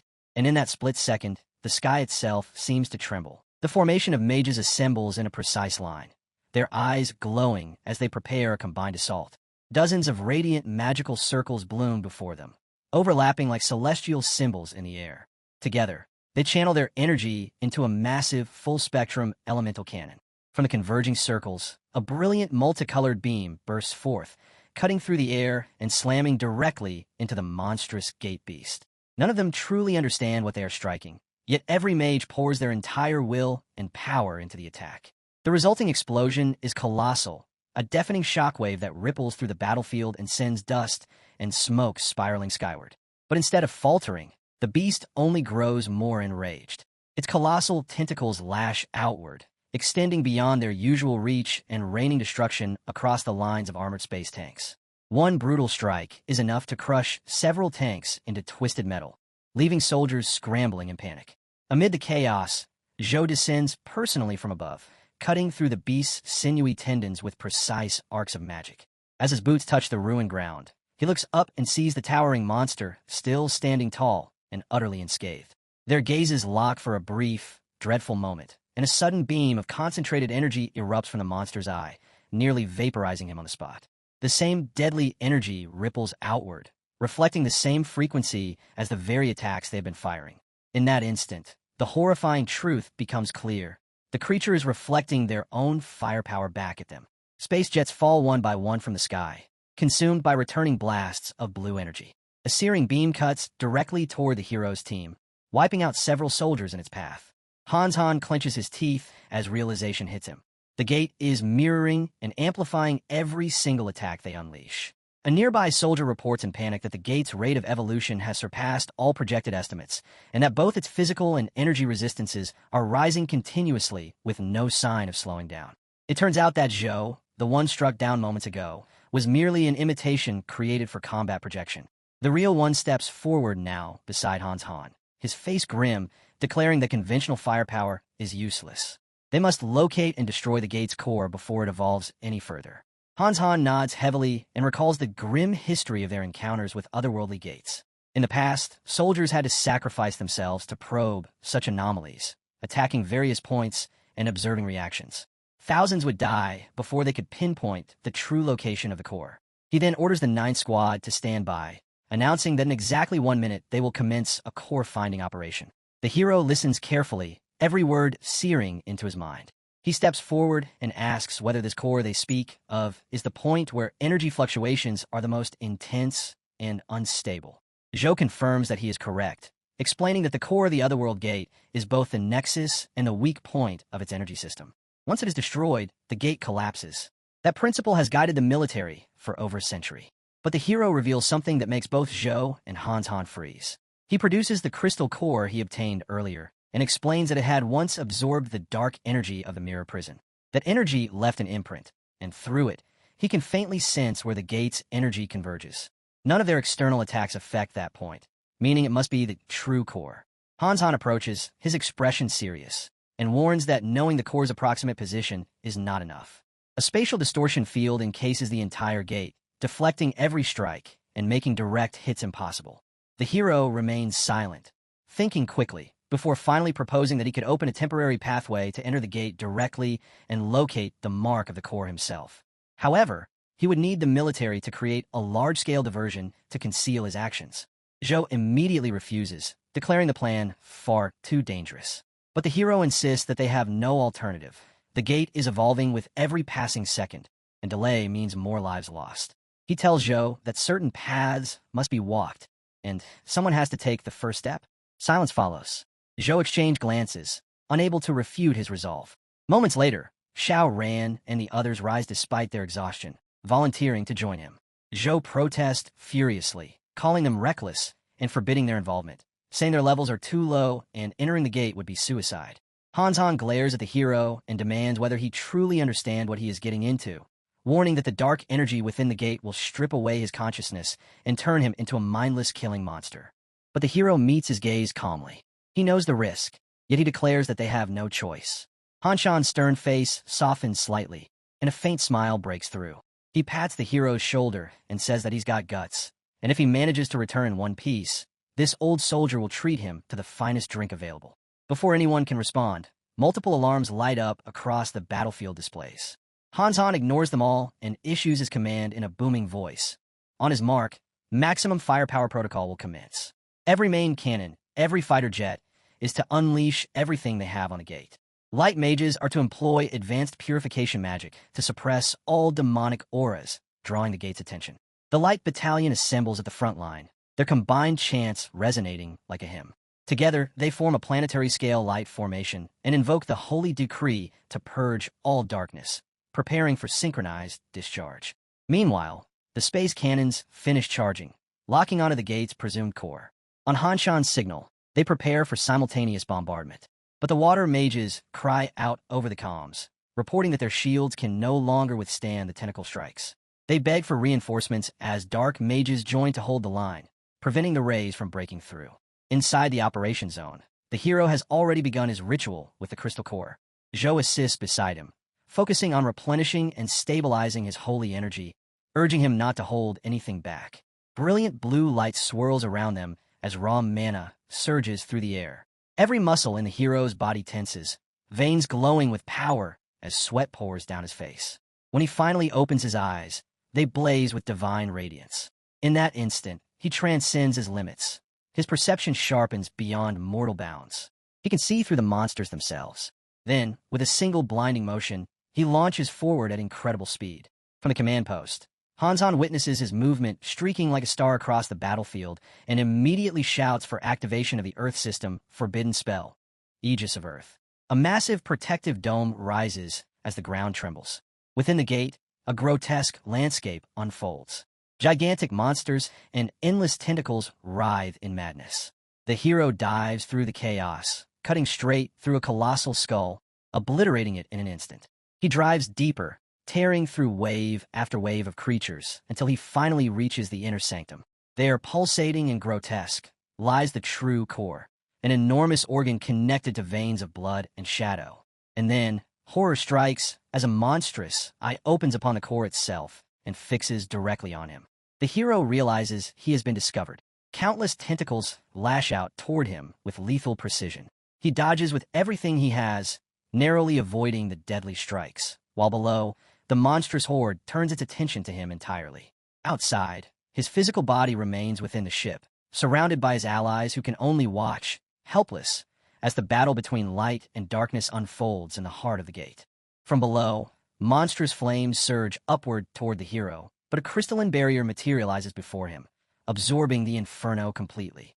The searing blaze collides with the translucent shield, sending ripples of light across its surface. Then, from above, the creature's tentacles whip down with brutal force, shattering the crystal formation into glittering fragments. The hero reacts instantly. His body moves with lightning speed as he evades the cascading debris, emerging unscathed. In a fluid motion, he raises his hand and releases a radiant mark that flies straight toward the monster's colossal eye. The sigil strikes true, searing into the target and disrupting its control. Energy veins along its body pulse violently as the hero drives his power deeper, piercing through the creature's inner structure and damaging its core pathways. From afar, the streak of light looks like a divine arrow slicing through the air, blazing across the darkness of the gate. Zhou, watching from the command vessel, catches sight of the spectacle and can hardly believe what he is seeing. He exclaims to Hanzon that he has succeeded. Hanzon wastes no time. He activates the portal system, his voice firm as he commands maximum authority. The cannon unit is ordered to breach the gate. He instructs the control crew to lock onto the marked coordinate and prepare to fire in 10 seconds. As the countdown echoes across the battlefield, the monstrous eye begins to thrash violently. The entire structure of the gate trembles as it starts to draw in everything around it, devouring energy and matter alike. Soldiers shout over comms that the Otherworld gate is going completely berserk and warn all units to brace for impact. Suddenly, control panels flash red. The radar systems collapse, emergency stabilizers fail, and both power and steering units report catastrophic malfunctions.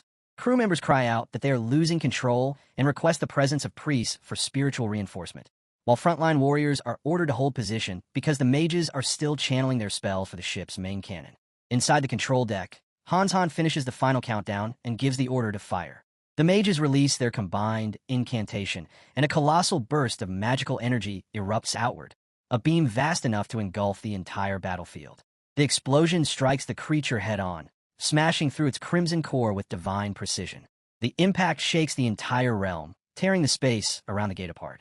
The monster writhes in agony as the beam rips through its body, and the hero, from within, sees it desperately consuming demonic entities in an attempt to heal itself and resist annihilation.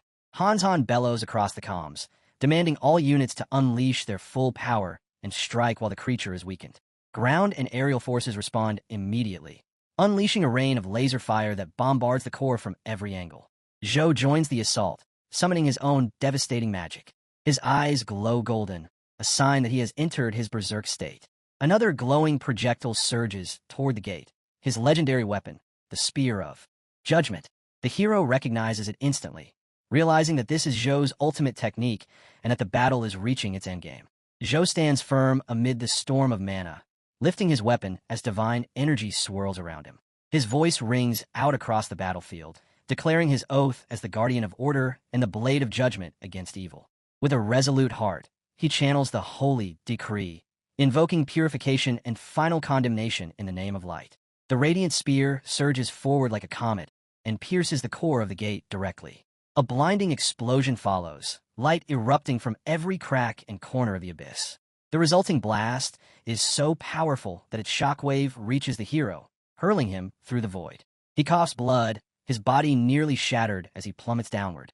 Xiao Ran calls out to him frantically, but he gives no response. In the command ship, Han realizes what has happened. Yi's consciousness has been shattered by the overwhelming energy released during the gate's destruction. He orders the medics to prepare the highest-level mental support equipment immediately. Xiao Ran grips the hero tightly, urging him to hold on. Han Shan's next order booms through every comm channel. The Otherworld gate has been destroyed, and all forces are to begin battlefield cleanup and provide medical aid to the wounded. Yet, even as they start their recovery operations, something sinister stirs once again. Deep within the monstrous remains, the gate's core splits open, leaving behind a massive, pulsating crater. Fleshy veins twitch back to life, and a grotesque voice echoes through the air, declaring that the so-called invaders will pay for their shameless intrusion. Multiple vessels inside the gate reawaken, glowing with malevolent energy. The hero, barely conscious, murmurs weakly that the creature is consuming the flesh and blood of demons to reconnect to another gate. Hearing this, Zhou immediately conjures the Domain of Punishment, an ancient purification spell that summons countless holy circles above the battlefield. At his command, the circles unleash beams of pure light, slicing downward in divine retribution. As the purifying light descends, the dying creature's voice rises one final time, filled with hatred. It calls the humans of the Blue Star arrogant and warns them that destroying one gate will never be enough. It promises that more rifts will open across their world and that vengeance will come for them all. But before it can finish, the final blast of holy light strikes, engulfing the entire entity in an apocalyptic explosion. The shockwave vaporizes every remnant of corruption, eradicating the gate completely. When the light fades, the battlefield falls silent. The tentacles, the monsters, and even the dark mist vanish without a trace. The air clears, leaving only wreckage and exhausted soldiers. Later, inside the medical bay, the hero lies unconscious within a recovery capsule. Xiao Ran approaches Zhou anxiously and asks about Yi's condition. Zhou assures her that under the blessing of the holy light and the support of the medical pod, the hero will recover soon. Moments later, Yi's eyes flicker open weakly. In a faint voice, he begins to utter the words it said. "We are," but before he can finish, Zhou completes the sentence for him, explaining that they were invaders. Zhou gently instructs the hero to close his eyes, calm his spirit, and leave the rest to him. He channels a warm light into his fist and places it over the hero's chest, transferring restorative energy. Then he turns to Xiao Ran and instructs her to remain and watch over him while he goes to assist with battlefield cleanup. She nods, promising she will not leave his side. Back on the surface, Han oversees the aftermath, scanning reports as medics tend to the wounded and engineers work to restore the damaged systems. The battle is won, but the cost is immense. Many soldiers lie dead or gravely injured. When Zhou joins him, Han gives a weary smile and says that they owe the victory to him. Zhou shakes his head and replies that it was Han Shan's leadership and determination that led them to the core, and he merely finished what needed to be done. With a heavy sigh, he then asks the question that hangs over them all. What is the final casualty report? Chapter 110. The air feels heavy as Han delivers the report, his voice low and bitter. 37 dead. More than 120 wounded. The mages took the worst of it. Yet despite the carnage, he adds one small mercy. The Otherworld gate is completely destroyed. No monsters made it through. A tiny light struggling inside a sea of loss. Captain Wang stares at the battlefield footage on the screen, jaw tight. He leans in, taps the display, and commands the system to record every fallen soldier's name. "I'll visit their families myself," he mutters, a promise weighed down by duty. Before the moment settles, a face flickers onto the screen. Someone calls urgently to Captain Wang and Captain Yeo. A medium-sized rift. Energy spikes detected in the abandoned mining zone near Modu. Wang's eyes sharpen instantly. He asks whether monsters have emerged yet, how fast civilians are being evacuated. Roger answers at once. No monsters so far. The mining area was deserted long ago, and a 5-kilometer perimeter is already locked down. Han steps in, saying headquarters wants the captains to take an allied team and handle it immediately. Wang doesn't hesitate. "We leave now," he says. But Han calls after him again, bringing up Zhao Yi, this strange kid who senses dark energy clearer than any instrument. "If we just used him." Wang stops, glare sharp enough to cut steel. "No." Han pushes again, urging him to think.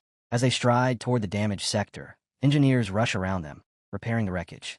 Wang suddenly asks why soldiers wear uniforms and carry weapons at all. Han Shan's answer is quiet but firm. So our kids can live peacefully. So they don't have to shoulder this madness when they're 19. He goes on. 20 years ago, he had a student like Zhao Yi, able to sense dark energy with terrifying clarity. The boy was 25. They used him as a living detector. In the end, they couldn't even find his full body. Wang shakes his head. Zhao Yi isn't a tool. He's someone who might change the entire war one day. And that's exactly why we can't burn him out before he's ready. If the sky is falling right now, then we adults are the ones who hold it up. Han exhales, curses under his breath, and nods. You're right. I got carried away. He straightens, eyes narrowing. Fine. Let's go crush this thing first. Wang rolls his neck, issuing orders as he walks. All able-bodied members must assemble and resupply within 5 minutes. Logistics will secure the perimeter afterward. And just as his last word leaves his mouth, a distant tremor echoes through the air. Sharp, unmistakable. Wang's gaze hardens. The next battle, he murmurs, has already begun. The scene shifts to the quiet hospital room. A finger taps gently on our boy's forehead, followed by a teasing voice saying he behaves far better with his eyes closed. None of that usual prickly attitude. Leaning closer, the executor studies his face and smirks, saying young ladies seem to like this look of his. Even her niece, who normally dismisses every man alive, is begging to meet him. She keeps brushing his cheek with casual mischief. But the moment she turns away, our boy raises an arm and calmly says he already advised her niece to give up. He sits up slowly, meets her eyes, and calls her executor Wei. She nearly jumps out her skin. Her hands fly up to cover her face as she hurriedly twists his head toward her, pretending she said nothing at all. She forces a laugh. Student Zhao Yi is awake. He asks if the teacher has orders for him. She hesitates, caught off guard, wondering how he knows. He gets to his feet and explains simply. When the teacher isn't present, his non-military confidants show up instead. It means something urgent has happened.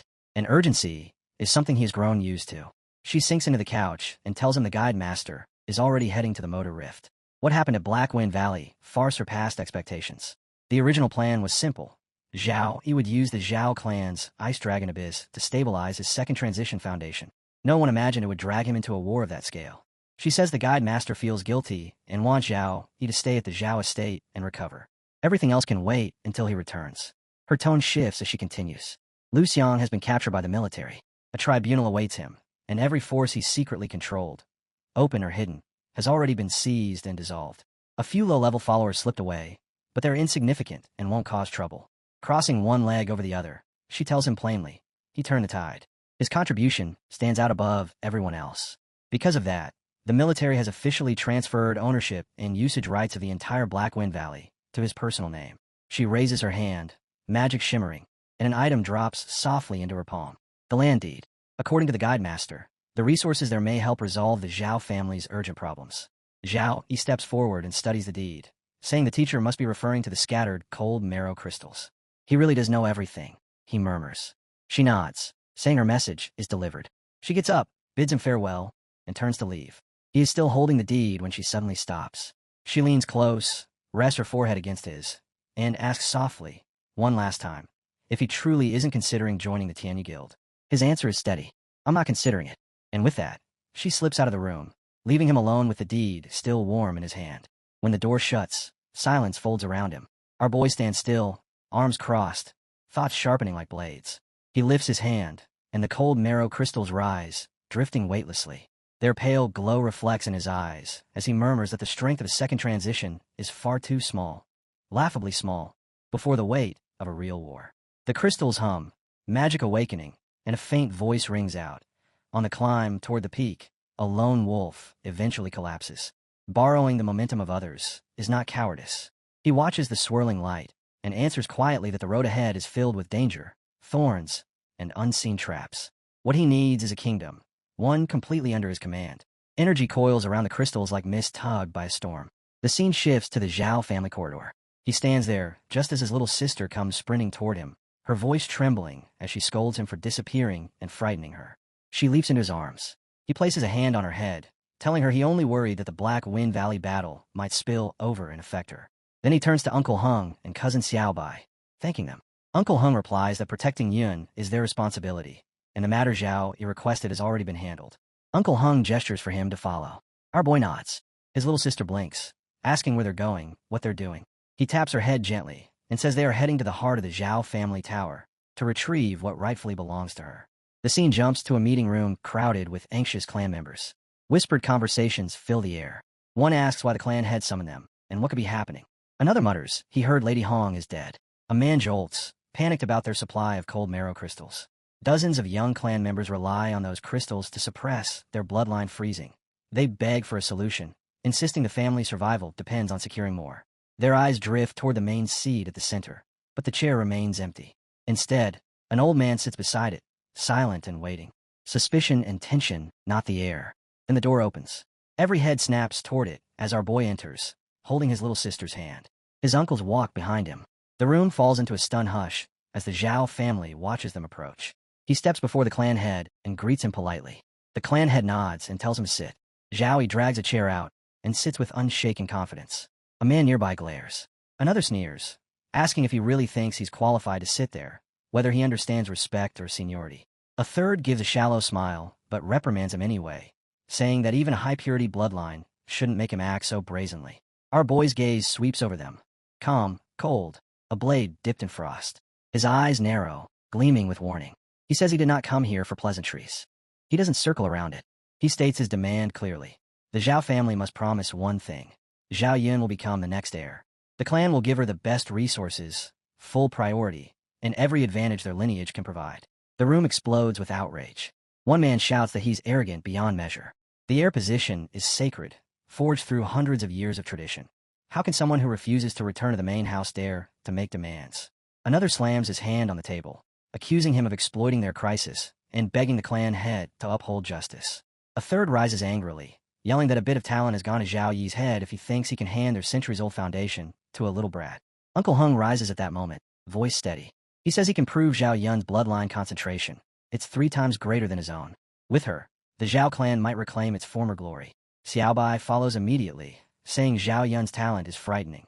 The ice-cold technique he taught her last week was mastered in a single day. Zhao Yi's gaze sweeps the room, calm and chilling. He states that Zhao Yun carries the ice bloodline. She is a legitimate Zhao descendant, and whether she becomes heir will depend on. The rest of the sentence dies as the energy around him bursts outward.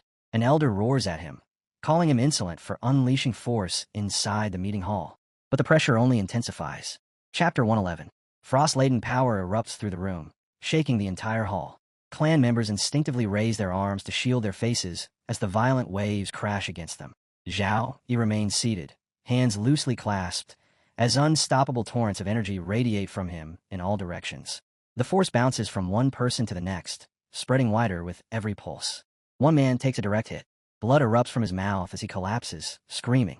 His eyes widen in terror as he sees the frost falling behind Zhao Yi, its pale eyes burning with blinding light. Shocked, he drops his guard, realizing that the force crushing him cannot belong to someone who barely passed the second rank. The pressure is closer to a level 40 powerhouse. The ice dragon. The posture he carries. The draconic aura drowning the hall. The man trembles and shouts that making Zhao Yun the heir is reckless. What about the other talented disciples? What about the clan's future? He refuses to accept it. He disagrees. But the pressure around him only tightens. Our boy reacts instantly. His voice cuts through the hall like a blade. This useless shouting ends now. If he doesn't shatter the old rules they cling to, they will never understand anything. He places a hand on his own chest, eyes cold, and declares that he is the new rule from this moment onward. The clan head watches silently. He can see every surge of power being controlled with precision, compressed, restrained, and unleashed at will. The boy's growth rate is monstrous, frightening even for him. As Zhao Yi points forward, the frost marrow crystals around the room begin to crack, splintering under the pressure. He speaks clearly. Every year, the Zhao clan pays a heavy price to the mermaid merchant Goyle to buy frost marrow crystals. But now that Goyle's old hunting ground, Black Wind Valley, belongs to him, the crystal reserves buried there surpass anything the clan has imagined. He says he will allow the Zhao family to station one absolutely trustworthy member there permanently to mine the crystals. With a steady stream of those resources, the Zhao bloodline can stay strong for generations. And this is only the beginning, the first step toward wiping out the curse entirely. He vows to end it. The clan head holds the fractured crystals in both hands. After a long breath, he tells Uncle Hung that they will follow Zhao Yi's plan. He orders Hung to choose 100 clan members today and send them to Black Wind Valley immediately to start transporting crystals home. Uncle Hung nods deeply, saying the heavens clearly have not abandoned the Zhao family. He calls Zhao Yi's generosity unimaginable, something the whole clan should be grateful for. Then another man steps out, frowning. He says this still feels like forced submission, letting the strongest dictate their future. He questions whether the young master simply wants obedience. Zhao Yi lifts his eyes, answering without hesitation. What he is offering them, no faction in the world could ever give. He gathers all the crystals from the table and turns to the third elder. He asks how much the clan spends every year purchasing dungeon access for their disciples. How many coins, how many favors they must beg for just to earn one secret realm entry. The third elder replies that this is the way things work for every family, even the greatest ones. Why is he asking? Zhao Yi looks straight at him and asks, slow and steady. What would the clan do if they owned their own private dungeon? One that could be upgraded, one that granted eternal rules approval to those who cleared it. The room freezes. Everyone stares at the crystals glowing in his hand. Then the third elder suddenly bursts out laughing. He calls the boy insane, saying youth has finally gone to his head. 90% of all dungeons in the Zhongxia nation are controlled by the military and the three great guilds, and he dares to dream of owning one. Families with private dungeons are almost mythical. Ancient noble houses guard them like crowns of their lineage. The third elder slams his hand down, furious, asking if Zhao Yi truly expects them to believe he owns one right now. Our boy raises a single crystal. You'll know soon enough whether I'm lying. The crystals in his hand rise, pulled together as though answering a silent command. Dozens merge into one shining mass, reshaping into a rotating sphere, a diamond-like globe spinning above the table. Light scatters in razor-thin beams as tiny shards burst outward, then snap back together. The sphere cracks open with a ringing hum. A screen unfolds in the air. Mirror prison, diamond grade. Normal/hard/nightmare. Level requirement, 15 to 35. Party size, 1 to 10. Gasps fill the room. Zhao Yi announces calmly that he will install a permanent dungeon entrance inside the Zhao family's core grounds. From today onward, every Zhao disciple can enter and train whenever they wish. This, he says, is his second promise to the clan. Xiaobai is frozen, speechless. Even the highest-ranking noble families may not possess something like this. Uncle Hung feels his breath catch. Half their monthly income is spent buying dungeon entries for training. A private dungeon isn't just help. It's salvation. A stairway straight to the heavens. The frost marrow crystals were already a miracle. But this changes their destiny entirely. Zhao Yi sways, sweat dripping from his chin. He can barely stay upright. Yet he keeps speaking, saying that the Zhao clan now has limitless access to a training ground of its own. No more groveling for dungeon slots. No more bleeding their coffers dry. He folds his arms, breath unsteady, and challenges the third elder to test this madness himself. The third elder looks at the gate shimmering before him. He knows instantly. It's real. It's impossible to fake a presence like that. And in that moment, he understands. The boy isn't offering resources. He is rewriting the Zhao family's future at its roots. His true power is something far beyond their comprehension. Before the third elder can speak, another elder steps forward, refusing to challenge. He bows and admits he had been blind earlier. He agrees fully that Zhao Yin should become heir. Another praises Zhao Yi as a prodigy born once in a century, a blessing upon the Zhao line. A third elder echoes the same.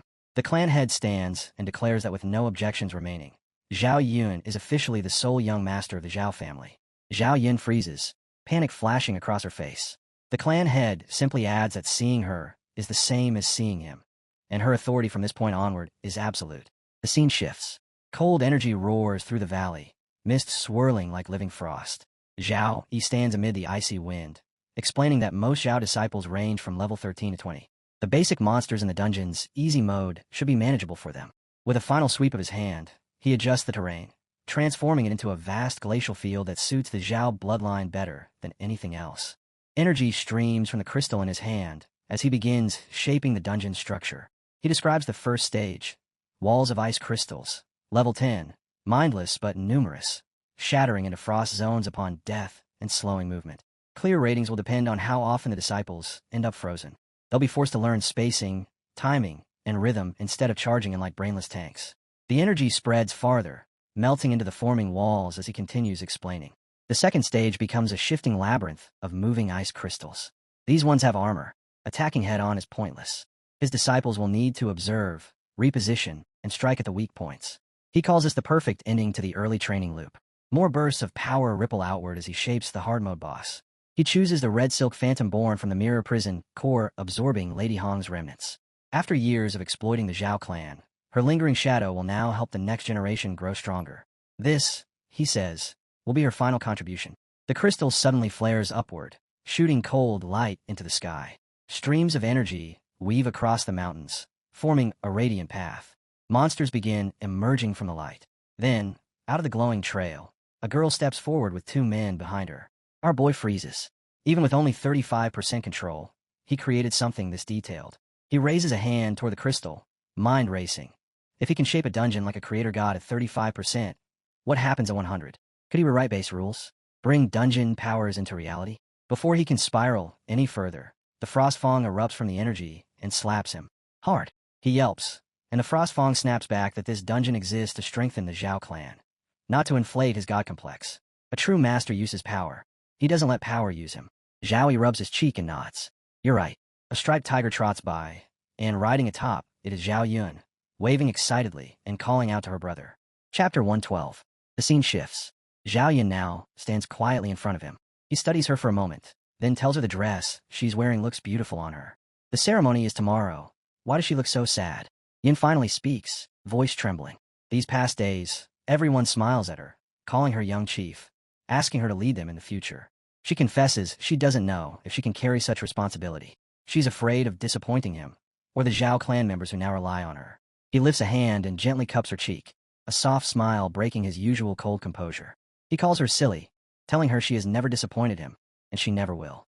He asks her softly if she truly understands what the Zhao family is. Yin blinks and asks what he means. Our boy gazes toward the night sky and explains that the Zhao clan is like an ancient ship drifting through an old dream.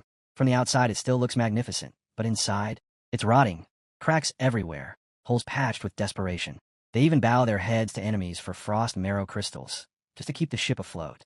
But he says they shouldn't mock the Zhao family, because they, too, are passengers on this same aging vessel. And even if it wasn't this ship, it would only be another one. In peaceful times, people can survive without noticing the decay. But when he stood in Black Wind Valley, when he saw a real war, he realized something truthfully terrifying. All the competitions and tests he faced before were nothing but greenhouse games. When a true storm arrives, every passenger on an old, fragile ship is doomed. He leans closer to her, eyes steady. If they keep waiting, hoping some stronger force will protect them, then their fate will always be in someone else's hands. They cannot remain mere passengers. They need to be the ones steering the helm. One person's strength isn't enough. He needs a power base, a structure he can depend on. Yin quickly protests that building a power base from scratch takes time and immense resources. But the Zhao family already has a foundation. It's the best place to start. Her eyes widen as she pieces it together. Her brother chose to support the Zhao clan because he wants to turn it into their ship. He smiles, soft, warm, and says she's completely right. But to rebuild an old ship, to make it follow their course, it needs a powerful core. He touches her forehead gently. Golden energy flows from his fingertip as radiant zinc-colored light blooms from her skin, awakening her high-purity ice bloodline. He tells her that no matter how much the clan head or elders trust him, he will never change his class for the Zhao family. To them, he will always be an outsider, someone they must eventually question. But Yin is different. She is the perfect bridge, the only one. The rightful heir the clan accepts wholeheartedly. With her at the center, the Zhao family can unify completely and form the strongest alliance with him. Yun's eyes tremble with tears as she says she understands. If she stays only as the little sister he protects, someone he constantly has to look back for, then what is the point of awakening this bloodline? She swallows hard and promises him that she will become his most reliable right hand. She says she can bear this responsibility. He grins, pinching her cheek playfully, and tells her good, because from now on, they'll fight side by side as siblings. Yin wipes her tears, sniffing, and lifts her chin proudly. She reminds him that she's the young chief now, so he really shouldn't be pinching her cheeks anymore. He lifts both hands in surrender, giving her a dramatic nod. All right, whatever the young chief commands. Off to the side, the old-timer watching them rubs his chin, baffled. Did this brat secretly unlock some insane seduction-type skill? With just a handful of sentences, he fired the girl up enough to charge out and conquer the world. The old man silently whistles. Terrifying talent indeed. The scene shifts to the Great Hall. Voices echo as someone announces that Zhao family disciple Zhao Yun is to step onto the ceremonial platform. Two girls walk beside her, supporting her arms. Then young Chief Yun appears at last. A man in the crowd leans forward, muttering that this tiny girl is about to become their young chief. Another insists that although she's young, her presence is overwhelming. Someone else adds that her eye's bloodline purity supposedly reaches 70%. But the first man grumbles that bloodline purity alone won't magically grant her the ability to manage an entire clan. A third quickly shushes him, reminding him that her brother, the national high school tournament champion, is standing right there watching everyone. Another whispers that the outer sect claims Yun gained her position because she found an honorless dungeon and offered it to the clan. The murmuring grows impressed. If they had a dungeon, they'd be demanding a military officer rank instantly. Someone laughs and says that's because they're thinking far too small. The scene shifts again. Shenlin Feng stands nearby, gaze locked on Zhao Yi. He mutters that these people only dare whisper behind Yun's back, never in front of her. A girl beside him chuckles, saying she's noticed Yun is even more protective of little Yun than Brother Li is. The ceremony continues. Yun approaches the clan head, bows deeply, and speaks with clear determination. Zhao Yun pays respect to the clan leader. The clan head raises his voice and declares that as the head of the Zhao family, he now establishes Zhao Yun as the official young chief. Seeing her is the same as seeing him. All clan matters will follow her command. He instructs her to kneel before the goddess and offer sincere prayer. Yun kneels. Her voice is steady as she calls herself a descendant of the Zhao family. She repeats the decree that seeing the young chief is equal to seeing the clan leader, and all clan affairs will follow her decisions. She vows to carry on the ancestors' will, never disgrace her duties, never fail the trust of the clan members, never fear the dangers ahead, and never chase personal glory, only the prosperity of the Zhao family. She invokes heaven and earth as witnesses. If she breaks this oath, she accepts the punishment of ice backlash and permanent loss of her bloodline power. Then she rises and steps in the center of the platform. A sudden eruption of energy tears through the hall, violent, radiant, explosive. The clan head jolts to his feet, panic rushing across his face. What is happening? The clan head's face tightens. For a moment, he fears something has gone wrong, that the ritual failed, or worse, that the goddess herself rejected Yun. Someone beside Zhao Yi leans in quickly, telling him not to worry. This isn't misfortune. This kind of resonance only appears when a bloodline is exceptionally pure. It's a blessing from the goddess. A blinding radiance erupts. From within the swirling light, the goddess descends, ice, moonlight, and divinity woven into one figure. Her voice echoes through the hall as she addresses Yun, saying that with such a bloodline, she will freeze every obstacle and uphold her oath without faltering. Yun stands frozen in awe. The goddess then declares she will become Yun's scepter. She turns into a streak of shimmering light and shoots toward her. Yun flinches in surprise, but then steps forward bravely. Her eyes' bloodline flares violently, zinc-colored energy blooming like a second sun. Gasps break across the hall. Someone cries out that this is a divine miracle. Another shouts that this is the legendary divine grace baptism, something only mentioned in ancient texts. The awakening of an S-rank talent. The last of the energies settles like falling snow.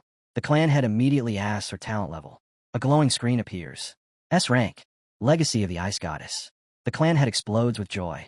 He shouts that this is the very same talent their ancestor possessed when founding the Zhao family. He says the ancestor's glory has returned, that the heavens are clearly lifting the Zhao clan. The hall erupts into thunderous roars, voices shouting that the heavens bless the Zhao family, that S-rank talent belongs to myths, and that the Zhao clan's revival has finally arrived. The scene shifts. Yun steps forward to the center of the stage, facing her people. She calls them fellow clan members. She introduces herself as Zhao Yun, acknowledging that she is young, inexperienced, and suddenly burdened with enormous responsibility, that her heart trembles with fear. But she continues. The goddess' blessing is not because she is special. It's because the Zhao family needs hope. It needs change. It needs a new future. She stands taller and promises that from today onward, she will walk beside every one of them. She says their resources, their strength, and their path forward are right here, beneath their feet. The hall shouts her title, chanting young chief until the walls tremble. Beside Zhao Yi, a girl wipes her eyes, saying Lil Yun has grown up so much. Zhao Yi smiles faintly and answers that she has always been brave. She simply needed her moment. Yin raises her hand. Energy sweeps outward. Frost forms at her feet, racing across the floor and rising into a towering structure. A great crystalline door forms, and a screen appears. Mirror prison, diamond grade. Normal/hard/nightmare. Level requirement, 15 to 35. Party size, 1 to 10. Yin declares that this dungeon will become the foundation of the Zhao family's future, their greatest sharpening stone. Then she gives her first command as young chief. From this day on, a point leaderboard will be created from Mirror Prison. The top 3 disciples each month, regardless of their rank, birth, or seniority, will enter the Trier Pavilion and choose any trial they desire.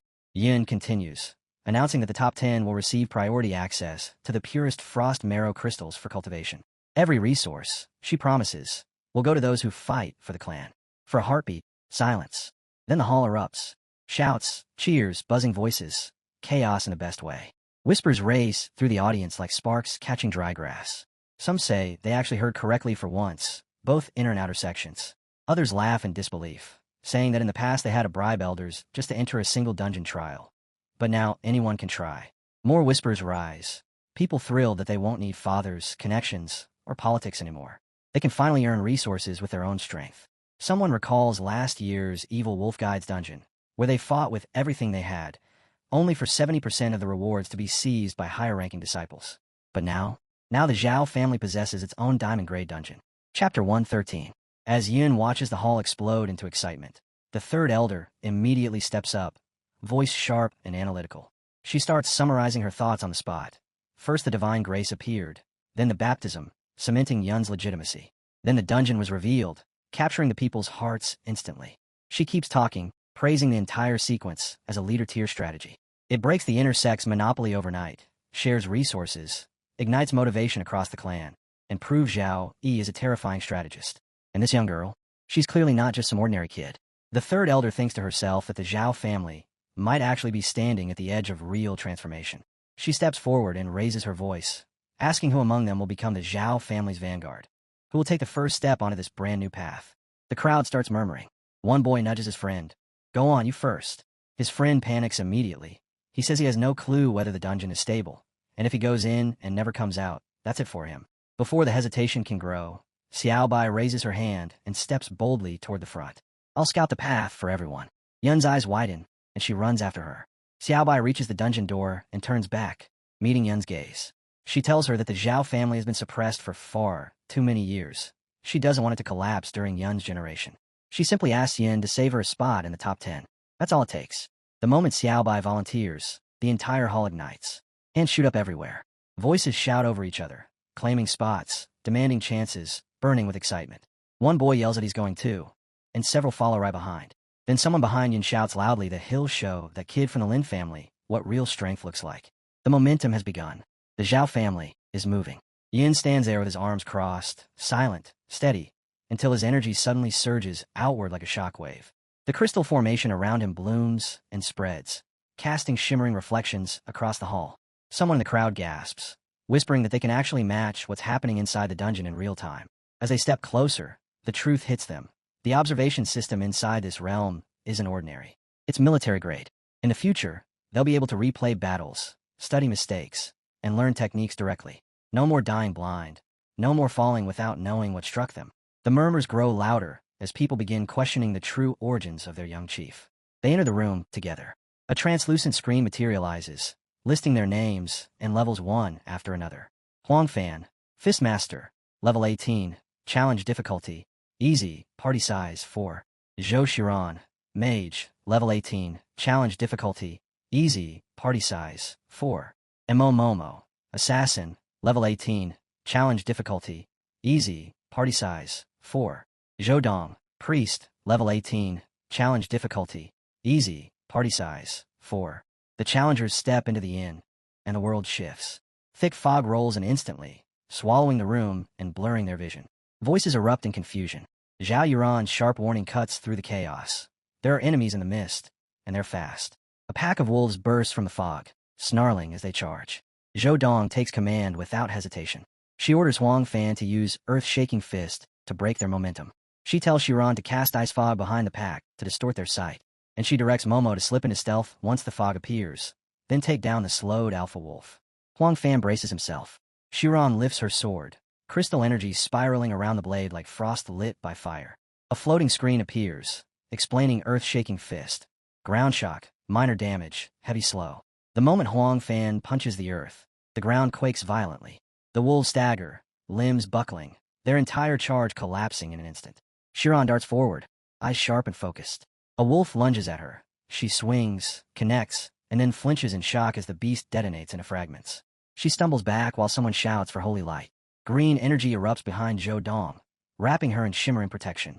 Breathing hard, Shiran warns that the wolves have armor, and her strikes can't pierce them cleanly. The explosions leave dangerous debuffs. She checks her screen and sees frostbite, movement reduced by nearly a third. Zhou Dong shifts tactics immediately. She orders Huang Fan to keep knocking enemies away, breaking them into isolated fights. Shiran must freeze their legs with ice spikes to cripple their movement. Momo is to stay mobile, harassing the pack and eliminating low-health wolves before they can self-destruct. Outside, the crowd watching the projection starts whispering again. Sister Xiaobai might be a priest, they say, but her control over the battlefield is terrifying, and her reaction speed borders on monstrous. They whisper about how terrifying the wolves' self-destruction really is, the blast radius, the crippling slow, the way one mistake can snowball into death. Then they point at Momo, amazed. After taking just a single hit, she completely recalculated every wolf's movement path and positioned herself as if she already knew where each one would strike. Their teamwork doesn't just look good, it's flawless. Someone in the crowd finally understands the point of this stage. It isn't about raw strength at all. It's a trial of control, positioning, and perfect coordination. Anyone who charges in alone is asking to die. The third elder watches in silence, her expression shifting. The dungeon design is brilliant. Ice armor wolves, death explosions. This isn't some easy power leveling trick. This is how real warriors are forged. Warriors who fight with their lives on the edge of a blade. She suddenly realizes the Zhao family's future, its next 50 years, might depend entirely on this dungeon. But another thought bothers her. Is Zhao truly selfless enough to give away something this valuable just for the title of young chief? Was she wrong about him? She shakes her head almost immediately. Impossible. There must be another motive, something she still hasn't uncovered. 10 minutes later, the group inside finally clears the stage. They stand there panting, hands on their knees, the last of the ice-armored wolves lying dead at their feet. A screen rises in front of them, congratulating the team. Xiaobai glows faintly as the notification appears. 500 experience gained, level 18 to 19. Huang Fan grins and walks over proudly, telling her she did amazing, leveling up just like that. Shiran grumbles that she's still 1,000 experience short and needs to deal more damage in the next round. Xiaobai shakes her head and says she only leveled because everyone worked together. There's no way she would have earned that much alone. The next stage appears on the screen. Ice Armor Bear's lair. Excitement ripples through the group. Someone shouts that they should push to stage 2 and try leveling everyone up. Outside, the audience erupts. People swear they just saw Xiaobai level up right inside the dungeon. Someone else yells that they shouldn't waste time. They want to level too. A tank advertises himself loudly, claiming he can take hits like a wall. Another priest boasts they can keep any team alive as long as the lineup isn't completely brainless. The third elder watches Xiaobai quietly. Ambition, compassion, she sees both in the girl. Nearby, someone remarks that the Zhao family finally has its own dungeon and won't have to worry about experience anymore. Their strength is going to skyrocket. Uncle Han steps up beside Yun and says Xiaobai's level up says more than 1,000 speeches. The crowd's excitement is about to burst. Yin lifts her voice above the noise, telling everyone not to rush. The dungeon will open in batches according to level, so everyone will get their chance. The ceremony ends here. Those who wish to enter should register and form teams. The first batch leaves in 30 minutes. Cheers erupt. People thank the young chief and immediately start discussing party setups. Someone insists that for Ice Crystal Wolves, control skills are the key. A mage says they need a rock-solid frontline. An assassin mutters they just need teammates who can hold aggro so they can shred the backline in peace. Yin stands there, quietly observing everything unfold. Crystal mining is handed to the third elder. Dungeon management goes to the clan leader. And the basic authority over the mirror prison lands with Yin. Our boy immediately catches the meaning behind all of this. By dividing responsibilities and balancing everyone's benefits, the only way any faction can secure the resources they want is by fully supporting Yin. Meanwhile, he alone keeps the highest authority over the mirror prison, standing above the chaos while watching how the clan will shift in the coming days. What he didn't expect, though, was Lil Yun awakening the S-rank legacy of the Ice Goddess. S-rank talents burn through resources like starving beasts. He sighs inwardly, deciding that the next time he meets his teacher, he'll definitely bleed him dry. He still remembers spotting a 10,000-year ice marrow stored in the old man's hidden chamber. Yeah, it's time to go collect that. Chapter 114. The scene shifts. Our boy stands on his bed as golden energy floods the entire room, spreading like a rising tide. A screen snaps open, congratulating him for completing a daily mission with an SSS rating. Another follows immediately. 20 free attribute points gained. Sitting cross-legged as the energy swirls, a third notification appears. Great recovery points earned. 10 in total. He winces slightly and reaches for his neck. With a faint groan, he commands the system to show his personal stats. The panel rises. Name, profession, level, talent grade, everything. He stares at it and mutters that even after so many days in TI and LA, he's only accumulated 200,000 EXP. Leveling up still feels painfully far away. Another tab brings up his Divine Awakening level, the grade, and all relevant details tied to his current state. He thinks about the gear he has. B+ potions, basic equipment, items that barely matter to him anymore. Still, they can be stored in the family vault as backup rewards. The stronger his people grow, the steadier Yun's footing becomes inside the Zhao clan. As he continues meditating, a wave of zinc-colored energy erupts around him. Frostfang appears out of thin air, chuckling at how emotional our boy sounded earlier. He mocks him, saying this sibling affection was so touching he almost believed our boy had become the true core of the Zhou Yin family. Our boy snorts and replies that Yin needs prestige, and the Zhao clan needs someone who can give people hope. He only gave Yun manager-level authority anyway. The real power remains firmly in his own grasp. Another screen flickers into existence. 30%. Our boy's eyes narrow. He calls out a Frostfang, asking if he noticed it too. His own strength just rose by 5%. He lays out his guess. The mirror prison might not be complete. It could be an unfinished creation, one that needs to devour powerful beings to perfect itself and amplify its own strength. On the surface, it looks like he's gaining tighter control over the mirror prison, but in truth, it's the prison's completion rate that's rising. With that thought, he sighs that it's a pity the mirror prison never got to devour the Dark Owls in Black Wind Valley, and especially Lu Xian, the strongest opponent he's faced so far. If the prison had consumed him, the gains would have been unimaginable.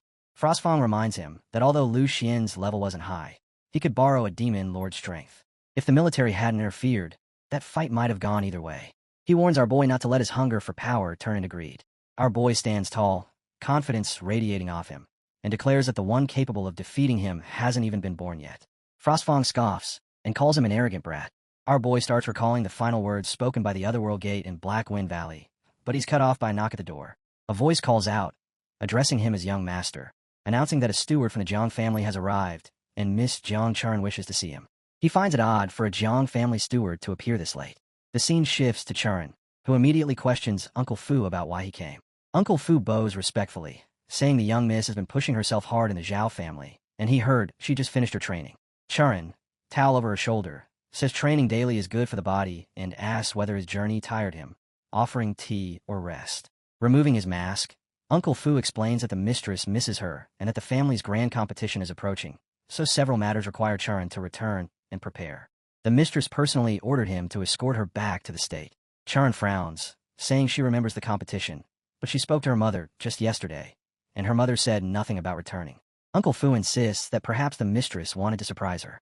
With so many clan affairs piling up, he asks her to understand and return quickly. Just then, our boy enters and asks Chuan if this elder is from her clan. She nods, explaining that Uncle Fu watched her grow up. Our boy greets him politely, introducing himself as Zhao Yi and asking the reason for the visit. Inwardly, he notes the man's strength, hidden but immense. Chuan tells him she needs to return home briefly to see her mother. He nods, saying that's good, and asks her to pass along his greetings, since she's helped him so much lately. Uncle Fu praises Zhao Yi for being thoughtful. Our boy places a gentle hand behind Chuan, golden energy flowing from his palm as he tells her softly, thanking her for always staying by his side. Uncle Fu turns and notices the faint shimmer running through Chuan's hair, startled for a moment. She laughs softly, saying drying her hair with holy light is exactly the kind of thing Zhao Yi would casually do. He tells her to stay cautious, and if anything happens, she should contact him immediately. Uncle Fu then asks where the young miss wishes to depart from. Chuan nods, saying she'll go change, and they can leave right away. She smiles at Zhao Yi and promises that when she comes back, she'll bring him something special from Sichuan. Those spicy rabbit heads, so hot, they practically make people breathe fire. Once they disappear, Frostfang reappears and asks him what's bothering him, because something in the air feels wrong. Our boy lifts his hand, gaze narrowing.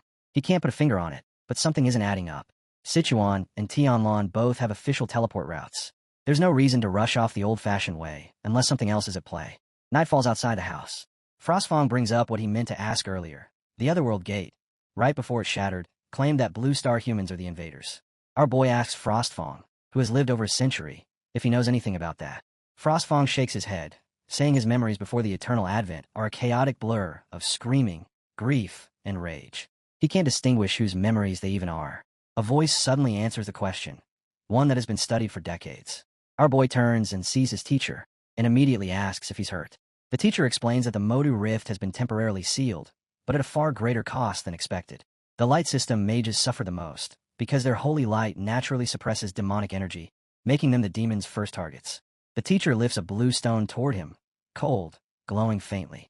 He says it's the core of a level 48 demon lord from the Moda Rift, and tells him to feel the energy within. Our boy grips it, and freezes. His eyes widen, as he recognizes the shape of the energy. It matches something he's witnessed before, something that once distorted the very lenses of his eyes. Suddenly the world shifts. A ring of flame, cliffs rising like broken teeth, and everyone standing on scorched stone. He tightens his hold on the demon core. Instantly, the energy blasts outward, reacting to the light in his eyes. Golden power erupts from the ground and gathers around him like a living tide. He hurls the stone down, and slowly the storm of power fades. When the last ember dies, he looks to his teacher. The teacher tells him the truth. This energy is the same demonic power found in Wild Wind Mountains and in Black Wind Valley. All of them come from the same otherworld, perhaps even the same faction. The teacher gazes up at the moon, voice heavy. Demons from the otherworld are attempting an invasion unlike anything in recorded history, more intense than ever before. The military and wilderness teams pushed deep into multiple otherworld zones and discovered ruins. Not demonic temples, but actual cities. And the cultural traces match Blue Star's long-lost ancient civilizations. After comparing data from hundreds of ruins, the military reached one overwhelming conclusion. In an era so ancient it might as well be myth, a transcendent civilization from Blue Star launched a colonial war. Our boy asks quietly what the eternal game even is then. Was their current world born from an accident, or shaped by a plan set in motion ages ago? The teacher answers that no one knows why the eternal game descended. They're still too weak to uncover the truth. The only certainty is that they inherited a legacy weighed down by sin and hatred. The teacher turns toward him and says he must prepare himself. This world needs him, the new Lord. Chapter 115. The scene opens with his teacher standing beside him, calm, yet carrying the weight of a man who has seen too many battlefields crumble. He lifts his hand, and a glowing word map blooms in the air, casting shifting light across the room. His voice stays steady as he explains that medium-sized rifts are normally dealt with by the military and the major guard units. But right now, those forces are stretched thin. Too thin. He mentions the southern region, where an entire mirror village was wiped out just last week, half the population torn apart by 3 demonic hounds crawling out of a minor rift. Their defense lines, he says, are being chewed away piece by piece. If this keeps up, the people won't wait for a medium rift to break through before falling into panic. That's why he called him here. As the map shifts, highlighting each region one by one, our boy asks what exactly the teacher wants him to do. The teacher explains that the Hidden Dragon platform is a restricted zone, reserved only for those with major military merit or those officially recognized as exceptional talents. He reminds him of Black Wind Valley, how he and his team erased minor rifts without hesitation. Then the teacher lifts a key shimmering with authority and says the military has decided to grant him access to the Hidden Dragon platform. Inside are missions crafted specifically for clearing minor rifts. The teacher looks him straight in the eyes and asks if he dares to accept. Our boy doesn't even blink. He snatches the key and answers with a tone that basically says dare or not. Who cares? The teacher grips his shoulder firmly, telling him all his academy leave has already been approved. He just needs to return before finals. And if he runs into a rift he can't handle, he must contact the military immediately. Our boy gives a confident nod, promising they won't disappoint him. Night falls. A single lamp glows inside a quiet room. Our boy sits cross-legged on his bed, a mysterious stone in one hand and the key in the other. Both pulse with strange energy. He studies them with focused intensity. A screen flashes. He has obtained the 10,000-year marrow. He closes his hand around the stone, and greenish, zinc-colored energy erupts outward, making him flinch. Immediately after, he activates identity verification. Another screen flickers. Verification passed. Welcome. Logged in. He shifts back onto the couch as a new prompt appears, asking him to set his code name. He enters it, watching his profile materialize in front of him. Minor rifts, more dangerous than ordinary dungeons, but with rewards far beyond them. To him, they aren't just threats, they're grindstones. Perfect whetstones for sharpening their blades before the real storms arrive. More importantly, he thinks these rifts might hold rare surprises. Treasures so potent they could practically feed the mirror prison a full-course feast. With a sharp tap on the screen, he declares that his hellish training regime officially begins. The scene jumps to another night. A giant tree looms in the shadows. Then the view shifts again, deep into a dense jungle where 4 of his comrades stand together. They all turn at once as something crawls out from behind them. A monster steps into the moonlight. One of them blurts out, stunned, asking what in the world that thing even is. Lingxi's eyes widen as she confirms it's definitely a monster. Right before it sprints at them, it leaps, but a streak of golden energy drops from above, slicing clean across its neck. The creature's shriek rattles the air. Lingxi freezes, unable to process what just happened. Then he steps out from the darkness. Our boy appears with the calm authority of someone who's already survived far too much. He tells them not to chase solo glory and to keep their focus on teamwork. And right on cue, an entire pack of monsters burst from the undergrowth. Shun steps forward, practically vibrating with excitement. He says he's been waiting for something real, because puppets inside the mirror prison are nothing compared to actual demons. Blood frenzy ignites around him, and his flaming dragon roars to life. He charges ahead, shouting for the monsters to perish as he unleashes his crimson flame fist. A girl wearing a hat sees waves of crimson fire ripping across the battlefield. She quickly calls upon the earth's power and summons a rock spear barrage. The wolves pivot toward them, just as the group splits into 3 formations, each launching their own coordinated assault. The scene snaps to Xiaolan as a wolf charges straight at her. She shouts a binding spell, calling heaven and earth's core to shackle evil. But she's a moment too slow. Someone flashes forward to intercept. A golden blast slams into the monster, crushing its face with brutal force. A girl lands with a cry, delivering her mountain-shattering strike. The beast erupts against the ground, and energy ripples outward in a violent wave. When the dust finally clears, our boy turns to Song Xiaolan first. He tells her that her mobilization talisman activation time is still exceeding 0.3 seconds, so she'll be doing an extra half hour of mirror prison training. Xiaolan accepts it immediately, responding with a crisp, "Understood, Captain," as she gathers more energy and remarks on his sharp eye. Then he shifts to Shun Lingfeng. He points out that Shun's Crimson Flame Fist is showing a 17% energy depression, and those 2 unnecessary backflips are just wasting stamina. He assigns Shun an extra hour of power condensation training. Shun only grins wider, completely unfazed. 15 minutes later, a massive crimson blast wipes out the entire wolf pack in one go. The scene transitions again. They now stand inside the crimson mirror. A notification flickers to life, stating that the dungeon has absorbed demonic hound energy, raising the mirror prison core control to 36%. As they stare at the defeated hound corpses, our boy notes that new Guardian Infernal Demonic Hound data has been successfully added to the dungeon database. He announces the mission complete and says the next rift is 50 kilometers ahead. The group begins moving, stepping past the shattered remains of the hounds. People nearby whisper as they pass, trying to guess who they are. Some mutter that they must be part of a military raid. Our boy glances at the fallen demons and notes that they were all level 30 hounds, truly formidable opponents. The scene jumps to a broken mirror landscape. Shun's hair flickers like dying flames before he collapses onto the rocks, groaning that he's completely drained. No energy left, not even enough to summon a spark. Green venom creeps across his body. A girl shouts that the venom lurkers are far too many to wipe out. The girl with the hat trembles, saying her spiritual energy is nearly gone. Lan shakes as she speaks, saying her hands can barely draw talismans anymore. Hearing their voices fading, our boy unleashes a surge of golden energy that floods through them, like sunlight breaking through storm clouds. Shin blinks rapidly as strength returns, saying the exhaustion disappeared in an instant. Our boy stands atop the mountain, stamina and mana restored to 85%. 27 venom lurkers remain. He tells them all annihilation must be completed within 1 minute. Otherwise, they earn 2 extra hours of mirror training. Their jaws drop at the 1-minute limit. Shin is the first to spring up, shouting "Go all in." Lan sprints behind him, complaining that even livestock and production brigades don't work this hard. She mutters that this feels like pure oppression. Our boy corrects her movement mid-stride, telling her that shifting 15 centimeters left will put her directly in the path of an acid spray from a lurker on the right. She catches sight of the venom splattering across the ground, melting a hole through the stone. A tiny drop lands on her sleeve. Energy bursts out and blocks it. She looks up, startled, then laughs and thanks him for the warning. The scene snaps into chaos. Venom drags across the battlefield like something crawling out of hell. The group, though bolstered, still looks exhausted and scraped raw from constant fighting. Our boy evaluates them coldly, saying their poison resistance and combat synergy are still under 40%. Lingxi raises his hand, gathering energy, and points out that Xiaolan parries 17 attacks that could have been dodged, wasting stamina. Xiaolan fires back immediately, saying Lingxi placed 3 area spells poorly and risked hitting allies. He adds that when Shun was trapped in a multi-directional ambush, Lingxi's control wasn't fast enough, forcing Shun to burn excess stamina. But Xiaolan also acknowledges Shun. When his mana was nearly gone, he still forced out his flaming dragon form and single-handedly destroyed a soul-mutated creature, preventing the team from getting pulled into a drawn-out death fight. Our boy steps down from the rocks, voice steady as he tells them to remember this feeling. The feeling of digging deep in desperate moments. That pressure, he says, is the key to their second advancement.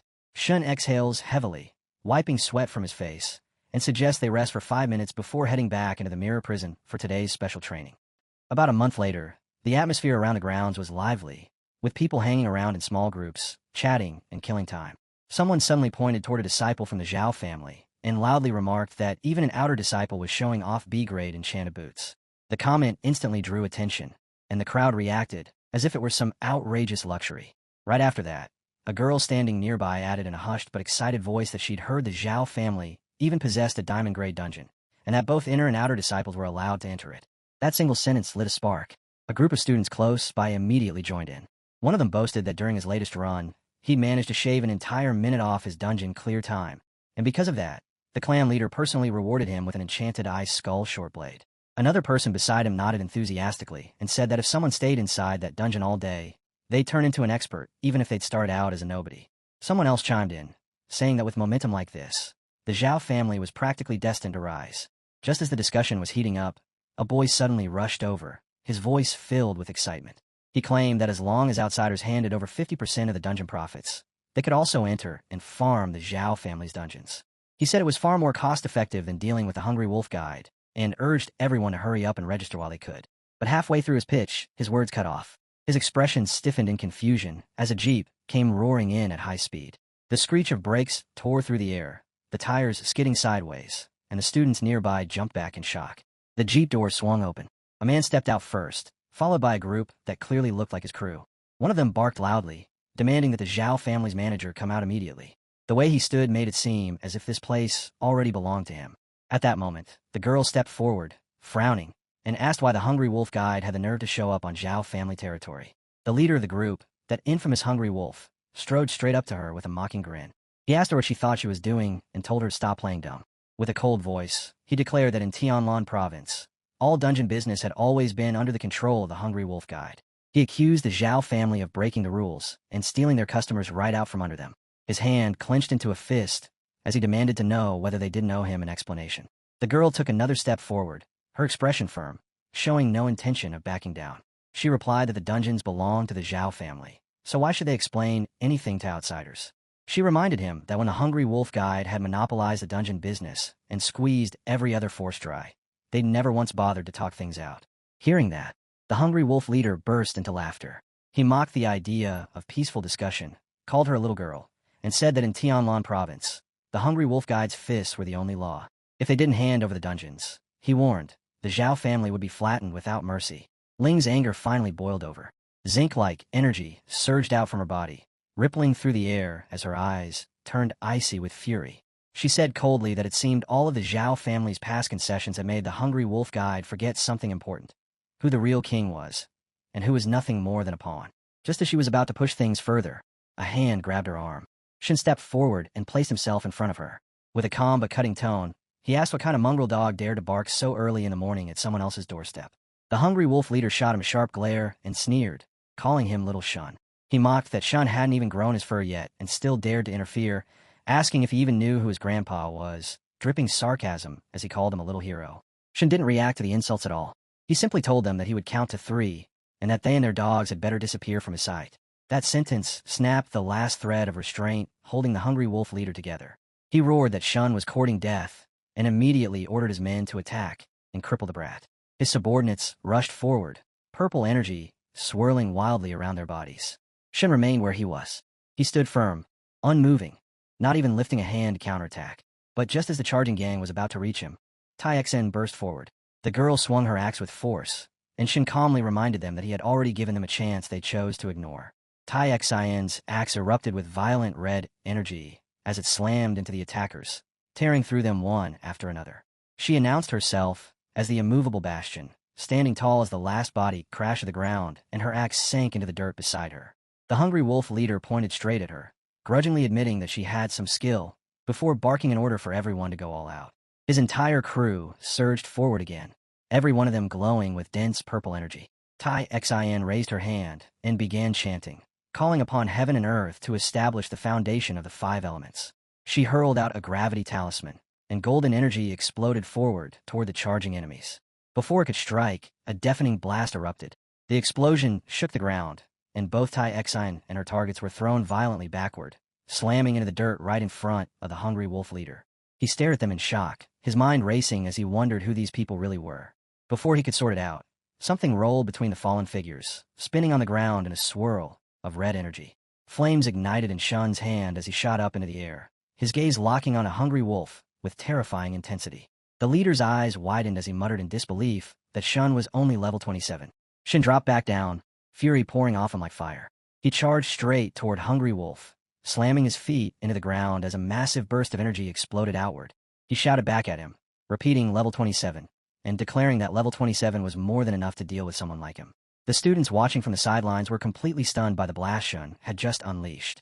A small girl whispered in disbelief that it was only one punch, just a single punch, and yet people were already murmuring about how the leader of a level 33 guild had nearly been wiped out by a level 27 kid in one hit.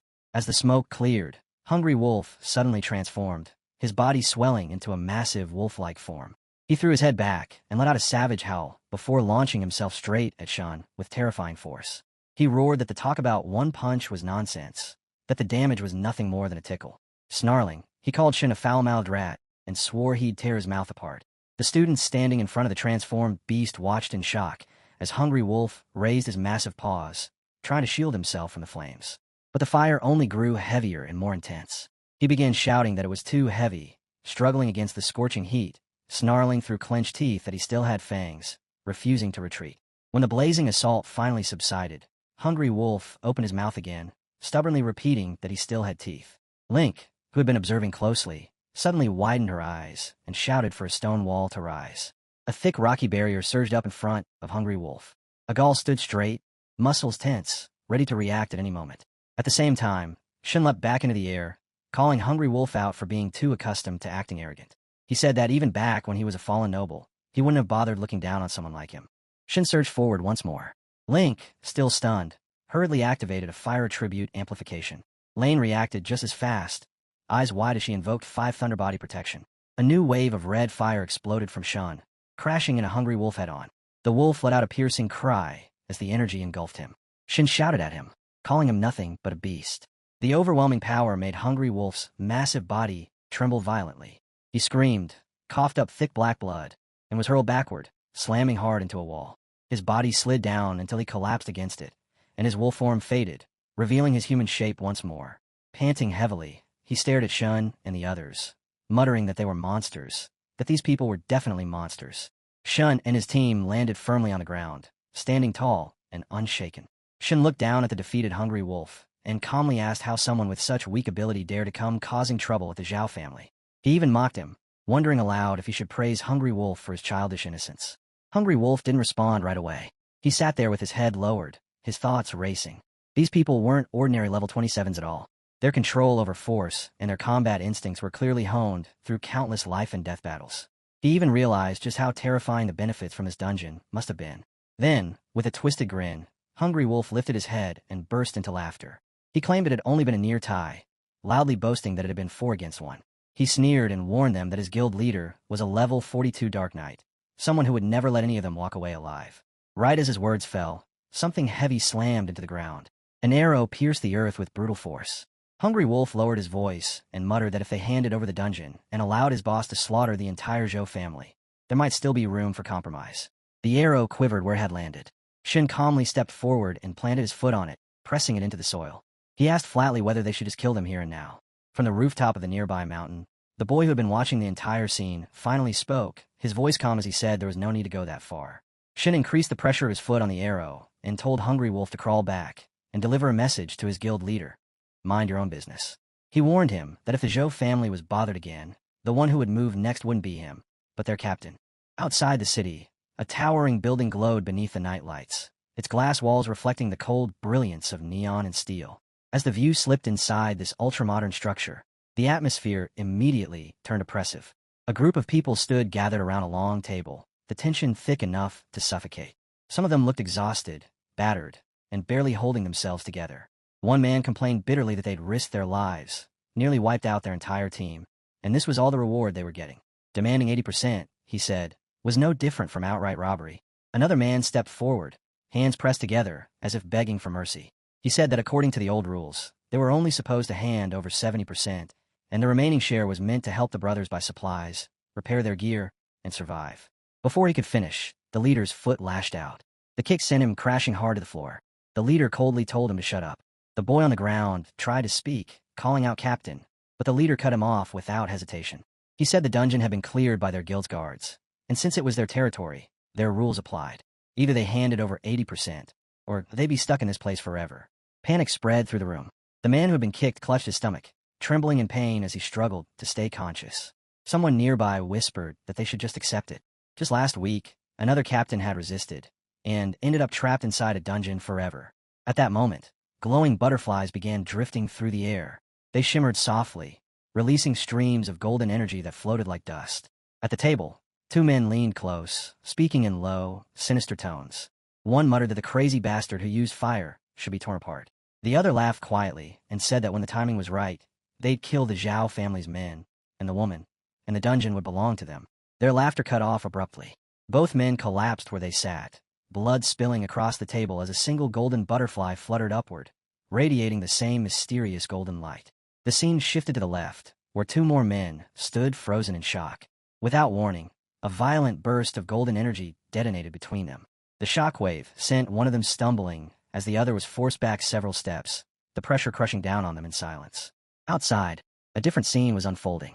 The Hungry Wolf Guild leader stood tall, a level 42 Dark Knight whose very presence carried an oppressive weight. His signature aura rolled outward as he coldly declared that making the Hungry Wolf Guild lose face was unforgivable, and that this matter would not end here. A level 2 curse wizard stepped forward cautiously, saying that based on the wise guild leader's judgment, the opponent's strength was no laughing matter, especially with the Zhao family involved. Right after that, a level 2 assassin added that they had just received word from Bloodblade. The contract had been rejected. The risk was simply too high. Then the level 3 heavy shield warrior spoke up, his voice firm. He suggested gathering everyone and raiding the Zhao family that very night, wiping them out without leaving a single survivor. The Dark Knight shook his head slowly and said a frontal assault wasn't the smartest option. If even Bloodblade was afraid, then they would contact Scorpion and Iron Hand instead. He ordered them to spread the news that the Hungry Wolf Guild was willing to share the enormous bounty tied to destroying the Zhao family. He wanted everyone to clearly understand what happened to those who dare defend Hungry Wolf. Hungry Wolf himself laughed and joined in, saying killing the Zhao family too quickly would be boring.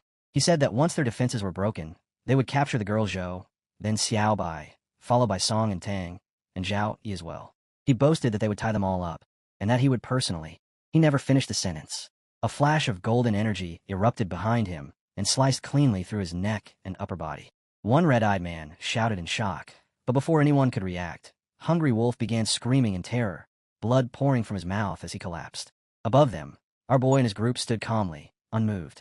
One of them remarked that it seemed the lesson from earlier in the day had been far too light. Our boy stepped forward and issued a clear order. The core members outside were to be cleaned up. If the night grunts didn't resist, they would be knocked out. As for the stronger ones inside, he would deal with them personally. Shin immediately stepped forward, excitement flashing in his eyes, saying he'd been waiting for this moment. The Dark Knight roared and unleashed a violent wave of purple energy that swept across the area.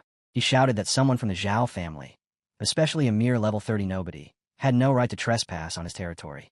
But our boy didn't move. Golden energy surged around him, and his presence shifted completely. His form turned angelic as radiant wings of golden light spread wide behind him. The curse wizard broke down in panic. His staff slipped from his grasp as he screamed, crying that his curses were being suppressed. Holy power crushed down on him, far too overwhelming to resist. White energy burst from his body as he shouted in disbelief, unable to comprehend how such terrifying divine force could exist. At the same time, the Berserk Chargers and Iron Bastion fighters roared as they rushed forward, screaming for our boy to die. He didn't even look impressed. He simply raised one hand and released a sweeping wave of golden energy. With a single motion of his golden sword, a blazing sword flash tore through the air and cut down the man standing directly in front of him, killing him on the spot. Another attacker tried to ambush him from behind, swinging his weapon with everything he had. Our boy snapped his wings outward without even turning around, the impact smashing the man to the ground. Then he shot straight up into the air, rising toward the Holy Cross, his gaze locking onto it as radiant light poured from his awakened form. The figure hiding behind the Holy Cross was finally revealed as our boy descended. The Dark Knight stood there, staring at the corpse on the ground, his expression dark and rigid. Our boy hovered before him in his full angelic state, golden light cascading off his body. In response, the Dark Knight suddenly released a dark domain. Purple energy flooded the area as he stepped forward, declaring that he would take our boy's life. He roared a single word, "Die," and unleashed a soul-rending slash. Behind the attack, a massive distorted face formed, its enormous jaws opening wide as if to devour everything. Our boy didn't flinch. He stood firm and said calmly that it was all a futile struggle. Golden energy surged as he charged forward with his swords. His attacks came in an unbroken storm, completely suppressing the Dark Knight. The domain cracked and shattered under the assault. The Dark Knight froze, panic flooding his face as his body trembled uncontrollably. He stammered that it was impossible, that someone with this kind of power couldn't possibly be only level 30. Still in his angelic form, our boy raised his hand. Golden chains shot out instantly, racing toward the Dark Knight. He asked coldly if he had ever been given permission to escape. A judgment-like wave of justice erupted as the chains wrapped tightly around the Dark Knight's body. Our boy held firm as the man screamed in agony, tears streaming down his face while the golden energy burned him like holy fire. The chains constricted further, binding him completely. Then, as the light continued spreading across the battlefield, our boy returned to his human form. He caught a sphere filled with zinc-colored energy, and a torrent of information flooded into his mind. High-level energy had been absorbed. Mirror Purgatory Core control had increased to 30%. New dungeon guardians had been acquired. Dark Knight, Shadow Assassin, Curse Wizard, Heavy Shield Barrier. An unknown dungeon core had also been detected, asking whether he wished to merge. Our boy immediately focused on the merge. The zinc-colored sphere began blending with a sphere of green energy, and he frowned, trying to understand what was happening. Suddenly, the green sphere reacted violently. Blue energy burst out, enveloping everything, and from within it, Hungry Wolf emerged, his form reappearing as the strange energy continued to surge. The Hungry Wolf's form twisted violently, stretching into a pitch-black silhouette as the different energies fused completely. Our boy watched closely and realized that even after becoming an unknown entity, its resistance still hadn't vanished. His eyes flared into a brilliant gold once more, and waves of golden energy spread outward. The green sphere floated silently at the center as the golden light circled it endlessly, layer after layer, like an unending vortex. Golden energy coiled tightly around the purple energy stone. A screen abruptly appeared in the air. Merge successful. Dungeon Roaring Forest acquired. In the same instant, our boy grabbed the zinc stone as its energy erupted outward in all directions. He quickly began thinking things through. The Mirror Purgatory Core was powerful, but could only summon a single dungeon. Gaining a second dungeon was an enormous advantage.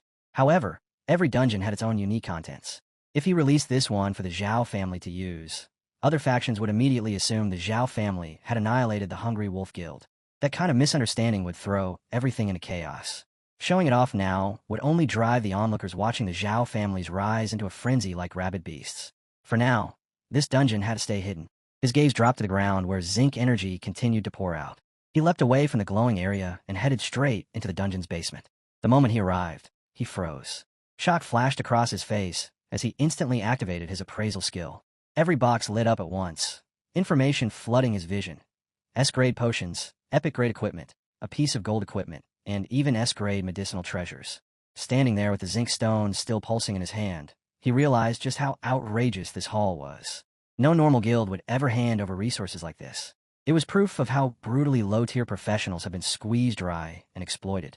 As he stood there, another message appeared, prompting him to take the items. Golden energy spread across the boxes, bathing everything in light as he stepped forward. When he looked inside, dragons and beasts filled his vision. Then a golden dragon began to form, and before he could react, he found himself standing on its back.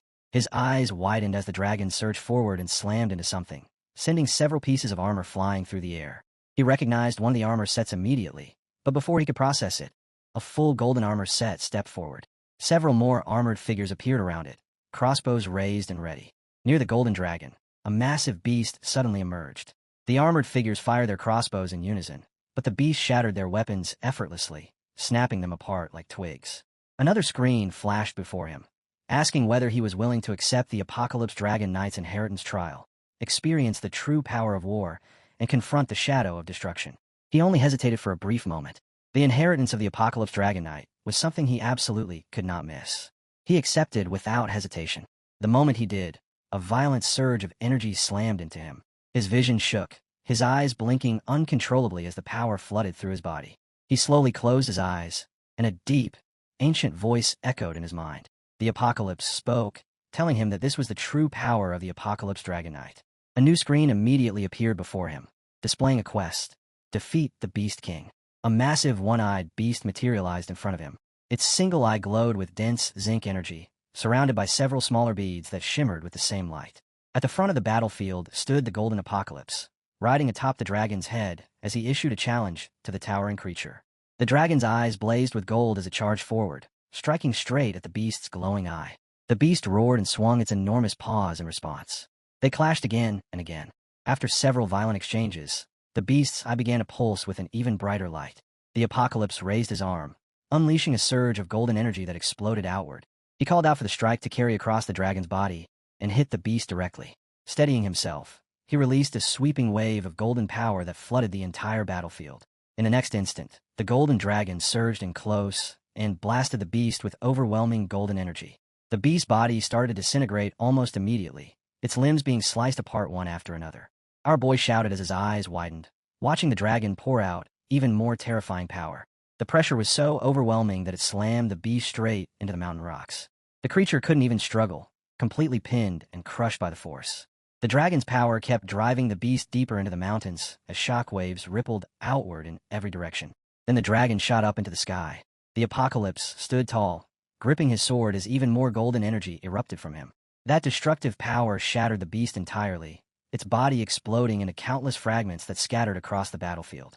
Our boy stood firmly on the ground, one foot pressing into the stone tiles beneath him as golden energy continued to ripple around his body. He bent down and picked up a tile engraved with a cross symbol, his thoughts racing. A power capable of destroying heaven and earth itself. He remembered that during his battle with Lu Xian, he had awakened the armor of the Apocalypse. But unlike armor crafted for other knights, his was something entirely different. And no matter how hard he pushed himself afterward, he had never been able to activate that state again. At that moment, a system screen appeared before him, announcing that a hidden quest had been triggered, the inheritance of the Apocalypse Dragon Knight. He lowered his gaze to the tiles once more, realizing that this was indeed a hidden quest. Every hidden quest he had encountered before had always rewarded top-tier resources. Whether this one was meant to grant the inheritance itself, or something else the system intended to bestow, his nerves tightened. In his heart, he muttered that no matter what, he had to obtain the Soul of War. The scene shifted as he walked deeper into the basement. Bodies lay scattered across the floor, some unconscious, others already lifeless. He continued forward until he reached his group. One by one, they turned their heads and looked at him in silence. Shin walked up to him and reported that everything had been handled. All the core members were eliminated, and not a single one had escaped. They had also collected a large amount of equipment and potions from the aftermath. Our boy didn't hesitate. He told them to leave all of it behind for the outer members and the professional fighters. Shin looked puzzled and said the equipment and potions weren't bad at all. But our boy shook his head and said easy gains like that weren't worth much. It was better to show goodwill to the others and completely crush whatever influence the hungry wolf still had lingering around. Then he added that there was something more important he wanted them to see. Lai Xian stepped closer, curiosity clear on her face, and asked what it was. Our boy explained that he had found something inside the Trier Vault, but something about it felt wrong. He asked if any of them had ever seen anything like it before. At that moment, Lon suddenly froze. She stared at it, her expression shifting as if a distant memory had been triggered. She slowly walked closer and said she had seen something almost exactly the same. Our boy raised his hand and asked her when and where. Lon paused, thinking carefully, and then said it happened when she was about 6 years old. Back then, a massive fireball had fallen from the sky and slammed into the back mountain of their sect. The impact was so violent that it burned half the forest to the ground. When the flames finally died out, only a single helmet was left behind. Its design and patterns matched the markings on the stone table perfectly. At the time, the clan masters believed it was some kind of supreme treasure and tried everything to study it. But no matter what they did, they couldn't figure it out. Wearing it didn't increase stats, didn't activate any skills, and didn't show any special effects. It behaved like nothing more than an ordinary decorative item. Even so, its mysterious origin convinced the masters that it had to be a supreme treasure that simply hadn't been understood yet. Because of that, they sealed it away inside the family's Myriad Trier Vault. Our boy felt his heart skip. If Lan's memory was accurate, then that helmet was the hidden quest item, the Soul of War. But getting access to the Myriad Trier Vault wouldn't be simple. Unlike the secret chambers of the Hungry Wolf Guild, vaults belonging to noble families and major sects were guarded with strict rules and heavy restrictions. Lon looked at him and asked if he was planning to enter the Myriad Rare World to search for the helmet. He nodded and said yes. It was connected to something extremely important. Shin walked over, clearly surprised, and asked if this was another hidden quest from the Hidden Dragon platform. He thought the only remaining tasks were minor cleanup missions. Our boy agreed outwardly, while inwardly knowing he couldn't reveal the existence of a system. Their misunderstanding worked perfectly in his favor. Lon then added something else, her tone brightening. Their sect held a grand competition once every 3 years, and the winner earned the right to enter the Myriad Treasures world and select any treasure they wanted. Our boy's eyes sharpened immediately as he asked when the competition would be held. Shun answered with excitement. Tomorrow. Our boy froze, staring ahead in disbelief. Tomorrow. A world map flashed into existence, a single black spot pulsing at its center. In the next instant, a swirling hole wrapped in zinc-colored energy tore open. Our boy stepped forward without hesitation, the rest of the group following closely behind. He spoke calmly, saying this was already their 5th transmission. Lai Xan groaned immediately, complaining that everything felt too cramped and way too windy, telling everyone to just hold on. Ling waved a hand, clearly less amused, saying that every person she looked at seemed to be spinning in circles. She added that this timing was too early, since the next shipment was supposed to head towards Sylph City. As they stood there stabilizing themselves, Ling gestured again and pointed out that there were still 3 transmission stations left ahead. Our boy turned back, glanced at everyone, and told them to keep moving. Ling responded energetically, calling him captain with a grin. Standing close to the group, our boy paused for a moment and thought about tomorrow. They need to wake up early. Relying on transmission stations meant their movement time was extremely limited. He rubbed his chin, considering the strain. Rapid spatial shifts put a heavy burden on both mind and body. Maybe targeted anti-interference training was something they needed sooner rather than later. Before he could dwell on it further, another zinc-colored transmission burst open. One of them suddenly started yelling, even tearing up, clamping a hand over his mouth as they were dragged through. When they finally emerged on the other side, Ling stood firm with her eyes closed and announced that they were done here. A second later, she snapped her eyes open in shock and said that no transmission array in the world should be able to reach the mountains directly. They had arrived in a lush green landscape, trees stretching endlessly in every direction. Ling leaned forward, carefully examining the surroundings, and explained that according to the gate's instructions, this location represented the fear of the Great Mountain. This was a final step. She said they needed to wait a moment before proceeding upward. Shun frowned, clearly confused, and asked what she was even talking about. Our boy didn't answer. He was already calculating silently, thinking that initial movement speeds could spike up to 100 kilometers once the scale began. Everyone started settling down when Shin suddenly shouted, asking if he'd said something wrong. Lon gasped and instinctively covered his mouth. Ling held a page in her hand, erased several markings on it, and calmly told Shun that he was lying. To himself. She told him to look directly at what he feared. With a sharp motion, she pushed something into the air. Instantly, clouds, wind paths, aerial routes, talisman markings, guild symbols, banners, and proof seals all appeared at once, like a 6-year-long argument suddenly materializing. The shifting mass then condensed and transformed into a massive flying sign. Lon's eyes widened as she said the synchrony was spreading everywhere. She told everyone to get up immediately. Ling stared at the flying sign with excitement, calling it beautiful. Lon casually sat down on it and told everyone to hop on, reminding them they didn't have much time. They were going straight through the air, and she added that this was the VIP route. One by one, they climbed onto the flying sign, laughing and cheering as it lifted smoothly into the sky. The sensation felt surprisingly comfortable as it soared forward, slicing through the clouds and carrying them onward. Ling laughed and said it was even better than riding the wind, and definitely faster too. Shin leaned back in a relaxed, almost lazy posture and commented that this felt way more comfortable than the new free movement method they'd been using. Not far from them, our boy sat beside Lon. He leaned in slightly and asked her if she really didn't want to return to the party. She turned her head toward him and teased him back, asking why he didn't go back to his old-school territory instead, laughing as she said it. He didn't laugh with her. Instead, he told her that ever since they started moving, she seemed more alive on the surface, but her smile felt forced. Every time someone mentioned the door, something heavy and grounded filled her eyes. He pointed out gently, saying it felt like she kept pouring oil over herself, pretending everything was fine. Then he asked her directly, what was she afraid of? Lon went quiet. After a moment, she admitted that he'd seen through her.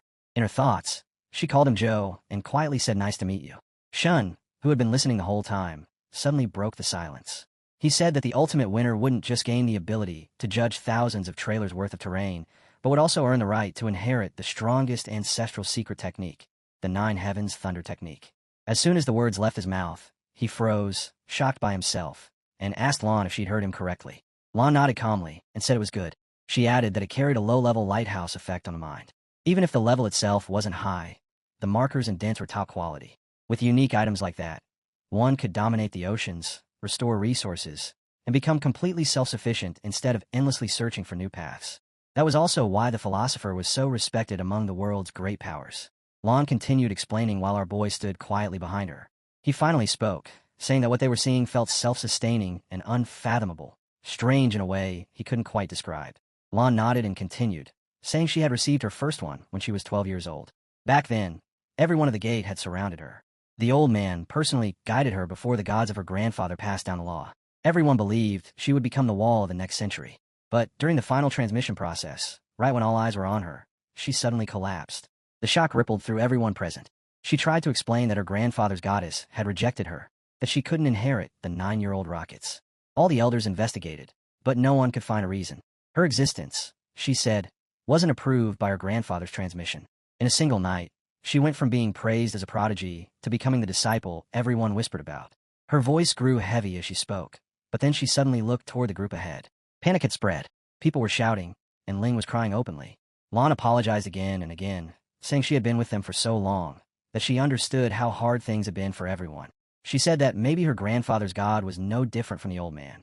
Both of them unable to see clearly, unable to understand that Ling was actually a good seed, the best one among them all.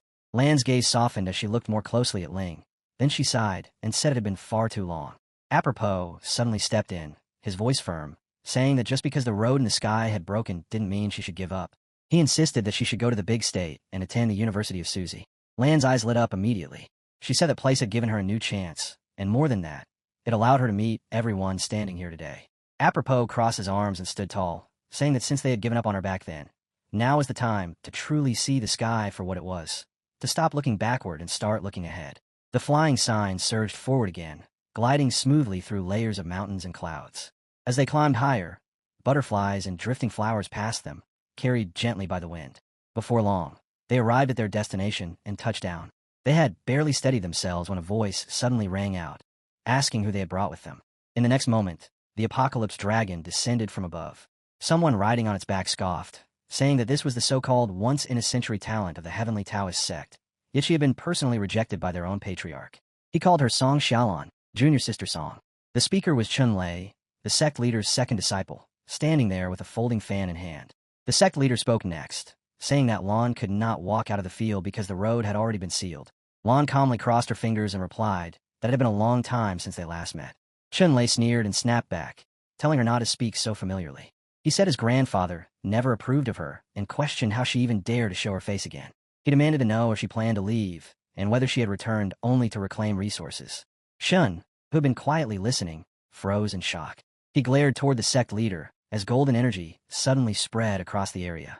Chun Lei, seated atop the golden dragon, looked down and muttered in surprise as the pressure continued to build. Chun Lei shouted for Clear Spring to appear.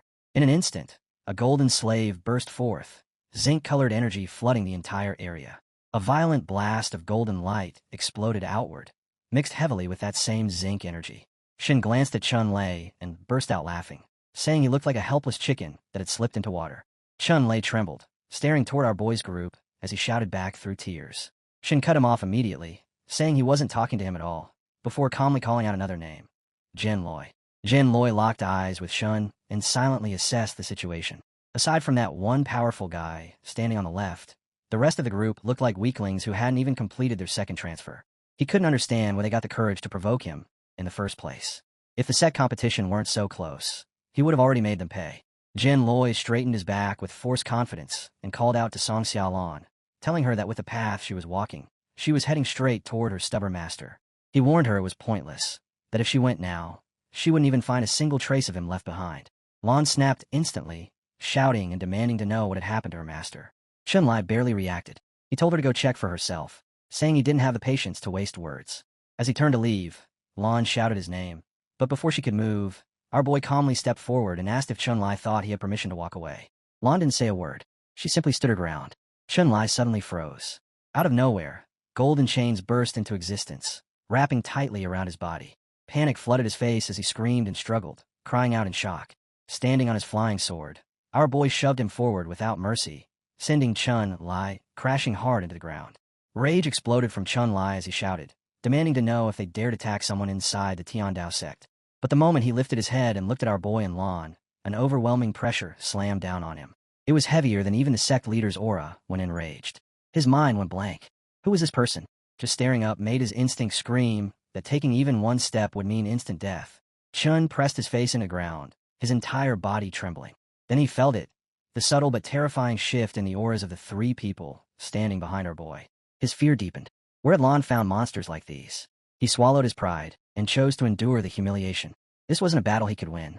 He told himself he would report everything later and let the sect leader deal with her. Chun finally struggled to his feet and warned them coldly that attacking people within the Tiandao sect would not go unnoticed by the Sect Integrity Institute. Then, forcing a fake air of generosity, he said he would tell Lan what she wanted to know. After Lan left the mountain, the sect leader had ordered Master Bao to take in a disciple and pass down his legacy. He refused outright. For years, he had also shielded Lan, declining artifact refining and pill-making duties. Worse still, Lan's cultivation had stagnated because she spent all her time buried in ancient texts. The sect leader eventually lost his patience. 3 months ago, Master Bao was demoted to gatekeeper of the Myriad Treasures Vault. He was forbidden from refining pills, crafting artifacts, or cultivating, and his stipend was cut off entirely. That was all Chen knew. Ling rushed to Lan's side and softly called her name. Our boy muttered something under his breath in Korean. Chen turned back in confusion, asking what he had just said. Lan stepped forward. Her eyes lit up, glowing gold. She said that ever since the day the founding ancestor's statue rejected her, the entire sect had started treating her like some kind of abnormal existence. Whispers followed her wherever she went, eyes filled with doubt and suspicion. But her master never once turned his back on her. He buried himself in ancient records and forgotten texts, desperately trying to understand why it happened. In the end, he was the one who encouraged her to leave the sect and search for opportunities beyond its walls. To Lan, inside the Tiandao sect, her master was the only person who ever truly mattered. Chen suddenly shot up into the air, laughter dripping with mockery. He sneered that Lan really was bold, daring to let outsiders attack fellow disciples within the sect. He said he wouldn't even bother arguing with her, claiming her master was already pitiful enough as it was, and turned to leave. But halfway through, Chen abruptly stopped. Rage twisted his face as a surge of red energy erupted from him. He roared at our boy, cursing him, acting as if he could just interfere and walk away unharmed. The red energy was hurled violently toward Chun Lai's flying dragon mount, detonating in a massive blast. Chun Lai screeched in fury and panic, immediately summoning Clear Spring again. He activated the water summoning talisman and water guiding technique, torrents of water surging to stabilize the situation. Lan rushed to our boy's side and said she had to go to the Myriad Treasures Vault immediately. Our boy didn't hesitate for even a second and agreed. Lan shot off on her flying sword, cutting through mountain ranges and soaring over peak after peak as the scenery blurred beneath her. The focus shifted toward the Tiandao sect's Myriad Treasures Vault as she drew closer. Mid-flight, her expression suddenly changed.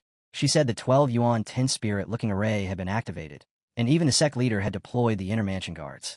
Her heart sank as she realized her master's situation was far worse than she had imagined.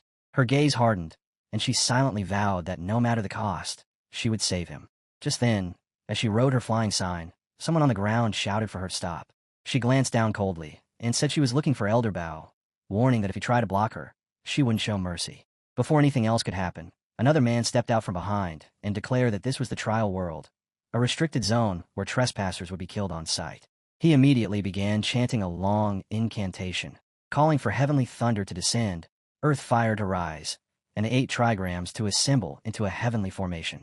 With the authority of the 3 pure ones and the power of the 12 yang, a massive net of thunder and fire formed in an instant. With a sharp command, he sent it flying. Several thunderbolts erupted alongside the blazing net, shooting straight toward Lan's flying sign. Traveling beside her, our boy asked calmly if she was confident. Lan paused for only a heartbeat, her mind racing as the thunder crashed down toward her. The bolts slammed into the net, and she responded instantly. Her energy exploded outward as she traced swift signs through the air, eyes widening slightly in surprise. A violent surge of red light expanded in all directions, shattering the thunder and tearing the fiery net apart completely. The man on the ground froze, his mind going completely blank. In that instant, he realized she had just used the gluttonous beast's spell-breaking talisman, a technique that only a direct disciple of an elder could ever cultivate. His eyes widened in disbelief. What he had just seen shouldn't have been possible. Lan descended toward him, offering an apology for the offense, but her eyes burned sharply as she spoke. Panic overtook the man. Before he could react, she seized him by the neck and shoved him aside with a swift, effortless motion. She was about to move on when thunder suddenly rose behind her. A voice called out. Lan's eyes widened. As the thunder split through the air, she twisted her body aside at the last possible moment, causing the strike to crash straight down instead. Someone muttered about ugly thunder just before a violent explosion erupted from the impact. Lan shot out of the blast radius, still gripping a bolt of lightning in her hand. She slammed it down onto a man's shoulder, and once again, the words ugly thunder echoed as another explosion tore through the ground. The shockwave sent her flying back. Before she could fully regain her balance, an arrow was released from behind. She sensed it instantly, reached out, and knocked it aside, stopping it cold before it could touch her. Someone suddenly lunged from behind, trying to stab her with an arrow at close range. Lon spun without hesitation and drove her heel into him, sending his body flying backward. More attackers rushed in from the front, but she didn't slow down. She fought straight through them, kicking and striking non-stop, knocking each one aside, as if she were carving a path forward. Another attacker tried to rise from the ground and strike, but she lifted her leg and delivered another clean, crushing blow. She paused briefly, brushing her thumb across her lips. Then she reached out and grabbed her senior brother's sword, telling him she needed to borrow it. The moment it was in her hand, her energy surged. She released a fierce wave and charged forward again. Blades of energy tore through the air one after another. Several men collapsed instantly, some dying where they fell. Golden light spread outward like a raging storm, swallowing the battlefield. One soldier stepped forward and shouted that senior sister Lon was only anxious to see her master and had no intention of hurting anyone, urging everyone to stop blocking her. Another soldier rushed in stubbornly, insisting that the sect leader had given strict orders not to let her pass. Lon stood there, calm yet terrifyingly focused, and spoke 2 words: heavy money. The man's expression changed as he recognized the magical trajectory she had just formed. His face drained of color as he shouted for everyone to get off the ground, realizing it was the 8-trigger enemy trapping array. Lon remained unmoved. Thunder gathered in her hands, for streams of lightning twisting tightly around her fingers. Flames flickered from her palms as she spoke about guiding Kundan's spiritual chi, activating the mystic talisman, and shaking the Ghost King with chi. She released the power forward, and circles of golden light bloomed everywhere at once. One by one, bodies collapsed. The soldiers fell where they stood, consciousness slipping away as the battlefield went silent.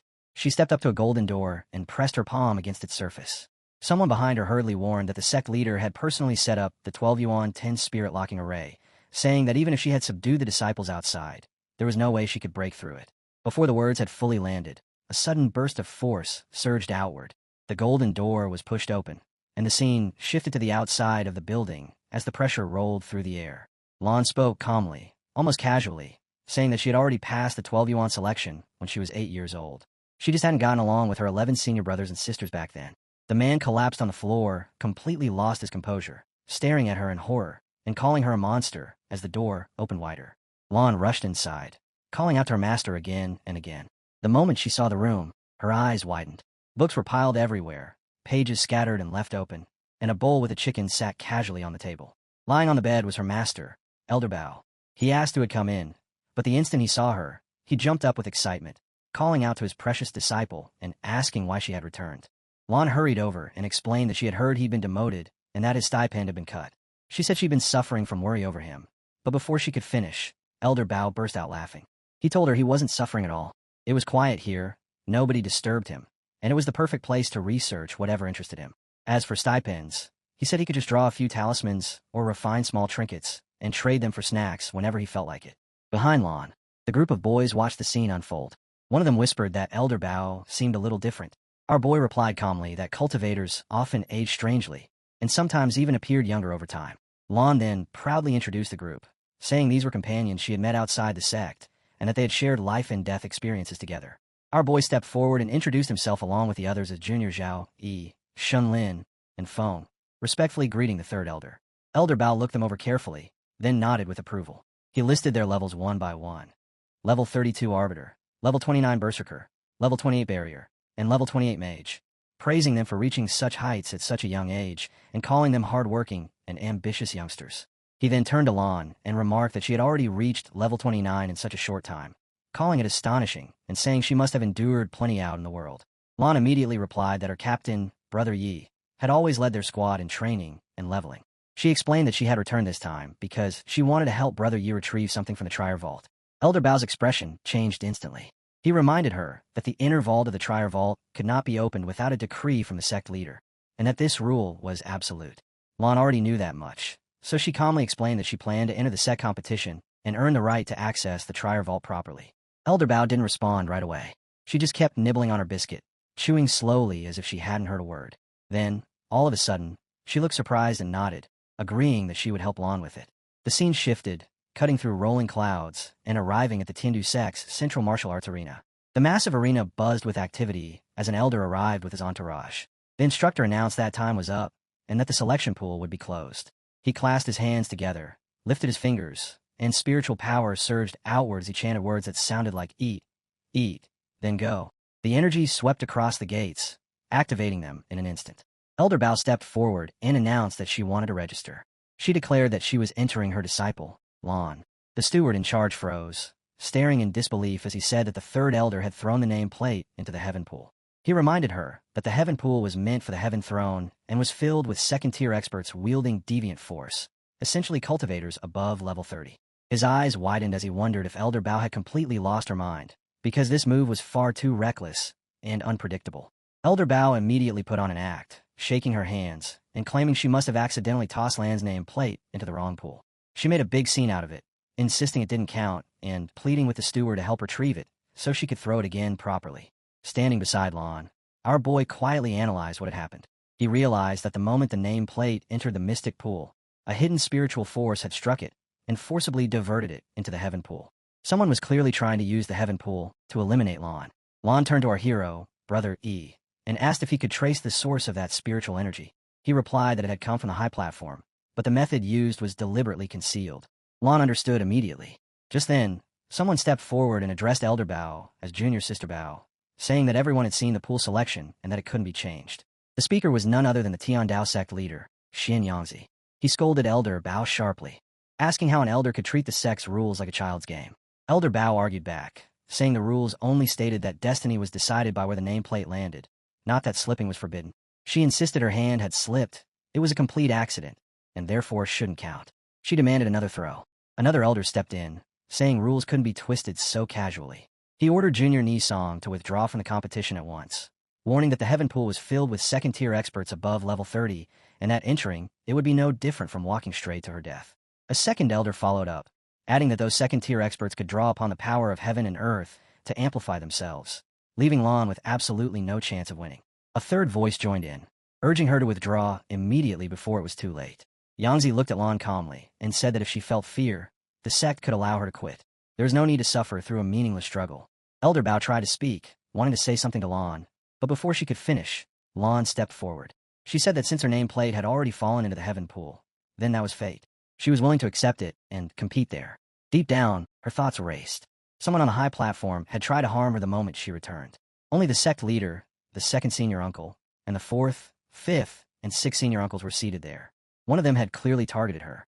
She then asked the sect leader and all the senior uncles to witness with their own eyes whether she had wasted her years outside the sect. Yangzi stared at her in silence. In his mind, she had to be insane to agree so easily. To him, this looked like her throwing herself toward death just to save face, not caring about her reputation as someone once abandoned by the ancestors. In the end, he spread his arms and announced that since her resolve was firm, the decision would stand. The competition officially began. Zinc-colored energy flowed through the arena as a massive screen appeared, displaying the match details. The first battle of the heaven pool was revealed. Lei versus Song Xianluan. The moment the pairing appeared, the entire crowd erupted. Whispers spread instantly. Everyone talked about senior brother Lai, the sect leader's direct disciple, and almost unanimously decided that Lan was finished. Someone muttered that it was already over, that she had practically signed her own death note. Senior brother Lai's fights usually ended with opponents dead or crippled.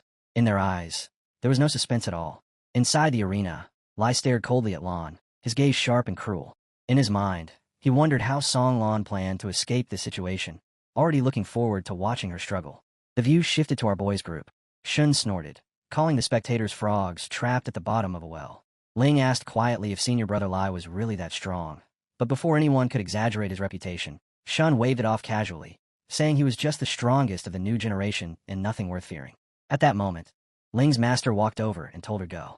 Ling answered immediately and stepped forward. As she entered the arena, she stood firm, scanning the surroundings, as purple spiritual energy spread across the walls from Lai's aura. She glanced at him as he approached, power surging outward with every step. Lai told Song Lan that if she admitted defeat now, she could at least preserve some dignity. Lan dropped into the arena as thunder exploded around her, cutting him off instantly. She told him to stop spouting nonsense and start the fight. He didn't give her even a moment to prepare. The attack came instantly, forcing Lan to dodge as the blast slammed into the ground behind her. Purple energy flooded the arena again and again as Lai pressed forward relentlessly, while Lan continued to block and evade. Then she finally pushed back, releasing thunder of her own. Her lightning tore straight through his force, Yet Lai only responded by pouring even more energy into the battlefield. Our boy watched closely and quickly saw what Lai was trying to do. He was using wide-range attacks to shrink Lan's movement space, forcing her into a head-on clash. But the execution was sloppy. The spiritual energy output was far too wild, far beyond what was necessary. At least a third of his power was being burned on meaningless momentum and useless coverage. Ling watched anxiously, her heart tightening as she silently reminded herself that Lan had to stay careful. At the same time, our boy couldn't help wondering how someone at level 35 could still have such crude control over spiritual energy. He even suspected that Song Lan's presence had shaken Lai's composure and thrown him completely off rhythm. From the stands, Elder Bao crossed her arms with a pained expression, muttering under her breath about how her precious talismans were being wasted on this nonsense. Back in the arena, Lai continued firing off energy while gripping his sword tightly. He noticed that his speed had doubled, yet he still couldn't land a single clean hit. In his mind, he convinced himself that the Thunderlight manifestation technique Lan was using had to consume an enormous amount of mental energy, and that she wouldn't be able to maintain it for long. As he braced his feet against the ground, energy erupted from beneath him. Then he charged forward at insane speed, power spraying everywhere, determined to see exactly where she thought she could hide now. The spectators gasped in shock. They recognized the move instantly. It was senior brother Lai's ultimate technique, Frenzied Thunder Heaven Prison. People whispered in awe about how perfect the power, speed, and angle looked, like something straight out of textbook demonstration. Yangzi watched as well, his eyes narrowing slightly. To him, although the spiritual energy looked violent and the momentum terrifying, it still lacked proper cohesion. At least 30% of its power was still being wasted. As the massive wave of energy surged toward Lan, she calmly raised her hand and sent thunder forward.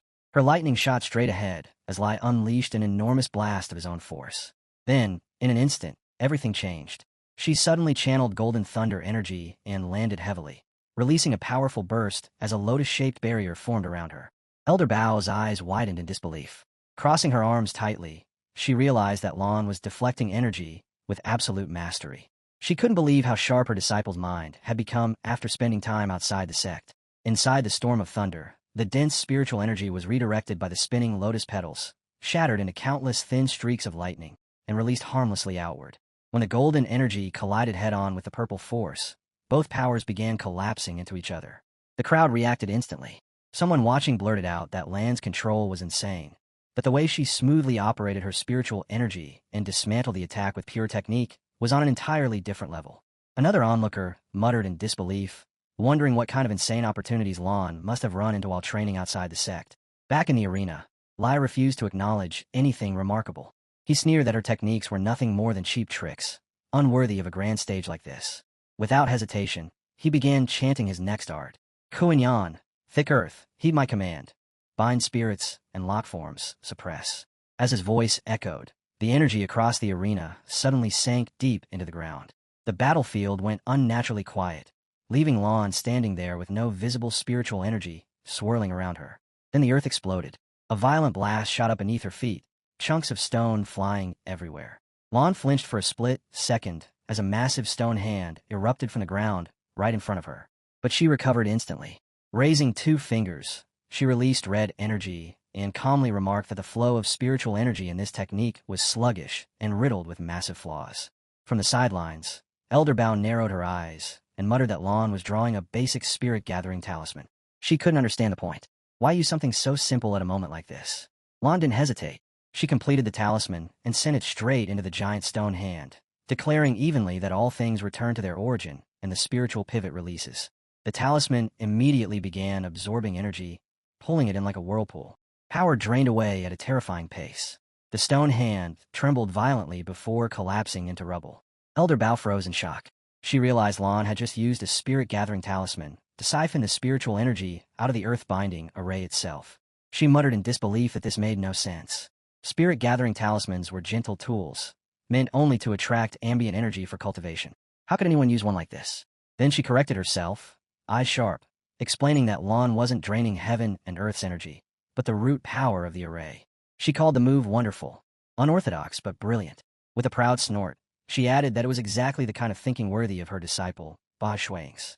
Someone else echoed the sentiment in disbelief, repeating that Lan had really used a spirit-gathering talisman to dismantle an earth-binding array. Lai heard everything, and his composure shattered.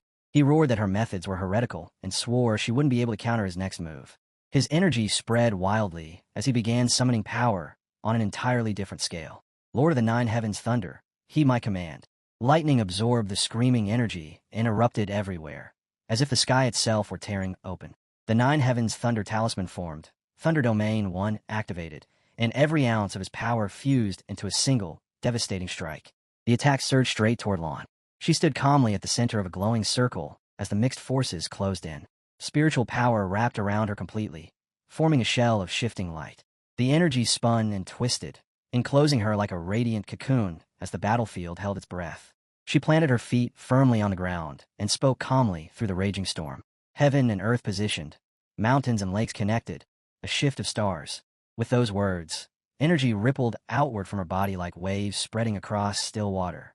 Lai forced a massive surge of golden energy toward her, but the moment their powers collided, her golden force shattered his thunder domain and ripped his energy apart. Lai froze, his thoughts spiraling in disbelief. When had she even had time to set up an array?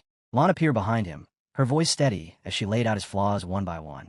She said his thunder domain lacked sufficient mental energy, making it unstable from the start. It also lacked water vapor, leaving nothing to soften or regulate the flow. Thunder and fire were raging uncontrollably, throwing the 5 elements out of balance and distorting his entire foundation. Lai refused to accept it.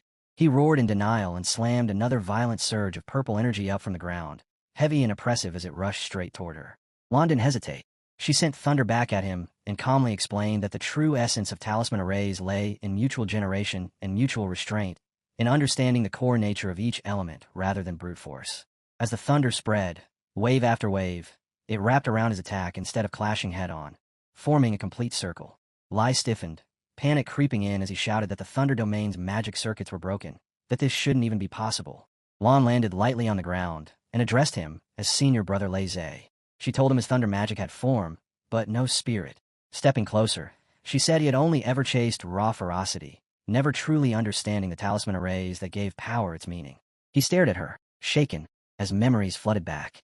When she was only 12, she had already defeated a level 15 opponent.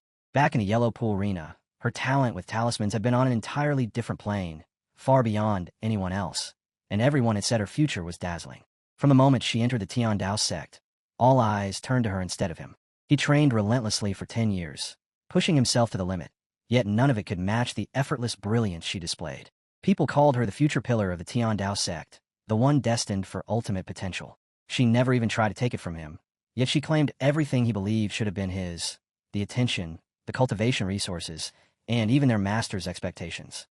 As old memories start drifting back into his mind, everything he once forced down and buried comes surging to the surface, and he remembers a time when he even felt grateful to the ancestor for tearing away what he was convinced was nothing but a fake genius mask.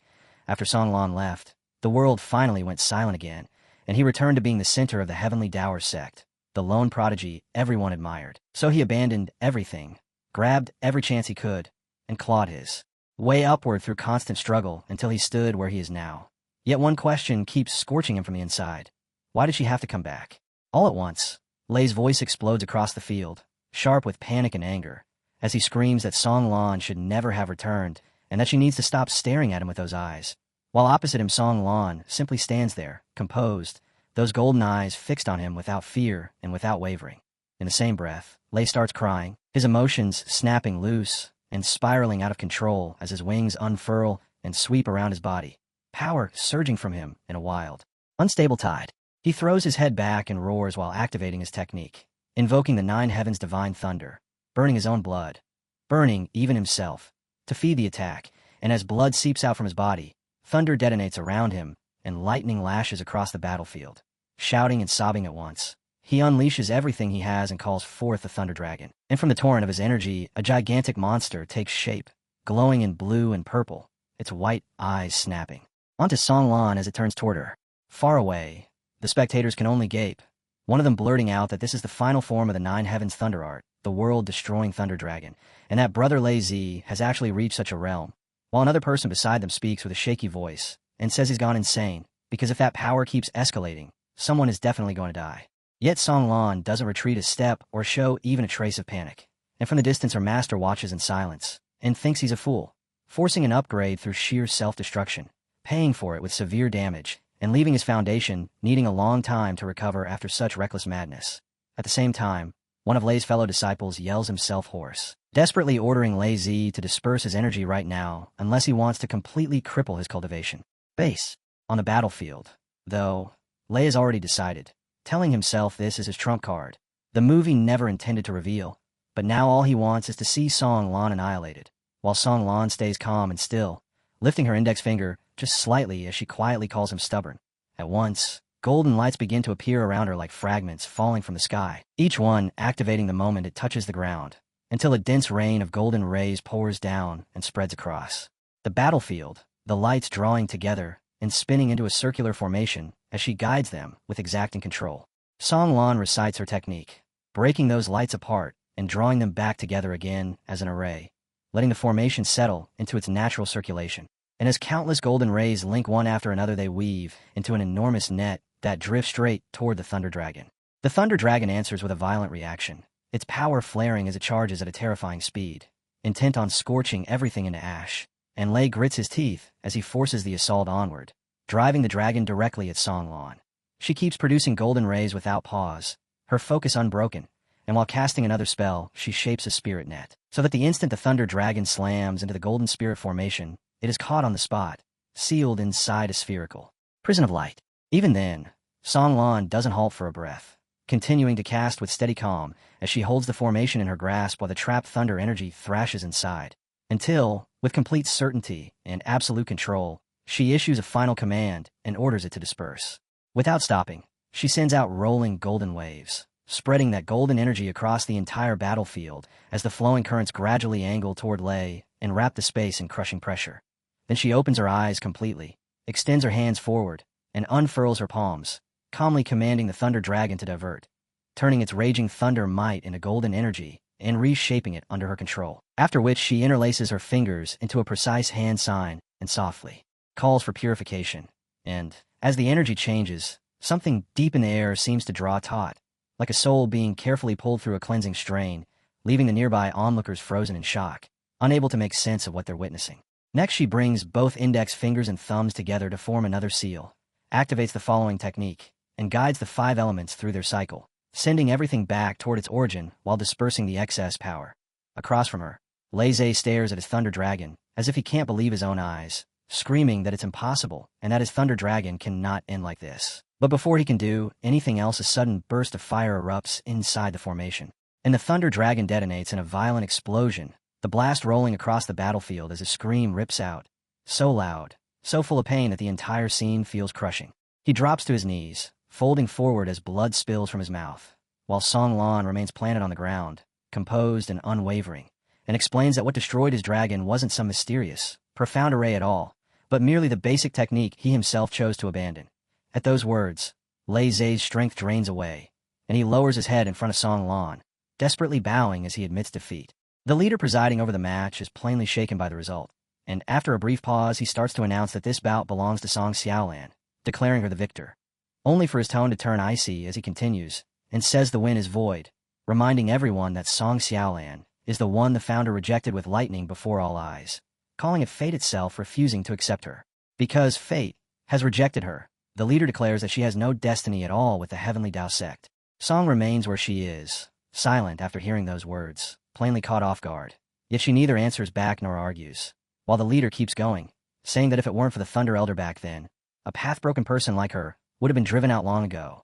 Only then does Song finally lift her voice, calling out to the leader and insisting that the cause of that past incident is still uncertain, and that today she intends to prove the great Tao has 3,000 paths, not merely the single road left behind by the founder. But before she can finish, the leader cuts her off, brushing it aside as nothing more than slick talk, accusing her of relying on cheap tricks and unorthodox arts that harm foundations, claiming this alone shows she has taken a crooked route, and insisting the founder struck her down because he had already seen her true nature.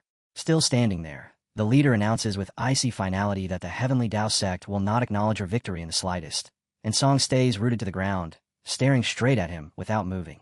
Then the leader adds that out of consideration for her master, her cultivation will not be crippled, but from this moment their connection is severed. Effective immediately, she is banned from Mountain Sage forever. The pressure abruptly surges, and she lets out a strangled cry as a thin line of blood slips from the corner of her mouth and thunder energy erupts around her body. She fights against the crushing force, only now understanding how terrifyingly heavy it truly is. And in that instant, Master Bao shouts toward Song Lan in alarm, calling to her disciple, while others nearby widen their eyes in shock as everything escalates. And Master Bao whips toward the leader in fury, demanding what he thinks he's doing. The leader answers evenly, telling her to calm down, saying they are merely carrying out the sect's will, and assuring her that Song Lan will not die. Master Bao fires back at once, calling it utter nonsense, pointing out that a level 55 is suppressing someone at level 29, and warning that if this goes on even a little longer, her foundation will be ruined for life, then stating flatly that if the junior brother doesn't stop, she will step in herself. Right then, one of our boy's companions suddenly yells that brother, he has arrived, and our boy strides forward to place himself in front of Song, making her stare at him in surprise as she calls out to him. He holds his ground in front of her, golden energy spreading around his body as his presence swells to fill the space, and in a calm yet unyielding voice he asks if this is truly the Heavenly Tao sect, demanding to know who exactly gets to decide this fate they keep preaching about, whether it's them, or a silent statue that can't even speak. He glares at them, anger rising, and challenges what they dare call the righteous path, asking if it's really their self-important lightning art, or the countless roads cultivators across the world have walked. He lifts a finger and points straight at the leader, stating clearly that Song Xiaolan, at only level 29, defeated someone at level 35 by using the very foundations of their own sect, relying on nothing but her personal comprehension and her own truth, and with thousands of people watching it happen. The leader still wipes it all away with excuses about crooked paths and fate. The leader listens without speaking, but our boy doesn't slow down, pressing on as he accuses him of failing his duty as sect leader, because instead of acknowledging talent and pursuing the truth, he crushes it, and he demands to know whether the leader is truly defending the founder's legacy or merely guarding his own authority, an authority no one is permitted to challenge. With our boy standing there before everyone, the leader suddenly lashes out and attacks him. Yet the instant that strike reaches him, the protective shield around our boy triggers on its own and blocks it completely, shielding him without him even needing to move. Seeing that, the leader's face hardens into cold fury as he calls him insolent, branding him an arrogant junior who dares to insult both the sect leader and the ancestor. Inside that barrier, our boy stays composed and meets his gaze head-on, asking if he hit a sore spot, and whether the leader is angry because he feels ashamed, then sharpening his tone as he continues, saying it's clear the Heavenly Tao sect is full of people who can't tell right from wrong, people who break their promises and use strength to trample the weak rather than protect them. Across the way, Master Bao immediately shouts her agreement, praising his words at the top of her voice, and without a moment's hesitation, she snatches up a golden card blazing with fire energy and steps forward, declaring the scolding is deserved. She surges ahead and springs into the air, slapping golden cards across the space as they begin to link up into a defensive structure. And as she moves, she declares that her disciple endured countless hardships outside the sect, carved out her own, rode through effort, and finally came back, only to be condemned without reason by stubborn old fools who open their mouths and try to sever her future. As she keeps placing those golden cards and building a wall of protection, a burst of white energy suddenly shoots toward her, and even as she braces and resists the hit, she continues speaking through her anger, calling this so-called fate pure nonsense. She demands to know whether anyone ever truly investigated what happened with the ancestor statue back then before passing judgment, and she accuses them of knowing only how to cling to the ancestors' past accomplishments while forgetting that the ancestors set rules to teach reason and foster natural talent, not to suppress others, not to wield authority as a tool to tighten control. That is when the leader's rage finally bursts loose, and he shouts at Bao, accusing her of repeatedly violating sect rules, showing no respect to elders, and slandering the ancestor, declaring her rebellion is now plain for all to see. Then he thrusts his hand forward, and a small temple-like structure condenses within his palm, radiating a crushing pressure as he announces that today he will use the 9 Revolution smelting tower to cleanse the house and impose discipline within the sect. When he flings the tower up into the sky, clearly about to activate it, someone nearby hurriedly calls out, urgently asking the leader's brother to think again before it goes too far. But the instant the tower rises and hovers there, its power begins to spill outward and spread through the surroundings, bearing down on everything beneath it. And our boy, Master Bao, and Song stand facing it as the pressure steadily intensifies. Song looks up at the tower and immediately understands what it is, thinking that the 9 Revolutions smelting tower of Zhuiyang is a life-bound treasure capable of melting gold and iron, refining all things, and even burning the soul itself. And she realizes in that moment that this is no longer mere suppression. This tower is being used to kill. Right then, Master Bao glances at Song and quietly sends a small thread of energy toward her as a signal to leave, and our boy reacts at once, stepping in to pull Song back and physically hold her in place so she can't rush forward, Song struggles and calls out to her master, but our boy tells her to trust Master Bao and not distract her at such a critical moment. Master Bao plants her feet, fury rising in her chest, and one golden card after another begins to appear around her, as she declares that if they think they can suppress her, it won't be so easy. Golden energy unfurls in all directions until she stands at the very center of it, forming seals and setting her array in motion, then calling out the formation as she invokes Xian and Kuan Sun, the four symbols rising to suppress the mountains, and with her energy gathered and driven toward the tower. An explosion suddenly detonates near it. The leader stares in surprise and mutters that these are nothing but petty tricks, yet almost immediately red energy erupts from the tower in a violent outward blast that shakes the entire area. A small scratch appears on the tower, and Master Bao catches sight of it, startled but still unsatisfied as she says it isn't over yet, then continues casting without pause, sending more talisman cards toward the tower, and calling out further techniques. She activates Lian, Qin, Dui, and Zhun to form the myriad manifestation defend, presses her fingers together, and once again drives a surge of golden power forward. Her attacks hammering the tower again and again, yet now the tower is completely shrouded in red energy, and her golden force keeps crashing into it as the two powers collide in violent bursts. The leader watches closely and openly acknowledges that her talisman path has reached perfection, saying that the interplay of the five elements and the emergence of countless forms come to her as something natural, and he even remarks that if she had committed to the orthodox road back then, she might already have been able to suppress him. Hearing that, Master Bao starts to feel a flicker of unease, and the leader continues, saying it's a pity, because the 9 Revolutions smelting tower is a hidden treasure that holds a trace of pure yang law, and no matter how many variations she creates, or how ingenious her methods are, they amount to nothing in the face of origin power. He lifts his hand and declares coldly that this is nothing but a mantis trying to stop a chariot. As he speaks, the red energy cloaking the tower thins for a brief moment, letting the tower's form show clearly, and at that exact instant the golden power slams into it again. Red lines immediately coil into place around the tower, and where gold and red meet, small explosions pop in rapid bursts, until the recoil finally flings Master Bao backward, and she cries out, blood spilling from her mouth, while Song, tears already brimming, screams for her master. And then, as if the injury means nothing, Master Bao forces herself upright and straightens as though nothing serious happened, turning her head slightly to smile and ask why the silly girl is crying. She says she is a 3rd transition talisman master, and that this old broken tower trying to refine her is still nowhere near succeeding. Then, standing tall again, she gathers golden energy once more and explains that during her years in the pavilion, she secretly read through every forbidden record and tested countless methods, until in the end she found the one item that quietly resonates with Song, something truly extraordinary, and she tells Song to keep it safe, to take her friends, and leave the Heavenly Tao sect, warning her never to return. Song refuses on the spot, crying and shouting that she won't leave her master behind, and our boy immediately seizes her arm again, dragging her back just as another explosion detonates near the tower. Even as he holds her, Song keeps sobbing and yelling toward her master, resisting with everything she has and refusing to move away. At the same time, the leader keeps his eyes locked on Master Bao, while our boy suddenly senses a shift, and in his awareness a notification flashes as a hidden mission advances, detecting the soul of war. In that instant, a beast-like presence surfaces, declaring this as its objective, the soul of war, and the beast plants itself on the ground, spreads its wings, and says it trembles with longing, not for a master, but for someone who can carry the will of war itself. Our boy answers by releasing golden energy, shaping the soul of war within that power as it expands outward, and he declares that from this moment on, he will be its bearer. The soul of war begins to form, floating in midair as energy gathers and compresses through the creation process, and everyone watching is stunned, unable to understand what he's doing, while Song, still wet-eyed with tears, turns to look at him too.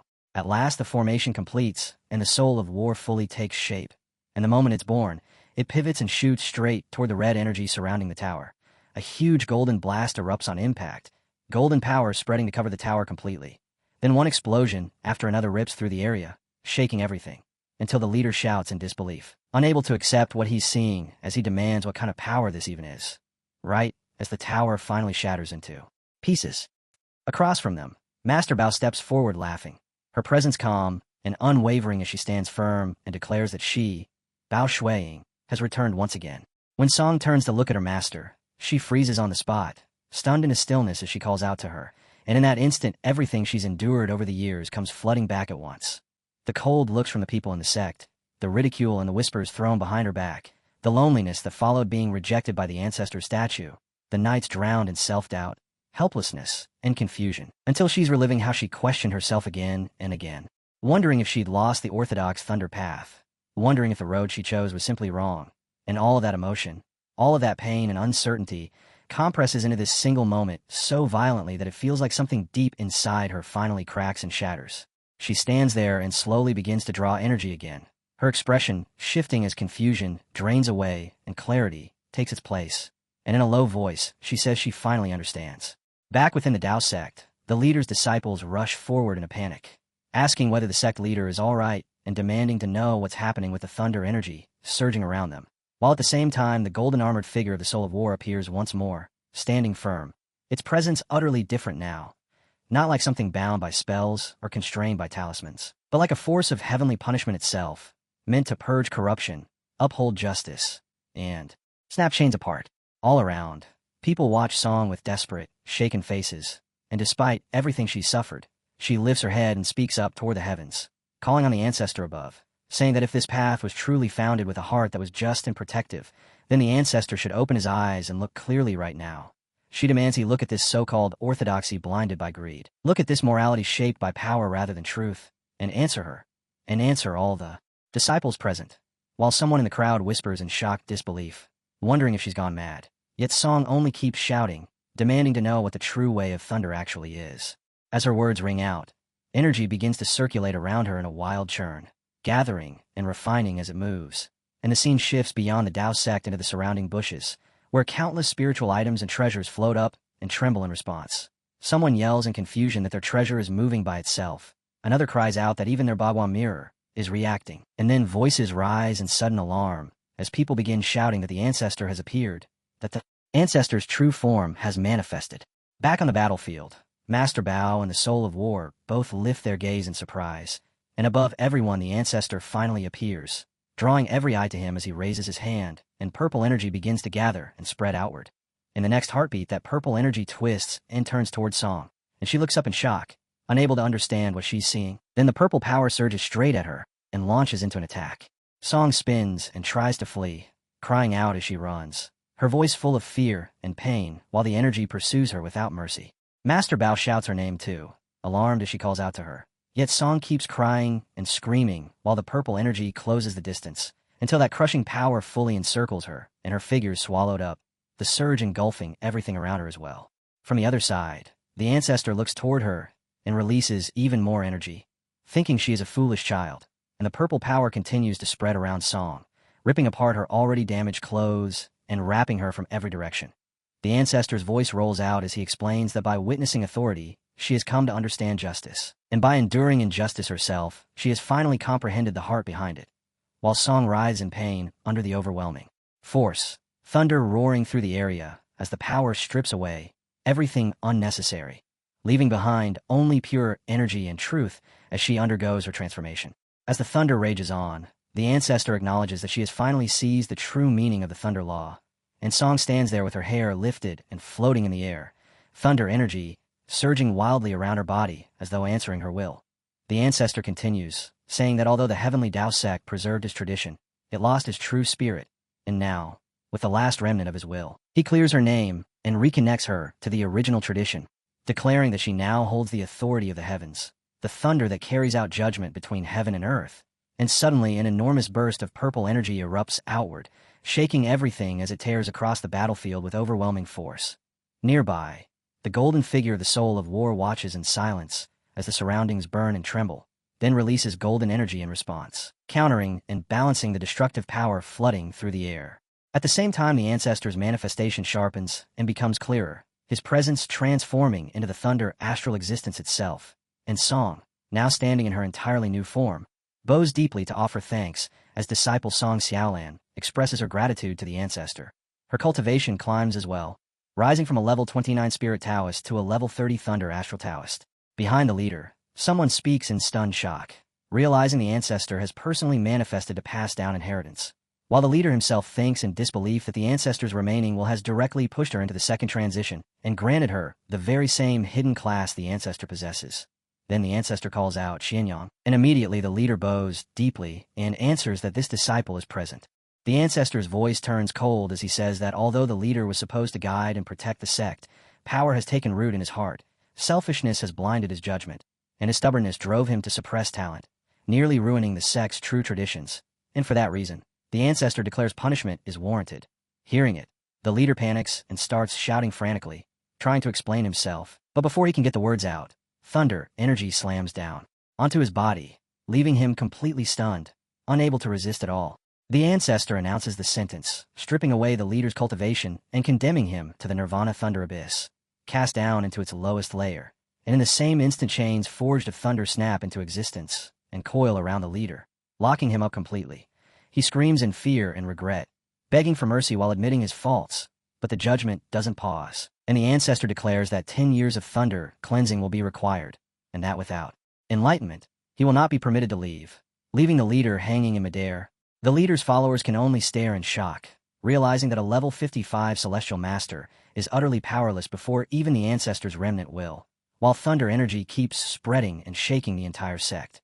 Then the ancestor declares that from this day forward, major sect matters will be decided jointly by the elders, and that the approval of the Thunder Astral Taoist Song Xiaolan will also be required, adding that once her cultivation reaches level 50 and her heart is completely purified, her status will be firmly set. Song stands quietly in place, eyes on the ancestor as she listens to every word, and the ancestor continues, saying that when her Thunder Astral Path is fully completed, she will restore the heavenly Tao sect's lost glory and return its tradition to its true form. The leader's followers immediately lower themselves and bow, stating that they obey the ancestor's decree. The ancestor then shifts his gaze to our boy, remarking that this young friend carries many fortunes, and that using the remnant will trigger the war thunder is an excellent karmic connection, while the soul of war stands there in silence, as the ancestor acknowledges him with approval and simply says that it is very good. Then the scene turns as everyone gathers again, and their focus moves to Master Bao, and she turns to Song and pulls her into a tight embrace, bidding farewell to her good disciple, while telling her the ancestor has already approved her, and that she is now the true orthodox successor. Nearby, our boy's companions and followers burst into excited cheers, saying Lan was incredible and that she looked unbelievably cool just a moment ago. The scene opens with Lan suddenly shouting for Master Lingxi, her face lighting with excitement as the realization lands, and she says she finally understands that she has truly found her own path. Not far away, our boy stands with his companions watching her with a proud, excited expression, and at that moment a screen abruptly appears before him, showing information and stats tied to the hidden mission called Apocalypse Dragon Knight, along with detailed data about the apocalypse itself. Shun, now standing close at our boy's side, looks towards Song and asks in surprise how this Taoist girl has suddenly taken charge of such a massive sect, and instead of answering outright, our boy slowly closes his eyes and says calmly that she did well too. Shun looks completely baffled and asks what he even means by that, unable to understand the answer our boy just gave. The scene cuts far away to a land drowned in thick smog, where a beautiful girl with long hair stands in silence while children carefully comb and arrange it, and then she suddenly senses something, thinking about the familiar aura now brushing against her. Standing before a magic circle, she speaks of the Apocalypse Dragon Knight, calling it her most loyal war proxy that fell in the final battle, its authorities scattering across thousands of worlds afterward, and, as she reaches a hand toward a mass of golden energy, the moment her fingers touch it, that energy reacts and begins to activate, while heavy golden wings slowly take shape behind her as the process continues. And she remarks that she never imagined a legacy shattered for 10,000 years would revive again inside a mortal boy. Soon after, power erupts outward from the castle behind her, sweeping through the surroundings in a broad arc as smoke billows and rolls away, and she steps forward from the castle with an aura that fills the entire area.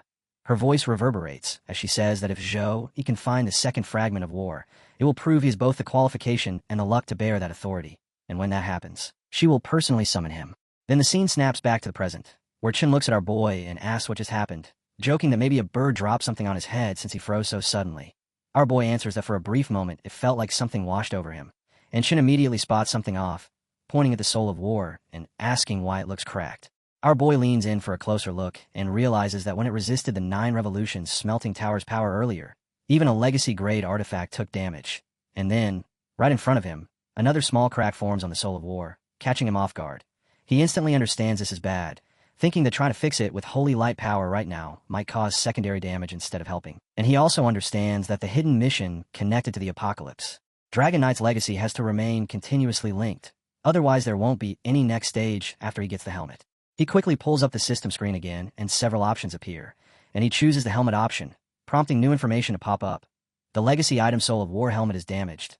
The subsequent mission is currently frozen, and it will only reactivate after proper repairs.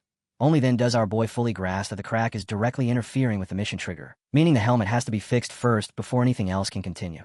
Shin studies the helmet again and casually remarks that it still looks cool, just with a few cracks, then adds that the Heavenly Dao sect is known for crafting and talismans, so once Song Xiaolan finishes handling the sect's internal affairs, they can ask her for help, because she might know how to repair it. On the other side, our boy quietly studies the helmet, still caught off guard, tracking every crack with care while turning over everything that just happened in his mind. And as time moves on, 3 days pass before the scene cuts to Tianshu Hall, a vast, solemn hall packed with disciples and elders, where guards ring the area to keep order and the ancestors' presence looms over everything. Song Lan stands there beside her master, and behind them, the ancestral figures are lined up in a row, watching in silence. Song steps forward and begins in a steady, calm voice, explaining that since the ancestor has personally acknowledged the helmet and the matter tied to it, the Dao sect must return to its original rule that all methods return to the source, then adding that although more than 100 years have gone by, the sect has obviously strayed in the last 30 years, and that calling everyone here today is meant to restore order and purge the evils that have accumulated over time. At once, whispers ripple through the hall as disciples react with nervous unease, and a disciple from the Ancestor Hall comes forward, opens a record card, and reads it carefully, announcing that after 3 days of investigation by the Disciple Hall, 7 major crimes committed by the former leader Xuanyangzi have been confirmed.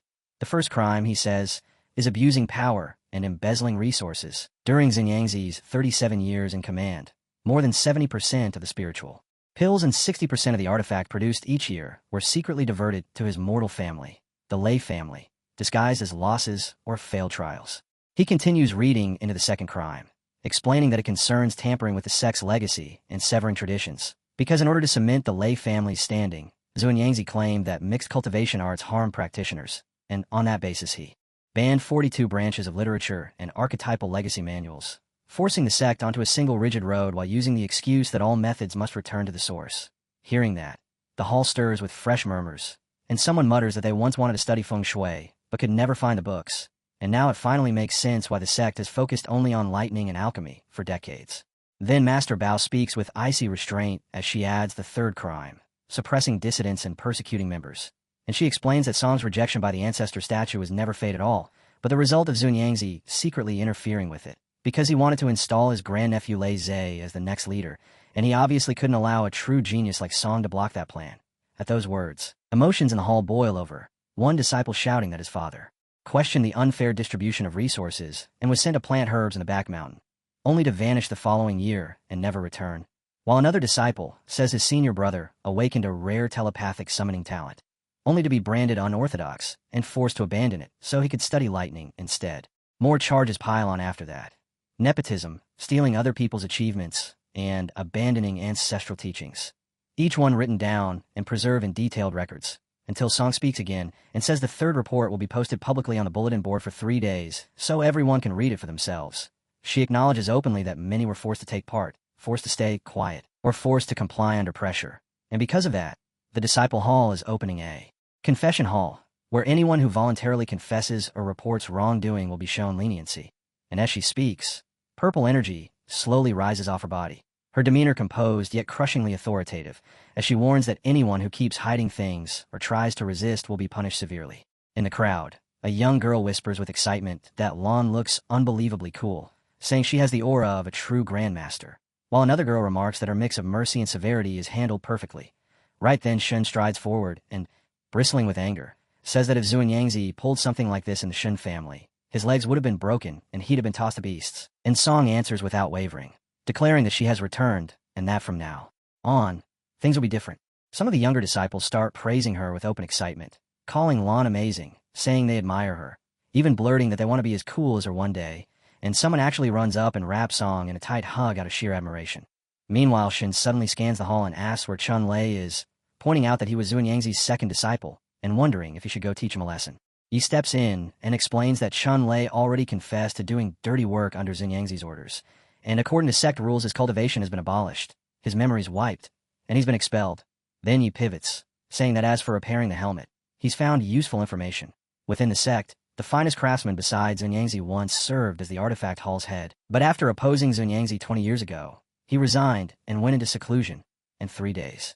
Earlier, Yi informed Elder Makui about the damaged helmet, and today the reply finally arrived. Elder Makui believes they can attempt the repair using something called Earth Core Thunderfire. Because the Thunderfire furnace in the Forbidden Area requires 3 elders to keep it stable, Songlan explains that her master, her uncle, and she will take responsibility for maintaining it. Yet Elder Machue makes it clear that during the repair the helmet may resonate strongly with the Thunderfire, and that reaction could become unstable. So they need someone with powerful mental strength and a deep link to the helmet to remain close and steady its spirit throughout the process. Songlan then says calmly that the only person who can do that is Brother Yi, and Shin reacts with visible surprise, clearly thrown by how suddenly that decision lands. But Songlan continues, explaining that the process will be unbelievably painful, almost like throwing a piece of one's own consciousness straight into a blazing furnace. Hearing that, our boy is stunned for a brief moment, but he quickly forces himself steady and asks when they'll begin, and Songlan answers that they start tomorrow, telling him to rest properly tonight because the repair will take a long time and will drain his mental strength heavily. After that, the scene jumps to the start of the repair, with energy already spreading through the area as the preparations come together. And a moment later, a man holding the helmet looks toward our boy and asks if he is Zhou Yi. Our boy stands firm, hands crossed in respectful salute, greets him, and addresses him as Elder Machue. And Elder Machue immediately asks whether the boy understands how repairing this is different from repairing an ordinary artifact, to which our boy promptly admits he doesn't know and respectfully asks the elder to instruct him. The elder explains that common artifacts are damaged only in form, and those can be fixed with materials and craftsmanship. But this helmet is not like that, because its injury lies in its intent and spirit, meaning it must be restored through thought and will rather than through simple physical materials. He goes on to say that each core Thunderfire holds pure yang energy, power great enough to annihilate everything, or refine even the laws themselves. And because Thunderfire is naturally fierce and unstable, it can't be applied directly. It must be guided, shaped, and balanced so it doesn't turn into pure destruction. And that is why this repair requires 4 steps. First, Elder Machue will activate a talisman array to block outside interference and re-establish the return-to-origin formation. Second, he will link the ley fire lines to guarantee a continuous, stable flow of spiritual power. Third, he will use thunder intent like a hammer, forging the Thunderfire's force straight into the helmet's cracks. And as he reaches that point, he signals Songlan to draw down the thunder. When Songlan steps forward, thick golden energy gathers around her, and purple power begins to rise from her body as she calls to the heavens, invoking the response of the 9 heavens and commanding the obedience of countless thunders. And in that moment, multiple colors of energy begin to appear in the air, all of them converging toward the red Thunderfire as the repair properly begins. The elder suddenly moves, shouting for them to start right now, and he lifts his hammer and brings it down in precise strikes on the helmet, sending sparks and surging energy scattering, while our boy stands firm at his side and summons his own power to stabilize the process. As he works, the elder calmly explains the 4th step, that he must use holy light as a medium to harmonize the violent clash between the Thunderfire and the helmet spirit, because a single mistake won't just risk cracking the helmet's outer shell, it could erase the inner spirit completely. The helmet begins to blaze with a fierce glow, and without warning the barriers around them shatter, cracks spidering rapidly across the walls, and our boy stares at the helmet in alarm and asks what's happening as those fractures widen. The elder keeps striking, sending wave after wave of energy outward, and barks at the boy not to move, leaving our boy frozen in place, stunned by the whirl of purple energy coiling around the helmet. Songlan watches with mounting urgency and demands to know what he's doing, and the scene tightens onto the elder's hands and his method as he reassures her not to panic, explaining that every hammer blow is measured and exact, and that he is sending 7% of his consciousness into the helmet to steer the restoration. The helmet's spirit is resisting, he says, so someone has to enter its core and suppress it from the inside. Golden energy floods the space as Master Bao shouts in disbelief, warning the elder that this is a gamble with life itself. If the boy fails, his mind will be devoured, and then they're all finished. Yet purple energy detonates outward anyway, shaking everything, while our boy looks into that golden power and realizes this is the helmet's inner world, fractured and chaotic, and fighting him at every turn. He speaks directly to the helmet, telling it that resisting won't save it will only destroy it, and he promises he will fix it and make it whole again. As he drives his energy deeper into the helmet, the cracked outer shell splits apart, exposing a colossal figure within, and our boy holds his ground as that towering presence speaks down to him, challenging him and asking whether he dares profane the authority of war, whether he dares claim he is worthy to wield its power. Then the attacks begin, huge, relentless strikes, and our boy braces, and when the giant stomps down, he catches it with his arms through sheer force, standing firm and refusing to yield. Song Lan surges forward, shouting for our boy as she notices blood on him. But the elder snaps a warning not to interfere, explaining that if they interrupt now, his mind will be trapped forever and he'll become a living dead. He has to endure it himself, because the war ended when his old master fell, and our boy, battered and gasping, mutters that wars don't end with masters alone. Sometimes you have to carve your own path. The helmet and its shield lash out again and call him arrogant, and our boy's eyes flare fully gold, tears mixing with hard resolve as a system screen flashes before him with the words justice judgment. The black helmet's golden energy surges toward him, spilling chaos and striking from every direction, and our boy springs back just as the giant lunges with a massive blow, while the screen flickers again. Holy Light Cross, 5B rank. He gathers his golden power and meets the shield and helmet head-on, and in that clash he realizes, startled, that the force is Light Retribution, level 18, a rank, a light attribute spell that calls down lightning on a target, its strength depending on a user's light affinity. Yet the helmet answers by firing arrows of golden energy, and he's struck, blood bursting from his mouth as he slams into the ground hard enough to scatter stone and debris. Even through the pain, our boy glares up at the helmet and feels its eyes lock onto him, and the anger surges hot enough to fuel him as he transforms into his giant form, his energy exploding outward while he roars that he will force the helmet to submit to his war intent, refusing to be beaten by the spirit sealed inside. Our hero unleashed a sequence of techniques, Divine Storm, Holy Fist combo, along with several others, and his strikes hammered against the black helmet until fragments shattered away and scattered across the area around him. Up above the chamber floor, someone asked the elder why the fluctuations had suddenly grown so violent, since the surface beneath them was releasing waves of glowing energy. The elder answered that perhaps the boy inside had discovered some special method to stabilize it. Within the chamber, the black helmet stared straight into the boy's soul, where it seemed to witness something preserved and radiant, a ringed presence hovering above his head. The helmet sensed protection, judgment, purification, and even an unhealing force, multiple strands of powerful war intent existing together with overwhelming intensity. After observing this coexistence of forces, the helmet finally admitted that the boy truly possessed the qualification required to bear it. At the same time, the hero gathered the scattered fragments surrounding him and quietly calculated his next step. Then, in one swift move, he gathered the dark helmet's pieces and sealed them completely within a binding formation. When he stepped back outside, an aura condensed around him as he suppressed the arrogant beast and forced it into submission. The flower immediately began to shine with a different brilliance, and wing-like shapes resembling a helmet appeared above it. The elder watched the entire phenomenon unfold, fascinated, and murmured that it was working.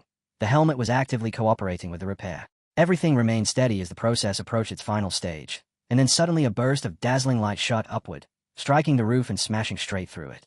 The crowd stared in shock as a pillar of white radiance surged toward the sky, and several people gasped at the strange signs forming overhead, as if the heavenly Tao sect had just witnessed the birth of a legend.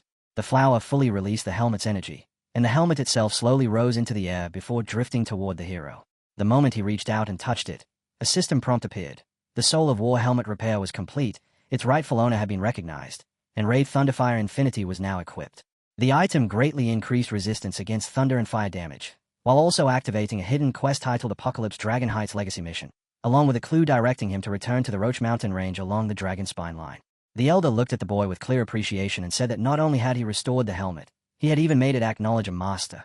After years spent forging and encountering countless extraordinary artifacts, this was still the first time he had witnessed something so strange. The little girl hurried over and asked whether he was all right after seeing him wipe away the bane marks. The hero replied that he was fine. His mental energy had been heavily drained, but the rewards were far greater, and that the successor had relied entirely on Elder Mo's full support. Then, turning toward the blue crystal, he admitted that his own forging ability was still immature and that leaving such an item in his possession would only waste it, so he offered it to Elder Mo as a gesture of gratitude. The elder was instantly stunned when he recognized the material as Star Sky Metal. He grabbed it in excitement and explained that a forging holy item was an S-rank divine object rumored to grant equipment self-evolving spirits. Amazed that the hero possessed such a massive piece of it, the elder declared that with something like this, the boy could practically be considered family. Ahio stated plainly that the item now belonged to the elder. Hearing this, the elder replied that if Ahios ever faced forging matters in the future, he should come directly to him for help. Ahios immediately thanked Elder Mo in advance. The elder then added that with the Star Sky material in hand, he would be able to stabilize the link between the helmet spirit and the hero, but the process required Gelsong's legacy Thunderfire to temper it continuously for half a month. Ahios was visibly surprised when he heard that the process would take half a month. Song then suggested that he remain at the Heavenly Tao sect for the time being. Ahayos explained that after completing the helmet's repair, he had received a clear guidance message pointing toward the location of its other parts. Song clarified that many high-level artifacts possessed resonance gating, meaning that once one piece was restored, it often led to clues about the next. She assured him that she would personally take responsibility for the helmet during the tempering process. Ahayos thanked her for the effort. She then explained that her master already intended for her to formally recognize the sect, so she would not be able to travel with him. After that, she revealed the location of the next objective. Aoyu stated that the destination was the Blackrock mountain range, specifically the Dragon Spine mine. She recalled that the area was known for producing abstain iron along with iron crystals. At that moment, another girl entered and immediately asked whether the hero was safe. Ling Feng then turned to Taizan and asked if she knew anything about the spine mine. Taizan paused to think before explaining that the mine was the secluded residence of her adoptive father, the suppressing mountain martial Emperor Vanjin, who personally guarded the place. Hearing such a grand title, Ling Feng reacted with surprise and asked whether her adoptive father was truly powerful.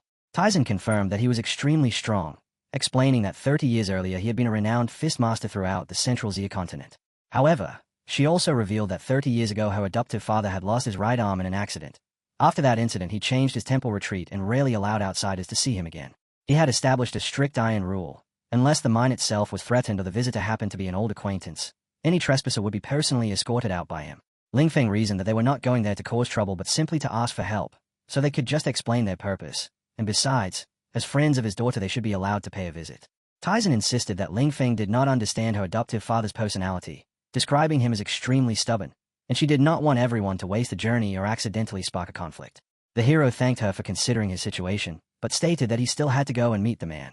He declared that they would find a solution, and if the martial emperor refused to meet them, they would give him a reason he could not ignore. Ling Feng agreed with that thinking, saying that rules were rigid while people were alive, so they should head there first. In the end, Taizan had little choice but to agree. Meanwhile, the heroes began reflecting on the situation. The martial emperor had hidden himself away while suffering from such a severe arm injury, and with his daughter already buried, that harsh temperament alone probably did not explain everything. There had to be a deeper reason behind it all. Regardless of the truth, the hero could not afford to fail this system mission. At that moment, the elder mentioned that he actually knew the suppressing mountain martial emperor. In the past, the man's mind had once produced a top-quality orb, but after announcing his ban, he had stopped selling it altogether. Song proposed bringing several Heavenly Tao sect elders along with them, hoping that perhaps they could request a favor in the name of the sect.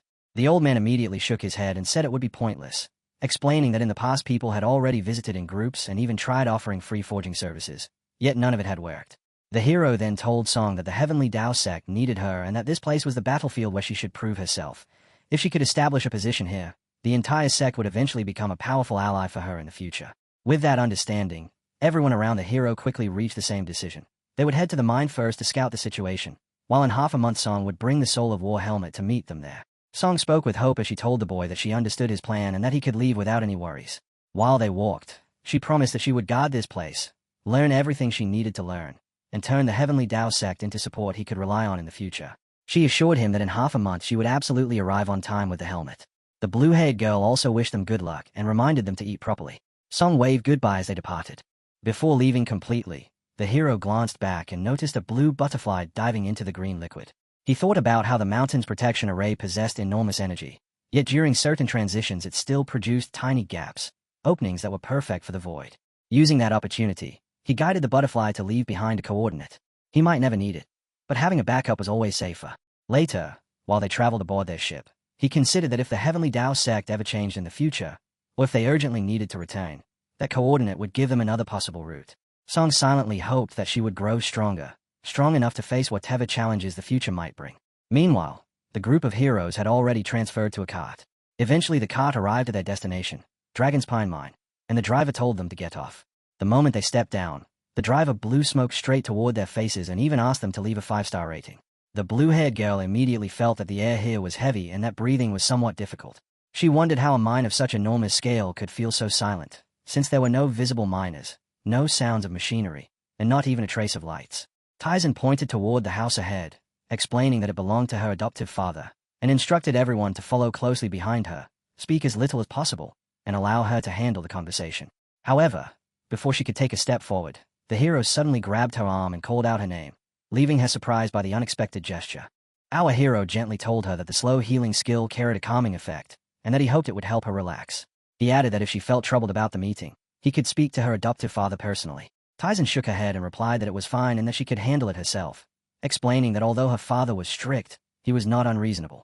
The group then began climbing the hill together. As they walked, the blue-haired girl suddenly sensed someone behind them, but the mysterious figure casually stepped forward as if nothing was unusual, and before long they arrived at a small hut sitting on the hillside. Meanwhile, Ling Feng had also noticed subtle, sneaking movements nearby, yet he chose to ignore them for the moment. Tai walked up to the door and released a quiet sigh. The instant she knocked, the door was violently thrown open by her father, Van. As he looked at her, he wondered aloud whether his daughter had finally returned, immediately commenting on how she had brought so many people along. Tiji was clearly startled by his reaction. She quickly bowed with respect and addressed him as her adoptive father, explaining that the people with her were teammates from Hangzhou University and companions who had faced life-and-death situations together. The group then began introducing themselves one after another. Once the introductions were finished, the hero stepped forward and explained that they were searching for an important ancient item, and that the clues they had gathered all pointed toward the mine currently under Van's protection. With a respectful tone, he asked for permission to enter and search the mine. The moment those words were spoken, Van's anger erupted so fiercely that even the veins in his body trembled. He demanded to know whether they truly understood the name Shin, then abruptly turned away and declared that the mine was a restricted area where no one was allowed to enter without an invitation. Their talk of ancient item clues had nothing to do with him, he said, and he ordered Taijin to take her friends and leave immediately. The hero firmly insisted that the ancient item was extremely important to them. Ling Feng stepped forward at that moment and pointed out that they had traveled a long distance, yet they were being driven away before they had even been given the chance to properly explain themselves. Those words instantly enraged Van. He spun around and demanded to know what Ling Feng meant. Ling Feng froze for a moment as he felt his flame dragon body nearly activate on its own, and he wondered whether the old man actually intended to kill him. Van sneered at Ling Feng's red hair and arrogant-looking expression, accusing him of interrupting and talking back despite being so young, and dismissing him as nothing more than another ignorant noble's son. Taizi hurried forward to smooth things over, explaining that Ling Feng simply spoke in a straightforward manner and meant no offense. Then shouted that he had heard enough and ordered them all to leave. His aura surged outward as he warned that for Tenzai's sake he was only asking them to go this time, but if they continued speaking, he would not hesitate to treat them rudely. Just as he prepared to strike, the hero reacted instantly, erecting a barrier while telling everyone to stay alert. Facing the old man respectfully, he addressed him as Senior WAN and said that if they had caused offense, he was willing to take responsibility himself. However, releasing killing intent toward his friend without reason was not conduct worthy of someone with his status. He calmly asked the old man to take a moment and settle down.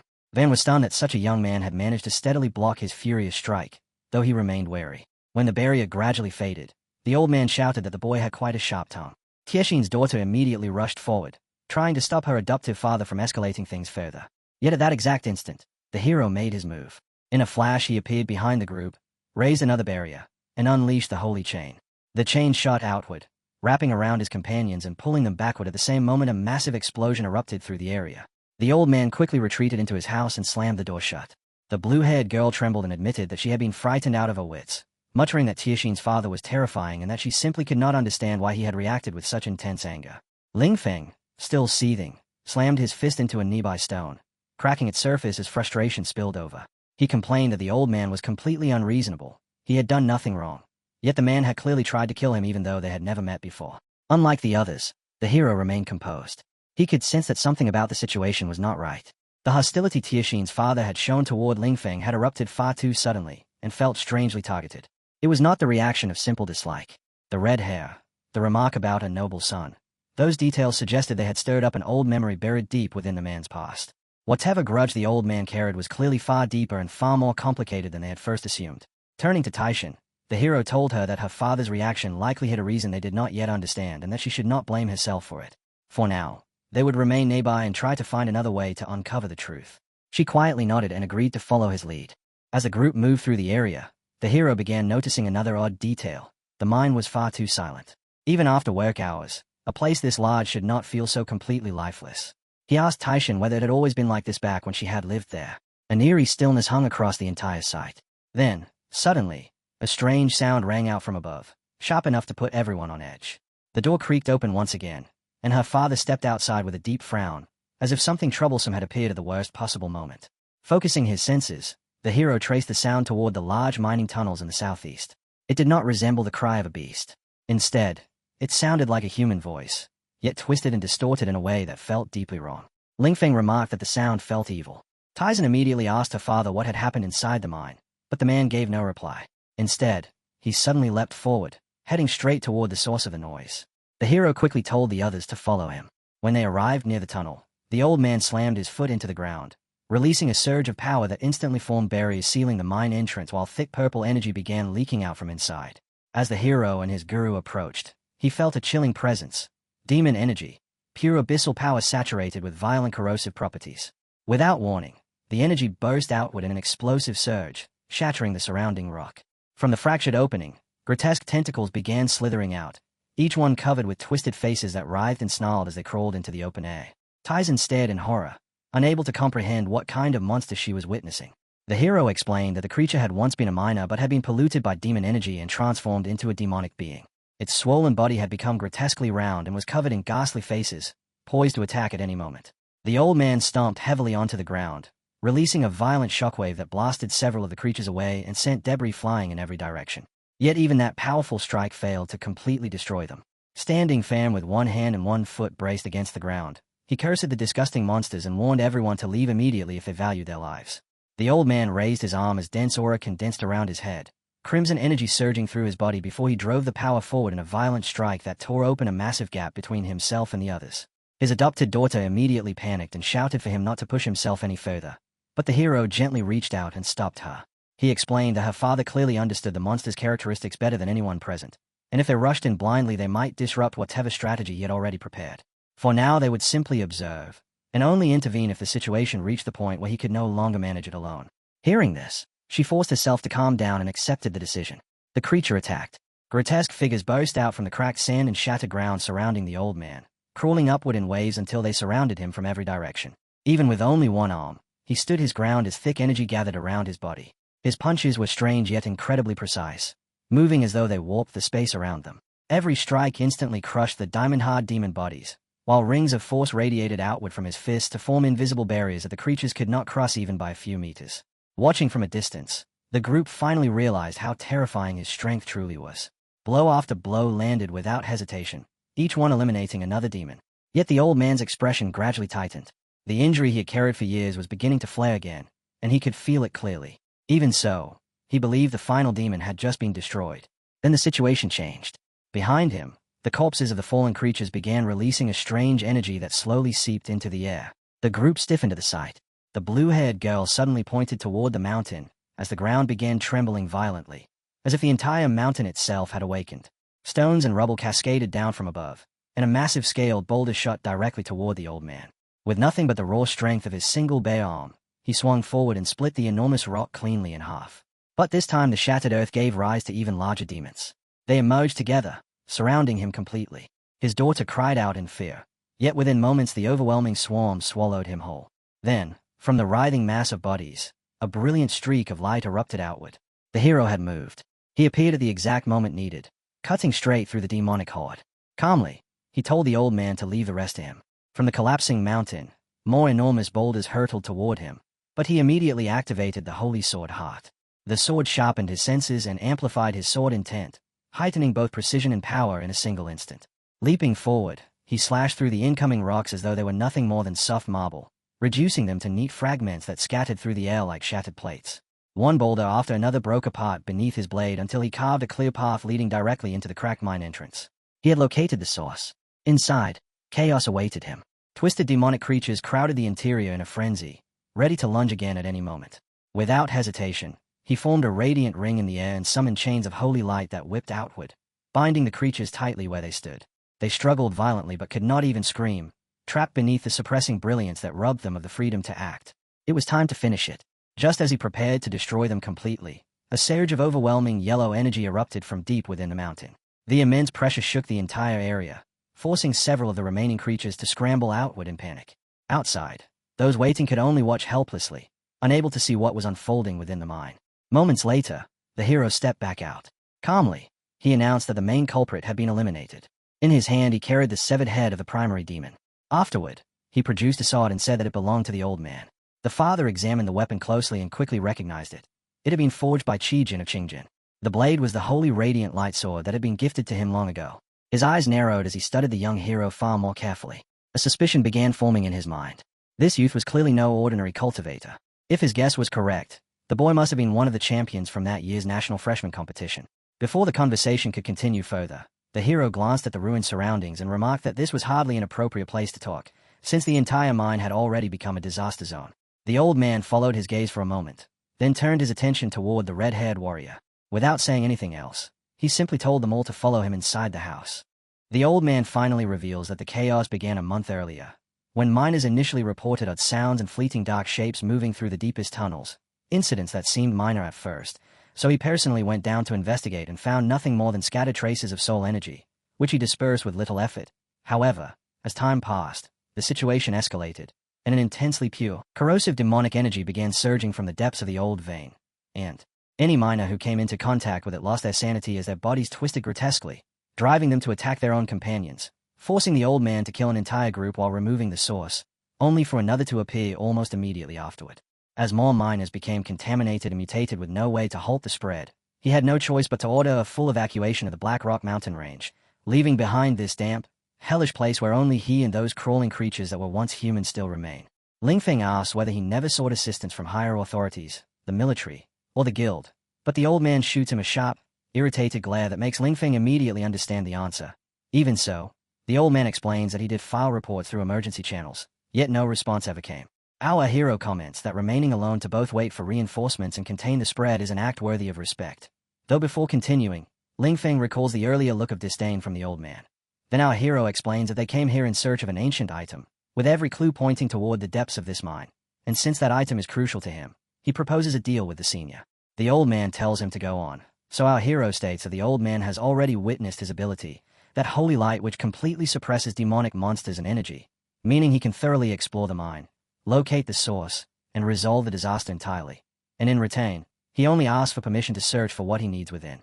The old man falls silent briefly before remarking that the boy is clever, noting that if he refuses now, the boy would certainly find another way or even fabricate a reason to force compliance, prompting our hero to smirk and reply that the senior is overthinking it since he only wants fair cooperation.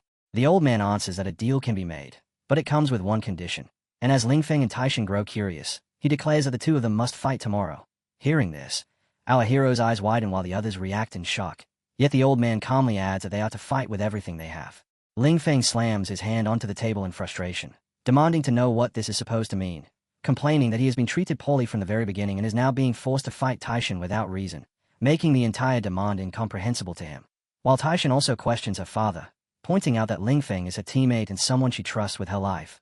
However, the old man remains unmoved, stating plainly that a battle between her and the red-haired boy is his sole condition, and they are free to accept it or leave. Ling Feng abruptly steadies himself, his anger fading as he begins to think it through, realizing this cannot simply be stubbornness, because since Senior Wan so clearly dislikes him, there must be a deep-seated grudge tied to the Shen family. And if this fight is unavoidable, then he will have to ensure it remains within limits he can control. Our hero asks the old man whether there are any boundaries to the fight, questioning if they are expected to stop at a certain point, but before he can finish, the old man cuts him off and bluntly declares that they are to use their full strength and fight as though it is a true life-or-death battle. He adds that he will personally oversee it and understands the limits well enough to prevent any deaths. Yet if either of them dares to hold back or pretend, the deal will be immediately voided. Our hero nods in acceptance, agreeing that they will go all out, and the old man turns away, setting the time for tomorrow morning at the clearing on the eastern side of the mine before calling Taishan over and telling her to follow him. They arrive at a plain mountain glyph, where the old man instructs his daughter to look down at her feet, prompting her to wonder if he is implying something, and when he asks whether she feels anything, she closes her eyes and senses a force that is heavy and steady, yet beneath it detects a restless pulse moving deep below. The old man presses his hand against the ground, and energy surges upward in response. He confirms her perception is correct and explains that the power of ley lines is never truly lifeless, as it carries everything within it, including joy, anger, sorrow, and happiness, while yellow mana flows from his fist into the earth as he tells her to observe carefully, because this technique is not only meant for striking enemies but also for protecting the ley lines themselves. Soon, the entire area begins to seep with yellow energy, and when she opens her eyes, she is left stunned as four enormous pillars rise up, forming towering walls of energy around them. This is the mountain pressure of ley lines. These summoned ley line spirits provide the ultimate defense while also granting control over rock for counterattacks. And as the old man spreads his arms and gives a slight flick of his wrist, pebbles and stones lift into the air, circling at his fingertips while he explains that the power of ley lines can become the strongest shield to safeguard everything one cherishes. Then, from those floating stones, a massive structure of rock takes shape before them, and as he bows slightly, he adds that the same power can also transform into the heaviest fury to crush all obstacles. Turning back to his daughter, he hands her a core and explains that true mastery does not lie solely in spiritual power, but in how deeply her heart resonates with the earth. She follows his guidance, and as she opens the book, memories from her life begin to surface one after another, recalling moments where she protected what mattered to her while seeing flashes of laughter, exhaustion, and warmth from fighting alongside her companions. And it is those bonds that have kept her from feeling alone, leading her to finally understand that this must be what Brother Yu once meant when he spoke of their shared path. After some time, the ground continues to release small pellets of yellow mana, while the entire sunset becomes drenched in that glowing light. The old man watches in silence, thinking that his daughter's resolve to protect has stirred a response from the mountain range itself. At the same time, Taishan rises into the air, energy tightly coiling around the core as she floats before night formed entirely from structured mana. The energy seeps into her mind, and when she slowly descends back to the ground, her father reveals a trace of quiet pride, praising her progress as he explains that she has awakened the spirit of guarding and that her foundation already surpasses what his once was, adding that given enough time, she will undoubtedly exceed him. She calls him her adoptive father and admits there is still something she cannot comprehend, and he immediately understands that she wants to ask about the coming fight with the Shin boy. He then reveals that long ago, near an epic grey dragon spine crystal mine, he lost his arm, and that injury was not caused by any monster, but by a brother he had trusted completely, someone for whom he would have given his life without hesitation. He tells his daughter that 3 years earlier, he formed a team with Dragon Blood warrior Shin Kang, as they shared the same spirit and ambition, and together they entered a mine filled with excitement, dreaming of joining forces, earning fame, and carving out an immortal legend of their own.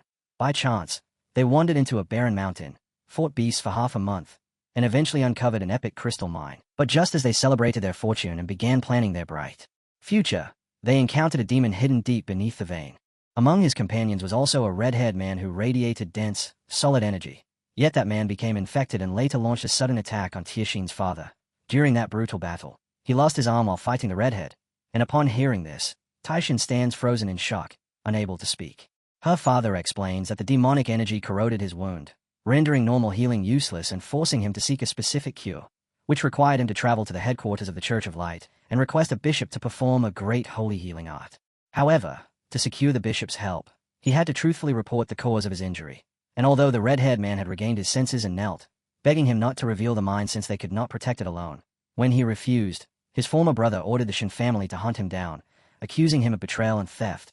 Heartbroken, he dragged his broken body away, concealed his identity, and fled into the desolate depths of the Black Rock mountain range, killing anyone sent to silence him.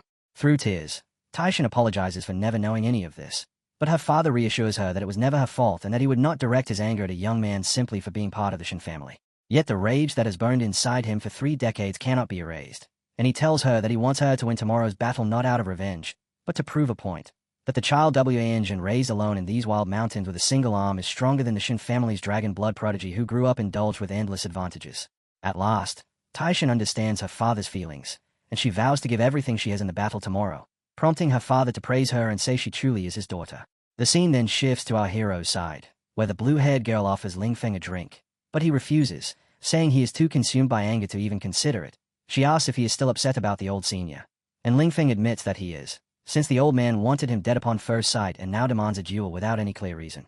He questions why our hero agreed at all when the old man is obviously being unreasonable, and wonders if they could simply find another way into the mine or even force their way inside. Our hero calmly explains that forcing entry would only worsen the situation, acknowledging that anyone would feel anger at being treated with hostility and dragged into a fight, yet reminding him that they came here to resolve their own problems, not create new ones. He points out that the old man is both Tiashin's father and the guardian of the mine, so forcing their way in would only harm her. He insists that he agreed to the duel not to wrong Lingfeng and certainly not to sacrifice anyone, but because he believes in him, believing that a single battle cannot break the trust shared between true companions. Hearing this, Lingfeng grows flustered, asking why such heavy words are being said all of a sudden, while denying that they were ever companions to begin with. Later, at the battleground, our boy and the girl watch from a distance as the fighters stand ready within the pavilion, and the blue-haired girl wonders whether it is truly alright for Taishin and brother Lingfeng to go through with this. But our boy tells her to trust them, as this fight carries deep meaning for both sides. The old man looks at his daughter and reminds her that since this is a full-strength battle, holding back would only insult her opponent.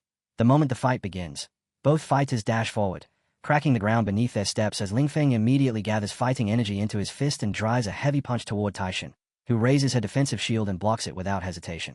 Lingfeng smirks, as the strike was only a feint, and follows with another punch.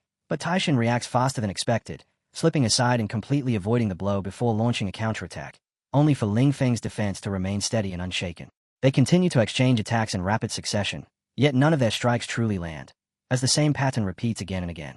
Our hero observes the fight closely, noting that Ling Feng's speed is higher than usual, which suggests he is suppressing a deeper anger, while Tixin's knuckles and movements have become sharper and far more fluid than before.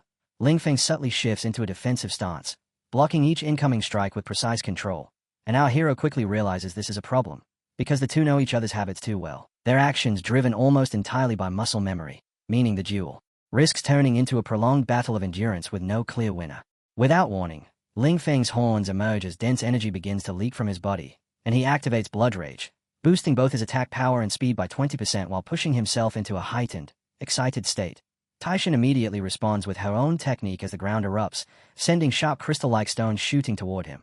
This is Leyline Shock, a B-rank skill that channels leyline power to generate spikes from the earth.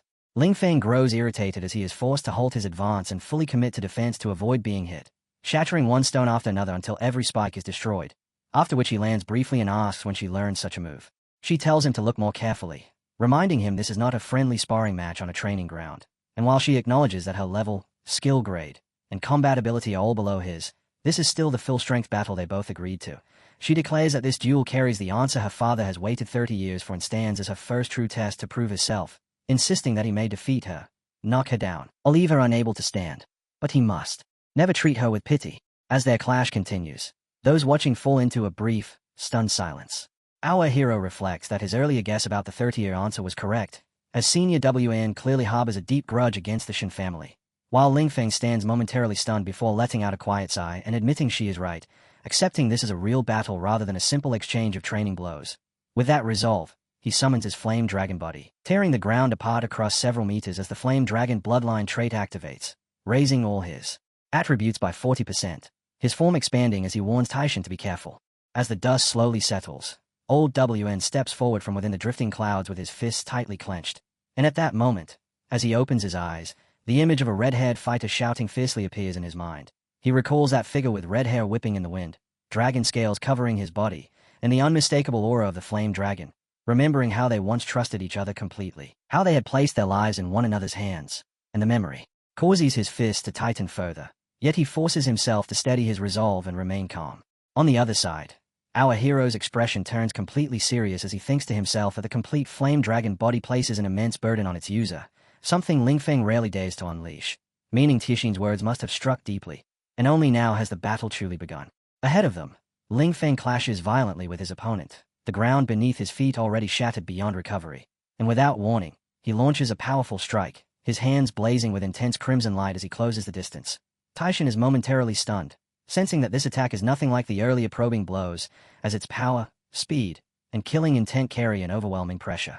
She immediately shifts into an Oathvein Mountain suppression stance, compressing the strength of the ley lines into a defensive shield that pushes her protection to its current limit.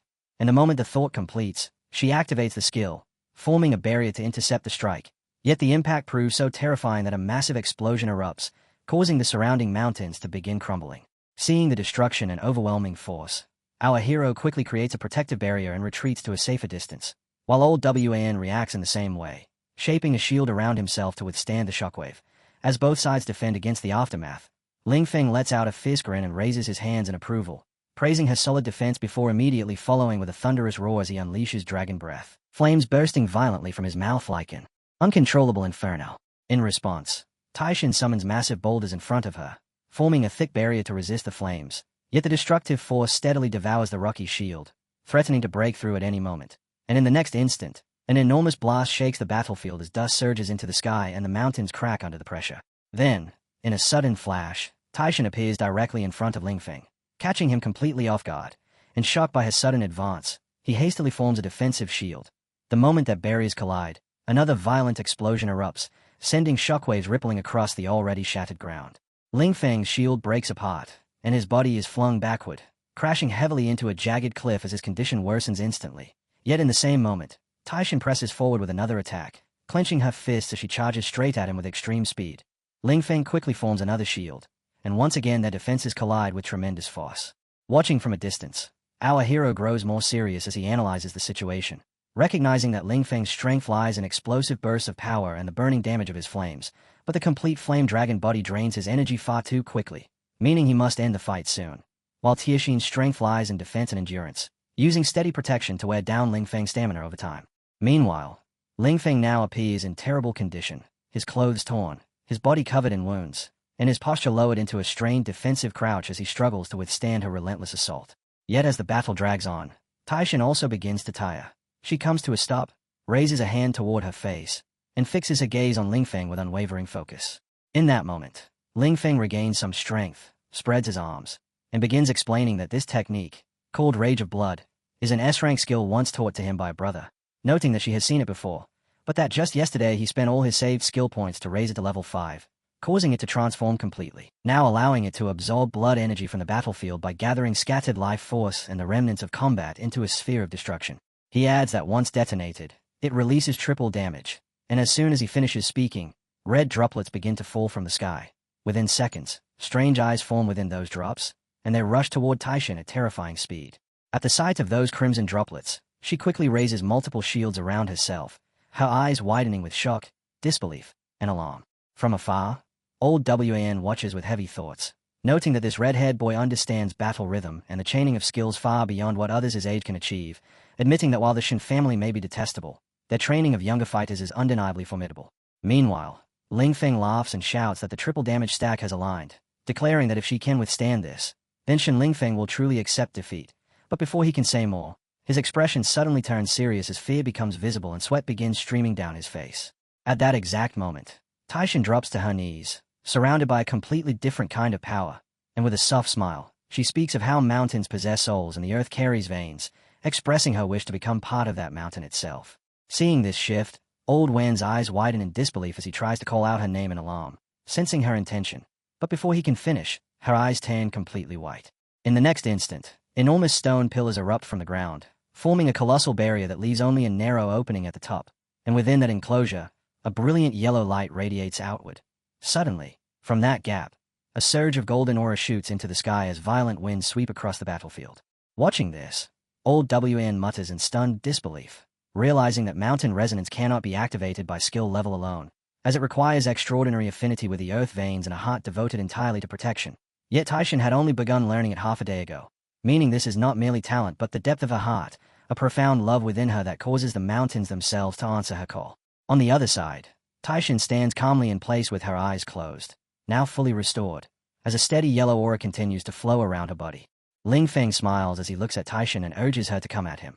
And the moment those words leave his mouth, he activates his skill, forming a massive sphere of energy with flames spiraling wildly around it as it slowly advances toward her. She remains perfectly calm, a soft yellow glow enveloping her body, and without any exaggerated movement, she simply extends her hand forward in a steady motion, while at the same moment Ling Feng charges straight ahead and releases his attack with everything he has. In that instant, Taixian activates her technique, manifesting a massive hand that catches his strike within its grasp.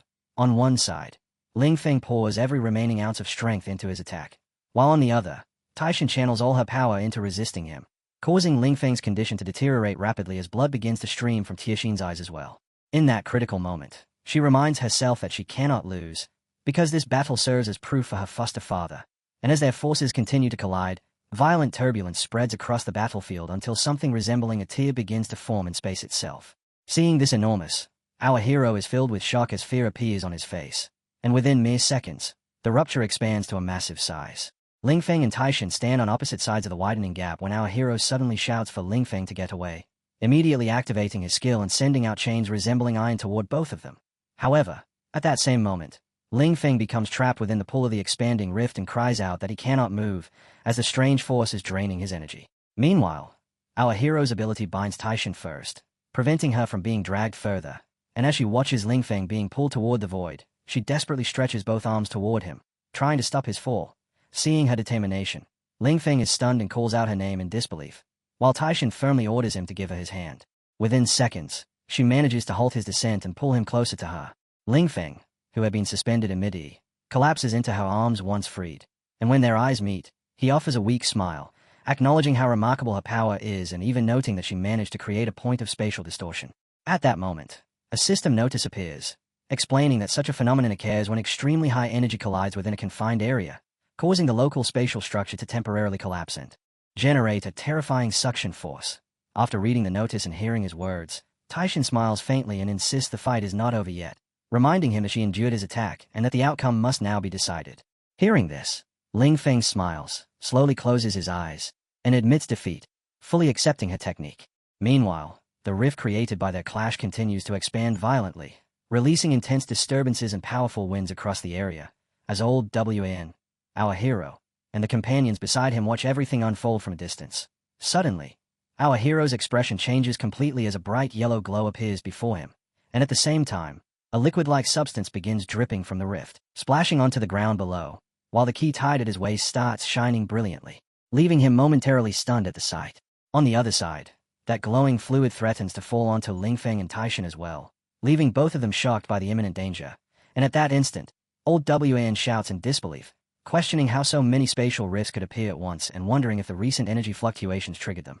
At the same time, a system notification appears on our hero's screen, warning that dense clusters of small spatial rifts have been detected across the Black Rock mountain range, with threat assessment still in progress and the current count already at 17 and rising.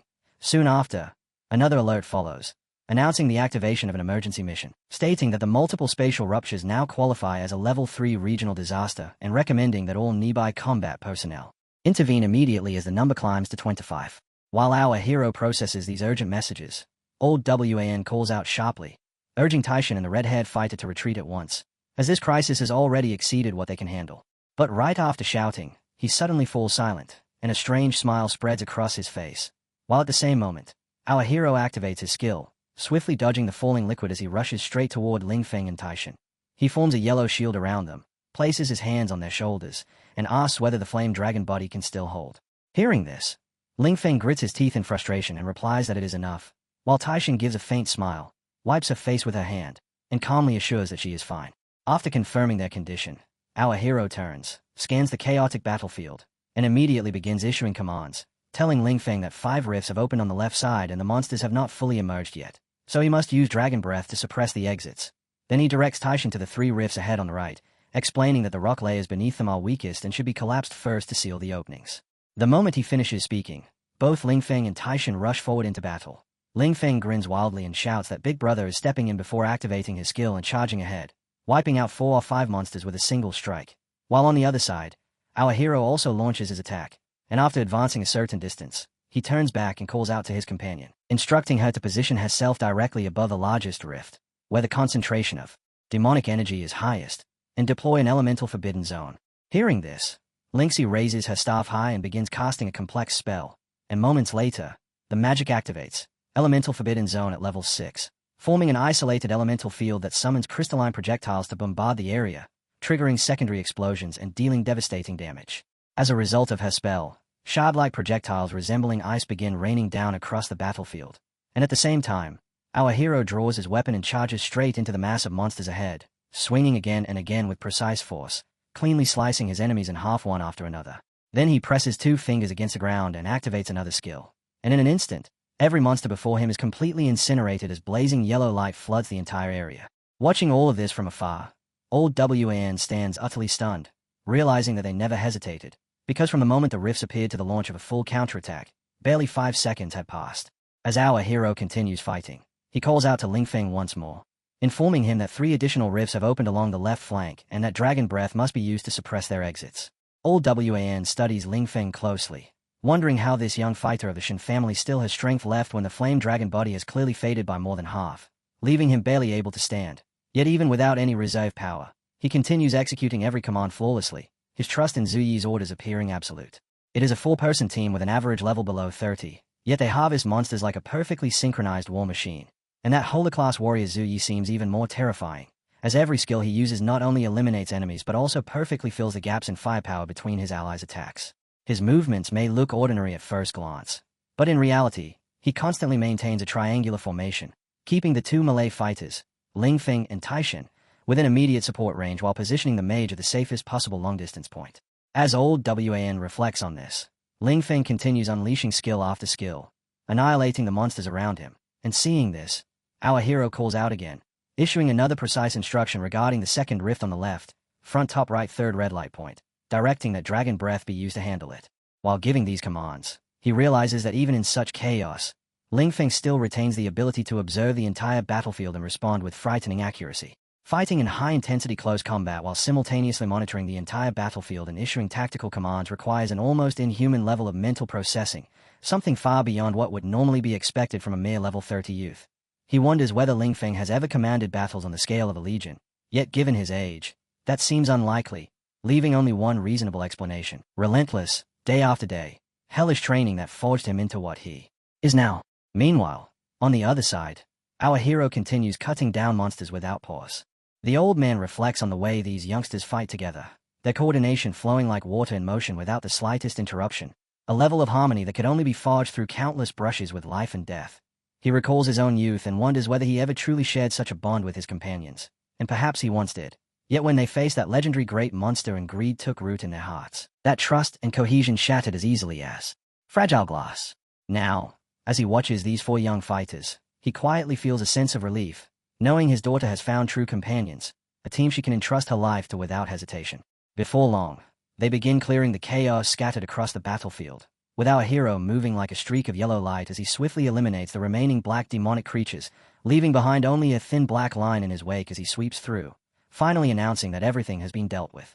Just as the ceiling above begins to repair itself, X suddenly shoots out from the opening and lands ahead, the impact erupting into a cloud of smoke, drawing stunned gazes from the rest of the team as a strange creature emerges from the cracked gap, its blue eyes glowing with an eerie light. The creature barrels forward along the path, leaving destruction behind it, prompting Ling Feng to curse at it and angrily question whether it thinks the group cannot see it, while our hero immediately identifies it as an abyssal demon of level 42, a monster belonging to the legendary class. The blue-haired girl asks in confusion why it is smashing the surrounding mountain peaks, and Taishan wonders whether it might be digging for something hidden beneath them. Our hero grows uneasy as he observes its behavior, realizing this does not resemble a random invasion, as the creature's actions clearly follow a specific purpose. Suddenly, a memory surfaces in his mind, the trigger of a hidden quest tied to the legacy of the apocalypse, Dragon Knight Wang Wu, whose indomitable will lies buried deep within the veins of the earth, where beneath the towering dragon spine, one can secretly obtain the unbreakable foundation known as the Unyielding Arm God. And the final clue of that quest points directly to Black Rock Mountain and the Dragon Spine Mine. Another memory follows, recalling how the old man once mentioned that deep within the entire vein, a stream of extremely pure and highly corrosive demonic energy had begun leaking outward, and as these pieces come together, our hero realizes that whether it is this abyssal demon or the monsters within the mine, all of them are searching for the same thing hidden within the Black Rock Mountain range, the unyielding braces. He quickly informs the team that the creature is digging precisely where those braces are buried.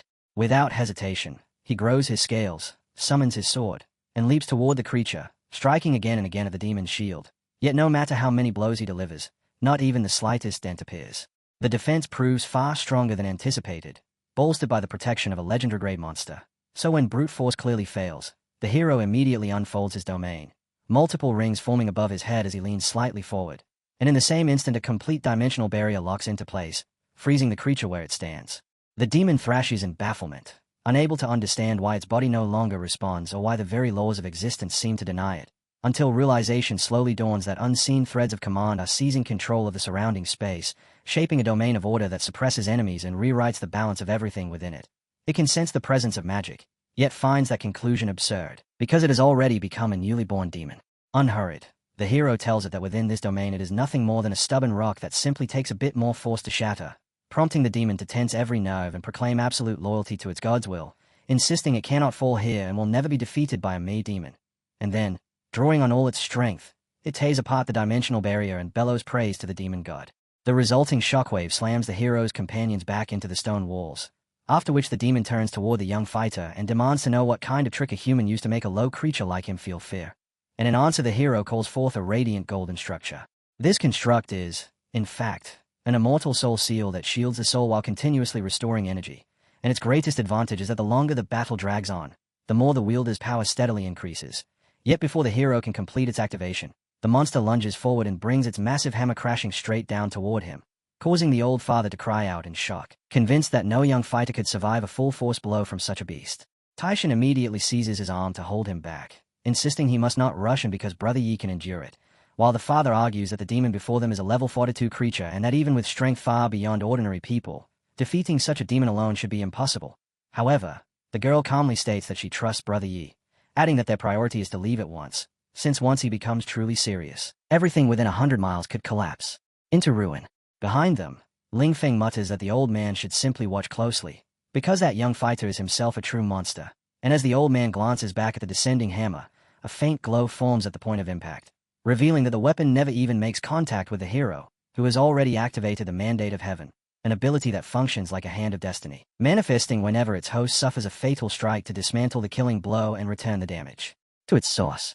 A shadowy black hand appears out of nowhere, stopping the descending weapon in mid-air before crushing the hammer into pieces that burst apart as countless tiny spears of light, leaving the demon frozen in shock. In that same instant, brutal slashes tear across its body, stabbing through its legs, arms, and even its torso, until the creature is driven violently into the ground. Ling Feng watches in stunned disbelief, observing that a single attack has caused the demon's aura to collapse from level 42 to below level 35, and he cannot help but wonder what kind of terrifying ability could achieve something like this, nor how many hidden trump cards the young man has yet to reveal. Even so, the demon begins reconstructing its body once more, and with fierce stubbornness it challenges the human to continue the battle together while proclaiming that both its body and soul are now completely offered to the abyss. This time, a glowing magic circle appears as it summons countless wandering spirits, calling forth thousands of demons while burning away what remains of its life force and magical energy to activate abyssal protection, a forbidden skill that inflicts constant soul erosion on all living beings within range, eventually resulting in instant death. Dark blades writhe and reshape into venomous serpents that surge forward toward the hero. Yet the young warrior calmly declares that today, in the name of justice, he will grant the creature release, and above the battlefield he conjures an enormous golden circle directly over his enemy, from which innumerable holy blades pour down from the sky, striking everything caught within. This assault carries the authority of the Angel of Justice itself as light-aspected spears descend in endless torrents. Those falling spears rapidly gather and compress, condensing into a blazing sphere that resembles a miniature sun, and when it finally detonates, the resulting shockwave expands outward with overwhelming force, even driving back his nearby companions, causing the old man to gasp in sheer disbelief as he realizes that this is the true destructive might of a legend. When the aftermath finally settles, a massive crater dominates the battlefield. Smoke gradually clears, revealing the hero advancing in his invincible state toward the fallen demon, and a final beam of light descends to strike the creature, which still clings obsessively to its indomitable vambraces. Though it has been nearly reduced to nothing by the relentless assaults and searing shocks, the demon still dares to laugh, declaring that the descendant of peace has no right to question it, calling humans despicable while proclaiming that the demon god will lead the demon army to reclaim their lost lands and that all will become his followers.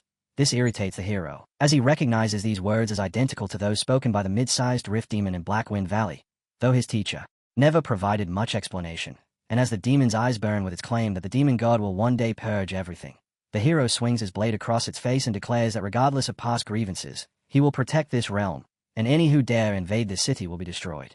He suddenly disappears, rising higher and higher until, from that elevated vantage point, he sends a glowing yellow chain shooting downward and draws up a golden metal glove. At the same time, his companions move closer, curious about this newly obtained artifact, but a violent tremor abruptly strikes, knocking Ling Feng to the ground as his face turns pale under the crushing pressure, while the others struggle to remain standing amid the intense shaking.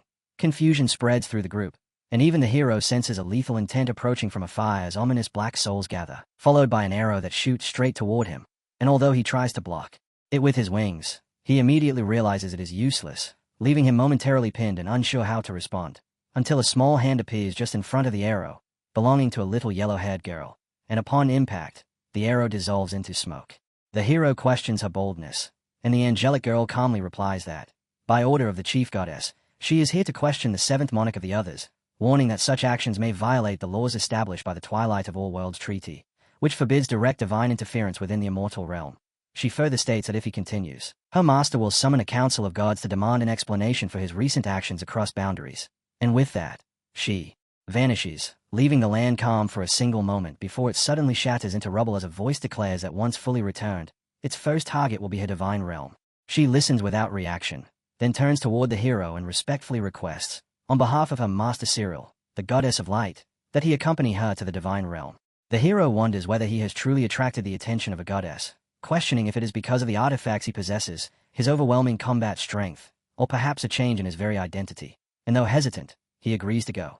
The angel appears more radiant than before, energy humming around her, and in an instant, he is transported before a grand white castle, where a luminous goddess greets him casually, explaining that this place is merely her backyard, prompting him, unable to sense her presence beforehand, to bow respectfully as he acknowledges the goddess of light, choosing to present himself as a fortunate believer favored by divinity while carefully observing her intentions. She extends her hand, causing his mana to surge, yet she tells him there is no need for such formalities. And as he rises while maintaining a humble demeanor, she takes a seat and invites him to speak casually over a drink. Watching her sip first, he follows suit, taking a cup and immediately feeling her divine light flow into him, strengthening his life essence as though his soul is being purified to its deepest limits, leaving him to wonder whether any SSS-grade bosses he knows could possibly rival such power. The goddess then reveals that she has been observing him since Gale Mountain, when he used his avatar against the small demon, noting his fragile body yet his willingness to oppose divine authority and confront enemies far stronger than himself. And she admits her surprise at his later feats, transforming twice while in despair, entering the demon realm alone, and destroying a gate to another world, proving that he is far more than a simple genius. She asks whether any other existence has ever truly been watching him, and the hero immediately understands that she is probing for the hidden forces behind his rise, not the system or his transmigration, but the source of that overwhelming power itself.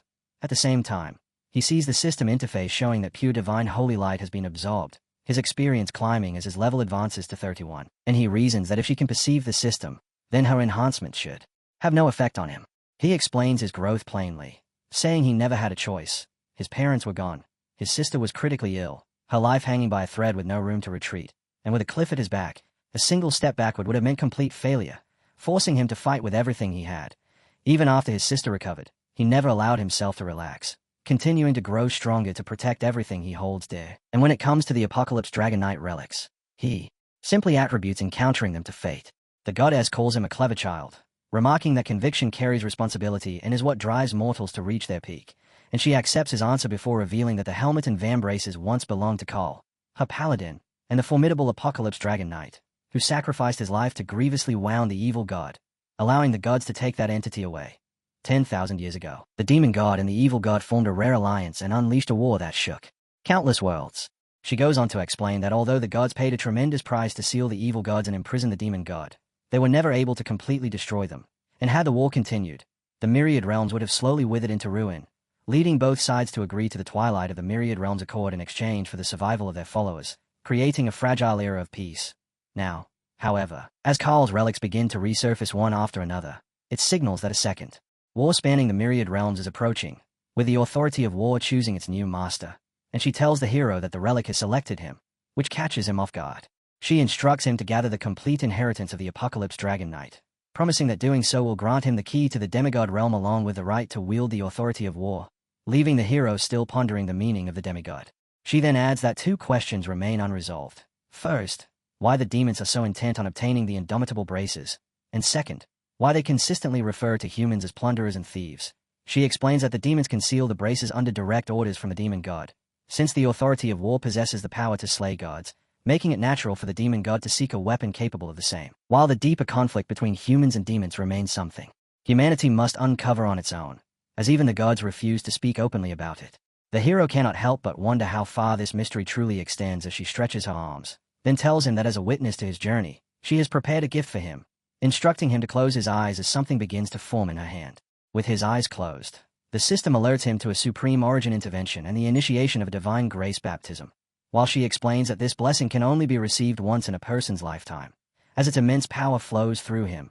Lingering demonic traces, concealed battle wounds, and the unstable energy remnants from his second awakening are all cleansed and elevated, and the system confirms that the sublimation of his soul origin is complete, granting lasting and substantial strengthening while maximizing resistance against mind control, solid erosion, and demonic corruption, making him feel like iron placed within a blazing furnace as impurities are steadily burned away and his body becomes purer, tougher, and more translucent than ever before. The system then reports that the restructuring and reinforcement of his life foundation are complete, permanently increasing the growth potential of all attributes and boosting every attribute by 25%, as his body begins to emit a cosmic aura. Divine balance is achieved, and compatibility with higher-level energies is perfected.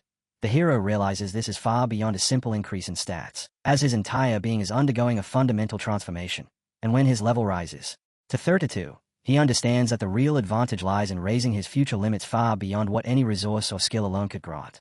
Suddenly, he becomes aware that his hair has grown dramatically and that he stands naked before the goddess, who watches with quiet amusement, and with a casual flick of her wrist, she clothes him before declaring the baptism complete, stating that he is now one chosen by divine grace and reminding him that such blessings carry responsibility. The relics have selected him, and he must shoulder that burden, prompting him to bow with respect and promise he will not fail, after which she vanishes, leaving behind only a trace of smoke. The hero returns, and his companions immediately rush toward him, relieved and excited to see him unharmed, quickly noticing his longer hair and changed clothing as they ask why he disappeared. He calmly tells them that he went to see the god of light, which shocks them, leading them to question whether he truly means the supreme and benevolent deity who governs all laws of light and holy practitioners, suspecting instead that he might be delirious from exhaustion or injury, while he continues, explaining, and the old man studies him closely, observing that in just a few minutes his aura has transformed into something pure and translucent, carrying a faint divine pressure that leaves him astonished, as a level 30 holy practitioner being summoned by deity is nearly unheard of, and with such divine favor, this child is certain to become one of the city's strongest experts within a decade. The hero then turns to the old man and asks about his condition, receiving the reply that he is fine, while the others stand behind him, quietly admiring his long hair. And when the hero apologizes for leaving them in the middle of the chaos, it catches them off guard. But the old man reassures him that eliminating the source of demonic energy within the veil and obtaining what he came for made everything worthwhile. As they continue talking, the mountain behind them collapses into fragments, yet none of them pay it any attention. And the hero turns to the old man to ask about the clue he obtained when claiming the braces, specifically the reference to the Star Ascension platform. The old man considers this for a moment and remarks that it is only natural the young hero would be unfamiliar with it, as the platform is a secret realm used exclusively for the Zhongxia Heavenly Rank competition and is never revealed to the public. Wanting to know more, the hero presses for details, prompting the old man to explain that the gap between earthly and heavenly ranks is immense, with the earthly rank being little more than a playground for students and casual practitioners, while the heavenly rank represents the true arena of the strong, ranking only those who have reached the second awakening or higher, and the Star Ascension platform serves as the sole battlefield where these rankings are determined. Its entrance is jointly guarded by the military and 3 major guilds, and it can only be accessed through a designated teleportation array, while the realm itself suppresses power to prevent the aftermath of battles from damaging its foundation, and every participant is issued a trial token to track their performance and points. The hero then asks how the ranking system functions, wondering whether it simply requires defeating a certain number of opponents, and the old man explains that the rules are straightforward. Challenge someone already on the list, and if you win, you take their rank while the loser drops by 1 position, with the person at the bottom being removed entirely. There are also 3 absolute rules: no sneak attacks, no killing blows, and no insults, and anyone who breaks them is permanently expelled. While the top 100 receive official rewards, and the top 10 gain access to deeper layers where even rarer resources are stored, which is likely where the equipment he seeks can be found. The hero raises another question, asking how he can issue a challenge if the top 10 are already within the secret realm, and the old man answers that the 4th-rank fighter, manhwa, is a battle fanatic who has remained within the Star Ascension platform for years, constantly accepting challenges, meaning the hero can confront him directly. The hero expresses his thanks, and the old man replies that in truth, he has been the one receiving help, while Lingfeng excitedly suggests they leave at once, only to be reprimanded by the old man, who reminds him that entry requires reaching the second awakening, something only the hero among them has achieved, leaving Lingfeng startled. The hero explains that they must move forward together, but since the second awakening is a strict condition, the others should use this time to focus on breaking through, and the old man advises his daughter to stabilize her strength, assuring her that under his guidance she can reach the second awakening within half a month, to which she obediently agrees. Lingfeng then tells Taishan that he will return to the Shen family to accelerate his own awakening and challenge her afterward, and she responds that she will be ready, while their blue-haired companion declares that she must head back to school, now at level 29, to prepare for her own second awakening and finally place her growth first, and the hero watches them with a smile, satisfied to see everyone striving to improve, and affirms that this is a good thing. Later, they are shown alive as a car arrives to take them away, and they wave goodbye to Taishan and her father before heading toward the nearest town's teleportation waypoint, where the rest of his teammates step onto it and vanish one after another while waving him off.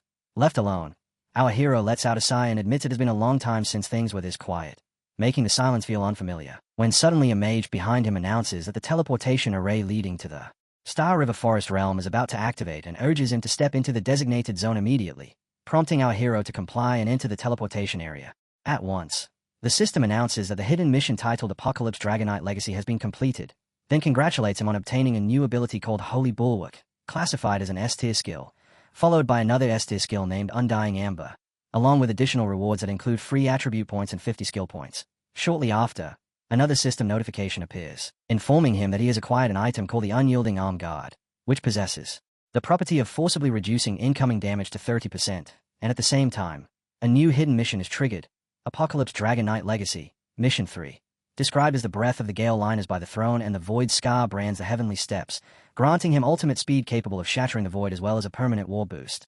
Afterward, our hero passes through a doorway and enters a tavern filled with the usual chatter, then approaches the bartender, who asks whether it is his first visit and what he would like to drink. Instead of ordering, our hero produces an envelope and states the Star Ascension platform, prompting the bartender to open it as his eyes immediately brighten, after which he releases a blue scanning light, and once the scan is confirmed, he declares that the recommendation, Suppressing Mountain, Martial Arts Emperor WA Engine, has been verified. The next thing the bartender sees clearly surprises him, yet he maintains an oddly amused expression as he proceeds to ask for our hero's name, affiliations, main class, and level in order to register his details, and our hero provides all the information from the beginning. Upon hearing that he is level 31, the bartender is visibly shocked before returning to that same amused look, explaining that, according to the rules, a respected priest at level 31 does meet the minimum requirement to enter the Star Ascension platform, but he adds a cautionary note that the average level for placement matches and subsequent ranking challenges is level 35, meaning that entering now would likely subject him to double suppression in both level and experience, and although there is no penalty for failing the first challenge, the initial match rating would be recorded as low, which would later allow higher-rank fighters to reject his challenges due to insufficient rating, effectively shrinking his pool of opponents and making it much harder to climb the rankings. So most participants choose to prepare more thoroughly and return later to secure a first victory. And with that explanation, the bartender asks whether he is certain about registering at this time. A man nursing a drink overhears the exchange, and a blonde nearby casually advises that the kid should take the good advice and return in 3 to 5 years, while another patron mutters that young people nowadays have grown far too arrogant, believing themselves invincible the moment they complete their second transition. A third adds that he has likely never witnessed a true duel between experts and only feels impressive after defeating a few low-level monsters. Yet our hero listens without reacting and calmly states that he is certain, asking the bartender to proceed with the registration. And although the bartender agrees and gestures for him to follow, the onlookers remain unimpressed, remarking that he does not understand his own limits and that they will simply watch him lose miserably. As they walk, the bartender explains that the Star Ascension platform is a designated competitive secret realm officially recognized by the City Nation for second transition class holders, jointly operated by the military and the top 3 guilds through a dual system combining technology and magic. He continues by outlining that the realm is divided into 4 primary functional zones: the registration area, the arena, the rest zone, and the resource exchange sector, and includes a built-in combat power balancing system that suppresses any excessive strength above level 60 to maintain fairness. Then points out a massive metallic structure and explains that every day, thousands of elite participants arrive through designated teleportation arrays spread across the country, all pursuing a single goal: to inscribe their name onto the heavenly ranking, where a higher position brings resources, authority, and fame, which is why battles are constantly fought to secure or improve one's standing. When our hero reaches the platform, he is informed that his next step is to proceed to the Comprehensive Combat Power Assessment Hall for an initial evaluation of his abilities, the results of which will generate a preliminary potential report and determine the matchmaking range for his first placement match. The staff member, addressing him as Godye, reveals that he is his biggest fan, praises the National Freshman Tournament matches as incredible, and expresses confidence in his strength, while wishing him good luck. And even as the portal activates and pulls our hero away mid-conversation, he still manages to offer his thanks, while amidst the many second transition individuals around him, a faint thought crosses his mind. Yet he remains firm in his resolve that this time he will climb back up, knowing well that the officials handle everything with strict seriousness, even down to a single coin. As he takes in his surroundings, he notices the overwhelming foot traffic and realizes that class holders are not permitted to wander freely, while the city itself appears highly advanced, with towering screens suspended high above and even buildings stacked atop other structures. Soon, a notification appears displaying the real-time heavenly ranking, where among the top 4 positions Wei Yichishing holds first place and Mo Ya occupies the 4th, prompting our hero to scan through the thousands of names only to find that his own is nowhere to be seen. And as his rank drops by 2 more positions, he clicks his tongue in frustration and concludes that he needs to start fighting back immediately. A hovering robot suddenly appears above them, directing all class holders bound for the Comprehensive Combat Power Assessment Hall to proceed straight ahead, while another mechanical voice announces that the arena entrance lies to the front left and that ongoing matches are open for free viewing. Taking this in, our hero notes that the entire setup is far more structured than he expected, nothing like the loose organization of the Adventurer Guild, and he finds this acceptable, since Clay rules mean fewer unnecessary complications. At last, he arrives at the entrance of the Comprehensive Combat Power Assessment Hall and steps forward, just as a burly man exits, briefly glances at him, and immediately identifies him as a level 31 priest, then walks off while thinking that someone with such a low level in a support class will not stir anything here and is merely a newcomer, while our hero himself remains focused, simply wanting to see how his level measures up under official standards. As candidates are called in one after another, his turn finally comes, and he is summoned into the assessment area, where he walks up to a portal and steps into a blue mana circle designed to reveal true potential. The system instantly confirms his identity and prompts him to choose a testing mode, displaying options such as a basic stat scan, a skill power evaluation, and a holographic combat simulation. And after a brief consideration, our hero decides that the combat simulation offers the most direct measure and selects it, initiating the assessment. The system instructs him to counter simulated enemy attacks within 60 seconds, and 3 knights materialize with infrared targeting locked onto him, while the system clarifies that scoring will depend on damage taken, reaction efficiency, and energy usage. As the countdown hits 1, the holographic opponents lunge from every direction at once. Outside, the staff member who called him in is already taken aback that he chose combat simulation without hesitation, assuming it to be arrogance. But when he checks the tablet, it already shows that round 1 has been cleared and that round 2 is being generated, leaving him stunned and questioning what just happened. Meanwhile, inside the simulation, our hero seizes the enemies by their faces, moves at speeds surpassing sonic levels, slams them into the ground, crushes their heads, and erases them before they can even react, clearing round 2 just as effortlessly. And by the time the third round begins generating, the staff member is even more shaken, noting that the boy has reached round 3 in only 9 seconds and wondering if there is an error in the system, prompting him to immediately pull up the recorded footage. As the system replays the real-time recording, he watches our hero obliterate enemies with a single punch, realizing the combat is entirely genuine, while nearby observers react in disbelief, one asking if he just instantly killed 3 assassins, and another questioning how someone with that kind of movement speed could possibly be only level 31. In the next round, fully equipped guards appear alongside a mage and an actual assassin, and as our hero observes them, he understands that this is no longer a single enemy scenario but a coordinated warrior-mage-assassin formation. The moment the counter begins, the enemies charge simultaneously and unleash their attacks, with the mage firing off blazing projectiles, the assassin slipping in from behind, and the warrior pressing forward head-on. Yet our hero meets the warrior first, striking it directly in the face and completely shattering its weapon, while the assassin narrowly evades, twisting aside just in time to avoid direct contact with him. Ju-Yi quickly wipes out the remaining enemies.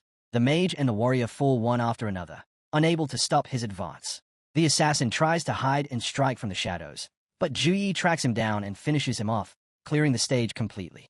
As Ju-Yi clears the stage, the spectators watching nearby are left stunned. A gray-haired boy blurts out that Ju-Yi didn't even use a single skill, claiming he's just guessing the right moments to move. But a blonde-haired boy immediately disagrees, pointing out that Ju-Yi's control over his power is terrifyingly precise, with not even a single drop of energy wasted.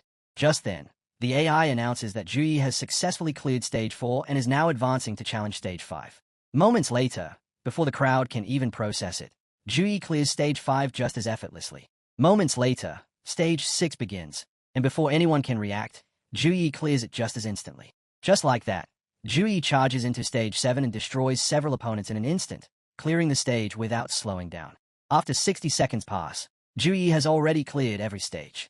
Just like that, his assessment on the Star Ascension platform comes to an end.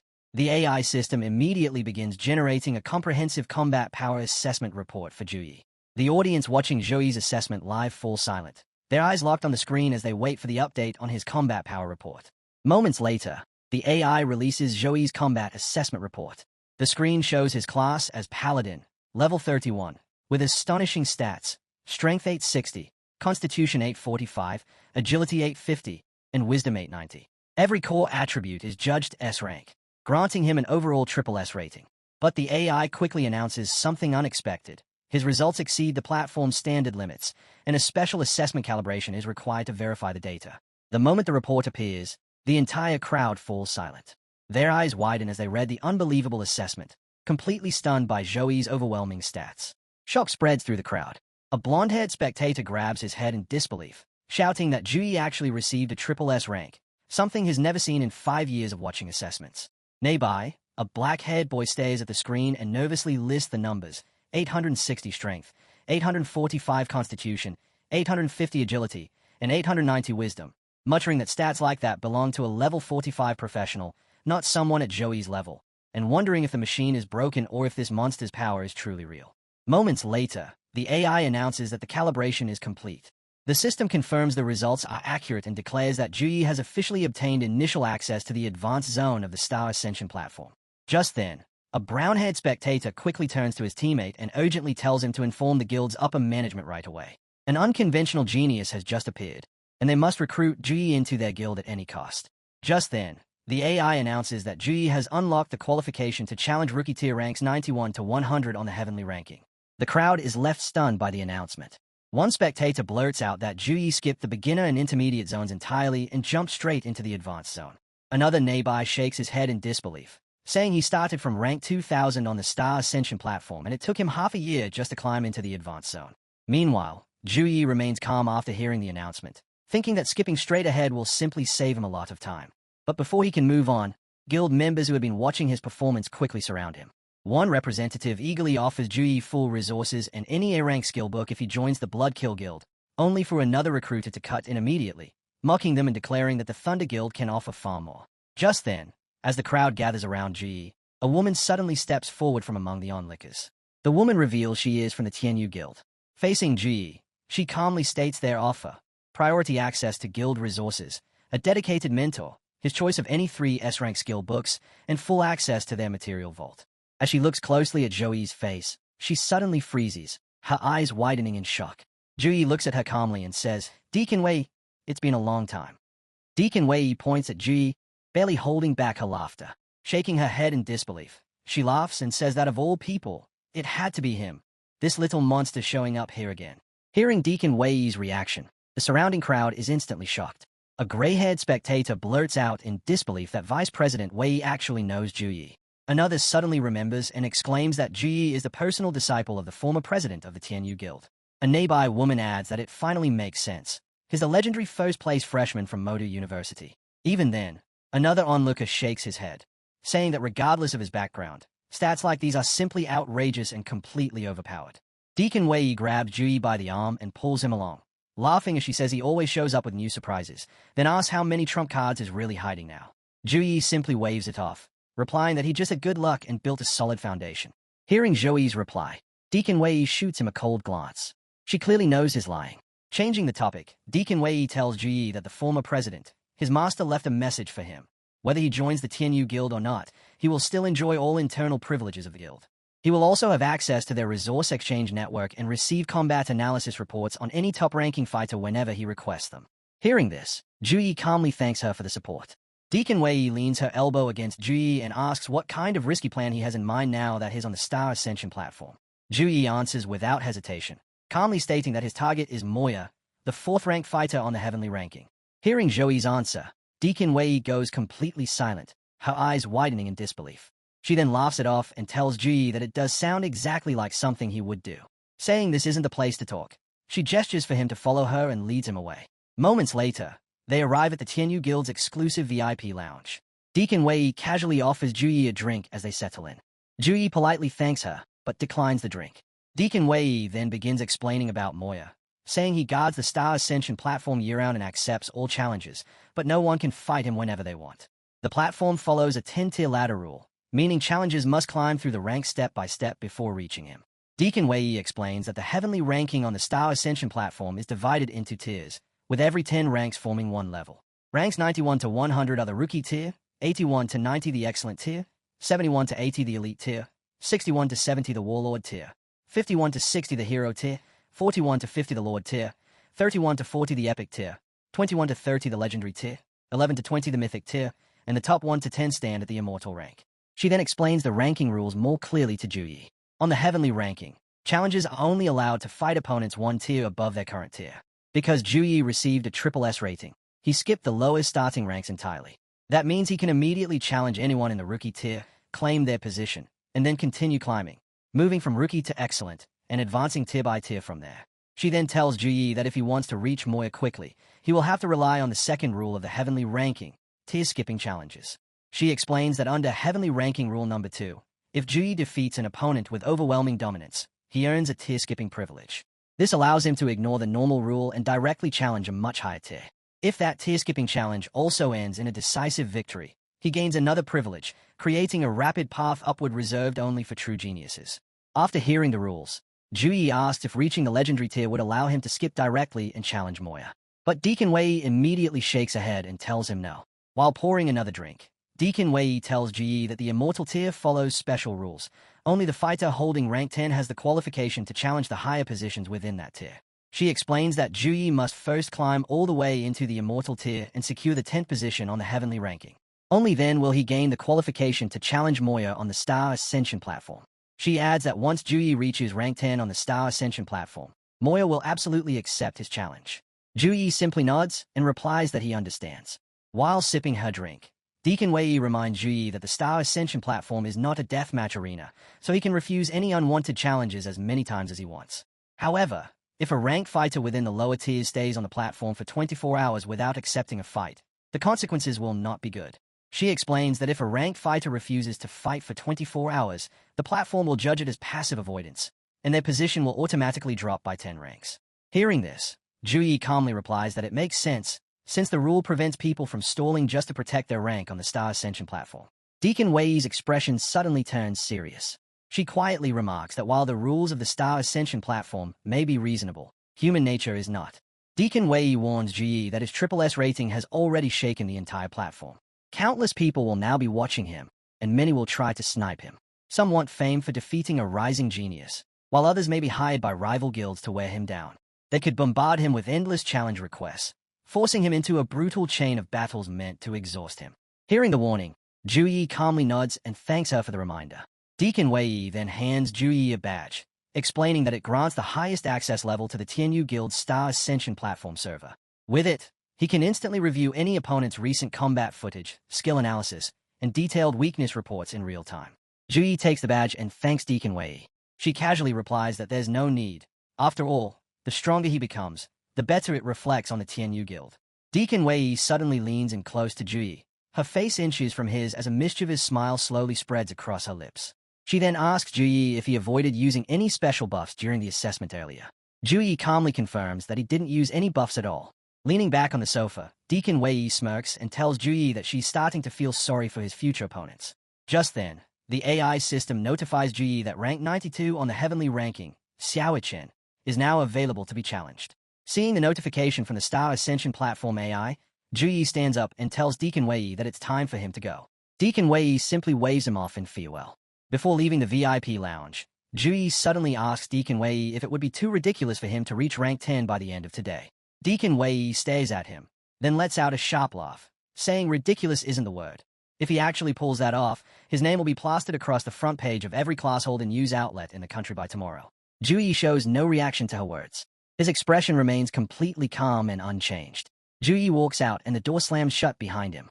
Inside the lounge, Deacon Wei slowly closes her eyes, her expression turning serious as she begins to wonder what kind of storm is about to unleash next. Moments later, Deacon Wei makes a call and calmly reports that Juyi has arrived. She tells the person on the other end that his assessment result came out as SSS rank, that she has already explained all the Star Ascension platform rules to him, and that Juyi is currently heading to challenge rank 92 on the heavenly ranking, so there is no need for them to worry about him. She then adds that what they should really worry about isn't Juyi at all. The real concern is that after today, the entire history of the Star Ascension platform might be rewritten because of his performance. After defeating Xiaochen, who held rank 92 on the Star Ascension heavenly ranking, the AI immediately displays the next available targets between ranks 71 and 80. Some of those fighters are currently locked in battles, others are offline, while a few remain available to be challenged. Looking at the 71 to 80 rankings, Juyi calls Deacon Wei. She advises him to challenge rank 79, Axella, a level 47 alloy warrior with an old spinal injury that causes a 0.3-second energy lag whenever he fights at full power, giving Juyi a clear opening to win.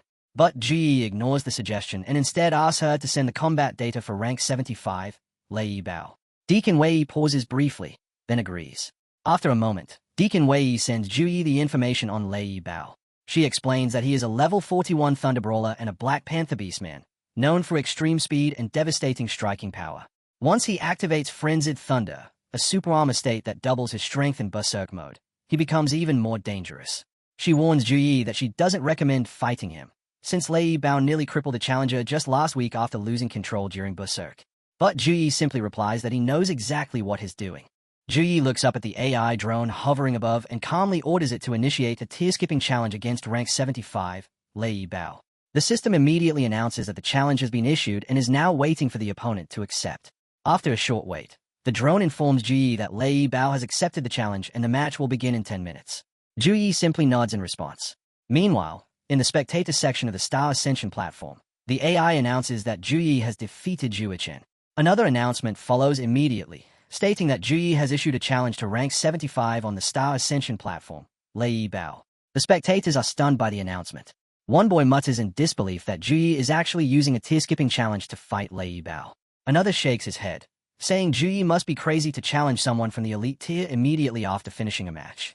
Another spectator suddenly recalls Lei Bao's reputation, saying his fighting style is practically a fight to the death every time he steps into the arena. Hearing that, another man shakes his head and wonders if Juyi is here to break records, or simply get himself killed. Meanwhile in the arena, Lei Bao appears before Juyi, stepping forward with a cold, imposing presence. Lei Bao appears before Juyi, a white-haired fighter surrounded by crackling purple lightning. The moment he steps into the arena, he tells Juyi that he already watched the recording of his previous match. Hearing that, Juyi shows no concern at all. With a calm, serious expression, he simply responds with a quiet, "Really?" Seeing no reaction from Juyi, Lei Bao narrows his eyes and asks if he isn't even curious about why he brought that up. Juyi calmly replies that you probably just want to say you won't end up like my last opponent. Hearing Juyi's reply, Lei Bao is left momentarily speechless. But a moment later, Lei Bao suddenly bursts into laughter and tells Juyi that you are wrong. Lei Bao suddenly activates Frenzied Thunder Super Armor. Purple lightning erupts across his body as violent energy crackles around him. Staring at Juyi, he declares that against his last opponent, a level 42 fighter, he only used 70% of this power. He then tells Juyi that he is the first opponent who has forced him to go all out from the very start. With purple lightning exploding around him, Lei Bao suddenly launches forward at blinding speed, charging straight at Juyi while shouting for him not to die too quickly. Meanwhile, in the spectator stands, one man begins sweating as he stares at the arena and mutters that it's over, Juyi is dead. In the arena, as Lei Bao closes the distance at lightning speed, Juyi doesn't react at all. He remains completely calm, watching as Lei Bao rushes in, fist already cocked and ready to strike. Lei Bao swings his fist straight toward Juyi, the strike tearing through the air with violent force. But even under that fist strike, Juyi stays completely calm. With a slight tilt of his head, he casually dodges the punch as if it were nothing. Seeing his punch miss so easily, Lei Bao freezes for a moment. Sweat begins to run down his face as he stares at Juyi in shock. Confused and frustrated, Lei Bao suddenly unleashes Thunder Strike 100 Fist, throwing a rapid storm of punches at Juyi in a furious frenzy. Juyi watches calmly, a faint smile forming on his face as he effortlessly dodges every strike from Lei Bao's furious barrage. Then golden aura gathers around his fist as he activates his own technique and suddenly charges straight toward Lei Bao. Juyi drives his fist straight into Lei Bao's gut. Blood bursts from Lei Bao's mouth as the purple lightning around his body shatters and scatters from the impact. His eyes roll back, and he collapses unconscious in an instant.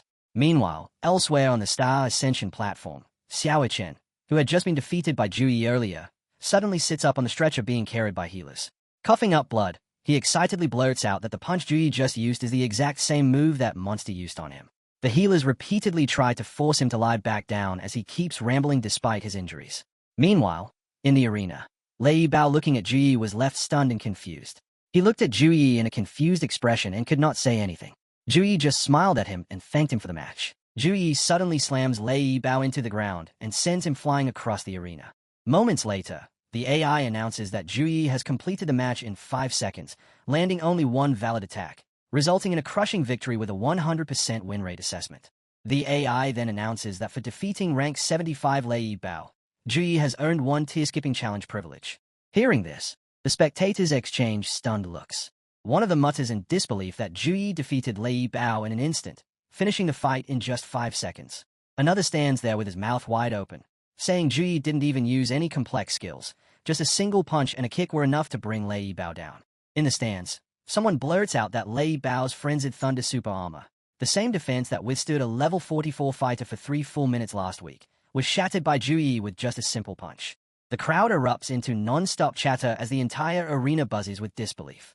Meanwhile, among the spectators, a sharp-looking black-haired youth watches the arena through a pair of binoculars. With a faint sigh, he mutters that he's truly jealous the Tianyu Guild managed to secure a rising star like Juyi. He then tells his subordinate that Juyi seems extremely ambitious, so they should notify Rock Shield Shijian that he might be the next target. The subordinate asks whether they should activate the Snipe Protocol, but the black-haired youth immediately refuses, saying there's no need to offend the Tianyu Guild over something so small. Meanwhile in the arena, Juyi begins receiving a flood of challenge requests from various ranked fighters. Remembering Deacon Wei's warning that many would try to snipe him during the ranking climb, he calmly rejects every single request. Juyi then turns his attention to the AI screen floating before him, which displays the rankings from 51 to 60. Without hesitation, he orders the system to use his tier-skipping challenge to target rank 51, Shijian. The AI immediately confirms that the challenge has been issued and is now waiting for the opponent to accept. The AI then announces across the platform that Shijian has accepted Zhouyi's challenge, and the match will begin in 10 minutes. The crowd is left baffled by the announcement. A blue-haired spectator blurts out that this is Shijian, the same fighter whose defense is so monstrous that he once held off a legendary monster for 20 minutes until reinforcements arrived. Another man beside him nods and adds that it's the very same Shijian with the unbreakable rock shield. Another spectator shakes his head in disbelief, repeating that it's crazy. Juyi must have completely lost his mind to challenge an opponent like Shijian. Meanwhile, in another area of the Star Ascension platform, Xiaoqian and Lei Bao are resting under medical care. Lei Bao lies on a stretcher while Xiaoqian, already recovering, casually eats a slice of watermelon and even offers him a bite. But Lei Bao is completely shattered, his spirit crushed as he keeps replaying the moment in his head, unable to understand how Juyi managed to break his frenzied Thunder Super Armor with a single blow. Getting no response, Xiaoqian casually remarks that the watermelon is pretty sweet and tells Lei Bao he should try some. But still heartbroken, Lei Bao quietly refuses. Meanwhile in the arena, Shijian appears before Juyi. With his towering build, he looks down at him and calmly says to him, "You is strong, but this is as far as you will go." Shijian continues, declaring that his defense is something Juyi could never break. But before he can even finish the sentence, Juyi suddenly moves. In a flash, his delta-crushing fist slams straight into Shijian's gut, ending the fight instantly. In the arena, Shijian lies defeated, his body still aching from Zhouyi's punch. The AI announces that Juyi completed the match in 10 seconds, using only 2 valid attacks, resulting in another crushing victory with a 100% win rate assessment. The system then confirms that the tier-skipping challenge was successful, and since Juyi now holds rank 51, he is rewarded with another tier-skipping challenge privilege. Sometime later in the medical care area of the Star Ascension platform, Xiaoqian and Lei Bao are still resting when Shijian is brought in as well. Seeing his condition, Lei Bao places a comforting hand on Shijian's shoulder and tells him that he understands his pain. Meanwhile, the audience erupts into an uproar after watching Zhouyi's matches. One spectator exclaims that Juyi climbed from rookie tier to hero tier in less than half an hour and is now sitting at rank 51. Another says he has seen many geniuses before, but never a monster like Juyi. A third voice wonders who Juyi will fight next, asking if he plans to challenge the epic tier directly now. In the arena, Deacon Wei contacts Juyi and congratulates him for reaching the hero tier on the Star Ascension platform. She tells him that he has now become the 3rd fastest climber in the platform's history. Hearing this, Juyi looks slightly puzzled and asks, "Only 3rd?" Deacon Wei explains that the top 2 achieved their records when they were already 3rd transition experts, and both have long since left the heavenly ranking. She also reminds him that they climbed with the support of full guild teams, while Juyi is accomplishing everything completely on his own. Watching the arena from a VIP lounge, Deacon Wei tells Juyi over the call that since he has already defeated Shijian, the Warlord tier, ranked 41 to 50, will no longer pose much of a challenge for him. Beyond that lies the epic tier, which covers ranks 31 to 40. She then tells Juyi that his performance today has already been terrifying enough, so it might be better for him to rest for the night and continue his challenges tomorrow. Before Deacon Wei could even get a reply from Juyi, she hears him calmly instruct the AI drone to use his tier-skipping challenge to target rank 33 of the epic tier, weather. The AI immediately confirms that the challenge has been issued and is now waiting for the opponent to accept. Hearing this, Deacon Wei is left completely speechless, her eyes widening in shock. Rubbing her forehead while still on the call, Deacon Wei calls Juyi a little brat and warns him that rank 33 is Vader, a chain-saved professional and level 45 Chaos Master. She advises him not to let Vader lock him down with his chains during the fight. Just then, the AI interrupts with an announcement that Vader has accepted the challenge, and the match will begin in 10 minutes. 10 minutes later, Vader appears in the arena before Juyi, and the match officially begins. Vader steps into the arena and calmly introduces himself, stating he is Chaos Master Vader, asking Juyi to advise him. Juyi responds calmly and respectfully, returning the greeting to Vader. The AI announces that the match has officially begun. As the match begins, Vader lightly taps his staff against the ground. In an instant, multiple magic circles erupt beneath Juyi, locking into position around him. As the magic circles stabilize, enchanted chains shoot out from them, converging rapidly toward Juyi to bind and suppress him.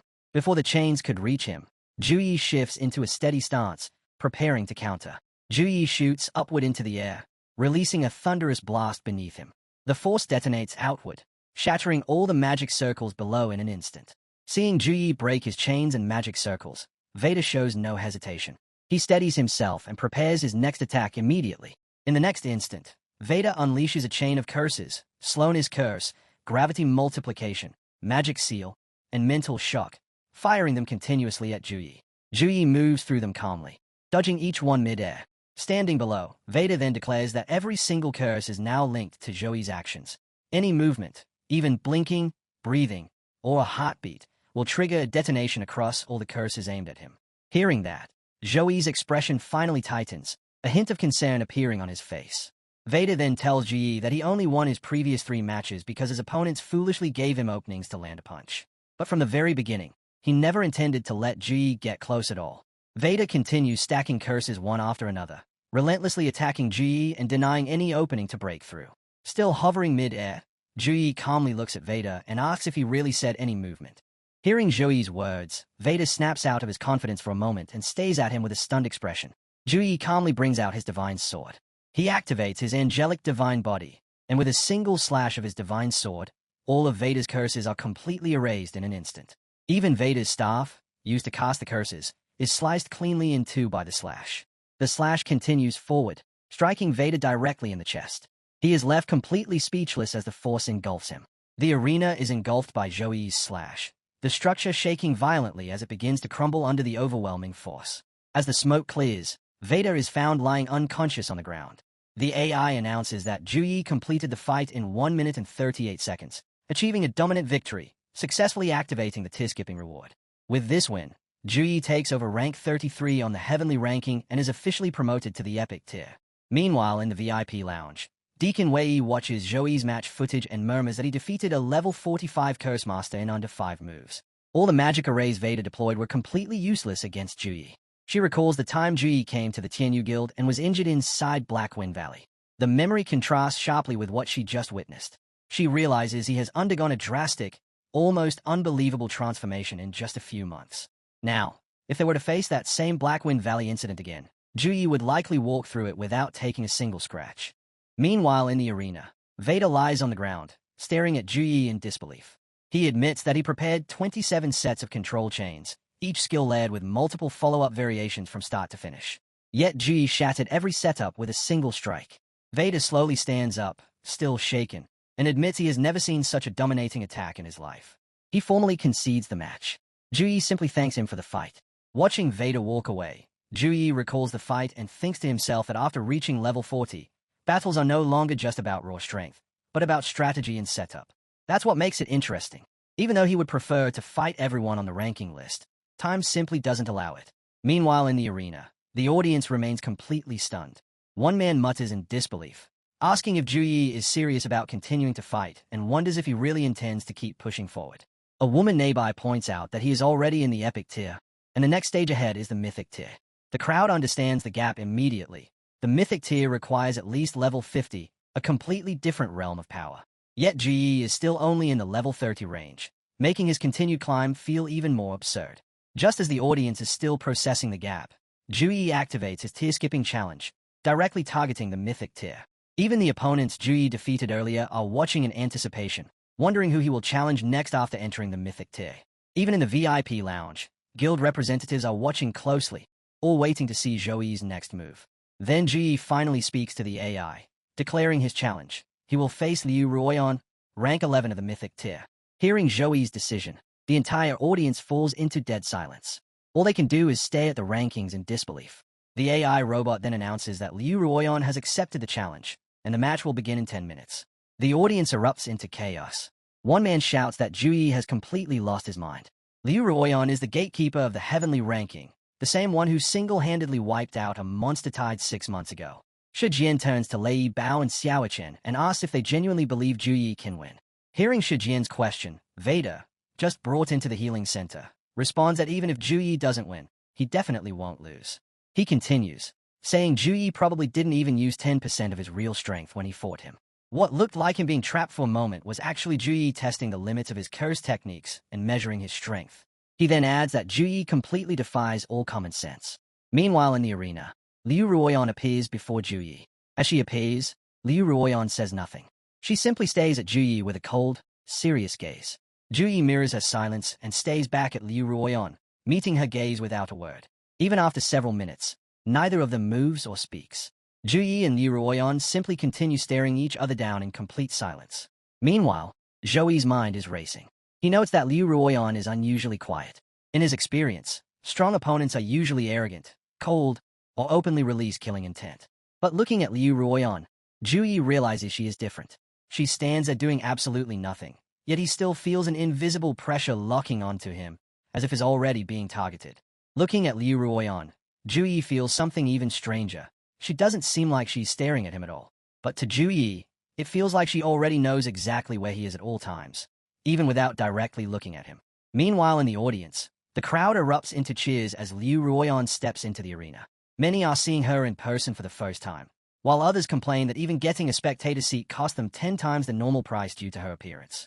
Deacon speaks into a walkie-talkie, confirming everything is going smoothly. Meanwhile, the commentators are fully absorbed in the match, calling it a mythic tier battle and ordering the protective barriers raised to maximum. The girl beside him requests third advancement mags for reinforcement. They load vast energy and stones to activate the sun, the 7-layer defensive barrier. A blue barrier forms above the combat ground, stopping any attack under level 60 from passing through. The robot restates the rules. Surrendering after a 10-second knockdown or stepping out of bounds results in a loss, and lethal skills remain strictly forbidden. It then calls for both combatants to prepare. Our boy and Ruyan take their positions. The signal to begin is given, and she vanishes as she instantly activates a skill. 2 guns appear in her hands as she takes aim at our boy. She fires blue bullets at him, but he summons a defensive barrier to block the shots. She follows with a better skill, launching a massive energy sphere. The blue sphere expands rapidly and slams into our boy's barrier. Its speed, intensity, and size catch him off guard. From a distance, Ruyan watches to confirm a direct hit. She is about to turn away but fixes her gaze back on our boy. Out of nowhere, our hero leaps into the air, his hand surging with power, and unleashes a sacred fist combo toward Ruyan. As he closes in, another gun is already aimed at his head, ready to fire. The savage Ruyan shoots without even looking. But our hero instantly shifts to the other side, the ground shattering from the impact while he narrowly avoids the blast. He notes that her speed is boosted to around 1600, meaning even peak second advancement fighters would struggle to match her, yet she still surpasses him. He recalls her earlier moves being below rank, realizing she was trying to force his hand. Ruyan proves far more formidable than expected. Ruyan suddenly ascends while he stands frozen in shock.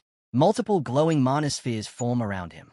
By the time he notices, they detonate like explosive grenades, engulfing the area.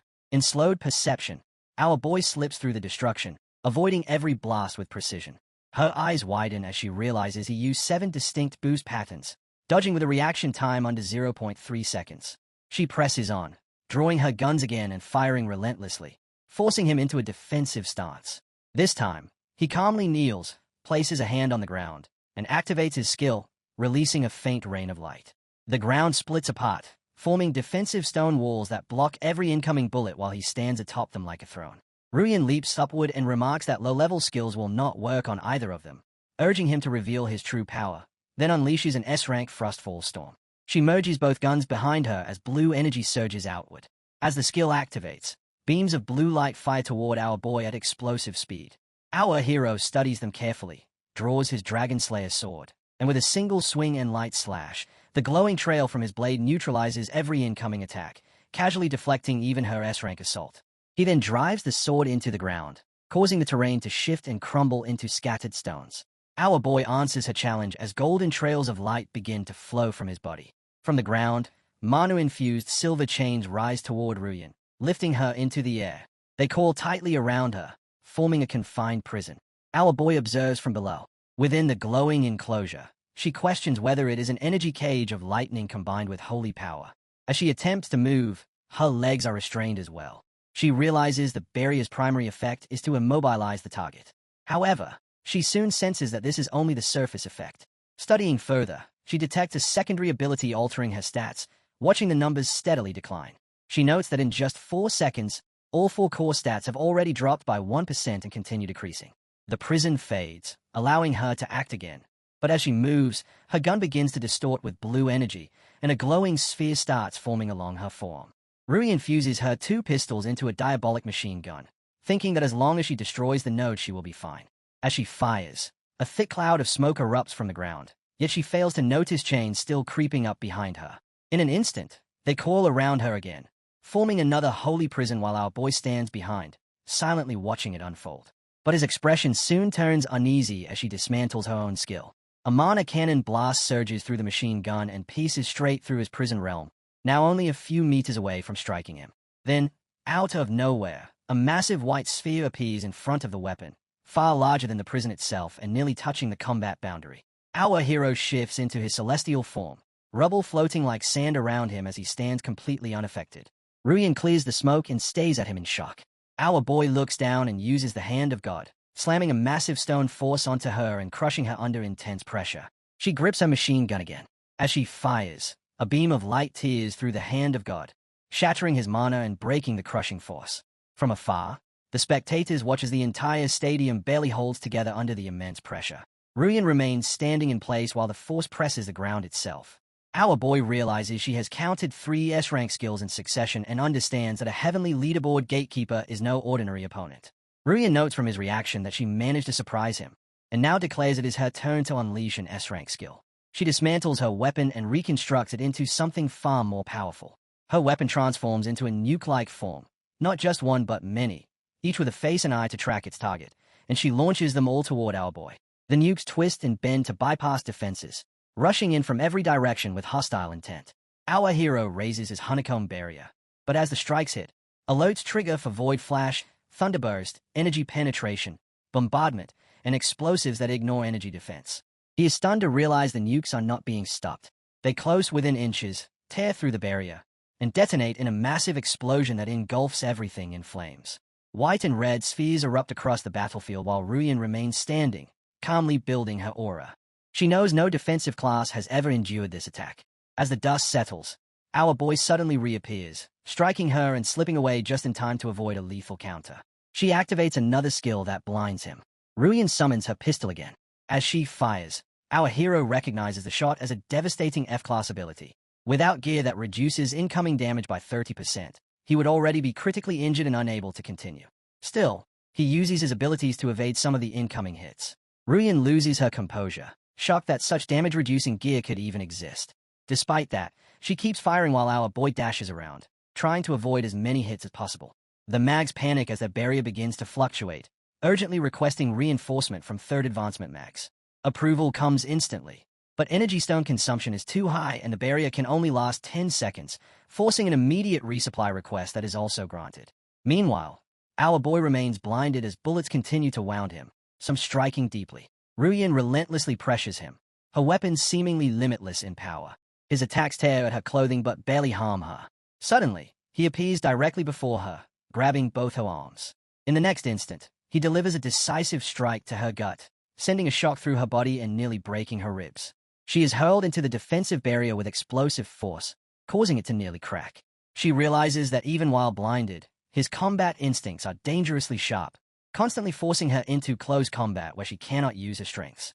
If his damage reduction gear is real, she would need at least 40% more power just to suppress him, marking him as an absolute monster. At the same time, our boy notices his accuracy dropping and decides to blanket the entire area with his next move. The skill begins forming as a glowing circle takes shape in his hands, spreading its influence across the battlefield. Once stabilized, countless holy spears and swords manifest around Ruyan. She looks up in shock as they begin raining down relentlessly. She runs and leaps to avoid them, but even the slightest contact from the holy power causes severe damage to her. She realizes that if the fight drags on, she will be torn apart, and only one safe zone remains. The magic circle continues generating endless weapons as she moves desperately to evade them. She then positions herself directly beneath our boy, recognizing it as a blind spot where the attacks cannot reach.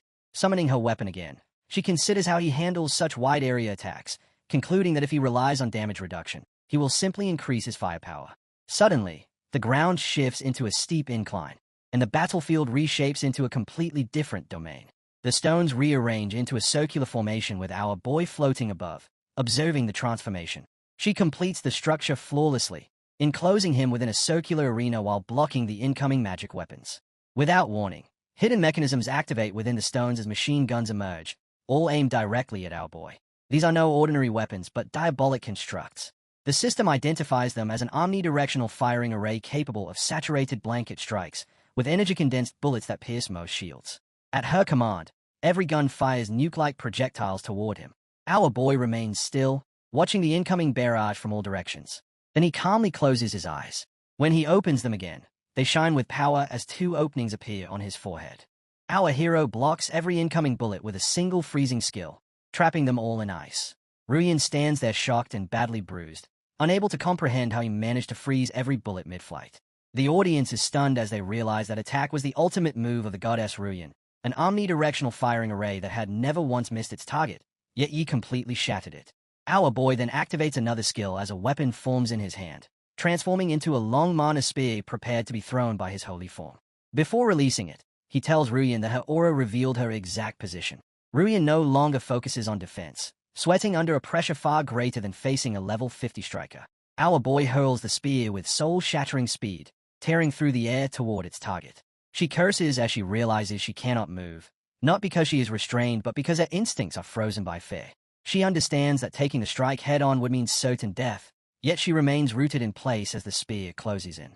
At the final moment, just before impact, our boy catches the spear mid-flight and calmly declares the match over. The spear had already reached the tip of her face as she stared at him, completely motionless. As the pressure fades, she collapses to the ground and admits defeat. The system announces that Ruyin has conceded and Yi is the winner, promoting him to rank 11 on the heavenly leaderboard and granting him mythical tier status. The audience struggles to believe it, amazed that a cleric achieved such a victory, while many agree the match was deeply satisfying as he completely overwhelmed the mythic tier gatekeeper. Then Ruyin tells our boy not to move. Suddenly, 2 bullet shells are pulled out from his eyes, leaving him shocked at what just happened.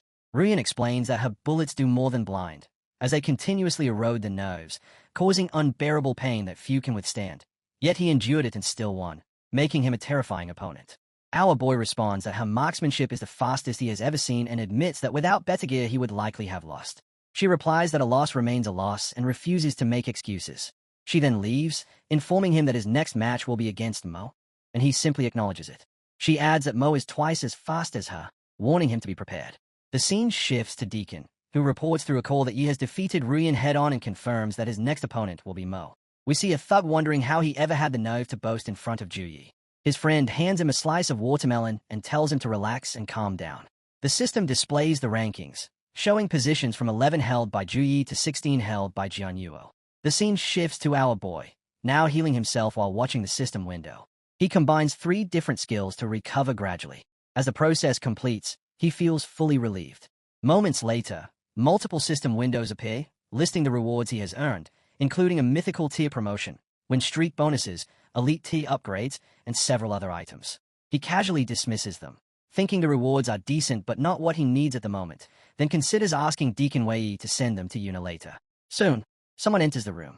It's Deacon carrying a glass of juice, reflecting on how he went from a complete unknown to mythic tier within a single day. The drink is a special brew prepared by a second advancement priest at the guild base, capable of restoring 50% of all stats in just 10 seconds. Deacon remarks that if anyone had said this a day ago, she would have dismissed it as madness. Our boy accepts the glass and thanks her. She then adds that he has become a major celebrity on the Star Ascension platform, and mentions that she knows what is happening outside. He remains uninterested and silent. She lets out a sigh and calls him boring. After that, she presents a newspaper containing a full documentary, combat footage, and even minor details about him. Our hero becomes slightly interested upon noticing a strategy guide created by someone who carefully analyzed him.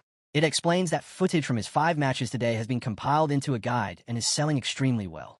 Our boy finds it amusing that people think they can defeat him just by reading it, while the woman points out that at least it helps others understand his combat style, though she questions whether he has revealed his true trump card yet.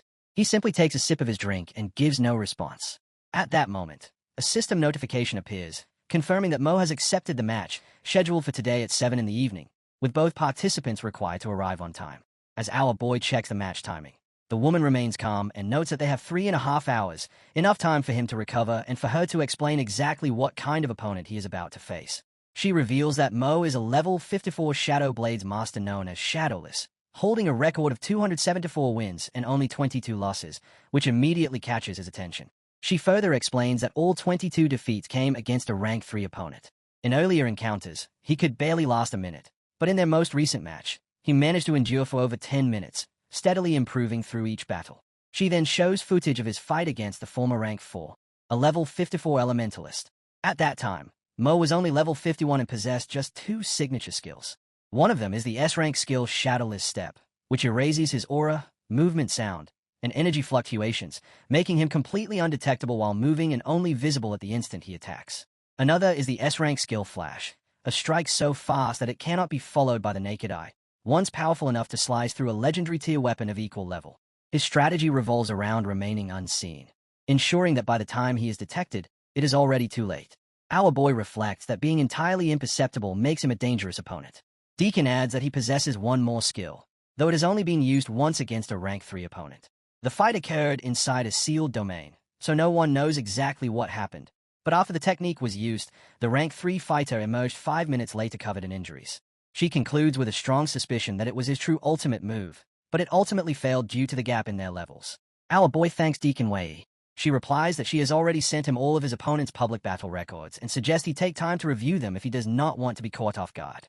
Before leaving, she adds one more thing he should know, as their subordinates have reported that betting pools for his match against his opponent have already opened. Surprisingly, more people are placing bets on you than on Mo. Our hero finds that impressive. He notes that Mo is ranked 4th on the heavenly leaderboard and has long been famous, so normally people would favor the established veteran. As she walks away, she explains that most who witnessed his 5 matches today are backing him, as the pragmatic crowd on the Star Ascension platform is no longer focused only on level and reputation, believing instead that since he tore through the mythic tier in a single day, he might continue performing miracles. The scene shifts to a cameraman taking pictures of none other than Mo. A reporter steps forward and asks about his thoughts on tonight's match, describing the newcomer as extremely aggressive and pressing him with questions about how he evaluates his opponent. Mo remains calm and silent. After a brief pause, he simply states that he will win, adds that his opponent is not bad, and acknowledges his strength. These mixed remarks leave the reporters confused. As Mo walks away, they recall that he rarely speaks, which is why he is known as Silent Jewel Blades, and one of them wonders if anyone would even dare to call him that to his face. The focus shifts to the combat ground, where rank 4 Mo faces rank 11, our hero. This time the arena appears even more refined, and our boy stands tall. The robot repeats the rules, stating that remaining down for 10 seconds or being forced out of bounds results in defeat, while lethal techniques are strictly forbidden, then signals them to prepare and begin. Our boy immediately activates his celestial form, draws his sword, and launches a slash toward his opponent. What follows unsettles him, as he cannot tell where his opponent moved. Yet the next instant the strike comes from behind him. Reacting quickly, our boy swings his sword in a full circle. He narrows his eyes, pushing his holy light perception to its limit, but still cannot detect anything, so he decides to force his opponent into revealing himself as the ground begins to tremble. He activates his string-based skill, forming a circle above him that sinks into the ground to drag out his hidden opponent. The strings continue searching, while a faint blue light flashes around at blinding speed. That movement belongs to Mo, and our boy finally spots him. He gestures, sending all the strings toward that presence. Mo counters with a single strike, shattering every holy string instantly. Before closing in, our boy surrounds himself with flames, letting them swirl around his body while he floats in the air to guard against unseen attacks. Mo's presence almost vanishes, detectable only through mana. Then, without warning, he appears directly in front of our boy, their energies clashing and sparks erupting between them. Mo questions how many of his recordings were studied, while our boy stares without understanding. Mo presses further, pointing out that his movements, habits, and attack patterns were all anticipated, asking again how many recordings were watched. Our boy answers that he reviewed every public recording since Mo reached Mythic Tier, all 43 of them. Mo feels a sense of respect, while our boy assumes Mo must have done the same with his own matches. Mo replies that 5 matches alone would not be enough. He reveals that he studied everything, from the entrance exam to the National Freshman Tournament and even internal university training footage, totaling 217 recordings, which surprises our boy. Our boy points out that he was only around level 10 back then and questions the value of watching those. As they exchange pressure, the ground beneath them begins to crack. Mo explains that everyone starts weak before becoming strong and that combat logic, movement, and skill preferences develop over time rather than appearing suddenly. He leaps upward, stating that to truly understand someone, one must observe them while they are still learning and making mistakes. Our boy responds with a surge of force as he strikes the ground. Mo draws his second blade and explains that he never underestimates any opponent, believing that anyone who stands in the arena deserves his full effort regardless of level. Our boy struggles to understand why so much effort was spent studying him for a single fight. Mo points his blade forward, his energy surging as he declares that both have read each other well, making the opening exchange even. Our hero lets out a quiet sigh and admits that he was only testing reactions until now. But from this point forward he will fight seriously. His aura intensifies, causing the ground beneath him to freeze. Mo responds with a slight smile, acknowledging the shift as the real battle begins. Both fighters move at such extreme speed that they vanish from sight. They collide repeatedly, unleashing fire, ice, and sand in chaotic bursts, with even the smoke unable to settle. Their bodies slam against the defensive barriers again and again as the battle escalates without pause. The commentators are stunned as the energy stones are draining 3 times faster than expected, with 4 out of 7 defensive barriers already shattered, forcing them to call for immediate reinforcement. The other fighters cannot even see the combatants anymore. They appear only as streaks of light colliding with each other. The observers remark that the battle feels worthy of fighters at level 32. Mo continues to dodge Yi's attacks with ease. Yet he understands that Yi, despite being level 32, surpasses him in strength, defense, and elemental mastery. Still, he holds a hidden advantage. As he closes in on our boy slides his sword forward, but the opponent vanishes, proving that speed remains his absolute domain. Our boy grows irritated, realizing that the imperceptible state of shadowless step is becoming a serious problem. All he can see now is a flat, endless ground with faint traces of smoke. He fixes his gaze on a single point to concentrate, yet still senses nothing at all. Raising his sword high, he uses it to detect any slight disturbance around him. He keeps wondering where the next strike will come from. Within a second, Mo appears behind him. Our boy reacts instantly, turning around to block a dual sword strike from Mo. Mo follows with another slash and shifts position again, while our boy locks his focus, carefully tracking every movement. Mo attacks once more, and our boy directs his blade straight at him. Mo presses forward, attempting to pierce through with his sword. As the clash happens, our boy drives his sword into the ground, using it to block the attack with ease. Mo then pivots with precise footwork and reappears behind our boy in a flash, while our boy has not even turned yet. Leaping upward, Mo prepares to cut through our boy's neck. Our boy responds by using the Hand of God, blocking the strike directly with his arm. The impact shatters the protective covering on his hand, while Mo's refined strike continues through and leaves a deep wound on our boy's leg. For the first time, our hero drops to one knee as the injury weakens his stance. Mo raises both his swords, energy buzzing around them as he prepares his next attack. His eyes sharpen as he focuses. He unleashes a cross-shaped slash, sending intersecting waves of energy toward our boy. Our boy raises his sword to defend. Even so, the force remains devastating as Mo watches the attack carve through the arena. The impact nearly throws our boy out of the mag's defensive boundary. The commentators react in shock, witnessing something unprecedented. Our boy summons holy chains, using them to anchor himself and maintain his position. Mo leaps forward as well but gets caught within the anchored chains, forcing him to lose his footing. Seizing the moment, our boy manipulates the strings embedded in the ground to prepare a counterattack. He then dives downward, thrusting his sword into the ground in a decisive move. Mo immediately understands, realizing why our boy had studied all 217 recordings of his habits. There is no way that sequence should have been dodged, revealing that our boy intentionally allowed it to avoid the cross-strike. Mo concludes that Yi has been hiding a trump card all along. A glowing pattern forms on our boy's chest as energy begins to gather within it. His eyes flare with light as the system confirms his transformation into an immortal soul state, boosting all his stats temporarily by 0.8%. Divine Lightning, Heavenly Prison Lock, and String of Order activate simultaneously within him. Our boy realizes that if he cannot match the opponent's speed, he will instead dominate the battlefield by sealing every escape route, pushing his magic to the level of Holy Flame Hallow. A massive sphere of fire forms in his hand, ready to be unleashed. He slams it into the ground, causing the terrain to shatter instantly as uncontrolled strings erupt outward. The agile Mo leaps upward, evading the strings while using the rising debris as footholds to rush toward our boy with his blade ready. He rises above our boy, preparing another strike. But in that instant, he notices something that shocks him. The ground beneath our boy has completely frozen. A massive dragon form emerges beneath the surface, with several more appearing around it, all locking their gaze onto Mo. Even the slightest movement from the dragon sends panic through him as he realizes his speed advantage is being suppressed. Our boy is forcing a direct confrontation. Above them, a glowing pattern spreads across the sky as our hero declares that if the attack density becomes overwhelming, there will be nowhere left to escape. The scene opens with holy blades shooting violently toward Mo, crumbling the ground. He is barely surviving, running and dodging in every direction just to avoid getting sliced apart. Then suddenly, one blade falls directly above his head. He tries to move aside, but it still injures him and turns the table of the fight. At that exact moment, our protagonist lands right in front to hit the iron when it's hot. He summons a glowing golden spear and gets ready to throw. Mo instantly panics as golden chains begin moving toward him, wrapping around his legs, slowly restricting his movement. Without wasting a second, our hero launches the golden arrow straight toward Mo. When Mo sees the arrows coming, he quickly thinks that he can dodge it and have to face them head-on. Mo steps back slightly, trying to buy some time to use his skill. He raises his weapon while powerful black energy starts forming rapidly. The cloud goes dark and dark energy creeps down at Mo where his body is oozing out light. Deacon notices strange anomalies forming, purple lightning flashing, and dark clouds gathering. She worries as she realizes that Mo is about to use his signature move. Our hero also starts to feel the pressure and thinks that this power is far stronger than anything Mo has used before.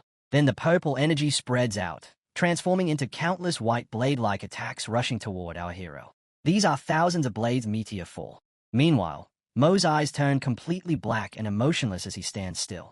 He says that in this moment, darkness descends, the world will feel pain, and his blade is the ultimate law.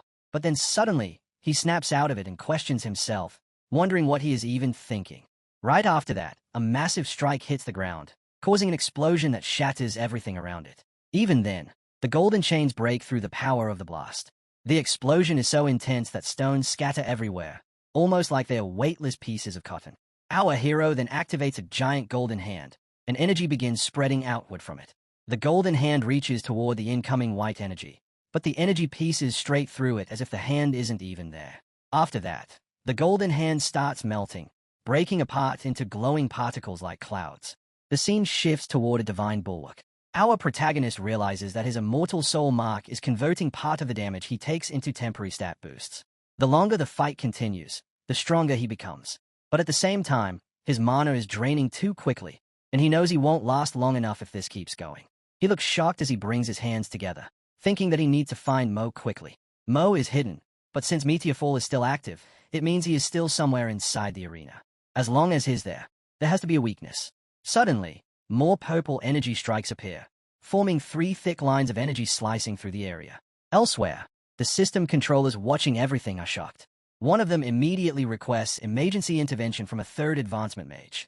Meanwhile, Mo stands still, holding his weapon and continuously releasing sky-blue energy that begins to crack and shatter the surrounding mirror-like structures. The mirrors eventually break completely, shattering and falling apart. Our protagonist, filled with anger and determination, flies forward at full speed. He recalls that out of Mo's 43 recorded matches, there were 3 where he used this exact move. Suddenly, something clicks in his mind. In the first match, Mo took half a step back with his left foot before activating Meteor Fall. Our hero pauses mid-air, thinking deeply. In the second match, it was the same half step. In the third match, again the same movement. 3 matches, same habit. He realizes that it's for stabilizing Mo's center of gravity. That means Mo cannot move while the skill is active. Now fully focused, our hero continues flying, searching for Mo while thinking that he must still be standing in the same spot. He decides that if he can get close enough before the attack ends, he will win. Meanwhile, our hero's friends worry that he is heading straight into Meteor Fall, which is nothing more than pure suicide. At that moment, propulsion energy bursts behind our protagonist, pushing him forward rapidly. He flies nearly 50 meters ahead with full speed and unwavering determination. Crossing through a wide and clear space, he quickly covers 20 meters. As he gets within 1 meter, he finally sees Mo standing there, holding his blades and staring right back at him. Our hero reaches out and places his hand on Mo's shoulder. Mo reacts loudly, almost shouting. Our hero grits his teeth in anger and stares at him, thinking that he finally caught him. Mo looks completely shocked. His eyes widen, and tears start forming as he stares at the protagonist in disbelief, wondering how he got there. Suddenly, golden energy explodes outward, forming a thick and powerful aura around them. The onlookers are stunned. Both sides are completely shocked by the intensity of the golden energy. Then smoke begins to rise, and the ground clears out as everything settles, revealing the aftermath. It becomes clear that our protagonist has returned to his normal form, but he got stabbed by both blades of Mo. The audience calls them lunatics, but then Mo's expression starts changing. He slowly closes his mouth like bro is about to die, but he suddenly bursts into loud laughter like he's completely lost it. At that moment, our protagonist drives his sword a little deep into Mo's chest. Mo feels the pain and starts crying like a kid. Our hero realizes that Mo's mana fluctuations are changing. Many dark holes start to appear above them. Mo says that he didn't want to use this, but an opponent like he deserves it. Our buddy is confused as he stares at the purple balls swelling. The balls start to swell way out of control that the complete body of Mo disappears under them. Then the complete pavilion gets filled with these swelling balls. The people watching are confused and cannot even see what is happening. One mentions that this is the same move Mo used once before during a ranking match. Even the system controllers notice something is off. They report that the mana readings are rising rapidly and have already gone beyond the SSS rank threshold. Deacon knows it's Mo's trump card that has become even stronger than before. Meanwhile, that the balls completely filled the fighting ground and it started to pour out. Mo asks you to keep this ability a secret. Our hero covers his face and closes his eyes as the balls start to turn transparent. As he opens his eyes, he sees a vision inside the balls. He sees amusement parks and other kids' stuff. He finds himself right in front of it. There are also lanterns glowing everywhere, colorful rainbow-like effects spreading around. He notices paw prints on the ground. He wonders if Mo's trump card is actually an amusement park. It doesn't match Mo's personality at all, which makes it even more strange. Still, no matter how harmless it looks, he knows this is Mo's strongest move, and it won't be easy to deal with. He realizes that this is a real physical dimension, something similar to his own mirror prisoner core. At the same time, he feels his holy power slowly draining away. He keeps looking around, noticing several teddy bears standing near him. Suddenly, one teddy bear with glowing red eyes and huge sharp teeth locks its gaze onto him. In the next moment, that giant teddy bear lunges forward and attacks him with its massive claws. To defend himself, our hero quickly summons his golden sword and cuts the teddy bear. The teddy bear is shredded into pieces.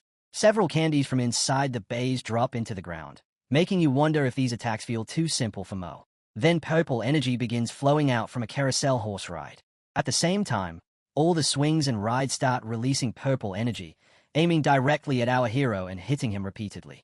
Because of these constant and combined attacks, our hero realizes that this is actually a mental attack and activates his immortal soul mark. As he starts stumbling and struggling to stay steady while more teddy bears rush toward him, a notification appears, showing that immortal soul mark is active, increasing his soul resistance and reducing the damage. But suddenly, a teddy bear bites into his arm. Our hero reacts instantly, slashing them apart with his sword, causing several of them to collapse onto the ground.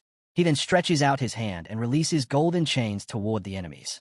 Some of the creatures get caught in the chains, and a sudden explosion occurs. The force of the blast pushes our hero backward. Then, right behind him, a bright white light suddenly appears. He slightly turns his head to look back. The intensity of the white energy is so strong that it blares everything around him. Feeling overwhelmed, our hero bends down slightly, taking a moment to catch his breath and think about what is happening. When he stands up again, he finds himself in front of the amusement park and repeats the thought that Mo's trump card is an amusement park. He again feels that it does not match Mo's personality and repeats the same thought in confusion. Standing there, he slowly turns his neck and reminds himself that no matter how it looks, this is Mo's strongest move. Then he suddenly notices something strange. He wonders when he got a particular wound, because he is protected by holy light everywhere, yet only one spot is injured. As he is thinking about this, several doors suddenly appear and start attacking him.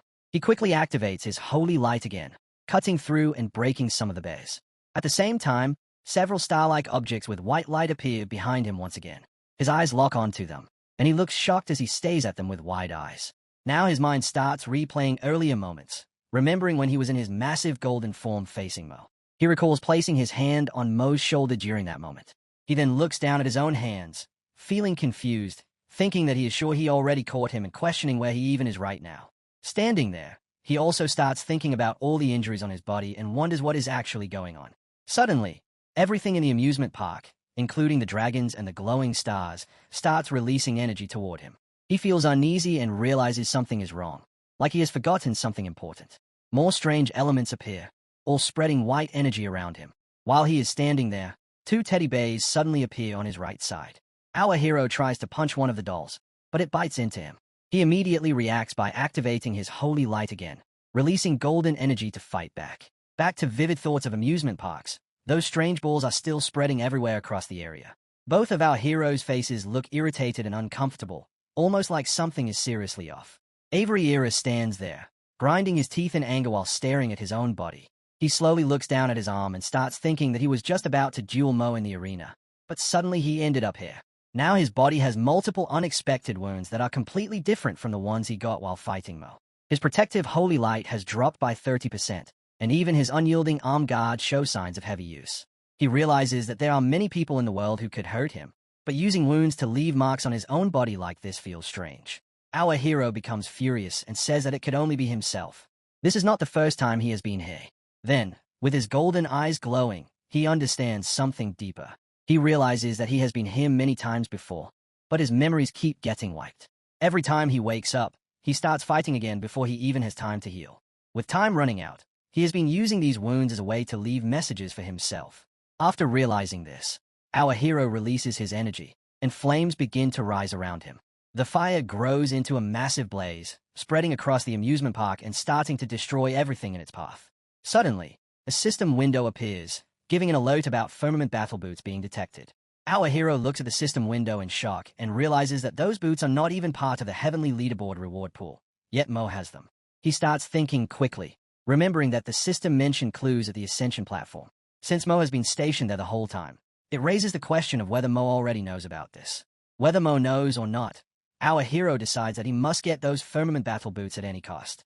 The system then shows a slow recovery status. After that, his energy spreads further into the amusement park, affecting everything inside it. Everything around him begins to float, fly, and burn as if it has no weight. Our hero takes flight. As he moves, he realizes that the relentless, all-directional attacks combined with double-line support feel very similar to his own mirror prison core. With that realization, he decides to counter it by using his own mirror prison core against the amusement park. He releases a sky-blue energy toward the sky, sending out waves of power. The energy shatters mirror-like fragments that shoot toward the doors scattered around the area. After that, the firmament energy begins striking the doors, marked by giant red lines. Suddenly, a girl appears, standing there and spreading those giant red lines across the battlefield. She is none other than Madame Red. Soon after, others appear as well. One is an assassin censor from the Direwolf Guild, another is a cursed warlock from the same guild, then Bloodwolf Barton, followed by a one-eyed guard, and finally a heavy shield warrior. All of them immediately begin attacking the amusement park structures and the dolls. The cursed warlock stands there, releasing a massive green skeletal energy that spreads everywhere. The green energy directly hits the dolls, causing them to fall and stumble. Meanwhile, the assassin censor and the others rush in, attacking everything within the amusement park. The shield warrior charges forward, smashing one of the dolls with his shield. At the same time, Bloodwolf Barton moves forward and releases a strong red energy across the battlefield. I was just standing there, watching everything unfold, completely focused on the scene. Our hero stands on top of one of the amusement buildings, observing how the mirror energy is spreading everywhere and destroying the amusement park piece by piece. On the other side, Madame Red continues unleashing her power, destroying everything that comes in her path. Many dolls with glowing red eyes are crushed under their attacks. The assassin censor quickly moves toward larger targets and destroys them with precision. At the same time, several dolls are crushed so badly that they scatter like soft clouds or cotton in the air. Our hero watches carefully and realizes that the doors are regenerating much slower now, and the new ones are smaller with weaker energy. As the fire spreads rapidly, he concludes that the domain's energy is decreasing and that Mo will not be able to hold on much longer. Suddenly, balloons begin rising up from the amusement park. Our hero looks surprised and activates his golden arm, thinking that his unyielding arm guards still have not detected the exact location of the firmament battle boots. The system gave him this clue, so it cannot be wrong unless there is another possibility. He then realizes something shocking, that the amusement park might only be the first layer. Standing there, our hero calls out to Mo, saying that he knows he is somewhere inside this place. He looks around the amusement park and comments that Mo's domain is surprisingly playful, filled with pink candy, stuffed animals, and merry-go-rounds. It actually looks cuter than the real world. He always thought that Shadowless Mo, ranked 4th on the heavenly leaderboard, was a cold and ruthless blade master. Then he pauses and adds that it seems like a hidden, softer side exists within him. Standing on top of a swing, our hero continues observing the surroundings. He jokes that after acting cold all day, Mo probably needs a private hobby to relax, wondering if he collects plushes or just really likes pink things. He moves closer to some toys and casually says that he will keep this little secret safe. At that moment, Mo suddenly appears right in front of him and questions why he is doing all this. At the same time, Mo thinks that this behavior does not match Ju Yi's usual style. He has studied 217 recordings of his matches, and Ju Yi has never used such cheap taunts before. Mo then realizes that Ju Yi is trying to provoke him into revealing himself. Our hero simply smiles, satisfied that it worked. Immediately after, he releases golden energy straight toward Mo. Mo quickly tries to escape from the attack, but suddenly, a powerful blast of white energy appears out of nowhere at incredible speed. Suddenly, our hero releases a surge of golden energy toward Mo, while Mo slightly steps back, staying defensive and protecting himself. Instead of just standing around inside the amusement park, Mo speaks like this whole fight has been entertaining for him.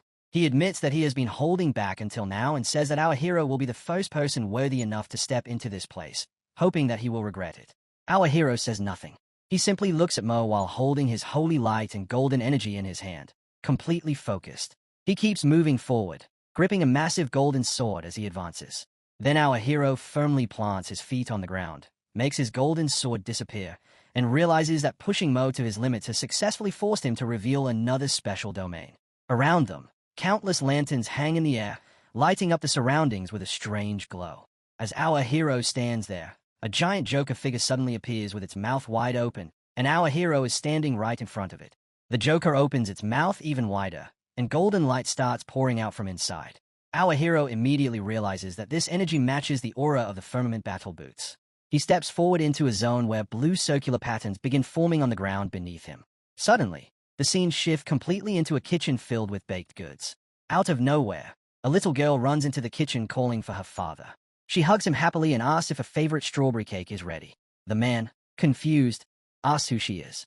He bends slightly toward her, and the girl looks surprised, asking what is wrong and reminding him that she is Bao, his favorite little girl in the whole world. She looks at him with concern and asks if he is feeling sick. Then, memories begin to replay. A mother is seen lying down beside a baby, gently pulling off a blanket as the baby wakes up. The baby starts growing rapidly, shifting through ages, and soon he is back in the kitchen, wiping sweat from his face. Now he is working, selling goods, and dealing with customers. He stands in front of a cake shop, looking at coffee, tea, and different items. Suddenly, a customer appears, someone unusual, and he feels attracted to her. The girl smiles at him warmly. Soon, they get married, and a moment of affection is shared between them. But after that, everything changes. He is seen crying as someone yells loudly, and he looks completely broken, standing there lost in thought. He begins questioning himself, unsure of who he is. The little girl starts crying loudly, calling him daddy, saying Bao, my daughter. Suddenly, both of them are holding his hand, but then they begin drifting away from each other. A voice says that mommy will pick you up today, asking if that makes him happy. A system-like screen appears, showing details about life. It says that he is Xiao Ran, a 7-year-old living in Nanjing. His father is a construction worker, and his mother works as a supermarket cashier. Their family is not rich, but his parents love him deeply. He enjoys it when his mother picks him up from school because they pass by a small park where she pushes him on the swing. He has a dream of becoming awakened one day, so he can grow strong and protect his mother. Then the little boy steps forward. He suddenly slips, and his mother becomes worried while he starts crying. His mother gently asks what is wrong and whether he is feeling sick. But suddenly, another harsh scene appears. Someone insults him, calling him a filthy beggar and threatening him. Others join in, saying they should teach him a lesson, and 3 men begin beating him. A voice describes him as someone at the bottom of society, someone whose real name no one even remembers. 15 years ago, he had a home and worked on construction while his wife raised their child.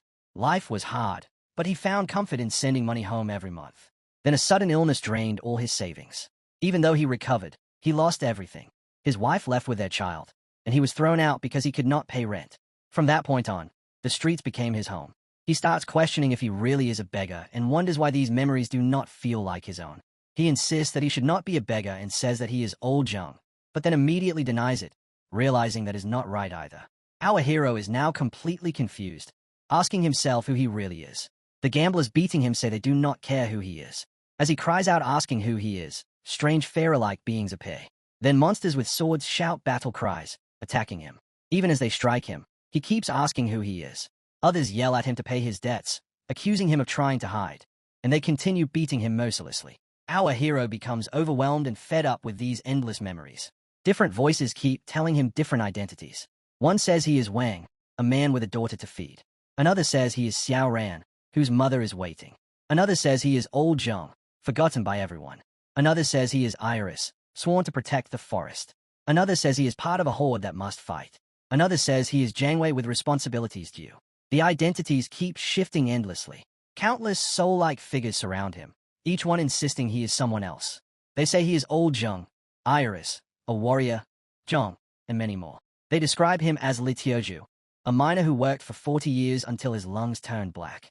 They say he is Su, a girl who died young in a hospital without ever visiting an amusement park.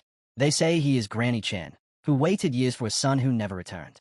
They say he is Zhao, a worker who fell from scaffolding while his wife still waits for him. At the end, our hero screams, asking who he really is. The voices continue, calling him Lin, a trafficked woman who tried to escape but failed. They call him Wang, a cab driver supporting his daughter. They call him Widow Ju, a tofu seller ignored by her own son. They call him Liu Ergu, a thug who cannot even write his name. They call him Agul, a girl who dreamed of singing but ended up trapped in a harsh life. They keep listing more identities, overwhelming him completely. Suddenly, bluish energy starts forming around our hero's head and face, and his eyes widen in shock.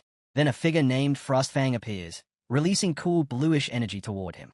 Frostfang stands in front of him and calls out, telling him to wake up. Our hero looks at him, eyes wide, focusing on his words. Frostfang explains that all these memories are fake and that only his real life matters. Our hero quickly responds, saying he understands and thanks Frostfang. He realizes that the most terrifying part of Mo's domain is not its attack power, but how it targets a person's deepest fear, the question of who they truly are.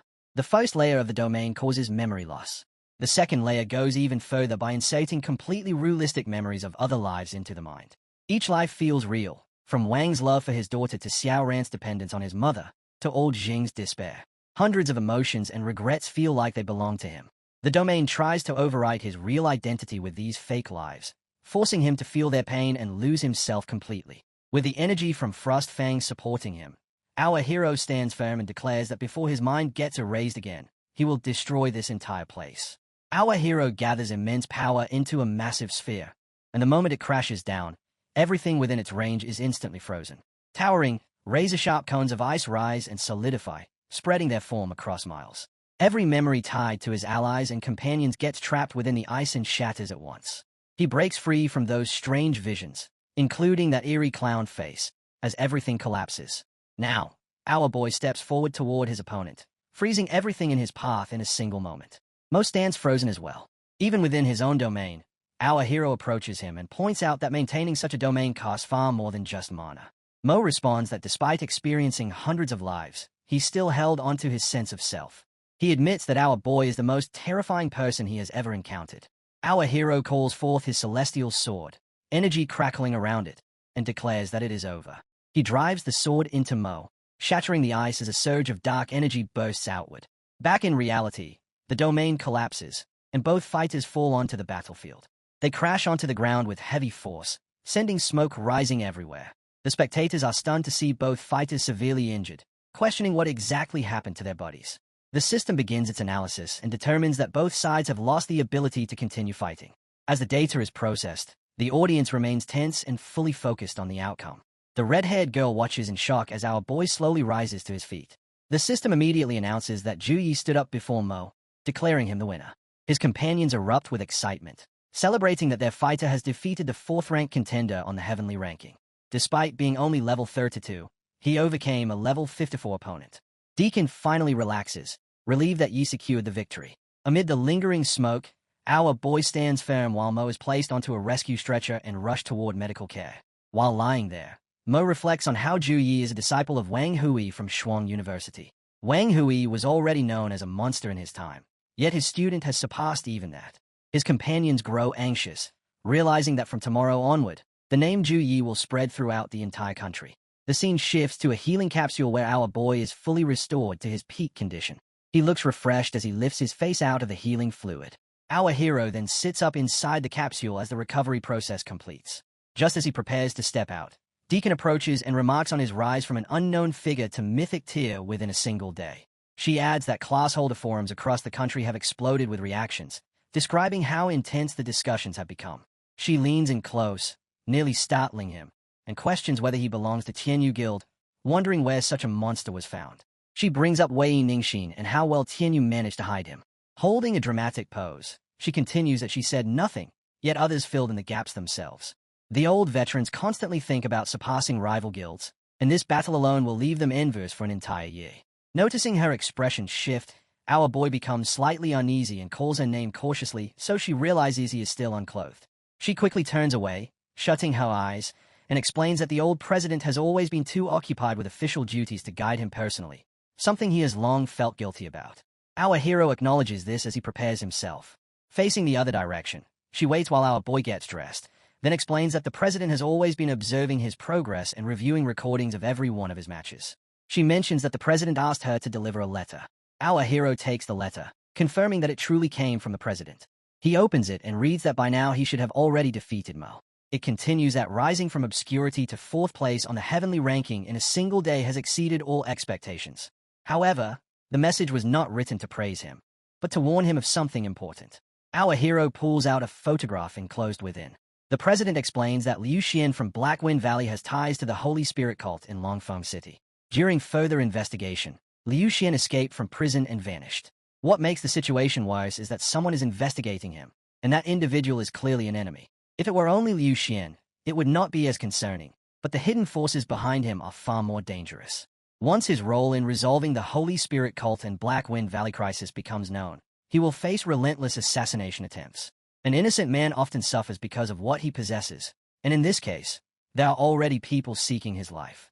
If he were a guild president, things would change, as targeting him would mean confronting an entire faction. There is no pressure, but if he has ever considered building his own faction, now is the time. Regardless of his decision, support will always be available whenever needed. Our hero reflects that Liu Xian is already working with demons, and if he is also connected to the Holy Spirit cult, then demons and evil gods may be forming an alliance. If that is true, then creating a guild is no longer optional but essential. Deacon asks what the president said. Our boy tells her that his teacher advised him to establish his own guild. She responds that this should have been done much earlier. With his current reputation, simply announcing it would attract a line of applicants stretching from the Star Ascension platform all the way to Shuang University. She adds that the first group of members is crucial, and it is better to have fewer capable individuals than to accept just anyone. She offers to help screen candidates if needed. All he says is that it is time to begin. A system notification appears, triggering an achievement quest to form a guild. The conditions are to establish the guild and recruit 100 members. The scene shifts to a hospital where our boy walks calmly through the corridor. He stops at a door and reaches for the handle.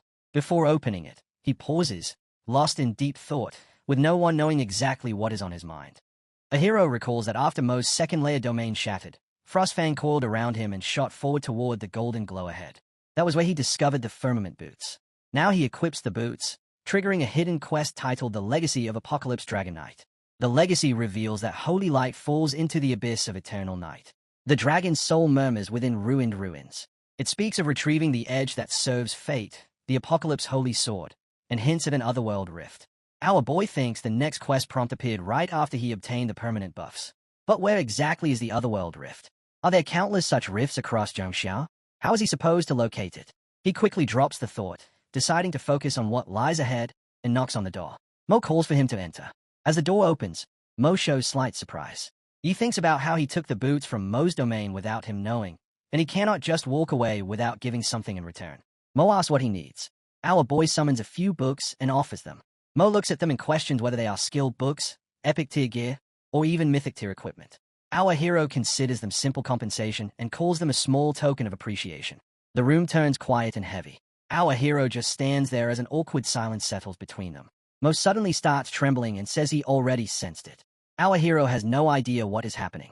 Then, without warning, Mo bursts into laughter and says he can feel the gears of fate beginning to turn and that he finally understands. Our hero feels relieved and asks what exactly he understands. Mo points at him and declares that defeating him proves he is qualified to become his master. He adds that bringing these items shows both sincerity and resources. While still pointing awkwardly, our boy just stands there, confused about what he just heard. Mo steps down from the bed and performs an overly dramatic bow, declaring himself the reincarnation of speed and sovereign of shadows, now accepting recruitment. Meanwhile, our boy stands there wondering when he ever asked for that. Mo cuts him off, saying there is no need for explanation because everything is already clear. He explains that news of Wei Ningxin helping recruit guild members has spread across the Star Ascension platform. He claims to understand our boy's personality, describing it as someone playing a massive game of chess, not aiming for a normal guild but a faction capable of reshaping Zhongxia. He continues posing dramatically, insisting that as the sovereign of shadows and incarnation of speed, he is exactly the right man for the role, while our boy admits internally that he does need manpower and Mo's strength is undeniable. He then considers that even if Mo's thinking is unusual, going along with the misunderstanding might actually work out. Mo declares that silence means consent and that the contract is established, while our boy simply thinks the man is insane. Mo passionately vows that from this day forward his blade belongs to him and his shadow will act as his shield, promising that when darkness falls their combined forces will triumph. But before he can continue, our boy extends his hand and they seal it with a firm handshake.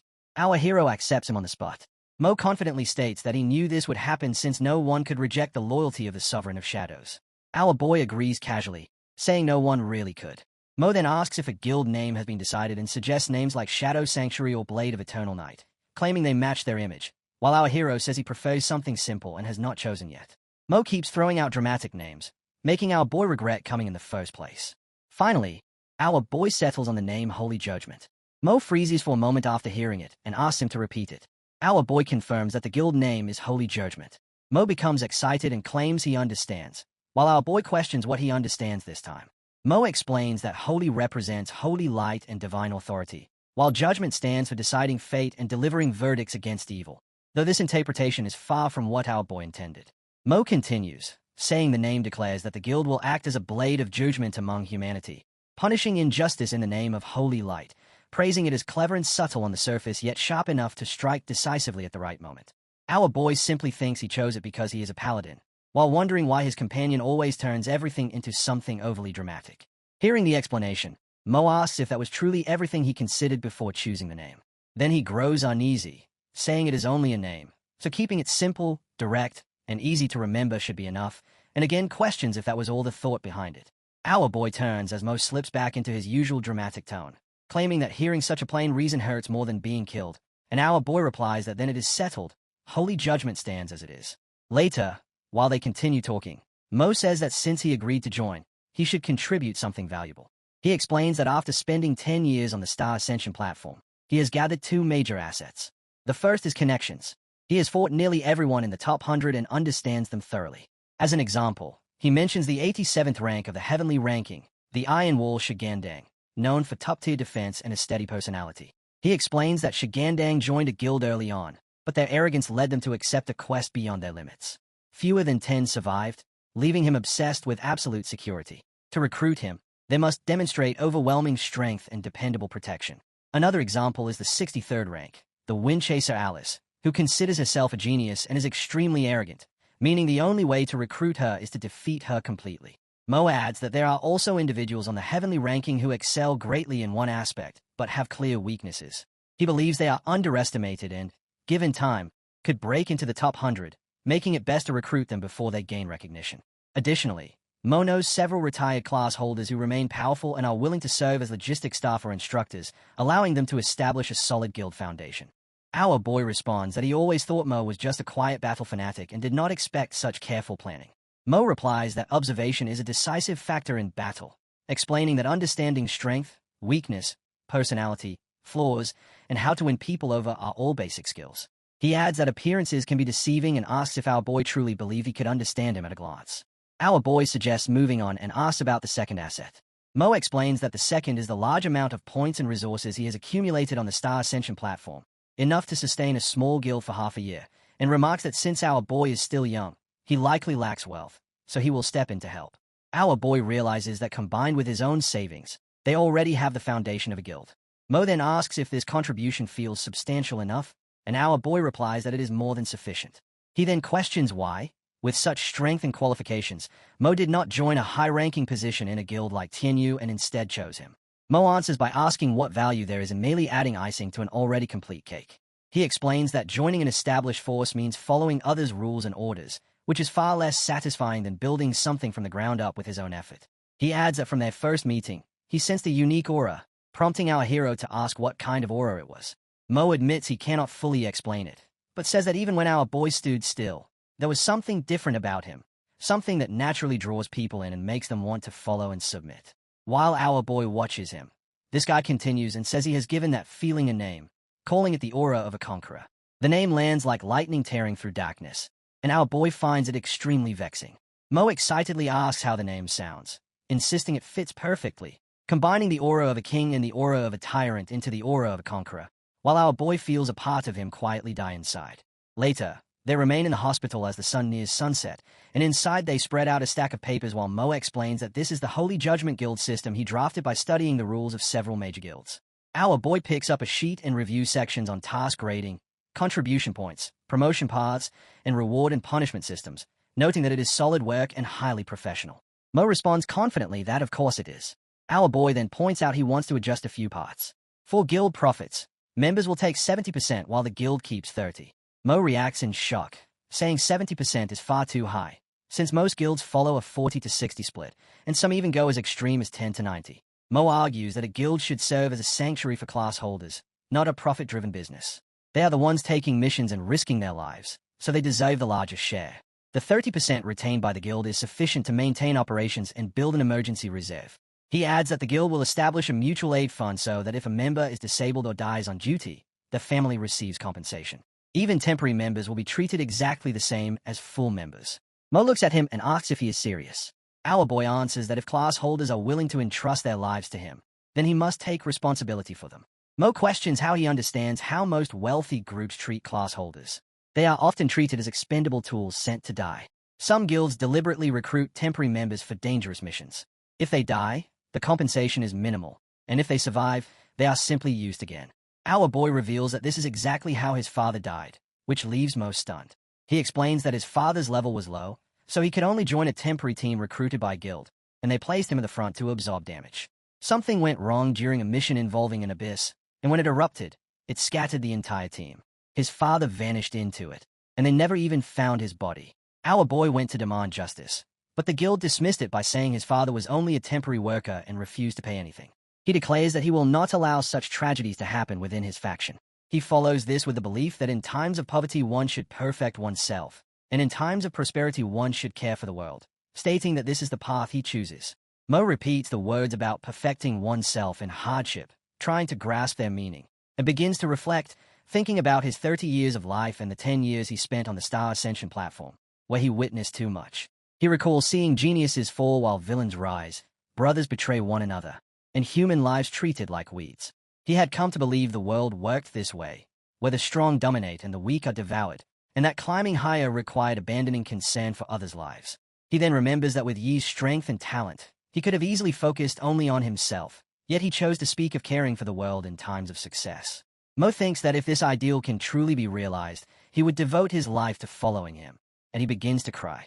He then tells our boy that he understands and will write this principle into the guild bylaws, ensuring no one is allowed to alter it. He then asks whether the Jew family has many promising youths and suggests prioritizing recruiting them. She responds firmly that she does not want a single member from the Jew family, leaving Mo to ask why. Our boy explains that his sister Ju Yoon is the youngest master of the Jew family, so she must build her own circle and her own team, and the Jew family will serve as her foundation in the future. Mo arranges the papers neatly and agrees, saying he will avoid involving Jew family members in his planning, and promises that after the Spring Festival he will present a fully established guild. Our boy asks why the Spring Festival is being treated as such a fixed point. Mo looks surprised and asks if he really does not know that the Spring Festival is only a few days away. Our boy realizes he has been so occupied lately that he completely lost track of time, remembering how his youngest sister had been pleading for him to return home for the festival. So he tells Mo that he needs to make a trip back to Tianlan. Mo tells him everything here is under control, so he should leave without worries. As our boy prepares to go, Mo reminds him to bring back some Tianlan local specialties after the festival. Mo then drops onto the bed, thinking that Holy Judgment might actually turn out quite well. Soon after, a blue portal forms within a magic circle, and our boy steps out from it. He walks through the streets of Tianlan and overhears people talking about how the Jew family wiped out another corrupt guild last month, even though its leader was a second transition class holder. Someone comments that provoking the Jew family was a foolish move, while another adds that all nearby guilds and gangs have either been destroyed or surrendered willingly. A waiter nearby also mentions that the Jew family has improved wages for workers at their mines, including his own son, and concludes that people are now looking forward to a better future under them. Our boy notices that the area now has more buildings, and the family guards patrolling the streets are energetic and completely different from how they appeared a few months ago, making him feel proud of Yuna. Right then, she appears, full of excitement upon seeing him. Both she and her cat rush forward and cling tightly to our boy. Yi gently pats both of them, finding the scene unexpectedly adorable. She grabs his hand and excitedly tells him that last month they completely wiped out the Black Tiger Gang, and even their boss tried to escape, but was stopped when she ordered people to block his path. And our hero responds that it sounds impressive.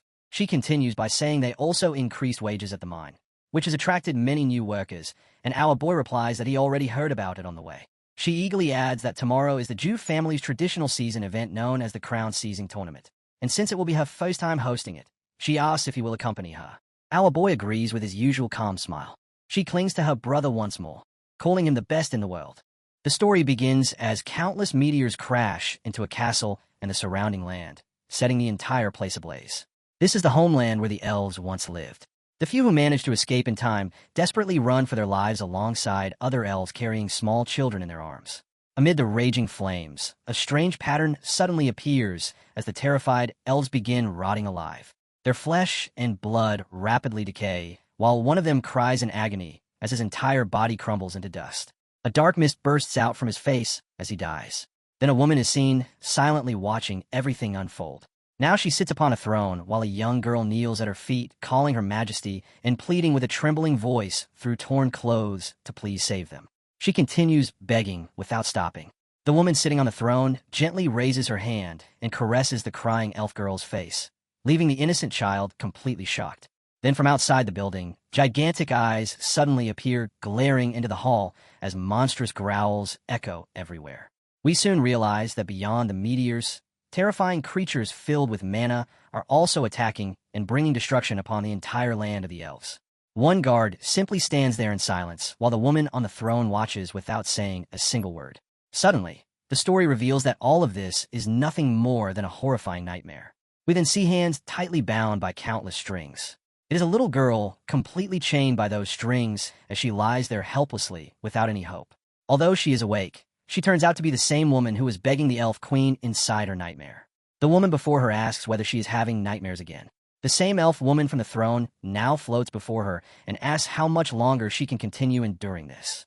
1 day, 2 days? She claims that soon she will escape on her own, even without being released. The chained human girl responds with a trembling voice that before dying, she will definitely drag her down with her. The demon elf slowly approaches the exhausted girl, grabs her face, and asks why she continues putting herself through all of this. The tired human girl turns her face away and declares that she was born and raised in Zhongxia, so she will never betray her country. She also swears that the traitor from the Jiang family will eventually be torn apart. The demon elf then begins fading away into dust while wishing her the best of luck. Once again, the human girl falls silent after hearing those words. The scene shifts to a sword slicing through parsley. We are inside the mirror prison space where our hero battles against his own mirrored clones in order to surpass himself and challenge the limits of his abilities. During the fight, he recalls how he told his teacher yesterday about meeting the god of light and the apocalyptic holy sword. The story then flashes back to that moment as he informs his teacher, who reacts in shock and asks whether the god of light truly exists. Our boy explains everything to him while keeping the system a secret. However, he still reveals how he was summoned by the god of light and how he is searching for the legacy of the Apocalypse Dragon Knight. His teacher straightens his posture and says that it is exactly what he would expect from his disciple. As far as he knows, our hero is only the second transition class holder to ever gain an audience with a god. The teacher continues by saying that even third transition class holders usually only manage to communicate with gods, while those who can actually meet one are unbelievably rare. However, the otherworld rifts our hero mentioned should belong to the medium or large-scale category. The teacher then hands him a letter while explaining that the energy inside a small rift is far too weak to contain a divine artifact. With his current strength, he is already qualified to participate in medium rift raids. He tells him to come find him after the spring festival so they can raid a medium rift together and search for the clues he needs. The teacher then gives him a sealed document and says he heard that his guild has already been established, so this will serve as a gift. Our hero excitedly accepts it and thanks him. Afterward, his teacher says he has other matters to handle for now, so they will continue talking another time, and our boy also bids him farewell. But the moment he opens the letter, he realizes it contains something completely unexpected. It turns out to be the deed for a floating island. The document states that the entire island has been granted to our hero. It possesses its own independent magic energy core, a complete defense system, and is a fully functional floating island. He thinks that 90% of the people in Zhongxia can barely secure a tiny corner on the public floating islands. The remaining 10% either spend unimaginable fortunes to purchase one or desperately fight for a place on them. Yet his teacher casually handed him an entire independent floating island just like that. Back then, while smashing apart his mirrored opponents, he thinks that the gift from his teacher is worth at least 10 billion, making it far too valuable. An independent floating island is basically the greatest recruitment advertisement possible. He wonders whether Moya would lose his mind from excitement after hearing about it. As he continues remembering everything, he starts wondering what his friends might be doing right now. The scene shifts to the prestigious Shun family. Ling speaks in his usual carefree and excited tone, saying that nobody could possibly imagine how cursed the Black Wind Valley truly was. A woman hands him a cup of tea, and as he takes it, he says that the moment they stepped inside, it felt as if they had entered a completely separate dimension. Another woman peels a grape and feeds it into his mouth. While opening his mouth wide to eat it, Ling says they even later visited the Heavenly Tao sect, that unbelievably mysterious sect which never allows outsiders to enter. A third woman is now combing Ling's hair while he enjoys all the luxurious treatment around him. He proudly says that his buddy Song is now the person in charge there. We finally realize that Ling is surrounded by 4 women treating him like royalty. One of them, named Shengu, asks whether this Zhou Yi is really that incredible. Ling excitedly replies that Zhou Yi is decent enough and only a tiny bit stronger than him, but he will definitely catch up sooner or later. Another woman named Mei leans closer and says that Ling used to constantly complain about Zhou Yi stealing his top scorer title, yet now he almost sounds like he admires him. Ling quickly denies admiring him like that. Another woman named Xiang then asks whether that means he's become Zhou Yi's lackey instead. Ling instantly gets furious after hearing that and loudly snaps back, asking what she means by lackey because they are partners. She immediately hugs him while gently caressing him and says yes, they are partners, but deep down Ling still understands his own place. The fourth woman, there named Ru, then says he should not blame his older sister for speaking carelessly because instead, he should make you listen to him. This time her remark sounds much more serious, causing another sister to quickly signal Ru to stay quiet. Ling also tells Ru that things are not the way she thinks. He explains that brother, he has saved his life more than once, and that he himself has grown much stronger because of him. Ru still tries arguing back by saying Ling is the young master of the Shin family, while Yi is merely some unknown nobody. But right at that moment, someone suddenly arrives looking for Ling. It turns out to be Patriarch Shun, whose expression carries slight disappointment as he looks toward Ling. When Ling calls out to him, the Patriarch remains silent because he wants to speak with him alone. Ling quietly stares back at him as well, immediately sensing that something serious is going on. The Patriarch silently thinks that the look within this child's eyes has completely changed. The Patriarch tells Ling that losing your temper like that finally makes you seem like a real man. Then he sits on the sofa and asks what your plans are next. Ling, with a passionate tone, says, I want to go to the Forbidden Land to complete my awakening. The Patriarchs are shocked to hear it. All 4 sisters are shocked too, but more worried than surprised. One sister asks Ling if he is serious about what he said earlier. Then the 3 of them surround him and tell him to stop talking nonsense. More than 50 people from the family have already died there. It is a very dangerous Forbidden Land, and he is not going there. The eldest sister says the Forbidden Land is extremely dangerous. Back then, the great uncle went in and never returned. When the grand uncle came out, his dragon blood went berserk. He went mad for 3 years and finally took his own life. Then there was the third grand uncle. When he came out, we all thought he had succeeded until 7 days later, I saw his blood vessels burst with my own eyes. The elder sister looks dazed while saying this. He starts crying a little and says, I don't want you to end up like that too, Ling. After hearing all of them, Ling stomps his foot, saying, old sisters, I know that. But as soon as he tries to continue, the sisters surround him, saying he is already strong enough. Why does he insist on taking the risk? They even ask the Patriarch to talk sense into Ling. If something happens to him, what will the family have left? They almost cling to him while he asks them, please don't be like this. He wants to go no matter what. Just then the Patriarch stands up and says, enough. All of them stop arguing at once. The Patriarch sees the 4 of them have spoiled him since childhood, but they haven't noticed the current Ling is no longer the little brother who relies on sister's affection. Ling calls his grandfather, realizing things have become serious now. The Patriarch states, you already know he has his own intentions and will not block you at all. Then he glances toward his sisters and adds that no one else will stop you either. Then he presses his shoulder, saying, however, I will tell you plainly right here now. The Patriarch eagerly says, once you enter your life and death are entirely your responsibility. If your complete awakening fails, the Shun family will choose a proper feng shui spot to bury you, so you can reincarnate well in your next life. Ling gestures respectfully and says, don't worry, I definitely will not die before you do, old geezer now. The scene cuts to our boy, who senses a notification and grabs the phone for pocket right away. The notification is from Tai, who says that her adopted father is suddenly heading towards Shun family for revenge. So what should we do now? Our boy immediately thinks that Senior One is really going to the Shun family to take revenge for what happened a year ago. Our boy keeps thinking that whether it is the Shun family or the Wei family, if anything happens to either side, it will become a massive loss and leave behind pain that lingers. He feels that if he goes there himself, he might still have a chance to mediate between them. So he replies to send him the address. The scene shifts to the two elders facing each other while mana swirls around them. Elder Van's aura spreads so hard it cracks the ground meters away. On the other side, Patriarch Shun stands wrapped in blazing mana, fully ready to throw hands. The Shun family watches in tense silence, curious to see what happens when these two monsters finally clash. Tai stands nearby too, clearly far more worried about her father than anyone else. Van glares at Shun and angrily says 30 years have passed, and you still have nothing to say. Shun calmly asks what exactly he wants to hear. An apology? A confession that he was wrong? Then Shun proudly admits he cannot say any of that, because if he had to relive it all again, he would make the exact same choice. That answer pushes Van over the edge as killing intent burns inside his eyes. Lightning suddenly explodes out of his body while the ground shatters apart from the pressure of his rage. The Shun family can barely stay on their feet against the violent mana currents pouring from him. Meanwhile, Shun casually blocks the flying debris with a mana barrier and tells him to stop talking and fight already. Van slams his hand onto the ground, and a strange force spreads through the battlefield. The shattered rocks suddenly rise into the air, turning into hundreds of sharp stone arrows. Then Van launches the deadly stone spikes straight at Shun. Shun instantly raises a massive wall of flames and burns through every stone shard without effort. But Elder Van already predicts that move and charges straight through to smash Shun's defense apart.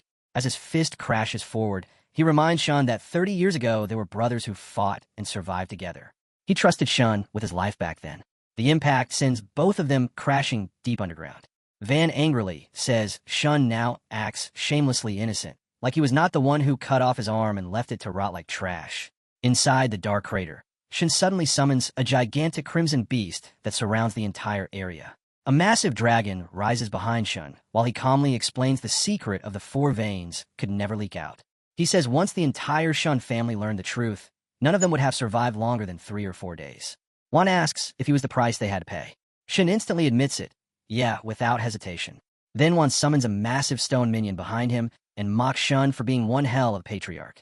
Juan attacks Shun with his giant stone statue. A sharp weapon-like structure suddenly appears beneath the massive statue. From that weapon, a beam of light slices clean through the giant stone in an instant. The massive stone minion instantly shatters into countless smaller pieces. But right then, our hero appears in his berserk form and grabs Shun's dragon by the mouth. All the women of the Shun family are left shocked after seeing him, because our hero's other hand is stopping Old Juan from smashing Shun's minion away. Our hero tells the old man that this is enough already and they need to stop. Shun, while controlling his dragon, wonders how this young man can directly suppress the power of his flame dragon. He cannot even figure out where he came from. Old Juan still refuses to back down. He yells at our boy to move out of the way. Shun, in his dragon form, realizes this young man is Zhou Yi. No wonder he is so extraordinary. Even someone with mediocre talent like Ling started looking like a proper heir after following him. Then our boy tells the old man that losing his temper will only make things worse, so they should sit down and talk. But the old man snaps back, saying there was never any misunderstanding about the past. Shun did everything on purpose. Meanwhile, Shun believes his son Ling Feng might actually lead the Shun family to even greater heights. But just then, a purple beam filled with swirling dark energy shoots straight into the sky. It stuns our hero, Shun, Old Juan, and even his daughter. Suddenly, the eldest sister of the Shun family grows worried because the source of it all is none other than Ling Feng. We then see Ling lying unconscious with torn clothes as purple dark energy leaks from his body. Suddenly, horns begin growing from his head while his body and ears slowly transform into something monstrous. His arm turns red and mutates into a terrifying monster-like form. And just like that, his entire face becomes covered in scales while his eyes turn pitch black. We then see Ling fully transform into a massive dragon that lets out a deafening roar. Ling releases a fierce blast of red flames packed with explosive energy, attacking everything ahead without caring whether it is friend or foe. A massive stone boulder suddenly flies toward his sisters while they can do nothing except watch in fear. But just then, our hero and the others appear with a mana barrier that protects everyone. Right after that, the explosive dragon flames slam directly against it, yet the barrier still manages to protect them. Our hero looks at him and asks the patriarch what happened to Ling. The patriarch explains that the complete awakening failed. Ling is now being devoured by a demonic dragon. His beloved sister rushes toward the patriarch in tears, begging him to save Ling somehow, because there has to be a way. But the patriarch coldly says that is no longer Ling. It is the demonic dragon now, and the only way to stop it is to kill him. Then he leaps away while leaving her behind as she desperately begs him not to kill Ling. She then runs toward our boy and begs him to save her brother. And just like that, all the sisters begin begging our hero as well. One says he is the person Ling admires more than anyone else. Another reminds him that he once saved Ling's life before, so she begs him to save him again. Our hero looks at them, kneeling before him, as they tell him Ling once said he was the kind of person he could entrust his life to. Our hero feels endless determination rising inside him while the entire area burns with blazing red flames. He then looks toward the dragon and sees it slam the old patriarch away with its tail. The patriarch crashes heavily into the ground from the impact. Then Dragon Ling rains blazing flames down on him again and again, making sure to finish him off for good. Seeing this strange transformation, our hero turns toward one of the sisters and asks her to explain exactly what happened. She explains this is a trial every man of their family must overcome if they want to reach greater heights. She reveals that 120 years ago, one of the Shun family ancestors captured a demonic dragon and sealed it in chains. Using a secret technique, he extracted the dragon's bloodline and injected it into himself, giving the Shun family the power of the flame dragon. But before dying, the dragon left behind a curse. Its hatred remained within the bloodline forever, waiting for the moment it could devour those who awakened it. To lower the danger, the ancestors created two different awakening methods. One method uses a small amount of dragon blood along with rare materials and an array for a gradual awakening. The risk stays low, but the results are limited. The other is a complete awakening where the user must soak inside a blood pool and endure the dragon's resentment directly. It is practically a near-certain death experience. She says through tears while the other sisters sob around her that Ling believed he had to become stronger if he wanted to keep following our hero. He wanted to match his pace. Our hero finally understands everything and promises he will bring Ling back no matter what. Then our boy rushes toward the dragon, which instantly senses his presence and charges at him. But before he can even reach the dragon, Old Shin appears first and tries to grab it, only for the dragon to bite down on his arm. Then a beam of light crashes into the dragon and blasts it backward, freeing Shun's arm. Ling's dragon still lands firmly on the ground, but immediately turns around to see who dared attack it. The moment it looks back and sees our boy, it lets out a furious roar. Our boy stands before him fearlessly while remaining in his berserk form. He quietly watches Ling without saying a word, carefully observing his movements and abilities. Ling's dragon wastes no time and instantly unleashes blazing fire toward our boy without hesitation. Our hero swings out a slash that not only blows away the flames, but also sends the dragon crashing backward once again. Our hero casually flicks his hand to activate the skill, yet it deals devastating damage. Then before the dragon can even steady itself, our boy strikes it with an explosive lightning force that blasts the entire area into dust. As the dragon crashes to the ground, our boy gives it no chance to recover and immediately fires another laser straight at its forehead. Just then, the badly weakened and heavily injured dragon screams in pain as glowing chains begin wrapping around its body. Its legs end up completely bound by the chains. Filled with rage, it keeps roaring words like death, resentment, annihilation, revenge, kill, and enemy. But despite all that, the chains only tighten further around its legs. The dragon tries to roar again, but our boy has already sealed it completely with those chains while casually holding them in his hands. The overwhelming heat and pressure cause the plants to wither away, while even the tree branches get ripped apart.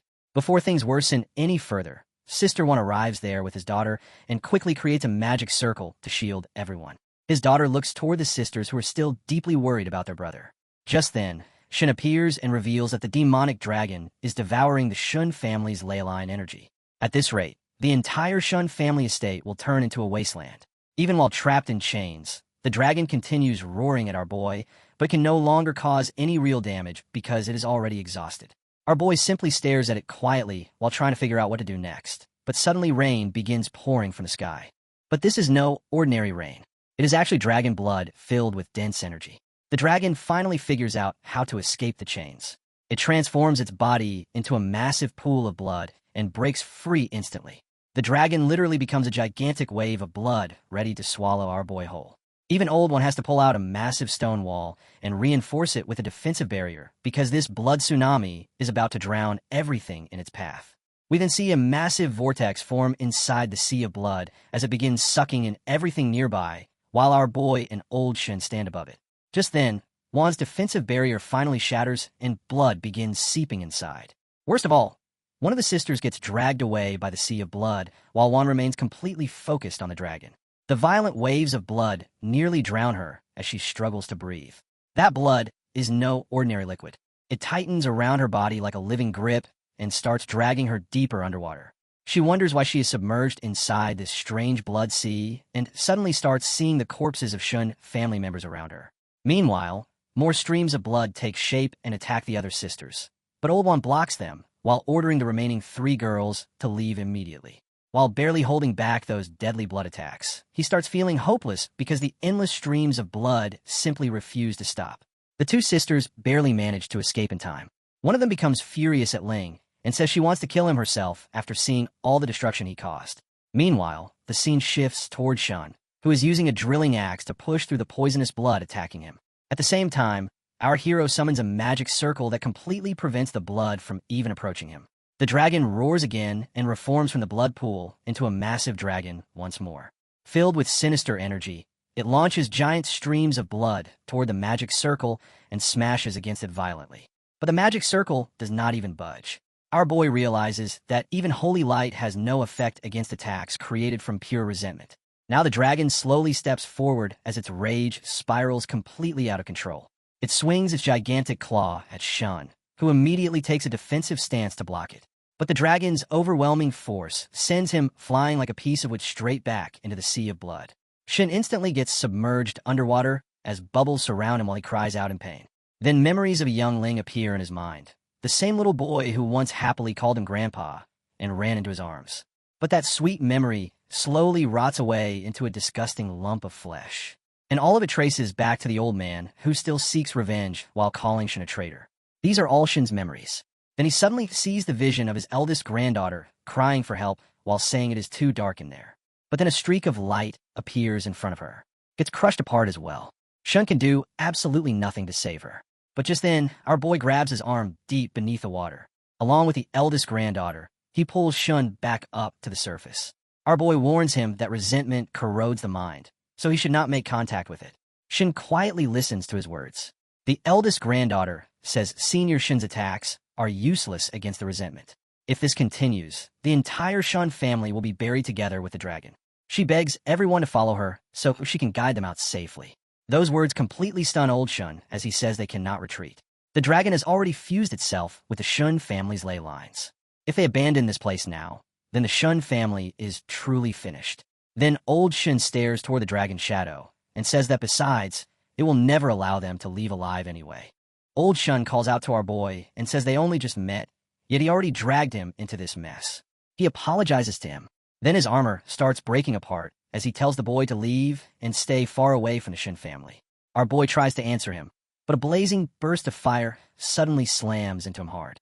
Even Old One is left shocked as he calls out to Shun. Shun's condition worsens, yet some kind of defensive dragon instinct inside him keeps resisting the flames. Then old Shun crashes violently into the massive sea of blood with a heavy impact. Later, after the blood sea slowly calms down, a glowing light begins shining deep beneath the surface. The dragon's limbs and body begin shattering apart into smaller chunks of flesh. A massive vortex suddenly appears out of nowhere. Our boy quietly watches everything happening around him while his eyes stay locked in one direction. Our boy suddenly activates his chains of light. Then he drives the chains straight into the blood sea where the dragon has already been decapitated. A moment later, he finally pulls someone out. And it turns out to be none other than Ling, who has returned to his human form. As our boy calls out to him, Ling weakly responds by calling for his grandpa. He suddenly coughs up dark blood. The blood splashes onto his sister's face while our hero stares at him with widened eyes. But things are still not over as a massive wave tears through the entire area where they stand. Old One watches the scene in complete shock. The rescued sister finally regains consciousness. As she slowly wakes up, she sees her other sisters gathered around her. They quickly ask if she is all right, and she tells them they're all safe. Then she immediately asks about Ling. As she looks ahead, she sees a spell being cast on her brother. Our boy is pouring his mana into Ling's body to keep him alive somehow. When a sister approaches to ask about him, our boy explains that Ling is still alive, but his injuries are extremely severe. Our boy says his healing skill can barely keep Ling hanging on. If they truly want to save him, they need a professional priest immediately because Ling is still vomiting rotten blood. Another sister grows worried and says that if this keeps going, their brother will definitely die. One of the sisters clenches her clothes tightly while kneeling because an idea suddenly comes to her mind. She says there is no time to panic. Then she stands up and starts giving orders to the other sisters. She tells one to search for survivors and organize everyone. She orders the second to gather all usable materials. Then she tells the third to bring back every medicine she can find no matter what. She also says Ling needs a professional priest right now, so they must bring Shun Yi here immediately. The other sisters freeze in shock, so she yells at them and asks why they're still standing around when they should already be moving. All the other sisters immediately rush away from the area. Ling's condition continues worsening even while our boy heals him. His body starts cracking while his blood vessels and nerves bulge violently from the dragon blood inside him. Our boy is shocked because the speed of his healing magic cannot keep up with the speed of Ling's soul falling apart. Then, using her own mana orb, Ling's sister joins our boy and helps heal him together. Our boy looks surprised as the sister gently calls out to Ling in a soft and caring voice. Ling barely manages to open his eyes after hearing her voice. She cries while telling him that his sister will never let anything happen to him. Just then, another sister arrives together with the priest. We are then introduced to the priest Shun Yi, who tells our boy and the girl to step aside because he can handle Ling now. Right after that, he uses a green healing spell on Ling. He summons a high-energy green orb filled with mana healing and pours all his strength into it. A massive glowing cross surrounded by mana begins spreading energy throughout the entire area. But the eldest sister's expression suddenly grows worried as she questions why this is happening. She realizes the spell is no longer working on her brother. His wounds refuse to heal, while even his blood vessels continue swelling more violently. She urges the priest to use more power, but the priest says he is already at his limit. Standing nearby, our boy explains that all the life force and mana released when Senior Shin self-detonated combined with Ling Feng's mind previously being eroded by the demonic dragon. Because of that, both his soul and body are now completely torn apart, so ordinary healing magic is simply not enough. One of the sisters anxiously asks what they can possibly do, because if this continues, they will lose their brother. The eldest sister then says there is still one final method left.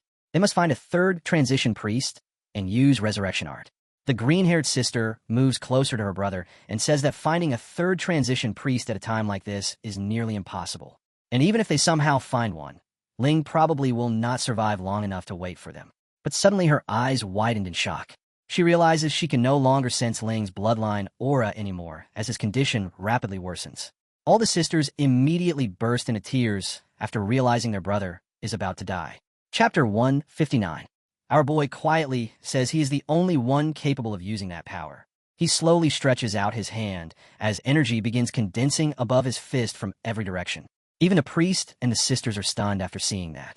A massive scroll surrounds our boy as he raises his arm into the air. That scroll wraps around Ling's arm before covering his entire body from head to toe. It immediately begins healing Ling while placing him into a peaceful state. Then Ling appears inside a magic circle as countless healing buffs surround him. The sisters quickly realize his wounds are recovering while his swollen veins slowly disappear. And just like that, once the scroll fades away, Ling's body fully recovers along with all the dark blood inside him. The priest walks toward our boy and asks if he just used a resurrection scroll. Our boy calmly confirms it. The priest is shocked and asks if he understands how priceless that item is and why he used it so casually. Our boy only glares down at the priest with slight anger. Then he turns away without answering and tells one of the sisters to take Ling away because he needs proper rest. As our boy walks off, one of the sisters approaches the priest and stares directly at him. Then in the very next moment, she drives a kick straight into his face and sends him flying away. While carrying Ling off, she looks at the priest with resentment and tells him to pack up and leave the Shin family by tomorrow. The eldest daughter asks our boy how he could possibly possess such an item when fewer than 10 people in the entire nation own something like that. She says even if the Shun family used its entire fortune, they still might not be able to buy one. Tears begin pouring down her face as she admits she truly does not know how to repay him. Our boy hands her a cloth to wipe her tears, leaving her surprised. He tells her that things created to save people are no different from stones by the roadside if they are locked away only because they are precious. Watching a friend die while refusing to use it is the greatest waste of all. She happily grabs the cloth and becomes even more impressed by him. She starts crying again while thanking our boy repeatedly and promises the Shun family will definitely repay this debt someday. Our boy simply says the Shun family still needs her to manage the chaos and tells her to go take care of things. As she leaves, she tells him that once everything in the Shun family settles down, he can ask for anything he wants. Our boy silently wonders whether it was really alright to let her leave like that. Our boy then turns toward his other friend. The two simply stand there while staring silently ahead. In a deep voice, she says her adoptive father has been standing there for a long time. After all, the death of the Shun family patriarch must have left his emotions in complete turmoil. Nobody knows whether the grudge he carried for 30 years has finally disappeared. Our boy jumps down into the pit and calls out to the senior. Juan immediately answers that he did not come here for revenge. He stomps his foot and tears the ground apart even further while yelling that for 30 years he kept asking himself the same question. He only wanted to know what Shun was truly thinking back then. Juan has completely lost control. His mana starts leaking violently as he screams that now he can never ask Shun again because he is already dead. Our boy tells him that before Senior Shun died, he asked him to pass along a message. Juan immediately freezes in shock. Our boy then slowly begins telling Shun's story. Our boy explains that Shun said after regaining consciousness and returning to the Shun family, he begged his father to find a high-level priest to heal Juan's arm. But the moment his father and the others learned about the epic grade or vein, greed overtook them and they completely ignored Shun's objections so they could monopolize the vein. He even says Shun begged his father to let Juan leave because he was innocent and only lost his arm because of him. But Shun's father called him a foolish child and said if news about the epic grade or vein spread outside, the Shun family would eventually be destroyed for protecting a traitor. He asked Shun whether his so-called brotherhood mattered more than the lives of 300 Shun family members. Then the father ordered his men to lock Shun inside the dungeon while forbidding anyone from visiting him without permission. Shun said that although he opposed everything, he was knocked unconscious and imprisoned.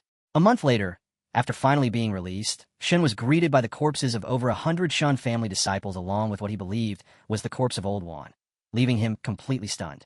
Shun said his father told him Juan resisted desperately, and the Shun family had no choice but to sacrifice the lives of 112 disciples to surround and kill him. So Shun believed those lies and eventually compromised with his father's wishes before becoming the patriarch of the Shun family 10 years later. Then when Shun's father eventually fell ill, Shun refused to heal him even while the old man cursed him for being unfilial. But Shun calmly replied that as the patriarch, he could only prioritize the interests of the family. He could not allow personal emotions or selfish motives to interfere simply because the man was his father. Shun said the old man was now old and useless to the family and should stop wasting its resources. Shun later revealed that after becoming patriarch, he punished everyone involved in the pursuit back then, including his own father. At that time, he only hoped his actions would bring comfort to Juan's spirit in heaven. But the moment Juan stood before him alive, Shun realized he had been deceived for 30 entire years. Shun admitted that times had already changed and the misunderstanding and damage were already done, so any further explanations were meaningless. Shun said he was not explaining all this to seek forgiveness, but only to confess that he truly regretted everything.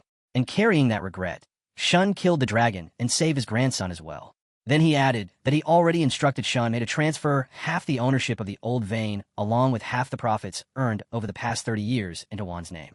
Finally, Shun said that if there's a next life, he hopes he will no longer be born into the Shun family, so he can become Juan's true brother who roams mountains and rivers together with him through life and death. Hearing all that, Juan curses Shun and calls him bastard. Then Juan finally loses control of his emotions and screams that what Shun truly owed him was not an apology from an old man, but 30 entire years. He punches the ground while shouting 30 years again and again. Even his daughter finally understands the pain her father carried all this time. Then the old man turns his face away as if he might already be crying heavily. Then he asks our boy whether he thinks Shun sacrificing everything for his family was truly worth it. Our boy replies that to the Shun family, Shun was a hero. The old man quietly falls silent after hearing those words. Then he walks past our boy and says he hopes the boy never has to face a dilemma like Shun someday. Our boy calmly replies that he never will. He says he will become strong enough that he will never need to make such choices. Then our boy declares that he will have everything. After hearing that, the old man bursts into laughter and praises him, saying the boy truly has guts, and this old man is impressed. The scene shifts into the damp darkness where Ling walks around wondering where he is. He checks his strength and feels his whole body overflowing with energy. Even his shoulders and chest carry marks of the flame dragon burned into his skin. He realizes he cannot use the flame dragon's power right now and wonders if this place is suppressing it. Suddenly, a massive eye opens behind him, making him realize he is completely doomed. Ling turns around and freezes after seeing that horrifying eye. A terrifying, malicious aura spreads through the damp darkness around him. Huge claws suddenly try to grab him, but he barely jumps away in time. Then a giant mouth with glowing eyes lunges forward, ready to devour him alive. Instead of running, Ling charges straight at it and smashes a punch into its face, but the moment his fist lands, he gets punched across the face from nowhere. The creature standing before him asks if he has already forgotten. Ling does not hear it clearly and throws another punch, only for the exact same thing to happen again as he gets struck the second his attack lands. Ling thinks he heard something angry, and the creature tells him that they are the same existence. After getting punched twice, Ling angrily asks what the hell it wants by hiding in the shadows and tells it to face him directly if it has the guts. At that moment, the creature reveals only its gigantic face and says the Shun Patriarch's self-detonation must have damaged his brain because he really forgot everything.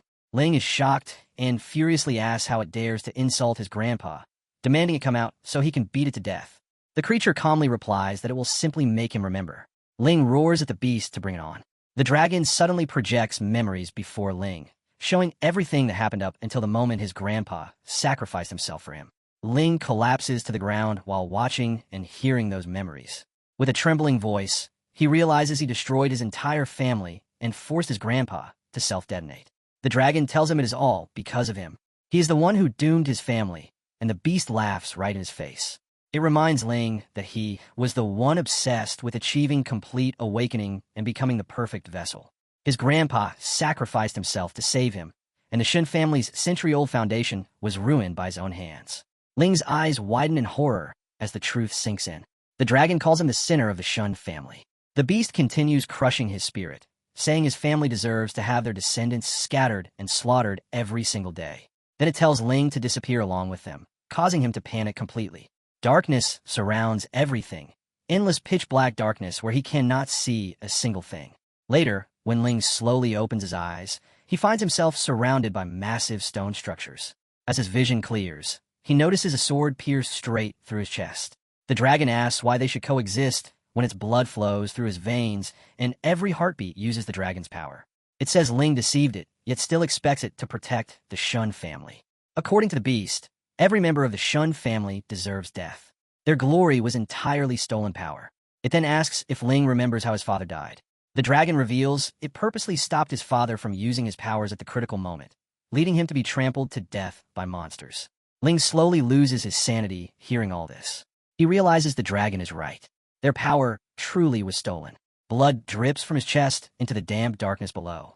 Finally, the dragon reveals its true appearance, a horrifying face attached to a towering, monstrous body. We then see the past where the dragon once lived alone inside a cave. A red-haired man approaches with food and gently tells it not to be afraid because he only wants to feed him. Soon after, the dragon asks if the man plans to take him home. The red-haired man replies yes and explains that humans already discovered a way to open rifts into other worlds. The red-haired man then shows the dragon a contract and asks it to become his familiar so he can bring him home. The dragon trusts him because of his kindness and calls him Shin Quan. But the moment the dragon agrees, magic circles and chains of light suddenly appear from every direction. The dragon is instantly trapped by the chains. In desperation, it asks Quan what is happening. Quan betrays him completely and mercilessly stabs him with a spear because that had been his plan from the very beginning. That is when we learn Shin Quan was one of the very first members of the Shun family who tried to capture the dragon for its blood. The scene shifts back to Ling as he walks out from the light. He discovers a massive sword pierced through his chest while his body remains chained up in terrible condition.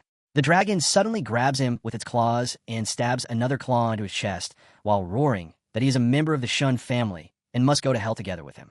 The dragon's eyes glow brightly as Ling desperately tries to use his mana, shouting that if someone has to die, then the dragon will die first. Right in the middle of their fight, the entire dimension suddenly starts cracking apart as a holy yellow light pours inside, and a familiar voice calls out to Ling. Ling's eyes widened after realizing the voice belonged to none other than Brother Yi. Then countless yellow lights shaped like mana spheres shoot toward them. Some of them transform into ropes that Ling tightly grabs onto with both hands. And just like that, he slips free from the dragon's grasp and quickly slides away from danger. But the mana ropes suddenly tighten again as the dragon catches Ling once more with its claws and stabs into him again. The dragon roars that Ling belongs to him and that the Shun family still owes him a debt. Our hero finally enters the dimension while holding onto the mana strings. He appears with his sword in hand and coldly declares that he will kill the dragon as well. The dragon is shocked the moment it senses our hero's terrifying power. Our boy immediately swings his sword straight toward the dragon's head, but the beast warns him that it already exists inside Ling's body, and killing it would mean killing Ling too. Our hero instantly stops the blade before it can pierce the dragon.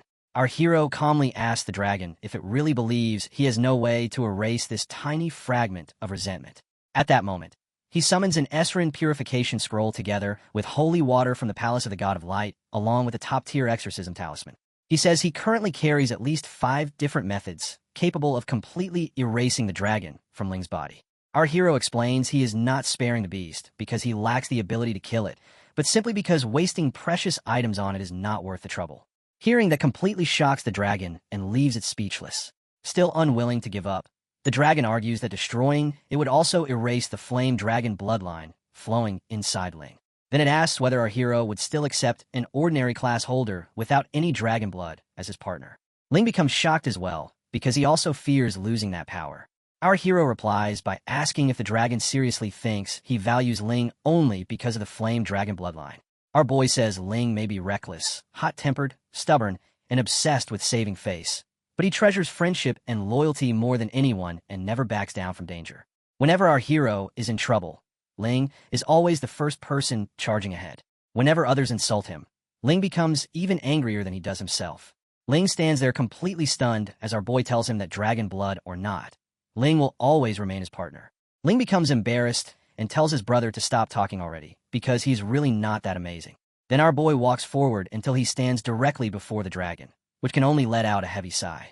The beast finally releases Ling from its grasp, laughs bitterly, and casually tells our hero to kill him or skin him however he wants. Our boy immediately sends out mana strings to pull Ling back. But Ling suddenly turns toward the dragon instead, causing our hero to call out and ask what he is doing. Ling tells him to wait a moment. Then he gently places his hand on the dragon and apologizes on behalf of the Shun family. He says the dragon's remains are still buried beneath the blood pool and promises he will find a way to send him home so he can finally rest in peace. The dragon instantly becomes furious and asks why it should believe him when his ancestors deceived it. According to the beast, nobody from the Shun family can ever be trusted. Ling calmly tells it that the dragon no longer has a choice. In front of brother E, it cannot win and it cannot escape either. Then he places his hand on the dragon again and tells it that its only remaining hope now lies with him. The beast asks what will happen if he fails. The scene shifts outside where the elder sister watches the resurrection scroll without blinking, waiting for the exact moment Ling comes out. She remains standing there silently without doing anything else. Tai walks up behind her while thinking she has already stood there for nearly 4 or 5 hours straight. Tai approaches her and asks if she is worried about Ling Feng. The elder sister quietly answers yes and admits she has been waiting for him this whole time. From outside, they can only see Ling bound tightly by countless strings. She wonders why he still has not awakened even after they already used the resurrection scroll. Tai cheerfully tells her not to worry because brother E is here and Ling will definitely be alright. We then see our hero continuously casting spells while Tai explains that brother E said Ling's mana has been constantly compressing. Our boy continues casting spells while Ling remains inside the resurrection scroll, showing signs of an upcoming breakthrough. The elder sister asks Tai if she knows that when Ling was born, his mother passed away. Less than a year later, his father also died too. Many people in the family called him a cursed star that brought disaster, blaming him for his parents' deaths and treating him like an outcast. Only she and her 3 younger sisters stayed by his side, protecting him and watching him slowly grow up over the years. The elder sister admits Ling may be a little spoiled, but deep down, he is truly a good kid who never deserved any of this suffering. She softly says she ended up sharing a strange story and asks Tai if she minded hearing it. Tai immediately answers that she does not mind at all. Then she gently pats the elder sister and tells her she needs to stay strong, if not for herself, then at least for Ling. The elder sister's dress nearly slips off, causing Tai to instantly apologize in embarrassment. She awkwardly admits she probably has no sense of personal boundaries at all. Tai suddenly notices the elder sister smiling and asks why she started smiling out of nowhere. The elder sister calmly says they only just met, yet both of them keep apologizing to each other as if they have known each other forever. Tai says she might actually be right before turning her attention back toward waiting for Ling to emerge. Tai reassures her not to worry because Ling will definitely be all right in there. Suddenly, the resurrection scroll begins reacting intensely as the mana sphere inside starts behaving strangely. The circular barrier surrounding the resurrection scroll begins crackling apart. Our boy finally lets out a relieved breath after realizing his friend Ling succeeded. Ling suddenly opens his eyes wide. But the moment the resurrection scroll shatters apart, Ling emerges with dragon wings and a dragon tail growing from his body. The overwhelming force blasts our boy backward as Tai quickly asks if he is all right. Our boy lands perfectly on his feet between the girls while Tai hurriedly asks where Ling is. Our hero looks up in surprise after spotting him. Then the elder sister looks toward Ling and her eyes widen in complete shock. Ling has transformed into a human-dragon hybrid. He regains full consciousness and realizes this is the demonic dragon power he always longed for. Excitedly, he turns around and starts flapping his wings to test them out. Then he shoots straight into the sky while shouting that this is not the demonic dragon's power anymore, because it now belongs to him. He flies higher and higher, breaking through the sound barrier with unbelievable speed. After that, he creates a massive energy sphere to test its strength before firing it toward the ground to measure its destructive power. The gigantic beam tears through mountains and pierces everything standing in its path. Ling stands there stunned because he finally achieved the second transition he dreamed about for so long. As he lands back on the ground, his elder sister rushes toward him. Ling excitedly calls out to her and tells her to look because he achieved the second transition. He happily announces that his second transition succeeded perfectly. But the next thing he sees surprises him even more as his excitement instantly fades. His sister does not care about any of that and simply hugs him tightly. Ling immediately removes all his dragon scales. She cries while saying he scared her half to death and asks if he has any idea how terrified she felt.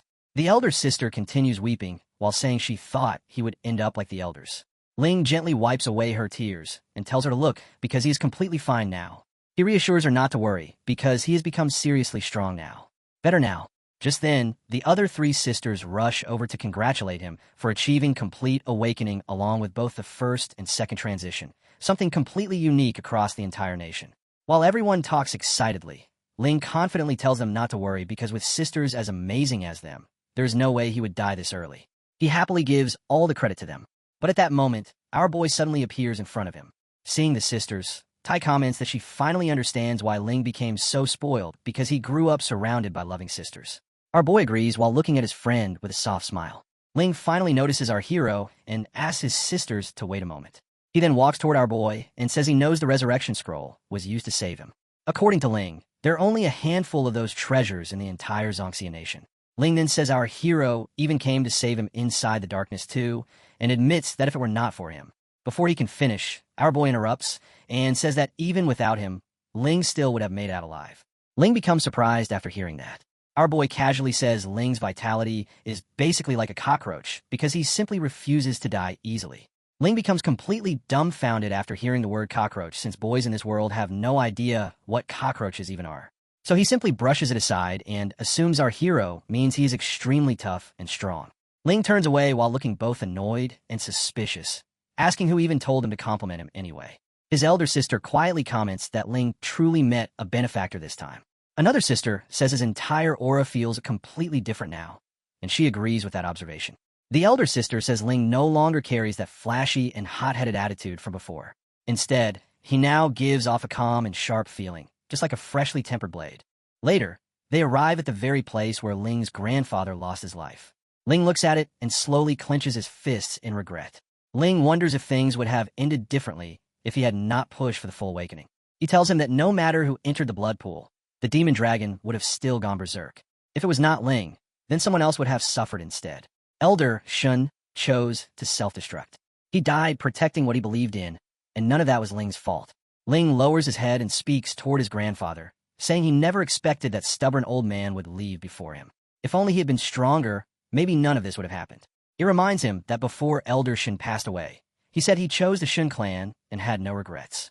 Ling asks if he really said that, and he nods to reassure him. Then Yi tells him that living his best life is the greatest tribute he can offer Elder Shun. They both stare one last time at the pit where his grandfather's body disappeared. Ling finally understands how he should live from now on, but tears begin pouring from his eyes. Then he tells Yi that after this, he will not be returning to the squad. He made a promise to the demon dragon that within 1 year, he would return its remains back home. He asked why he did not just leave back then.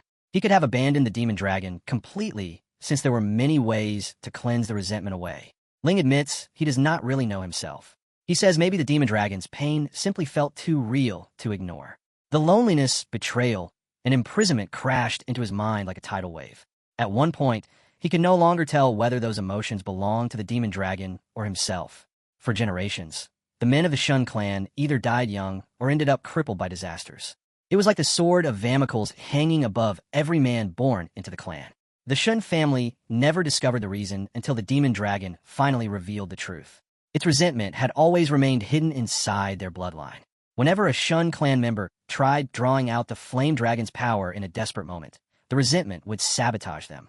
Ling says even his own father died because of this, so he cannot truly blame the demon dragon for what it did. If their positions had been reversed, he believes he might have gone even further himself. So with a determined look, he declares that to atone for the sins of the Shun clan, even if it costs his own life, he will return the demon dragon home. It reminds him that they are already partners, so he does not have to shoulder everything alone or sacrifice his life for it. Teacher Wang has spent years researching mediums and rare rifts, so he may know a way to return the demon dragon's remains safely. Then he tells Ling that he is coming along to find Teacher Wang together. Ling freezes in place because this completely works in his favor, so he quietly thanks He. He instantly walks closer in shock and asks him to repeat what he just said. Ling, clearly not used to thanking people, immediately switches back to his usual attitude and says he did not say anything. He just smiles while walking away and tells him that once he settles everything at home, they will leave together. Later, Ling quietly watches He for a moment. Then once he gets farther away, Ling suddenly shouts out another loud thank you. He simply waves his hand to show he heard him. Ling has truly matured now. He even gives thanks to all 4 great families. Then, thinking about his grandfather, he says, "Grandfather, leave the Shan clan to me." You see, the clan has already been heavily damaged after all that fighting, and now everything lies in ruins. While he sits there calmly, a sudden commotion breaks out and the sisters start calling for each other. The elder sister asks the youngest one what happened. Then, the little sister tells her something, making the box slip right out of her hands the moment she hears it. She instantly breaks into a cold sweat and asks how they already found out. He walks over and asks what happened. She tells him the young lord of the Li clan is here to visit them, and he is already almost at the entrance. He asks who this clan is and what exactly they want. She explains they are one of the 8 great clans of Jiang and Ning. They're known for trampling over weakened clans and swallowing up smaller families whole. Hearing that, Ling immediately gets angry and says since when did every random nobody start bullying the Shin clan? He says they can come try him because he will wipe that smug look right off their faces. His sister tries calming him down, but he argues back, saying if they never fight back, people will keep stepping all over them. He then walks over and tells him his sister is right. They absolutely should not fight.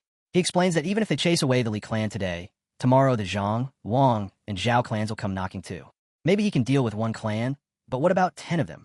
That finally makes Ling pause. So, he continues, saying the man only came here to confirm whether the Shun clan has truly weakened. The moment they drive him away, they will basically announce to the entire world that the Shun clan is hiding something. He warns that by then it will no longer be a single scout at the door, but a whole pack of wolves waiting outside.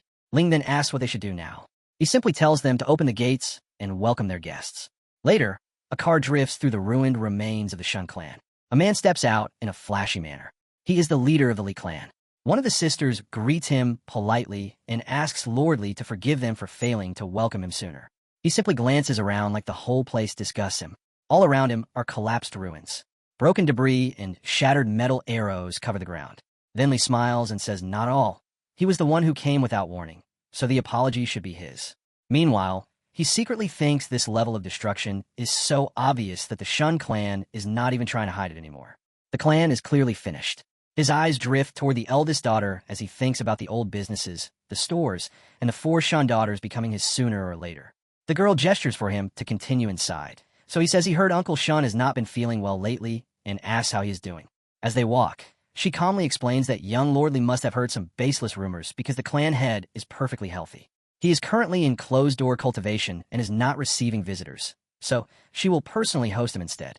Li replies that hearing this truly puts his mind at ease because he was worried for a moment there.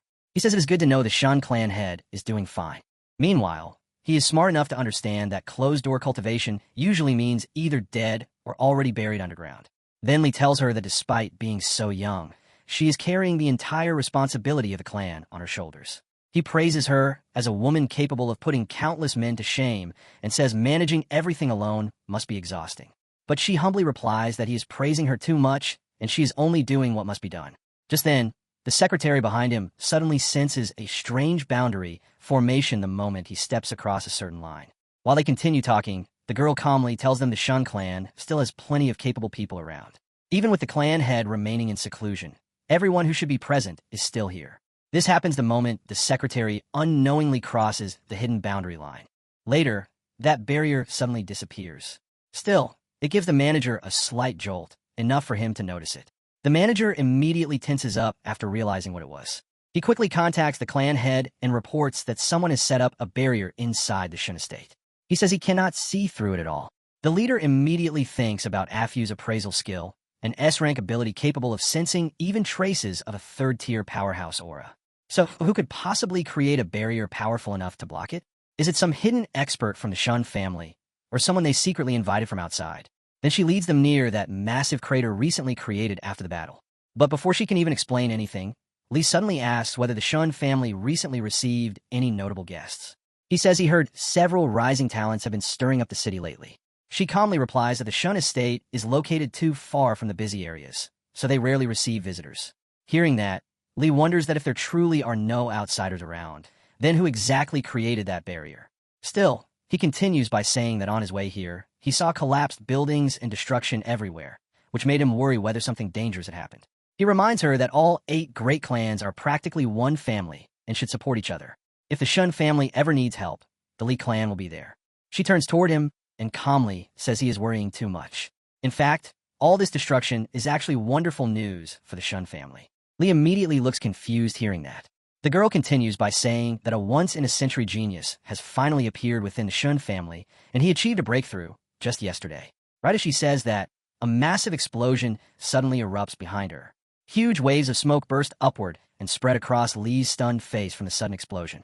But the moment he looks ahead, his eyes widen in complete shock. Standing there is Ling, calm and completely transformed.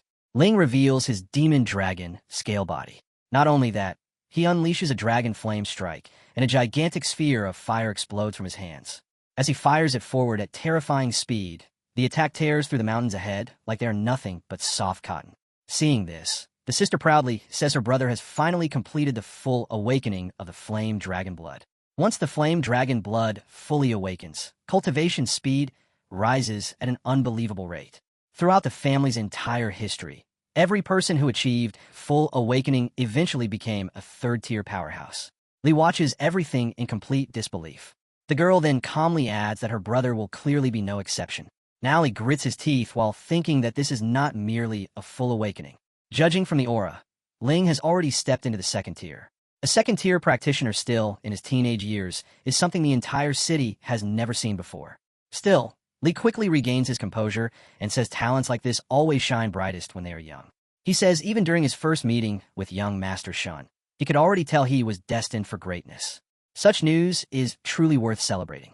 Then he asks why the Shun family head would suddenly enter seclusion at a moment like this.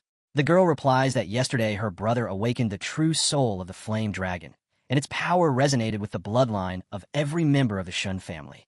The family head also felt the resonance. A bottleneck that trapped him for many years finally began to crack, so he immediately entered seclusion. She says she hopes the family head emerges soon, because once he does, his strength will surely rise to an entirely new level. Lee gives a strange laugh and says this is truly a blessing for the Shun family. Meanwhile, he thinks that the explanation about bloodline resonance and a cracking bottleneck sounds believable enough, but the timing feels way too convenient. He realizes the girl has kept her mouth tightly sealed, and he has failed to uncover a single useful detail. Still, he thinks that whether the Shun elder lives or dies, he cannot allow any information to slip past him, or he will never be able to explain himself after returning. Suddenly, a giant shadow looms over them, and one of the guards nervously asks what is going on. A massive boulder is floating high in the air, while chunks of rock continue falling from it. As the view zooms out, it becomes clear that it is not just some giant boulder. The thing is practically the size of a small meteoroid. And this gigantic meteoroid is not floating by itself. Elder One is the one holding it up. He tells Ling that he pulled back too much during the previous strike, so he orders Ling to attack again. Ling simply tells him to bring it on. The moment he says that, he launches himself toward the giant meteoroid to shatter it apart. The old man also prepares himself while holding that enormous meteor overhead. Then, both of them attack at the same time. Ling uses both his wings and tail to strike. His tail slices forward so fast that trails of blazing fire remain in the air, while the attack tears straight through the gigantic meteoroid. The enormous rock simply vanishes because the slash is far too fast and sharp. Li stands there stunned, realizing it is a Berserker-class move. Ling Fong has actually advanced into the second tier as that infamous wildcard class that sacrifices defense for overwhelming offensive power and burst damage. This is absolute madness. The Shun family has completely lost their minds. Several streams of fire suddenly rush toward them, but the girl casually blocks them with a single punch. She explains that Senior One is currently training her brother in real combat, so things naturally become a little chaotic. She says it would be better if their guests avoid getting caught in the crossfire. Li then asks who exactly this Senior One is. She explains that Senior One is a mountain-shaking warlord and an old friend of the family head. He came personally at the family head's request to train Ling through actual combat. Now he bites down on his hand while thinking about the title mountain-shaking warlord. Since when did the Shun family build connections with someone at that level? The family barely had any experts left to begin with. The other clans had all been waiting for the Shun family to collapse so they could swoop in and divide everything among themselves. Meanwhile, Ling and Wan continued training relentlessly, throwing punch after punch without stopping. Li silently observes that not only has the Shun family not collapsed, but now they somehow have both a complete madman and an unknown powerhouse called the mountain-shaking warlord backing them up. Just then, streams of mana suddenly begin descending from the sky onto the ground below. Wherever that mana touches, dried roots and withered stems immediately return to life. And before anyone realizes it, massive trees begin growing all across the ruined estate. Li stretches out his hand to inspect the mana, because the moment it touches him, the uneasiness in his heart begins fading away, and even his own mana starts feeling clearer. He wonders if this is the power of a holy class practitioner. Such pure energy should belong to someone at least at Archbishop level, if not even higher. The source is actually Li. He casually tosses several glowing green seedlings forward. Those green seedlings fall onto the barren land below. Then, in the very next moment, gigantic shoots burst upward and rapidly spread across the shattered buildings, rebuilding the destroyed estate back to its original form. Li realizes that the three-time champion of the National Freshman Exchange Tournament is none other than the legendary prodigy of the Star Ascension platform and the youngest person ever to break into the top 10 of the heavenly ranking. A bead of sweat forms on his forehead as he remembers that this person is also the elder brother of Zhou Yun, the current head of the Zhou family in Tianlan province. More sweat rolls down his face as another thought strikes him. He is also the personal disciple of Wan, the former president of Tianyu Guild and the principal of Shuang University. The elder sister then adds that he had even come personally to stand guard during Ling's awakening. We owe him far more than we can ever repay. With a trembling voice, Li mutters that this means he is ranked 4th on the heavenly ranking, Wan's disciple, backed by the Zhou family, and Ling's partner. In his mind, Li quickly calculates the consequences. Making a move against the Shun family now would mean offending the Tianyu Guild, the military, the Zhou family, and the suppressing mountain martial emperor all at once. His face turns pale as he realizes that even if every great family joined forces, the plan would likely end in disaster. Instantly switching attitudes, Li forces out a smile and says that he suddenly remembered an extremely important matter that requires his attention. Since Head Shun is not present today, he will not stay any longer. The elder sister tries to respond, but Li quickly cuts in and says that he will return to visit another day. As they leave, the elder sister wishes them a safe journey and says that once Ling's condition is fully stabilized, they will certainly pay a visit. During the trip back, Li slams his hand against the carriage wall, grudgingly admiring the Shun family's clever move in securing Zhou Yi's support. His assistant cautiously asks whether they are still proceeding with their plan. Li immediately snaps and asks what plan could possibly be carried out now. He then glares at the assistant and asks whether he is trying to get him killed. Still furious, Li orders a message to be sent to his father. The Shun clan's true strength remains uncertain, but the Shun family itself cannot be touched. They have powerful experts protecting them and are supported by several major factions. Back at the guild, the elder sister expresses her gratitude to our hero, saying that without him, they would have had no idea how to handle the situation. Our hero replies that although they managed to drive away this threat, another one will eventually appear. It was better to display their strength now and frighten everyone thoroughly so that no one would dare attempt anything reckless later. At that moment, Wan enters and praises the strategy as a very clever move. Ling then asks our hero about the skill he used earlier, wondering how he managed to raise what looked like an entire city from the ground since none of them had ever seen anything like it. Our hero takes out several seeds, specially created for the floating island. He explains that his teacher told him only a few of these seeds exist in the entire nation, and obtaining them required tremendous effort. He doubts Lee has ever encountered anything similar before, which should leave him wondering for quite some time. Hearing about the floating island, Ling is astonished, so our hero explains that it was a gift from his teacher. Ling quietly studies our hero after hearing those words. A moment later, he suddenly blurts out that he's convinced his friend's personal wealth surpasses that of an entire mid-sized family. Our hero laughs and says that he has never actually taken the time to calculate it, but Ling is probably correct. The scene then shifts back to our hero's residence, where he is looking at messages on his phone. The conversation is with Churin. Our hero had asked whether there were any updates on her side, but she still has not replied. He thinks to himself that it has already been 5 days since their last conversation. Just then, a strange butterfly emerges from the phone as our hero wonders how she could possibly be so busy that she cannot even respond to a simple message. Our hero asks the butterfly whether there is anything unusual happening with Churin. The butterfly releases a pale blue wave of light and reports that no abnormalities have been detected. The target's daily movements remain within a 10-kilometer radius. Our hero concludes that she must still be staying at the Jiang estate. He dismisses the reporting butterfly, telling himself that he is probably worrying too much. Suddenly, his phone vibrates the moment he sets it down on the table. A screen appears above the device, revealing Yi's teacher. Our hero immediately rises respectfully. His teacher informs him that there has been an update regarding the rift. The teacher then displays an image of the rift and explains that deep scans of the medium-sized rift, codenamed accordingly, indicate the possible presence of dragons inside. Our hero looks pleasantly surprised and says that this is excellent news.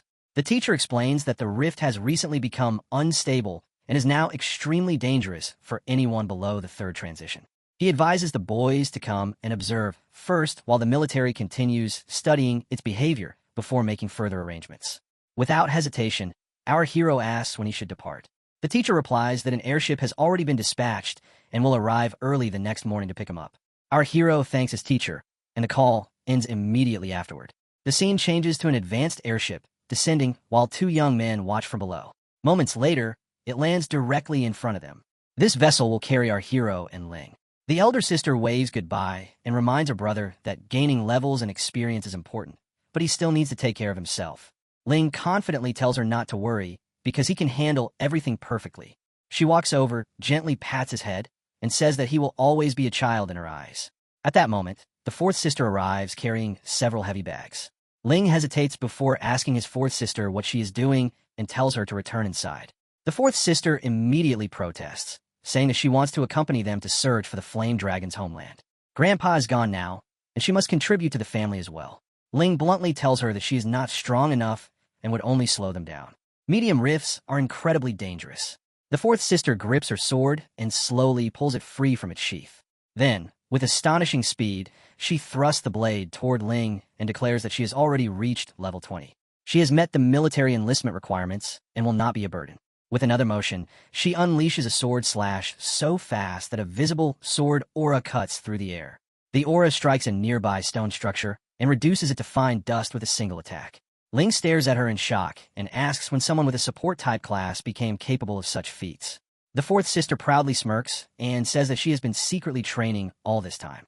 When she insists that she refuses to spend the rest of her life under someone else's protection, the elder sister immediately smacks her on the head and reminds her that the building she destroyed had only recently been repaired. She then tells the 4th sister to listen carefully to Ling and avoid causing trouble for everyone else.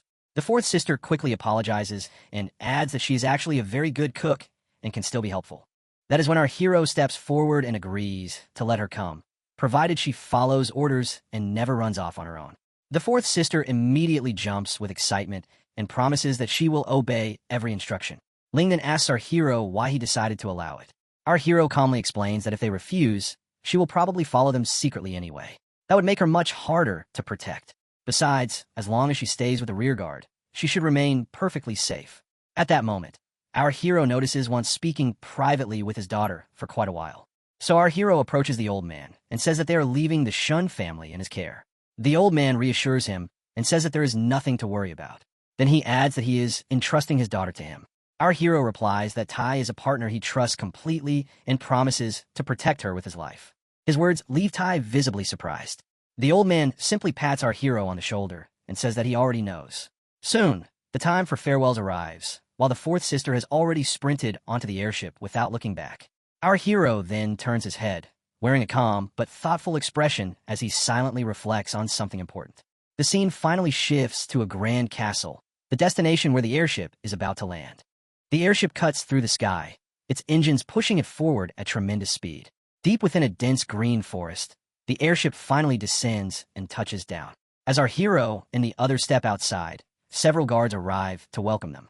The fourth sister stares ahead in amazement and tells Ling to look at what is in front of them, saying that the rift looks absolutely unbelievable. The true scale of the rift is then revealed. It towers above even the surrounding mountains and stretches between the massive valleys. Ling glances at his fourth sister and asks whether she can stop acting as if she has never left home before. The fourth sister grins and teases him, asking what exactly he plans to do about it. Tai asks our hero what he thinks about the rift, and our hero admits that he noticed something unusual as well. Our hero silently observes that the energy fluctuations are several times stronger than those from the unfinished rift in Blackwind Valley. Yet despite that, everything feels strangely calm. Our hero remarks that the rift resembles a stagnant pond. At that moment, an army truck rushes toward them, repeatedly sounding its horn and signaling for everyone to move aside. As our hero's group steps out of the way, a convoy of military vehicles begins advancing forward. Then a massive skeletal skull comes into view, belonging to an enormous creature. The fourth sister gasps in surprise when she realizes it is the skeleton of a dragon. She immediately turns toward her brother, hoping to see some kind of reaction, but Ling remains completely calm. After a moment, Ling finally speaks and says that his bloodline power is not responding at all. Ling explains that either the remains are so ancient that every trace of the bloodline has already vanished, or the creature never belonged to the same lineage in the first place. A soldier informs our hero that Commander Wang is inside and has left instructions allowing him and his companions to enter directly. Our hero thanks the soldier before heading inside. After entering, our hero reports his arrival to his teacher, who is pleased to see him. The teacher remarks that arriving at the perfect moment is better than arriving too early and invites them over. He then leads them to a map and explains that the rift was discovered 3 weeks earlier. Initial investigations rated its danger level as Class C, making it appropriate for class holders between levels 30 and 40. 3 scouting teams have already been sent inside, and this is the furthest point they have reached. Pointing toward a glowing red marker on the map, he explains that the scouts did not encounter a single threat on their journey. There are no monsters, poisonous gases, or traps. Instead, they discovered enormous deposits of blue crystal throughout the area. This mineral is a key material used for crafting high-end weapons. Its purity is exceptionally high, and the quantity available is astonishing. The military has already authorized limited mining and transportation operations. Tai then comments that she has heard her adoptive father mention blue crystals before. On the black market, the ore can sell for $5,000 per gram, while high-purity specimens command unimaginable prices. She continues by estimating that, based on the distribution of the veins, there are at least tens of thousands of tons present. The teacher nods in agreement and pulls up another report. Besides the enormous blue crystal deposits, he reveals that they also discovered gigantic dragon skeletons inside the mines. Displaying images of the remains, he points out that there is not just one dragon, but many. Tai is shocked by the sight of the dragon bones, and even our hero realizes that the remains they saw earlier must have belonged to dragons as well. Our hero asks the teacher how the dragons died. The teacher replies that this is precisely the mystery they are trying to solve. Ling wonders aloud how powerful someone would need to be to kill creatures as massive as giant dragons. Our hero notices that Ling appears to be deep in thought. He then turns toward his teacher and asks whether they can enter the rift and investigate personally. The teacher replies that he expected such a request. He explains that a military squad will soon head inside to retrieve another batch of dragon remains, so they can accompany them. Our hero thanks his teacher. The teacher then adds that there are 2 conditions. The first condition is that they must not travel beyond the military's designated safe zone.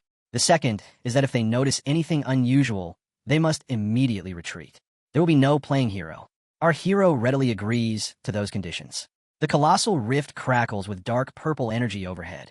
As our hero's group prepares to enter, a blonde soldier approaches and greets them. Introducing himself as Chun, he explains that he is the commander leading the expedition. Our hero shakes his hand while Chun casually speaks with the group. However, Our hero quickly notices just how tall the man is. He proceeds to introduce his companions, but Chin seems far more interested in our hero himself. Excitedly, he reveals that he witnessed the heavenly ranking battle in person and watched our hero claim fourth place. He enthusiastically praises his incredible strength and nearly loses control of his excitement.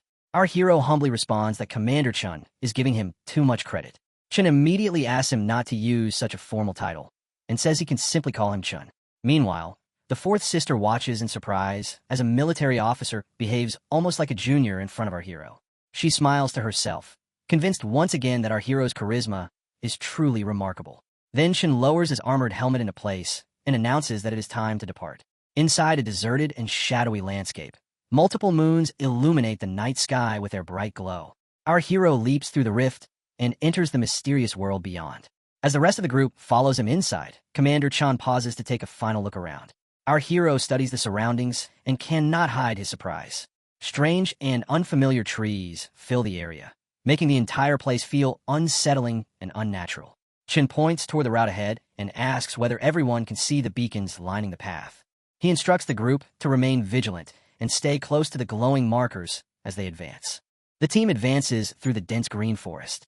Ling begins shivering from the bitter cold, and his sister is affected as well. Our hero thinks that with his physical attributes, ordinary cold should not affect him at all, yet the chill here actually stings his skin. It is not merely physically cold either. It feels more like a deep resentment that has lingered within these lands for thousands of years. One of the squad members mentions that the second batch of dragon bones is located just ahead. Their team is heading there to complete the mission, and everyone else is free to explore nearby. Our hero turns toward Ling and asks whether he senses anything familiar. Ling replies that he feels absolutely nothing.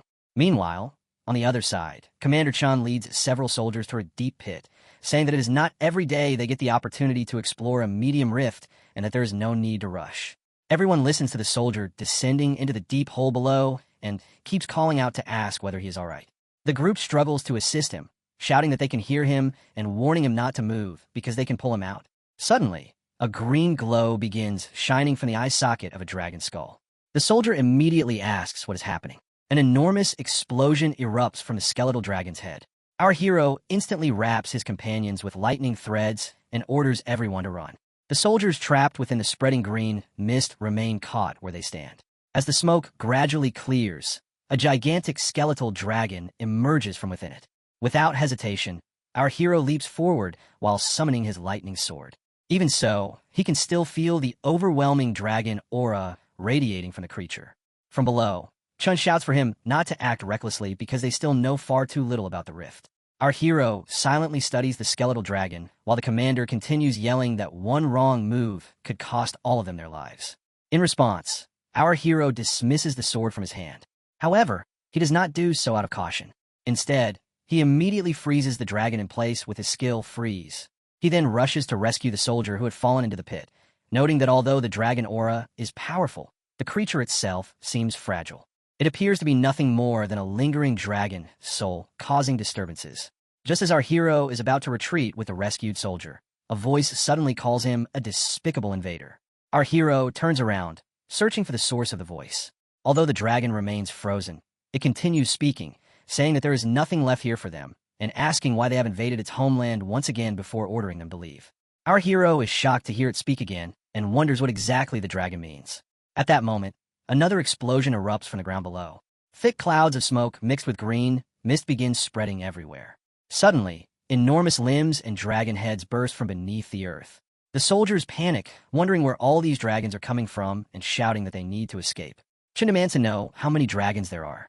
The scene reveals a vast swarm of skeletal dragons and countless monsters stretching before the group.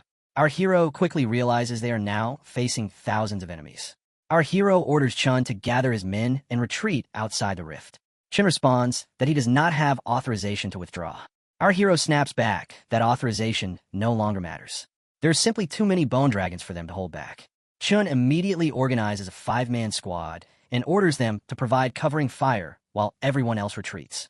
The selected soldiers quickly take formation, preparing their cannons to support the evacuation. As the squad unleashes its cannons, massive metal shells surrounded by blue energy streak toward the skeletal dragons. Ignoring the bombardment, one dragon swings its tail directly at our hero's group. At the last second, someone raises a defensive magic barrier to block the strike, though everyone still feels the tremendous force behind the attack. Elsewhere, Ling is burning skeletons into ashes with his flames, while Tai relies on sheer strength to hold back more dragons emerging from underground. One dragon is engulfed in fire, but within those flames, glowing golden chains from our hero begin wrapping around the dragon's neck. Rejoining his companions, our hero tells Ling to use only 10% of his power against the bone dragons and avoid disrupting the internal balance of the rift. Then a colossal dragon with glowing green eyes opens its jaws and unleashes a deafening roar. The dragon's neck towers like a mountain, yet our hero stands beside it as if it were nothing. One dragon slams its foot down beside Tai, and she barely manages to leap away before being crushed. Elsewhere, Ling smashes a dragon's skull apart with a devastating punch fueled by his blazing power. From a distance, our hero observes the chaos and suddenly notices something strange. The dragons are not attacking Gu or Lingfeng. They're not targeting him either. Their attention is focused entirely on the soldiers and Tai. The dragons then abandon the others completely and pursue the retreating soldiers instead. This makes our hero wonder whether bone dragons can sense dragon bloodlines. Perhaps they view the three of them as dragons as well. Commander Chun urges our hero to move with the group. Keeping this crucial discovery to himself, our hero begins moving and tells Chun that he is right behind him.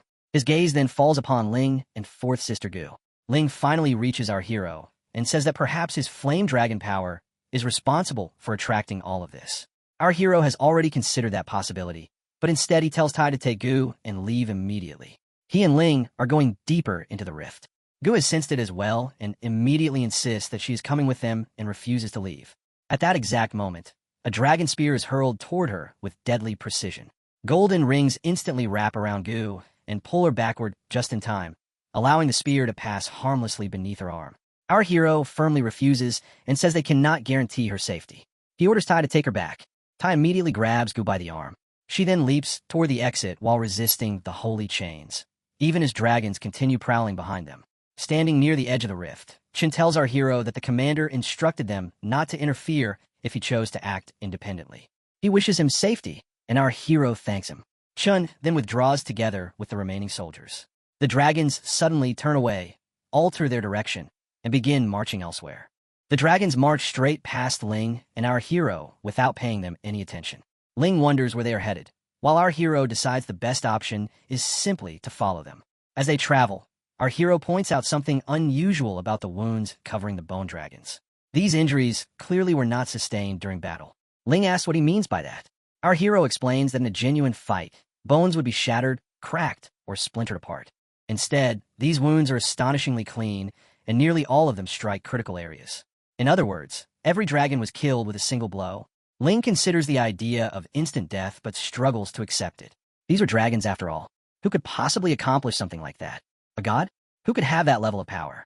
Our hero shakes his head and says that if a god truly wanted to kill a dragon, a single thought would be enough to erase its existence completely without leaving any physical mark behind. He continues examining the remains and notes that the wounds are circular or semicircular in shape, with faint scorch marks surrounding the edges.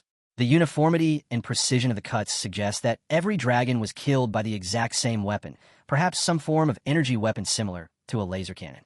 Yet these dragons have been dead for at least 1,000 years.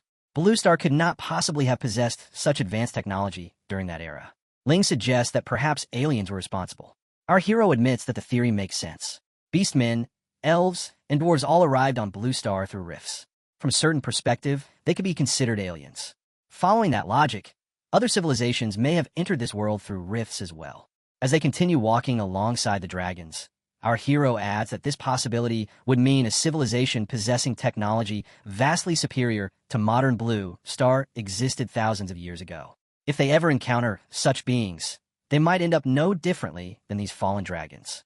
Eventually, the dense forest disappears, and the dragons emerge onto a vast plain. A voice suddenly addresses our hero as the Ice Dragon and Ling as the Flame Dragon, declaring that it has finally found them. Our hero looks ahead and discovers a colossal dragon skeleton towering over the others, several times larger than the dragons they had seen before. Ling instantly manifests his scales and demands to know who the creature is and why it summoned them. The gigantic dragon replies that it has long since forgotten its own name.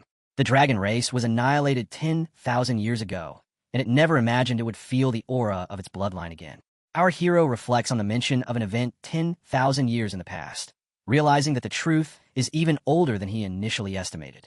Looking at the countless skeletal dragons surrounding them, he asks the colossal dragon what happened here all those years ago. The enormous dragon raises its gaze toward the 3 moons before answering. The dragon recalls how strange starships descended from the skies, firing beams of light that devastated the entire homeland of the dragons. The colossal dragon explains that the dragon race once stood as the supreme rulers of all beasts, occupying the highest position in the natural world. Then, 10,000 years ago, a mysterious group of invaders suddenly arrived. At that time, the dragons unleashed torrents of fire against the attackers. However, the starships possessed defensive barriers so powerful that the flames were reflected back toward the dragons themselves. With a single devastating strike, entire stretches of land were flattened without resistance. The dragon standing atop a distant mountain lost half of its body in an instant, while the mountain itself was severed despite being miles away. Afterward, the starships unleashed their lasers, slaughtering beasts and destroying everything that stood in their path. The invaders even attempted to capture some dragons and turn them into mounts and pets. Ling asks who those invaders truly were. The ancient dragon admits that it does not know. They were simply too powerful. Before the dragons could even understand what they were facing, everything had already been destroyed. The dragon continues, explaining that in the end their king gathered tens of thousands of dragons and launched a desperate final assault against the invading starships. After that battle, the invaders finally withdrew. But by then it was already too late. The dragon race had been completely exterminated. Ever since that day, resentment has poisoned this land. For 10,000 years, not a single new monster has been born here. Only we remain. These wandering skeletons are all that is left behind. Ling finally understands and asks whether the bone dragons attacked their companions, but calmed down once the others left because they mistook them for the ancient invaders. They did not attack him or his brother because of the dragon power flowing within them. The colossal dragon confirms that his conclusion is correct. The bone dragons no longer possess consciousness. Only the obsessions they carry to the moment of death remain. Throughout the centuries, many races entered through the rifts. Yet all of them were driven away by those lingering obsessions inhabiting the skeletal remains. The colossal dragon explains that it alone has managed to preserve its sanity, but too much time has passed, and even it is slowly fading away. The giant dragon continues speaking and says that an ice dragon lives inside E, while a flame dragon lives inside Ling. Even though their dragon auras do not come from this world, they are still part of the same dragon race. The dragon then makes one last request. It asks the two of them to release the dragon souls inside their bodies so it can see its own kind one final time before disappearing forever.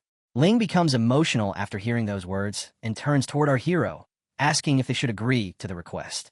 After a brief moment, our hero nods and says they can do it. The ancient dragon sounds grateful and says that after countless years, it will finally be able to feel the presence of its proud dragon race once again. However, at that exact moment, our hero suddenly jumps toward the dragon. While the dragon is still thanking them for listening to the final words of a dying dragon, our hero summons his sword and stabs it directly into the giant skeleton's head. Ling is completely shocked and immediately yells, asking our hero what he is doing. Our hero calmly replies that the story was very touching and that the dragon must have practiced it many times. Sadly, its acting skills are terrible. The moment he says that, yellow light begins shooting out through the cracks in the skeleton. The dragon looks at him and asks why he would do such a thing. Our hero stares directly into its eyes, while the dragon claims that if they did not want to help, they could have simply refused. It insists that it never planned to force them. The dragon continues speaking and says that its time is almost over and that it only wanted to see members of its own race one last time before fading away. At that moment, the entire body of the giant dragon begins shaking, cracking, and breaking apart. Ling watches in shock as the massive skeletal body starts shattering into pieces. However, our hero simply smiles and says that for a dragon that supposedly lived for 10,000 years, it is surprisingly impatient. Pulling out his sword, he explains that the dragon rushed through its sad story far too quickly because it wanted to gain their sympathy. The dragon's eyes suddenly glow again with a dangerous light, while our hero continues exposing the truth. He says that the dragon was also far too eager when making its request. Did it really think that a sad story would distract him from noticing the mana coming from the activated formation beneath them? Our hero explains that he already traced the mana flow and carefully mapped the entire formation spread across the ground. Because he already has the complete structure of the formation in his mind, He knows exactly what is happening here. After hearing this, Ling becomes furious. He realizes that the giant dragon lied to them from the very beginning. It never wanted peace and was actually trying to kill them. Just then, more skeletal dragons begin rising out of the ground. A huge dragon appears behind Ling along with 3 others, all ready to attack at any moment. Our hero immediately moves into action as the monsters gather their strength. He then reveals the dragon's true goal. It was not simply trying to kill them. It was planning to possess them instead. Ling does not understand what that means, so he asks for an explanation. Our hero tells him that the dragon wanted to steal their bodies and use them as new hosts. The giant dragon's eyes instantly turn bright red as it finally stops pretending. With hatred in its voice, it declares that it has remained in this place for 10,000 years, waiting endlessly for the day when the 2 cursed invaders would finally return. The colossal dragon declares that it has finally found vessels carrying the dragon bloodline, and says that heaven has truly favored the dragon race. The massive dragon moves closer to them while explaining that once it possesses their bodies, it can escape through the rift and search for even more descendants of the dragon bloodline. It proclaims that the dragon race will be reborn within human bodies and that humanity will experience the same despair of losing its homeland and watching its entire race be exterminated. After that, it bursts into maniacal laughter. Ling yells back that it can keep dreaming because if it wants to leave this place, it will have to get past him first. At that moment, he stops Ling and realizes that the blue crystal ores were nothing more than bait. The dragon fires back, asking who could blame it when humans are such a greedy, short-sighted, and despicable race. It explains that it only used a simple trick, yet humans kept entering the area again and again in endless groups. Unfortunately, every one of them was ordinary garbage. Not a single person fulfilled the requirements needed for possession. Then the dragon stretches its skeletal arm toward them and announces that it has finally found what it was looking for. It wants the ice dragon residing within it, and the flame dragon that belongs to Ling. The colossal dragon then leaps into the air, releasing powerful waves of mana in every direction while assuring them that there is nothing to fear because it will not cause any pain. As it begins casting its spell, it explains that feeling slightly dizzy is completely normal. A glowing red magic circle soon forms above its head. He points out to Ling that the core of the formation is the ruin located on the dragon's back, and Ling instantly understands what must be done. Ling charges forward and leaps toward the dragon to destroy its core, but the dragon notices his actions immediately. It then swings its massive tail straight toward Ling. In the next instant, the attack crashes directly into him. The dragon mocks Ling, saying that his actions amount to nothing more than cheap tricks.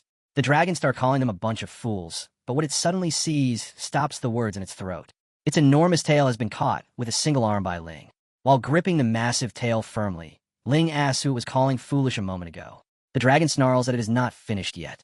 At that moment, more dragon skeletons burst out from beneath the ground. Suddenly, the battlefield fills with them. However, Ling instantly transforms into a flame dragon and blasts fire from his wings. He then unleashes flames in every direction, incinerating all the skeletal dragons around him. After that, he launches himself upward by forcefully pushing off the ground beneath his feet. As the colossal dragon gathers green mana inside its mouth and prepares to fire at Ling, Ling has already propelled himself forward for a counterattack. The colossal dragon immediately slams a torrent of green mana toward the ground. Ling effortlessly slips past the mana flames, diving straight through them while continuing his charge toward the dragon. Then Ling flies right through the dragon's face. Because the dragon's mouth was never his actual target, Ling arrives at the core where the magic circle is located. Without hesitation, Ling gathers a blazing sphere of fire in his hand. Then he drives that flame directly into the core with all the power he can muster. The blazing attack crashes down with explosive force and smashes straight into the skeleton's core. The core and the magic circle within it immediately begin to disintegrate. Now the skeleton collapses to the ground, unable to believe that Ling destroyed its formation so easily. It had spent 10,000 years preparing it, only for Ling to ruin everything. Ling casually remarks that it has his condolences. The dragon desperately tries to rise again while hurling curses at Ling. In a fit of rage, it lunges forward and opens its mouth wide to attack. Ling's eyes light up with excitement. As the monster crashes down, clouds of dust and smoke erupt into the air, making it impossible to tell what happened for a moment.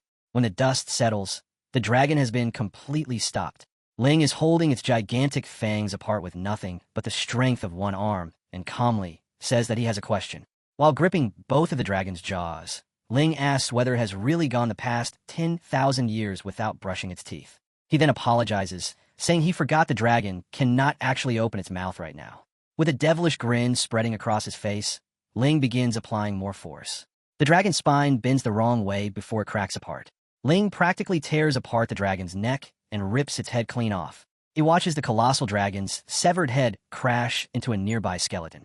Even then, the soul inside still hangs in and it can't believe what happened, claiming that it is impossible. He cannot understand how a mere flame dragon could possess such terrifying power. Ling mocks it by asking if this is truly all a 10,000-year-old dragon can do, and whether it genuinely believed it could possess them. He then declares that the dragon is nothing more than a collection of arrogant, lingering souls. He adds that it would have been a complete joke if they had actually fallen for such an obvious trap. Just then, more dragons emerge from the ground, each carrying the same soul as the colossal dragon. It becomes clear that the battle is far from over. He tells Ling Feng that there are still a few more ants left for him to clean up. Ling immediately responds that he will take care of them right away. The colossal dragon cries out that if they continue destroying everything, its race will truly disappear forever and begs them to stop. Both of them turn toward the dragon and ask if it really thinks that is why they are here. Standing directly before the colossal dragon's face, he casually turns away, completely ignoring him, and states that he knows a method to reforge a dragon's body. The moment he hears that, the dragon hurriedly explains that possession will not be necessary. He claims he can create new physical bodies for the dragon souls residing within them. He reminds them that a dragon with an actual body is more than 10 times stronger than one existing only as a soul. As long as they stop attacking, he promises to reveal the method. The proposal sounds appealing to both Yi and Ling, causing them to exchange faint smiles. He then turns back toward the dragon with an amused expression and remarks that he should have said that from the beginning. After all, he is not an unreasonable person. Then Yi grins and offers to help reattach the dragon's head so they can have a proper conversation. A moment later, the broken spine reconnects and fuses back onto the torso. The dragon immediately begins explaining that forging a dragon's body requires 3 essential components. First, a complete set of dragon bones sharing the same attribute. Since those are scattered all around the area, obtaining them is simple enough. Second, a soul elixir refined from 99 different rare natural treasures used to stabilize the dragon's soul. Hearing that, Ling wonders where anyone could possibly obtain 99 different ingredients. The dragon responds by listing examples from 10,000 years ago, including snow ginseng, dragon blood, ganoderma, 99 revolution resurrection grass, and several other treasures. Before long, Ling hurriedly interrupts him and points out that even snow ginseng is almost impossible to find, with only a handful existing throughout the entire Zhongxia nation. Yet the dragon continues listing treasures such as heavenly star stone, black ice crystal, and several more. This leaves Ling even more shocked, prompting him to ask whether ley line marrow is also required. A single gram of that substance could purchase an entire city on the black market. Still, the beast keeps going, naming dragon ambergris, phoenix roost wood, the leaf of eternity, and other priceless materials. Ling immediately signals for him to stop and asks in disbelief whether the leaf of eternity is not a legendary sacred relic of the elves.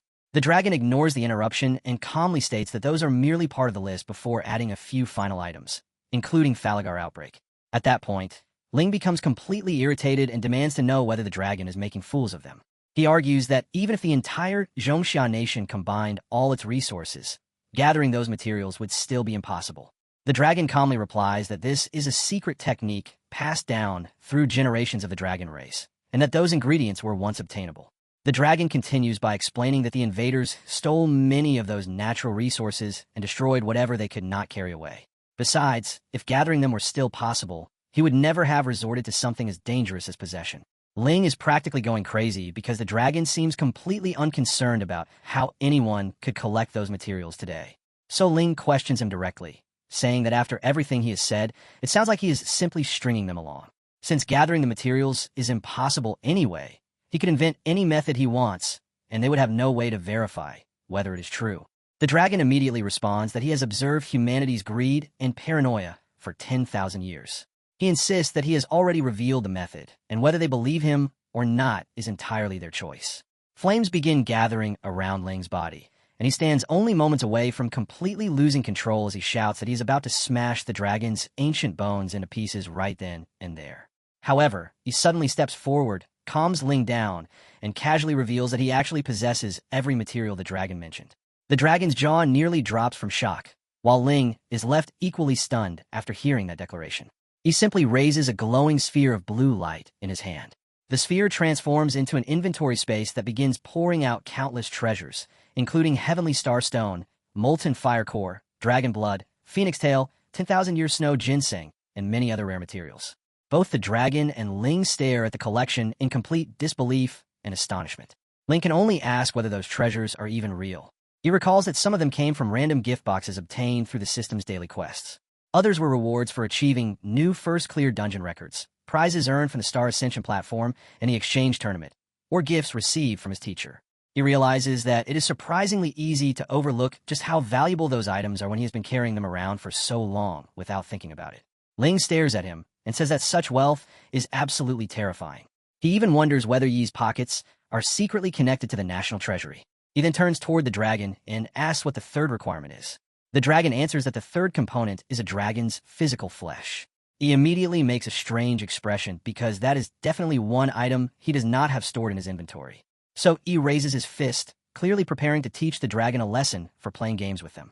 The dragon instantly realizes what is about to happen and hurriedly clarifies that it does not mean real flesh. It means jade stone infused with matching elemental energy is sufficient. For instance, the ice dragon requires ice marrow, while the flame dragon needs molten core rock. He immediately fixes the dragon with a dangerous stare, remembering how to try to play games with him moments earlier. Suddenly, with nothing more than a simple gesture from E, an enormous mass of glacial ice rises from the ground. Both Ling and the dragon are left stunned by the sight. The dragon cannot help but wonder what kind of background this young man truly possesses. Meanwhile, he recalls that a system quest from several days ago had rewarded him with an entire mountain of ice marrow. At the time, he had no idea what it was meant for, but now he realizes it was prepared for this exact situation. After all, 10,000 years of snow naturally transforming into ice marrow would be almost impossible. The system had already supplied every required material long before he ever arrived here. For the first time, he truly understands how terrifying the system is. It somehow knew he would come to this place, encounter the golden dragon, and require these rare treasures. To avoid divine detection and accurately predict future events, such preparation would be unimaginable. Staring at the system window, he wonders whether it is really nothing more than a simple cheat ability. In the end, he concludes that whatever its true purpose may be, uncovering that secret is beyond his current strength. Those questions will have to wait. Right now, Frostfang is what matters most. So he turns toward the dragon and asks what comes next now that all the materials are prepared. The dragon answers that the next step is to establish the formation and begin reforging the body. The dragon then warns them that there is one thing they must understand first. The success rate is only 20%. Ling immediately asks what exactly that means. The dragon calmly replies that for a secret art of the dragon race, a 20% success rate is already considered exceptionally high. Whether to proceed is entirely their choice. He reflects that Frostfang is still recovering within his body, meaning his life is not currently in danger. The golden dragon's words cannot be fully trusted, and there is no guarantee the formation itself is safe. There is no reason to rush into unnecessary risks. Just as he prepares to refuse the dragon's proposal, Frostfang's aura suddenly begins swirling around him. The presence prevents him from speaking those words. Then Frostfang leaves his body on his own and asks E to let him take the chance. Frostfang explains that he currently possesses less than 1% of the strength he once had. As he grows stronger, he continues recovering while surviving by absorbing his mana. He does not want to remain a burden forever. E immediately responds that he has never once viewed Frostfang as a burden. Frostfang says he understands that, but he cannot accept his own weakness. Before, he had no alternative, but now there's a chance to rebuild his body and reclaim his former peak. Frostfang continues by declaring that even if the success rate were only 1 in 10,000, he would still choose to try. He considers the situation carefully. If he himself were reduced to a fragment of his soul and offered a chance to regain his body, would he really hesitate? In the end, he lets out a long sigh, finally understanding Frostfang's determination. He turns to the dragon and tells him to begin. Without warning, crimson lightning starts crackling across the red sky.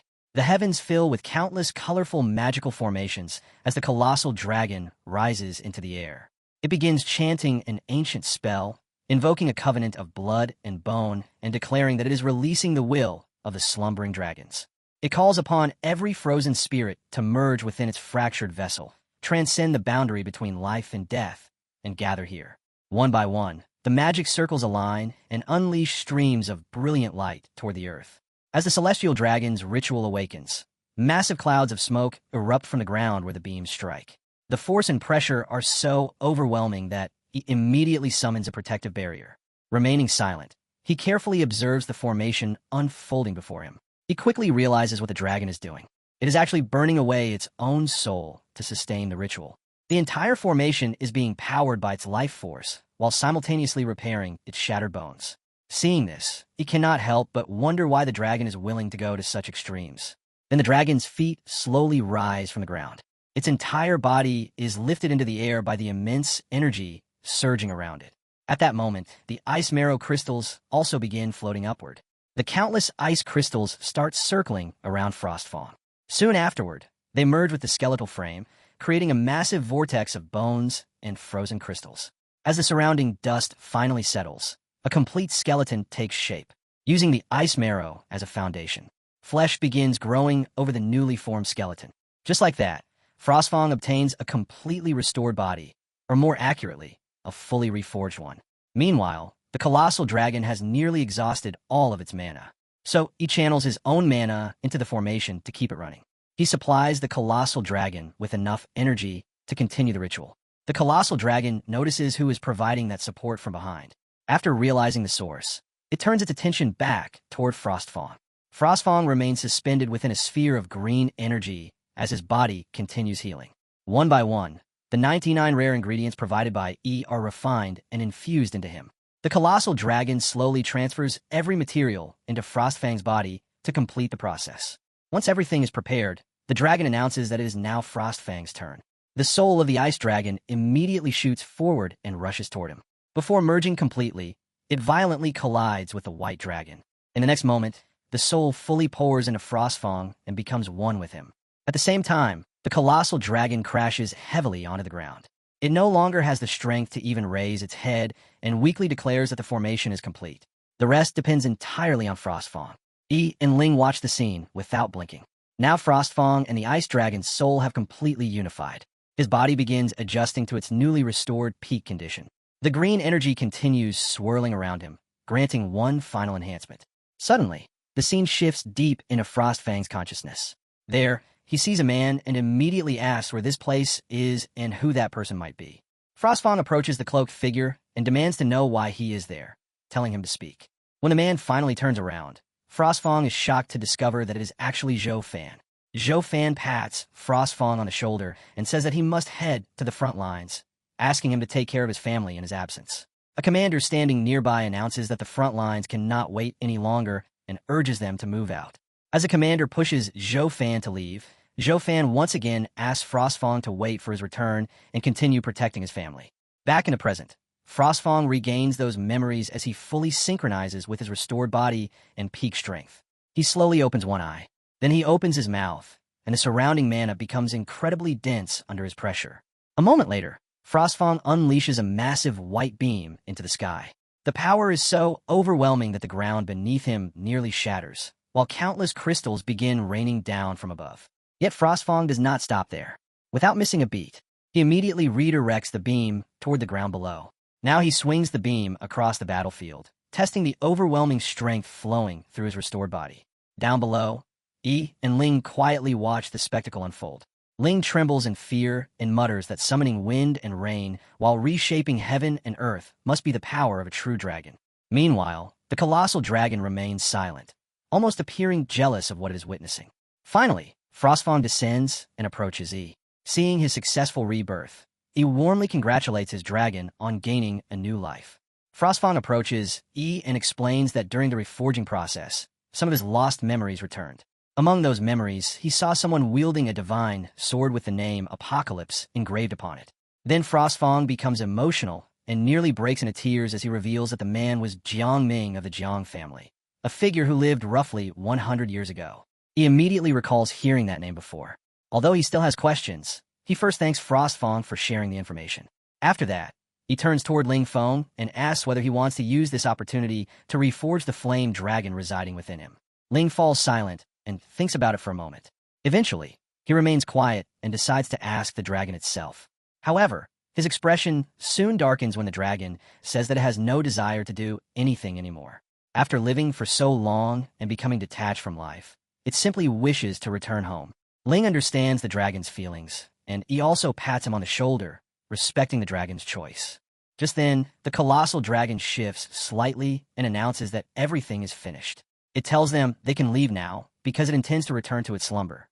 He quickly stops the dragon and says that he has a proposal, asking it to listen before sending them away. The colossal dragon immediately responds that it has no interest in listening to humanity's smooth words. Ignoring the refusal, he continues anyway. He points out that the medium rift has already opened completely, and that in its current condition, the dragon race has no ability to close it. Controlling the skeletal dragons may drive away ordinary humans for a while, but sooner or later the military will send far stronger soldiers. Once that happens, they will quickly realize that the bone dragon swarm looks intimidating, but is ultimately all bark and no bite. When that day arrives, how much time do those surviving dragon souls hidden away by the dragon race really have left? The colossal dragon immediately demands to know how he figured that out. He calmly explains that the dragon genuinely believed they were descendants of the invaders from 10,000 years ago. Even so, it was still willing to sacrifice its own life to help him. That kind of action would make no sense if its only goal were protecting a few mindless skeletal dragons. He continues by saying that the only logical explanation is that other lingering dragon souls still exist somewhere in hiding, retaining their consciousness just like the colossal dragon itself. The colossal dragon responds with a dangerous tone and warns him not to push his luck. It says that provoking them further will not end well for anyone. The moment they hear that threatening attitude, Frostfang, Ling, and Yi immediately prepare themselves for battle, ready to correct the colossal dragon's behavior.